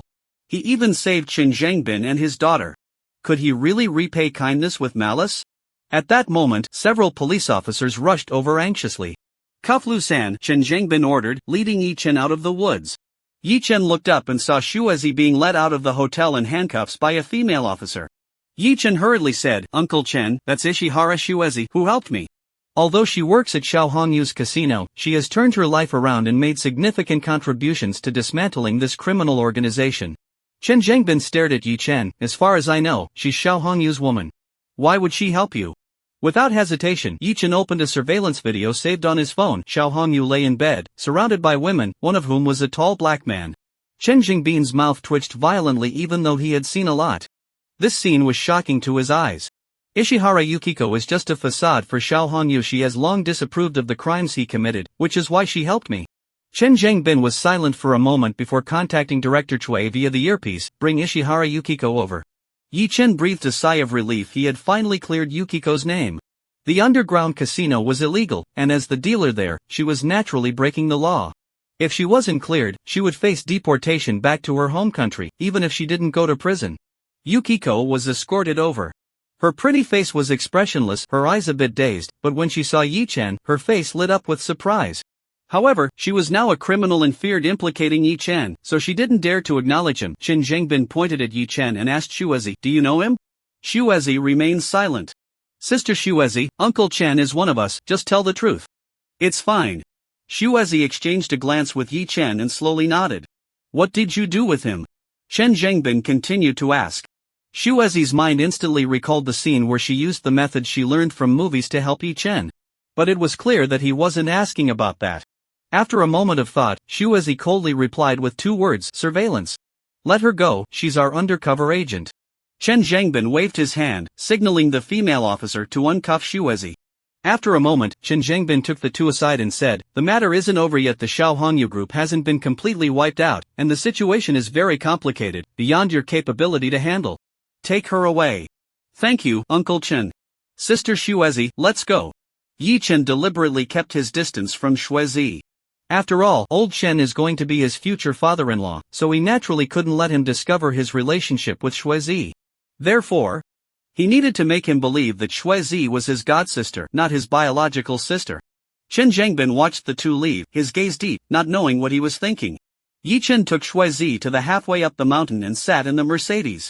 He always felt like he had forgotten something, but he just couldn't recall it. Forget it, it must not be important, he thought. Turning his head, he saw Shuezi gazing intensely at him. Mr. Yi, you really did it. Shuezi leaped into Yi Chen's arms like a swallow returning to the nest. Her beautiful eyes were filled with tenderness and affection, glistening with tears that seemed ready to spill at any moment. With the mountain of Xiao Hongyu moved aside, Shuezi could no longer suppress her inner feelings, erupting like a volcano, or like a reservoir releasing its floodgates. Mr. Yi, let's be together. Shuezi wants to be your woman, she wants to be completely possessed by you. She wants to be ravaged by you. With the beautiful figure in his arms, Yi Chen could no longer hold back, leaning down to kiss her, his hands becoming restless. Meanwhile, Luo Yang, forgotten by Yi Chen, was being escorted out by the police. Brother Bai is amazing. Forever a legend. After inquiring where Xiao Hongyu was, he immediately mobilized so many police to make the arrest. It was truly an honor for Luo Yang to be with such a boss who could navigate both the underworld and the law. Ouch, sir, be gentle, we're on the same side. Who's on your side? Get in the car. Brother, I'm an undercover agent, we're really on the same side. Luo Yang was getting anxious. You say you're an undercover agent, then what's your badge number? Luo Yang was left speechless. The police kicked him in the back and shoved him into the police car. You think you're an undercover? I'm the President of the United States. Sir, I had no choice before, but now I'm really a good person. Shut up, tell that to the judge.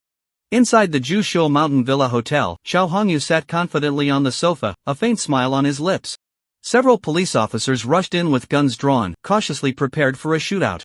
After all, the other side was a ruthless gangster, likely armed with deadly weapons, and could retaliate wildly. To their surprise, Xiao Hongyu not only didn't resist but appeared completely in control, even lighting up a cigar and crossing his legs, exuding the demeanor of a boss. Bang! The young and handsome police officer slapped the cigar away and shouted, "Hands on your head, squat down." Xiao Hongyu took a deep look at the young officer, memorizing his appearance, planning to make him pay once the storm passed. But under the eaves, one must bow their head facing the dark muzzle of a gun. Boss Xiao still obediently complied and squatted down with his hands on his head. A sound of footsteps approached. Director Cui accompanied Chen Zhangbin into the study. A criminal police team leader immediately stepped forward to report the situation. Director Cui, Secretary Chen. The core members of Xiao Hongyu's criminal gang, except for the one nicknamed Bullhead, have all fallen into the net of the law. Upon hearing this, a glimmer of joy surged in Xiao Hongyu's eyes. It's settled. As long as Bullhead isn't caught, the powerful figures will fear the leak of what I know and won't send anyone to silence me. Instead, they will try their best to rescue me. Chen Zhangbin looked expressionlessly at Xiao Hongyu, walked to the bookshelf, and picked up a yellow-covered book from the third row, on which were the large characters "Young Mistress" by. With a click, the bookshelf was surprisingly electrified. As the book was taken, it slowly opened, revealing a safe embedded within. Xiao Hongyu suddenly stood up. What are you doing? Don't move. The young policeman, participating in such a major case for the first time, was nervous and struck Xiao Hongyu hard on the head with his gun. Blood streamed down Xiao Hongyu's forehead, but he showed no reaction, staring in shock at Chen Zhangbin. Very few people knew of the existence of this safe. How could he know? But Xiao Hongyu thought to himself that even if Chen Zhangbin found the safe, it didn't matter, as only he knew the password. Moreover, this safe was specially made. Forcing it open would activate the self-destruct mechanism inside. Xiao Hongyu was deep in thought when he saw Chen Zhangbin start entering the password. A few seconds later, with a beep, the safe door opened. This is impossible! Xiao Hongyu exclaimed, collapsing onto the sofa, his face ashen. It's over. Completely over. If that thing inside was in his hands, the powerful would find a way to rescue him. But if it fell into Chen Zhangbin's hands, it would cause significant losses for the powerful. Forget about being rescued, he might even send someone to silence him, to kill him. Seeing Chen Zhangbin already organizing the items from the safe, Xiao Hongyu could no longer maintain his so-called boss demeanor and began to scream hysterically, Chen Zhangbin, how did you know there was a safe hidden behind the bookshelf? How do you know the password? Who told you? Chen Zhangbin frowned slightly, but he didn't care to say much more to Xiao Hongyu, waving his hand, take him away. Yes. Two police officers immediately stepped forward, handcuffed Xiao Hongyu, and dragged him out. Director Cui reported, Leader, I have issued a warrant for Nyoto, and I will not let him escape. Chen Zhangbin's gaze was deep. Did Nyoto really get away? If Yi Chen could text me the direction Lu Sanji fled, then he must also know where Nyoto ran off to. It was obvious what Yi Chen was doing during the time between receiving the text and saving me. Therefore, Nyoto definitely did not escape. But since Yi Chen didn't mention Nayuta's whereabouts, there are only two possibilities. 1. Nyoto has something Yi Chen needs, and he took him away for interrogation. 2. During the pursuit, he has already killed the Minotaur. Regardless of the circumstances, the Minotaur cannot come back. Yi Chen, this university student, is quite extraordinary. He seems harmless, yet he single-handedly overturned the criminal organization of Xiao Hongyu. Fortunately, he stands on the side of justice and is one of us. Chen Zhangbin naturally won't disclose everything he knows. Although he comes from a police background and has a strong sense of justice, he is not an old-fashioned stubborn type. As long as Yi Chen is doing good, why bother to delve into the details? Moreover, Yi Chen not only saved Cindy's life but also saved me this time.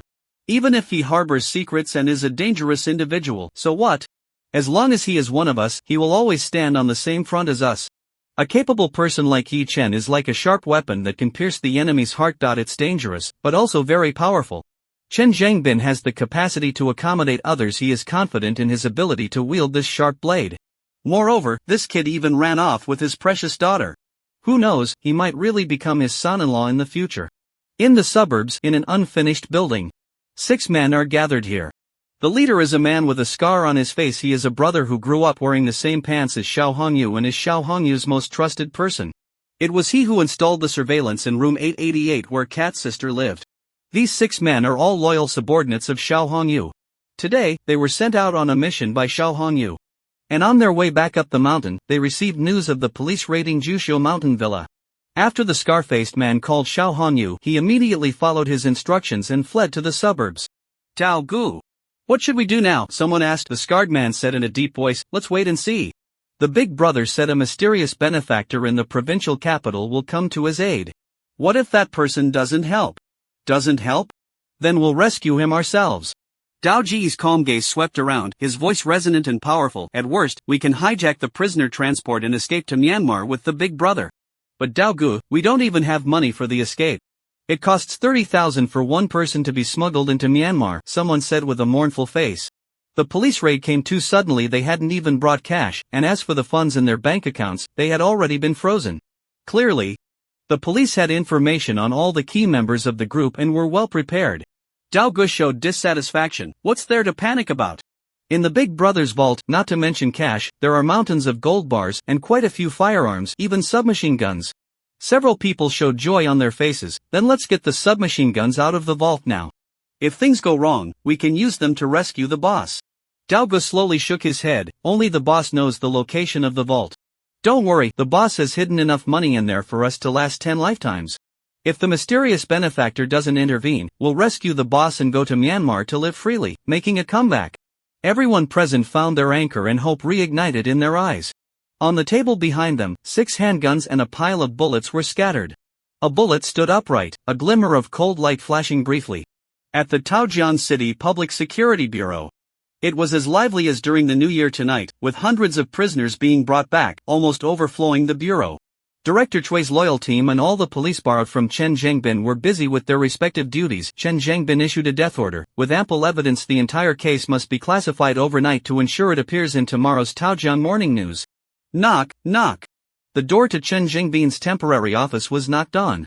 Director Chui entered to report, Leader, we indeed found many pinhole cameras at Xiao Hongyu's home and at Jushu Mountain Villa. Also, Yi Chen's file has been retrieved. Chen Zhengbin took the document handed over by Director Chui and examined it carefully. The background is clean. His ancestors were farmers for 3 generations, with no criminal record. Over a month ago, Yi Chen was just an ordinary university student. The so-called campus bully was at best a petty thug. But after he was expelled from school and then returned to continue his studies, everything changed dramatically from that point on. It's roughly consistent with what Yi Chen said. After he received the bounty for arresting Zhou Kachang, he flipped antiques and made a fortune, even snatching 3 buildings from Xiao Hongyu. Now, he has become the CEO of a media company. This Bay Media is valued at over 100 million? Chen Zhengbin was astonished. Yes, I was surprised too, but this is the valuation by professionals. They say Bay Media's momentum is strong, and its value is far beyond that, Director Chui said, smacking his lips. This kid seems to be on a roll. No wonder even Cine likes him. Chen Zhengbin. Director Chui continued, in short, this kid is extraordinary, very capable, and his charisma is ridiculously strong. In just 2 years of university, he managed to attract nearly 100 students to follow him, and they are all fiercely loyal. I'm really worried they might end up joining the underworld and going down a path of crime. Oh right. Director Chui suddenly remembered something and took out a file. This is one of Yi Chen's subordinates, named Song Dongfeng. We received a report that he went to the Supreme Dynasty with $1 million to buy the entire KTV from Lu Tianxiao using Lu Tianxiao's own money. He bought his KTV with Lu Tianxiao's money? Chen Zhengbin was taken aback. Yes, Lu Tianxiao sent Lu Helong and others to Bay Media, trying to seize Yi Chen's shares, and then Yi Chen sent Song Dongfeng to counterattack. Chen Zhengbin rubbed his temples, somewhat speechless. This little guy is indeed a restless one. Forget it, let's not worry about this, consider it a reward for Yi Chen. After all, he played a crucial role in uprooting the Xiao Hongyu group. Director Chui nodded. Actually, he meant the same thing, that Kid Yi Chen is actually quite lovable. He's handsome and capable, and he matches well with Xine. As for seizing the Supreme Royal City, that's a trivial matter after all. Lu Tianxiao was the one who first provoked them. Your dad and his boss were both taken down by them, and what status do you have to dare to target their company? The current outcome is truly deserved. No, we can't use the word seize to describe it. Things obtained from the mafia cannot be called a seizure. That's something they earned by their own abilities. Director Chui arrived at the office hall, and an old detective came over, looking serious. Director Chui, my instincts tell me there's something suspicious about the deaths of Fat Cat and Black Kid. What are the odds that two people unexpectedly die in the same room in such a short time? Director Chui was taken aback, recalling what he had found during the investigation of Yi Chen. Fat Cat had a conflict with Yi Chen and then died from an overdose of drugs. Black Kid had a conflict with Yi Chen, first having an accident on Rainbow Bridge, although he didn't die. A little brother named Lao Er did. Then, less than an hour later, he was electrocuted to death in the bathtub due to a faulty hairdryer. If there's no issue here, I, Chui Fan, wouldn't believe it even if I were beaten to death. Connecting this with the abilities Yi Chen exhibited, he had a vague suspicion in his heart. Although there's no evidence, his instincts would never be wrong. Thinking of this, Director Chui showed dissatisfaction. Did you find any issues after reviewing the surveillance? No, but Chui Fan interrupted him. But what? Since there are no issues, just leave it alone. Are you that idle? Our current task is to crack down on organized crime, not to investigate whether these ruthless gangsters died by accident. Besides, even if they were murdered, so what? Scum like them deserve to die.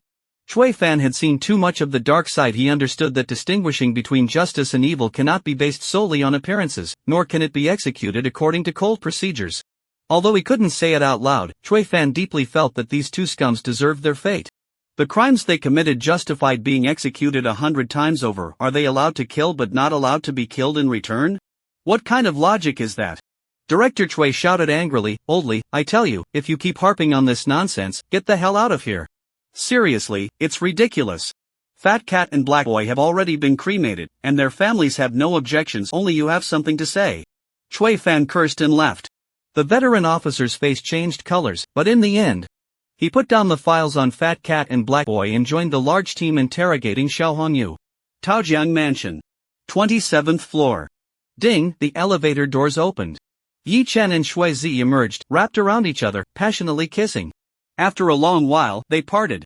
Shui Zi, breathing heavily, looked at Yi Chen with her alluring, tender eyes, almost melting away. Why? Yi Chen asked, should we go to your place or mine? Shui Zi glanced at the doorplate of 2701, a trace of disgust flashing in her eyes. This isn't home, it's a cage that confines Shui Zi. Upon hearing this, Yi Chen gently kissed Shui Zi's forehead. I'm sorry, babe, I misspoke. In a couple of days, let's go somewhere else and buy a house together, one that belongs to us. Shui Zi nodded, snuggling tightly in Yi Chen's embrace. She had never felt such happiness before. After coming to Huaxia, she felt like a rootless floating weed, but now, she had found her root. Yi Chen lifted Shui Zi into his arms, opened the door, kicked it shut, and headed straight for the bedroom. Holding her soft, white body, they fell onto the bed, and a wave of heat surged in Yi Chen's heart. Although in their past life, he and Shui Zi had already achieved great harmony, his understanding of her body was even deeper than her own, but holding the young Shui Zi and seeing the shyness in her eyes, he felt something different inside. Shui Zi. Mr. Yi, please, don't pity Shui Zi. Just as Yi Chen and Shui Zi reached a great harmony in life. Moonlight Garden, room 502. In the living room, a seductive beauty was sprawled on the sofa, asleep. It seemed she was having a pleasant dream, smacking her lips as if savoring delicious food. After a moment, she changed her sleeping position, kneeling and lying on the sofa. After a long time, Xinyu suddenly jolted awake from her dream. Ah! How did I fall asleep without realizing it? Xinyu's enchanting big eyes were filled with embarrassment. She had originally been sitting on the sofa waiting for Xiaobai to come home, but she had unknowingly fallen asleep. Looking at the time on her phone, Xinyu exclaimed, "It's so late, why isn't Xiaobai back yet?" With that brat's cowardly personality, if he came home and found her sprawled on the sofa, he would definitely do something mischievous. Xinyu went to Yi Chen's room, turned on the light, and sure enough, the room was empty. For some reason, she suddenly felt an overwhelming sense of loneliness and solitude. She had already started to miss Yi Chen and Xiaobai. Although she had felt lonely before, Xinyu could endure it, but after experiencing the goodness of Yi Chen, how could she suppress her feelings? That brat wouldn't be angry, would he? When Xinyu thought about playing the mutual help game yesterday, Yi Chen kept insisting on finishing the last step of the game with her. After she held her ground, that little rascal actually made an even more outrageous request, saying that it didn't count as crossing the line and that foreigners do it that way. Xinyu was so scared at the time that she pinched Xiaobai and bit Yi Chen's shoulder before fleeing in panic. This brat. So petty. But, Auntie really can't take that step with you. Xinyu was afraid she could never turn back, afraid that taking this step would lead her to a bottomless abyss. Unbeknownst to her, while she was still tangled in her thoughts, her home had already been stolen by a charming woman from an island country. I need to find a way to make it up to Xiaobai. Xinyu opened her shopping app and searched for QQ lingerie, starting to pick items. She decided that the next time she and Yichen helped each other, she would wear this kind of serious outfit. Of course, this outfit is serious. It's worn by police officers and teachers, how could it not be serious? Meanwhile, at the top floor of the Supreme Dynasty KTV, in the chairman's office, Lu Tianxiao lay on the sofa, filled with anger at the thought that the entire building had been forcibly bought by Yichen, using his own 1 million. Glancing at the time, he called the bunny girl streamer who had previously served him. You just finished your stream, right? I'm really angry right now. Come to my office. Moments later, the bunny girl arrived, kneeling obediently in front of Lu Tianxiao. But Lu Tianxiao's anger continued to swell. He was determined to embellish the story and tell his father Lu Sanji about it when he returned. He said he was in the office eating hot pot and singing. That scoundrel named Yichen sent hundreds of people to wreak havoc and forced him to sign a transfer agreement. Then he went with his father to find big brother Xiao Hongyu, asking him to take charge and deal with that scoundrel. So what if a contract was signed? With Boss Xiao around, can they take the Supreme Royal City? Ding ding ding, the phone rang, and Lu Tianxiao's expression changed drastically after answering. What are you joking about? Which blind cop has a death wish to arrest Boss Xiao? What? My dad got arrested too? He was sent to the hospital for emergency treatment? A concussion? He might become a permanent vegetable? You must be kidding me, right? Is today April Fool's Day? After hanging up, Lu Tianxiao's expression was complex, filled with disbelief, confusion, anger, and a hint of fear. I don't have a dad anymore? If it were in the past, Lu Tianxiao would have been particularly excited to hear such good news finally. No one was there to control him. But now, not only did he lose his dad, but he also lost his greatest support, as the entire Xiao Hongyu group had collapsed. Lu Tianxiao thought of something. Now that no one was helping him, that Supreme Royal City was completely unsustainable. Yichen and the others had no scruples and could come to take over at any time. No, I have to leave, it's too dangerous here. Lu Tianxiao felt desolate, thinking he had become a lost dog. He was about to call his little brother, who was watching the place, to escape together when the door was kicked open with a bang. A tall and sturdy figure walked in. It was that ruthless little brother of Yichen again. Lu Tianxiao shivered, instinctively kicked the female anchor away, and covered his groin. Big brother, I'm leaving right now, don't make a move. However, Song Dongfeng completely ignored him and excitedly shouted outside, Uncle Police, Lu Sanzi's son Lu Tianxiao is here. A few police officers walked in, and the middle-aged detective at the front furrowed his brow at the decayed scene by the floor-to-ceiling window. Take him away. Lu Tianxiao breathed a sigh of relief. The police had arrived, thank goodness. He wouldn't have to be trampled by this Tarzan nor worry about being taken out. As he was being escorted away by the police, Lu Tianxiao even shot a smug and particularly provocative glance at Song Dongfeng, as if to say, come on, hit me if you dare. It was only after leaving the Supreme Royal City that Lu Tianxiao realized something was off. Uncle Police, wait. I'm not wearing pants. Let me put my pants on first. What are you shouting for? What difference does it make whether you wear them or not? Anyway, you can't see anything unless you look closely, the police officer said with a face full of impatience. After escorting Lu Tianxiao and his followers onto the police car, the convoy slowly drove away. A group of people emerged from the darkness, gathering at the entrance, looking at the resplendent hall of the Supreme Dynasty. Song Dongfeng was full of excitement. Brothers. This KTV is now our territory. Brother Bai said that from now on, 50 of all profits from the Supreme Dynasty belong to us, distributed according to each person's contributions within the vitiligo. Just as expected, following Brother Bai means there's meat to eat. I'll stick with Brother Bai for life. Truly worthy of Brother Bai, able to collaborate with the police to take down Xiao Hongyu and the others. How many people in this world can achieve that? Just as he finished speaking, he received a hard slap to the head. What nonsense are you talking? We're not gangsters, we're legitimate businessmen. The Vitiligo Association is just our university club. I'll go register with the student council one of these days. Right, we are all upstanding citizens, not some gangsters. Clang. An axe fell out from his pant leg, and the subordinate calmly picked it up and tucked it back into his waistband. Noticing a guest watching in shock, the subordinate smiled shyly.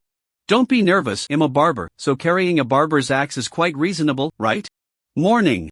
Taojiang Mansion, room 2702. Yichen and Shuezi were lying on the living room sofa, embracing each other. Naturally, they had already seen each other completely, and at this moment, they were entirely unclothed.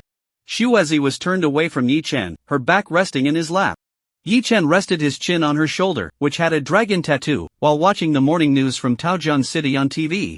The footage showed the police arresting Xiao Hongyu and others at Jushiu Mountain Villa last night, captured by the body camera under the leadership of the Municipal Party Committee and the municipal government. The Municipal Public Security Bureau conducted a meticulous investigation and successfully captured several members of the criminal organization led by Xiao Hongyu. Shuezi felt as if everything that had happened from yesterday until now was a dream. The Xiao Hongyu group was really dismantled. When she was arrested yesterday, Shuezi thought she would end up in prison. After all, she was Xiao Hongyu's public woman and the dealer at an underground casino. But unexpectedly, Mr. Yi only needed a few simple words to completely clear her name, turning her into an undercover agent. Mr. Yi is truly amazing everywhere. Mr. Yi, you are truly the hero sent by the sun goddess to save Shuezi. As Shuezi said this, she offered another kiss. What kind of nonsense is the sun goddess? But Yi Chen naturally couldn't say such things in front of a woman from the island nation. He could only smile and hold Shuezi's soft, smooth body, his hands becoming restless. After a long time, Shuezi frowned, trying hard to maintain a calm expression. Shuezi quickly covered her mouth, striving to keep herself from making any sound. Yi Chen couldn't help but laugh at her expression. Shuezi was indeed the same as in her past life. After a while, Shuezi went to the restroom. Yi Chen lazily lay on the sofa, motionless. When Shuezi came out, Yi Chen held her and asked, "Shuezi, what was the name of that move you used during our first encounter at the underground casino in the final round?" Shuezi was a bit surprised. "Mr. Yi, you noticed that day?" Yi Chen replied, "Of course, although that move looked quite impressive, you seem to have made a mistake at the time." "That's right, the probability of making an error is 1 in 10,000, but it just happened on the day we met." "Mr. Yi, it seems destined that Shuezi will become your woman." Shuezi's eyes were filled with tenderness. Why Yi Chen smiled. He naturally couldn't tell Shuezi that there had actually been no mistake in that game, but that he had used a time pause to manipulate the dice. Rebirth and supernatural abilities were Yi Chen's biggest secrets, and he couldn't tell anyone. "The move Shuezi used is the Ishihara family's unspoken secret," she said, picking up a cup of water from the table. "Mr. Yi, watch closely." After saying that, her hands remained still, but the water in the cup suddenly began to ripple and swirl rapidly, forming a vortex. "Impressive!" Yi Chen exclaimed, then placed his hand on Shuezi's shoulder and smiled. "Actually, after that night, I went home and studied it carefully. I learned a little of this technique and developed other uses for it." Shuezi was somewhat puzzled, but as Yi Chen demonstrated the secret technique, her pupils began to tremble. Her eyes were filled with shock, becoming watery as if tears were about to flow out. "Mr. Yi, you are truly a genius." Shuezi was so stunned that she couldn't even speak. "How about that? My technique of drawing inferences from one instance is pretty good, right?" Yi Chen was a bit smug. In this life and the last, this trick had never failed him. No woman could resist it and would fall head over heels for him. Yi Chen even earned a refined nickname, Kato too.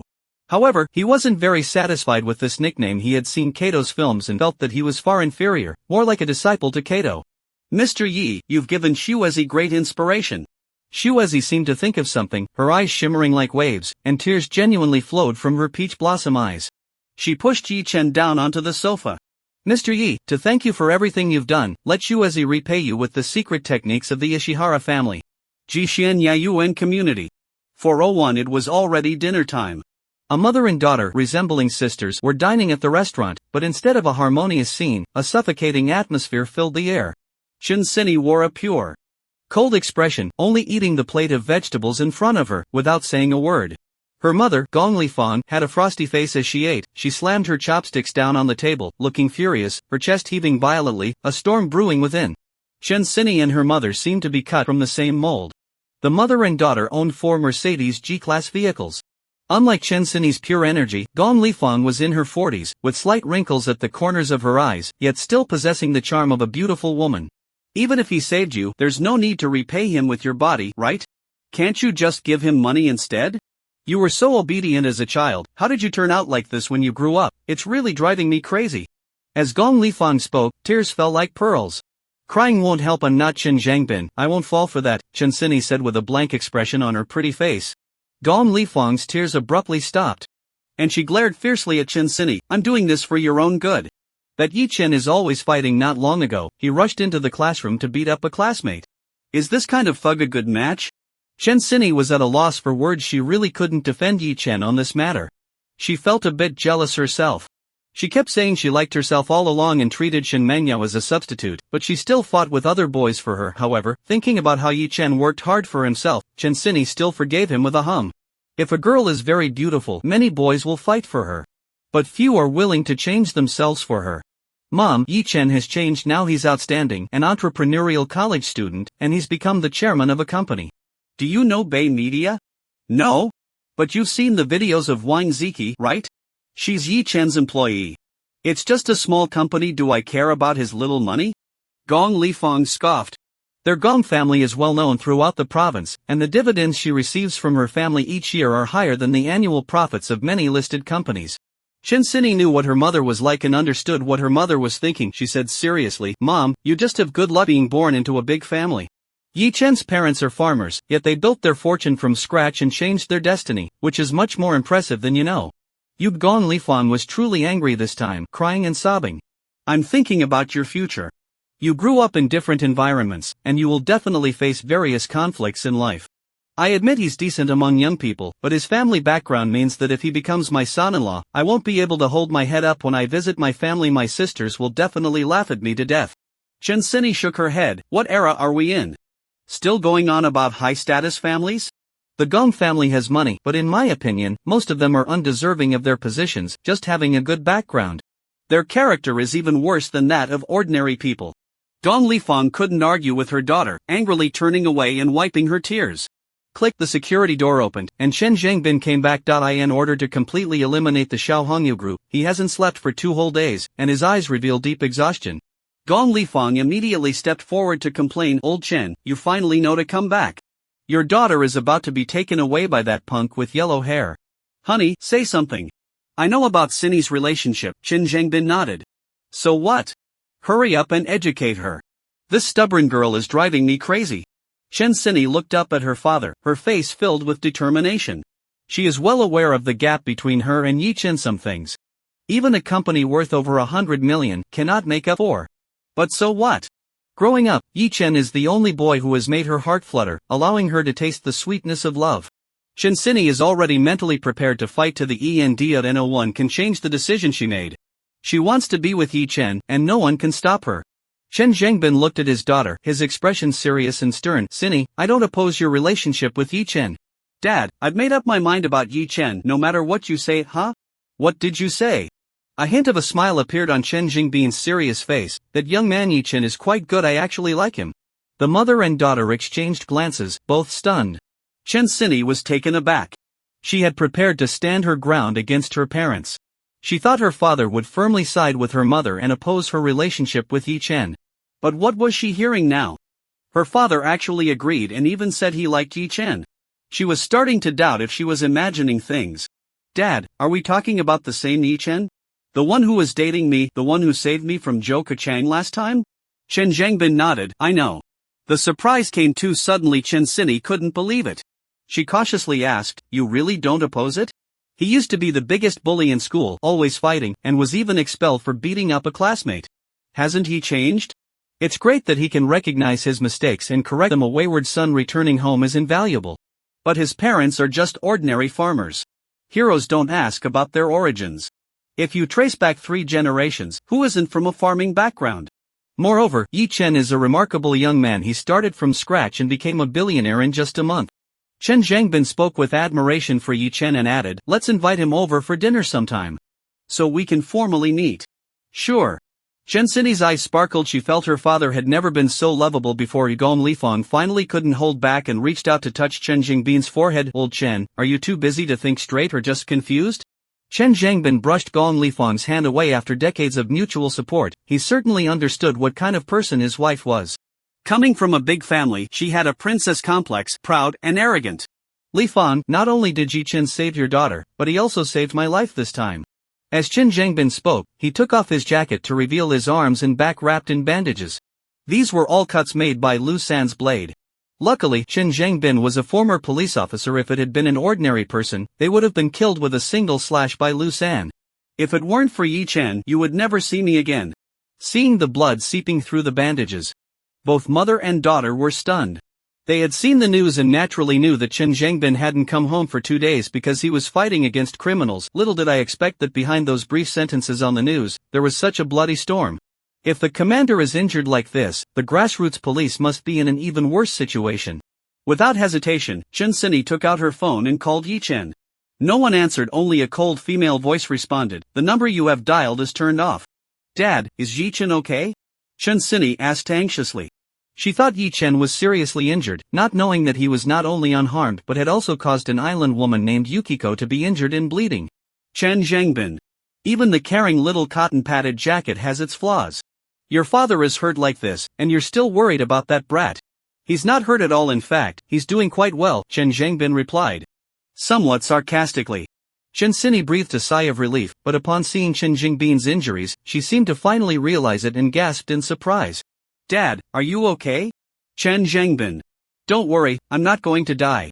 Now he understands why his father-in-law has always looked down on his son-in-law. Although he was deeply hurt by his daughter, at least his wife provided some comfort. Gong Lifang touched Chen Jingbin's arm, tears in her eyes, her face filled with concern. As she cried, Gong Lifang turned to her daughter and said, I won't interfere if you want to date him, but you must not have that kind of relationship with him.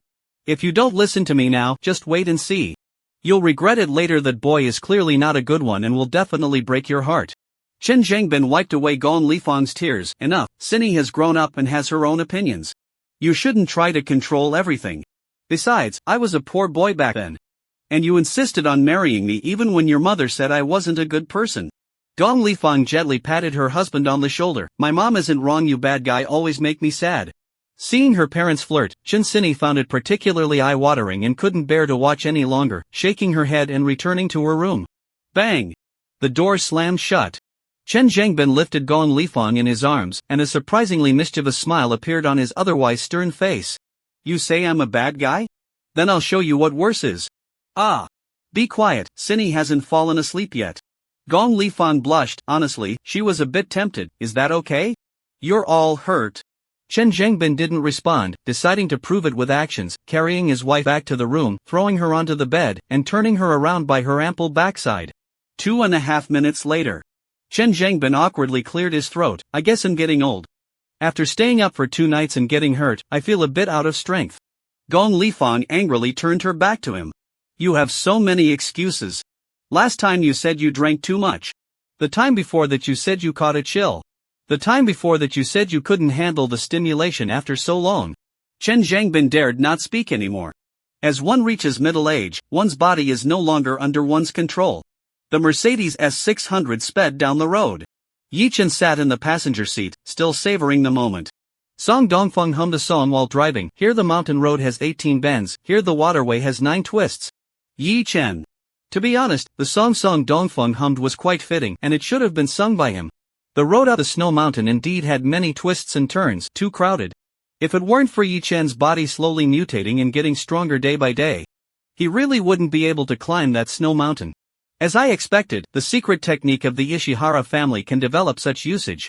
Yukiko uses the Ishihara family's secret technique to cause the dice cup to oscillate at an invisible frequency, thus changing the numbers inside. After getting inspiration from Yi Chen, she directly developed another usage. In one word, it's absolute. Yi Chen feels that the legendary top 10 weapons are nothing compared to this, right? No, Yukiko already has a secret weapon, and with the addition of the Ishihara family's technique, she transforms into a seductive fox spirit. The experience is simply torturous. Not even for an imperial throne would he trade it. Yi Chen wishes he could spend 24 hours a day in bed with her. Questioning King Zhou, understanding King Zhou, becoming King Zhou. A Mercedes-Benz S600 stops in front of the Supreme Dynasty KTV. Yi Chen opens the car door and steps out. At the entrance, for on-duty little brothers stand, all dressed in black suits and white shirts, with rubber sticks at their waists. As for their axes, of course, they didn't bring them after all, those are used in fights, and carrying them while on duty at the entrance would be too conspicuous.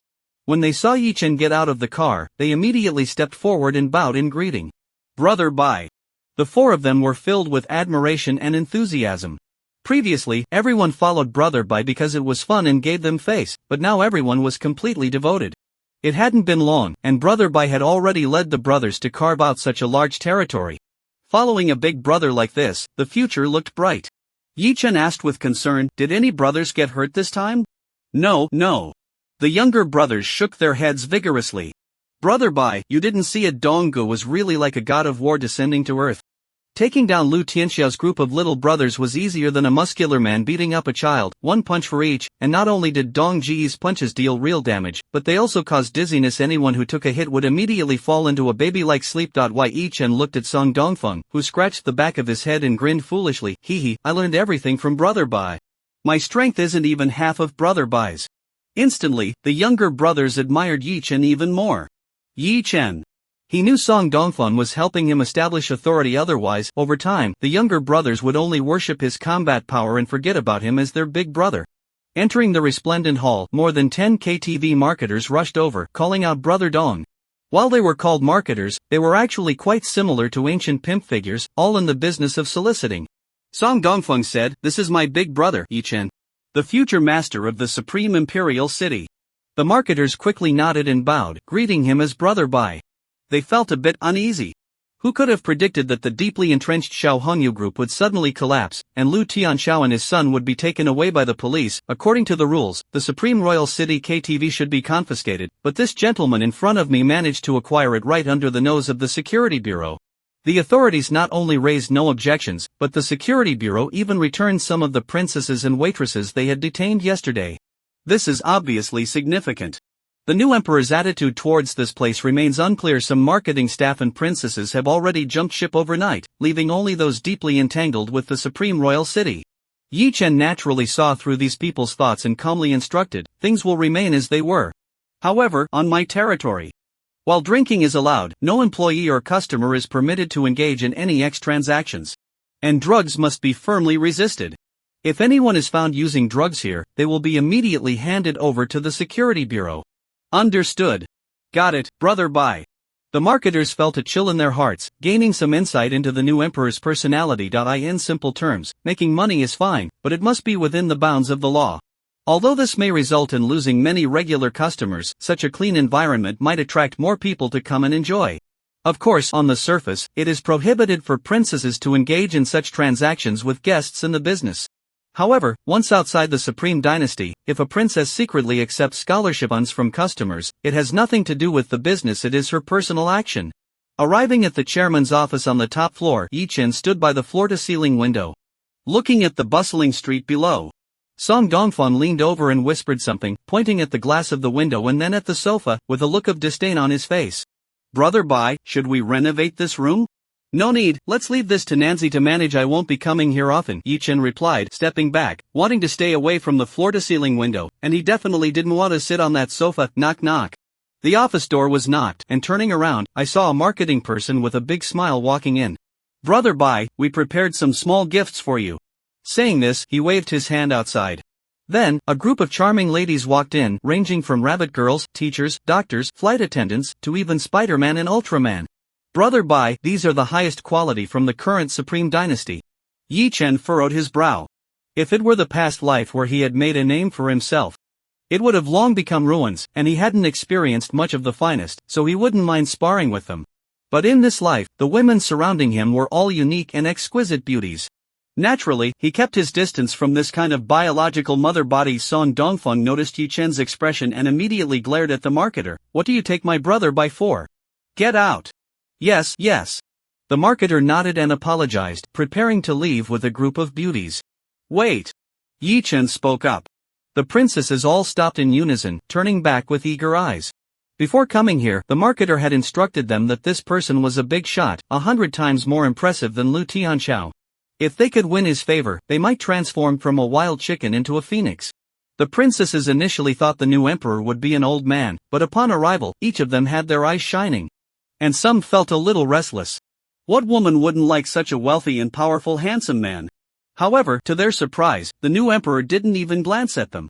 Now being called out, they all hoped to be chosen by the new emperor. Yi Chen commanded, take them to Bay Media tomorrow and have An Xian interview them. Sign on those with potential to become streamers. The marketing team is stunned. Is Brother Bai trying to use public resources for personal gain? These are all high-quality resources they've accumulated over more than a decade. But he can't ignore the new emperor's words, so he can only nod with a bitter face. In the suburbs of Taojiang City, inside an unfinished building, the air is thick with filth as 5 men gather around a poker game. Takeout boxes are scattered in the corner, and the floor is littered with cigarette butts. Click, the door opens, and a man with a scarred face walks in. Everyone immediately drops their cards and rushes over. Dao Gu. How's the situation? Is the mysterious benefactor from the provincial capital willing to help brother? The scarred-faced Dao Gu shakes his head, his expression heavy. Brother's inside man relayed from the police station that the son of a bitch in the provincial capital not only won't help brother but is likely to send someone to silence him, letting brother die in prison. What? Dao Gu, what should we do now? The younger brothers begin to panic. Dao Gu said solemnly, Big Brother mentioned that the person should have arranged a backup plan in the detention center. Once Big Brother goes in, it's likely to be dire. The Public Security Bureau plans to transfer Big Brother to the detention center tomorrow, and we will act in to hijack the prison transport and rescue him. As Dao Gu spoke, he slowly surveyed the group. Tomorrow we'll be in a shootout with the cops. If anyone is afraid, you can back out now. I won't hold it against you. Some hesitated. If they backed out now and got caught by the police, they might spend a decade or so in prison. But hijacking a prison transport and shooting at the cops, if caught, it would mean serious consequences. However, thinking of Xiao Hongyu's secret vault, which was filled with enough cash and gold bars to last 10 lifetimes, the temptation was strong. If they could rescue Xiao Hongyu and follow him to Myanmar, they would never have to worry again. People die for wealth, and birds perish for food. Let's do it. Brother Dao, do you look down on people? Tomorrow, let's take care of those dead cops. The 5 of them started chattering away. No one backed down. Brother Dao smiled. Very good, let's hijack the prisoner transport, damn it. After arranging the subsequent developments of the Supreme Imperial City, the sky had completely darkened. Yi Chen checked the time and prepared to return to the Taojiang mansion to continue practicing skills with Shuezi. After experiencing Shuezi using the Ishihara family's secret technique, Yi Chen became even more eager to learn it all, impatient to develop a final strike that could absolutely kill. Yi Chen couldn't even imagine what it would be like if he could use the Ishihara family's secret technique in that way. He would definitely be able to defeat any woman, even the Super Jade Girl. Anyone attacked by the Ishihara family's secret technique would probably fall head over heels for him. The lace that has lasted for years can still be straightened out. Just as he got into the Mercedes S600 and drove towards the Peach River mansion, Yi Chen received a call from his aunt. Xiao Bai, are you coming home tonight? His aunt's voice was filled with anticipation. In the past, Yi Chen would have eagerly rushed home to play little games with his aunt. But now, with the obedient Shuizi by his side, he wasn't as interested in those numerical assistance games with his aunt anymore. No, Auntie, I have something to do tonight. All right then. Xin Yu's voice sounded disappointed, but still unwilling to give up. He asked, but Auntie prepared a gift for you. Are you really not coming back? Yi Chen's interest was piqued slightly at this. Is Auntie's gift an invitation to cross boundaries with me? No. Is it that kind of gift that foreigners often play with? Neither. Oh, then I won't come back. I really have something to do tonight. Yi Chen is just like a heartless scumbag. Xin Yu fell silent for a moment, as if his peach blossom eyes were starting to well up with tears, his voice carrying a hint of crying. Xiao Bai, I'm sorry. Auntie is really scared and doesn't dare to take that last step with you. Please don't be angry, okay? Auntie. I'm not angry. Then will you go home? Auntie misses you. Feeling Auntie's sadness, Yi Chen's heart softened. How could he bear to make someone who was willing to help her nephew and provide secret lessons sad? Auntie, I'll go home tonight. Okay. Xiao Bai, Auntie will wait for you to come back. Xin Yu cried tears of joy. After Yi Chen hung up the phone, he saw in the rearview mirror that Song Dongfeng's small eyes were full of unspoken words to I. In the end, he couldn't help but ask, Brother Bai, were you just on the phone with Li Shiyan's mother, Aunt Xin? As Yi Chen's most loyal brother, Song Dongfeng naturally knew that he had been staying at his mother's friend's house. And that woman was also the mother of the campus beauty, Li Shiyan. No, it was an aunt from upstairs in our building, Yi Chen denied. Since the aunt cared so much about her relationship being discovered, he naturally had to maintain her image outside. All right then. It might have been an illusion. But Yi Chen felt that Song Dongfeng's tone was filled with regret. Yi Chen was a bit speechless. He understood what Song Dongfeng was thinking. This guy had always been loyal in his past life, and whenever he encountered a beautiful woman, he would encourage Yi Chen to pursue her. As long as Yi Chen succeeded, he would be happier than if he got married himself. Song Dongfeng had naturally met the aunt. In his heart, such a stunning beauty should be enjoyed by his big brother. Previously, because Chinyu was an elder, he was afraid of making Yi-chen angry and didn't dare to say much. Just now, hearing what Brother Bai said on the phone, he was so excited that he imagined a whole series of dramatic scenarios. For example, we each call each other whatever we want. You call me sister, and I'll call you grandma, or I see you as a brother, and you actually want to be my dad, and so on. Soon, the Mercedes arrived at the aunt's house. As Yi-chen reached the stairs, Song Dongfeng called out to him, "Brother Bai, you've already won over the aunt in Shanghai. Don't miss out on the beautiful aunt by your side." After saying that, he was afraid of getting scolded and quickly drove away. Yi-chen. When he got home, the living room was pitch black. Sinyu had gone to Magic City to commentate on the Dota 2 match, and Li Shiyan was already asleep. A creak, the door to Auntie's room opened, and she peeked out, stealthily waving her hand and signaling Yi-chen to come in quickly. Yi-chen walked into Auntie's room, and she immediately shut the door. "Auntie, what about the gift you mentioned?" Chinyu, wearing a loose bathrobe, slowly began to take it off at the sound of his voice. To his surprise, she was wearing a bunny girl outfit underneath. Aside from the bunny ears on her head, the rest was all black lace, with very little fabric covering the crucial areas. And only her voluptuous legs were wrapped in sheer black stockings. Auntie already had a perfectly voluptuous figure, and her slender waist accentuated exaggerated curves below, outlining a full and enticing shape. This perfect waist-to-hip ratio, when combined with the bunny girl outfit, had an exponentially greater impact. Yi-chen had to admit that he had no resistance to such a perfect figure. Seeing Yi-chen staring at her intently, Chinyu's graceful and lovely face turned crimson, her eyes shimmering with waves of light, tears welling up. "Xiaobai, do you like this gift from Auntie?" Yi-chen remained silent and demonstrated with action, directly hugging her from behind. "Turn off the lights." "No, I want to see Auntie." "Okay, fine, As you wish." After a moment of hesitation, Chinyu gently spoke again. "Xiaobai, aside from the final bottom line, you can have whatever you want tonight, Auntie will comply." Upon hearing this, Xiaobai went completely wild.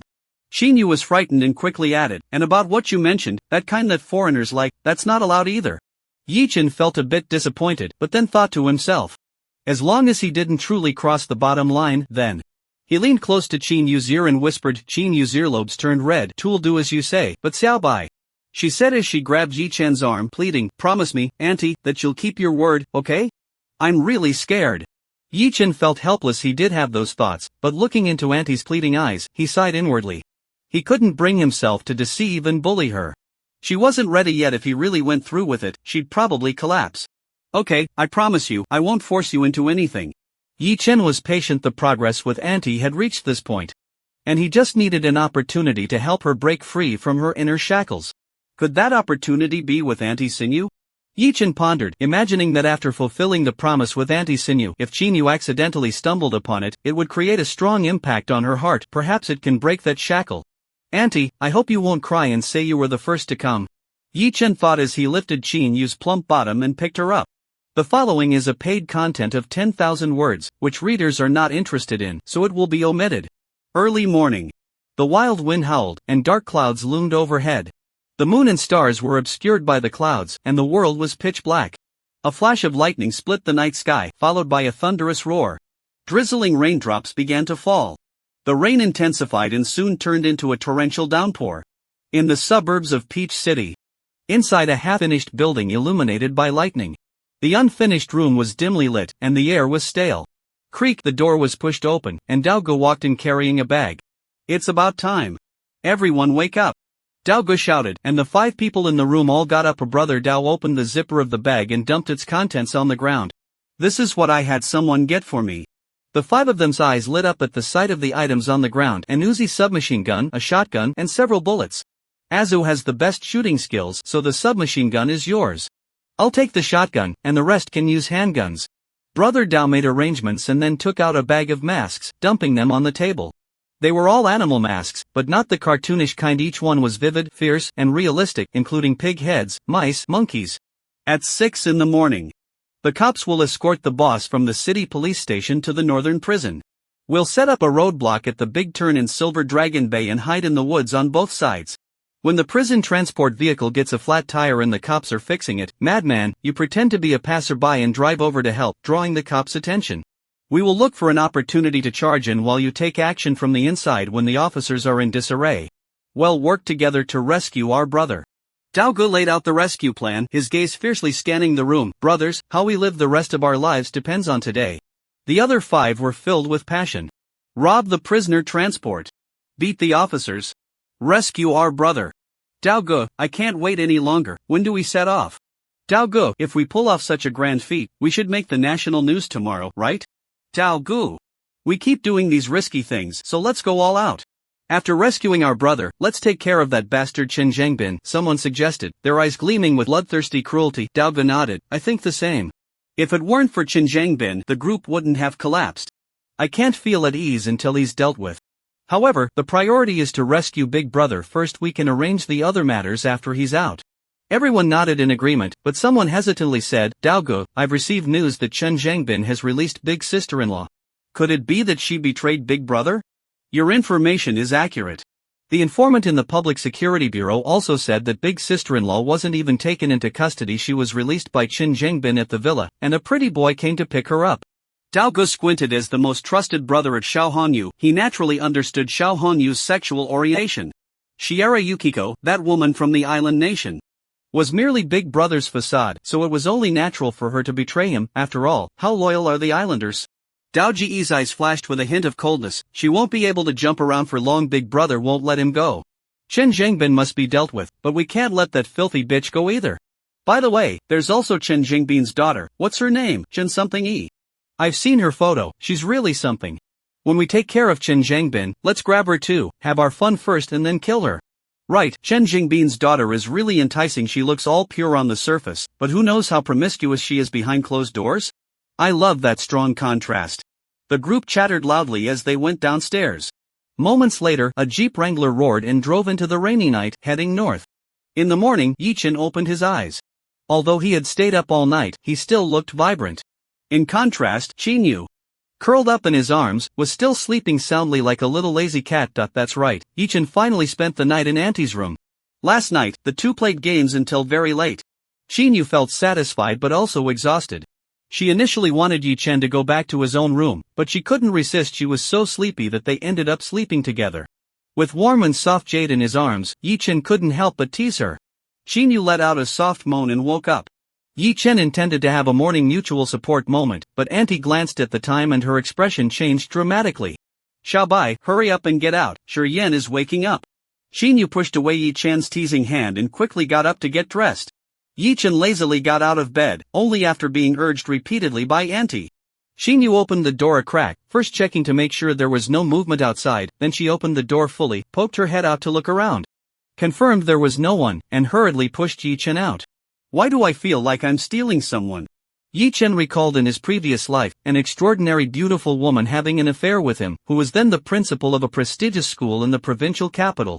One time, she brought Yi-Chen home, and just as they were halfway seated, her husband returned. Fortunately, her husband was drunk and lay on the sofa, while the beautiful woman was bent over, taking care of him beside the sofa. Yi-Chen was about to sneak away when he couldn't help but step forward upon seeing that scene. While having breakfast, Yi-Chen received a call from N.I. Brother Bai, Sister Yu's live debut in the Magic City last night was a huge success. I've packaged the video and sent it to you, check it out quickly. Yi-Chen hung up the phone and clicked on the video N.I. sent. It was a recording of the live stream. There were 4 commentators for this match. Besides 2 professional male commentators, there were also 2 female commentators. One was naturally Xinu, and the other was Zhou Shuyi, who had already gained some fame. The 2 belonged to the same competition, both unfortunate to have mouths. However, Xinu completely outshines Zhou Shuyi in terms of figure, appearance, and temperament. Her model-like physique is not something the ordinary Zhou can compete with, and when they stand together, Xinu's long legs are dazzling, making Zhou Shuyi look like a little potato. Moreover, Xinu's educational background crushes the vocational schoolgirl. She is clearly well prepared, delivering clever remarks and memorable quotes during her commentary. In contrast, Zhou Shuyi's speech lacks substance, just a lot of noise. Xinyu, hearing the commotion, leaned over to Yi-Chen to watch together and exclaimed, "Wow, Yu looks amazing, simply radiant. Those long legs, hee, I like them too. When she comes back, I want to touch them." Yi-Chen nodded, agreeing that when she comes back, they would touch together. Li Shurian also wanted to come and see, but her relationship with Yi-Chen has always been poor, so she suppressed her impulse. And Aishian sent another message, "Brother Bai, you saw was amazing last night, going all out." Related topics have already made it to Weibo's trending list. Xian sent a screenshot, and the ninth trending topic was the long-legged female commentator of the Dota 2 match. Wow, Yu is awesome. Xinyu felt happy for her good friend, but suddenly she realized something was off. She turned her head quickly, looking puzzled. Wait. What does Yu Saw mean? He probably made a typo and Xin was referred to as Sister Yu at the company. Yi Chen replied calmly. Is that so? Xinyu's big eyes rolled around, still suspicious, but since her daughter was present, she didn't want to say too much. I must be overthinking it. How could you have any secrets with Xiao Bai? After all, there is a generation gap between them. Xinyu completely forgot that she was also Yi Chen's aunt, and their relationship had even reached a point last night where it was about to cross the line. What happened can be summarized by the story of Yu. Yi Chen instructed Xian edit the highlights of the live stream recording, let it be promoted to drive traffic to Sinyu's video account, and pay those well-known game streamers to help share the videos. Soon, breakfast was finished, and Yi Chen went downstairs, planning to return to school today. It was time to push forward the progress with Counselor Chen Yujie as well. Yi Chen intended to rescue her from the group of thugs who wanted to force themselves on her birthday, changing her fate. He wanted her to become his woman and then see if the thing that could help his aunt regain her youth could also heal her leg injury. Before that day arrived, he still needed to make his presence felt. So he had to visit the school from time to time. As he walked down the stairs, he saw Song Dongfeng standing by the Mercedes, intently looking at his phone. Yi Chen approached him but he didn't react. What are you looking at? Song Dongfeng looked up, his expression serious and his face pale. Brother Bai. Something big has happened. Xiao Hongyu escaped. Yi Chen was stunned. Are you kidding? He was already captured and taken to the Public Security Bureau. How could he escape? Are those guys at the bureau all useless? While being transported to the detention center, his remaining followers hijacked the prison van and rescued him, Song Dongfeng said, handing his phone to Yi Chen, showing him the latest announcement from the Taojiang News, which stated that the leader of the criminal gang, Xiao Hongyu, had been abducted by a group of people wearing animal masks at Yinlong Bay, urging citizens to be vigilant and to immediately contact the police if they discover any clues. And this, the surveillance footage that started circulating online this morning. Song Dongfeng pulled up a video. The scene is at the Chartern of Silver Dragon Bay, where a convoy of police cars is approaching from a distance. As they pass the bend, several vehicles experience flat tires, causing the convoy to stop by the roadside. A Jeep Wrangler stops as a man in work clothes gets out. The logo on the back of his shirt reads Yuan Hang Auto Repair in large letters. He waves at the security officers from afar and says something to them, then retrieves a toolbox from the trunk and approaches the convoy to check the tires. Suddenly, a barrage of gunfire erupts, and several security officers fall to the ground. The others immediately take cover behind the police cars, looking for the enemy's position and beginning to fight back. However, the enemy is very cunning, and shots are fired from the other side of the road, causing more security officers to fall. The remaining personnel lie on the ground, too afraid to get up, caught between two fronts. The enemy's firepower was extremely strong, and the security personnel armed with heavy weapons collapsed at the first moment, leaving the remaining officers with only handguns, which were simply insufficient to suppress the enemy's fire. Both sides were at a stalemate. Just then, the car mechanic who had been trembling on the ground surprisingly pulled out a handgun from his toolbox and fired repeatedly at the backs of several security officers. 5 men charged from both sides of the road. The man on the left wearing a pig mask had an Uzi submachine gun, while the man on the right, wearing a cat mask, surprisingly had a shotgun, which sent one security officer flying 6 meters with a single shot. Then, they opened the prison transport and rescued Xiao Hongyu. After which the group got into a Jeep Wrangler and drove away. The scene was too brutal, and Yi Chen frowned after watching. What about the casualties among the police? I heard that the security officer hit by the shotgun died on the spot, and 3 others were seriously injured, while 4 suffered minor injuries, Song Dongfeng said with a pained expression, gritting his teeth. These beasts really deserve to die. Yi Chen remained silent, and Song Dongfeng continued, the citizens are all in a state of panic. Many are too afraid to even step outside. The city's primary and secondary schools have announced a temporary suspension of classes, and the police have blocked all the roads out of the city, but I feel it might be too late. Xiao Hongyu and the others might have already escaped to another province by now. No, he won't escape. Yi Chen shook his head. As Xiao Hongyu's longtime rival, Yi Chen knew this person all too well. Narrow-minded and vengeful. With his massive group collapsing in an instant, Xiao Hongyu went from being a billionaire to a wanted criminal. He absolutely could not accept this reality. Before he escapes, he will definitely seek revenge. Chen Zhengbin is the primary target. Next may be Shuezi. During the arrest operation at Jusho Villa, everyone in the group present at the villa was arrested except for Shuezi. Those masked men must have ambushed in Inlong Bay, clearly knowing the specific time and route for escorting Xiao Hongyu. There are corrupt individuals within the Public Security Bureau. So, it's possible that someone leaked the news of Xuezi being released on the spot to Xiao Hongyu and the others. Xiao Hongyu probably won't come looking for me, after all, he doesn't know that I was the one who orchestrated the group's downfall. To him, I'm just a minor character who intercepted 3 buildings now that he is wanted nationwide. He shouldn't come for revenge against me, right? The situation is tense. Xiao Hongyu will definitely target those he hates the most. But it's better to be cautious. Yi Chen immediately called Qinyu. Auntie, did you watch the morning news? Yes, those gangsters are so scary. Qinyu felt a bit frightened. Yi Chen advised, you and Shurian stay at home and don't go out. Don't pay attention to any strangers knocking on the door, understand? Auntie will listen to you and won't worry you, but you should come back early, it's too dangerous outside. Okay. Yi Chen hung up the phone and instructed Song Dongfeng, call some brothers over to guard downstairs. Don't let any suspicious persons come up. No matter who wants to go up, check them thoroughly. Song Dongfeng nodded seriously and immediately called his subordinates. Yi Chen felt it wasn't safe enough. Song Dongfeng could take down an ordinary person with one punch, but Xiao Hongyu and his gang were armed thugs. And no matter how strong Song Dongfeng was, he'd have to kneel in front of bullets. He thought for a moment and dialed Chen Jingbin's number. Uncle Chen, it's me, Yi Chen. I suspect that Xiao Hongyu will seek revenge on you. Before he is caught again, don't let Seni go to school. It's best to have the Security Bureau set up a defense line at your home to protect you. I understand all that. I've already set up a net around my neighborhood, but I'm afraid Xiao Hongyu won't come. Chen Zhengbin paused and then reminded, there's a problem within the Security Bureau. Although Xiao Hongyu doesn't know what role you played, that woman named Shiera Yukiko is very dangerous. Xiao Hongyu should know she's an undercover agent. Thank you for the reminder, Uncle Chen. Yi Chen slowly asked, Uncle Chen, are your 3 promises still valid? Always valid. Well then. I would like to use the first promise. I hope Uncle Chen can send security personnel to protect Yukiko and my family. I can agree to your request, but this doesn't count as one of the 3 promises. Thank you. Yi Chen smiled, realizing that his father-in-law, although seemingly stern and serious, was actually quite warm-hearted. By the way, Uncle Chen, does the police have any leads to provide me? I think I could be of considerable help. Yi Chen, I know you are very capable, but you should not get involved in this matter. Xiao Hongyu and his crew have heavy weaponry and are extremely dangerous. Even fully armed SWAT teams could face casualties against them, let alone you. Chen Zhengbin firmly rejected.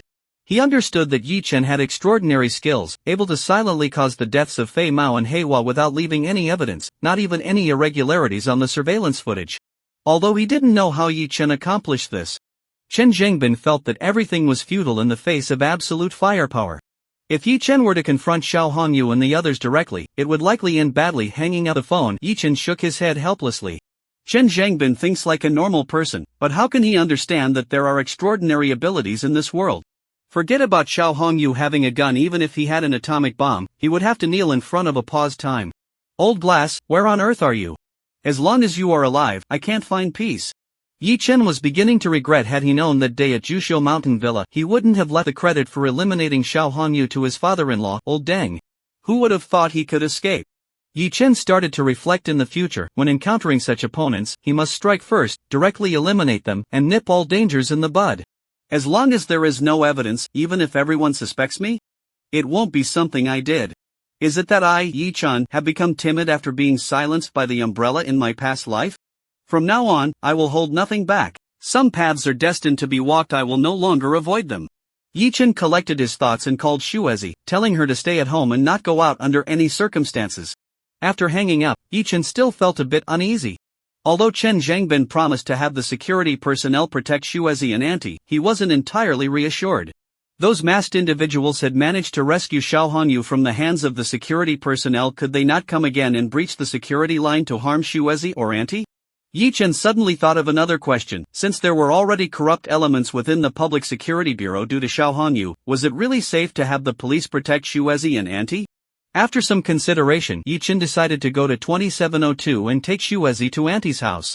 Personally ensuring the safety of his 2 women and daughter. As for the relationship between Auntie and Xuezi, whether they will become fierce enemies, it no longer matters at this point. Special times call for special treatment. Moreover, Shuezi might even become a catalyst to accelerate the plan to win over Auntie, helping her break the inner shackles and take the final step with Yechen. Yechen called Qin Jingbin again to cancel the earlier request. After a moment of silence, Qin Jingbin said, Yechen, I understand your concerns. I can refrain from sending security personnel to your family. After all, Xiao Hongyu doesn't know everything you've done. They should be safe. But Shiwan Shuezi is very dangerous. Are you sure you want to withdraw her protection? Absolutely. Yechen only trusts himself now. Alright, I respect your decision. I hope you won't regret it. After hanging up the phone, more than a dozen brothers had already received Song Dongfeng's notification and arrived here. Yi Chen felt a bit relieved and instructed them to hold the fort while he drove to pick up Shuezi. Soon, he arrived at the Taojiang mansion. Yi Chen came downstairs and found that the police had set up a perimeter here. There were many plainclothes officers disguised as ordinary people, some pretending to walk dogs, others posing as gardeners trimming trees, and some dressed as sanitation workers cleaning up. Numerous ordinary cars were parked around, with many officers inside. This was likely set up by the police after all. Xiao Hongyu's home was here, and they were lying in wait to see if Xiao Hongyu would walk into the trap. Yi Chen parked the car and swiped his access card to enter, before he could step onto the elevator. Two security guards emerged from the shadows and conducted a check on him. They confirmed that he was a student from Taojiang University and also a resident here before letting him go. It's best not to go out lately. You know your neighbor, Xiao Hongyu, has become a wanted criminal, right? If you have any leads, report them to us immediately, one of the guards advised. Yi Chen nodded and took the elevator upstairs. As soon as he opened the door, a fragrant breeze rushed at him, and Shuezi leaped into his arms, snuggling close and tightly wrapping her arms around his waist. Shuezi didn't say a word, and her face showed no expression. But Yi Chen could sense her inner fear. Don't worry, Shuezi, I will protect you, Yi Chen gently reassured her, stroking her back. It's not safe here. Pack your things and come with me. On the second day after their explosive encounter, Shuezi moved all her belongings from 2701 to 2702. And she no longer needed to return to Xiao Hongyu's home. Yi Chen activated his X-ray vision and discovered that several security personnel were also hiding inside 2701. Shuezi looked up with a small face and said something that surprised Yi Chen immensely. Mr. Yi, I know a place where Xiao Hongyu might go. Yi Chen quickly asked, where is it? Shoping Mountain. Shuezi opened her phone map and zoomed in on Jusho Villa. The mountain right next to Shoping Mountain is called Longzhou Mountain. There's a road behind Jusho Villa that leads directly to Longzhou Mountain. Xiao Hongyu has often asked me to drive him to the end of that road, and then he would go into the mountain alone with his backpack. Is there something fishy going on here? Shuezi nodded slowly. I once overheard a conversation between Xiao Hongyu and his confidant, a man named Dao Gu, at home. That's when I learned that Xiao Hongyu has a secret vault, which contains not only cash and gold bars but also some firearms. Before fleeing, he would definitely go to the secret vault to take the items inside. Yi Chen squinted his eyes. Do you suspect that his secret vault is in Longzhou Mountain? Shuezi continued, yes, I'm now hesitating whether to inform the police about this news. If I'm wrong and the Public Security Bureau wastes their resources on Longzhou Mountain, it might give Xiao Hongyu the chance to escape. Shuezi wasn't sure if her speculation was true, but Yi Chen was certain that Xiao Hongyu's secret base was definitely in Longzhou Mountain. He recalled something years after sending off Xiao Hongyu in his past life. Taoyang City experienced an unprecedented super rainstorm, causing landslides on Longzhou Mountain and Shoping Mountain, as well as flash floods. A few months later, someone discovered millions worth of gold at the foot of Longzhou Mountain. Yi Chen hadn't thought much of it at the time, but now, after hearing Shuezi's words, everything started to connect. Shuezi, you are truly my lucky goddess. Yi Chen excitedly picked up Shuezi and spun her around. Shuezi looked confused, not understanding why Yi Chen said that. Knowing Xiao Hongyu's whereabouts lifted the heavy burden off Yi Chen's heart, and his thoughts became clear. If I want to protect the woman I love, is there anywhere safer than a personal space? Yi Chen had long since experimented with the functions of the personal space using the bull's head. Living beings will enter a state of time prohibition when collected. So, I can store Shuezi and Auntie in the portable space, and once we completely deal with Xiao Hongyu, I can release them, right? Shuezi, do you trust me? Shuezi nodded her little head. In the past, she was like a rootless water plant, but she found her anchor in Yi Chen. It can be said that in this world, the only person she trusts completely is Yi Chen. She even had a thought in her heart. For Yi Chen, it wouldn't matter even if she had to die. Yi Chen tightly hugged Shuezi and kissed her cherry lips.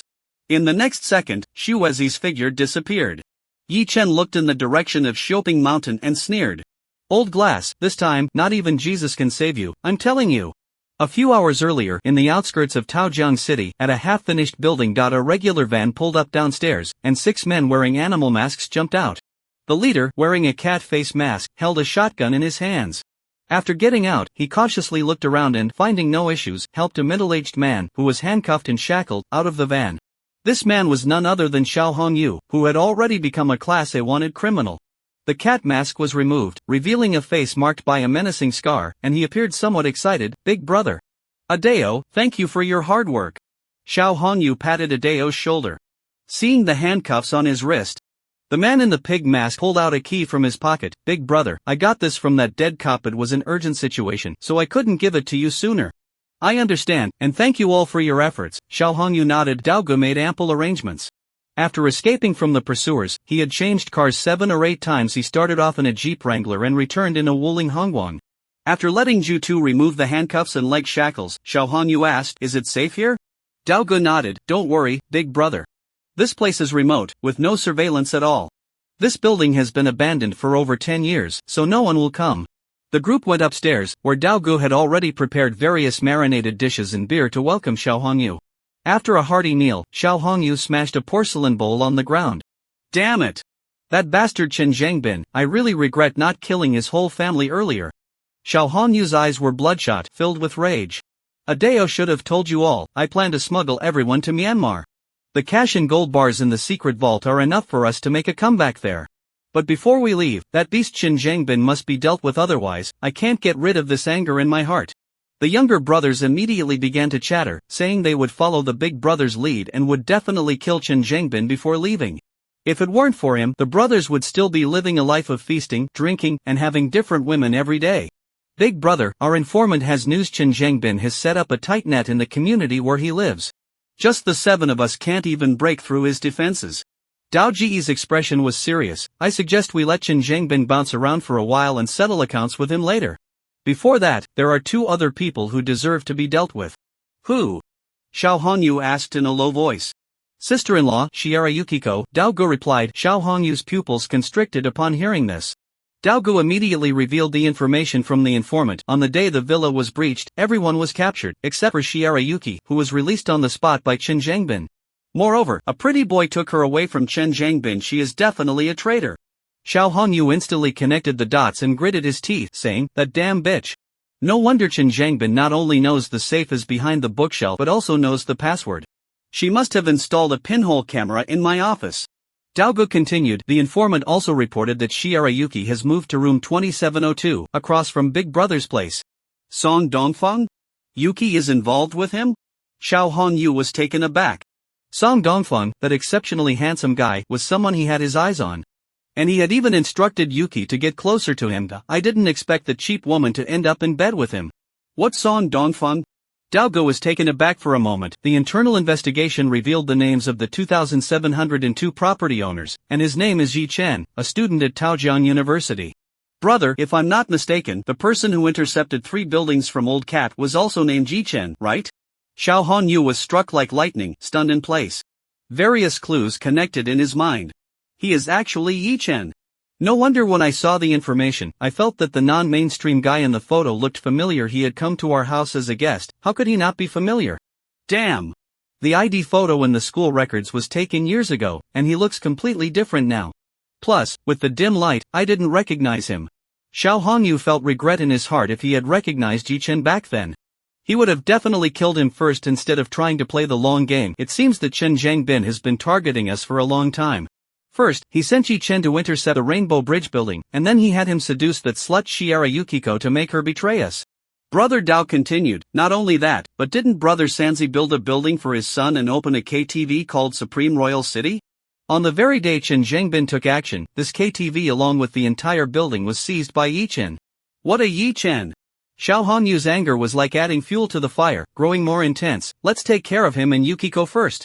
Brother Dao nodded. Our insider has investigated Yi Chen and found out his 2 hideouts, one at Taojiang Mansion and the other at Yuan Garden. Yi Chen has been boarding at a woman named Qin Ye's house since high school. Qin Ye was a friend of his mother's. And Yi Chen has a very good relationship with this family. Even after buying a large flat at Taojiang Mansion, he doesn't live there and basically returns to Yuan Garden every night. Very good. After a moment of thought, Xiao Hongyu spoke. We'll split into 3 groups. Azu will take people to the Taojiang mansion to take out Shiera Yukiko, while the madman will lead a team to the Yuan garden to kill that mother and daughter.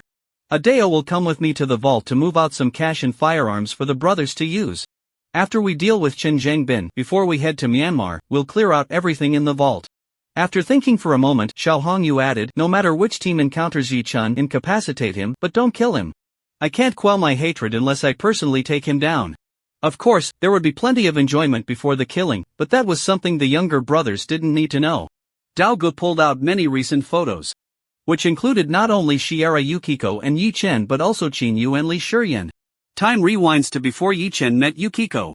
After he took the elevator upstairs, 2 security personnel exchanged glances and slightly nodded. One of them went to a dark corner and sent a text message. Yi Chen has returned to 2702, the operation begins. Moments later, the commander in charge of the ambush plan suddenly received an urgent task from the Public Security Bureau. Someone reported seeing Xiao Hongyu and his gang in a residential building 3 kilometers away. The Public Security Bureau instructed him to bring people for support. Without hesitation, the commander ordered a group of plainclothes officers to get in their cars and leave Taojiang Mansion. Shortly after they left, a van with a red squirrel moving logo drove in. The van stopped at Building 5, and 3 movers wearing hats got out, used a keycard to open the door downstairs, then took the elevator to the 27th floor. Pressing the button.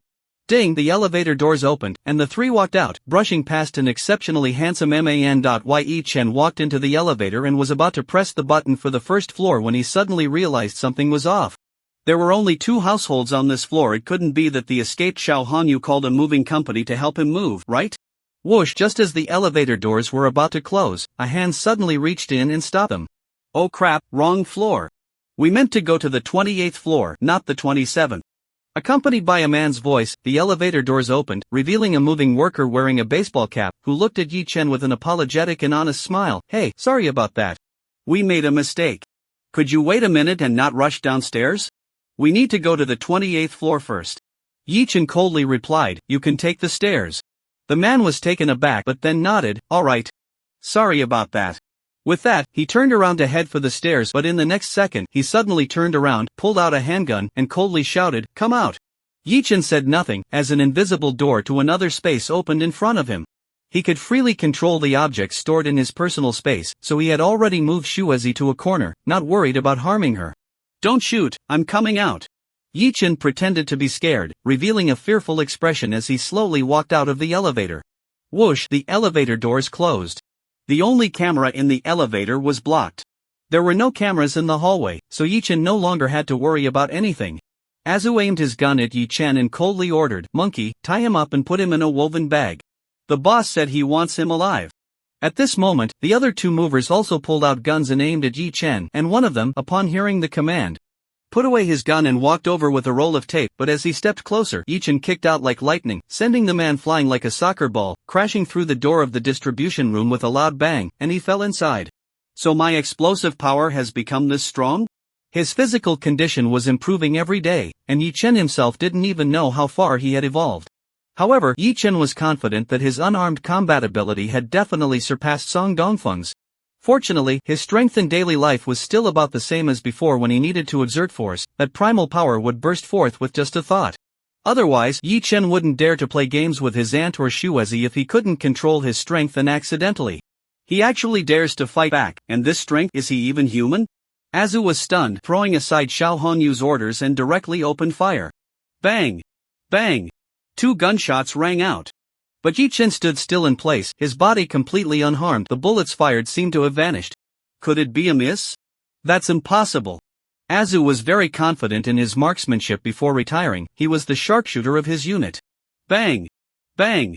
Bang! Azu fired 3 shots again. But it was as if there was a black hole in front of Yi Chen, absorbing all the bullets. Azu was stunned and ordered another person to shoot as well. The 2 emptied their magazines, but all the bullets vanished into thin air. This isn't scientific. Are you human or ghost? Azu's face showed signs of fear. Although he was a ruthless killer, he still had the human instinct, fear of the unknown. Yi Chen said nothing. Whoosh! A bullet shot out from the portal, still carrying its momentum, and pierced through Azu's forehead, blowing his head apart. The other person, seeing a ghost, panicked and prepared to flee into the emergency exit. Whoosh, another bullet was fired, hitting his heart with pinpoint accuracy. Yi-Chen realized that by using mental power to control the bullets from the portal, he had become a true sharpshooter, hitting exactly where he aimed. After all, the coordination of hands and eyes, no matter how skilled, can't compare to the direct control of mental power. Arriving at the distribution box, he saw that the man's chest had caved in, struggling on the ground, blood spilling from his mouth mixed with chunks of internal organs. It was evident that he was breathing less and less. He was not going to survive. Yi-Chen shook his head and turned to leave. The man's eyes immediately lit up, and his breathing became steady again. But the next second, Yi-Chen appeared at the door once more. Finishing off is a good habit.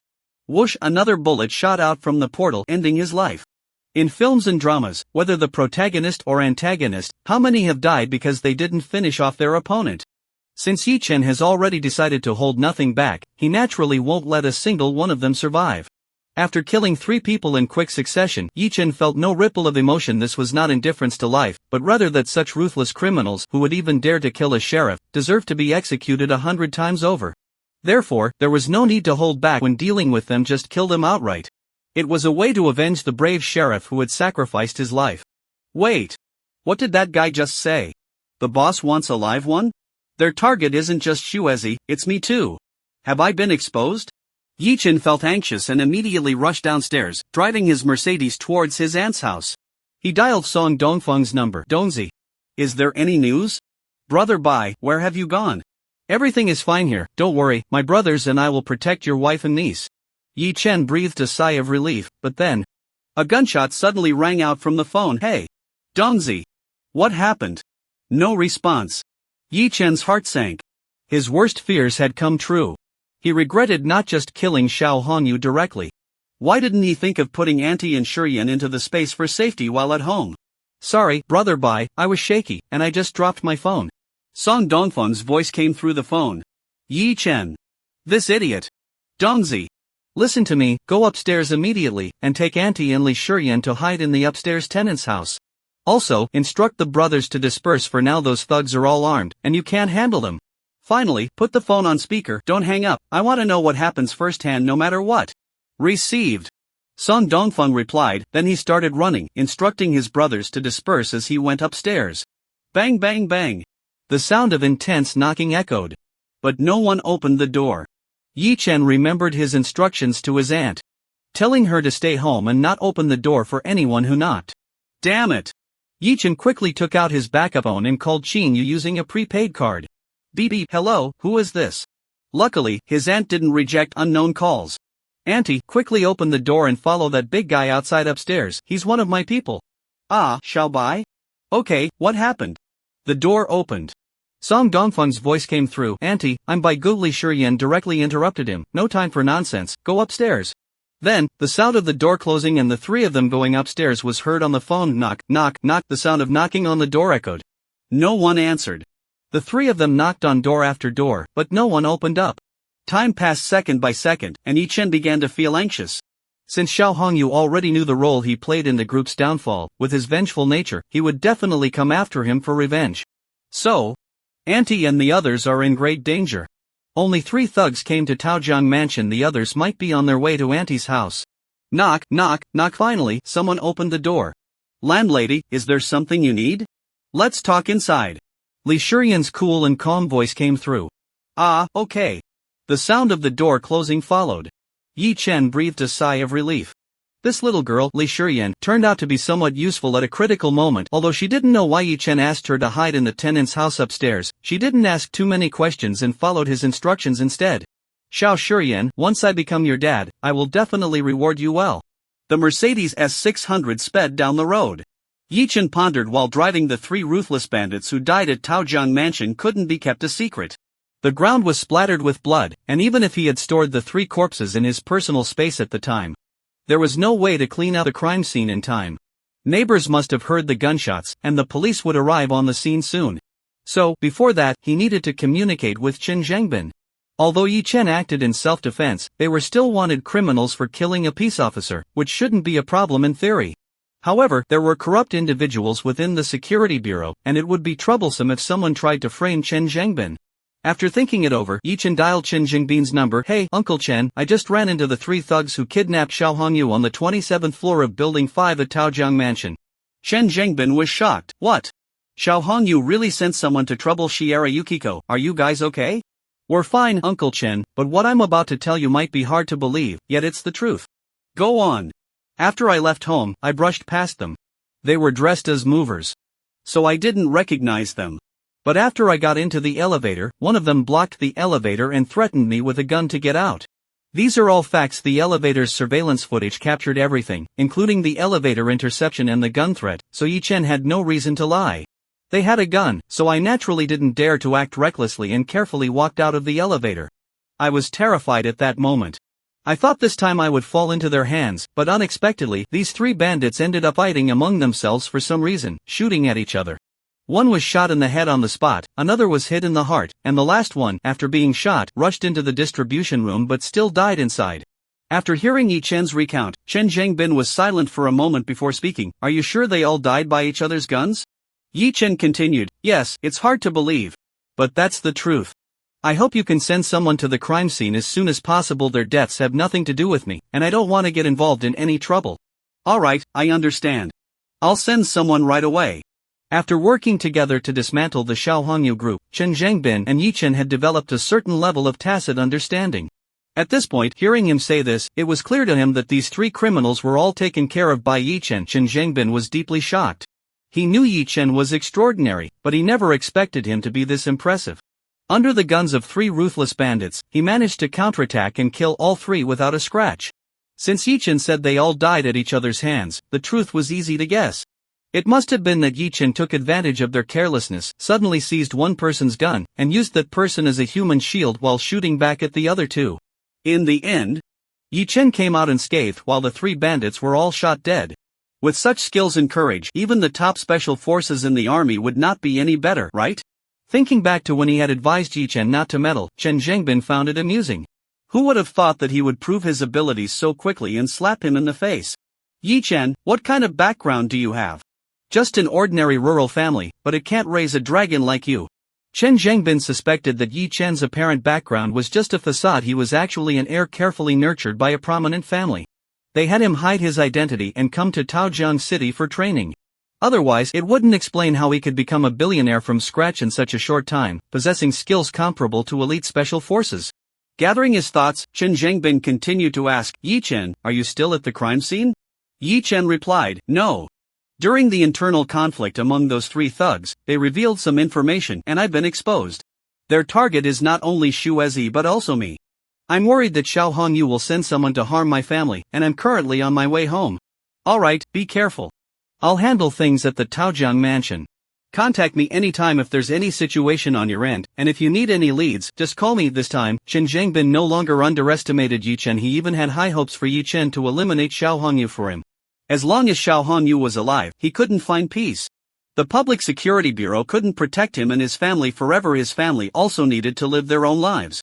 After hanging up the phone, Yi Chen drove like crazy. Soon, he arrived at Yuan Garden, raised his head, activated his Super Hawkeye and Super X-ray vision, and found that his aunt and the others were at a tenant's home upstairs, with no danger in sight. Which relieved him. However, upon looking inside the house, his gaze suddenly froze. 10 minutes earlier, Song Dongfeng and Xin Yu entered the tenant's home at 602, tightly shutting the door behind them. The tenant of 602 was an urban white-collar worker, a career woman named Bai Jia, whom everyone called Sister Bai. Today, she got her period and felt unwell. After seeing the news about the criminals hijacking a prison transport to rescue the Black Boss, she felt that the outside world was very dangerous, so she simply asked for leave. Seeing the 3 of them looking tense, Sister Bai curiously asked, Landlady, is something wrong? Sister Bai, it's nothing serious.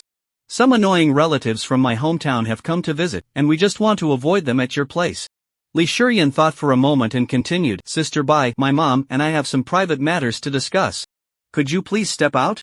Ah, okay. I'll go make tea for you. Sister Bai had a submissive personality and didn't understand how to refuse whatever others asked of her. Hearing this, she went to the kitchen and closed the door. Song Dongfang, right? Li Shiyan asked. Song Dongfeng shyly nodded, staring blankly at the floor, not daring to look at Qinyu and Li Shiyan more than once to eye in his heart. Qinyu Aunt is such a rare beauty that she will eventually become his sister-in-law. After all, Brother Bai is handsome and charming, and even we older men are willing to do anything for him, let alone these beautiful women. As long as Brother Bai has that intention, no woman can escape, that's for sure. So, when facing his future sister-in-law and niece, no, it could also be two sister-in-laws. Song Dongfeng certainly had to maintain the most basic respect, with no thoughts in his heart, and he didn't even want to take another look. What exactly happened? Li Shiyan asked, and Qinyu nervously looked at Song Dongfeng. I don't know either, I'm just following Brother Bai's orders, Song Dongfeng replied, his mouth like a bottle with no opening. But Li Shiyan was extremely clever, connecting the recent oddities surrounding Yi Chen and the morning news. She had already guessed the gist of it. Could it be related to Xiao Hongyu? Does Yi Chen have a grudge against him? Now that Xiao Hongyu has fled, is Yi Chen afraid he will come for revenge and hurt us? Song Dongfeng did not answer. He walked to the window and carefully observed downstairs. A plain-looking van had stopped below. Two men wearing baseball caps got out of the vehicle. Just one glance, and Song Dongfeng sensed something was off. These two men were looking around, clearly not good people. Seeing them enter the building, Song Dongfeng became tense. Fortunately, Brother Bai had predicted their movements and had him and the two sisters-in-law hide upstairs. Otherwise, trying to stop them today would likely cost several brothers their lives. After all, the other side was armed with firearms. No matter how confident Song Dongfeng was in his own skills, he still held a sense of reverence for guns, even if he wasn't afraid of a kitchen knife. After the two went upstairs, Song Dongfeng arrived at the door and listened carefully to the sounds outside. He didn't notice that at the moment he turned around, a taxi had stopped downstairs, and a strikingly confident and sexy woman got out. It was Xinu. She was back home. Yi Chen looked up and saw two thugs outside door 401, one keeping watch while the other was trying to pick the lock with a wire, both of them carrying guns at their waists. Meanwhile, Aunt Xinu had returned at some point and was now at the corner of the second floor. As Yi Chen got out of the car, he dialed Xinu's number while preparing to pause time, ready to act at any moment if things went wrong. Xinu took out her phone, answered the call, and continued to ascend the stairs. The harsh ringtone echoed in the stairwell, and both thugs placed their hands on their waists, watching the bottom warily. Hey, our chairman finally decided to give me a call. I performed so well in the commentary competition that I made it to the trending topics on Weibo. Some people won't even spare a call for me. Do they not want me to fulfill that promise? Hoof. Xinu pouted playfully. Don't go home. Keep going upstairs and knock on door 602. No matter what you see at the door, pretend you didn't see anything. Yi Chen had already arrived downstairs. He didn't enter the building but raised his head to observe the activity inside. What do you mean? Xinu was taken aback and didn't respond immediately. As she turned the corner on the third-floor staircase, she saw two men wearing baseball caps standing at the door, coldly staring at her with their hands resting on their waists. Xinu's heart skipped a beat. But she quickly understood Yi Chen's words and maintained her composure, continuing her pace. What do you mean? You just pull up your pants and deny everyone, right? After saying this, Xinu angrily hung up the phone, walked over to the two thugs, smiled apologetically at them, and then curiously asked, "Are you looking for the landlord? She's not home? Shall I help you call her?" "No need," said one of them in a stiff tone, wearing a flat cap. "All right then." Xinu nodded and went straight upstairs. The silent flat cap touched the gun at his waist, signaling his partner with his eyes whether to take action. The latter shook his head, indicating him not to cause any trouble. As they watched Xinu go upstairs, the two continued to wait quietly until they heard her return home on the 6th floor, followed by the sound of the door opening and closing. Only then did the flat cap take out a wire and unlock the door. The two entered and searched around but found the house completely empty. What should we do? Now that we're here, we can't leave empty-handed. If we don't complete the mission, how will we face the boss when we return? That's true, let's wait for the person to come back. The two chose a room each and hid. Downstairs, Yi Chen let out a sigh of relief and headed straight upstairs to room 602. Before he could knock, Song Dongfeng, who had been guarding the door, saw him through the peephole and opened the door. Inside, the two women and a daughter were particularly tense. Xinu and Qinyu were even a bit scared, holding each other tightly. Upon seeing Yi Chen, both of them instinctively let go of their embrace, wanting to ask for a hug. But then stopped in their tracks at the same time. Then the two looked at each other suspiciously. But Qinyu was no longer in the mood to think too much. With a worried expression, he asked Yi Chen, "Xiaobai, how did you offend someone like Xiao Hongyu?" "I'm sorry, Auntie, for making you worry about me." It's a long story. I helped with the collapse of the Xiao Hongyu group by providing some evidence to the police, and he holds a grudge against me. But don't worry, things will be resolved soon. The police have set up a net, and they won't escape. Just as Yi Chen finished speaking, police sirens sounded in the distance. Did you call the police? He asked. Everyone shook their heads. Yi Chen looked down and noticed that the two thugs hiding in the fourth-floor apartment had realized they were exposed and had fled. Donzi, protect them here. Don't let anyone out until I notify you. Don't worry, brother. Bye. Song Dongfeng nodded. Yi Chen opened the door and followed. Xinyu looked worried and wanted to tell Xiaobai to be careful, but she feared that the bad guys would hear her voice. She opened her mouth but couldn't say anything. In the next moment, Yi Chen suddenly turned back, and joy appeared on the faces of Xinyu and Xinu, but immediately after, the four of them vanished into thin air. In the next instant, the four appeared in a white, misty space, their expressions and movements frozen. Next to them was Shuizi, frozen in a pose as if kissing someone. Not far away was a burly man covered in blood, looking terrified. It was the long-missing Niu Tu. Above the space, dozens of bullets floated. Yi Chen withdrew his consciousness and quickly went downstairs. There were currently 7 remnants of Xiao Hongyu's group. 3 had been taken out by Yi Chen, 2 were downstairs, leaving Xiao Hongyu and another one remaining. Logically, the Auntie should be safe now. But Yi Chen didn't dare to take the risk. There are 7 remaining rebels on the surface, and no one knows how many more are left. Before completely eliminating Xiao Hongyu, it's safest to keep the Aunties in the portable space. As for the issue of exposing their abilities, Yi Chen has a solution. When the time comes, he can use ether to knock them out and then release them, claiming they don't know why they suddenly fainted. 2 thugs escaped downstairs and jumped into a van, but by then it was too late. The police car had already pulled up beside them. Both men drew their guns, ready to fight to the death. However, the police car didn't stop at all. It brushed past them and drove away. What now? Should we go back and lie and wait for them to return? Asked a thug in the passenger seat. The driver was still contemplating, when suddenly, there was a loud sound as the rear door was pulled open. The 2 turned around in shock, guns pointed in that direction. But the back of the car was empty, and there was no one outside. What's going on? The driver asked, confused. Did the wind blow the car door open? No way. Or is there something wrong with the car, and the door opened by itself? They got out and checked around, even looking under the car, but found nothing unusual. Back inside, both felt a bit uneasy, unsure of what to do next. Should we go back and continue the mission? If we can't prove our worth, the boss might just abandon us. Alright. They gritted their teeth, ready to continue lying in wait at 401 for Qin and her daughter to return when the phone rang. Crazy, what's your situation now? Dao Ji's voice came through. Dao Ge, there's no one at Qin Yu's house. We're lying in wait here, so please don't call us for now. I'll silence my phone later. The madman didn't dare to speak the truth. Operation cancelled. Quickly leave the moon and garden and come back. Azu and the others failed. We just received news from the inside that they are all dead. That Yi Chen is extremely dangerous. Even if you have guns, you are no match for him. What? The madman was shocked. Then well, come back right now. Dao Ge continued to instruct, don't return to the old place, go to Xioping Mountain. I'll wait for you near the villa with my brother. Understood. After hanging up, the madman stepped on the gas and quickly fled the scene. The 2 had no idea that in the back of the car, a seat cushion had gently sunk down, as if an invisible person was sitting on it.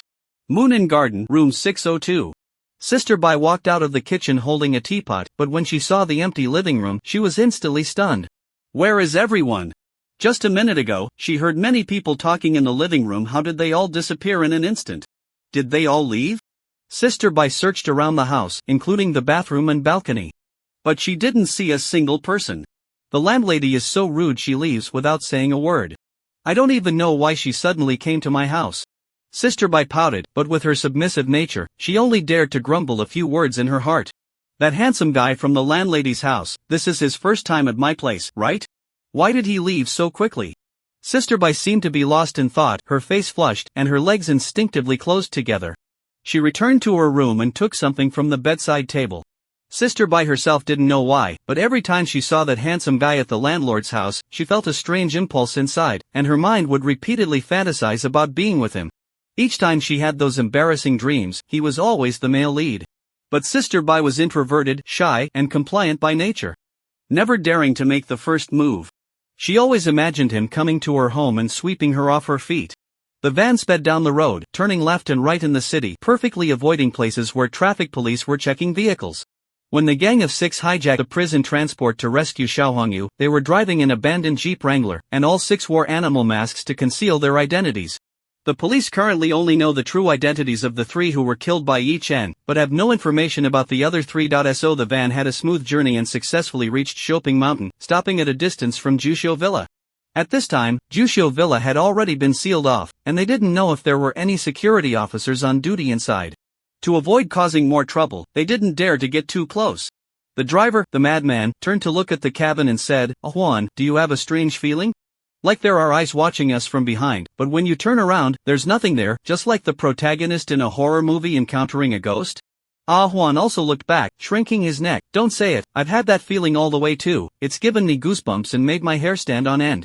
"It can't be that the dead cop is coming back for revenge, right?" the madman said. "Don't scare yourself, the cop's 7 days haven't even passed yet." The 2 were murmuring as they dialed Xiao Hongyu's number. "Big brother, we have arrived at the villa." Xiao Hongyu's voice came from the phone. "You're not being followed, right?" Juan replied, "No, don't worry, big brother." With a madman's counter-surveillance awareness, how many people in Taoyang City could follow him without being detected? Besides, Shopping Mountain is a desolate area. Ever since the villa was sealed off, there have been no guests. On this road up the mountain, there's not even a ghost to be seen.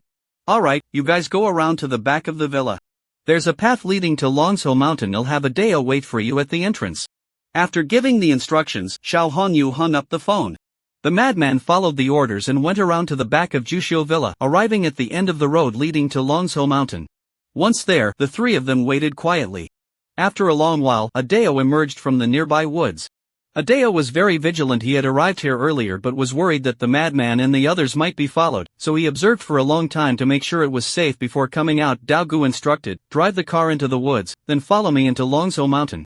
Fengzi nodded, parked the car, and together with Juan, followed Daogu up the mountain. Daogu led the way at the front, but suddenly turned around, his eagle-like sharp eyes scanning the surroundings. "What's wrong, Daogu?" Juan asked. Dao Ji's expression was serious. "I have this feeling that someone is watching us from behind. It seems like we are being followed." "Hey, Daogu, you feel that too?" Juan said nonchalantly. "We felt it during the drive, as if there were eyes watching us from behind, but when we turned around, there was nothing. Fengzi and I even suspected it might be the ghost of that guy coming back for revenge." As Juan spoke, his voice gradually lowered, and his expression became serious. It would be 1 or 2 people feeling this way, but all 3 of them had the sense of being followed. There's no doubt that they were being followed. The 3 of them turned back, gravely looking at the path up the mountain. However, the view here was wide open, and the road up was clearly visible. There was absolutely no one behind them. The sides of the road were filled with dense thickets, making it more plausible for an animal to be hiding inside than a person. Without thick fur to shield against the thorns, a person would get torn to pieces just by trying to move in there. "A drone!" Daogu and the madman exclaimed in unison, looking up at the sky, but still saw nothing. "What's going on? Could it be that the 3 of us are just being paranoid?" Daogu was uncertain, and gradually, the feeling of being watched disappeared. He let out a sigh of relief and continued leading the group up the mountain.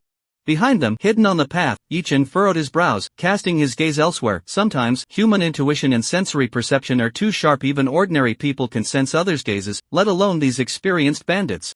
"If I open the spatial gate in front of me, will it block my sight and prevent them from sensing me?" With a thought, Yi-Chen opened an invisible spatial gate before him. He quickened his pace, getting closer to Daogu and the others, even staring intently at the back of their heads. But this time, the 3 were completely oblivious. As expected, although the spatial gate is transparent, it still has the effect of obstructing vision. Moreover, with the spatial gate open, Yi-Chen wasn't afraid that these people would suddenly shoot in his direction. Ahead, Daogu led the 2 others upward. The terrain of Longsho Mountain was much higher than that of Shopping Mountain, and they could overlook the entire Shopping Mountain from halfway up the mountain. Soon they reached halfway up the mountain, where Daogu took a small path winding through the woods, delving deep into the forest and away from the trail. A small wooden cabin hidden among the trees appeared before them. Xiao Hongyu sat at a stone table in front of the cabin, expressionless as he smoked. Fengzi approached, lowering his head in shame. "Big brother, our mission has failed." "It's not your fault," Xiao Hongyu said, standing up and patting Juan and Fengzi on the shoulders, feeling a wave of sorrow inside. Not long ago, he was a powerful figure surrounded by numerous followers, worth billions, with handsome men to spare, changing partners every night. But in an instant, the organization collapsed, and like fallen trees scattering the monkeys, only these 3 remained. There were surely some former members of the group who hadn't been caught by the police, but those people dared not show their faces. They were all unreachable, either hiding or on the run, and could no longer be relied upon. Not it's all the fault of those three damn things. Qin Zhengbin, Yi Chen, and that island bitch Shiera Yukiko. Xiao Hongyu wishes he could torture the three of them to death. He originally sent out 2 teams, confident that he could take revenge, first by killing Yukiko, then by having some fun with Yi Chen. And finally killing him cruelly. Who would have thought that Azu's 3 men would be completely wiped out? If Madman and Ah Huan had run just a bit slower, they might have met the same fate. Madman, Ah Huan, it's really not your fault. Brother Dao spoke up, that Yi Chen is extremely dangerous. According to inside information, after Azu and the others took control of Yi Chen, they suddenly had an inexplicable internal conflict and shot each other dead. But how is that possible? They are all brothers in trouble, and once we go to Myanmar, we can still live a carefree life. Azu and the others have no reason to turn on each other. Brother Dao, has the bullet analysis come out yet? The madman asked. He suspected that Azu and the others were ambushed and shot dead by Yi Chen, and then Qin Zhengbin sent someone to help him stage the scene. Each gun's rifling and the firing pin marks on the shell casings are unique, just like human fingerprints. By comparing the rifling, the bullets, and the marks on the casings, we can accurately identify which gun fired the bullet. Not yet, but the insiders suspect that Qin Zhengbin tampered with things, so they are speeding up the testing process to gather evidence against Qin Zhengbin. Dao Ge shook his head. As soon as he finished speaking, his phone beeped. After reading the incoming message, Dao Ge's expression darkened. The gunshot residue analysis is out. Azu and the other 2 indeed died at the hands of the opposing side. The police's investigation concluded that the 3 had a falling out over the spoils. Xiao Hongyu said with a serious face, there's no doubt about it, it must be that bastard Yi Chen who seized the gun and killed Azu and the others, and even staged the scene. I misjudged him. I didn't expect that at such a young age, Yi Chen would possess such remarkable skill and courage. Even Azu, who was a former soldier and never missed a shot, was no match for him. For some reason. Learning this result did not increase Xiao Hongyu's hatred for Yi Chen. After all, it was just his little brothers who died. On the contrary, Xiao Hongyu found himself somewhat admiring Yi Chen, while his desire to kill him first and seize what he had grew even stronger. Of course, the old glass isn't much use, it's just a power outlet.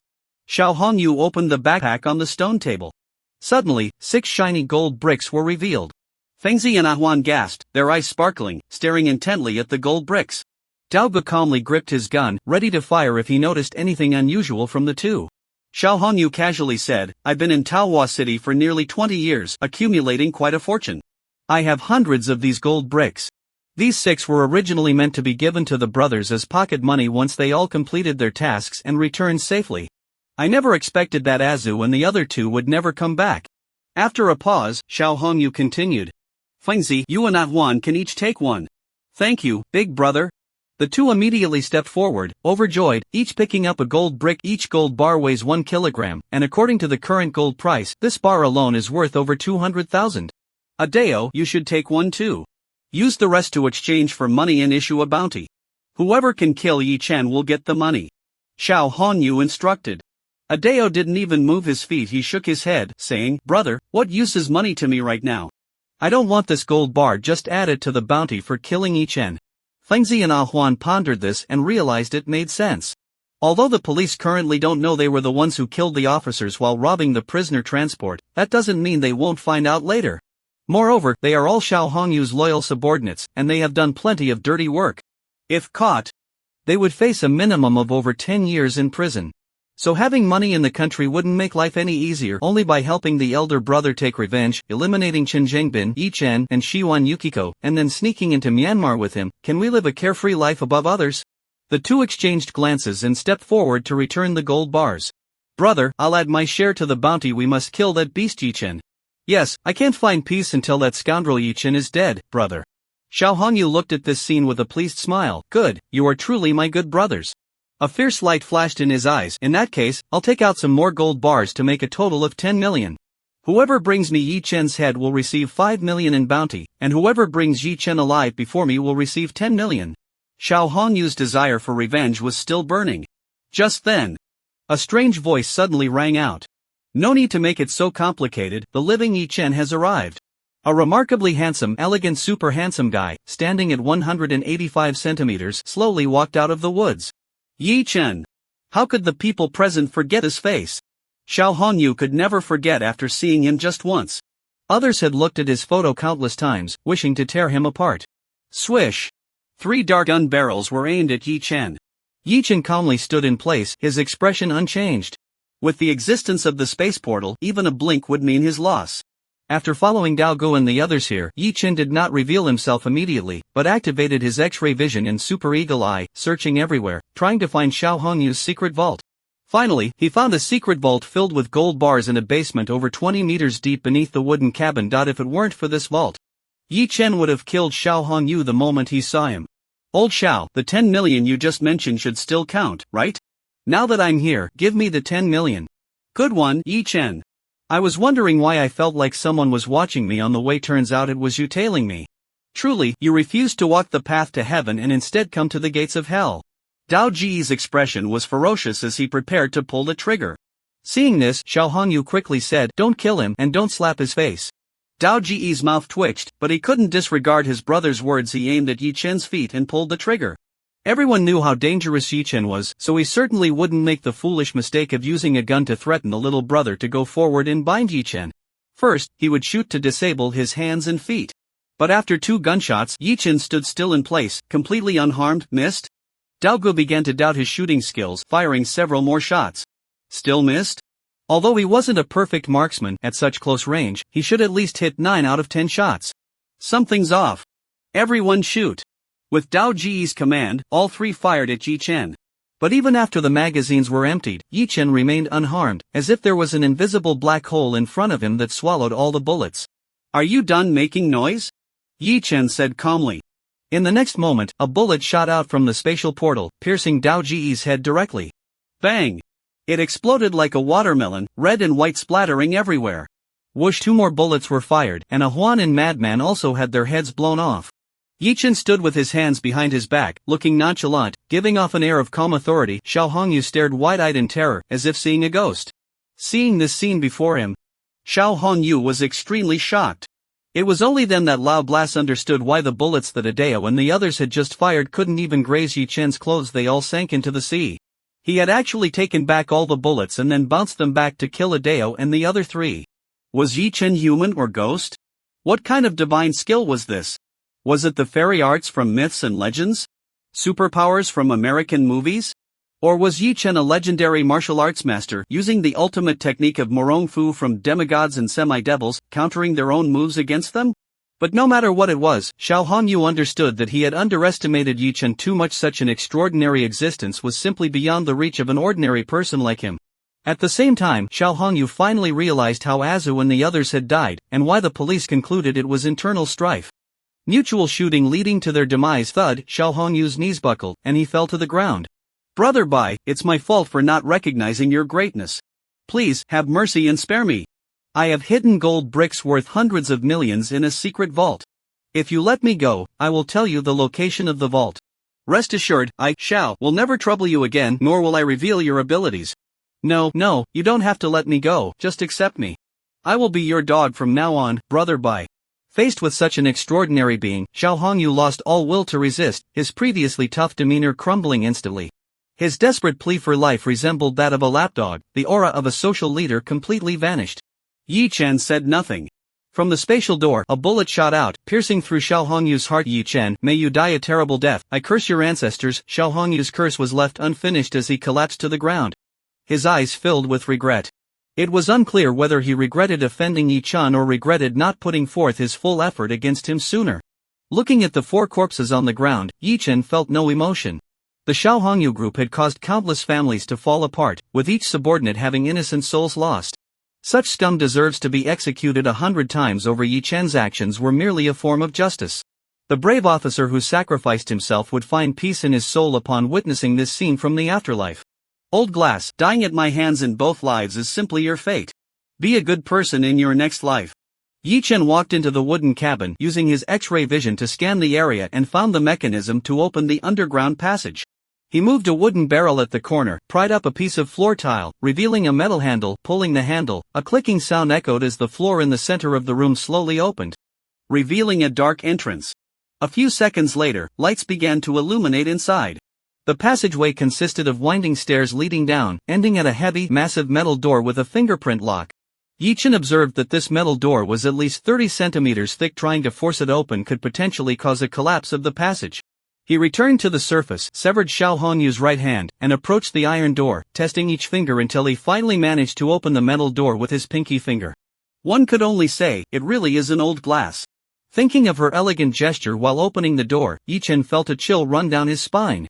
The secret vault wasn't large, only about 20 square meters, resembling a small air raid shelter built in the last century, which had been transformed into this state by Xiao Hongyu. The south wall is lined with firearms, including Uzi submachine guns, Desert Eagle revolvers, sniper rifles, shotguns, grenades, and so on.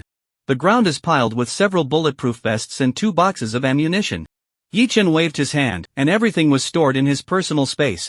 To the east, there is a wooden box filled with cash, including renminbi and a lot of foreign currency, which should be the escape funds prepared by Xiao Honyu in advance. The total cash is estimated to be around several million, along with a dozen passports. He stored everything in his personal space. In the center of the vault is the main attraction of the day, 5 iron boxes stacked there, filled to the brim with gold bars. Yi Chen counted each box contains 100 gold bars, totaling 500 bars across the 5 boxes. Each bar weighs 1 kilogram. The current gold price is over 200 per gram, and with so many gold bars, their total value is around 120 million.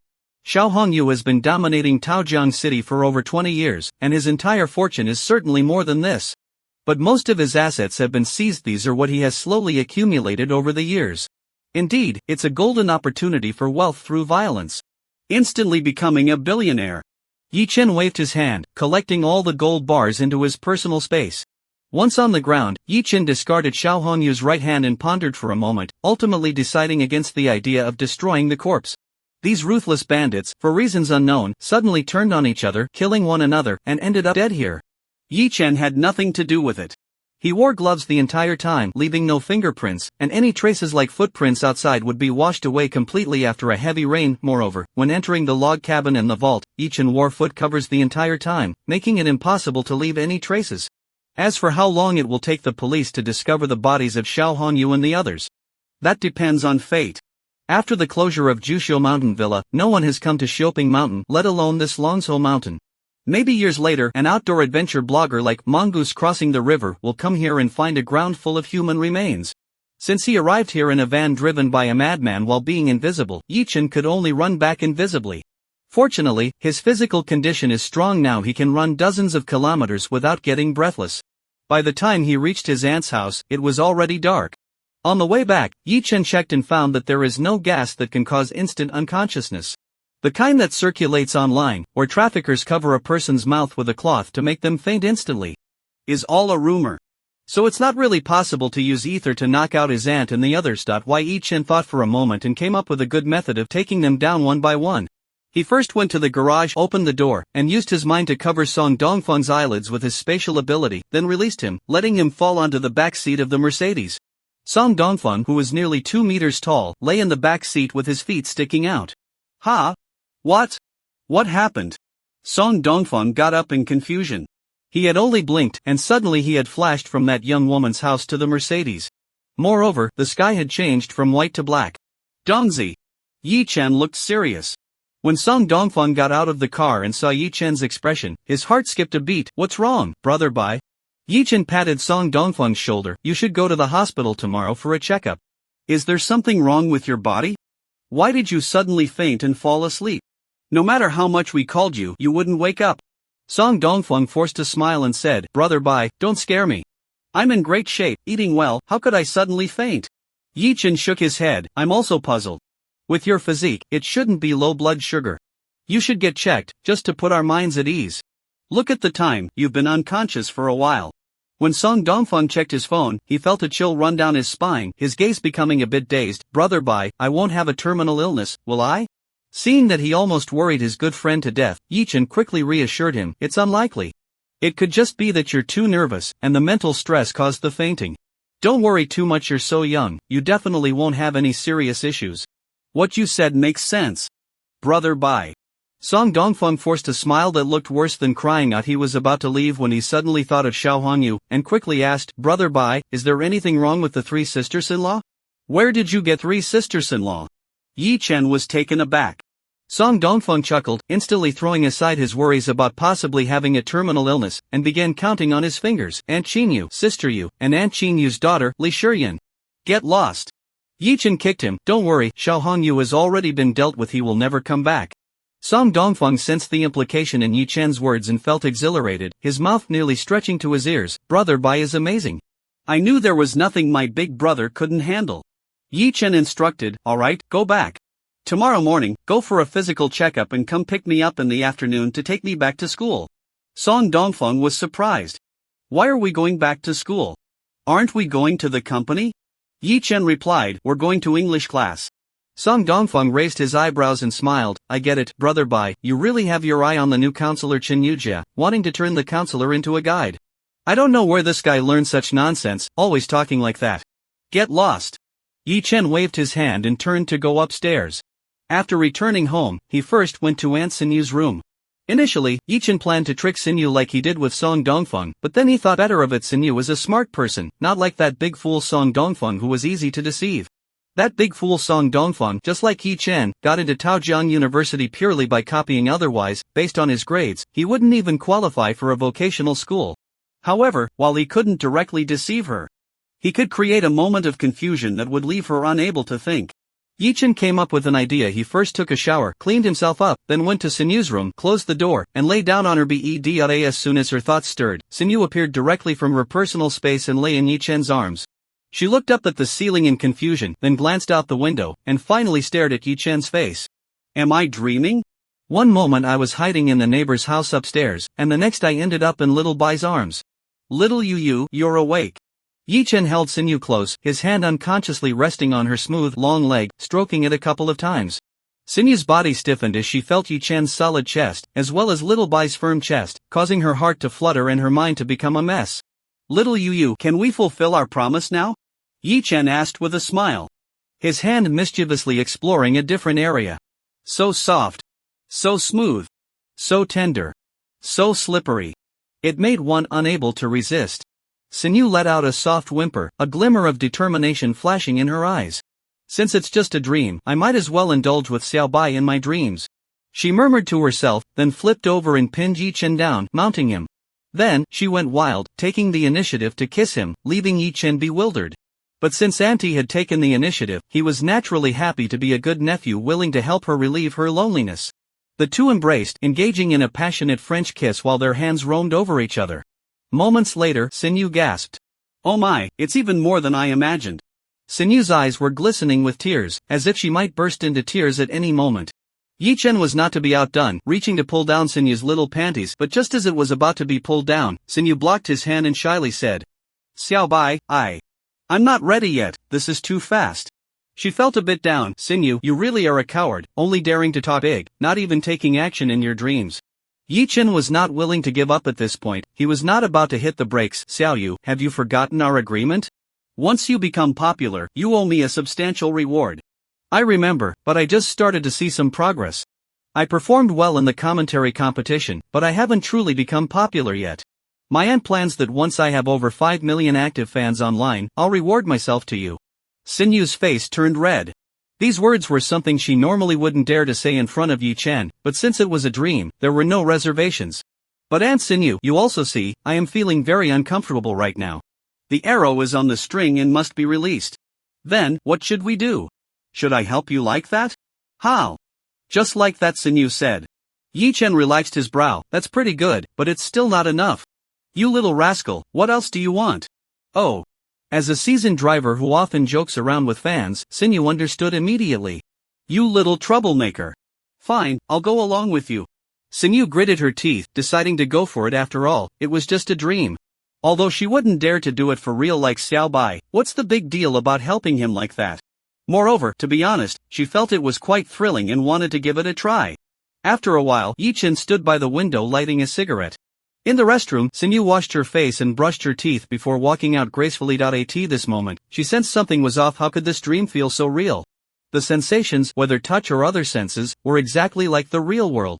But if this wasn't a dream, how could she explain that just a second ago she was in room 602 upstairs, and in the blink of an eye, she was back home, still lying in Xiao Bai's arms?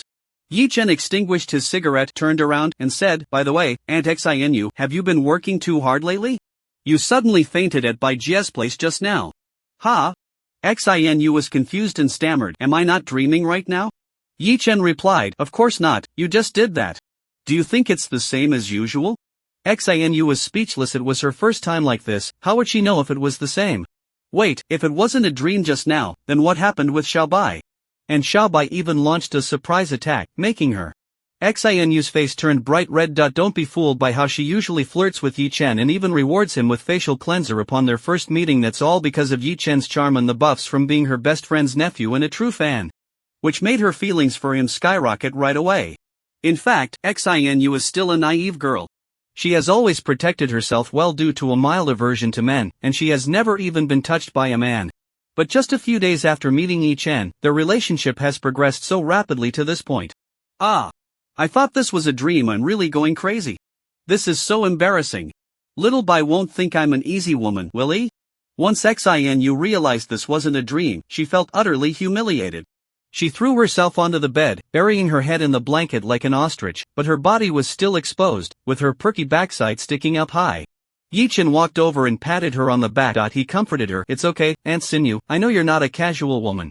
Having lived 2 lives, Yi Chen was an experienced man. He could tell if someone was inexperienced just by touch. Xinu was clearly the type of woman who maintained her dignity. When she was slapped, her delicate body trembled, and thinking about the moments they had just helped each other made her even more shy, her speech becoming halting. You should leave. I can't face anyone now." "Alright, take a moment to calm down." Yi Chen couldn't help but pat her again. The sensation was truly unbeatable. It felt completely different from Auntie. Although not as voluptuous, it was still very perky and round. The elasticity was also exceptional. It could only be described with one word: exquisite. Progress of the plan, 25.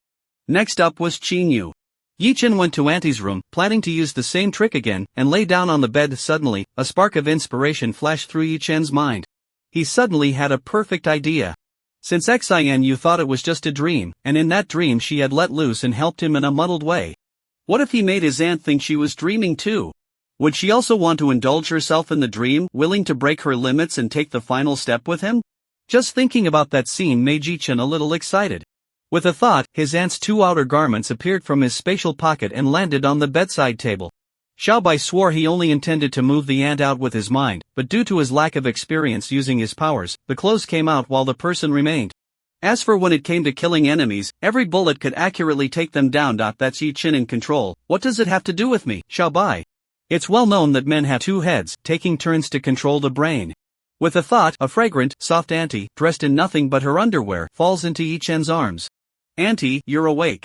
Xinyu lifts her little head, looking at Yi Chen's cheek at a 45-degree angle, and a thought pops into her mind. Xiaobai is so handsome, even at a death angle he looks so good, he doesn't even have a double chin. But thinking about it, Xiaobai the dog has an 8-pack abs, there's no extra fat on him, where would the double chin come from? Wait. Aren't we at Sister Bai's house? How did I end up in bed in the blink of an eye? Where are my clothes? Xinyu is confused. Yi Chen also wants her to be truly confused. So he gently guides her. "Auntie, could it be that you are dreaming?" "Dreaming?" Xinyu is taken aback. Why? Yi Chen continued to tease. "Yeah, otherwise how do you explain that you blinked and suddenly appeared at home? Am I really dreaming?" Xinyu frowned, reaching down to touch Yi Chen's abdomen. "It can't be a dream. The sensation is so real, just like before." Xinyu shook his little head like a rattle drum, suddenly realizing something and becoming anxious. "How did we end up at home? Why is it dark outside? Didn't 2 bad people break in? Did Xiao Hongyu get caught by the police? Xiaobai, it's dangerous here, we need to leave quickly. Xiao Hongyu could come for revenge at any moment. What about Yu? What about Shi Yan? And that friend of yours who looks like a gorilla?" Yi Chen, no, why is it that Auntie's intelligence suddenly kicked in and she's so hard to fool? Usually, she seems a bit confused, right? Cindy usually looks quite sharp, yet she acts like the big sister in front of Auntie and has always protected her well during college. But at a critical moment, why is she not as quick-witted as Auntie? Yi Chen sighed and could only lay it all out. "Auntie, here's the thing, when we were at Sister Bai's house, I don't know why you suddenly fainted. As for Xiao Hongyu and the others, they've been dealt with by the police, and they won't be bothering us again." "Really?" Xinyu breathed a sigh of relief, her elegant and lovely face filled with joy. "Of course it's true, when have I ever lied to you?" Yi Chen said with certainty. But you just tried to trick me into thinking this was a dream. Xinyu said, looking wary, as she pushed away Yi Chen's mischievous hand. Xiaobai, you wouldn't want me to think this is a dream, and then I think, since it's just a dream, it doesn't matter, and then go along with you, right? Yi Chen was stunned. How did Aunt suddenly become so clever? This wasn't like her at all. Could it be that when faced with danger, her IQ could break through its limits? Yi Chen maintained his composure and said, how could that be? Am I that kind of person? You are, you little rascal. Xinyu said, pinching Yi Chen. Then she gently bit his shoulder. Ouch. Yi Chen didn't even know why he exclaimed. He leaned close to Xinyu's ear and whispered, Auntie, I want. Want what? Like last time, just the two of us. Little rascal. Xinyu huffed, but after being in Yi Chen's embrace for a while, his hands kept wandering. To be honest, she was a bit tempted too. Promise, Auntie, just like last time, except for the final boundary, you can do whatever you want. Don't worry, Auntie, I promise it will be just like the story of Du. Xinyu's intelligence was once again overtaken by someone else. After thinking for a long time, she finally understood. Little brat. Little rascal. Always bullying Auntie. Yi Chen smirked. Then Auntie, are you willing to let me bully you? Willing. Xinyu mumbled, twisting her body stubbornly. With such a stunning beauty in his arms, Yi Chen couldn't hold back. Xiaobai, why do you smell like a strong perfume? Really? You all passed out for no reason. I carried each of you down, so I might have accidentally picked up Aunt Xinu's scent at that time? So, you carried you down too? Little brat, honestly confess, did you take the opportunity to get a little touchy? Of course. Plus, Xinu did the same thing as Auntie. What was that saying again? Good sisters share a. I'm talking about ice cream, Auntie, don't think too much. Hey! Little rascal. Don't talk nonsense. I'm telling you, don't have any ideas about Xinyu, or else Auntie will get angry. What if Auntie Xinyu flirts with me first? Dream on. Yu not only fears men but also dislikes them. There's no way she'd flirt with you. Stop daydreaming. Is that so? Then Auntie, I'll give you a heads up. If Auntie Xinyu makes a move, I won't refuse, okay? If you're unwilling to cross the line with me, don't come crying later saying you were the one who started it. You're such a little rascal, I'll bite you to death. No kidding, although both aunties are good friends, they are completely different types. Even though they're different, each one is a superb beauty, unbeatable in their own league. For example, Xiaoxia is actually a bit like Auntie, both exuding a strong mature woman vibe. But in terms of looks and figure, Xiaoxia is completely overshadowed by Auntie. Little Xiao's bottom is also quite plump, but compared to Auntie, it's just a small fry. So she can only serve as Auntie's substitute. Her only strong point is her status as an internet celebrity. Conquering countless otaku as an object of fantasy brings a different sense of achievement. After a while, Yi Chen lit a cigarette, gazing deeply out the window with a neutral expression. But soon, he snapped out of his sage mode. There's no helping it, his physical condition is just too strong now. He can kick around adults weighing over 100 kilograms like they're soccer balls, and Yi Chen doesn't even know how terrifying his strength has become. Xinyu poked her head out from the freshly changed quilt.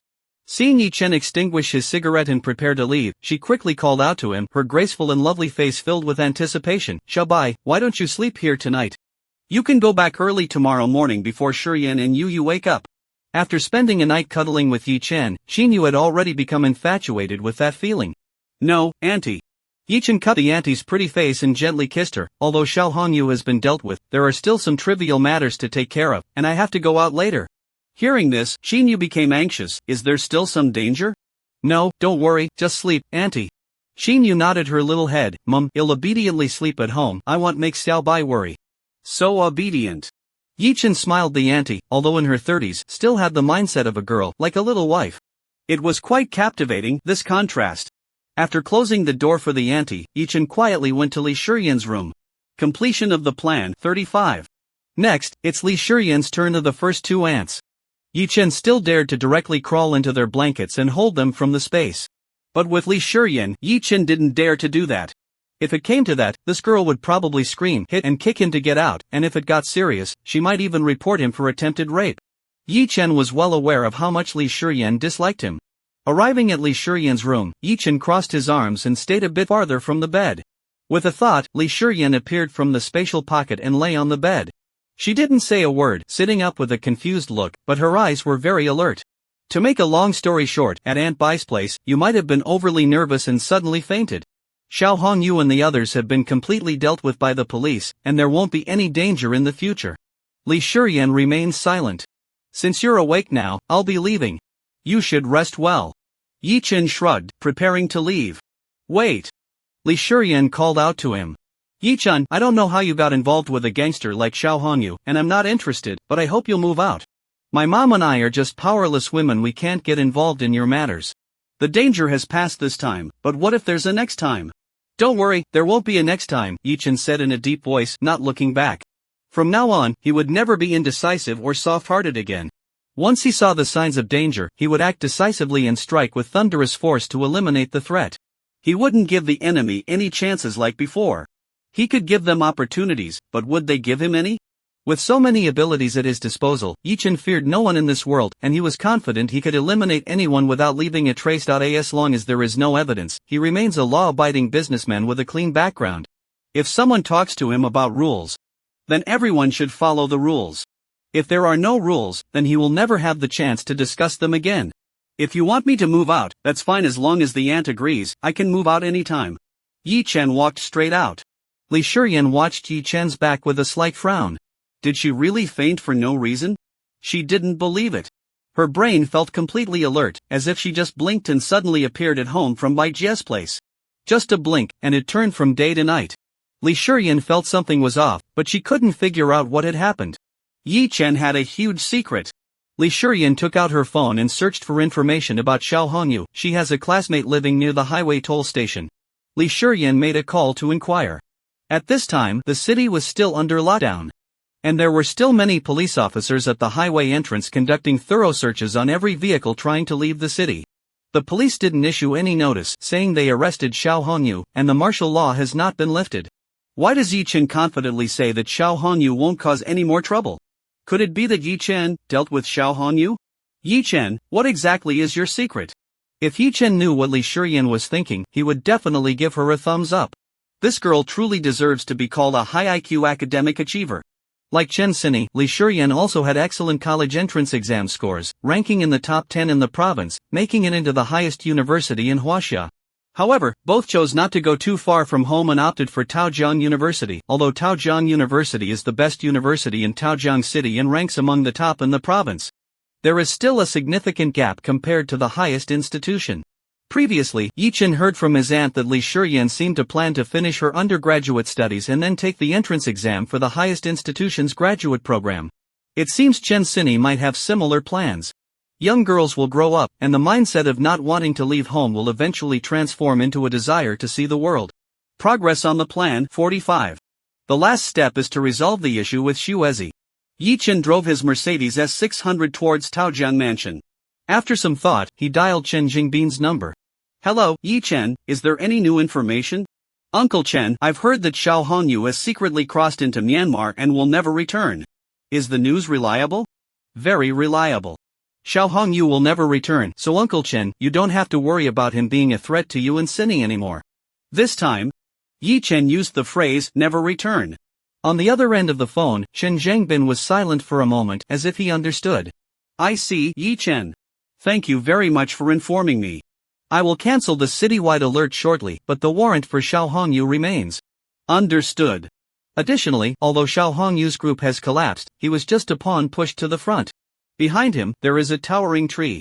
So, Yi Chen, I will do my best to conceal your traces in this matter. During this time, you should keep a low profile and avoid attracting their attention. Thank you for the reminder, Uncle Chen. Yi Chen thought of the benefactor mentioned by Xiao Hongyu and the others. After dealing with Xiao Hongyu at Longzhou Mountain, Yi Chen checked all their communication devices, wanting to see who the so-called benefactor was and to root out the mole within the Public Security Bureau. Unfortunately, they had been very cautious.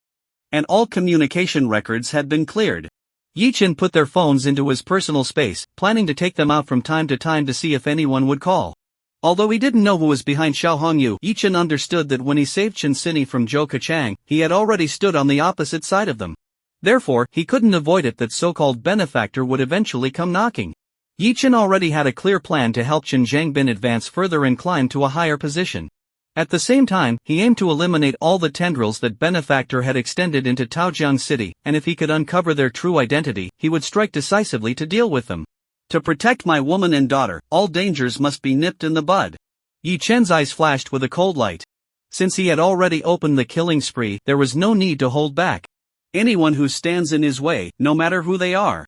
Death. Just as Yi Chen was about to hang up the phone, Chen Zhengbin continued, Yi Chen, do you have time tomorrow afternoon? I should have some. What's up, Uncle Chen? Chen Zhengbin said, then come to my house for dinner tomorrow. I already know about you and Cindy, and I don't oppose your relationship, but your aunt isn't very willing. She's been having conflicts with Cindy lately, so come over tomorrow and behave well to try to win her over. Okay, Uncle Chen, I'll be there on time. It was indeed difficult for Yi Chen to refuse the invitation from his future father-in-law. Besides, he had already helped him wrap things up and handle a lot of matters. Chen Zhengbin continued to advise, I'll give you a heads up. Your aunt comes from a large family and can be a bit arrogant, so she might say some unpleasant things. I hope you won't take it to heart and won't argue with a woman. Got it, Uncle Chen. After hanging up the phone, Yi Chen felt like he had forgotten something important. But he couldn't remember what it was. Forget it, it shouldn't be anything serious. I'll finish the plan step by step first. Arriving at the Taojiang mansion, he returned home to 2702. Yi Chen initially planned to go straight to bed and let Shuezi out. But then he thought about it, he hadn't showered yet, and Aunt Qin had already noticed the scent of Aunt Xin on him. Plus, it had led to the two good friends sharing a ice cream. It was like an indirect kiss. So it was better to take a shower first. Cleaning the flavors and saliva of the two aunts is also a form of respect for Shuezi. 5 minutes later, Yi Chen lay in bed, and with a thought, Shuezi disappeared from the spatial pocket and appeared in his arms. Mr. Yi, weren't we just kissing goodbye in the living room? How did we end up in bed in the blink of an eye? Shuezi's small face was filled with confusion. Miss Shuezi, you've been unconscious for a day, and a lot has happened during this time. Yi Chen explained, hinting to Shuezi that Xiao Hongyu and the others had been dealt with, and they could no longer cause trouble. Really? Xiao Hongyu can never come back? Shuezi fluttered her fan-like eyelashes, her small face expressionless, but her eyes were full of excitement. Yes, he wants revenge, but he can only return as a vengeful spirit to claim lives. Yi Chen replied. That's great. From now on, Shuezi can openly be Mr. Yi's woman. Shuezi's eyes sparkled with delight. Miss Shuezi, for your safety, we still need to keep a low profile for now. There are still many remnants of the Xiao Hongyu group on the run. Shuezi nodded seriously, then suddenly flipped over and straddled Yi Chen, biting her lip and shyly said, Mr. Yi, without you, Shuezi would still be living in a cage, enduring an unspeakable loneliness every day. You saved Shuezi, allowing her to become a true woman and experience the joy of being a woman. Let Shuezi repay you. Recently, Shuezi has secretly learned a lot online and wants you to experience what it feels like to be an emperor. As Shuezi spoke, she tied up her hair. Yi Chen gently patted her little head, then I'll have to trouble Miss Shuezi. After a long time, Shuezi lowered her head, not daring to look into Yi Chen's eyes, and said softly, Mr. Yi, I agree to that game you mentioned last time that foreigners really enjoy. Yi Chen was taken aback. Didn't you say you were a bit scared? It's okay, Shuezi can overcome her inner fears, as long as Mr. Yi is happy. Also, Shuezi consulted some experienced foreign friends online, and they all said it's actually wonderful. Although Shuezi has no experience, I've made ample preparations, and I won't let Mr. Yi down. Shuezi pressed her hand against her back, holding her snowy bottom. Her eyes were watery, already brimming with tears. Then it's hard on you, Miss Shuezi. It might make you feel uncomfortable. It's okay. Please don't pity me. Shuezi bit her lip tightly. Plan completion status, 55. Snozy doesn't care at all about having been in a coma for a day. She only cares that the heavy burden on her heart has finally lifted, allowing her to peacefully be Yi Chen's little woman. Like in her previous life, Snozy is willing to sacrifice even her own life for Yi Chen. To make Yi Chen happy, she even agreed to his outrageous requests, the kind of games that Westerners often play. Public Security Bureau. Temporary Detention Center. A man forgotten by the gods reaches through the iron bars, grabbing hold of a passing officer. Officer, I'm really one of the good guys. Let me make a call to prove my identity, please. The young officer caught by Luo Yang is responsible and full of justice, having just graduated from the police academy last year. When Luo Yang was first brought in, he was shouting that he was an undercover agent. One of the good guys, Chang Lo, still believed it to be true and went to ask about the undercover officer's files, but he was clueless and couldn't say anything. Then Chang Lo asked who his superior was, but Luo Yang stammered and refused to say. Afraid of wronging an innocent person, Chang Lo ran to Director Chui's office to inquire if there was such an undercover officer. As a result, Director Chui berated him fiercely, asking if he had any brains left and if he had forgotten everything he learned in police school, believing whatever the prisoner said. Director Chui confirmed that there was indeed an undercover officer in this operation plan, but she was a woman who was released on the spot the day they were capturing Xiao Hongyu. What kind of trick is this Luo Yang trying to pull, trying to take advantage of the chaos? Slap. Changla smacked Luo Yang's hand away and sternly warned, I'm telling you, don't try any tricks. Be honest and you'll get leniency. Resist and you'll face strict consequences. Just confess what you've done. Luo Yang pleaded desperately, Lu Ge, I really am an undercover agent. Please, let me borrow your phone just to make one call in front of you. Changla saw that he didn't seem to be pretending, but he recalled what his mentor had said, criminals are extremely cunning, and each one acts like an Oscar-winning actor. If Luo Yang makes a call, what message could he be trying to send out? Changla couldn't take that responsibility. Stubborn and unyielding. Changla snorted coldly and strode away. Luo Yang watched his retreating figure, his face filled with despair. Brother Bai can command the city chief to arrest Xiao Hongyu. He has such incredible influence that just one call could get me out. But why hasn't he done anything for me until now? Brother Bai, you haven't forgotten about me, have you? I shouldn't have, right? Luo Yang squatted on the ground, hugging his arms, trembling pitifully and helplessly. Or is it that Brother Bai not rescuing me has some special meaning? I heard that Xiao Hongyu escaped from prison. Is Brother Bai afraid that if he lets me go, it would expose my undercover identity? This is to protect me from danger. A form of protection. Luo Yang suddenly understood. Truly, Brother Bai is thoughtful and even considers the safety of his little brother. Brother Bai, forever a god. The next morning, Luo Yang was taken out for questioning again, where he confessed to his actions in Xiao Hongyu's group.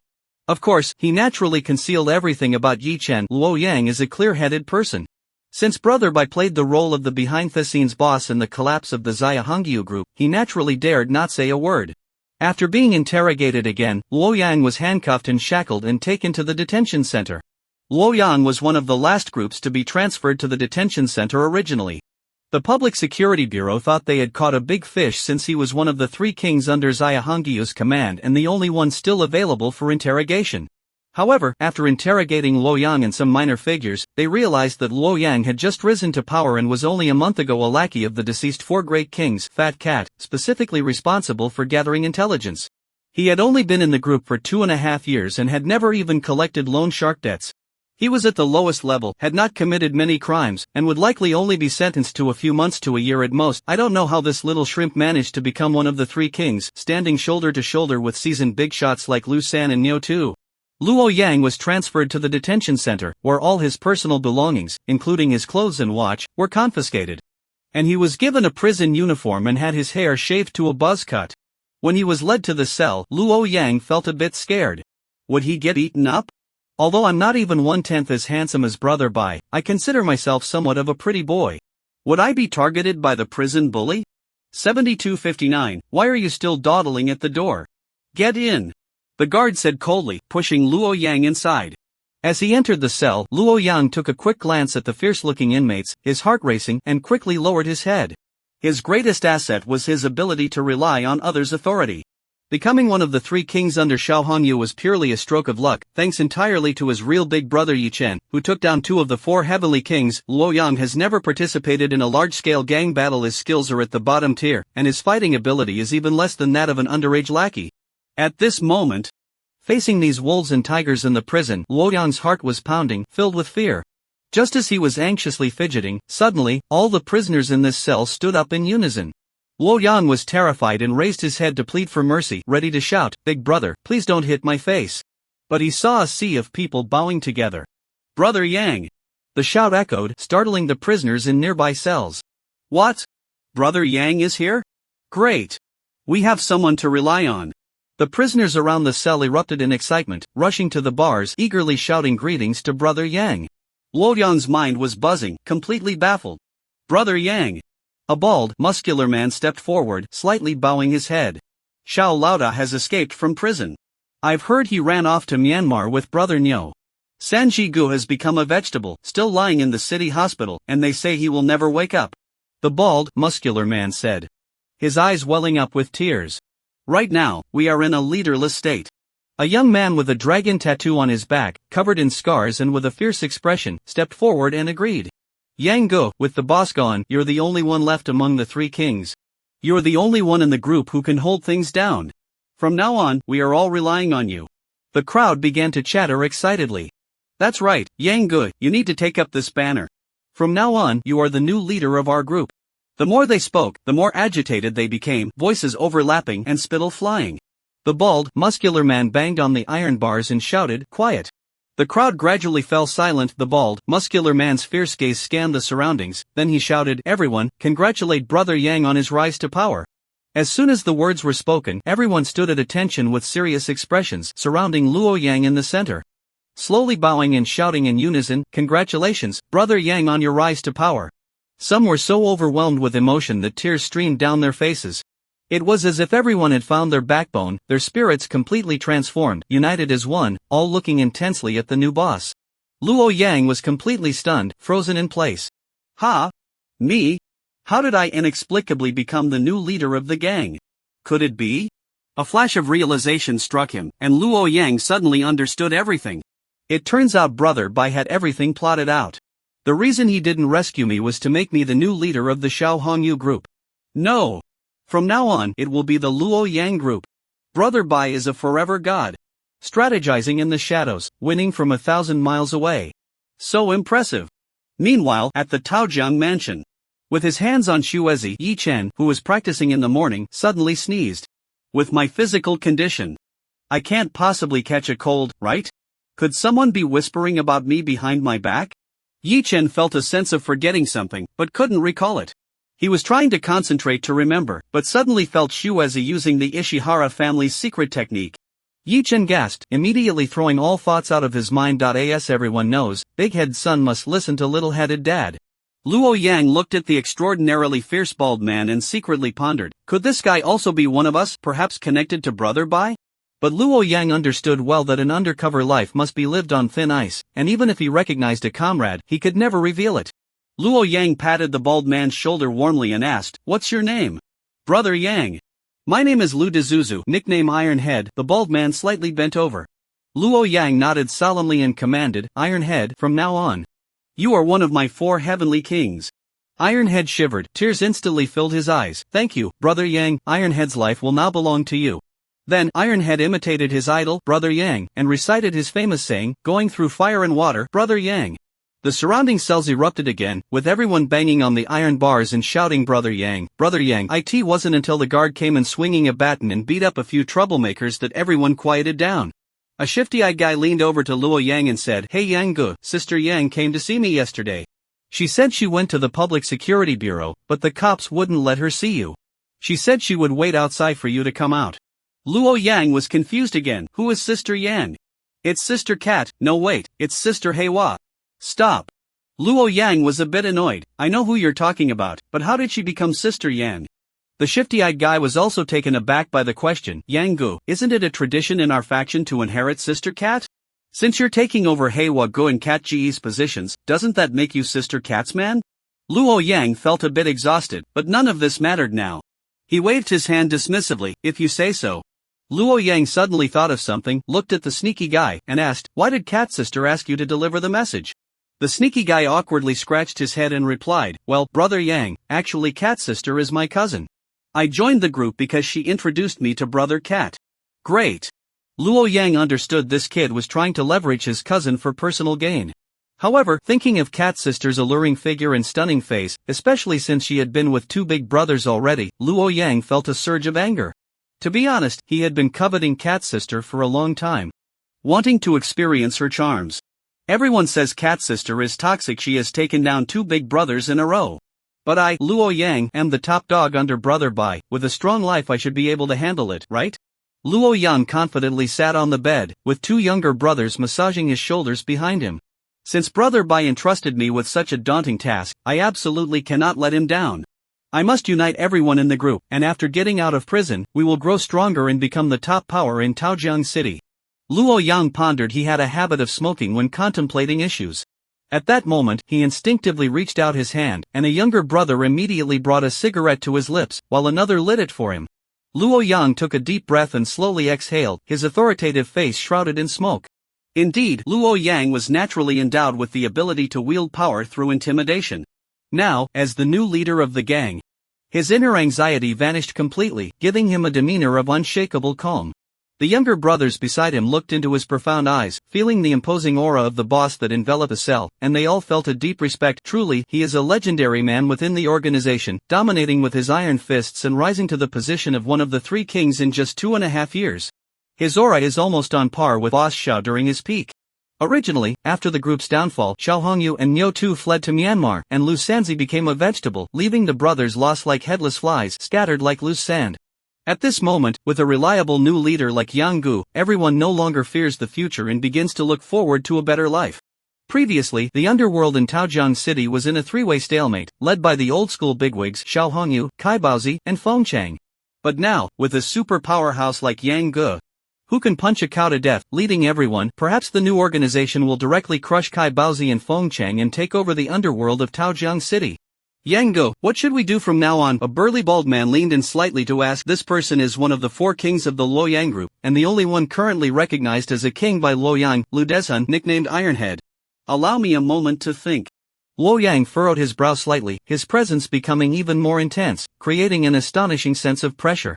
The younger brothers, who had been admiring their big brother's face, felt a chill in their hearts and quickly lowered their heads. After a while, Luoyang stood up, looked around, and spoke calmly. What we need to do first is to get out of prison. Only by getting out can we find a way to preserve the foundation of the previous dynasty and start a new one. Therefore, my suggestion is to preserve ourselves and develop cautiously. Ironhead quickly asked, what do you mean by preserving ourselves? Luoyang replied, be lenient about some mistakes we've made, but we must shift all the blame onto Boss Xiao and the others. Just say they forced us to do everything. Ha! Won't that go against the code of the underworld? Ironhead showed a troubled expression. Confused. Luoyang scolded. Since Boss Xiao and Nyo Tu have already smuggled abroad, they have become a class-wanted criminals. If caught, they will face the consequences and are unlikely to return. And Sanji has become a vegetable, he will never wake up in this lifetime.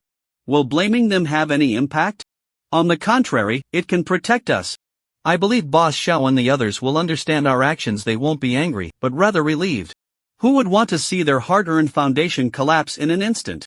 Luoyang had half a sentence left unsaid. No one wants to hand over what they built. But that didn't need to be said out loud for the brothers to understand. Everyone nodded in agreement. It's true. No wonder he's the legendary man. His thoughts are clear, and just a few simple words open everyone's eyes. With such a wise and brave elder brother, how can the group not prosper?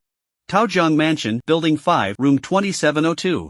In front of the floor-to-ceiling window, the morning sun pours in, filling half the room with golden light. Yi Chen is half reclining at the head of the bed, sometimes frowning, sometimes sighing. After a long while, Shuezi crawls out from under the blanket, wearing a bunny girl headband. She has little expression on her face, but her eyes are full of charm. Mr. Yi, are you satisfied with Shuezi's wake-up service? I couldn't be more satisfied. Little Bai nods with a smile. Last night, he not only played the role of an emperor but also that of a tyrant and a host. Although Shuezi often has a subdued expression and bites her lips in silence, the drama in her eyes is simply remarkable. When using the Ishihara family's secret techniques, it was even more impressive. Moreover, Yuki truly lives up to being the champion of the gambling competition. Her talent is terrifyingly high. Last night, while playing games with foreigners, she surprisingly used the Ishihara family's secret techniques again. It's simply outrageous. Yi Chen has only learned the basics so far and can only apply it with his hands. But Yuki can actually apply the Ishihara family's secret techniques in any situation, demonstrating exceptional talent. On top of that, she is incredibly loyal and even willing to give her life for him. Yi Chen is deeply in love with her to the core. He is so mesmerized by her that he has turned into an accountant, keeping track of the finances. Yuki, go to the floor-to-ceiling window. Yi Chen picked her up. Yuki will obey Mr. Ye's commands. Yuki buried her head in Yi Chen's chest, like an octopus. After the sun had risen high, Yi Chen bid farewell to Yuki and prepared to return to school for his English class. Now, Xiao Hongyu has been completely dealt with. Yi Chen simply let Shuezi stay at the Taojiang mansion for now, and he would buy her a suitable house later. Reflecting carefully, it only took Yi Chen half a day to execute his plan step by step. First, it was Aunt Xinyu, then Aunt Qinyu, and finally Shuezi. Fortunately, Yi Chen possessed exceptional talent and strong capabilities, and with his physical fitness evolved to an astonishing level, he managed to handle it all while still looking vibrant. An ordinary person would have been exhausted by now. When he reached downstairs, Song Dongfeng was already waiting by the Mercedes-Benz S600. Yi Chen had driven the car to Taojiang Mansion yesterday, and he took a taxi over this morning.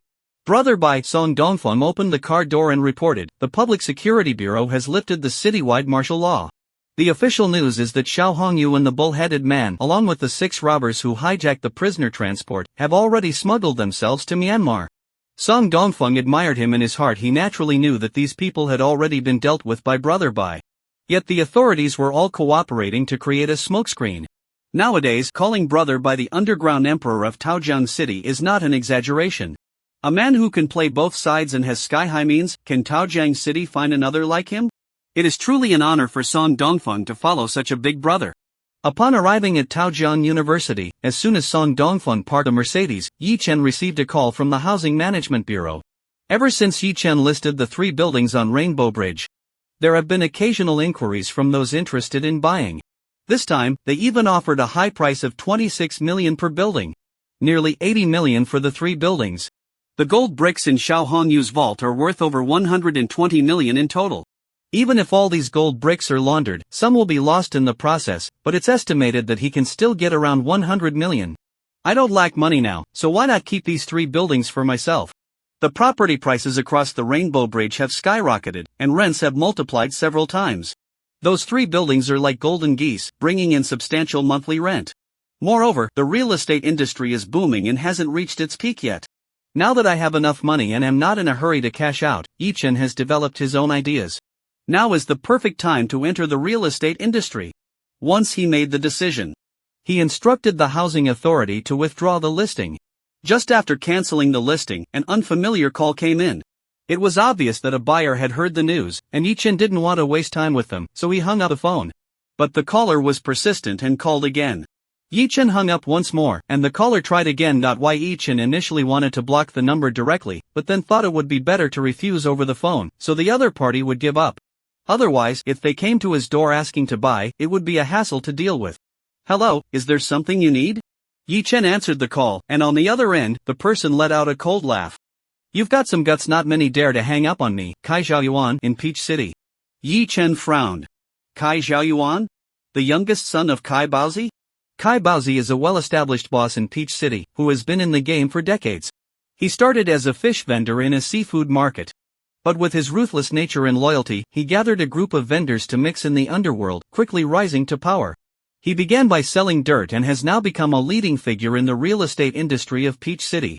The business district near the central square, including the Longting building currently leased by Bay Media, was all developed by him. Kai Baozi is wealthy and holds a status in the underworld that is slightly higher than Xiao Hongyu's.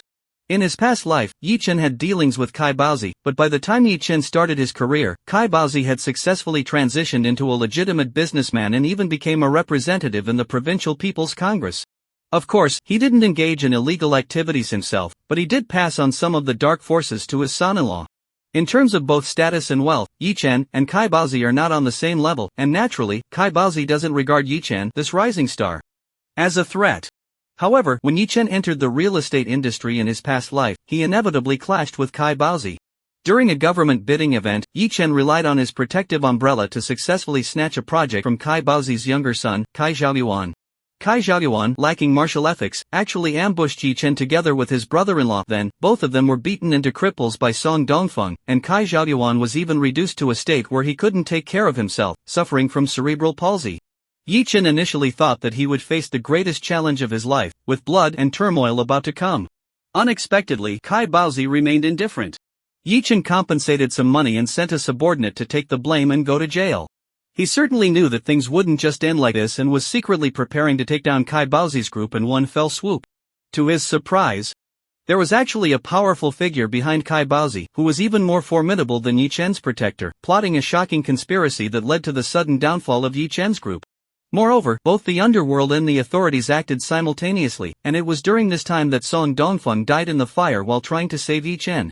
Afterward, Yi Chen escaped from the police pursuit, infiltrated Kai Baozi's lair alone, and directly eliminated Kai Baozi to avenge Song Dongfeng, and so began the path of escape. Yi Chen, right? I originally planned to buy the 3 buildings you have at market price, but since you are being disrespectful, refusing to accept my kindness, I won't hold back anymore. I'm giving you 3 days. Sell me the 3 buildings at 5 million each. Otherwise, you'll make sure you can't take care of yourself in the future. Kai Zhao Yuan's words pulled Yi Chen back to reality. Yi Chen smiled. This guy was still as arrogant as in his previous life. He didn't say a word and abruptly hung up the phone, blocking him. It seems Kai Zhao Yuan still cannot escape his fate from the past. Why did he have to provoke me? And moreover, the me who will not give anyone any chances. Yi Chen's gaze was deep. Since Kai Zhao Yuan threatened him and wanted to make him unable to take care of himself, then let him end up like in his past life, becoming a person who can't even take care of his own bodily functions. Any danger must be nipped in the bud. Give me 3 days? I won't give you even a single day. Yi Chen had Song Dongfeng check, and there is an English class this afternoon. After parking the car, when they arrived at the lecture hall, Chen Yujie was already teaching. She still knows how to dress up, wearing a fashionable office lady outfit and a pair of golden-rimmed glasses. Perfectly fitting all the male students' fantasies about a beautiful teacher. Chen Yujie's features resemble Lu Tianxian's, but she is even more beautiful, giving off a pure yet alluring vibe. Moreover, Chen Yujie has been dancing ballet since she was young, which not only gives her the elegant temperament of a dancer but also endows her with a soft yet resilient body. She can strike any difficult dance pose. However, what Yi Chen liked the most was watching Chen Yujie do the splits in the dance studio, facing the mirror. Sitting down in the last row of the lecture hall, Yi Chen gazed at Chen Yujie, his eyes filled with tenderness. In his past life, the woman he felt most guilty towards was Shuezi, who drowned in the pool to protect him. And Chen Yujie was also a woman who genuinely cared for Yi Chen. When the Yi group collapsed and he was on the run, he hid in Chen Yujie's house. This woman not only took out all her savings to help Yi Chen escape, but she was also willing to go on the run with him. Yi Chen noticed that when Chen Yujie moved around the podium, her legs were slightly unsteady, and her right knee was stiff, making it hard for her to straighten. Upon reflection, at this time, her knee was problematic. She had just undergone her first surgery, so she was far from being as agile as when Yi Chen met her in his past life. Teacher Chen, don't worry, in this lifetime, I will help you heal your leg injury and let you shine on stage again. The first step to helping the teacher is, of course, to rescue her from those thugs, and then to take her down. During this time, Yi Chen has observed carefully not only has his aunt returned to her youth, but Shuezi's face is even more delicate than that of an 18-year-old girl, and several small scars on her body have disappeared. So, Xiaobai can definitely heal Chen Yujie's leg injury. If one attempt doesn't work, then we'll try several times. If external application doesn't work, we'll switch to internal medicine. Wait. Teacher Chen's current boyfriend is Yang Huizhong, Yang Wenbin's cousin. Yang Huizhong's uncle is Kai Baozi. Yi Chen smiled. As expected, he and Kai Baozi do indeed have a connection. His own son wants to forcibly take the 3 buildings from him. And he also wants to snatch his own nephew's girlfriend away. This woman seems to have a natural charm that attracts blondes. When Yi Chen first met her, a group of thugs wanted to assault her, and he, like a deity descending from the heavens, drove them away, saving Chen Yujie and opening her heart. As time went on, the two became intimate. Yi Chen initially thought that artistic students who teach dance would be quite open-minded, but unexpectedly, Chen Yujie gave him her first time. She had been in a 6-month relationship with Yang Huizhong, but they hadn't even held hands. Xiao Yang. You can't handle a gem like Teacher Chen. Maybe it's better to let an uncle take care of it. Chen Yujie's allure, if placed in the last century, would have been seen as a man-eater. Most people wouldn't be able to handle it. Moreover, she is not only a divine beast but also possesses one of the 10 legendary weapons from folklore.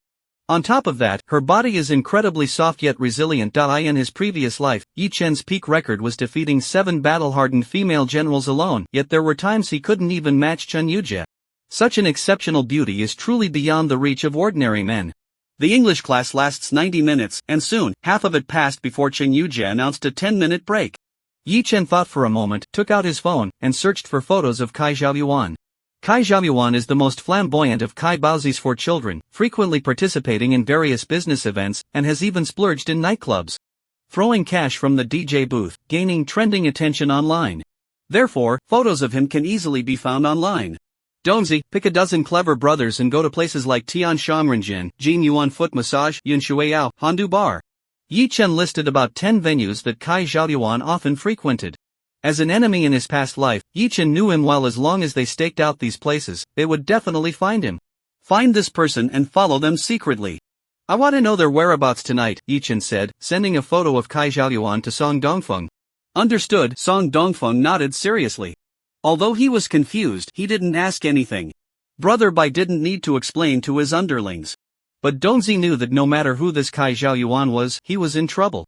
While Yi Chen was arranging matters, many classmates around were excitedly discussing Wang Ziki and Xiao Shatzi. The two had become the hottest internet celebrities in Taojiang City, especially popular among students recently. I like a little Shatzi. The way her plump hips sway is really exciting, and that expression of wanting but refusing drives people crazy. Xiao Shatzi's videos are not very nutritious. I still prefer Wang Ziki. Her features are so perfect, like an elf, and her videos are enriching, promoting traditional Chinese culture. She's really popular abroad, with over 1 million fans on YouTube. I like both of them, but my favorite is Mochi Bubao. That big, European style, but is really something, round like a grinding wheel. I dream of the day it could sit on my face. You think you can handle that kind of top-tier tank? Can you even drive it? It's like a small horse pulling a big cart. The guy being talked about flushed red. What are you barking for? Do you think I haven't seen you? You'd just be a toothpick stirring a big vat. The two were arguing fiercely. Shin Mengyao, sitting in the front row, was also drawn in and looked back a couple of times. Her tank-like best friend side, Bay Media, is really impressive.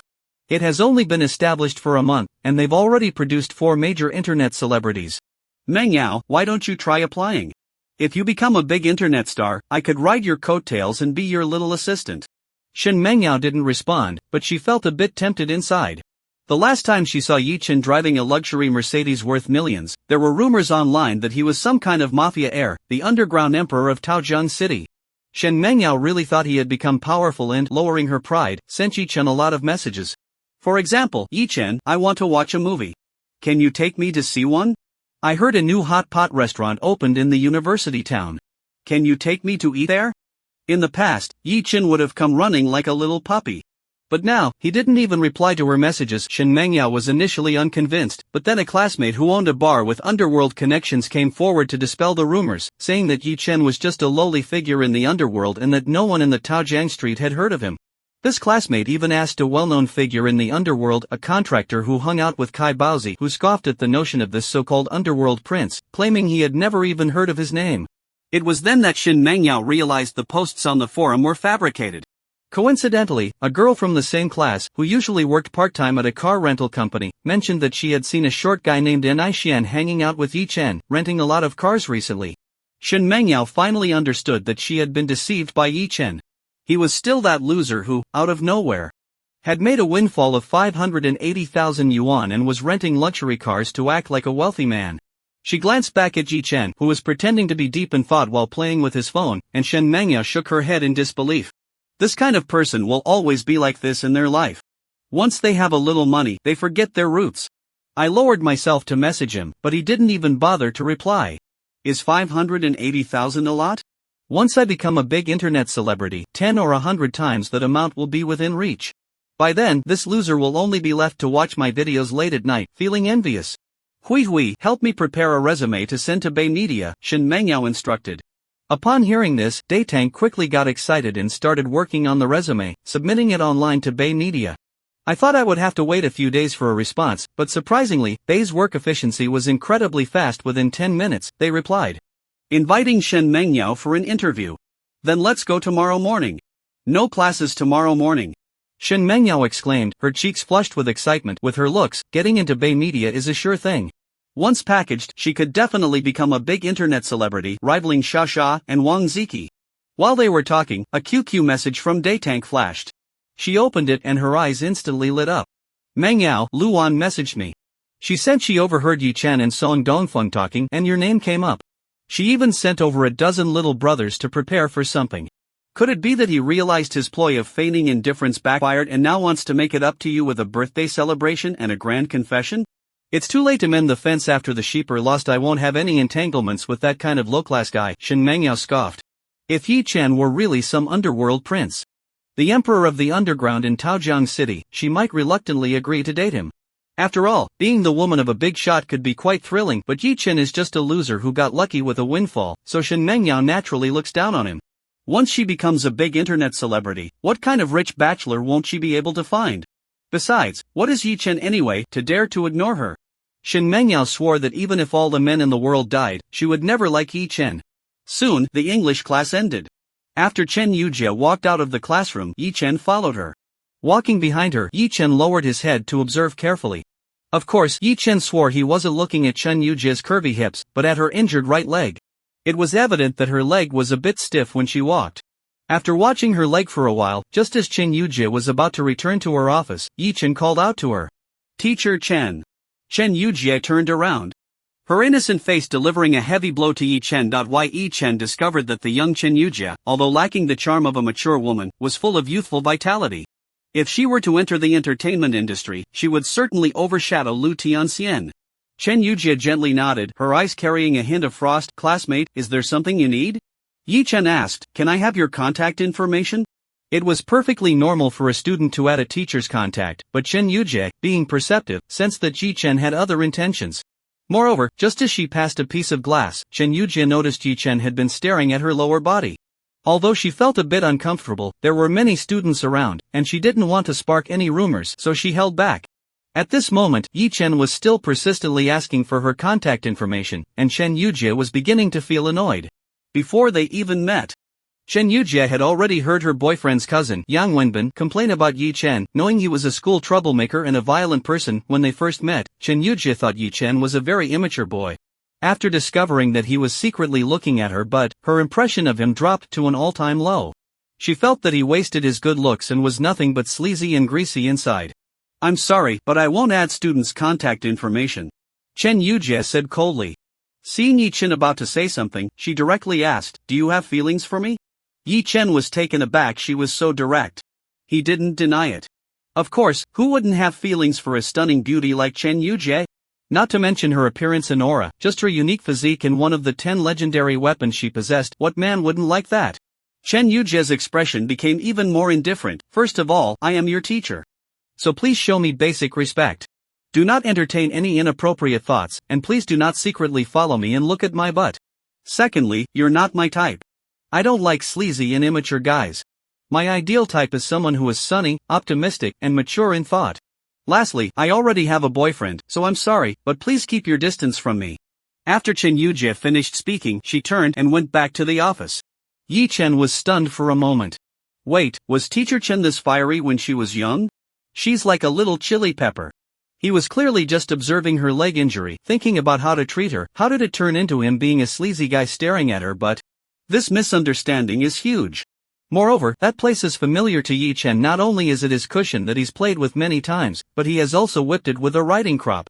It's nothing special, so how could he be sleazy and stare at it? Although Chen Yujie's attitude wasn't very friendly, Yi Chen wouldn't get angry. After all, she was a woman who had truly cared for him in his past life, and he had plenty of patience. Soon, it was afternoon. At the home of the top leader in Taoyang City, Chen Zhengbin returned home early because he invited Yi Chen for dinner today. He had originally intended for his wife to prepare the ingredients and cook. However, Gong Lifang sat expressionless on the sofa, not moving. Whoever wants to cook can cook. Old Chen, let me tell you, even if Yi Chen saved you and Cindy, there's no need to sell our daughter, right? I'm still of the same attitude. I don't oppose it, but don't expect me to support it either. Chen Zhengbin had no choice, having not cooked for nearly 10 years. He can only put on an apron and busy himself in the kitchen. Gong Lifang sat in the living room with her arms crossed, thinking that when Yi Chen arrived, she would give him a stern warning to make him back off. A life-saving grace certainly needs to be repaid, but it could be done in other ways, such as giving him money or arranging a job for him after graduation. Even accepting Yi Chen as a godson would be fine, but letting him harm her precious daughter, whom she raised with great effort, is out of the question. Gong Lifang has a close friend who, like her, only has a daughter. A few years ago, that girl fell for a punk with bleached hair, insisting that she would marry no one else, and eventually got pregnant, turning raw rice into cooked. Gong Lifang met that brat once. He was a total loser with greenish-yellow hair. He was also extremely ugly, with a crooked mouth. Yet that girl was infatuated with him, saying he was so cool and awesome, like some star named Guishi. Naturally, that good friend became a laughingstock in the social circle. With such a cautionary tale, Gong Lifang certainly wouldn't allow her precious daughter to date a punk like that. Soon, it was evening. The doorbell rang. Without a doubt, it must be Yi Chen. Gong Lifang pretended not to hear and continued to sit on the sofa with her arms crossed. After a while, the sound of the door opening was heard. Gong Lifang glanced over and saw her precious daughter walking in. Mom, didn't you hear the doorbell ringing while sitting in the living room? Shinsini complained, carrying 2 bags of fruit, with Yi Chen following behind holding milk, a box of pastries, and 2 bottles of wine. "Hello, Auntie," Yi Chen greeted politely. Gong Lifang was too lazy to pay attention to this young punk, giving him a sideways glance. But as she withdrew her gaze, she was suddenly stunned, then quickly turned her head, staring intently at Yi Chen, her pupils beginning to shake. My God! Is this the Yi Chen? Completely different from what she had imagined, handsome, well-dressed, and possessing an extraordinary aura. His image and temperament reminded her of a male star she liked in her youth, but he was even more attractive, even more outstanding. Gong Lifang was dumbfounded. Where's the promised yellow-haired little punk? This handsome face belongs to someone who would make anyone's heart race when they met him in their youth. He's 100 times more handsome than old Chen was at his age. Not only is Gong Lifang surprised, but Yi Chen is also quite astonished. Now he understands why the scale of Dairy Cow Chen is so grand. It turns out it's inherited from his mother-in-law. This mother-daughter duo is astonishing. Wealthy and generous. The two of them own 4 Mercedes G-Class vehicles. You child, since you're here, why bring anything? Come over and sit with Auntie. No, come sit beside Auntie. Gong Lifang quickly got up to welcome him and took a gift box from Yi Chen's hands. She thought Yi Chen was just another inconsequential yellow-haired punk. But unexpectedly, he is so dashing and elegant, like a refined young gentleman. This image and demeanor would be rare even among the aristocracy. No wonder that girl Cindy, usually so proud and dismissive of boys her age, has now fallen for Yi Chen. To be honest, even Gong Lifang finds this charming young man quite appealing. If she were 20 years younger, or a beautiful widow, she would definitely be captivated by this 185 centimeters tall wolf cub. No wonder Li Meijing, still in mourning for less than a year, has started dating a male college student. Questioning Meijing, understanding Meijing, becoming that won't do. Old Chen is still around. Gong Lifang shook her head, casting aside her chaotic thoughts, and put on a smile, warmly inviting Yi Chen to sit down. You, my dear, why bring anything? Just come and sit with Auntie. No, come and sit next to Auntie. After saying this, Gong Lifang felt there was some ambiguity in her words. A slight blush appeared on her mature and charming face, her eyes shimmering, looking enchanting and alluring. Fortunately, both my precious daughter and son-in-law appeared unfazed. Gong Lifang glanced back nervously. Old Chen was in the kitchen cooking with the door closed, not hearing the commotion outside, and she finally felt relieved. Auntie, you really look young and beautiful. Standing next to Cindy, you don't look like mother and daughter at all, but rather like sisters, Yi Chen complimented with a smile. Although he might have seemed to be flattering, he spoke the truth. Gong Lifang, despite being in her early 40s, had exceptionally well-maintained skin, smooth and delicate, rivaling that of an 18-year-old girl. Unfortunately, the crow's feet around her eyes gave away her age. Her figure was voluptuous, not only unchanged but even more alluring. The same model of Mercedes-Benz G-Class as Chen Xinyi's was particularly striking due to her ample curves. She seemed even more formidable than Chen Xinyi. The mother and daughter stood together, looking like they were carved from the same mold, yet their styles were completely different. Chen Xinyi is a vibrant and energetic beauty, with a sexy figure but an extremely pure face. On the other hand, Gong Lifang has both a sexy and plump figure, and her appearance is charming and seductive, truly a femme fatale. Her sweet words are like honey, so delightful, Gong Lifang said, clearly enjoying Yi Chen's flattery, covering her mouth and laughing so hard that her body shook, causing a wave in the luxury SUV. Yi Chen, I'll call you Little White. Please sit down, I'll go make you some tea, Gong Lifang said as she ran to the liquor cabinet to find tea leaves. As she half-squatted and pushed her hips back, her round buttocks were indeed like a melon. Her perfect hourglass figure had an exaggerated curve. If she wore something tight, the effect would be unimaginable. It would have to be pulled apart to find the fabric.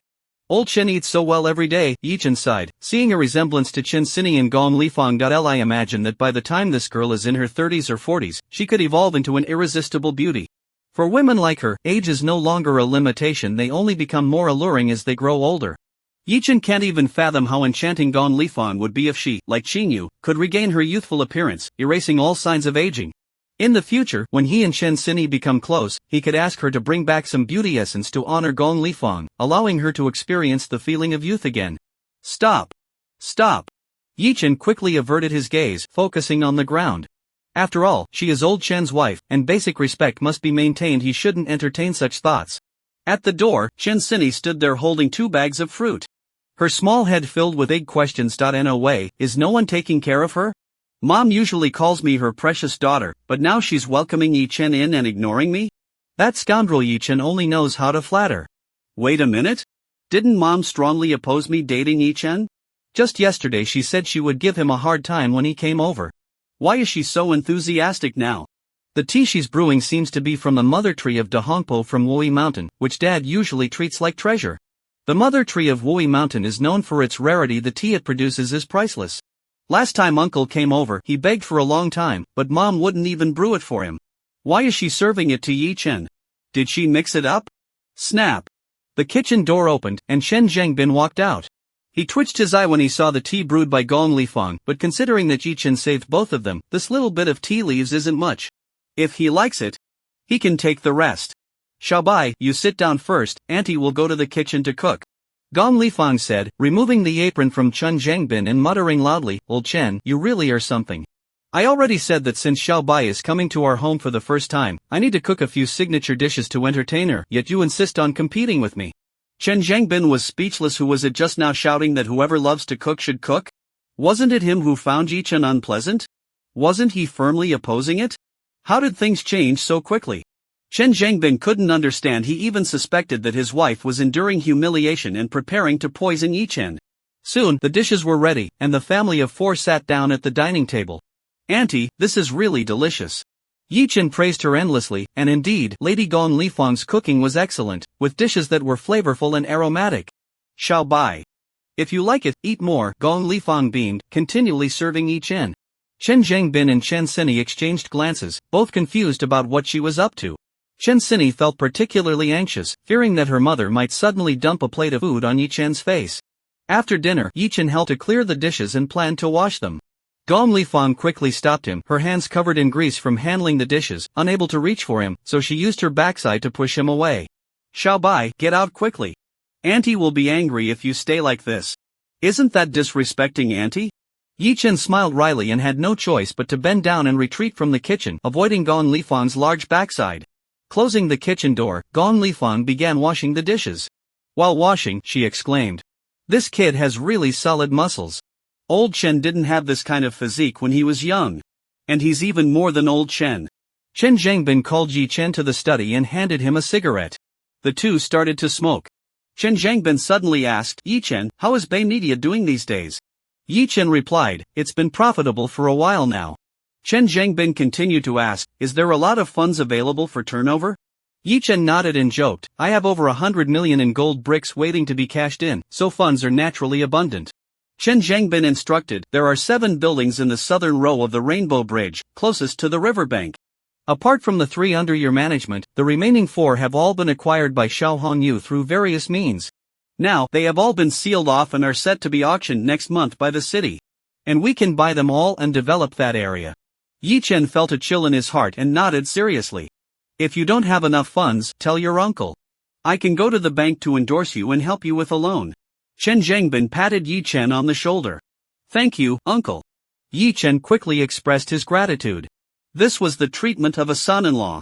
Yi-chen had a preliminary idea to build a shopping center there. The Rainbow Bridge already has a large flow of people, and there are many high-end residential areas nearby, along with several commercial streets and snack streets. If a shopping center is developed there, integrating the nearby commercial resources, it could easily generate tens of millions to billions in rent each year. Yi-chen shared this idea with Chen Zhengbin to get his opinion. But Chen Zhengbin shook his head and replied, I just see you as a good kid with a sense of justice, considering handing the project to you. As it would at least benefit the country and the people. If given to some entrepreneurs in the city like Kai Baozi and Feng Chang, they might blow up the economy with bubbles and fail to deliver real results, leaving behind a mess of unfinished buildings. Tianhao Shangyuan is the best example. Tianhao Shangyuan is a historical leftover at that time. Chen Zhengbin was still serving in Jiangbei City. His predecessor, against all odds, approved the project for Kai Baozi, and what happened? Tianhao Shangyuan was left unfinished. How many ordinary people got trapped inside and couldn't get out? Kai Baozi took advantage of the shell construction company and left with a full pocket, safe and sound. I heard that the head of that construction company has fled abroad, but only Kai Baozi knows where he actually is. Yi-chen said solemnly, don't worry, uncle, I won't let you down. Just do your best, uncle believes in you. Chen Zhengbin patted Yi-chen on the shoulder. The two chatted for a while longer, but as Yi-chen checked the time, it was already quite late and it was time to leave. He then stood up to say goodbye. Gong Lifang was very reluctant and urged him to stay, even wanting him to spend the night at their home.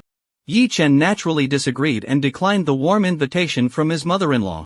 Alright then, Xiaobai, remember to come over and play often. Cindy, go see Xiaobai off, Gong Lifang instructed, standing at the door watching the two leave, her eyes full of reluctance. Chen Zhengbin finally couldn't hold back. Lifang, did you take the wrong medicine today? Gong Lifang glared. What are you talking about? Aren't you supposed to hate Yi Chen?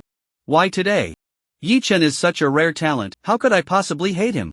Gong Lifang looked completely puzzled. Chen Zhengbin was speechless. He continued to ask, don't you hate delinquents? Yi Chen is the biggest delinquent in Taojiang University, always getting into fights, and he was expelled for brawling. Hasn't he turned his life around? Now he's the chairman of a media company worth over $1 billion. Aren't you dismissive of his small company? What are you talking about?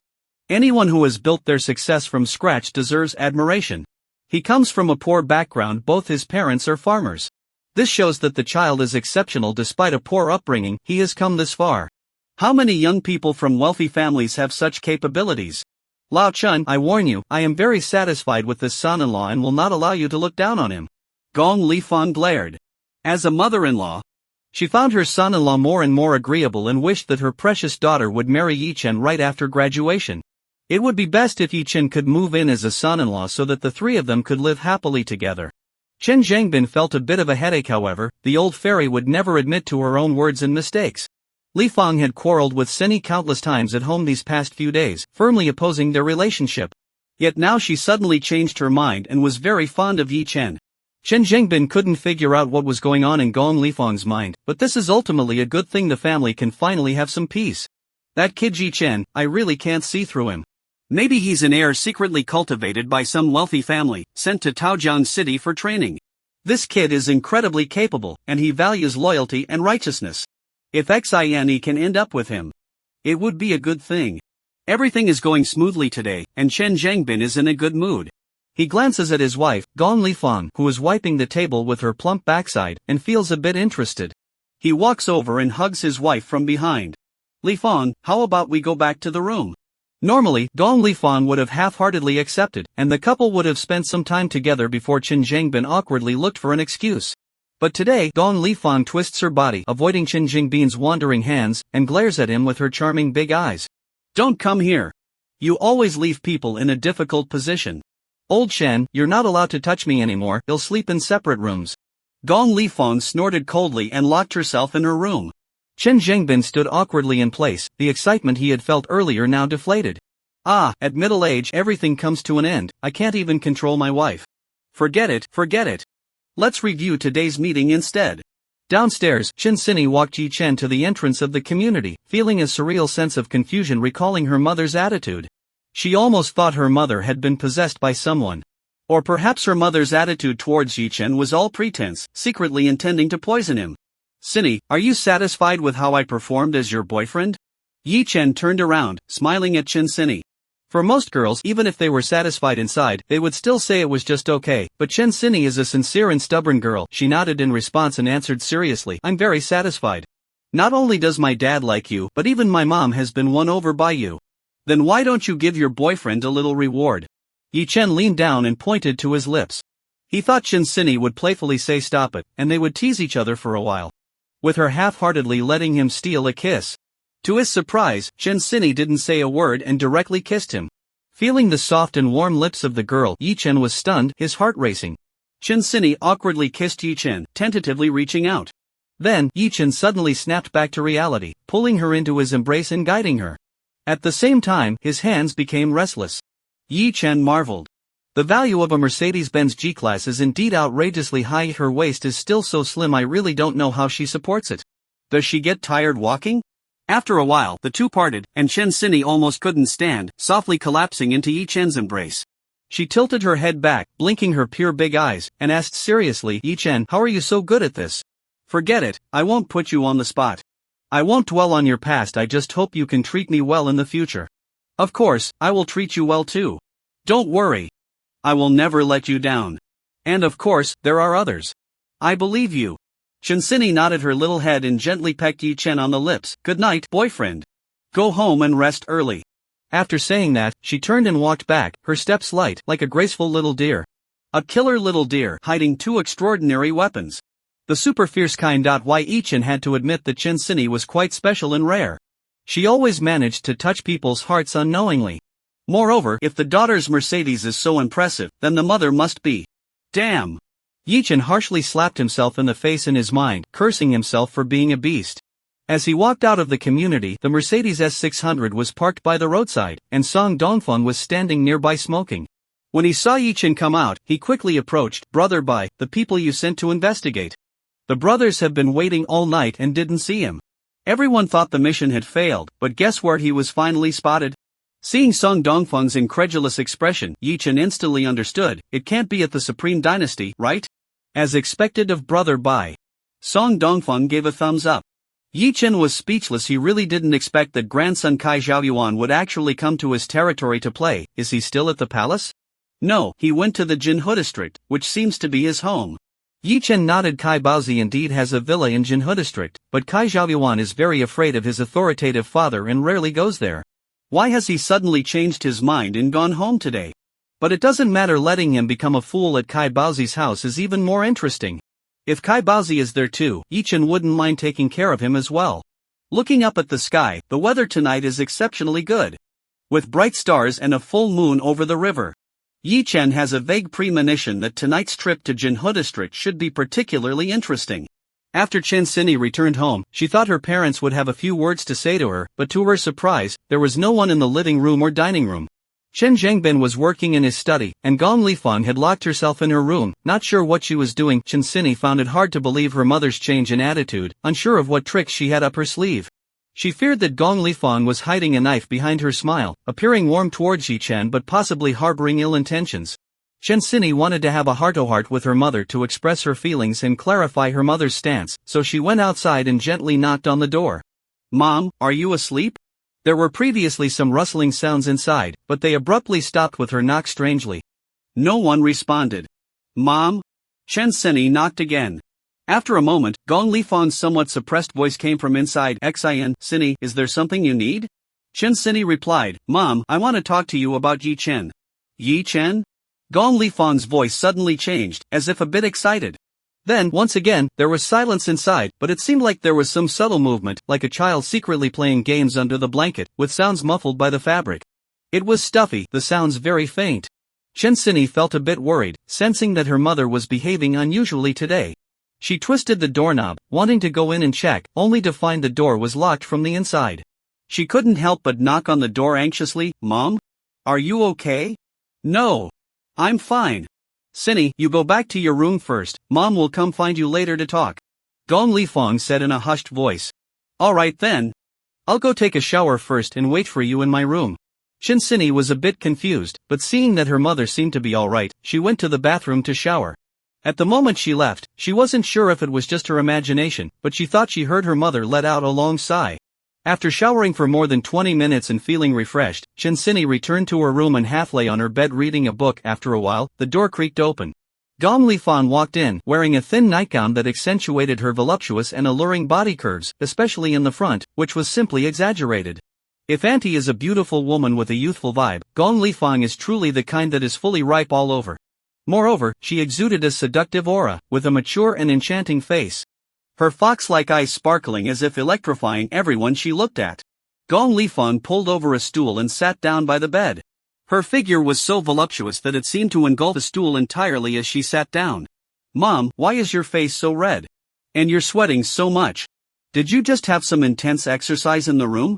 Chinsini asked in confusion, noticing her mother's flushed face and the sweat-soaked nightgown. Since Chinsini could remember, her mother loved fitness and would often end up like this after exercising. Back then, the atmosphere at home was harmonious and happy. But since she graduated from elementary school, she hadn't seen her mother like that again. She never expected that nearly 10 years later, she would get to see her mother exercising again. Gong Lifang's eyes flashed with a hint of shyness as she said, well, while you were showering, I ran on the treadmill for a bit. Chinsini nodded, looking into Gong Lifang's eyes, and seriously asked, Mom, what do you think of Yi Chen? Very ambitious. Gong Lifang recalled. Chinsini was puzzled. Gong Lifang was startled by her own words and quickly added, Yi Chen has very big ambitions. Of course, every successful person has ambitions. Desire is the strongest driving force for humanity. Chen Sini continued to ask, I mean, what is he like as a person? Gong Lifang replied, very handsome, tall, with a great figure, strong muscles. Chen Sini was a bit speechless. Mom, can you not be so superficial? I'm asking about his character. Gong Lifang immediately became displeased, her alluring big eyes widening. Fine, if you're not superficial, would you offer yourself to repay a life-saving grace if Yi Chen were only 1.5 meters tall and looked like Wu Dalong? Gong Lifang intended to mock her daughter, but unexpectedly, Chen Sini seriously pondered and nodded in agreement. Indeed, Yi Chen is very handsome and charming. If he were short and ugly, I would definitely ask you and Dad to repay him with money, or I would serve him in my next life. Gong Lifang was speechless. Chen Sini continued to ask, by the way, Mom, are you really okay with me dating Yi Chen? Gong Lifang nodded, of course. Where can you find such an outstanding son-in-law? Handsome, polite, capable, and most importantly, in good shape, unlike your dad. Chen Sini was left confused. What does in good shape mean? They were clearly talking about Yi Chen. How did her dad get involved? Plus, why does it feel strange? Her mom seems to light up when talking about Yi Chen. It feels like she likes him even more than she does. Is Yi Chen really that likable to the elders? As Gong Lifang spoke, she leaned closer to Chen Sini and asked mysteriously, Sini, have you and Yi Chen, you know? Chen Sini was bewildered. What do you mean by you know? Why are you pretending with Mom? Gong Lifang looked down on her. Chen Sini looked at her expression and suddenly realized, no, why do I feel like my best friend is discussing how great her boyfriend is right in front of me? After all, Chen Sini is a naive girl. How could she talk about this with her mom? Her face turned red with embarrassment. Mom, what are you talking about? It's nothing, it's no big deal. What can't you say to your mom? Gong Lifang said with a piercing gaze. Chen Sini protested, Mom, if you say that again, I'll be mad. How long have I been with Yi Chen? There's no way it's that fast. Plus, you and Dad have always taught me that girls shouldn't do that before getting married. Just recently, you both didn't support me dating in college. Did I? That must be your dad's stubborn old-fashioned thinking. The old fairy still refused to admit she had ever said that. After thinking for a moment, she continued to ask, you really haven't? More real than gold. Well then. Gong Lifang looked disappointed, not even knowing what she was disappointed about. Sini, what era are we in? Don't hold on to those feudal traditional views. Mom supports you and Yi Chen. After all, you two will get married in the future. It doesn't matter if you get a head start as long as you have mutual feelings, that's enough. Chen Sini couldn't believe that this open-minded woman in front of her was her own mother. She doubted whether her mom had been possessed. How could a person change so drastically? What Chen Sini didn't know was that parents' hopes for their children to succeed stem from a desire for them to achieve what they themselves could not. Fulfilling their own wishes through their children can also help alleviate some regrets. Right and wrong, Gong Lifang certainly understood. Some things are fine to think about in your heart, but you must never act on them. Otherwise, you might step into an abyss, even causing the family to fall apart. The mother and daughter talked for a while longer. Chen Sini saw that her mother had truly let go of her prejudices and accepted Yi Chen, genuinely recognizing and liking him. Her heart couldn't help but leap with joy. When she became Yi Chen's girlfriend, she was prepared to fight against her family, but she never expected this hurdle to be so easily overcome. Her mother even seemed eager to have her marry Yi Chen tomorrow and let him become the son-in-law living in their home. She even said that as long as Yi Chen was willing to be the son-in-law, she would give him all her shares in the family. Chen Sini thought her parents were being reasonable, not realizing that this wave of acceptance was driven by Yi Chen's strong presence. Chen Jingbin's admiration for Yi Chen goes without saying. He even helped Yi Chen imagine various mysterious identities. As for Gong Lifang, she naturally couldn't resist the charm of the demon saint body. As we all know, a woman at 30 is like, at 40 is like. It's getting late, both mother and daughter are a bit sleepy. Gong Lifang said goodnight and prepared to go back to her room to sleep. When she reached the door, she suddenly thought of something, leaned against the doorframe, and turned back with sparkling eyes, as if water was about to overflow. Sini, if you and Yi Chen take that step, you must tell Mom right away. Tell me all the details and how you feel. After all, you are Mom's precious daughter, and I worry about everything concerning you. Oh. Mom. Are you annoying? Chen Sini was truly embarrassed and buried her head in the blanket. To be honest, she also had a little bit of expectation deep down. Although she was still a naive girl, she wasn't foolish just now when she hugged Yi Chen downstairs. She knew him quite well. Is this the kind of top-notch boyfriend that best friends talk about? On the other side, Jinhu, Taoyang City. Jinhu is the largest freshwater lake in Taoyang City and a well-known affluent area. In addition to high-rise residential complexes with complete facilities, there are also villa districts built around the lake. A Mercedes S600 stops on the commercial street outside Jinhu. Yi Chen gets out of the car and instructs Song Dongfeng to find a place to park and wait, then walks into the commercial street. Arriving at the public restroom on the commercial street, Yi Chen takes advantage of the fact that no one is around, walks into a stall, and uses his X-ray vision to check, confirming there are no hidden cameras before activating his invisibility and stepping out of the stall. Wait! What did I just see? Yi Chen turns around and sees in the innermost stall a pair of men. No, it's two men, and the one in women's clothing is a big-chested cute girl. Am I really in Taoyang City and not in the land of abundance? Yi Chen is speechless. Don't say, there are only wrong names, not wrong nicknames. That city is indeed the land of heaven. Yi Chen had no intention of meddling, shook his head, and quickly left. He went invisible and entered Jinhu Haoding, walking through the high-rise residential buildings until he reached the lakeside of Jinhu, where villas came into view. In his previous life, Yi Chen had killed Kai Baozi here, so he naturally knew which villa he lived in and quickly arrived at Kai Baozi's house with ease. Looking around, there was a faint light on the second floor of the villa, but the third floor where Kai Baozi lived was pitch black. It was unclear whether he was asleep or not at home. However, Kai Xiaoyuan was definitely here, as the little brother arranged by Song Dongfeng had followed him to the outside of Jinhu Haoding and saw him enter this villa with his own eyes. Putting on gloves and shoe covers, Yi Chen climbed over the wall and entered.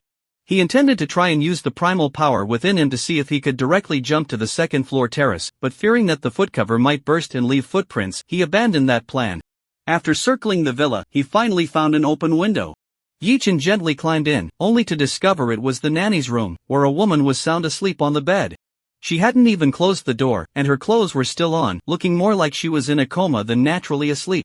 Exiting the room, Yi Chen went up to the third floor and headed straight to Kai Baozi's room.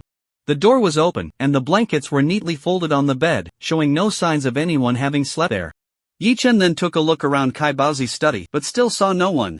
No wonder Kai Xiaoyuan dared to come home. It turns out Kai Baozi isn't here. But where could Kai Xiaoyuan be now? In his own room?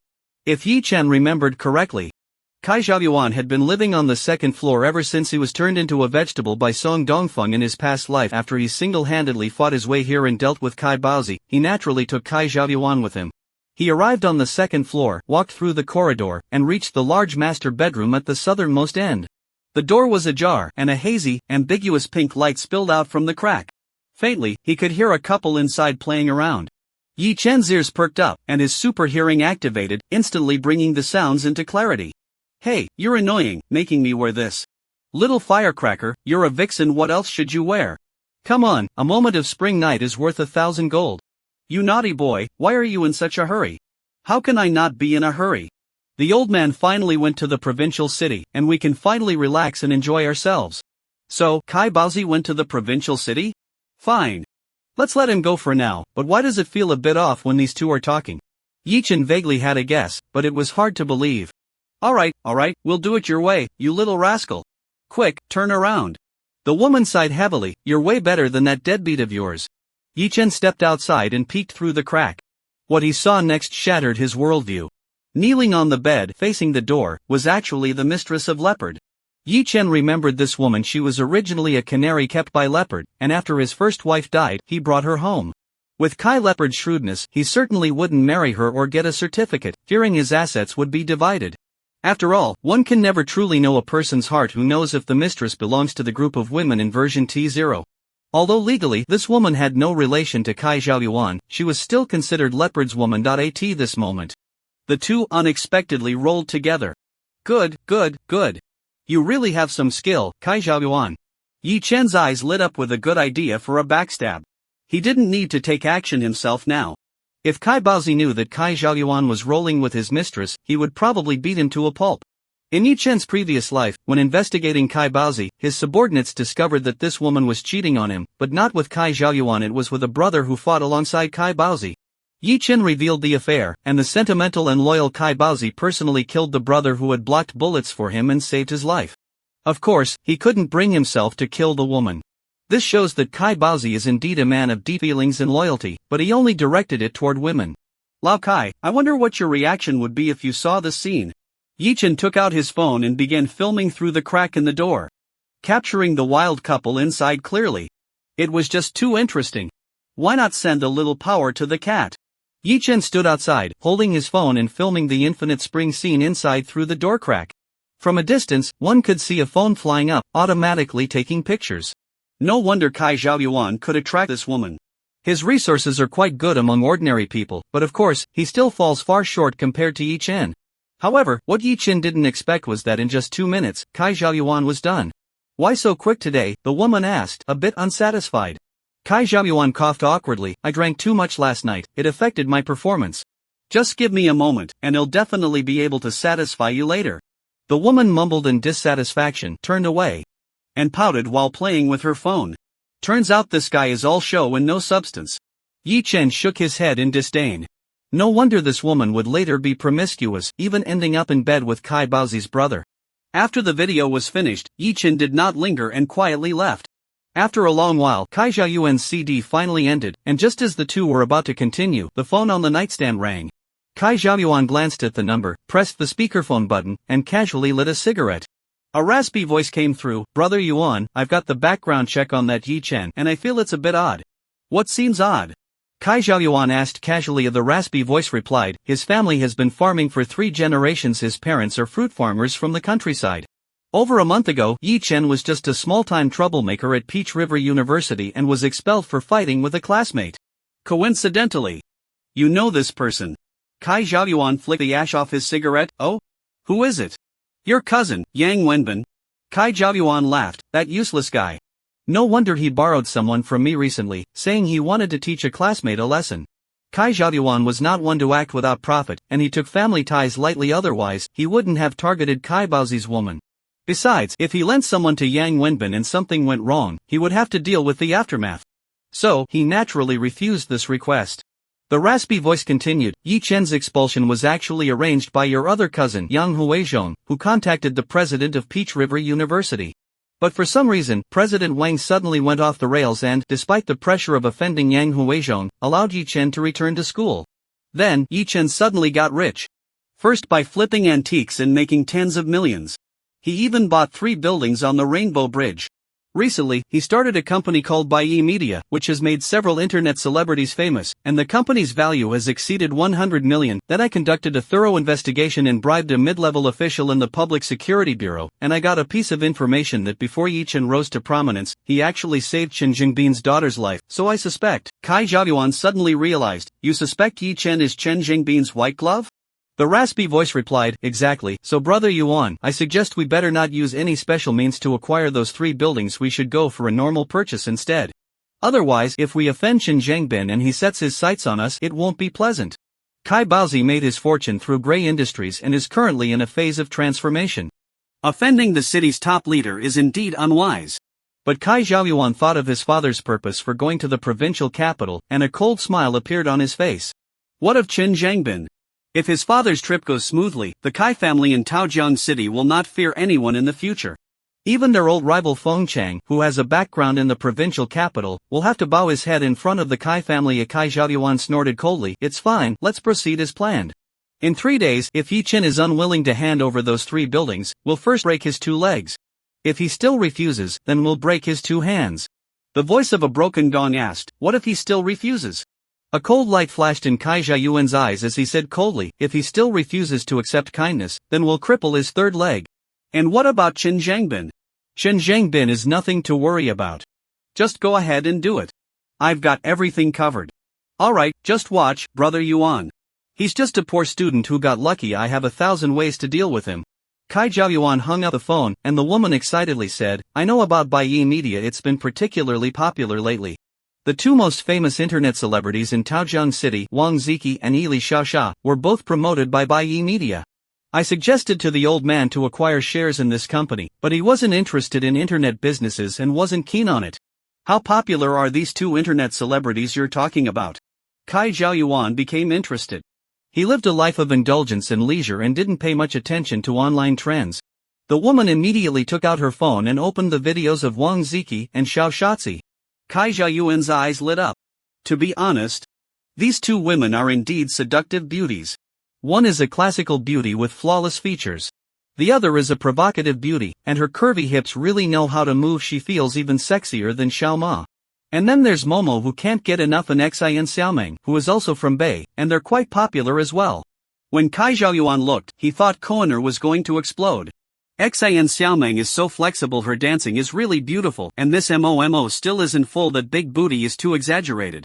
In Europe and America, she'd be a top-notch beauty. Just imagine how exhilarating it would be to drive such a big tank. Zhao Yuan, the woman cooed, leaning on Kai Zhaoyuan and acting cute. Go and acquire by Yi Media, make me a web celebrity. Alright. Whatever you say. Kai Zhaoyuan's eyes sparkled. He truly didn't expect that the guy named Yi Chen actually had a golden goose like Yi Media in his hands. Not to mention the company's value. He was really envious of those 4 internet celebrities, especially Momo's big booty. He really wanted her to sit on his face. Thinking about this, Kai Zhaoyuan immediately called back the screeching voice. If you can get Bei Media under control, and if Yi Chen disagrees, just break his fingers one by one. Kai Zhaoyuan should be grateful that Yi Chen left early, otherwise, hearing these words, he wouldn't have left him for Kai Baozi to deal with, but would have sent him away on the spot. Let him die in this woman's womb. In the Jinhu commercial street, Yi Chen restored his invisibility in the restroom stall and swaggered out. This trip to Jinhu was indeed interesting. He initially wanted to beat Kai Zhaoyuan into a vegetative state, but unexpectedly stumbled upon his affair with Kai Baozi's woman. I wonder what expression Kai Baozi will have when he sees this video. Yi Chen was looking forward to it. Now, he didn't even need to take action against Kai Zhaoyuan. Kai Baozi would naturally beat him into a cripple upon seeing the video. Yi Chen planned to package the video as a multimedia message and send it directly to Kai Baozi. His memory is astonishing now. He can recall everything from his past life, including the phone number of his enemy. But it's been 13 years, so he doesn't know if Kai Baozi is still using the same number. After some thought, Yi Chen used a prepaid phone card to dial that number. After a few beeps, the call connected, and a deep male voice came through. Hello, who is this? Yi Chen recognized that voice very well. It was definitely Kai Baozi. He hung up without saying a word and then sent the video. In the provincial capital. In an ancient-style mansion. Kai Baozi, who commands power in Taojiang City, was now sitting respectfully on the sofa, back straight, only daring to sit halfway on the edge. Even though he was alone in the room. The phone rang, but when he answered, no one spoke, and then it was hung up. What the hell is this? They call and don't say anything. Kai Baozi cursed under his breath. Beep. It's the text message notification. Kai Baozi was about to check it when the door was suddenly flung open. He quickly got up and put his phone back in his pocket. 2 men walked in, one fat and one thin. The man in front was short and chubby, with a smiling face resembling a Maitreya Buddha. The other was very thin, with a tense face and a serious expression. If Yi Chen were here, he would instantly recognize that these two were the ones who met Xiao Hongyu in Taojiang City, working for that noble person in the provincial capital. Where's the noble? Kai Baozi asked cautiously. The thin man glared. What status do you have to be worthy of a noble coming to see you personally? Yes. Kai Baozi nodded and bowed.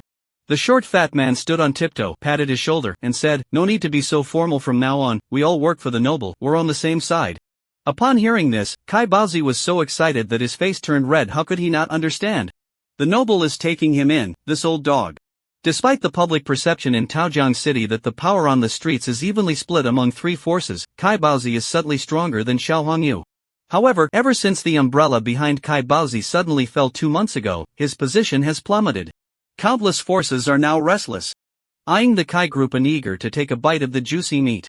Fortunately, heaven has eyes. Not only did Xiao Hongyu suddenly fall, but some key evidence also landed in Chen Jingbin's hands, causing significant losses for the noble. Now, with the noble as his new support, the Kai group is stable again. Of course, Kai Baozi understands that the noble values him and wants to support him to be his underling, keeping a close watch on Chen Jingbin in Taojiang City. Kai Baozi said with a grin, from now on, I will be the dog of the noble person. Whoever the noble person tells me to bite, I will rush over and bite him. Hey, Boss Kai, don't say such harsh things. If you call yourself a dog, aren't you insulting us too? The short, chubby man said with a smile. However, the noble person does have a task for you. Please tell me. Chen Jingbin is being ungrateful, opposing the noble person time and again. His identity is quite sensitive now. So the noble person cannot directly take him down. However, the noble person is very dissatisfied with his actions, so the first thing I need you to do is to. The short, chubby man made a throat-cutting gesture. Understood, I will handle this matter well. Kai Baozi quickly agreed. In half a month, Chen Sini will come to the provincial city for a piano competition. You need to arrange for someone to take care of her on the way. Boss Kai, this is not only the first task assigned to you by the noble person, but also your letter of allegiance. So remember, do not leave any traces. Send someone trustworthy to handle it, ensure the task is completed, eliminate any witnesses, and do not get yourself involved, let alone drag the noble person into this. Rest assured, I'm experienced in such matters. After leaving the residence, Kai Baozi felt invigorated, as if a grand path was unfolding before him. Suddenly, he remembered he had a text message he hadn't read. So he opened his phone to check. The sound of ah echoed from the phone. Kai Baozi initially thought it was spam, a promotional video from a porn site, but upon closer inspection, the faces of the couple in the video made his eyes bulge out. This beast! This filthy bitch, how could I treat you so well? Kai Baozi was filled with rage, almost spitting out a mouthful of old blood. On weekdays, when Kai Baozi comes to the provincial capital, he always goes to the nightclub to enjoy himself and catch up with a few old friends. But after seeing this video, he lost all desire to have fun. He instructed the driver to pick him up and rushed back to Taojiang City overnight. Upon returning to Jinhua Court, Kai Baozi had a gloomy expression. He initially wanted to send the driver away, after all, family scandals should not be aired in public. However, after a moment's thought, he realized he was getting older. What if he failed to catch the adulterer and ended up being killed by that beast instead? So he instructed the driver to make a call to summon some help and called a few reliable, tight-lipped subordinates over. Moments later, 5 or 6 strong men arrived. If Yi Chen were here, he would definitely recognize the strongest among them, who was the same guy from the public restroom on Jinhua Commercial Street, involved with the cross-dressing big shot. The group, wielding clubs, followed Kai Baozi upstairs with an intimidating presence. Upon reaching the second floor, the door to Kai Zhaoyuan's room was slightly ajar, and the inside was dark and silent. Kai Baozi kicked the door open and turned on the lights. Although he was mentally prepared, seeing the scene before him still made his eyes brim with tears, and his emotions were complex: anger, humiliation, and sorrow. On the bed, Kai Zhaoyuan was cuddling with a woman. Both deeply asleep. Woken up by the noise, they were startled to see the furious Kai Baozi, their faces changing drastically. Brother Baozi, it's not what you think. You have to stand up for me. Zhaoyuan forced me. You filthy bitch, you clearly seduced me. Kai Baozi shouted angrily, hold this beast down. 2 strong men stepped forward. Kai Zhaoyuan tried to escape, but he was no match for them and was pinned down on the ground, naked. Kai Baozi struck Kai Zhaoyuan's leg with a club. With a sharp crack, Kai Zhaoyuan's leg bone broke, and he cried out in agony, struggling. Kai Baozi was still not satisfied. He wished he could stab this beast to death. However, Kai Zhaoyuan is still his own. He can only forcefully suppress his killing intent. But the anger in Kai Baozi's heart is truly hard to vent. Suddenly, he catches sight of a strong man among his subordinates, whose eyes light up as he stares at Kai Zhaoyuan's backside. A perfect idea springs to mind. You beast! Daring to go after any woman, today I'll let you experience what it feels like to be taken. Saying this, he points at the strong man. You, go for it. Ha? Me? The strong man is bewildered. Yes, I'm telling you, if you don't send this rebellious son to the proctology department today, I'll send you there instead. Kai Baozi says fiercely, waving the big stick in his hand. The strong man looks at the stick and thinks, does the boss want to reward me? But facing Kai Baozi's fierce gaze, he doesn't dare to speak up. Moments later, a scream echoes through the villa. The shock is earth-shattering. Kai Zhaoyuan cried out in pain, his expression incredibly complex, filled with despair, suffering, and hatred. But gradually, the pain vanished. Then despair disappeared as well. Soon, the hatred faded completely. In its place, ultimately, his expression began to shift into something somewhat twisted. Kai Zhaoyuan realized that this situation was not as terrifying as he had imagined. Instead, it felt somewhat. In the end, Kai Zhaoyuan even. Kai Baobao was stunned by this scene, his scalp tingling. He originally intended to give Kai Zhaoyuan an unforgettable lesson, but unexpectedly, it turned into a reward. You beast! You've completely humiliated me. Kai Baobao was even more furious, heartbroken. He kicked the strong man away and shouted angrily, since this beast refuses to repent, let's change this. I don't believe it. At this point, Kai Zhaoyuan was truly terrified. He struggled desperately, but it was futile. Moments later, he let out a wail like a pig being slaughtered and then fainted. Kai Baozi snorted coldly, continue. Then, Kai Zhaoyuan woke up again, screamed, and fainted once more. This went on repeatedly. Watching the disgusting and tragic scene before him, the anger in Kai Baozi's heart lessened slightly, and his gaze shifted to the woman cowering in the corner, trembling. To be honest, upon returning and seeing that scene, Kai Baozi wished he could have his men do something to the woman. But after all, she had been with him for nearly 10 years, and being able to bring her home meant she was his favorite among all his mistresses. As his own prized possession, he naturally couldn't bear to let others touch her. Then Kaibazi thought about sinking the woman into the Peach River, but he felt a bit reluctant to kill her, while also thinking that it would be too easy for her to die like that. With a shift in his gaze, Kaibazi had a brilliant idea that could vent his anger without harming the woman's life while also giving her an unforgettable lesson. Kaibazi waved his hand to stop the strong man. "That's enough, take this beast to the hospital." After giving the order, he yanked the woman's hair and, amidst her pleas for mercy, dragged her upstairs. Moments later, screams from the woman and Kaibazi's furious shouts echoed from above. "You shameless whore! This is what you get for being unfaithful. For making me wear a green hat. Don't you enjoy being? Are you happy now?" The strong men exchanged glances and then carried Kai Zhaoyuan to the hospital. At the Municipal People's Hospital. Emergency operating room. It was unclear how much time had passed when the surgery light finally turned off. The chief physician of the proctology department, who had been temporarily called to the hospital, walked out of the operating room, shaking his head repeatedly at his assistant. "This is outrageous. Absolutely outrageous. Do young people in Peach City play like this? I've been a doctor for nearly 30 years, and I've rarely seen such a scene. I almost thought I was in the city of eternal decay." Kaibazi's direct subordinates had already left now. Outside the door, all that remained were Kai Zhaoyuan's younger brothers. They still didn't know what had happened, only that their big brother was injured and in the emergency room. Hearing the doctor's words, they instinctively covered their backs, feeling a chill in their hearts. A few of the slightly handsome young men with yellow hair were particularly anxious, worried about what they would do if Brother Yuan ever asked them to sacrifice themselves. Moments later, Kai Zhaoyuan was pushed out on a hospital bed. The effects of the anesthetic were starting to wear off. He frowned, his face pale, looking weak and dispirited, but upon closer inspection, one could see a hint of excitement deep within his pained expression. "Yuan-gu, are you alright? Yuan-gu." The younger brothers gathered around, pushing the hospital bed to take Kai Zhaoyuan to the inpatient department. "Yuan-gu, what happened? How did you get hurt like this?" the leading younger brother asked.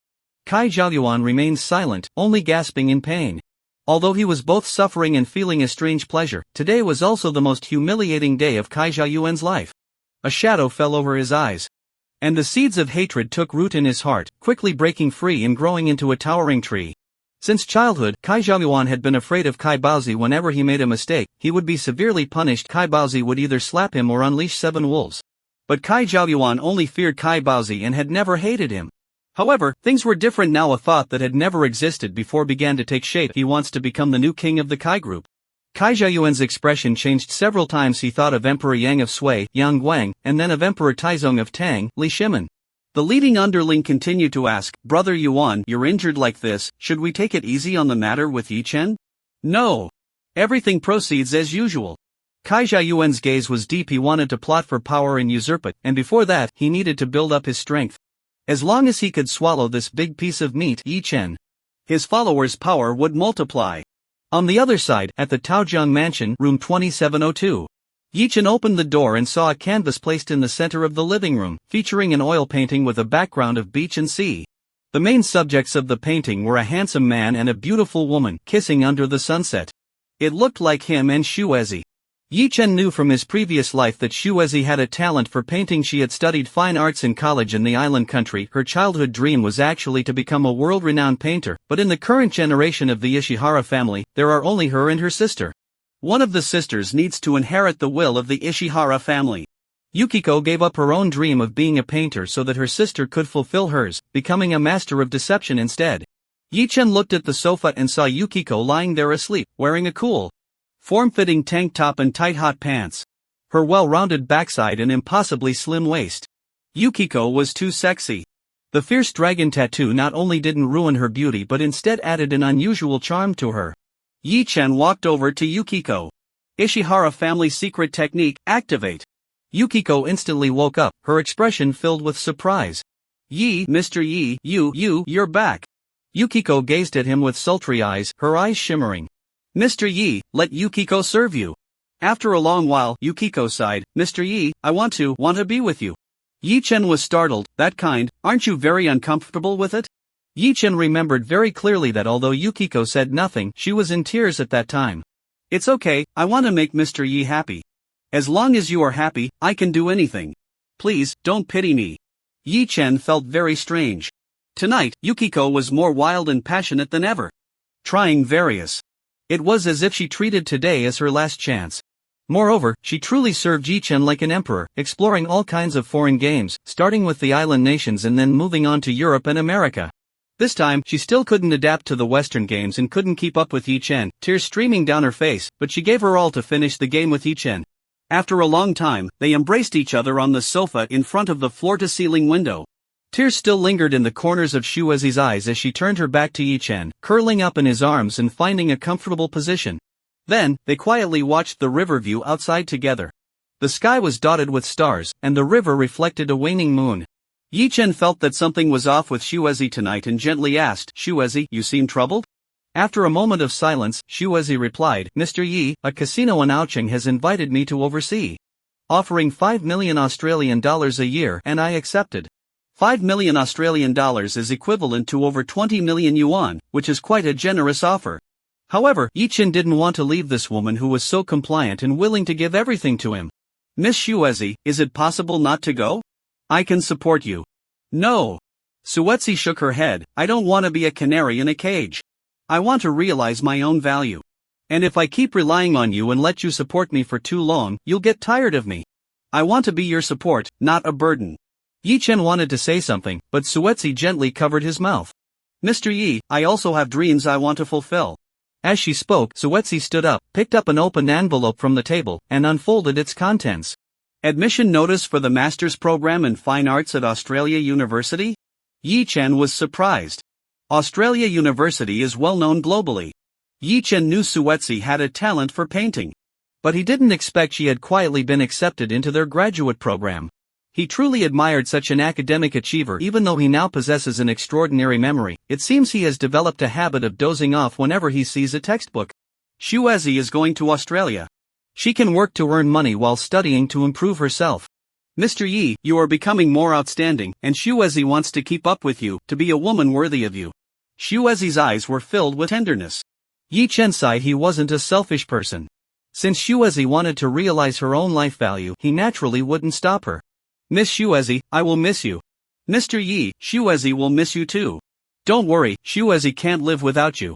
Shuezi clung to Yi Chen like an octopus, holding him tightly. "Shuezi will come back every month to serve you." As she spoke, Shuezi cast a flirtatious glance, her eyes brimming with tears. "Mr. Yi, Shuezi wants to." Yi Chen was taken aback, then asked with concern, "Can you do it?" Shuezi nodded vigorously, her eyes full of determination and infatuation for Yi Chen. Morning. Shen Mengyao woke up early and, after meeting with Big Tank, the two went to the central square, found a place to have breakfast, and then headed to Longting Building together. Today was the day of Shen Mengyao's interview, and Big Tank was eager to become her little assistant, wanting to be taken along by her strong presence. The two entered the elevator and pressed the button for the 18th floor. Just as the elevator doors were about to close, a graceful woman walked in. She wore a form-fitting dress and high heels, accentuating her curvy figure, especially her round and perky backside, which swayed into making one want to give it a good slap. Shen Mengyao's eyes lit up as she cautiously approached and asked, "Are you Sister Sha Sha?" Sui Sha turned to look at her and smiled politely. "Are you here for an interview?" Shen Mengyao nodded repeatedly, then took out her phone and asked, "Sister Sha Sha, I really like you. Can we take a photo together?" Of course, Xiao Sha nodded. Shen Mengyao held up her phone to take the picture. To be honest, Shen Mengyao was quite good-looking although her figure and charm were far inferior to Xiaosha's. Her face was pure and beautiful, making her a little beauty as well. Seeing the two taking a photo together, Daytank rushed into the frame, affectionately calling out Sister Sha Sha while showing his big teeth. The beautiful scene of the two beauties was immediately ruined by the overweight pig. Shen Mengyao frowned slightly, adjusted her phone to move Daytank's ugly face out of the screen, and pressed the capture button. Soon, they arrived at the 18th floor. IT was currently working hours, with people constantly coming and going. Bay Media has grown significantly, with over 100 employees now, having recruited many new video bloggers and streamers. All of whom are handsome and beautiful, quite pleasing to the eye. Whenever someone sees Sui Sha, they stop and respectfully call her Sister Sha. Nowadays, Bay Media is well known. Sui Sha is not only a huge internet celebrity but also one of the company's flagship figures, and she is the chairman's woman, often engaging in some thrilling video shooting games with him in the office. The sound of crisp slaps can occasionally be heard. Each time she comes out, Suisha has a flushed face once, she even stepped out of the office and her legs went weak, stumbling and taking a while to get back up. Shen Mengyao looked at the glamorous Suisha, feeling not only envy but also a sense of confidence that she could take her place. The big tank, having not received any interview applications, could only wait on the terrace. Shen Mengyao arrived at the conference room and found that quite a few candidates for the interview were already there, all of them beautiful women. However, after scanning the room, Shen Mengyao raised her chin. She was the prettiest one in the room. That girl with a fuller figure didn't have skin as good as hers. The one taller than her didn't have side. And the one with a better backside didn't have longer legs. This little fairy was confident, using her strengths to overshadow others' weaknesses. Soon, several interviewers entered. Nowadays, the company is full of talent, and Anai Xian didn't need to conduct the interviews personally, leaving the work to HR and the operations supervisor. Unsurprisingly, with Shen Mengyao's looks, she easily passed the first round of the interview. Next was the second round, which was a talent showcase. Shen Mengyao sang Blue and White Porcelain. To be honest, her voice was quite pleasant, and she was on pitch. The operations manager whispered, "This girl has potential, her image and temperament are good. She can be trained as a singing host." HR nodded in agreement. She does have a refreshing vibe, fitting the direction set by Chairman Yi. With that, Shen Mengyao successfully passed the second round of interviews. As long as she passes the final hurdle and gains the approval of General Manager Anai Xian, she can proceed with the onboarding process. Those who were eliminated left dejectedly, while the remaining candidates anxiously awaited the arrival of the General Manager. Moments later, the door to the conference room opened. A young man in a suit, less than 1.6 meters tall, with a face full of acne, walked in. Shen Mengyao locked eyes with him. Then, both of them froze. Shen Mengyao was stunned. She certainly recognized this short, acne-ridden, slightly chubby youth, reminiscent of Wu Dalong. When Yi Chen was being a sycophant for her, his subordinates suffered greatly, having to curry favor with her.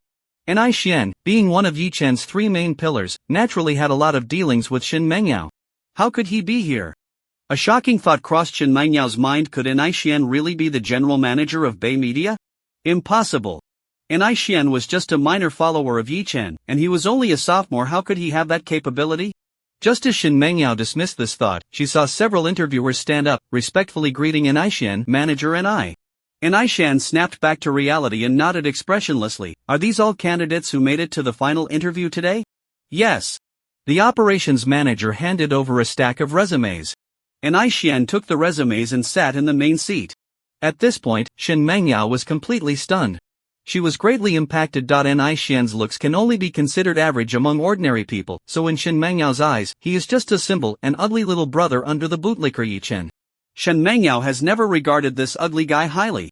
But now, he has actually become the general manager of a company valued at over 100 million, while she is just a newcomer applying for a job. Is there no justice left in the world? At the same time, a more unbelievable thought emerged in her mind. This idea made Shen Mengyao tremble all over, even giving her an impulse to Yi Chen. Could he be the chairman of Baiyi Media? Baiyi, read backwards, is just Yi Chen, right? Coupled with the inexplicable 580,000 that appeared in Yi Chen's account, and his newly replaced Mercedes. Could it be that Yi Chen's Mercedes wasn't rented to maintain appearances, but rather bought with the money he earned from founding Baiyi? A chairman worth over 100 million buying a car worth a few million is as simple as an ordinary person buying a handbag, right? Thinking about Yi Chen's recent cold attitude towards her, Lu Hui initially said that Yi Chen was playing hard to get, intentionally distancing himself to make her realize his importance. Shen Mengyao initially thought so too. But gradually she sensed something was off. Who plays hard to get like this? Shen Mengyao began to doubt that he might really not like her anymore. To be fair, although Shen Mengyao considers herself a top beauty, she has to admit that facing an exceptional beauty like Xiao Shatzi, she is actually less sexy. And there are a total of 9 stunning beauties at Bay Media. No, actually there are 4. Besides Xiao Shatzi, there are Wang Ziki, Xie and Xiaomeng, and Momo who can't get enough to eat. With so many beauties around Yi Chen, it's normal for him to change his heart. Pa! Scumbag! He keeps saying he will only love me in this lifetime and won't marry anyone else, but look, it hasn't even been 2.5 years and he's already changed. For some reason, Shen Mengyao felt a surge of inexplicable anger. It felt like something that belonged to her was being taken away. Anai Xian initially thought he might have mistaken the person. This girl in the interview just looked like Shen Mengyao, but upon seeing the information on the resume, he completely lost hope. Anai Xian had a bit of a headache. To be honest, he disliked Shin Mengyao, but his older brother liked her, so he never said much. After knowing that Brother Bai had given up on her, Ni Xian couldn't help but want to pop champagne and set off firecrackers to celebrate. Not only was Brother Bai no longer a dog for someone else, but the brothers could also escape their suffering. He thought he would never have to interact with this green tea bitch again, but who knew she would come to apply for a job? Ni Xian wanted to directly kick her out and humiliate her. However, he was afraid that Brother Bai still had lingering feelings for her and would be unhappy with his actions. Should I let her pass the interview and then torment her later, to vent Brother Bai's anger? Ni Xian pondered. Although Brother Bai had basically handed over the management of the company to him, what if Brother Bai got angry when he found out Shin Mengyao was in the company? I've got it. Ni Xian suddenly had an idea. A very wicked thought. He immediately took out his phone and sent a message to Yi Chen. Brother Bai, a classmate just told me that Shin Mengyao had a car accident last night and is currently in the emergency surgery room. Should we go see her? Soon, Yi Chen replied, what does it matter to us whether she lives or dies? Perfect. Ni Xian excitedly slapped the table. Great, Brother Bai really has no feelings for her anymore. No wonder he's a man capable of achieving great things. He can handle emotions with ease. Brother Bai, let me be honest. I just wanted to test if you still have feelings for Shin Mengyao, and I lied to you. Crazy bowing.jpg. I'm sorry, Brother Bai, I'm bowing to you, please don't be mad at me. Although I don't know if you hold any resentment towards Shin Mengyao, to be honest, I really dislike that woman and have a lot of grievances against her, so I wanted to bring her into the company and torment her to vent my frustrations. Is that okay, Brother Bai? It's up to you, these small matters don't need to concern me. Got it, Brother Bai. I have one last question. If you were to have a relationship with Shin Mengyao, would you develop feelings for her? I wouldn't have a relationship with a woman like her, she doesn't deserve it. Alright. Now I know what to do. Ni Xian became even more excited, his wicked thoughts solidifying. He decided to help Brother Bai manipulate Shin Mengyao, driving her to a mental breakdown, and ultimately turning her into Brother Bai's, into Brother Bai's slave. He wanted Brother Bai to toy with her and then discard her like trash. Ni Xian laughed gleefully like an elder of the Soul Hall. Just thinking about that scene brought him great satisfaction. She deserves everything that's coming to her. Ni Xian put down the resume and nodded. Not bad, the quality of this batch of newcomers is quite good. After saying that, he stood up and revealed a warm smile to the anxious candidates. Congratulations, you are all hired. Welcome to Bay Media, we hope to create a wonderful future together. With that, Ni Xian started to applaud. The interviewers followed suit, clapping as well. The applause was thunderous, and the successful candidates exchanged excited glances, all showing happy smiles. However, Shin Mengyao looked at Ni Xian's smile, met his gaze for a moment, and felt an inexplicable shiver run down her spine, feeling a bit unnerved. After the interview, the leaders of each department came to greet the newcomers and assign them workspaces. Shin Mengyao, right? Wait a moment, come to my office, I have something to discuss with you, Ni Xian instructed with a blank expression. Noticing some of the newcomers looking at him with strange eyes, Ni Xian immediately understood they thought he had taken a liking to Shin Mengyao and wanted to play by the rules. Ni Xian became anxious. Shin Mengyao was going to be Brother Bai's slave. How could he possibly have any rumors with Brother Bai's slave? Ni Xian quickly asked, has Zhang Lingnan arrived? The operations manager nodded. I just saw Nan Gu cleaning the windows. Although Zhang Lingnan didn't hold any official position in the company and usually just came in to mop the floors and wipe the tables, the operations manager knew that he was also one of the company's shareholders and one of Chairman Ye's most trusted brothers. So the operations manager always addressed him as Nan Gu, not daring to show any disrespect. Okay, call Zhang Lingnan to my office, and also bring Huang Yali from the front desk. Huang Yali was a senior at Taojiang University, interning at Bay Media. She also knew about the relationship between Yi Chen and Shin Mengyao, so Ni Xian decided to call her as well. Sure enough, upon hearing that General Manager Ni had summoned so many people to the office, the few new employees withdrew their curious gazes. Soon, the four gathered in Ni Xian's office. Zhang Lingnan and Huang Yali were stunned to see Shin Mengyao. Zhang Lingnan frequently glanced at Ni Xian, questioning with his eyes what was going on. If Shin Mengyao had encountered Ni Xian at school, she would have been arrogant, holding her head high and not sparing him a glance. But now, in this luxurious office, he was sitting in the boss's chair as the general manager, while she was just a newcomer on her first day, still dreaming of being an internet celebrity. Therefore, Shin Mengyao didn't dare to treat Ni Xian with her previous attitude. After all, she was just a little fairy, not an idiot. Yi Chen no longer liked her, she was no longer their sister-in-law, and now she was working under him. How could she act arrogantly? And Aishan lit a cigar, took a gentle puff, swirled it in his mouth, and exhaled softly. Shen Mengyao, do you know how much assets Brother Bai has now? I don't know. Shen Mengyao shook her head. And Aishan said, you should have guessed it, the media chairman of Bai Yichuan is Brother Bai.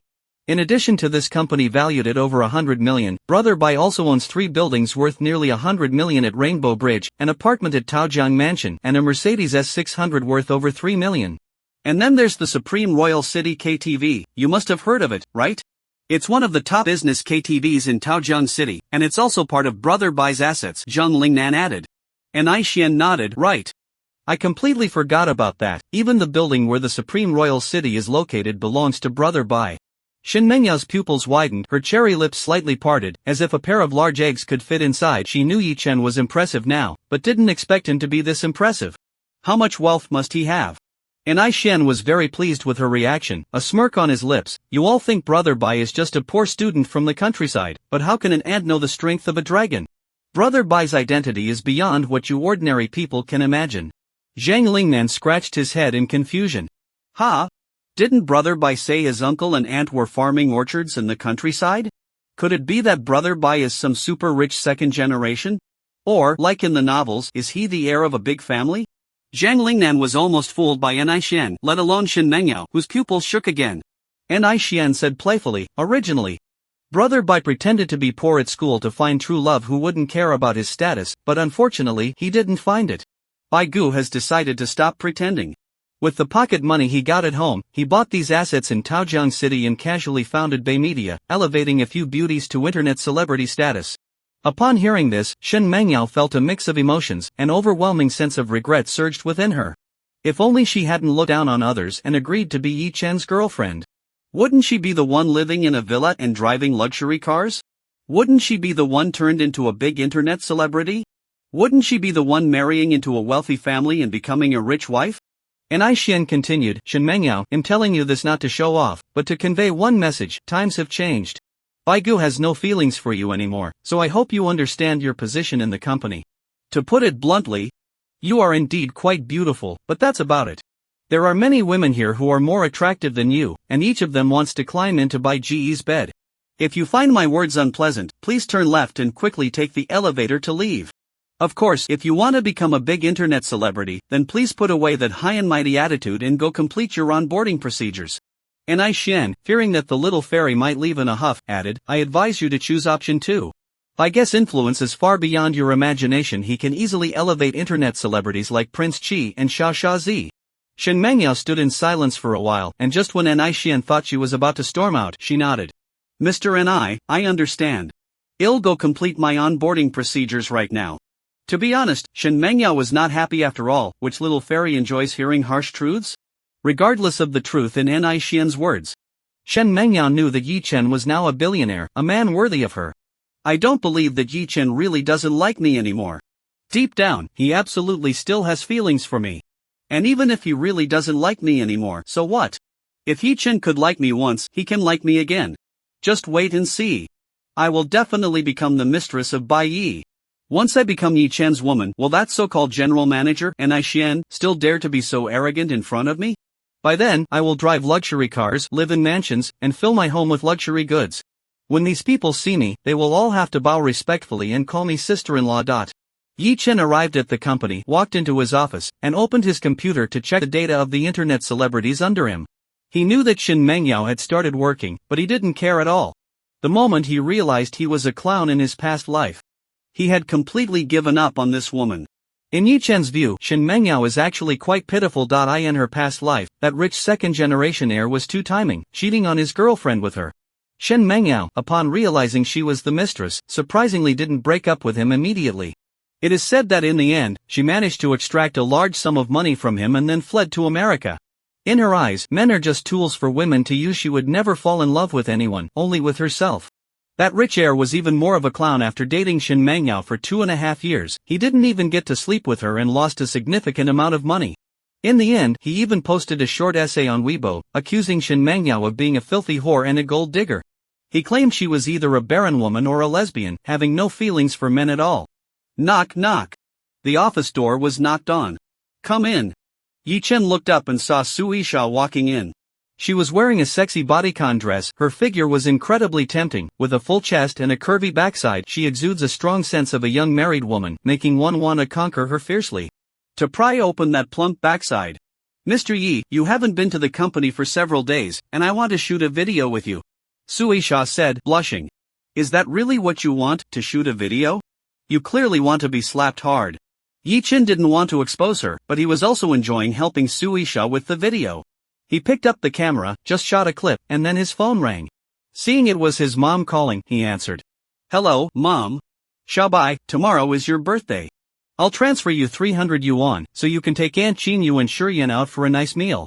Is tomorrow my birthday? Yi Chen was taken aback, checked the date, and realized tomorrow was June 18th on the Gregorian calendar. The 11th of the 5th lunar month. Indeed, it was his birthday. Mom, there's no need to transfer money to me. I have money now and don't need your support anymore. You and Dad can retire and enjoy life. Li Qin laughed and scolded, you little rascal, always joking. You have money? Where did that come from? Just stop getting into fights and don't make us worry. If your dad and I retire, who will earn money to help you build a house and find a wife? Listening to his mother's words, Yi Chen felt warmth in his heart. Since his mother didn't believe him, he didn't want to explain further. He had a plan. Summer vacation is coming soon. I'll just wait until after the break to contact a construction team to build a villa for my parents in the countryside. And then I'll buy Dad a luxury car to drive. Wealth should be shared with family, not hidden away in a lavish lifestyle. Yi Chen had no interest in pretending to be a poor loser when he was actually rich. Meanwhile, Suisha watched Yi Chen talking to his mother, her eyes sparkling with thought.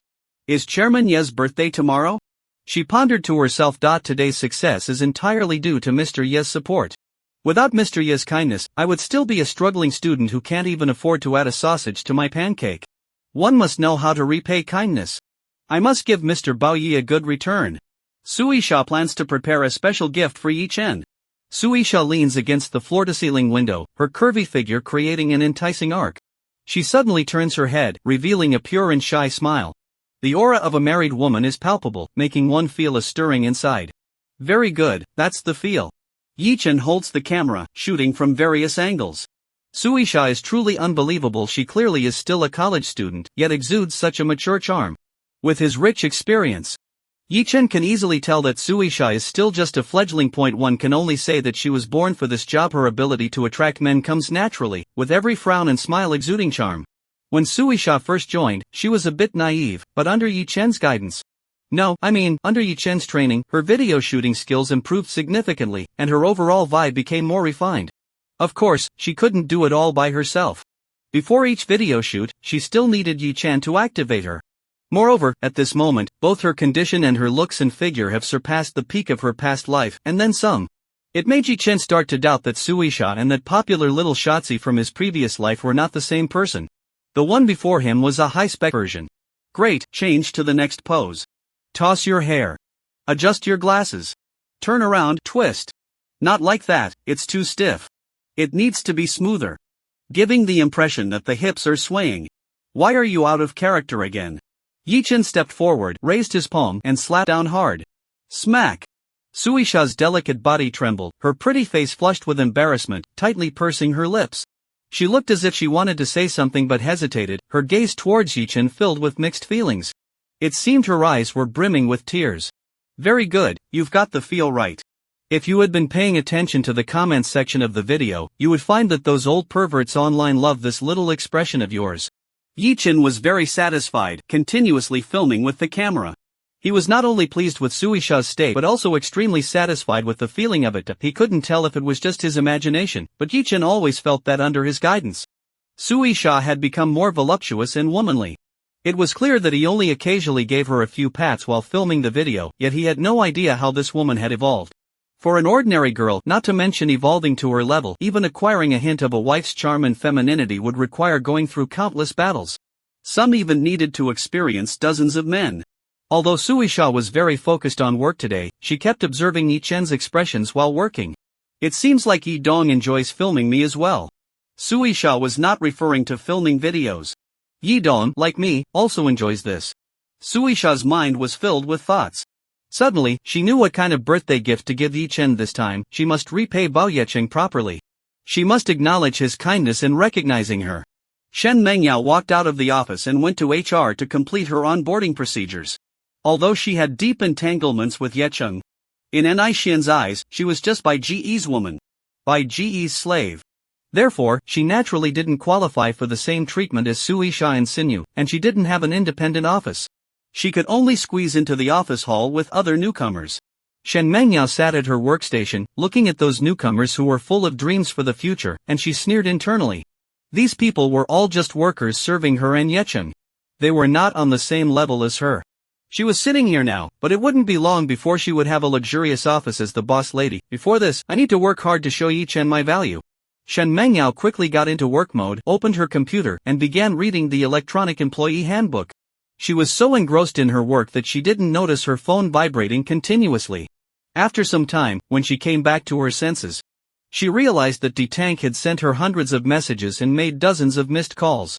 Only then did Shen Mengyao realize that her good friend was still waiting on the company terrace. Really inconsiderate, I'm still working. With so many calls, if you can't reach me, couldn't you just go back first? Shen Mengyao showed her displeasure. At this point, it was lunchtime, so she leisurely went downstairs to buy an iced coffee, sipping it while reading a fashion magazine at the cafe. Half an hour later, after finishing her coffee, she finally arrived at the company terrace, pushing open the glass door. The wind was particularly strong today. The terrace was howling with the wind, and D-Tank was shivering at the table, sneezing at that moment, with a string of green snot hanging from her lips. D-Tank sniffed, and the snot went back in. Shen Mengyao frowned slightly, feeling a bit nauseous. D-Tank complained, Mengyao, why did you only? Shen Mengyao directly interrupted her. Looking sad as she said, oui, it's over. Ha? Did you fail the interview? D-Tank felt a chill. She was counting on being Shen Mengyao little assistant, hoping to enjoy the good life once she became a big internet celebrity. Who would want to accompany her to an interview so early in the morning if it weren't for the money? Who would want to freeze on the terrace? Such a useless thing, looking so good yet failing the interview. But D-Tank didn't lose her temper after all. Shen Mengyao still had some value to her. She slammed the table and angrily shouted, Bay Media really has no vision. Mengyao, let's just make our own videos and not put up with this. Shen Mengyao didn't want to see her lose control anymore and got straight to the point. Huawei, let me tell you, there's good news and bad news. The good news is, I passed the interview and just completed the onboarding process. The bad news is, I suggested to my supervisor that you should join the company as my assistant. But I got scolded for it. Shen Mengyao felt a mix of sadness and anger. Ha! D-Tank was taken aback. But don't worry, Huawei, once I become a big internet celebrity and have a say, I'll definitely invite you back to be my assistant right away. Shen Mengyao started to paint a rosy picture. D-Tank was a bit upset at first, but upon hearing this, she understood the reasoning. Shen Mengyao was just a newcomer, so it's obvious they wouldn't cater to her every need once she becomes popular. Getting into Baiyi won't be just a matter of saying it. At that time, being her little assistant and earning a monthly salary of 100,000, wouldn't that be delightful? Thinking of this, the big tank face revealed a smile, and she comforted, It's okay, Mengyao, as long as you pass, I'm fine. Don't worry about my feelings. Just do your best. Shen Mengyao nodded and secretly rolled her eyes. Who would want such an ugly and fat big tank as an assistant? Moreover, she was ugly and oblivious, with no sense of boundaries. When she took photos with little Shotzi, she would squeeze in and be disgusting. Shen Mengyao had long been dissatisfied with the big tank. She just needed such a sycophant at school. She had to maintain her pure little fairy persona, and there were some things she couldn't say, so she needed a mouthpiece like this. Shen Mengyao isn't a fool. She knows that D-Tank often exaggerates and speaks ill of Yi Chen, and takes advantage of being his good friend to show him a lack of respect, always bossing him around. It didn't matter before since she only saw Yi Chen as a devoted admirer. But now things are different. She needs Yi Chen to fall for her again, so how can she keep someone like that around to annoy him? The first step in the battle to marry into a wealthy family is to transform everything around her into what Yi Chen likes. After work, Yi Chen received a call from Wang Wenjing. Nowadays, to repay Yi Chen, Wang Wenjing has been diligently filming videos in the suburbs with her grandmother every day, leaving her with no personal space or leisure activities, and she hasn't been into the city for quite a while. Yi Chen hasn't seen this childhood friend for a long time either. Yi Chen Gij. Wang Wenjing's voice was sweet and charming, just like a cute little girl acting spoiled. Yi Chen shivered and said, Please don't squeeze me, I can't take it. Wang Wenjing immediately became displeased. Go to hell. You don't know what's good for you. Others want me to squeeze them, but I wouldn't want to. Yi Chen felt relieved. Now that's more like it. Xiao Wenjing, this is you. Who are you calling small? Who are you calling small? Next time, I'll let you feel my 30-60 curves. Wang Wenjing retorted loudly. Yi Chen felt a bit of a headache. Alright, Sister Wenjing, what do you want when you call me? Wang Wenjing huffed, I want to take a day off tomorrow. But I don't know if this heartless capitalist will agree. This little thing, you can decide for yourself. Do you really need to ask me? Sister Wenjing is now a huge internet celebrity, with over 10 million fans. So many companies want to poach you, I have to treat you like a little ancestor and wouldn't dare restrict your freedom, Yi Chen joked. Wang Wenjing was silent for a moment. Although she was indeed very popular now, pursued by countless fans, she had not let it go to her head. She knew who had helped her achieve everything she had today. Without Yi Chen, she would still be working illegally on the antique street, enduring the harassment of lecherous old men every day. Her mother was also suffering in the hospital, and perhaps because she couldn't gather the surgery fees, she had already passed away. Wang Wenjing had sworn more than once in the dead of night that Yi Chen had changed her destiny, and she would follow him for the rest of her life. Alive. She belonged to Yi Chen. Dead, she would be his ghost. She would be willing to repay Yi Chen even with her body. Wang Wenjing said softly, tomorrow is your birthday, and I want to go back to the city to celebrate it with you. Yi Chen was taken aback. How did you know? Wang Wenjing proudly huffed. Didn't expect that, did you? I've already bribed An Aishian to get the inside scoop from him. On the very day Wang Wenjing joined Bei, she asked An Aishian about Yi Chen's birthday. However, she wasn't successful at that time. She was struggling financially, her mother was hospitalized, and she even borrowed 100,000 yuan from Yi Chen as an advance on her salary. Wang Wenjing couldn't afford an expensive gift, so after 3 days of deep thought, she finally came up with a great idea for a present. She then started preparing, dedicating a few hours each day, and after more than a month of work, she finally finished the gift just in time for Yi Chen's birthday. What's wrong? Is Boss Yi not welcoming me to celebrate your birthday? Welcome with open arms. Yi Chen laughed. I instructed An Aishian to buy you a car and arranged for a female driver to pick you up from your grandmother's house tomorrow. Ha? A female driver? Is that okay? Wang Wenjing looked a bit worried. Don't worry, she's an experienced aunt who's been driving a taxi for over 10 years, not some little fairy who mistakes the gas pedal for the brake. After chatting with Wang Wenjing for a while, Yi Chen hung up the phone and then noticed a few missed calls on his phone. It was from Chen Sini. Just after Yi Chen hung up, she called again. Boyfriend, who were you talking to just now? The line was busy for so long, Chen Sini teased. No one, just had some work to deal with. What's up, baby? Yi Chen joked. It was the first time he called Chen Sini baby, which left the beautiful girl with a pair of luxury cars momentarily speechless. She felt a bit strange. Quickly changing the topic, she got straight to the point. Tomorrow is your birthday, right? My mom wants you to come over for dinner. Yi Chen felt a bit of a headache. Wait, where did you get that rumor? Again? Chen Sini was very sensitive. Yi Chen calmly replied, yes, the company employees somehow found out about my birthday, not only prepared gifts but also organized a birthday party for me. Chen Sini thought for a moment and said, then I'll let my mom know to invite you over for lunch tomorrow. I also have a birthday gift for you. Sure. On the other end of the phone, Chen Sini hung up, and Gong Lifang, who was standing nearby, immediately looked disappointed. Tomorrow afternoon. Why did it change to the afternoon? Can't it be in the evening? Yi Chen has family and employees. It's already great that he can spare time for lunch at home. Chen Sini defended Yi Chen. But we are also Xiao Bai's family. You're still his fiancé, and I'm his mother-in-law, Gong Lifang whispered. Chen Sini was speechless. How did it turn into a fiancé? Gong Lifang shook her head with a sigh, wiggling her round, plump backside as she walked towards the kitchen. She wore a form-fitting flesh-colored stepmother dress today, her voluptuous hips swaying as she walked. It looked so luscious and juicy. Gong Lifang was extremely disappointed. Originally, she had planned for Chen to drink more with Yi Chen during his birthday dinner tonight, hoping to get him drunk and have him stay over. Then she would personally take care of him. No, she would have Xine take care of him, ideally letting the couple share a room, sleep on the same bed, and ignite a passionate spark, achieving great harmony in life. But now the dinner was moved to noon, and all of Gong Lifang's plans fell through, leaving her feeling incredibly upset.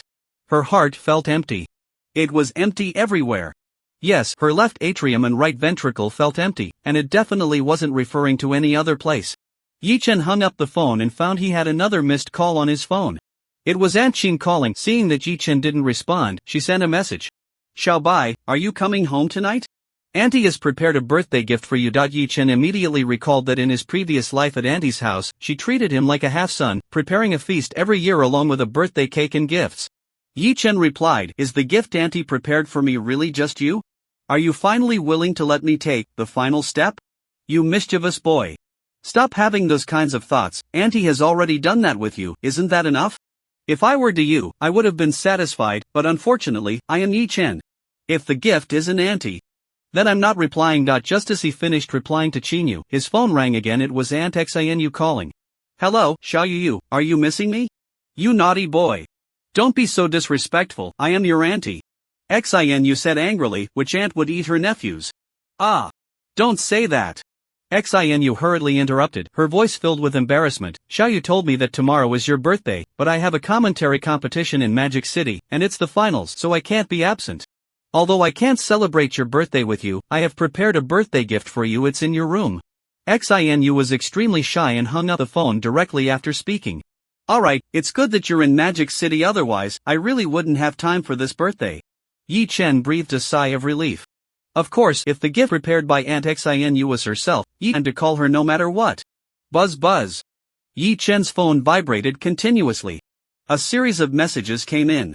Yi Chen looked and saw that Song Dongfeng, Zhang Lingnan, and the others had created a group chat, stating that they had booked a hotel for tomorrow night to celebrate the big brother's birthday. At the same time, the curvy Shoma from Europe and America and dancer Zhang Yusen also sent messages, saying they knew tomorrow was the boss's birthday and asked if he had time to treat him to a meal.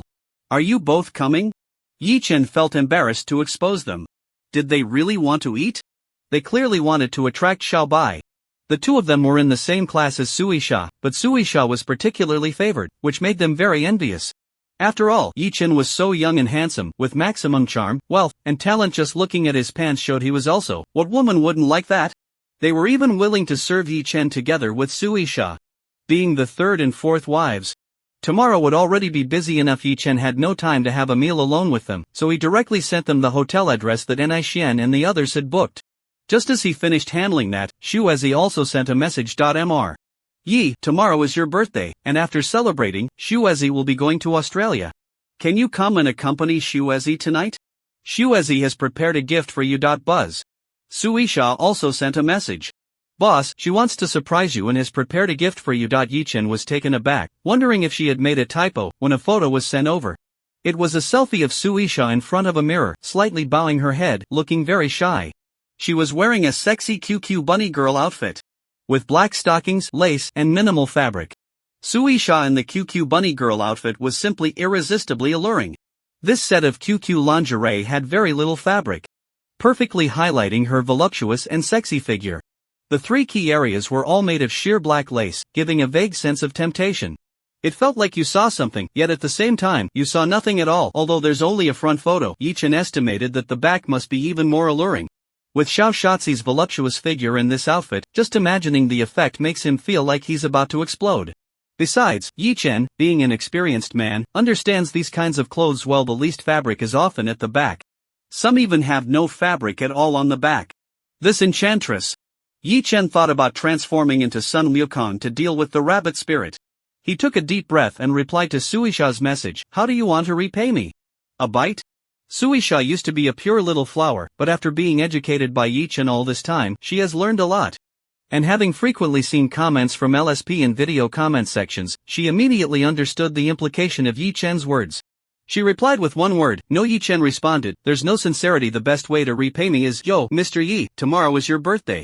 I'm just warming up a bit in advance to prepare you mentally, and also to test if you, like me, have been thinking about what?" Suisha pouted, "Oh, please don't dig too deep. Woman, I command you to speak quickly. It's just, the first time you hit me there, when I went home and thought about you in my mind, this little enchantress." With just a few words, she stirred Yi Chen's emotions. He wished he could go out tonight to subdue demons and give this rabbit spirit a good lesson. Over the past few days of filming, Yi Chen had already noticed that the atmosphere between him and Xiao Shazi was off. Had taken a strange turn. He originally thought that sooner or later something indescribable would happen between them, but he didn't expect that day to come so soon. Why Yi Chen believed that if he insisted tonight, Suisha would definitely not refuse. However, thinking that Shuezi would be leaving tomorrow, Yi Chen felt a bit reluctant and decided to spend quality time with Shuezi tonight. Donzi to the Taojiang mansion. Got it, brother, bye. Song Dongfeng stepped on the gas, and the Mercedes S600 sped towards the Taojiang mansion. Soon, they arrived at their destination. Yi Chen instructed Song Dongfeng to come pick him up tomorrow morning and quickly went upstairs. When he opened the door, Yi Chen was stunned. The sofa was filled with various QQ uniforms. There were flight attendants, doctors, teachers, students, and even a female officer's uniform. Shuezi stood by the sofa wearing a cool cherry blossom kimono, her eyes full of shyness. With her cold beauty, seductive figure, snow-white skin, and the dragon tattoo peeking from her shoulder, she exuded a unique charm and allure. With the addition of a cherry blossom kimono, the allure of an island woman is simply captivating, radiating a unique charm from head to toe. It makes one want to conquer her fiercely, without any mercy. Mr. Yi, Shuezi knows you like this. Tomorrow Shuezi will be going to Ouching, and before I leave, I want to do my utmost to satisfy you. This means she plans to try on various uniforms tonight. What could Yi Chen say? He stepped forward, lifted Shuezi's beautiful bottom, and embraced her. The sun was high in the sky. The whole night passed. Shuezi lay in Yi Chen's arms, asleep, her happy little face showing a hint of fatigue. Last night, Yi Chen truly experienced a regal kind of pleasure. He explored various roles. Shuezi was already a stunning beauty, her figure and face perfect, and with the secret techniques of the Ishihara family. She evolved into her ultimate form. In other words, Yi Chen's physique is extraordinary now, but in his previous life, he couldn't handle it at all. In that state, playing games and battling with Shuezi for even a minute would be considered a win. Yi Chen felt fortunate that in his past life, he didn't have divergent thinking that allowed Shuezi to develop other applications of the Ishihara family's secret techniques. Otherwise, he might not have survived the collapse of the group and the subsequent elimination by the protective umbrella. He could have been knocked out by Shuezi instead. Seeing that Shuezi had fallen asleep, Yi Chen embraced her and took a short nap to catch up on sleep. When he woke up, his phone was filled with missed calls. Both his aunt and Chen Sini had called, and seeing that he didn't answer, they sent messages inviting him to dinner at their house. Why is Auntie cooking lunch? And without any advance notice? Yi Chen wondered. He suddenly remembered that in his previous life, he always celebrated his birthday at his aunt's house during the day because he would go out to have fun with his buddies at night. What should we do? I'm overwhelmed. Yi Chen felt a bit of a headache. Ding! Chen Sini sent another message. Yi Chen, it will only be my mom and me celebrating your birthday at noon. Dad has an important meeting to attend, as many leaders are coming from the provincial capital. Yi Chen knew what to do. He quietly got up, went to the balcony, and called Chen Sini. Then I'll come over in the afternoon, after Uncle gets home. But Mom has already prepared all the ingredients, and the cold dishes are ready. Chen Sini hesitated. Before she could finish, Gong Lifeng snatched the phone. It's fine. Xiaobai, you just take care of your business, come over for dinner in the afternoon. After hanging up, Gong Lifeng excitedly murmured to herself, Good evening. Good evening. Let old Chen sacrifice a bit, so Xiaobai can drink a few more glasses and get drunk, then stay here tonight. Then in the middle of the night, her precious daughter sneaks into his room, and they can achieve a great harmony of life together. Thinking about this, Gong Lifeng felt that her empty heart seemed to be filled tonight.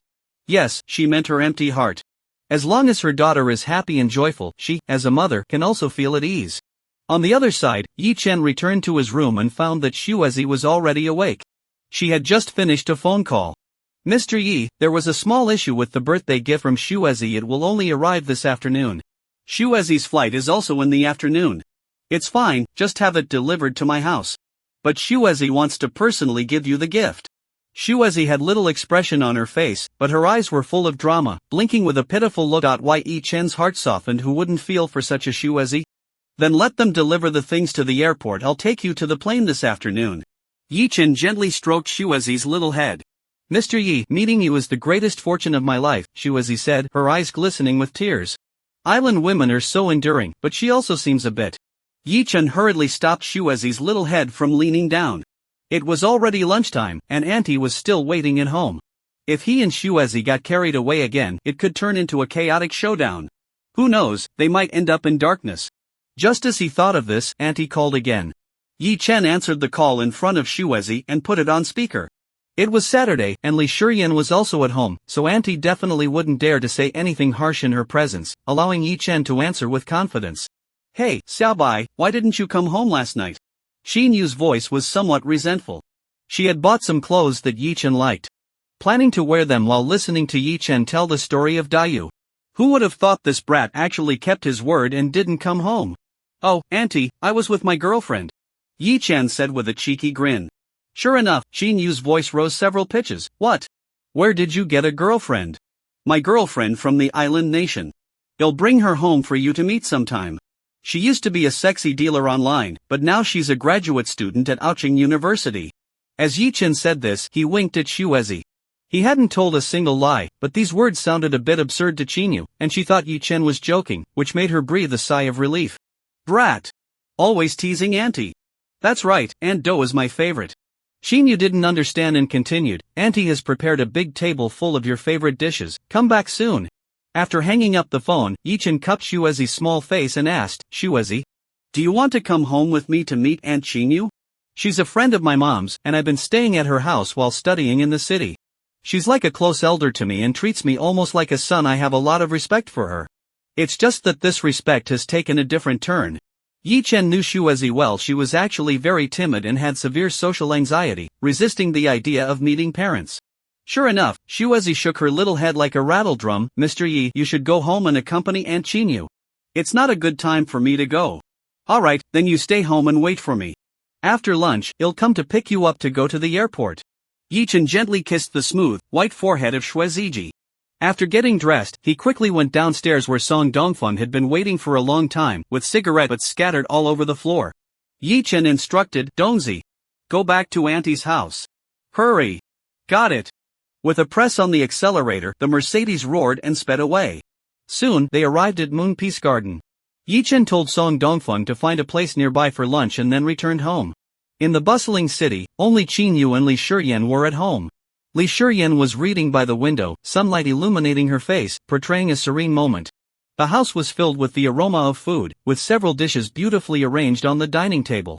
Yi-Chen opened the kitchen door, walked in, and closed it behind him, then hugged Aunt Chinyu, who was stirring vegetables with her plump backside sticking out. Chinyu's body stiffened. Little rascal. How many times have I told you, you can't act like this when Shiyan is around? It's my birthday today, can't Auntie let me be a little willful? Chinyu had no choice but to give in. But the cooking couldn't stop. It was the perfect time to stir-fry the beef. Chinyu stirred vigorously. Her movements quite large. Cooking required not just wrist strength, but also core strength, so as she cooked, her ample hips swayed and she unconsciously twisted a bit. Meanwhile, Yi-Chen was tightly hugging her from behind. Both of them felt a bit uncomfortable. If Li Shiyan weren't home, they would definitely set aside cooking first and let Yi-Chen tell Auntie the story of Dayu. You little brat, you prepared a lot of gifts for you, they're all in your room, go take a look. Chinyu was a bit overwhelmed and quickly urged him to go. Alright then. Yi-Chen reluctantly let go of his hand and, before leaving, raised his palm and brought it down hard. A crisp sound echoed. Chinyu almost flipped the pot. Seeing Auntie in such a mess, with sweat soaking her nightgown, Yi-Chen walked out of the kitchen, feeling quite pleased and chuckling. Upon entering his bedroom, Yi-Chen was instantly stunned. The table was filled with thoughtful gifts. At a glance, there were at least a dozen items. Sinyu is surprisingly considerate. Auntie Sinyu had replaced all his daily necessities with new ones. The table was adorned with various high-end products, including a Dyson hairdryer worth over 10,000, electric toothbrushes, razors, facial cleansers, men's essence, and even luxurious brand underwear and socks. Yi-Chen estimated that the total on the table probably wouldn't be less than 100,000. He felt a bit touched. Aunt Sinyu is really wonderful, not only eating her nephews, but also spending money to buy him so many gifts. Just this table of gifts is enough for an ordinary girl to celebrate her boyfriend's 10 birthdays. Yi-Chen unwrapped the items and then went to the bathroom to throw away the old toiletries and replace them all with new ones. There were too many things, and Sinyu seemed to have gotten confused. As she even included one of her lipsticks. Yi-Chen took the lipstick to her room and placed it on the bedside table. A glance revealed a brand new electric toothbrush beside it. Yi-Chen was stunned. She must have bought one for herself while picking out gifts for him. The problem is, this toothbrush and the one she gave Yi-Chen are clearly a couple's version. Xiao Yuyu, are you trying to stir things up? If Auntie sees this and finds out about us, she would cry and insist that I came first, then break free from her inner shackles and enter the final stage of the game. Very good. Yi-Chen gave Xianyu a thumbs up. As they left Xianyu's room, Chinyu placed a plate of stir-fried dishes on the table and shot Yi-Chen a sly glance. Auntie has also prepared a gift for you. Go back to your room and check the wardrobe. Yi-Chen followed her words and went to his room, pulling open the wardrobe. Golden Legend. He saw that a section of the wardrobe had been cleared. And it was filled with brand new suits. Yi-Chen counted there were exactly 8 sets, in 8 different colors and styles, along with different ties, bow ties, and belts. As soon as they walked out of the room, they saw Chinyu looking at Yi-Chen with a doting smile. You little rascal have grown up, made something of yourself, and even become a company chairman. A mature man must have his own suits, so Auntie has ordered a few tailored for you. Kids, wash your hands quickly, it's time to eat. After saying that, Shinyu went back to the kitchen to serve soup. Li Shurian put down the book in her hands, revealing a look of envy and jealousy on her face. I suspect you might really be Mom's biological son. All those suits were custom made by Mom for you. I looked at the bills, each set costs over 100,000, and there are a total of 8 sets. Moreover, even the belts are luxuries, costing tens of thousands for just one. The more Li Shurian spoke, the more jealous she became. She had never been treated so well by her mother. Just for Yi Chen's birthday, she actually spent so much money on gifts for him. Forget that Yi Chen is her mother's friend's son. If someone said he was her mother's biological son or even her lover, she would believe it. That much money would take 2 months' rent to earn back. Li Shurian's heart was filled with envy and jealousy, like a vinegar jar turned upside down. She wished she could pounce on Yi Chen and bite him hard. To be honest, Li Shurian was genuinely a bit jealous of Yi Chen. She had never seen her mother care so much for a man, treating him so well. If she didn't know that her mother was dating a tenant in the building, she would have suspected that Yi Chen was her mother's little lover. That thought flashed through Li Shurian's mind, then she shook her head with a wry smile. How could that be possible? I'm really confused. Mom is not only over 10 years older than Yi Chen. And although there's no blood relation, she is at a higher generational level. How could she possibly have that kind of relationship with Yi Chen? After venting her feelings with a few complaints, Li Shurian continued to read, treating Yi Chen like air. Yi Chen didn't bother with her either. He went to the kitchen, closed the door, and then wrapped his arms around Shinyu from behind again. Auntie, thank you for your gift, I really like it. After saying that, he showed his gratitude through actions, one hand in an uncontrollable place, the other, activating the secret technique of the Shiera family. You little rascal. This is how you thank Auntie. Shinyu was left speechless from shock. She squirmed, insisting that Yi Chen let go. Auntie, I know you actually like this way of thanking. Your body is much more honest than your words. Shinyu's elegant and beautiful face was flushed, her eyes sparkling with water. Suddenly, something in the pot on the gas stove exploded, sending the lid flying and thick white soup splattering out. Shinyu gasped and quickly turned off the gas stove, saying, "You little rascal. It's all your fault for messing around here. I forgot to turn off the heat." Yi Chen laughed. "Auntie, you have to blame yourself. You're just too beautiful. I was so captivated that I didn't notice the medicine cooking and ended up blowing up the pot." Medicine? What medicine? Shinyu's face was full of confusion. After carefully considering Yi Chen's words a few times, she finally understood. Feeling the little white creature behind her, her heart raced and her body temperature started to rise. Shinyu was afraid that if this continued, something really bad would happen. She forced herself to break free from Yi Chen's embrace and playfully pinched him. Bad guy. Just then, the kitchen door was pulled open. Li Shurian stood at the door, looking puzzled. What was that noise just now? Mom, why is your face so red? Shinyu was almost caught in the act, her eyes darting around, unable to speak. Yi Chen stepped in to help her out. "Oh, the clay pot almost exploded just now. It startled both me and Auntie." "Really?"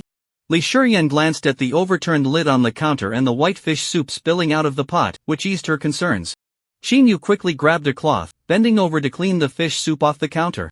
Li Shurian exclaimed lightly, "Mom, it seems like it was indeed very dangerous just now." Luckily, the lid just flew off, and the pot didn't actually explode. "Your nightgown is all wet from the fish soup." Shinyu stiffened, her face flushed, and shot a glare at Xiaobai. "It's all this troublemaker's fault." "It's fine, I'll clean up the kitchen after dinner and then change." Soon, a feast was ready. The family of 3 began to enjoy lunch. Shinyu took a cake out of the fridge, lit it, and sang happy birthday. Li Shurian wore a cold expression, silent. "Happy 20th birthday? Xiaobai, make a wish." "Auntie, thank you for being so good to me, I will always love you." Shinyu stole a glance at Li Shurian, then blushed and whispered, "Auntie will always love you too." Li Shurian. For some reason, she felt like an outsider. Her mom and Yi Chen gave off a flirtatious vibe. I must be out of my mind with anger. It must be that way. I can't think about those nonsense things anymore. How could that be? Li Shurian took a deep breath. After lunch, Li Shurian's gloom had not diminished at all. She greeted Shinyu and went out for a walk to clear her mind. Feeling Yi Chen's burning gaze, Shinyu hurriedly said, "He'll go wash the dishes." But how could Yi Chen let her leave? He pulled her into his arms, making her sit on his lap. "Auntie, although I really like your gift, there's actually another gift I want even more." Shinyu was pinned in Yi Chen's embrace. Realizing something, she panicked and shook her head repeatedly. No. No. We can't do that. But Auntie, I really want you. Please, Xiaobai, Xinyu pleaded. If that really happened, how would I face Shiyan and how would I face Sister Qin? Seeing Yi Chen's disappointed expression, Xinyu felt a pang of sympathy and shyly said, how about we do it like that day? To be honest, she not only wanted to celebrate Yi Chen's birthday but also felt a bit. She had everything prepared last night, but Yi Chen really didn't come home, which left her feeling very down. Okay. Yi Chen nodded, although he couldn't take it to the final step. But with such an enticing aunt, that would still be quite enjoyable. Go to your room. No, Auntie, I want to stay on the sofa in the living room. Ah, but Shiyan could come back at any moment. I know, but isn't that more exciting? Auntie, I know you're thinking the same way. The aunt resisted verbally, but in another way. She conveyed her answer to Yi Chen. Although Yi Chen had X-ray vision and super hawk eyes, he would immediately notice if Li Shiyan returned, but if that's the case, it wouldn't be fun at all. He decided not to use his ability and instead enjoy the thrill of potentially being discovered together with Qinyu. Moreover, Yi Chen secretly hoped that Li Shiyan would find out. He wondered what expression she would have when she got home and saw the scene on the sofa, and how much impact it would have on her. Unfortunately, Li Shiyan didn't come back until the end. Yi Chen checked the time. It was time to take Xuezi to the airport. Auntie, I might not be back tonight. My friends and colleagues have booked a hotel for my birthday celebration. Is that girl named Ili Xiaoxia going too? Xin Yu asked. Yes, Yi Chen nodded. Then take me and Shiyan along tonight. You said that Xiaoxia and I are similar types, and I'm quite curious to meet her, Xinyu said. In fact, she had wanted to meet Xiaoxia for a long time, although Xinyu said she looked better than Xiaoxia and had a more voluptuous and sexy figure. For some reason, Xinyu still felt a sense of crisis in her heart. Could Xiaobai not be able to use Xiaoxia as a substitute? Xiaobai is so handsome, elegant, and charming, and since he is Xiaoxia's boss, if he had that kind of thought, he could easily win her over.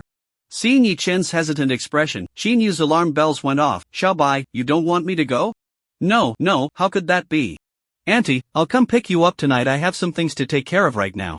Yi Chen quickly agreed. The original plan for tonight was to send off Xuezi, then go to the kind-hearted mother-in-law's house for dinner. After that, he would attend his own birthday party, and at the end, take Sui Sha away and have his way with her.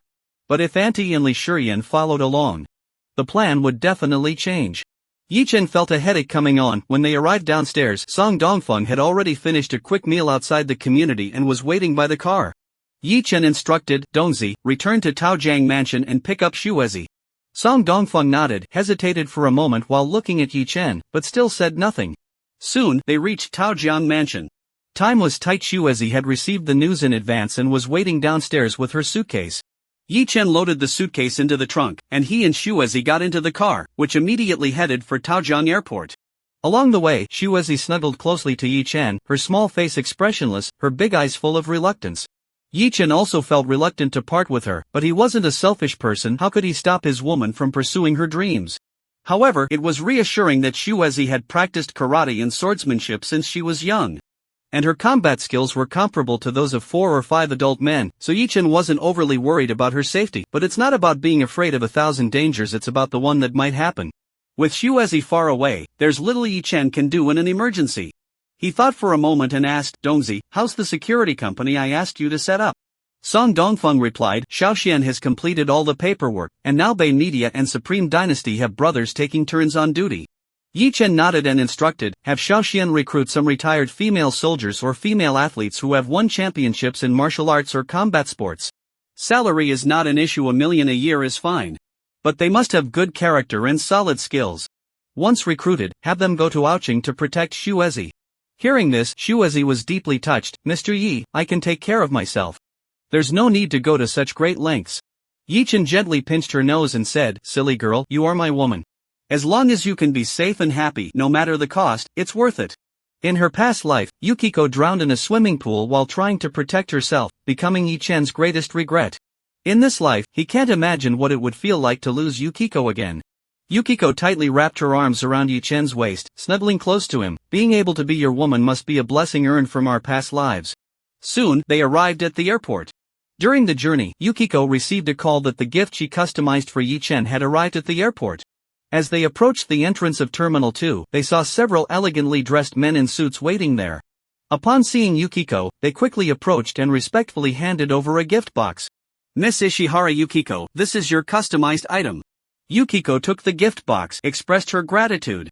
and then came to Yi Chen's side, eagerly handing him the gift box. Mr. Yi, please open it and take a look. Yi Chen opened the beautifully packaged gift box and saw a luxurious watch come into view. It felt heavy in his hand, seemingly made of platinum, with a blue dial surrounded by a circle of diamonds. Vacheron Constantine?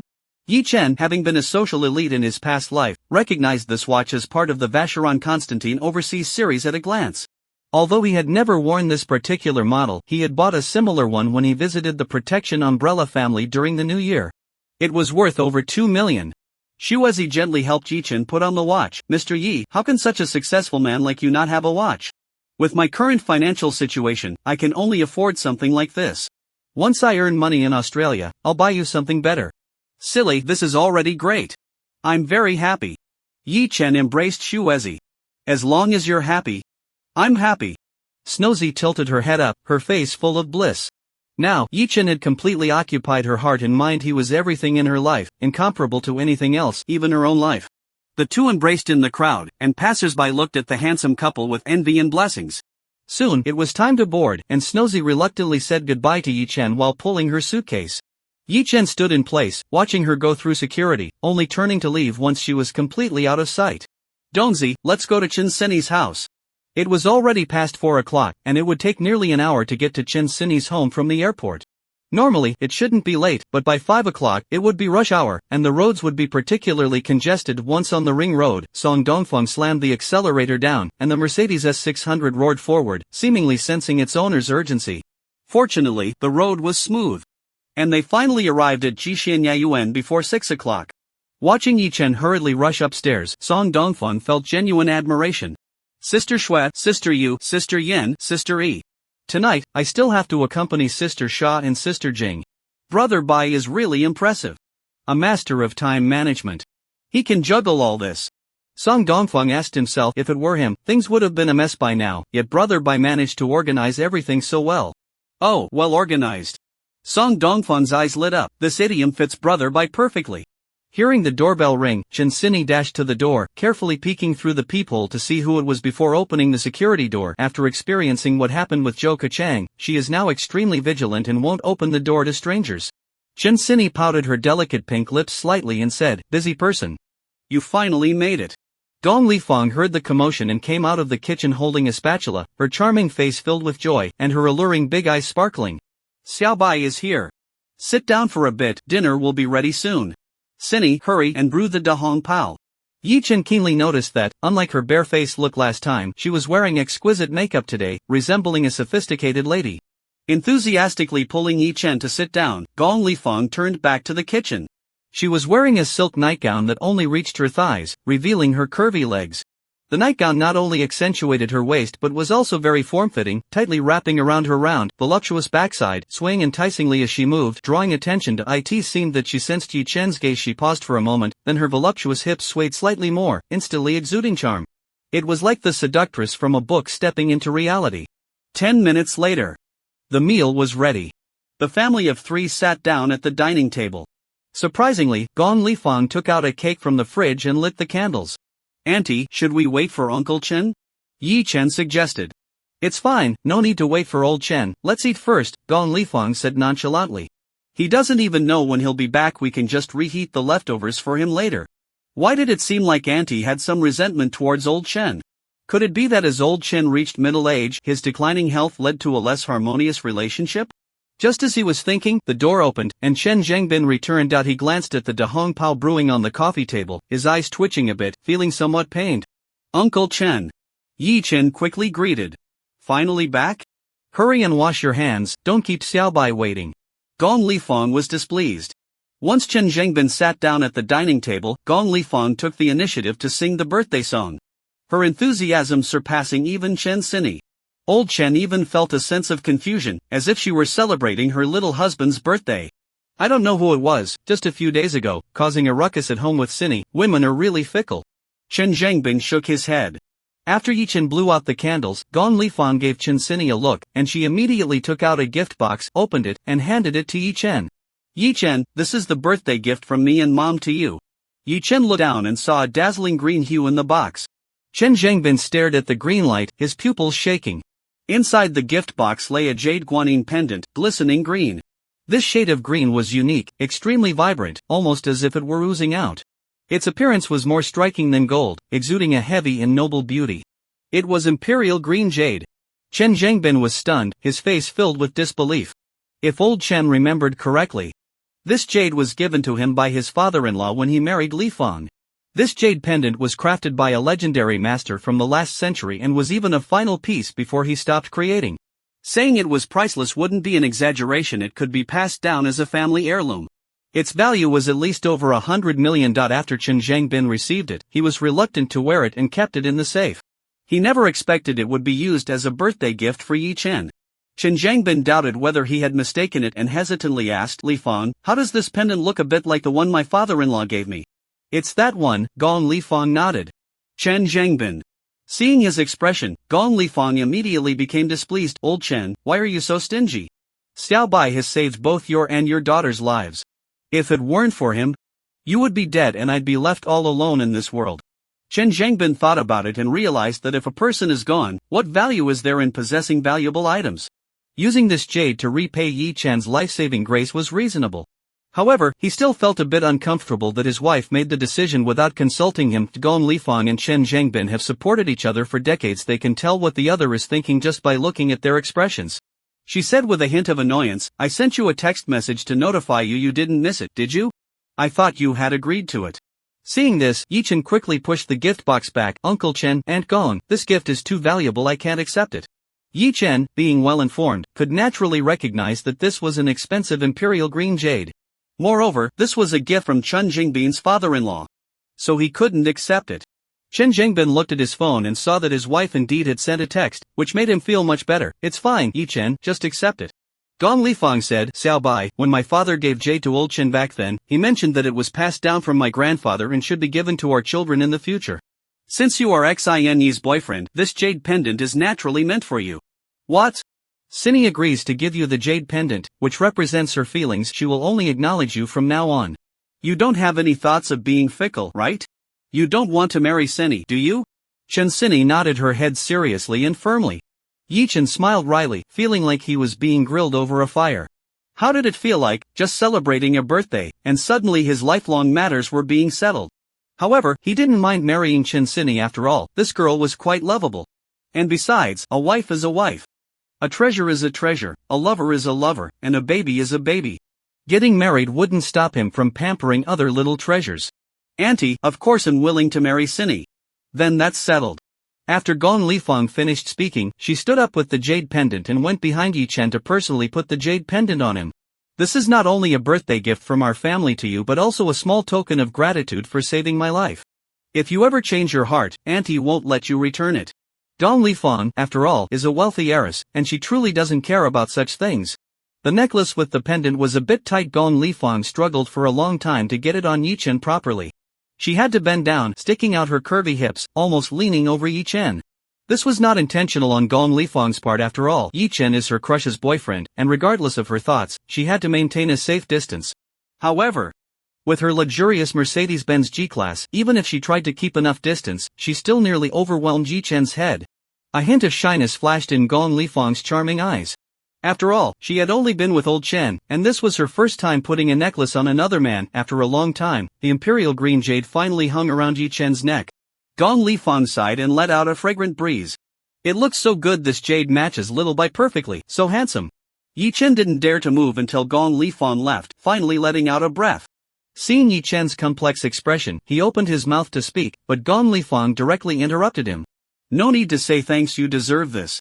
Who told our little Bai to be so handsome and charming? If it were another son-in-law, not married to Xine, I wouldn't be willing to give him the jade." At that moment, Yi Chen's phone rang. He picked it up. Ready to hang up. Gong Lifang caught sight of the caller ID and quickly said, "It's your in-laws calling?" "It's fine, answer it."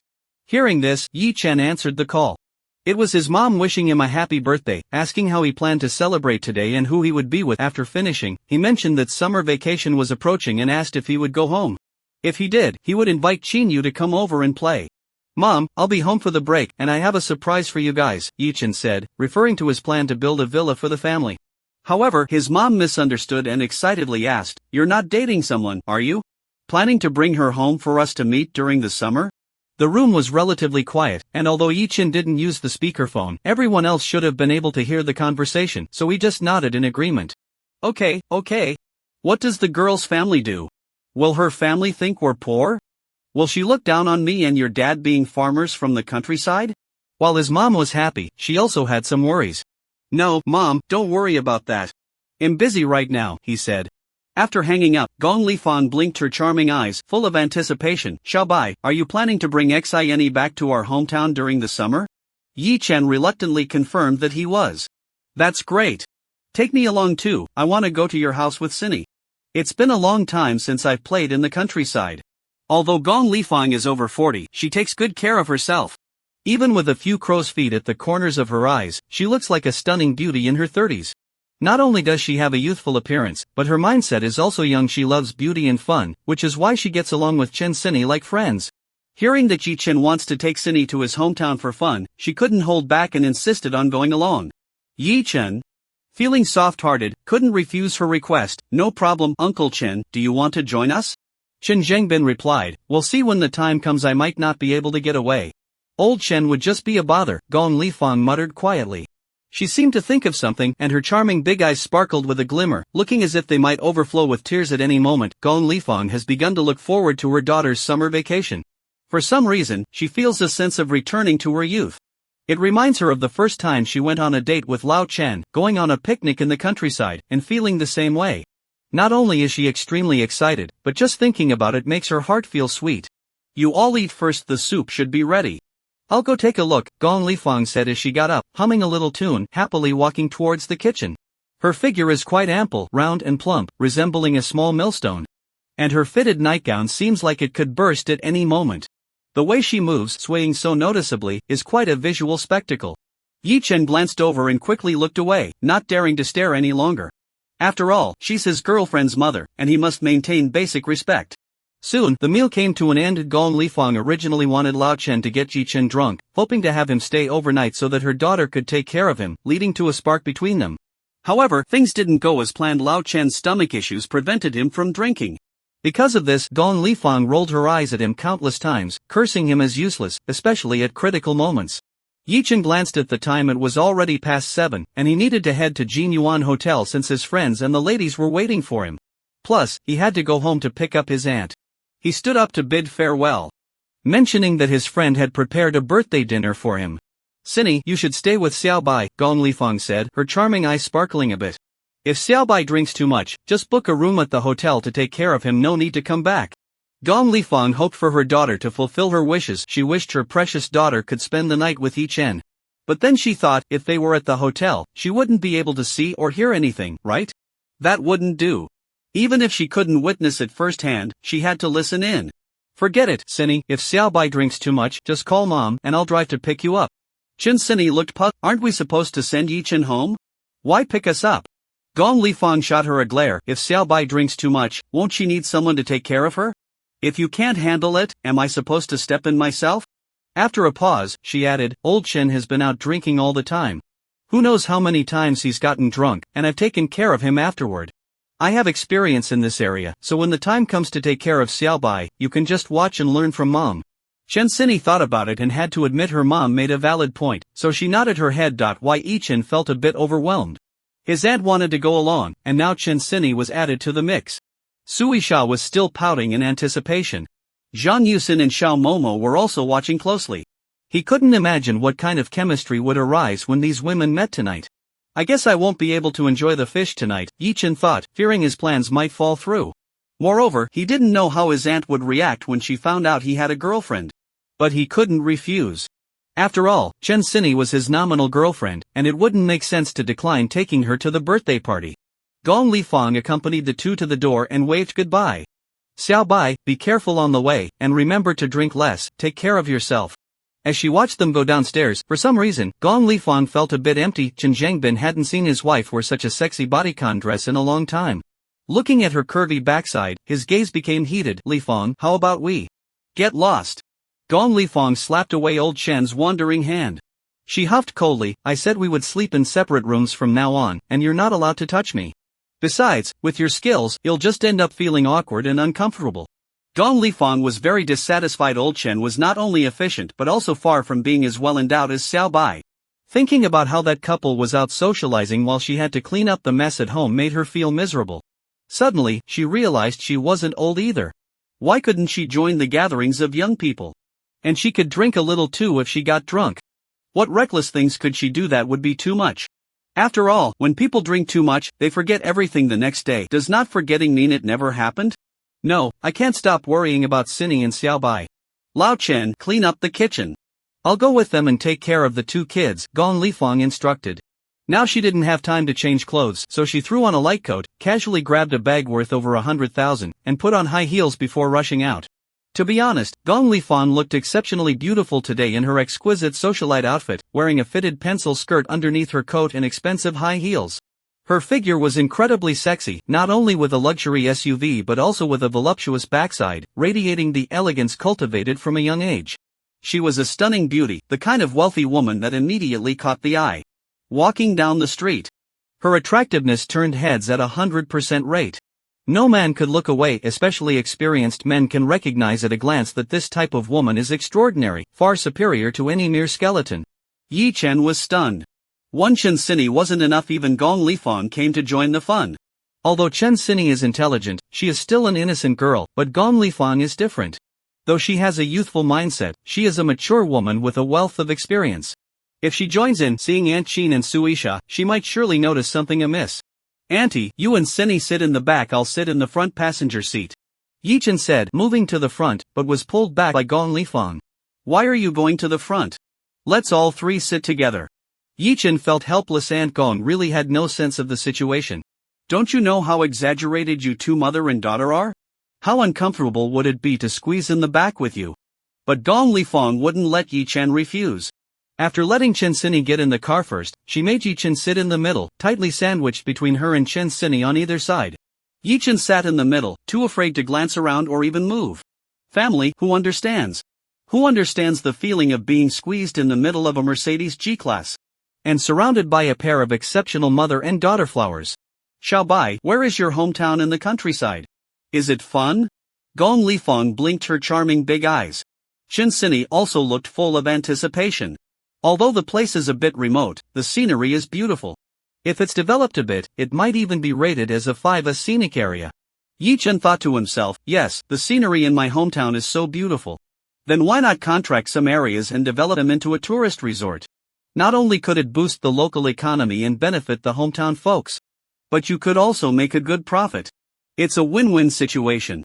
However, with his current wealth, he really can't afford to develop anything, so he can only wait for the future.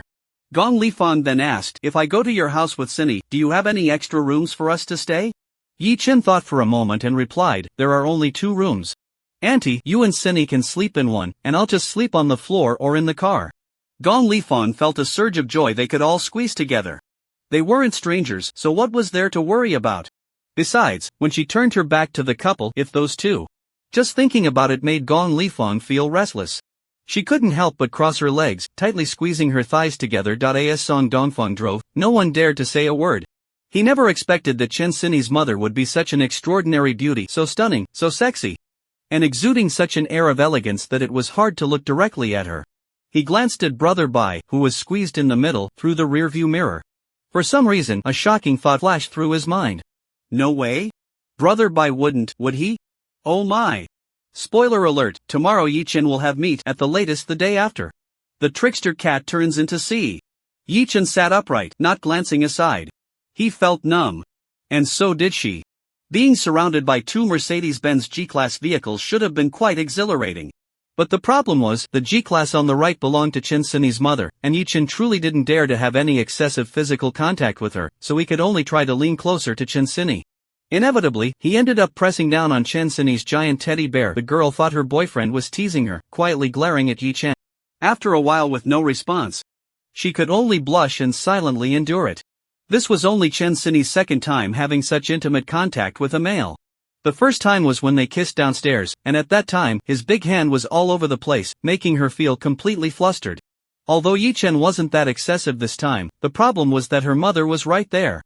Chen Sinny felt strange and a bit nervous, afraid her mom would notice Yi-chen pressing against her.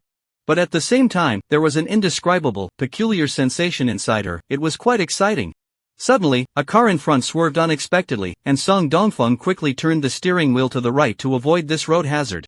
However, the car swerved significantly, causing Yi-chen's body to shift away from Chen Sinny and lean to the other side. Gong Lifan let out a sound. Unsure whether it was a gasp or a sigh, then she naturally wrapped her arms tightly around Yi-chen's. The charming and delicate face of the noblewoman showed a hint of fear. Donzi, drive steadily. Yi-chen instructed, trying to pull his arm away to return to Chen Sinny, but Gong Lifan held on tightly, not giving him a chance. He couldn't tell if it was just his imagination, but Yi-chen felt that Gong Lifan was intentionally or unintentionally rubbing against his arm and body. The scale and elasticity were truly astonishing. Yi-chen was referring to a giant inflatable doll by the roadside, definitely not anything else that was big and round. On the other side, Jixian Yayuan. Chen Zhengbin silently cleaned up the restaurant and kitchen by himself. Sitting on the sofa, looking at the desolate home, he sighed inwardly. He could understand his wife's current resistance after all. At middle age, he really felt powerless, but to be honest, Lao Chen still feels a bit uneasy inside. Ding-dling. His phone rang. It was his personal phone, which rarely gets calls. After answering, a gentle and melodious female voice came through, tinged with tears. Zhengbin, he abused me again. What? How dare he? Chen Zhengbin's anger flared up, and he immediately got up to get dressed. Where are you now? I'll come find you. Woo-woo, I'm hiding. He's looking for me everywhere. I'm so scared. Hearing the woman's crying voice, Chen Zhengbin felt like his heart was being torn apart. Don't be afraid. I'll be there right away. Let's get the divorce paperwork done tomorrow. Don't worry, with me backing you up, he won't dare to do anything. After hanging up the phone, Chen Zhengbin immediately called a driver to come pick him up. While waiting downstairs, he smoked nervously, pacing back and forth. The woman on the phone was Chen Zhengbin's first love, the white moonlight of his school days. Unfortunately, the woman's parents disapproved of his poor background, and they cruelly separated this ill-fated couple, sending the woman abroad. When they meet again, their statuses are still worlds apart.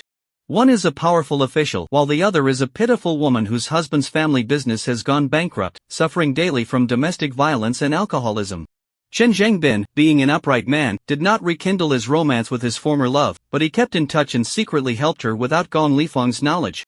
The last time the woman faced domestic violence, Chen Zhengbin taught her husband a harsh lesson, but it wasn't long before the man fell back into his old ways. Chen Zhengbin is determined to help Choya completely escape from her suffering this time. This marriage must end.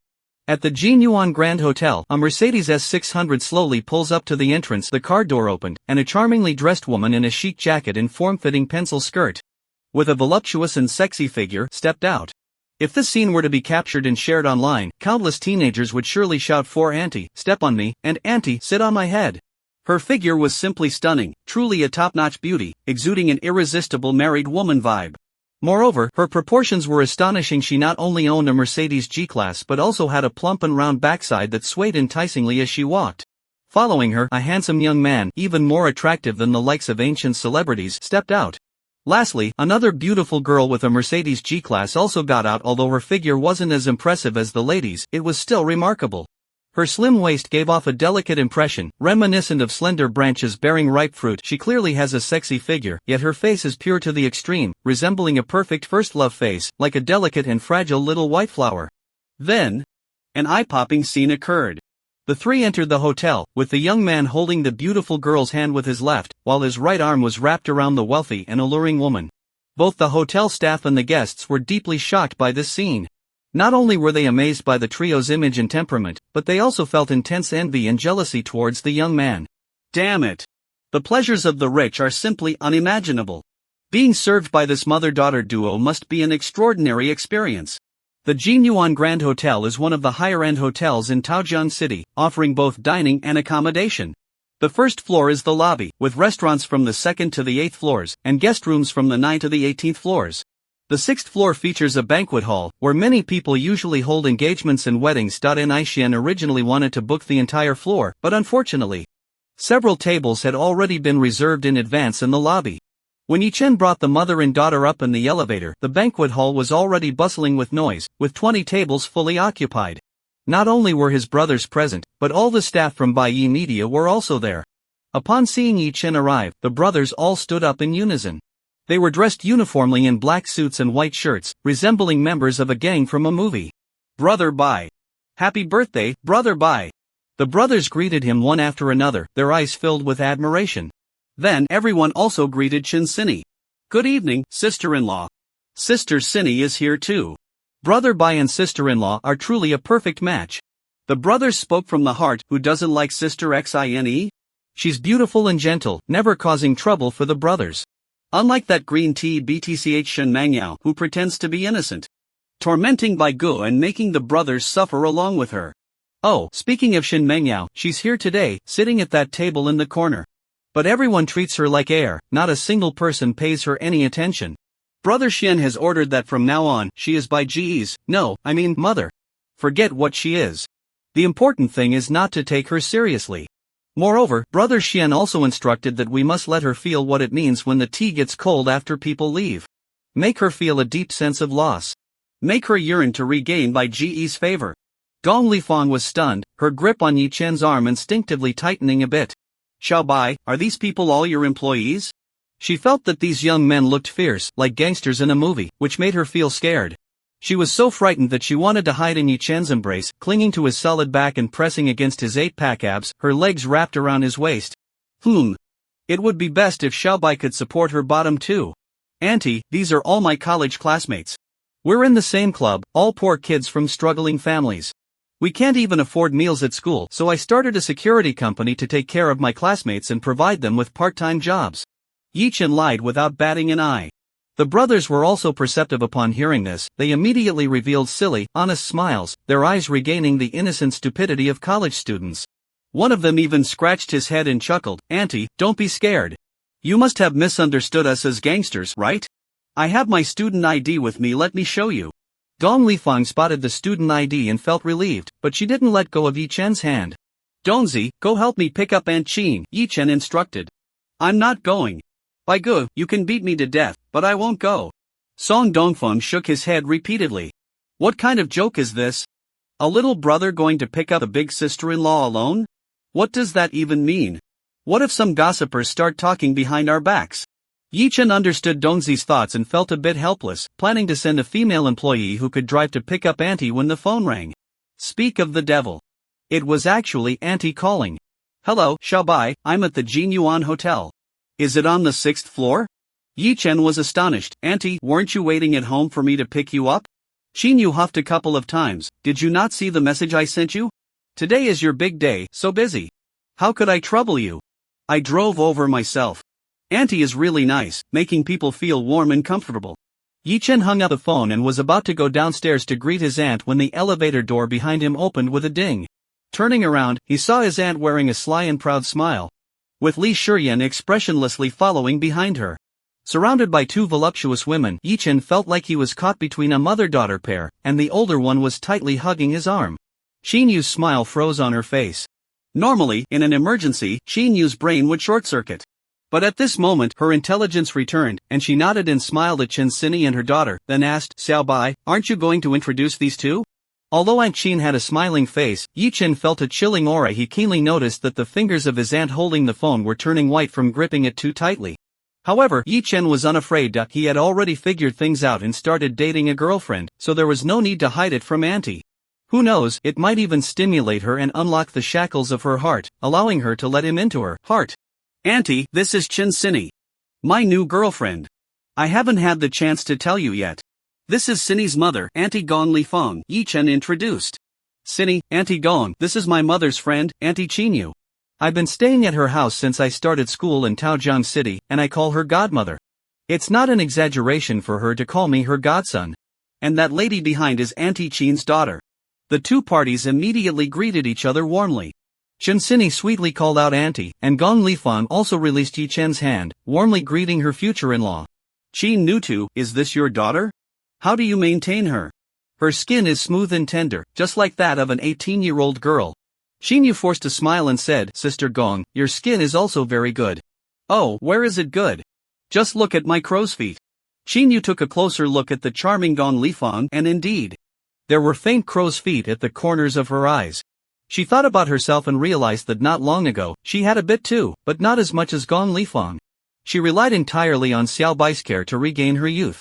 Shin Yu pondered, if Xiao Bai applied the beauty essence on Gong Lifang's face, she would probably regain her youthful appearance and turn into an enchanting beauty who could captivate anyone. Wait. She is the mother of Xiao Bai's girlfriend, how could she have such rebellious thoughts? Girlfriend? This little rascal, actually talking to someone behind my back. Shin Yu felt a mix of emotions, some sadness, some discomfort, and a hint of resentment. She felt betrayed. After all, she had almost given herself completely to Xiao Bai, yet he still. Forget it, I'm ultimately just a friend of Xiao Bai's mother, our relationship can't be made public. Shin Yu, didn't you already understand that this day would come? Xiao Bai will leave you and talk about marriage with another woman. From now on, let's return to a normal relationship. Keep your distance from him, we absolutely can't do that kind of thing again. But for some reason, Shin Yu felt a sharp pain in her heart. It was like being pricked by needles, a wave of stabbing pain. Really, it hurts so much. This is a feeling Shin Yu has never experienced in over 30 years of her life. Once everyone arrived, they began to take their seats. Yi Chen sat at the main table. Shin Yu and her mother, as well as Chen Sini and her mother, naturally also sat at this table. However, since not everyone was present, it was inconvenient for the men to join, so An Aishan had no choice but to awkwardly arrange for Suisha, Xiaomomo, and Zhang Yusin to come over. Aside from Yi Chen, the entire table was filled with beautiful women of various charms. An Aishan, Song Dongfeng, and Zhang Lingnan looked at Yi Chen with admiration. Truly, Brother Bai is forever a legend. He managed to get the sisters-in-law to sit at one table, and the atmosphere was so harmonious. If only Sister Xinu wasn't on a business trip in the Magic City, they could have gathered all 8 immortals crossing the sea. The most dazzling at this table of beauties were undoubtedly Shin Yu and Gong Lifang. Both were exquisite beauties, the best of the best. Their figures were stunningly perfect. Gong Lifang appeared more mature, like a ripe peach, ready to burst with juice at a mere squeeze. She has a larger chest, which adds to her mature charm, especially since she is a 40-year-old woman. Moreover, she exudes an air of elegance, clearly a wealthy lady from high society. Shin Yu, on the other hand, is a beautiful woman with a youthful vibe. Her figure and scent are just right, but her clear gaze seems innocent and naive, as if she is unfamiliar with the world. Although her chest is slightly smaller than Gong Lifang's, her hips are equally impressive, round like a grinding disc, completely engulfing the chair when she sits down. Additionally, Shin Yu's figure appears to be more elastic. It's like a juicy gummy candy, full of bounce. When you take a bite, the sweet juice bursts out. In short, the two have distinctly different styles. They are seated at opposite ends of the dining table, both smiling brightly, yet there's a subtle sense of confrontation. Gong Lifang feels that something is off with Shin Yu, as if she doesn't quite like her. In Xine, she felt a bit uneasy, but then thought to herself, she was just a friend of Xiao Bai's mother, more like a half-godmother. Did her attitude really matter? As for Shin Yu, he felt a strange sensation in his heart. Although Yi Chen's girlfriend was that pure-faced beauty, for some reason, he found Gong Lifang, the beautiful woman, more threatening. Xiao Bai seemed to prefer mature and charming types. Before coming, Shin Yu had considered Suisha as his imaginary rival, but at that moment, he had no mind to pay attention to her. Zhang Yusin approached Yi Chen and placed a gift box on the table. Director Yi, happy birthday. This is a gift I prepared for you. You shouldn't have gone to so much trouble. Zhang Yusin nodded and quickly returned to her seat. No matter what she thought inside, she felt that today she was just a small cameo and it was best to keep those little thoughts to herself. Although she is currently a popular internet celebrity adored by countless otaku, she is still self-aware that she is not on the same level as Ji Dong's pure and well-endowed girlfriend, let alone these two stunning aunties. Xiao Momo feels a bit inferior in front of these beauties as well. Xiao Momo belongs to the Western body type category, unlike the beauties around Ji Dong who are slim where they should be and curvy where they should be. She is plump all over. And some people even see her as a big fat girl, a tank. After placing the gift in front of Yi Chen, she said a few auspicious words and hurriedly slipped away to huddle with Zhang Yusin for warmth. Usually, the two of them somewhat envied Suisha for being exclusively favored by Yi Dong. But looking at Shin Yu, who shares the same body type as Suisha but is even sexier and more attractive, they felt no envy at all, or they even suspected that Director Yi might have some inappropriate thoughts about this mother's friend but didn't dare to act on it, so they treated Suisha as a substitute, constantly teasing her. Seeing that both colleagues had presented their gifts, Suisha not only did not get up but also secretly hid her gift under the table. Sister Sha, it's your turn, Zhang Yusin whispered. Upon hearing this, Suisha quickly lowered her head and nudged her, signaling her not to speak. Yi Chen's gaze turned to Suisha. Although her looks, figure, and the mature aura she exuded couldn't compare to that of an older woman, Yi Chen still felt a different kind of affection for her. After all, she was someone he had nurtured himself. It wouldn't be an exaggeration to say she was like a half-daughter to him. Moreover, she resembled the older woman but had a different style. It was like using the same ingredients to create two distinct and delicious dishes. So, the ant has to eat, but Xiaoxia can't waste it either. Yi Chen still has some feelings for her. Zhang Yusin looked puzzled. Sister Xia, aren't you going to give the gift to Director Yi? He's watching you right now. Everyone's gaze turned to Suisha. She froze in place, feeling inexplicably hot, her face reddening. She really didn't want to give the gift to Yi Chen at that moment, but the more she hesitated, the more attention she attracted. Suisha had no choice but to muster her courage, stand up, and walk in front of Yi Chen, shyly placing the gift box in his hands. Director Yi, please, don't open it here, Suisha said almost pleadingly. Yi Chen hadn't planned to open it, but hearing her say that made him curious, so he opened the gift box without hesitation. Suisha couldn't stop him in time. Her pupils began to tremble, and her scalp felt numb. The gift box was opened. Inside, there were 3 items quietly lying: a rune card, a leather whip, and a remote control. Yi Chen was stunned for a moment, and after realizing it, quickly closed the box. Chen Xinyi, sitting closely to his left, was glad that the boundary-sensitive Chen was not curious enough to peek at what gift Suisha had sent. On Yi Chen's right sat Gong Lifeng, a pampered and somewhat self-centered wealthy lady who was quite curious but was blocked from seeing by Suisha. Yi Chen calmly said, Sister Xia, you are thoughtful. I quite like this gift, thank you. Suisha was initially pleased with the special little gift she had prepared. But seeing the various stunning beauties surrounding Director Yi today, especially those 2 exquisite women, made her feel somewhat inferior, thinking they were more deserving of Director Yi. But she is just an ordinary girl, and becoming a popular influencer with millions of fans is all thanks to Mr. Yi's support. She feels unworthy of Mr. Yi. Just a moment ago, she regretted preparing such a gift out of her own feelings. Hearing Yi Chen's words now, her anxiety dissipated, and she was suddenly filled with joy. Really, Mr. Yi? Do you really like them all? Yi Chen replied, yes, I not only like them, but I also want to use these gifts tonight. Suisha's face flushed with embarrassment, her beautiful eyes shimmering with tears. If you want, you can use these gifts tonight, and you can use them anytime in the future. The implied meanings in their words could only be understood by those involved. Gong Lifeng was initially curious, but after hearing this, she thought it was about men's cosmetics and immediately lost interest. At this moment, Xinyu was still trapped in self-pity and naturally did not notice the interaction between Yi Chen and Suisha. Determined to keep his distance from Yi Chen in the future, he intentionally chose a seat farthest from him. Mr. Yi, happy birthday. I'm leaving now, Suisha said, turning back to her own seat. Today, she wore a super short skirt, her ample hips making the skirt bulge out, swaying as she walked, creating an illusion that it might reveal too much at any moment. This is in the gift box, but what about the matching item? Yi Chen looked at Suisha's super short skirt, harboring a bold guess in his mind. If I remember correctly, there was a scandal in the entertainment industry of the pickled vegetable country in the last life, where a girl group was dancing on stage while a tycoon in the audience. I heard that at that time, Ai Xian played a trick, getting a female host he had an affair with to. Xiao Shatzi, won't you do it now? Yi Chen's emotions were stirred, and his heart rate quickened slightly. This woman is truly born to seduce men.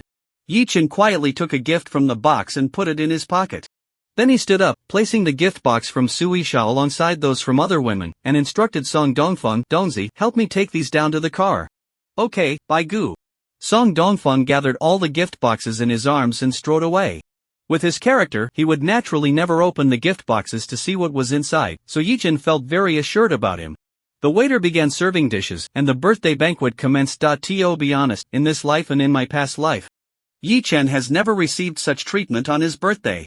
Aunt Sinyu's complete set of daily necessities is worth over 100,000. The 8 custom-tailored suits and belts from Auntie are worth over 1 million.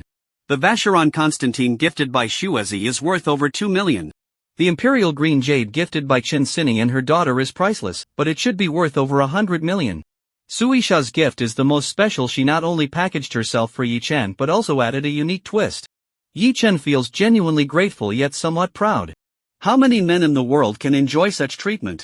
A fake wealthy person spends money like a nouveau riche, buying everything. A true wealthy person doesn't spend a dime, yet is surrounded by beautiful women who do the buying.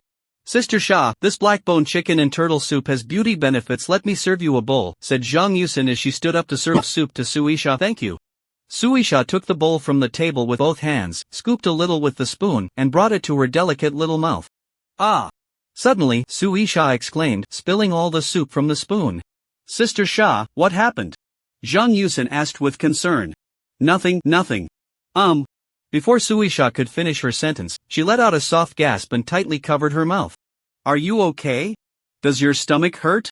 Xiaomomo noticed Suisha holding her lower abdomen with her left hand, her plump hips unconsciously shifting slightly in the chair, thinking her period had come, and quickly took out a heat pack from her bag. Sister Sha, put this on your stomach, it will help after a while.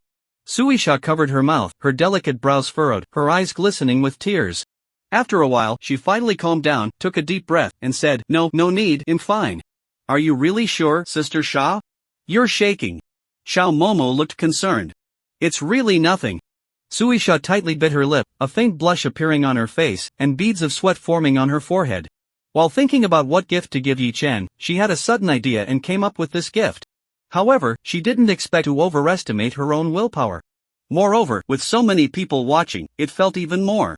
Suisha glanced at Yi Chen with a longing look in her eyes, not even knowing what she was pleading for.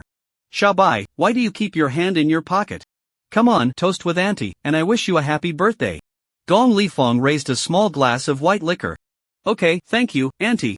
Yi Chen took his hand out of his pocket and clinked glasses with Gong Lifeng. Just now at home, Gong Lifeng hadn't touched a drop of alcohol, but at this moment, she seemed to have completely let go, clinking glasses with Yi Chen several times. Soon, 2 rosy patches appeared on her charming and noble face, and her gaze at Yi Chen became a bit hazy. Chen Sinny, completely unaware of her mother's unusual behavior, was still pouring wine for Yi Chen and her mother. Xiaobai, I also wish you a happy birthday. Xingyu raised her glass as if in defiance, not waiting for Yi Chen to respond before downing a glass of wine. Mom, how come you're drinking? Li Shiyan exclaimed in shock. She had hardly ever seen her mother drink. It's fine, Mom can handle it. Xingyu picked up another glass and drank it down. You should drink less. What's so good about alcohol?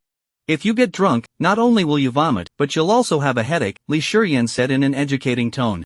Normally, Xingyu would immediately put down her glass, but today she felt particularly upset, and her emotions were very complicated, feeling wronged, resentful, and angry all mixed together. Xingyu originally couldn't drink. Her alcohol tolerance was very low. After just a few small cups of white wine, she started to feel tipsy.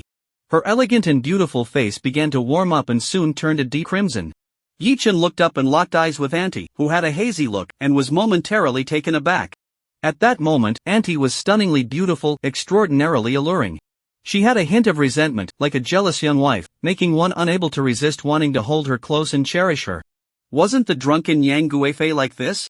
At this time, Song Dongfang leaned closer to Yi Chen holding a gift box and whispered, Brother Bai, Wenjing's grandmother is hospitalized with appendicitis and just had surgery. She can't come today because she has to take care of her grandma, so she asked me to bring the gift. Yi Chen took the gift box and asked with concern, Is grandma okay? Song Dongfeng replied, The surgery was very successful, it just depends on how well she recovers. Yi Chen nodded, carrying the gift box to the emergency exit, and called Wang Wenjing to inquire about his grandmother's condition. Fortunately, although his grandmother was elderly, she had worked in agriculture her whole life and was still quite healthy, so there shouldn't be any major issues. After hanging up the phone, Yi Chen opened the gift box to see what Wang Wenjing had sent him. Inside the box was a set of exquisite ceramic tea utensils. The glaze was thin and transparent, giving a vibrant, jade-like feel. Even though Yi Chen didn't know much about porcelain, he could tell that this tea set was special. Song Dongfeng leaned in, looking at the tea set with envy. Brother Bai, this is Longquan Celadon. Yi Chen was taken aback. He had heard a little about Longquan Celadon, which is a type of traditional Chinese porcelain craft and is listed as a representative work of the UNESCO Intangible Cultural Heritage of Humanity. Moreover, it is the world's first ceramic firing technique included in the Intangible Cultural Heritage. Song Dongfeng continued, Sister Wenjing invited a master of ceramic art to Taojiang City and apprenticed under him, learning this skill. This set of porcelain was crafted by her over the course of a month, under the master's guidance. Yi Chen felt somewhat moved. This set of porcelain is certainly valuable, but more importantly, it is filled with Wang Wenjing's heartfelt intentions. Did you record a video while firing it? Yi Chen asked. I don't think so, Song Dongfeng replied. Once grandma recovers, let Sister Wenjing film one. Yi Chen instructed. In his previous life, he first heard about Longquan Celadon through Douyin. A video blogger who followed in the footsteps of Li Ziki made a video about it. That video was exceptionally popular. With billions of views across the internet, having Wang Wenjing shoot such a video not only promotes traditional Chinese culture but also elevates her influence to a new level. Because a young man had reserved several tables in advance for his girlfriend's 60th birthday, Ni Xian couldn't book the entire venue directly. Yi Chen arrived a bit late, and by the time he got there, the birthday guests had already left. At that moment, the elevator doors opened, and a group of more than 10 young men with dragon and tiger tattoos entered, looking for an empty table to sit down. They shouted for the waiter to bring the menu as they wanted to order. The group was smoking, talking loudly, and looking around suspiciously. Some even took off their shirts, exposing their tattoos and scars. "Daniel, are you sure Yi Chen is here tonight?" the bald leader asked. A younger brother replied, "Absolutely, big brother. I've been following from Bay Media all the way here. And I saw those flashy women arrive with my own eyes. I've been guarding downstairs, and before long, I saw Yi Chen bringing up 2 stunning beauties. Alright. This brat Yi Chen thinks he can act all high and mighty just because he got connected with Chen Zhangbin. He doesn't even take our Kai family group seriously." The bald man sneered. "Brother Zhao Yuan has been in a bad mood lately. We must handle this well. Not only do we need to take those 3 buildings from the Rainbow Bridge, but we also need to acquire shares from Bay Media. Big brother, look at that table. That pair of mother-daughter flowers is the one Yi Chen brought up." The bald man turned his head at the sound and was instantly blinded by the radiant light that hit him. So damn big. A top-notch mother-daughter duo. That son of a bitch Yi Chen is actually living so well. After we finish eating, let's wait downstairs and take that mother-daughter duo away. Threatening Yi Chen to transfer the buildings and shares to us. "Big brother, if Momo doesn't eat enough, can we just take her too? I like that kind of top-notch tank. I want her to sit on my face. Big brother, I like that beautiful young woman opposite the mother-daughter duo. Damn, her butt is incredible. The girl next to her is also quite nice. It seems like another mother-daughter duo." The bald man scanned the area and felt a surge of excitement. That bastard Yi Chen, why are all these stunning women around him? "Alright. I'm going to kidnap all these women at this table." One of the younger brothers hesitated. "Big brother, is it safe to kidnap so many people at once? What are you afraid of? We're not killing anyone. We'll let them go after we're done playing. It's not the first time we've done this." "Well, film it, and which woman would dare to speak up?" As they finalized their plan, the waiter brought out the cold dishes, and they opened another box of beer. Indulging in food and drink. After a few bottles of beer, everyone was feeling tipsy. Initially, they planned to kidnap them downstairs, but seeing their alluring appearances, they completely forgot the plan. "Where did that bastard Yi Chen go? We haven't seen him for ages. Danielle, go tease that mother-daughter duo." "Got it, big brother, just watch me." Danielle stood up with a beer in hand, walking over to Gong Lifang from behind. "Hey beautiful, let's have a drink." Gong Lifang turned around, looked at the little punk, and frowned slightly. "Sorry, I don't drink with strangers." "Come on, after this toast, we won't be strangers anymore," Dania said with a grin, his hand reaching towards Gong Lifang's curvy hips. Slap! A hand suddenly appeared, blocking Dania's arm. Dania looked down and saw a short guy, less than 1.6 meters tall, glaring at him. "You dare to hit on my sister-in-law? Are you looking for trouble?" "What? He called me sister-in-law?" Gong Lifang's charming eyes widened, her heart racing uncontrollably, and she found even Ni Xian's pockmarked face somewhat pleasing. "Looking for trouble?" Dania sneered and kicked out. Although Dania looked like a small-time thug, he was actually a direct subordinate of Kai Zhaoyuan, with combat skills ranking among the top 3 in the Kai family group. Although he wasn't skilled in any fighting techniques, his muscular physique was incredibly strong, giving him the nickname Big Bull. This means he is as strong as an ox. When he kicked out, Ni Xian immediately clutched his stomach and fell to the ground. "Beauty, are you willing to drink with your brother now?" Big Bull grinned menacingly and swung his large hand down onto Gong Lifang's ample backside. Gong Lifang's face turned pale in an instant. Smack! With a crisp sound, Gong Lifang looked closely and saw that Yi Chen had somehow returned, firmly holding onto the thug's powerful hand. Without saying a word, Yi Chen delivered a flying kick, sending Big Bull flying back like a soccer ball, crashing onto the table where they were eating, splattering food everywhere and getting the bald guy and his crew covered in it. Looking for death. The bald guy furiously threw down his chopsticks and, with about 10 of his underlings, was about to charge over. But they froze as soon as they stood up, and suddenly, without knowing when, the surroundings were filled with young men in black suits and white shirts, each exuding a menacing aura.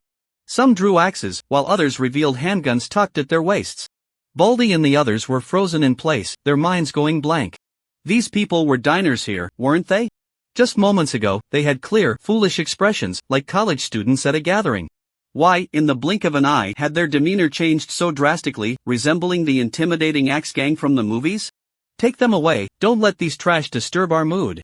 Yi Chen said indifferently. Gong Lifong looked at his handsome profile, unable to help but swallow hard. Her shapely legs instinctively closed together, and her ample hips quivered slightly. So handsome. So powerful. So domineering. Xiaobai, you're amazing. How did you kick that big guy away with just one kick? Gong Lifong's eyes sparkled with excitement. I have practiced martial arts, just now I combined my waist in horse stance, using the strength from my waist. Yi Chen knew that the power he had just unleashed was astonishing, so he was just making things up. The strength from the waist, how impressive. Gong Lifong tightened her legs even more, her eyes flickering, lost in thought. Perhaps feeling the effects of the alcohol, her legs grew weak, and she plopped down onto the chair. Instantly, a wave of her hips rolled. Auntie Gong, are you alright? Yi Chen asked with concern.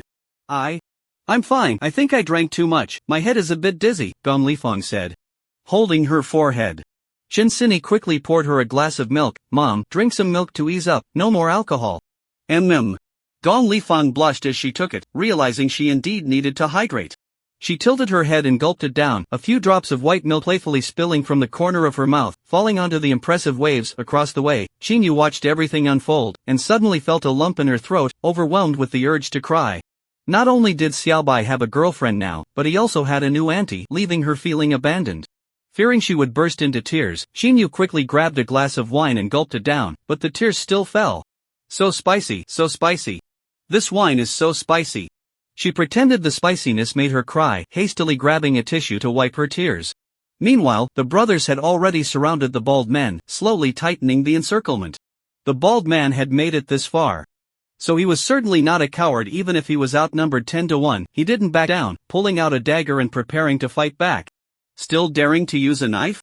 Song Dongfeng stepped out from the crowd, cracked his neck, making a creaking sound. He walked over slowly, like a powerful black bear, exuding an intimidating presence. Just as the bald man was about to raise his knife to stab, Song Dongfeng swiftly threw a punch, striking the bald man's head hard. A muffled sound echoed. The bald man rolled his eyes back and collapsed, falling asleep. The remaining people surprisingly still wanted to fight back, but Song Dongfeng landed 2 more punches, and the 2 young thugs instantly fell into a baby-like sleep. At this point, the brothers surrounded them and completely overwhelmed the 10 or so thugs. When they finally parted, the thugs were lying on the ground like dead dogs, with Song Dongfeng leading the charge. These battle-hardened gangsters had all turned into little lambs. At this moment, the hotel manager arrived late with security. An Xian stood up and limped forward to negotiate. What's going on with your hotel? How can all sorts of ruffians come in here? Do you know what these beasts have done? They actually dared to harass Secretary Chen's wife and daughter.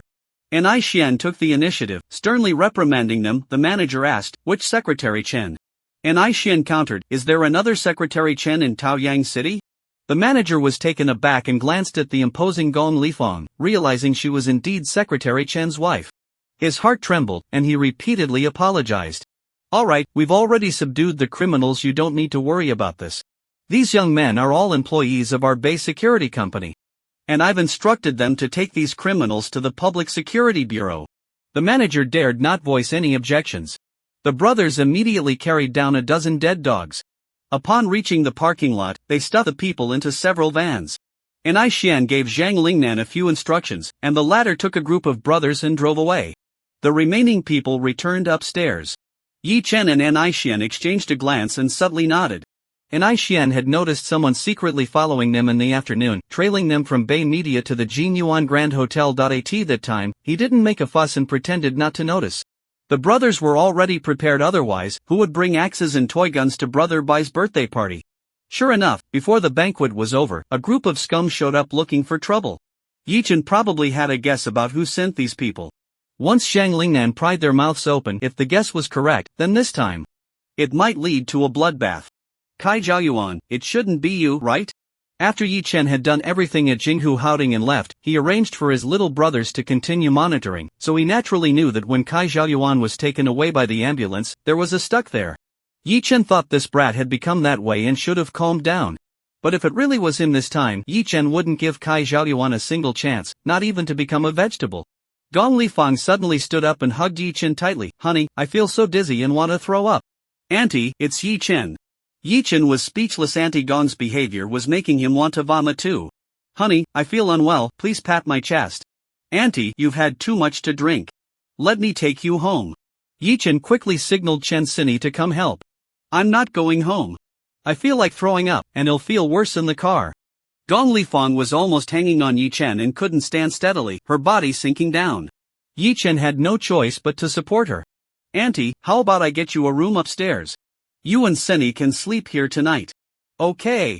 Gong Lifang readily agreed. Yi Chen couldn't tell if it was just his imagination, but he felt her voice was a bit excited. Just as he was about to instruct An Xian to book a room, the manager hurried over with a fawning smile. Handsome, you can take Mrs. Chen upstairs directly. I'll notify the staff to bring the room card up. Yi Chen nodded, helping Gong Lifang upstairs with Chen Seni on his left and right. Yi Chen was in a difficult position. Aunt Gong seemed really drunk, mistaking herself for old Chen, and was touching around everywhere. She not only touched her own abs but also patted her own backside, even going as far as to grab it. Oh my god. So? Gong Lifang exclaimed, paused for a moment, then added, oh my god, I feel so uncomfortable. I really want to throw up. Yi Chen. The two helped Gong Lifang to the 18th floor, and after a moment, a waiter came up, leading the three into room 1818. The manager was indeed considerate, booking a presidential suite. Yi Chen placed Gong Lifang on the bed, but she still clung to him, refusing to let go. Don't go. We three will sleep together. You sleep in the middle, I'll sleep on your left, and Seni will sleep on your right. Just like when Seni was little, we would all sleep together as a family. Yi Chen looked up at Chen Seni, shook his head with a bitter smile. Alright, we three will sleep together.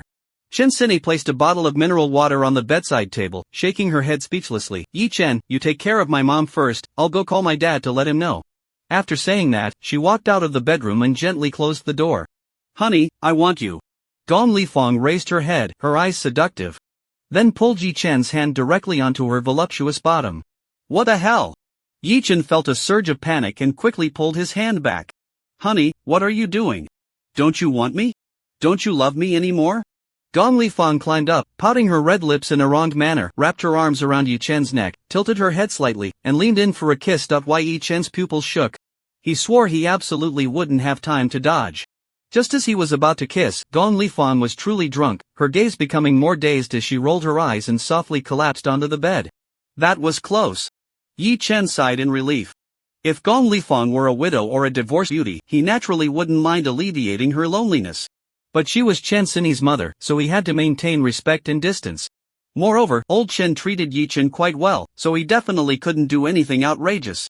Unless they got divorced. But that was obviously impossible. As it was clear that the couple had a pretty good relationship.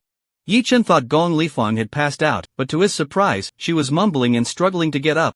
Xiao, husband, I miss you. Husband, say something, don't you miss me? Do you think I'm sexy?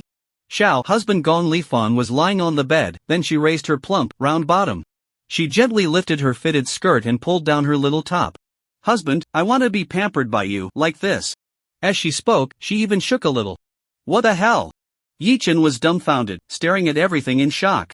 He swore he was completely stunned by Gong Lifang's actions and not deliberately staring. Husband, why aren't you coming yet?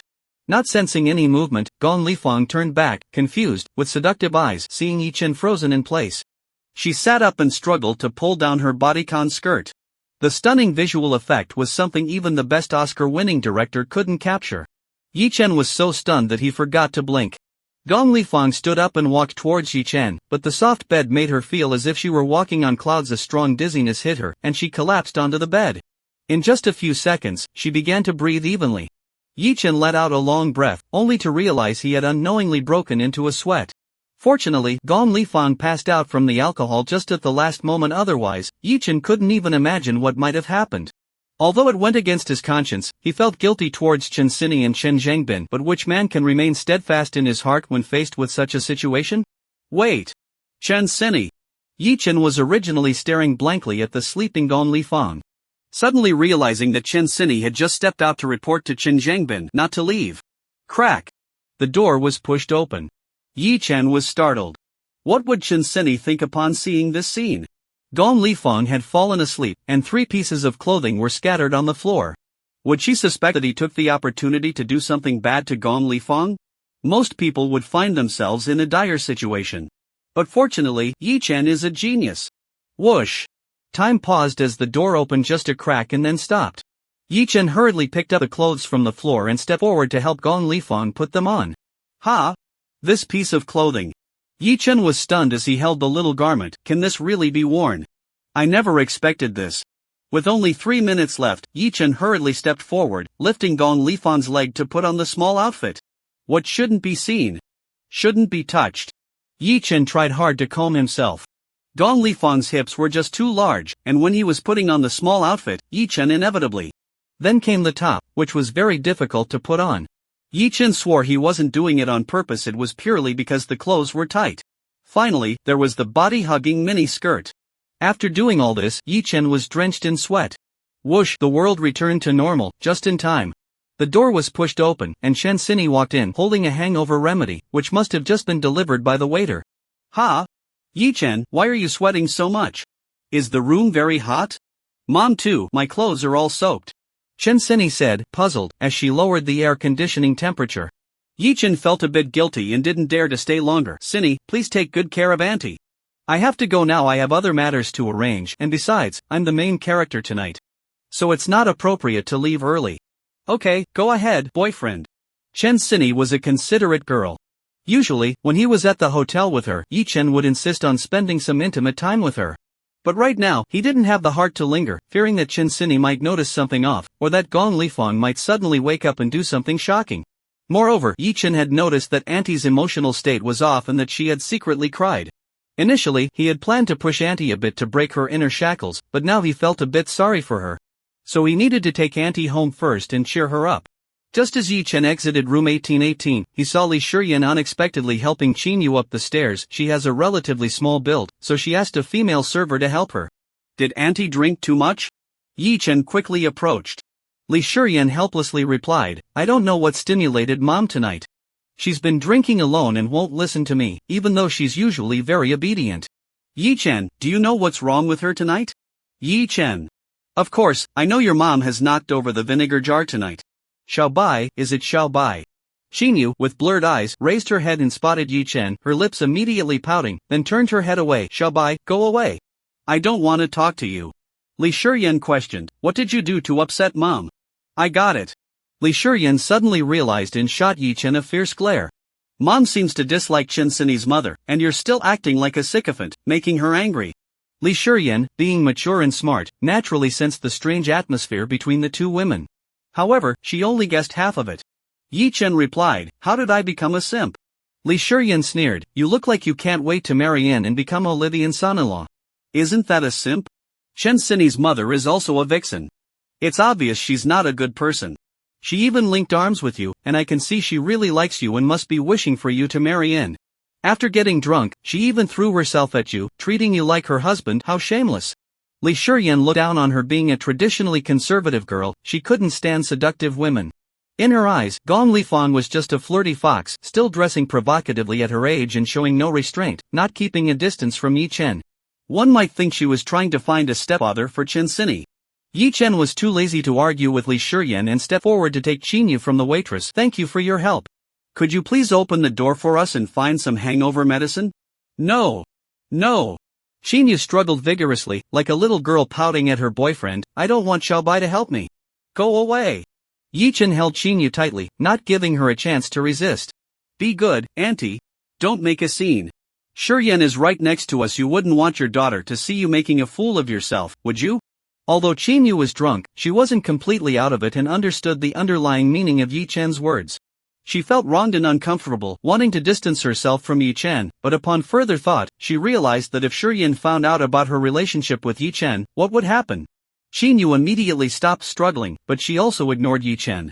She had made up her mind to restore a normal relationship with Yi Chen in the future, absolutely not letting him touch her again, and she couldn't let him tell the story of Dayu either. If I really feel uncomfortable and miss Xiaobai, I'll just tell myself the story of Dayu.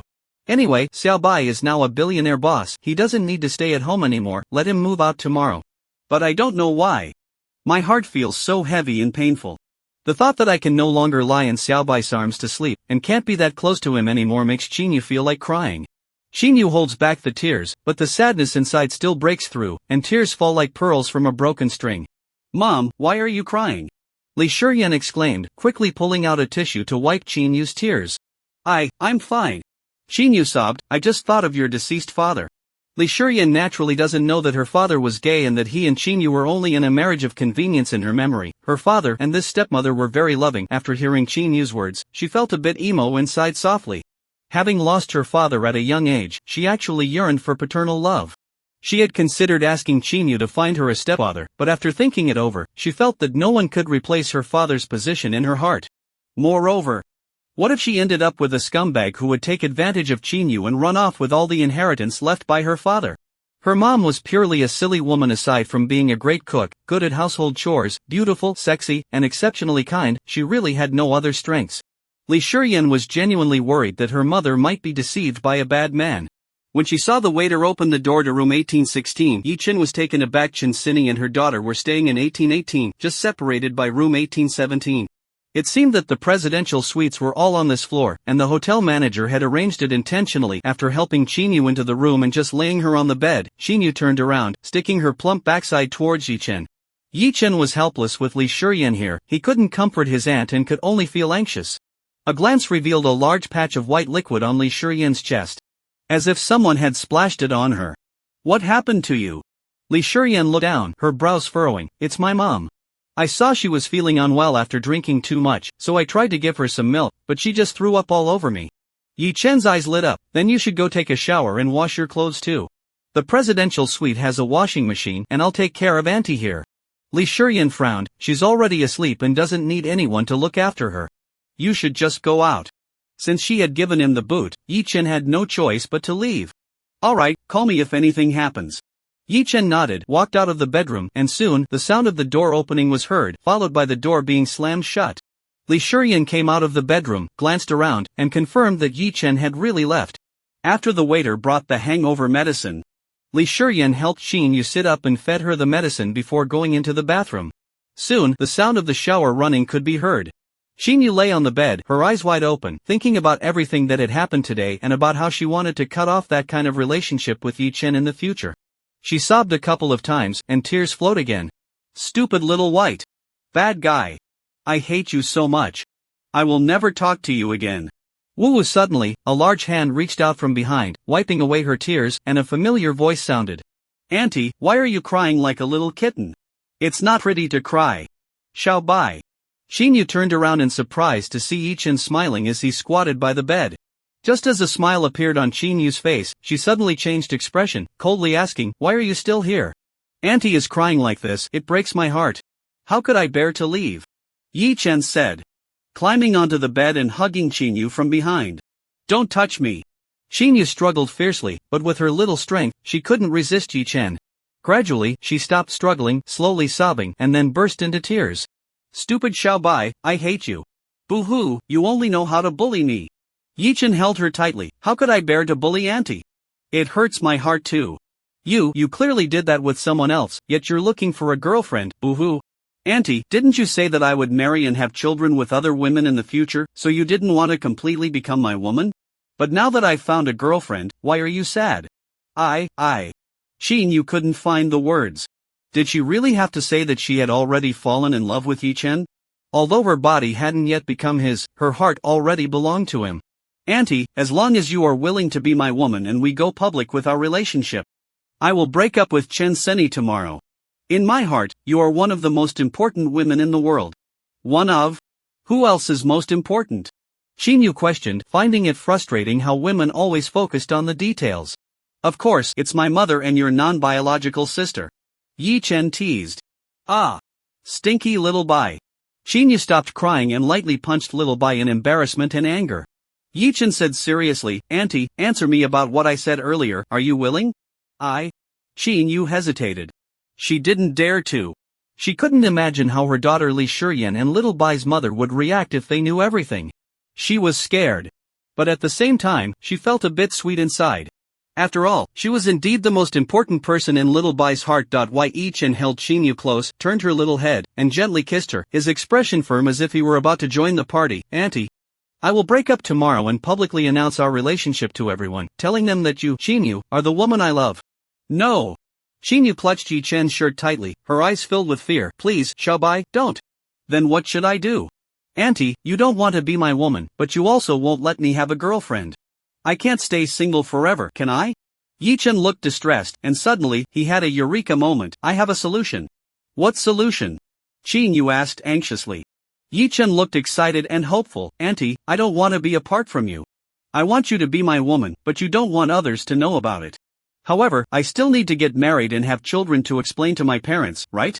So, I can marry and have children with someone else, while we secretly maintain this relationship, never separating for a lifetime.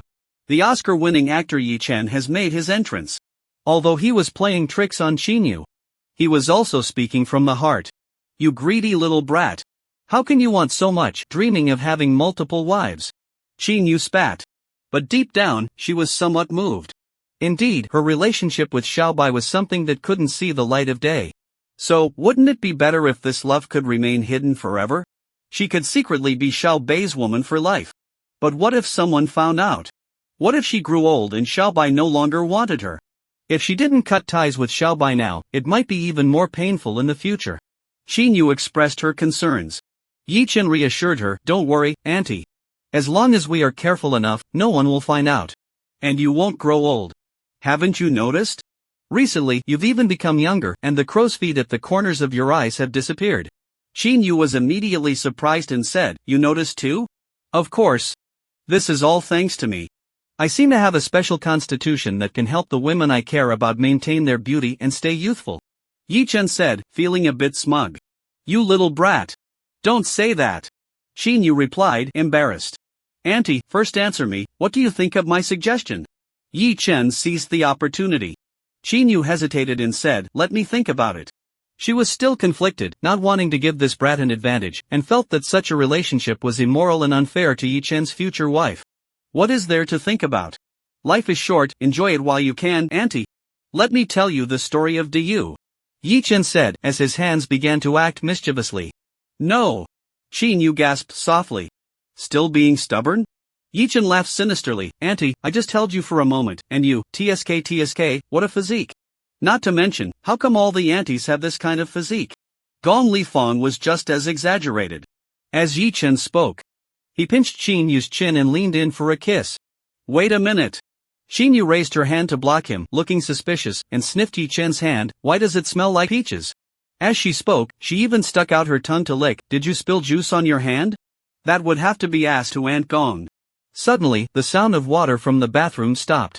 Xinyu's expression changed drastically as she remembered that Li Shiyan was still there. It's over. It's over. At this point, it was too late to get Yi Chen to leave. In a moment of panic, Xinyu quickly grabbed the blanket and covered both of them, then pressed Yi Chen's head down. The bathroom door opened, and Li Shiyan walked out naked, wiping the water droplets off her body as she went. Xinyu quickly closed his eyes tightly, pretending to be asleep. She had drunk quite a bit, feeling dizzy from the alcohol, but after some roughhousing with Yi Chen, the effects of the alcohol had mostly worn off. The stimulating feeling of potentially being discovered by Li Shiyan filled her body and mind, making her feel hot and flushed, as if she was sobering up. Fortunately, Li Shiyan had turned off the lights in the room before showering, leaving only the light outside the bathroom door. She glanced at Xinyu and didn't notice anything unusual under the blanket. After drying herself off, Li Shiyan turned off the light by the door and went to bed. This presidential suite was a family room, with one large bed and one small bed. Xinyu was already sleeping on the large bed, while Li Shiyan lay down on the small bed next to him. The room was pitch black, eerily quiet. Suddenly, Li Shiyan heard a faint sound, as if a kitten was drinking. Mom? Li Shiyan softly called out, and the noise instantly stopped. She thought Xinyu was just smacking her lips in her sleep, so she didn't think much of it. After an unknown amount of time, she heard Xinyu make a small sound.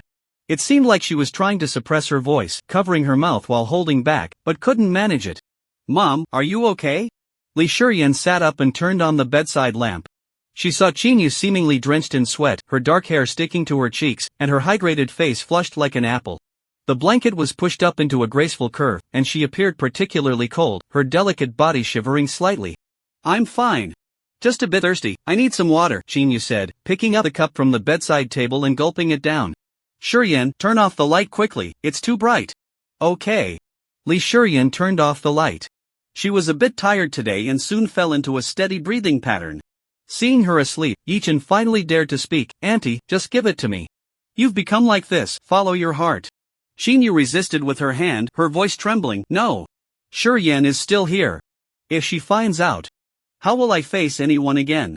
I might as well be dead. She's asleep, Xiaobai, you should leave quickly. Auntie, feel this, can you bear to let me go? Then, tell me the story of Dayu, and make it quick. Xiaobai, Auntie hasn't forgiven you yet and hasn't decided whether to be your lover. If you force it, Auntie will never forgive you. Xinyu's voice was serious. Yichen felt helpless. Upon reflection, Auntie hadn't broken her inner shackles. If she confronted Li Shuryan directly and was discovered, she would probably collapse. Then I can only tell the story of Dayu. Xinyu tightly covered his mouth with both hands, trying hard not to make any sound. The blanket was being blown around as if by a strong wind. After a long while, Yichin quietly got out of bed and walked outside. A glance made him freeze. Although the room was pitch dark, Yichin had super eagle vision once activated, he could see clearly in the dark. Goodness! Li Shuryan actually has a habit of sleeping nude. Moreover, Yichin hadn't realized that this girl had a really good figure. While not exaggerated, her proportions were perfect, very harmonious and delicate. It made one feel an impulse to admire her closely. Yichin quickly averted his gaze, not daring to look any longer. Li Shuryan could be considered his half-daughter. Yichin wanted to be her stepfather, but he certainly had no intention of being her ghostly father.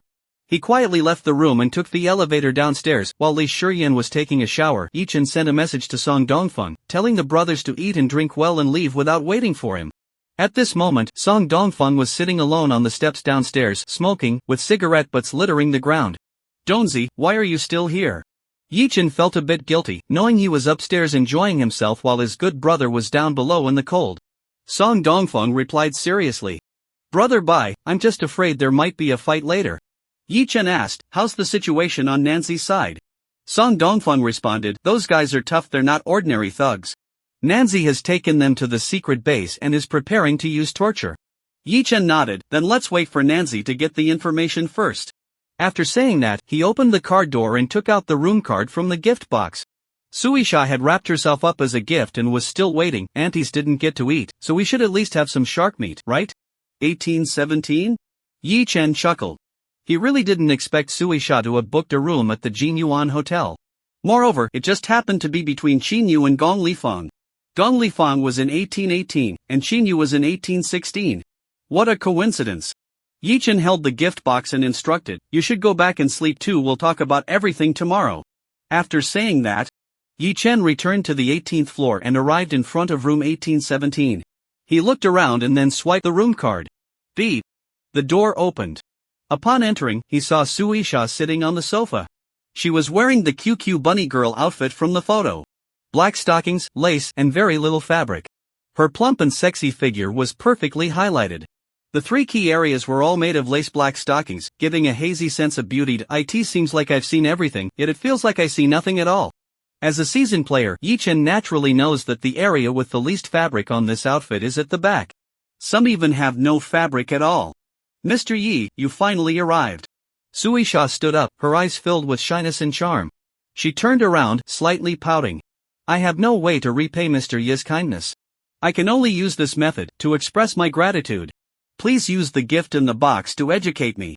To be honest, Yichin felt that Suisha at this moment was even more alluring than in the photos. He was already quite angry due to the aunt's antics, and in this situation, how could he control himself? He went completely mad. Without further ado, he would transform into Sun Wukong and fight the rabbit spirit. Suisha lifted her head, her eyes misty. Mr. Yi, can you educate someone while filming a video with your phone like you do at the company? Alright. Who would have thought Suisha liked this vibe? Yichin certainly wouldn't refuse. He took out his phone and stepped forward, raising his arm. In the morning. At the Jinyuan Grand Hotel. It was the dawn of a new day. In front of the floor-to-ceiling window, there were scattered pieces of clothing all over the floor, which appeared to be lace. Among the clothing fragments, one could vaguely see. The sunlight was a bit dazzling, and Yichin slowly woke up, opening his eyes. Suisha was completely naked. entangled around him like an octopus. Although he had gone to bed late last night, Yi-chin still felt refreshed. He took out his phone and began to admire the masterpieces of the emerging photography master, Mr. 91 Yi. Just in one night, the phone's memory was almost full. The floor-to-ceiling windows, the sofa, the bathroom, the bathtub, the table, and so on all appeared in the video. Tis! Yi-chin exclaimed. The first-person perspective of Suisha was simply too tempting. Her hips were round and plump. Each moment felt dangerously captivating. If this were posted online, it would definitely go viral. What doll sister or masked nana, in front of such high-quality videos, they are all just small fries.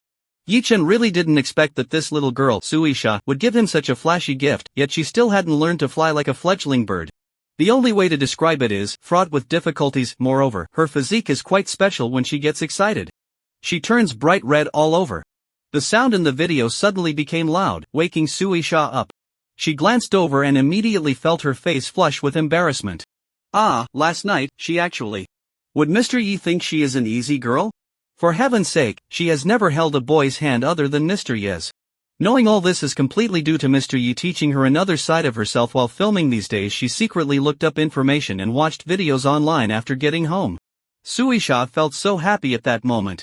More than once, when she was alone at home, she imagined what Yi-chin would be like. While watching movies, she would picture herself and Yi-chin as the male and female leads. Now, it has finally come true. Rather than saying this is a birthday gift for Director Yi, it's more like a reward for herself. I didn't expect Director Yi to be even more. Suisha's face turned red again. Her eyes glistening with tears. She leaned against Yi-chen's embrace, tilting her head like a kitten. Director Yi, You're awake. Are you okay? Has your body recovered? Yi-chen asked with concern. Suisha nodded with a blush, not speaking, and burrowed into the blanket. For Suisha, Yi-chin could only praise her with two phrases, a rare beauty and a delicacy. She was exquisite to the extreme. With her innocent yet seductive face, sexy figure, and plump backside, combined with a hint of a married woman's charm and the allure of a mature woman, she was a goddess in the hearts of countless otaku, making it particularly fulfilling to conquer her. If Suisha is this delicious, how incredible must Auntie be? Yi-chin no longer wanted to tell Auntie the story of Diyu. He was a bit tired of the phrase passing by the door without entering. I need to speed things up. If Auntie disagrees with my proposal this time and refuses to be my little lover, then he'll just have to deal with little Yuyu first. While at home with little Yuyu, he'll accidentally let Auntie catch us, giving her a huge shock. By then, Auntie would cry and say she was the one who came first. Then, I could take her down in one fell swoop and move directly to the final step. 1816, Shinyu slowly opened her eyes, staring blankly at the morning sun outside. At this moment, she didn't feel as bad as she did during last night's birthday party, but she still felt quite uncomfortable inside. I knew Xiaobai was a bad egg, but I didn't expect him to be this bad, wanting to have 3 wives and 4 concubines, embracing them all. Shinyu bit her lip, feeling very conflicted inside. She didn't want to be the third party ruining someone else's happiness, nor did she want to give that bad guy Yi-chin an advantage. However, she also couldn't bear to leave Yi-chin. Just thinking about leaving him made her heart ache like it was being pricked by needles. Suddenly, she heard Li Shiyan's exclamation from behind, Mom! Look at the bed! Oh my god! Let's see if you still drink that much in the future. How could you? Come sleep over here. Don't you think it's uncomfortable to sleep over there? Shinyu's face turned completely red. 1818, Shinsini was awakened by the cold. She thought the room was too hot last night, causing both Yi-chen and Gong Lifang to sweat profusely, so she had set the air conditioning to a very low temperature. Opening her eyes, she saw Gong Lifang seemingly having a nightmare, tossing and turning in bed, her brow furrowed, and her noble and beautiful face flushed, mumbling something incoherent. She was originally sleeping on her side, but after a while, she turned onto her stomach, her plump bottom sticking up in the air. Shinsini quickly went over and shook Gong Lifang awake. Mom! Mom! Are you okay? Gong Lifang opened her eyes, saw Shinsini, and recalled the dream she just had, instantly blushing deeper. A hint of guilt flashing in her eyes. She actually dreamed of going to Yi-chan's countryside home with Cinny, the 3 of them sleeping on the same bed. At first, she was turned away from the couple, but then the couple actually. After a long time, Cinny fell asleep, Yi-chin was in the middle, and he actually turned to her side, pulling apart. Wait, Yi-chin! Gong Lifang's alluring eyes widened. She suddenly remembered everything she did last night. The last thing she remembered was stripping off her clothes and walking towards Xiaobai. Oh my! How could I be so shameless? Some things are better left unthought, yet I actually went and did it. Gong Lifang felt utterly embarrassed. She swore never to drink again. How could she have done such a crazy thing while drunk? It's all Chen's fault. If it weren't for you, I wouldn't even have thought about doing something to hurt you. After all, Gong Lifang had been married to Chen Zhangbin for decades, so she understood him very well. Recently, she had sensed something was off with her husband, so she secretly checked his phone in the middle of the night. What she found nearly drove her to despair. Old Chen had actually reconnected with his first love from school days, Bai Yueguang, and was secretly helping her. It was possible that the two had already ended up in bed together. However, coming from a large family, Gong Lifang had seen such things happen often, and gradually, she calmed down after a while. To prevent the family from falling apart, she pretended not to know at first. Moreover, during those days she thought her daughter had been taken away by a punk with yellow hair, and her daughter's future was more important, so she kept quiet. She was waiting for Lao Chen to confess on his own. If he did, it would mean he really hadn't had anything with that woman. Then Gong Lifang would forgive him. However, Lao Chen never confessed. And Gong Lifang had basically confirmed that he had cheated. Gong Lifang was actually a traditional and conservative person. If that incident hadn't happened, even if she liked Yi Chen, she wouldn't have had any extra thoughts.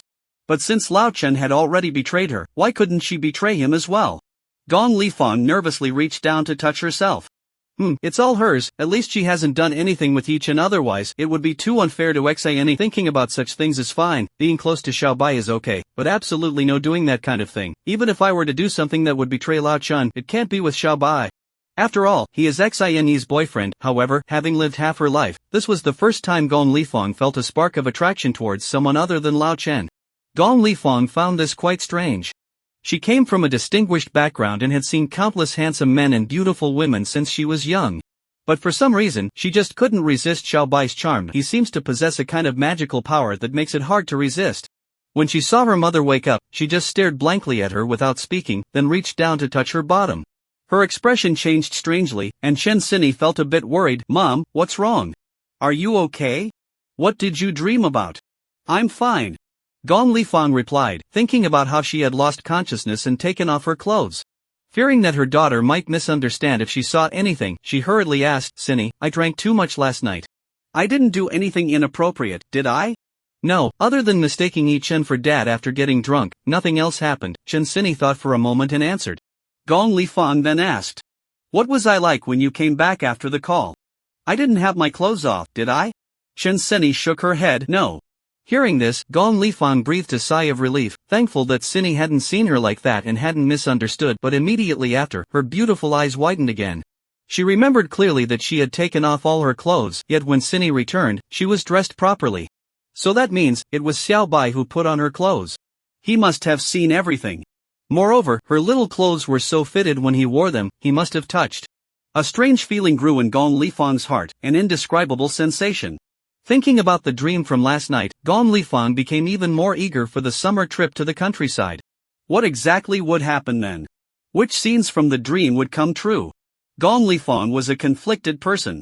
On one hand, she didn't want to do anything that would betray her daughter.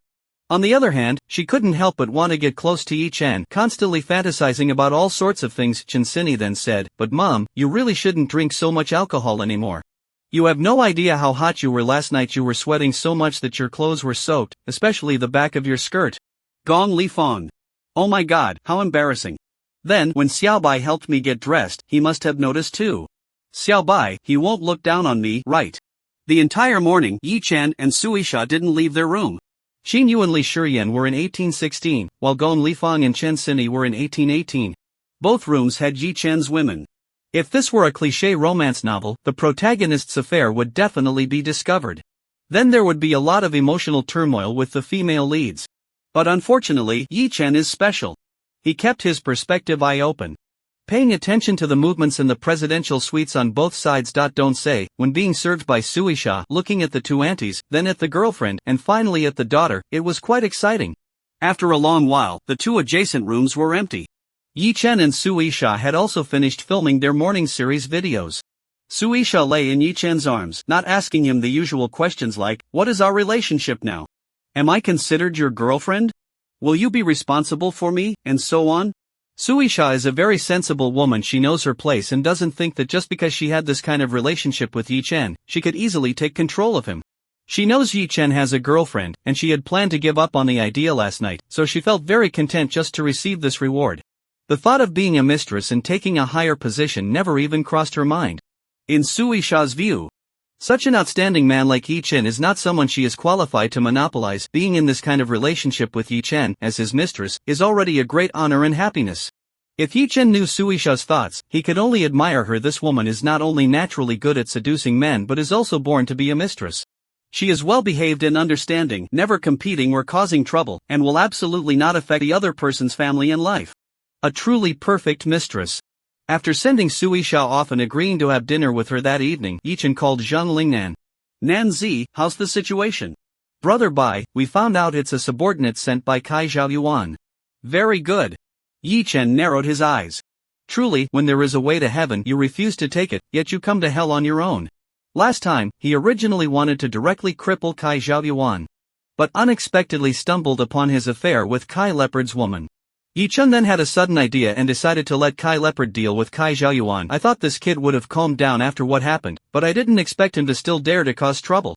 Zhang Lingnan continued, Brother Bai, during the interrogation, we learned that last night they originally planned to kidnap Sister Sinny and Aunt Gong to threaten you, forcing you to transfer the 3 buildings of the Rainbow Bridge along with the shares of Bai Yi. Yi Chen's gaze sharpened. In his mind, Kai Zhaoyuan was already a dead man. This time, even the King of Heaven couldn't save him. What happened to those people? Were they sent to the Public Security Bureau? Last night, in front of the hotel manager and so many security guards, they took the people away and told them they would be handed over to the Public Security Bureau. Of course, Yi Chen wouldn't let his brothers do anything to them. After the interrogation, they would naturally be handed over to Uncle Hat.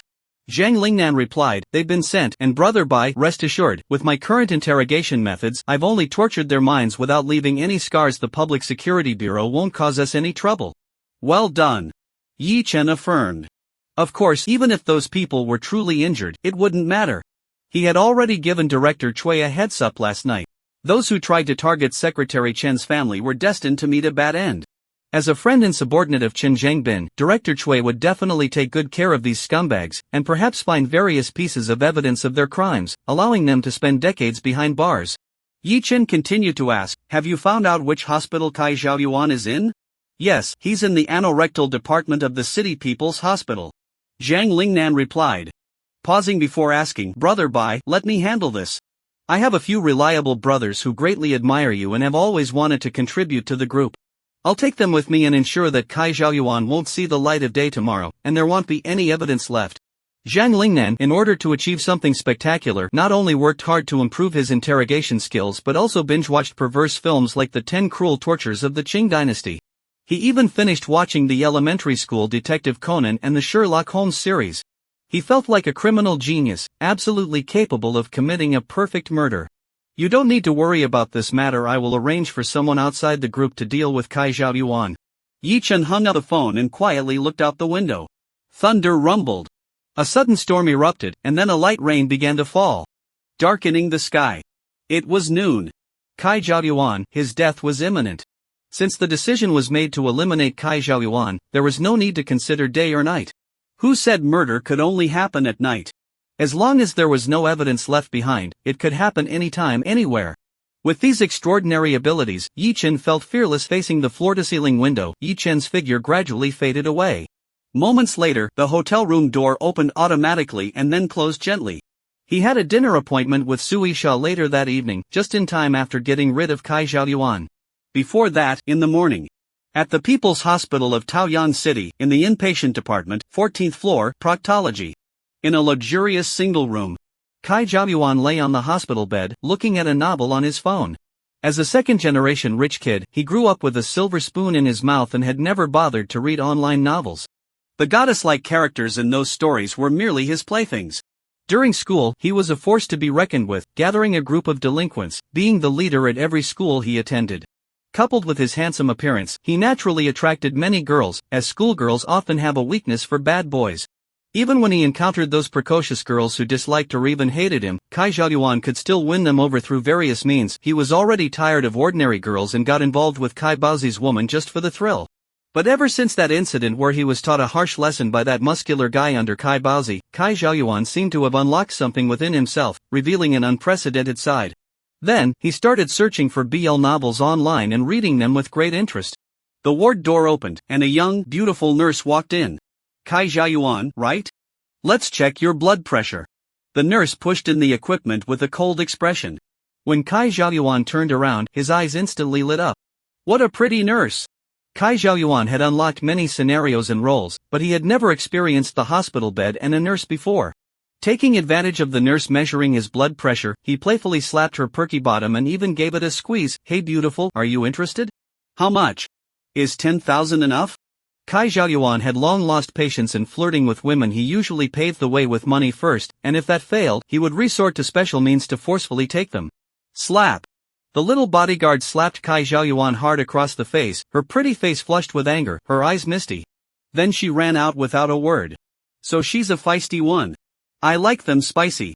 A perverse smile appeared on Kai Xiaoyuan's face. And he prepared to call Baldy to have him bring some underlings over and also deliver some medicine for himself. The call wouldn't go through.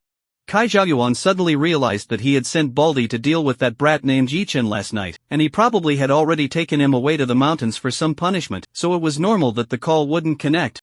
After thinking for a moment, he decided to contact a tough character under Kai Leopard. This man's name is Ni Kunlong, nicknamed Brother Long. He has been with Kai Baozi for over a decade and watched Kai Xiaoyuan grow up, maintaining a good relationship with him. They are quite similar, both enjoying drugging women. Once, they both fancied the same woman, and after drugging her, they acted as partners in crime. When the call connected, Kai Xiaoyuan told him that there was a particularly attractive nurse at the city hospital, and she had a fiery temper. Brother Long, do you want to come over? We can be partners in crime again. Brother Long asked, how attractive? Kai Xiaoyuan replied, she's a bit like that popular movie star. What's her name? I can't remember at the moment, but in her nurse uniform, she's incredibly sexy. The uniform temptation is off the charts. Alright. Wait for me, I'll be there soon. After hanging up, Brother Long rushed over in less than half an hour. He walked into the ward and saw Kai Xiaoyuan lying on the bed looking pitiful, immediately exclaiming, Yuanzi, what happened to you? Who beat you up like this? There's no secret that doesn't come to light. The news of Kai Xiaoyuan being found out for messing with Kai Baozi's woman and then getting severely punished and hospitalized had already spread within the Kai group. But everyone was discussing it privately and Ni Kunlong wasn't a fool, so he naturally pretended not to know. Kai Xiaoyuan looked a bit awkward and said, don't mention it, I got bitten by a dog. Ni Kunlong looked concerned. Is it a serious injury? Can you still manage? Kai Xiaoyuan shrugged nonchalantly, it's fine, it's just my butt, I can still use my hook. Bro Long, did you bring any medicine? Ni Kunlong shook a small red medicine bottle, looking smug. This is new stuff from abroad. 1 pill, and she'll go from a pure girl to a seductress, begging for it. Where is she? At the nurse station. I'll need you to help me find her, just say I want to apologize and lure her over. Alright, this place is nice, has some charm. Let's do a double dragon play again today. Bro Long looked eager to dive into action. Just then, the hospital room door swung open. A pretty young nurse stood at the entrance. Kai Xiaoyuan quickly said, Bro Long, it's this girl. Bro Long's eyes lit up, not gonna lie, this girl is indeed cute, and that little pert but must be a thrill to bump into. Brother Long was pondering his words when he saw the little bodyguard pointing at Kai Xiaoyuan, angrily shouting, baby. It's this filthy scoundrel who touched my butt. As soon as he finished speaking, a young man with dyed blonde hair, wearing a leather jacket and resembling a handsome version of Huazai, walked in, followed by 5 or 6 little brothers. Which blind fool dared to touch my woman? The young man swung a baton in his hand, looking imposing. But when he saw Ni Kunlong, his expression changed drastically, and the previous arrogance vanished, his waist bending down. Brother Long, what brings you here? Who are you? Brother Long squinted at him. I'm with Brother Song. Last time you had dinner with Brother Song, I even poured you a drink, the young man said with a flattering smile. Oh, you're with Xiaosong, huh? Ni Kunlong nodded. Xiaosong is a thug leader in Taoyang City, an old hand, but his influence is several levels below the Kai family group. Belonging to a third-rate organization. They usually just run a small casino and lend money at high interest. Ni Kunlong's expression suddenly darkened. Is this your girlfriend? Yes. Do you know this person in the hospital? If not, then let me introduce you. This is my brother Baozi's biological son, Kai Xiaoyuan. Upon hearing this, the young man immediately nodded and bowed to Kai Xiaoyuan. Hello, brother Xiaoyuan. Nikon Long still had a gloomy face. Zhao Yuan likes your girlfriend. She doesn't want it, so she slapped Zhao Yuan. What do you think should be done about this? The young man, upon hearing this, did not hesitate and directly pushed the little nurse out. Brother Long, don't talk nonsense. She's clearly Brother Zhao Yuan's woman. How did she become my girlfriend? Seeing this, Nikon Long laughed. You kid is just like Xiaosong, understands things well. The young man stayed silent with a forced smile. What a joke, women have no future of their own. Their own lives are what matter. A woman can always find another man, but if she offends the heir of the Kai family, she'll either end up drowning in the river or being reduced to body parts under a dump truck, the kind that even forensic experts have to scoop up with a spoon. The young nurse looked at the young man in disbelief, her chest shaking with anger. She never expected that her boyfriend, who always claimed her life was more important than his, would be the type to bully the weak and fear the strong. When faced with a powerful opponent, he could even betray his own woman. Seeing the situation turn dire, the young nurse tried to escape, but was stopped by the young man. Brother Zhao Yuan, the sister-in-law wants to run, what should we do?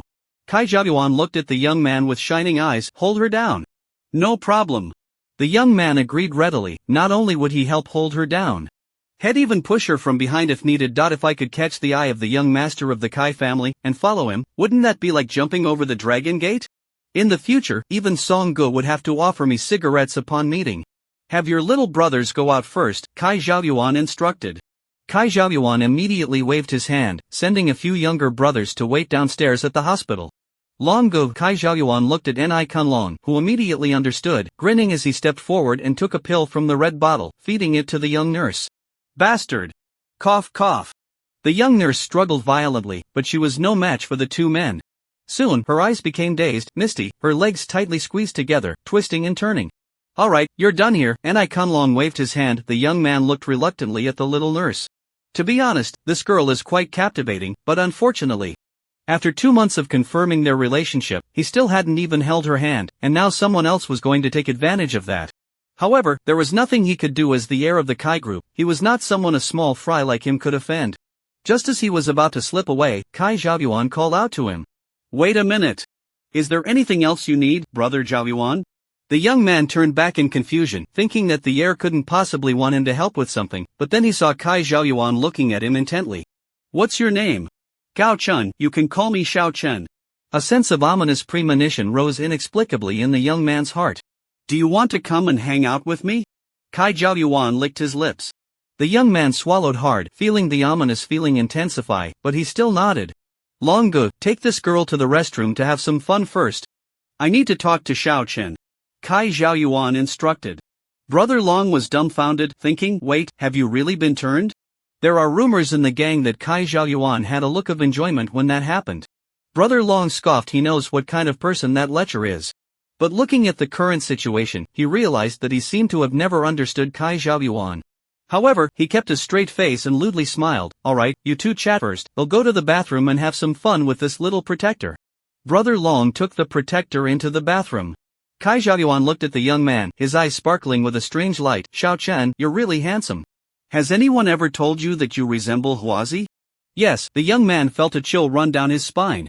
But the desire to rise above overcame his inner fear and disgust. It's just mugwort. As long as I can become the big brother, what's a little pain? Just think of it as being bitten by a dog. Xiao Chen, lean on the window, they'll teach you something fun. Kai Zhao Yuan ordered. Xiao Chen nodded, filled with a tragic sense of duty, and leaned against the window with an expression of righteous determination, slightly sticking out his bottom. Kai Zhao Yuan was very pleased with Xiao Chen's understanding, unbuttoned his pants, and gave him a hard slap. Slap! Click, click! The locked door of the hospital room made a sound, and then the door opened automatically as Yi Chen stealthily walked in. He was momentarily stunned by the shocking scene by the window. Then, he heard a faint cry for help from the bathroom. He pushed open the bathroom door and saw a young nurse curled up in the corner, her face flushed, anxiously twisting her body, continuously begging, please, let me go, don't. A man was undressing with a lewd grin. Don't? Soon you'll be begging me for it? Yi Chen reached out. And a baseball bat appeared in his hand from his spatial pocket. Then, with a sharp whistling sound, the baseball bat struck the man's head hard. Bang! With a muffled thud, the man fell unconscious. By the window, Kai Zhao Yuan heard the commotion from the bathroom and grinned. After all, it's Long Gu, still strong in his old age, making such a big ruckus. Although his tastes had changed, he couldn't let himself fall behind. Holding Xiao Chen's waist, Kai Xiaoyuan endured the discomfort behind him and struck hard. In the bathroom, Yi Chen flipped the man over and froze for a moment upon seeing his face. How could he not recognize this person? Ni Kunlun, one of Kai Baozi's top generals. In his previous life, when he was wanted, he had infiltrated Kai Baozi's lair alone, and just as he was about to eliminate Kai Baozi, this Longu had discovered him. Without hesitation, he had sent him on his way with 2 shots. Very well, since you're here, Xiaolong. So, can Kai Xiaoyuan's death be pinned on Kai Baozi? The son had an affair with his own mistress, and in a fit of rage, the social bigwig Kai Baozi sent his subordinates to eliminate him. This makes sense. Yi Chen approached the window, and Kai Xiaoyuan and Gao Chen had already merged into a small golden gourd. He couldn't bear to look, so he took out a steel pipe from his space and struck down twice, leaving both of them limp on the ground. Wow! Time seemed to freeze. Yi Chen went to the bathroom, dragged Niku Long to the window, and placed the steel pipe in his hand. Then he stuffed the baseball bat he had just used to hit Niku Long on the head into Kai Xiaoyuan's hand, ensuring he left fingerprints before tossing it under the bed. Both weapons were brand new. Moreover, Yi Chen always wore gloves when handling them, so he wasn't worried about leaving any biological traces. Next, Yi Chen opened the window and threw Kai Xiaoyuan out. The state of time standing still continues. With Kai Xiaoyuan bare-bottomed, floating in the air, still carrying Xiao Chen's feces. Whoosh, time resumes normalcy. Bang! After a muffled sound, a splash of blood slowly blooms on the second-floor terrace. Good and evil will be rewarded. Evil will eventually face its consequences. Screams can be heard from downstairs. Several doctors rush up to the terrace to perform rescue efforts. Unfortunately, after falling from the 14th floor, with a head smashed open, even a deity would find it hard to save him. Before long, the shrill sound of police sirens can be heard. Jin Yuan Hotel. Room 1817. The door opens and Yi Chen walks out, hurrying downstairs. Once at the bottom, Song Dongfeng has already driven the Mercedes to the entrance, waiting. Donzi, let's go to Ao's Western Restaurant. Sure thing. Ao's Western Restaurant is less than 5 kilometers from Jin Yuan Hotel. And soon they arrive at their destination. Yi Chen instructed Song Dongfeng to handle dinner by himself and hurried upstairs. The Western restaurant Auntie is quite famous in Taojiang City, with a high-end atmosphere, and it was dinner time, so it was packed with customers. Suisha had been waiting for half a day, eagerly staring at the entrance like a little dog waiting for its owner to come home. When she saw Yi Chen, she quickly stood up and happily trotted over, linking her arm with his. Mr. Yi, you finally made it. I've been waiting for so long, Suisha said playfully. She had chosen a spot by the floor-to-ceiling window, overlooking the city's night view, with the Taojiang TV tower not far away. Enjoying dinner in such a beautiful setting was a delight. Mr. Yi, before dinner, I'd like to have some appetizers first, Suisha said shyly, gazing at Yi Chen with a hint of affection in her eyes. Sure. Yi Chen thought Suisha wanted to kiss him, but instead, she called the waiter and ordered a bucket of ice. Yi Chen was curious, not knowing what she was up to. Mr. Yi, I learned something new while watching a movie and wanted to practice it on you, Suisha said shyly as she took out a pack of popping candy from her pocket. No way? The appetizer you mentioned can't be right? In Yi Chen's shocked gaze, Suisha quietly crawled under the table with the ice bucket and the popping candy. Yi Chen discreetly looked around. Fortunately, their position was excellent, tucked away in a corner, and no one noticed anything unusual. Moreover, the dining table in the Western restaurant was covered with a long silk tablecloth, completely hiding what was happening underneath, so he didn't worry about anyone discovering Suisha enjoying her appetizer. Hiss. Yi Chen inhaled sharply. This appetizer is great. I need to get Suisha to eat more in the future. A moment later, Yi Chen's eyes suddenly widened. Wait. Something's not right. It feels like Suisha isn't eating with her mouth, right? Yi Chen sensed something was off. It seemed Suisha wasn't using her mouth to eat. Activating his perspective eye, he saw that Suisha had actually pulled her low-cut dress up to her waist and was pouring ice cubes all over herself. Then, Yi Chen gasped. Little Shotzi really knows how to have fun. Clearly just a fledgling who has just learned to fly, yet she can come up with so many tricks. But it also shows how much effort she has put in to please him. Moments later, Suisha took a bite of popping candy, and then, a song of ice and fire. Half in fire, half in ice. The restaurant was filled with customers, all quietly chatting, and no one noticed the unusual situation over here. The waiter began serving the dishes, unaware that someone was hiding under the table. This feeling of being discovered at any moment heightened the senses, making it all the more. After a while, Yi Chen was no longer satisfied with this, so he gently patted Suisha's little head, signaling her to come out. Although Suisha hadn't had enough appetizers, she obediently tidied up and emerged. Her pretty face was flushed, her eyes sparkling and watery. It was clear she also wanted. Director Yi, do you like it when Xiao is like this? I do, but it's still not enough. After Yi Chen finished speaking, he waved to call the waiter and asked if there were any private rooms available. Sir, there is one more private room, but it has a minimum spend of 58,888. Change us to that private room. As everyone knows, the big-headed son must listen to the small-headed father. At a time like this, not to mention 58,000, even if it were another zero, the small-headed father wouldn't hesitate. Soon, the waiter transferred the dishes for the two into the private room. Don't disturb us without my command, Yi Chen said lightly. After the waiter left, he used his X-ray vision and super eagle eye to scan the room, confirming there were no cameras, then waved to Suisha. Little Shotzi was already eager. She bent down, her ample hips instantly creating an enticing curve. Then, she gently pulled down her small outfit, wrapped her arms around Yi Chen's neck and sat on his lap. The room filled with two simultaneous sighs. After an unknown amount of time, the steak had long gone cold, and Suisha had lost count of how many times she had enjoyed herself. Finally, she sensed that Yi Chen seemed to want to. Yi Chen prepared to push Suisha away. However, she tightly held onto him, whispering, Director Yi, please don't. I can take care of myself. What else could Yi Chen say? Suisha is so understanding that it's heartbreaking. After everything calmed down, Suisha had dessert. The innate Three Saints body is truly remarkable. One word, extraordinary. It's late at night. Jin Yuan Hotel. Room 1817. They hadn't checked out yet, and after dinner, the two returned to the hotel. Suisha, exhausted from all the turmoil, fell asleep.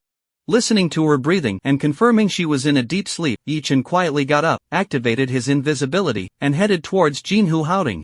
Now that Kai Zhaoyuan was dealt with, there was no need to keep that old man Kai Baozi around.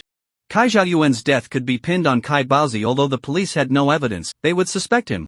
At this point, if he directly eliminated him and stored him in his spatial pocket, it would make the police think that Kai Baozi fled. Thinking the situation was exposed upon arriving at the villa where Kai Baozi lived, there was no sign of him, nor was his mistress to be found. Only a few servants were present, still awake and gathered together gossiping about their employer.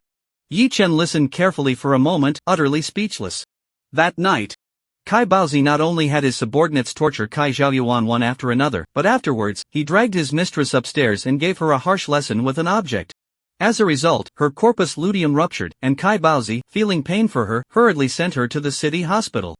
However, the gynecological expert at the city hospital was away for training in the provincial capital, and the remaining doctors were not confident in performing such surgery. After emergency rescue, Kai Baozi took the woman to the provincial capital for treatment overnight. This old man really has some luck.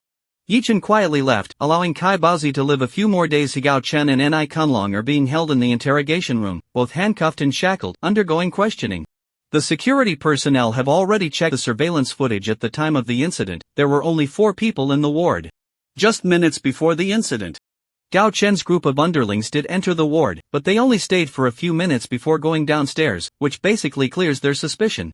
The security bureau inspected 2 bloody weapons at the scene. Ni Kunlong's blood and Kai Zhaoyuan's fingerprints were found on the baseball bat, while Gao Chen's and Kai Zhaoyuan's blood, along with Ni Kunlong's fingerprints, were found on the steel pipe. The preliminary autopsy report for Kai Zhaoyuan has been released. He has blunt force trauma to the back of his head, but the cause of death is still attributed to the fall. Additionally, the police found Gao Chen's DNA and feces at Kai Zhaoyuan's location. Subsequently, the forensic expert discovered Kai Zhaoyuan's DNA on Gao Chen's back. Ni Kunlong was ordered by Kai Baozi to eliminate Kai Zhaoyuan, his rebellious son, at the hospital. Ni Kunlong drugged the nurse and took her to the bathroom, pretending to assault her. Meanwhile, he ambushed Kai Zhaoyuan and Gao Chen, who were by the window, striking them on the back of their heads with a steel pipe. Gao Chen fell into a coma instantly, but Kai Zhaoyuan pretended to be unconscious, then suddenly counterattacked with a baseball bat, striking Ni Kunlong on the head. However, Ni Kunlong was extremely resilient, unlike the debauched second-generation rich kid Kai Zhaoyuan. Just before losing consciousness, he countered and pushed Kai Zhaoyuan down the stairs. Because Kai Zhaoyuan's underlings attempted to harm Chen Jingbin's relatives the night before, Director Cui also took the case of Kai Zhaoyuan's fall very seriously. The security officer arrived at the director's office, reported the case to Cui Fan, and asked, Director Cui, should we summon Kai Baozi? No. Director Cui shook his head. Let's not alarm the snake in the grass just yet. We need to pry open Ni Kunlong's mouth and obtain evidence that Kai Baozi instructed him to kill Kai Zhaoyuan. After a pause, he added, if necessary, we can use special means. The security officer understood immediately. The leader meant they could use the Great Memory Recovery Technique. The next morning, Yi Chen was awakened by a phone call. Suisha was wrapped around him like an octopus. Yi Chen gently pushed her away. Although his touch was light, it still woke her up. Are you feeling uncomfortable? Yi Chen asked softly. Suisha had been knocked out last night and hadn't even tidied up her foxtail. Seeing her awake, Yi Chen gently helped her remove it. Suisha's face immediately turned red, and she shook her head while pursing her lips. Yi Chen kissed her and got up to answer the phone. It was Chen Zhengbin calling. There are quite a few hands reaching into Taoyang City from the provincial level, wanting to divide up the inheritance of the Xiao Hongyu group. If we delay, things may change. I'm planning to hold a meeting next week to auction off those 4 buildings of the Rainbow Bridge. Do you have sufficient funds? Yi Chen frowned. The batch of gold in Xiao Hongyu's vault had not been sold yet, and with just the funds in the Bay Media account, it would likely be insufficient to acquire those 4 buildings. After all, Bay was still in its early stages, valued at over 100 million, but the money in the account couldn't possibly be that much. Seeing Yi Chen's silence, Chen Zhengbin immediately understood his predicament. Do your best to raise funds, and I will help you lead the way to secure loans from a few banks. Thank you, Uncle Chen. Yi Chen felt grateful to old Chen. Although he had saved his life, old Chen had also given back quite a lot. Recalling the time in the hotel when he saw Gong Lifang undressed and even touched places he shouldn't have, Yi Chen was filled with guilt. Old Chen, I can't be entirely blamed for this. It's Aunt Gong's fault. She doesn't seem like a woman who knows how to behave. Yi Chen wasn't foolish. He could vaguely sense that Gong Lifang seemed to have some interest in him. During their first meeting at home, when she pushed him out of the kitchen, she squeezed him with her ample backside, leading to inappropriate contact. At that moment, Yi Chen didn't think much of it, but during his birthday, Gong Lifang's various behaviors and the things she said and did at the hotel made him realize. The eagle wants to eat the chick. Old Chen, who told you to marry such a stunning beauty, leaving you with a green hat? Aunt Gong is so alluring that he almost lost control. If she were to seduce someone else, she would definitely succeed without fail. Yi Chen has indeed wronged Gong Lifang. She is not an easy woman. It's just that the betrayal by old Chen has fueled her desire for revenge. Moreover, she finds it hard to resist the allure of the succubus.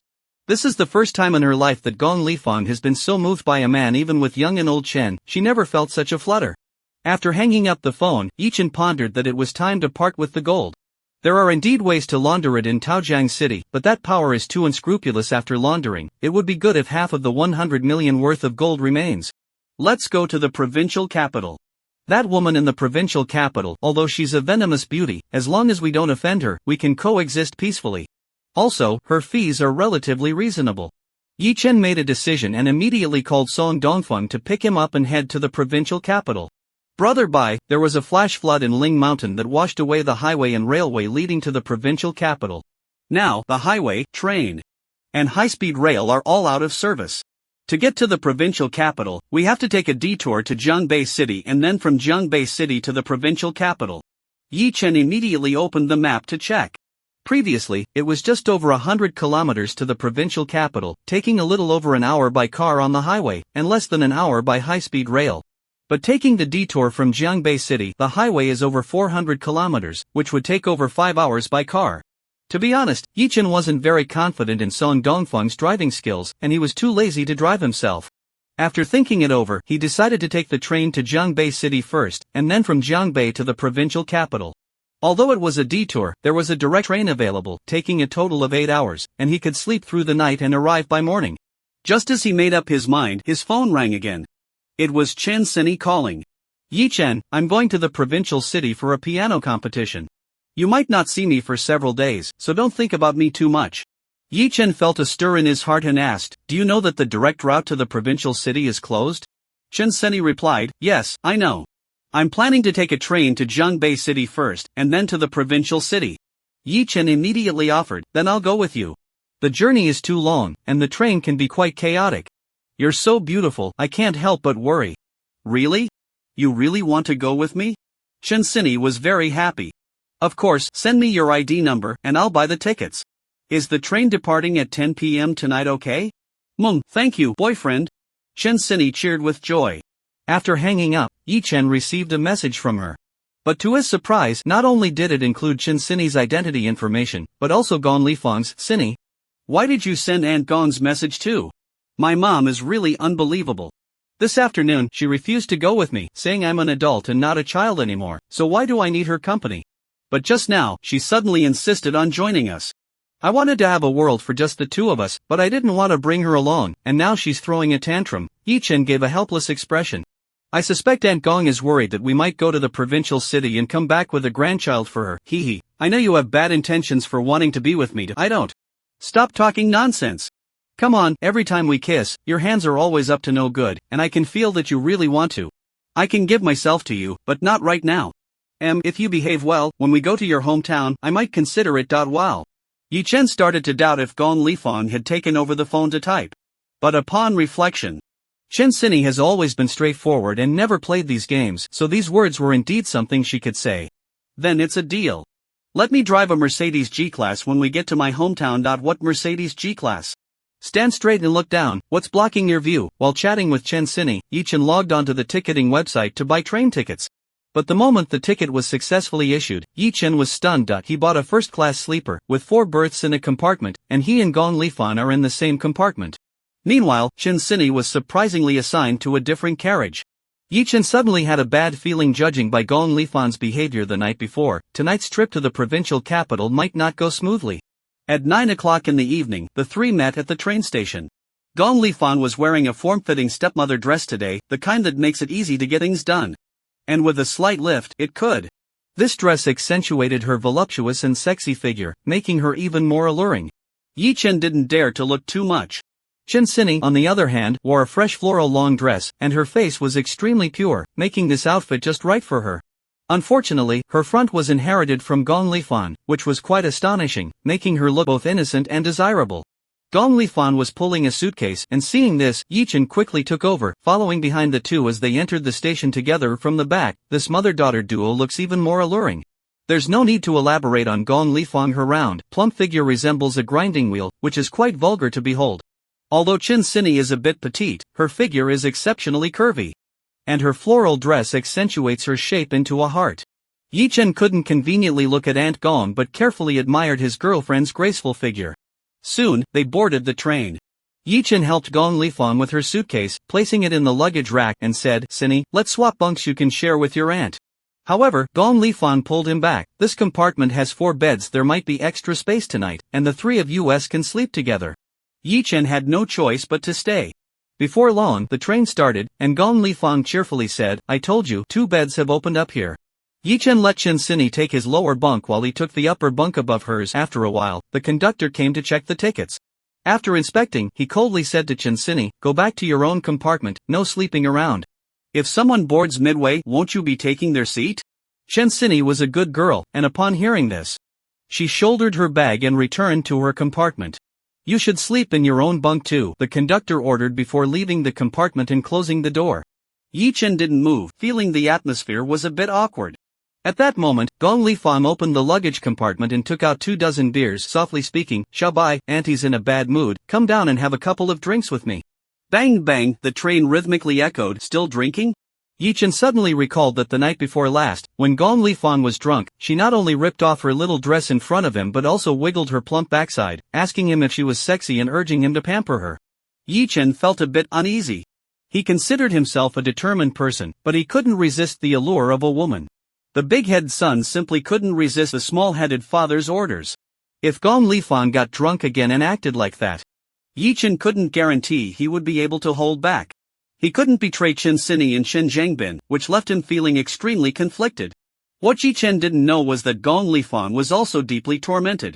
As for old Chen, it didn't matter, he had already betrayed their marriage first. But Sinny was innocent, and Gong Lifang didn't want to do anything to hurt her. Yet, when faced with Yi Chen, she felt as if she lost her mind and couldn't help but want to get close to him. She wanted to have some stories with him. Gong Lifang even had a thought, just once, she wanted to experience it and see if it was as good as she imagined. Satisfying her own wish, she would keep her distance from Yi Chen afterwards. Yi Chen lay on the bed without moving. Auntie, it's too late. How about we drink together another day? But how could Gong Lifang give up the opportunity bestowed by heaven? She said soft, Xiaobai, do you dislike Auntie? Great. Now it's moral coercion. Yi Chen had no choice but to get up and move from the upper bunk to the lower one. Auntie, you treat me so well. I, Yi Chen, am not heartless. How could I dislike you? You and Uncle Chen are my most respected elders. Yi Chen emphasized the word elders. Don't mention old Chen.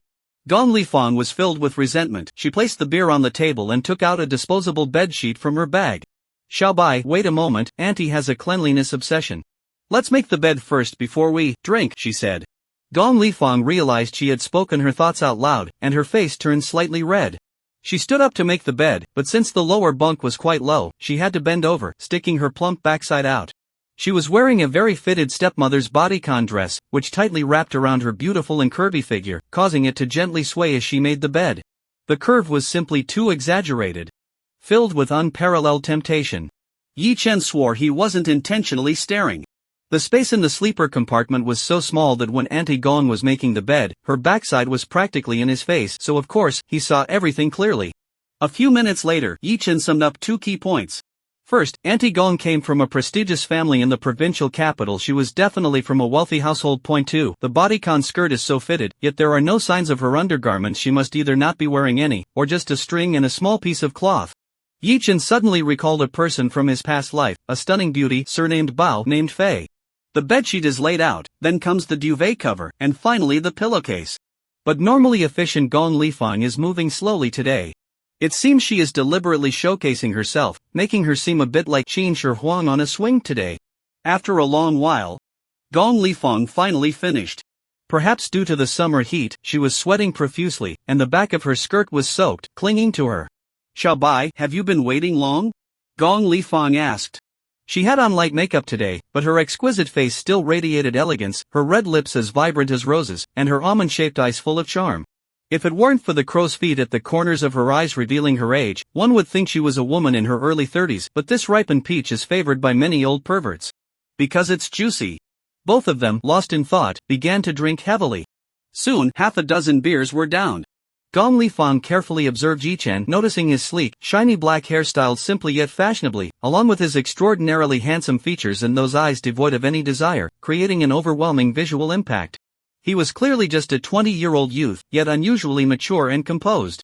Moreover, he exuded an irresistible charm and captivating masculine hormones at all times. It's enough to make young girls weak at the knees and married women ovulate. For a mature beauty like her, it was even more overwhelming. Gong Lifang's alluring cheeks flushed crimson, and after a moment of hesitation, she decided to speak first. Xiaobai, you're not an outsider, Auntie has something to tell you. Yi Chen nodded slowly. Go ahead, Auntie. Gong Lifang asked, what do you think of old Chen's character? Yi Chen thought for a moment and replied, he is upright and honest, yet has a flexible moral bottom line. He is sincere with others, responsible, and family-oriented. That's half right. Gong Lifang tilted her head back and gulped down a big mouthful of beer, a little spilling from her red lips onto the eye-catching Mercedes-Benz G-Class. I used to think so too, until I opened his phone late at night. Gong Lifang's eyes turned slightly red. Ha! Yi Chen was stunned. Don't you believe me? I have proof. As she spoke, Gong Lifang took out her phone and opened a video for Yi Chen to see. In the video was old Chen's phone, showing his chat history with a woman. From the content, it was clear that this woman was Chen Jingbin's first love, a long-term victim of domestic abuse, and old Chen had helped her many times, his words filled with pity for her. Yi Chen. Sure enough, a man only behaves when he's hanging on the wall. It seems that the seemingly perfect husband, old Chen, has this side to him. Tonight, both Xine and I won't be home. Old Chen will definitely go look for that woman. Who knows, they might be in bed together. Gong Lifang wiped her eyes. I gave old Chen a chance. I thought he would be honest with me and stay away from that woman, but he didn't. Back then, I went against my family's wishes, desperately wanting to marry him, and in the end, I got this result. Gong Lifang sobbed, and then, surprisingly, she threw herself into Yi Chen's arms, wrapping her arms around his neck and crying. Auntie, Yi Chen was stunned. No, Auntie, you can cry in my arms, but why are you pushing your big bottom against me? Who can withstand this? In an instant, Auntie Gong was lifted up. Her crying stopped abruptly, her little head tilted back, and her beautiful eyes were filled with shock. Oh my! The real Little White is actually like this. The atmosphere became enchanting, and Yi Chen really felt like he was about to lose control. He directly grabbed Auntie Gong Lihong's big bottom, lifted her up, and placed her on the bed across from him. Then, he quickly distanced himself from her. Auntie, although I know you're feeling hurt inside, we need to keep our distance after all. You are Xinye's mother. Gong Lihong wanted to say that right now. Her emotional pain was secondary. There was something much worse elsewhere. She looked like she wanted to say something but, feeling Yi Chen's rejection and distance, ultimately decided to reveal the earth-shattering secret buried in her heart. Old Chen was on the front lines at the Public Security Bureau when he was young, got injured, and lost his ability to have children forever. Then how did Chen Seni come about? Did you cheat on old Chen? Aunt Gong noticed Yi Chen's confusion and explained, Xiaobai, actually, Seni is not my biological daughter. Yi Chen didn't believe Aunt Gong's words. The mother and daughter looked like they were cut from the same mold, and both were 1 in a million, like a Mercedes-Benz G-Class. How could they not be biological? Aunt Gong, are you teasing me, but would you really lie like this? Aunt Gong knew Yi Chen wouldn't believe her, so she took out her phone and pulled up an old photo from the last century. The photo showed 2 young and beautiful women who looked exactly alike, clearly twin sisters. And judging by the facial features, it was a young version of Gong Lifang, but it was hard to tell which one was her. This is my sister. She is Seni's biological mother. In just 1 minute, Yi Chen was shocked 3 times, feeling like his CPU was about to overheat. She fell in love with a man when she was young, but her family disapproved, so she eloped with him. A year later, she returned pregnant with Xine, and that man abandoned her. Such a thing is a scandal no matter what kind of family it happens in. For the sake of the family's honor, and since old Chen couldn't give me a child, we decided to adopt Xine and treat her as our own.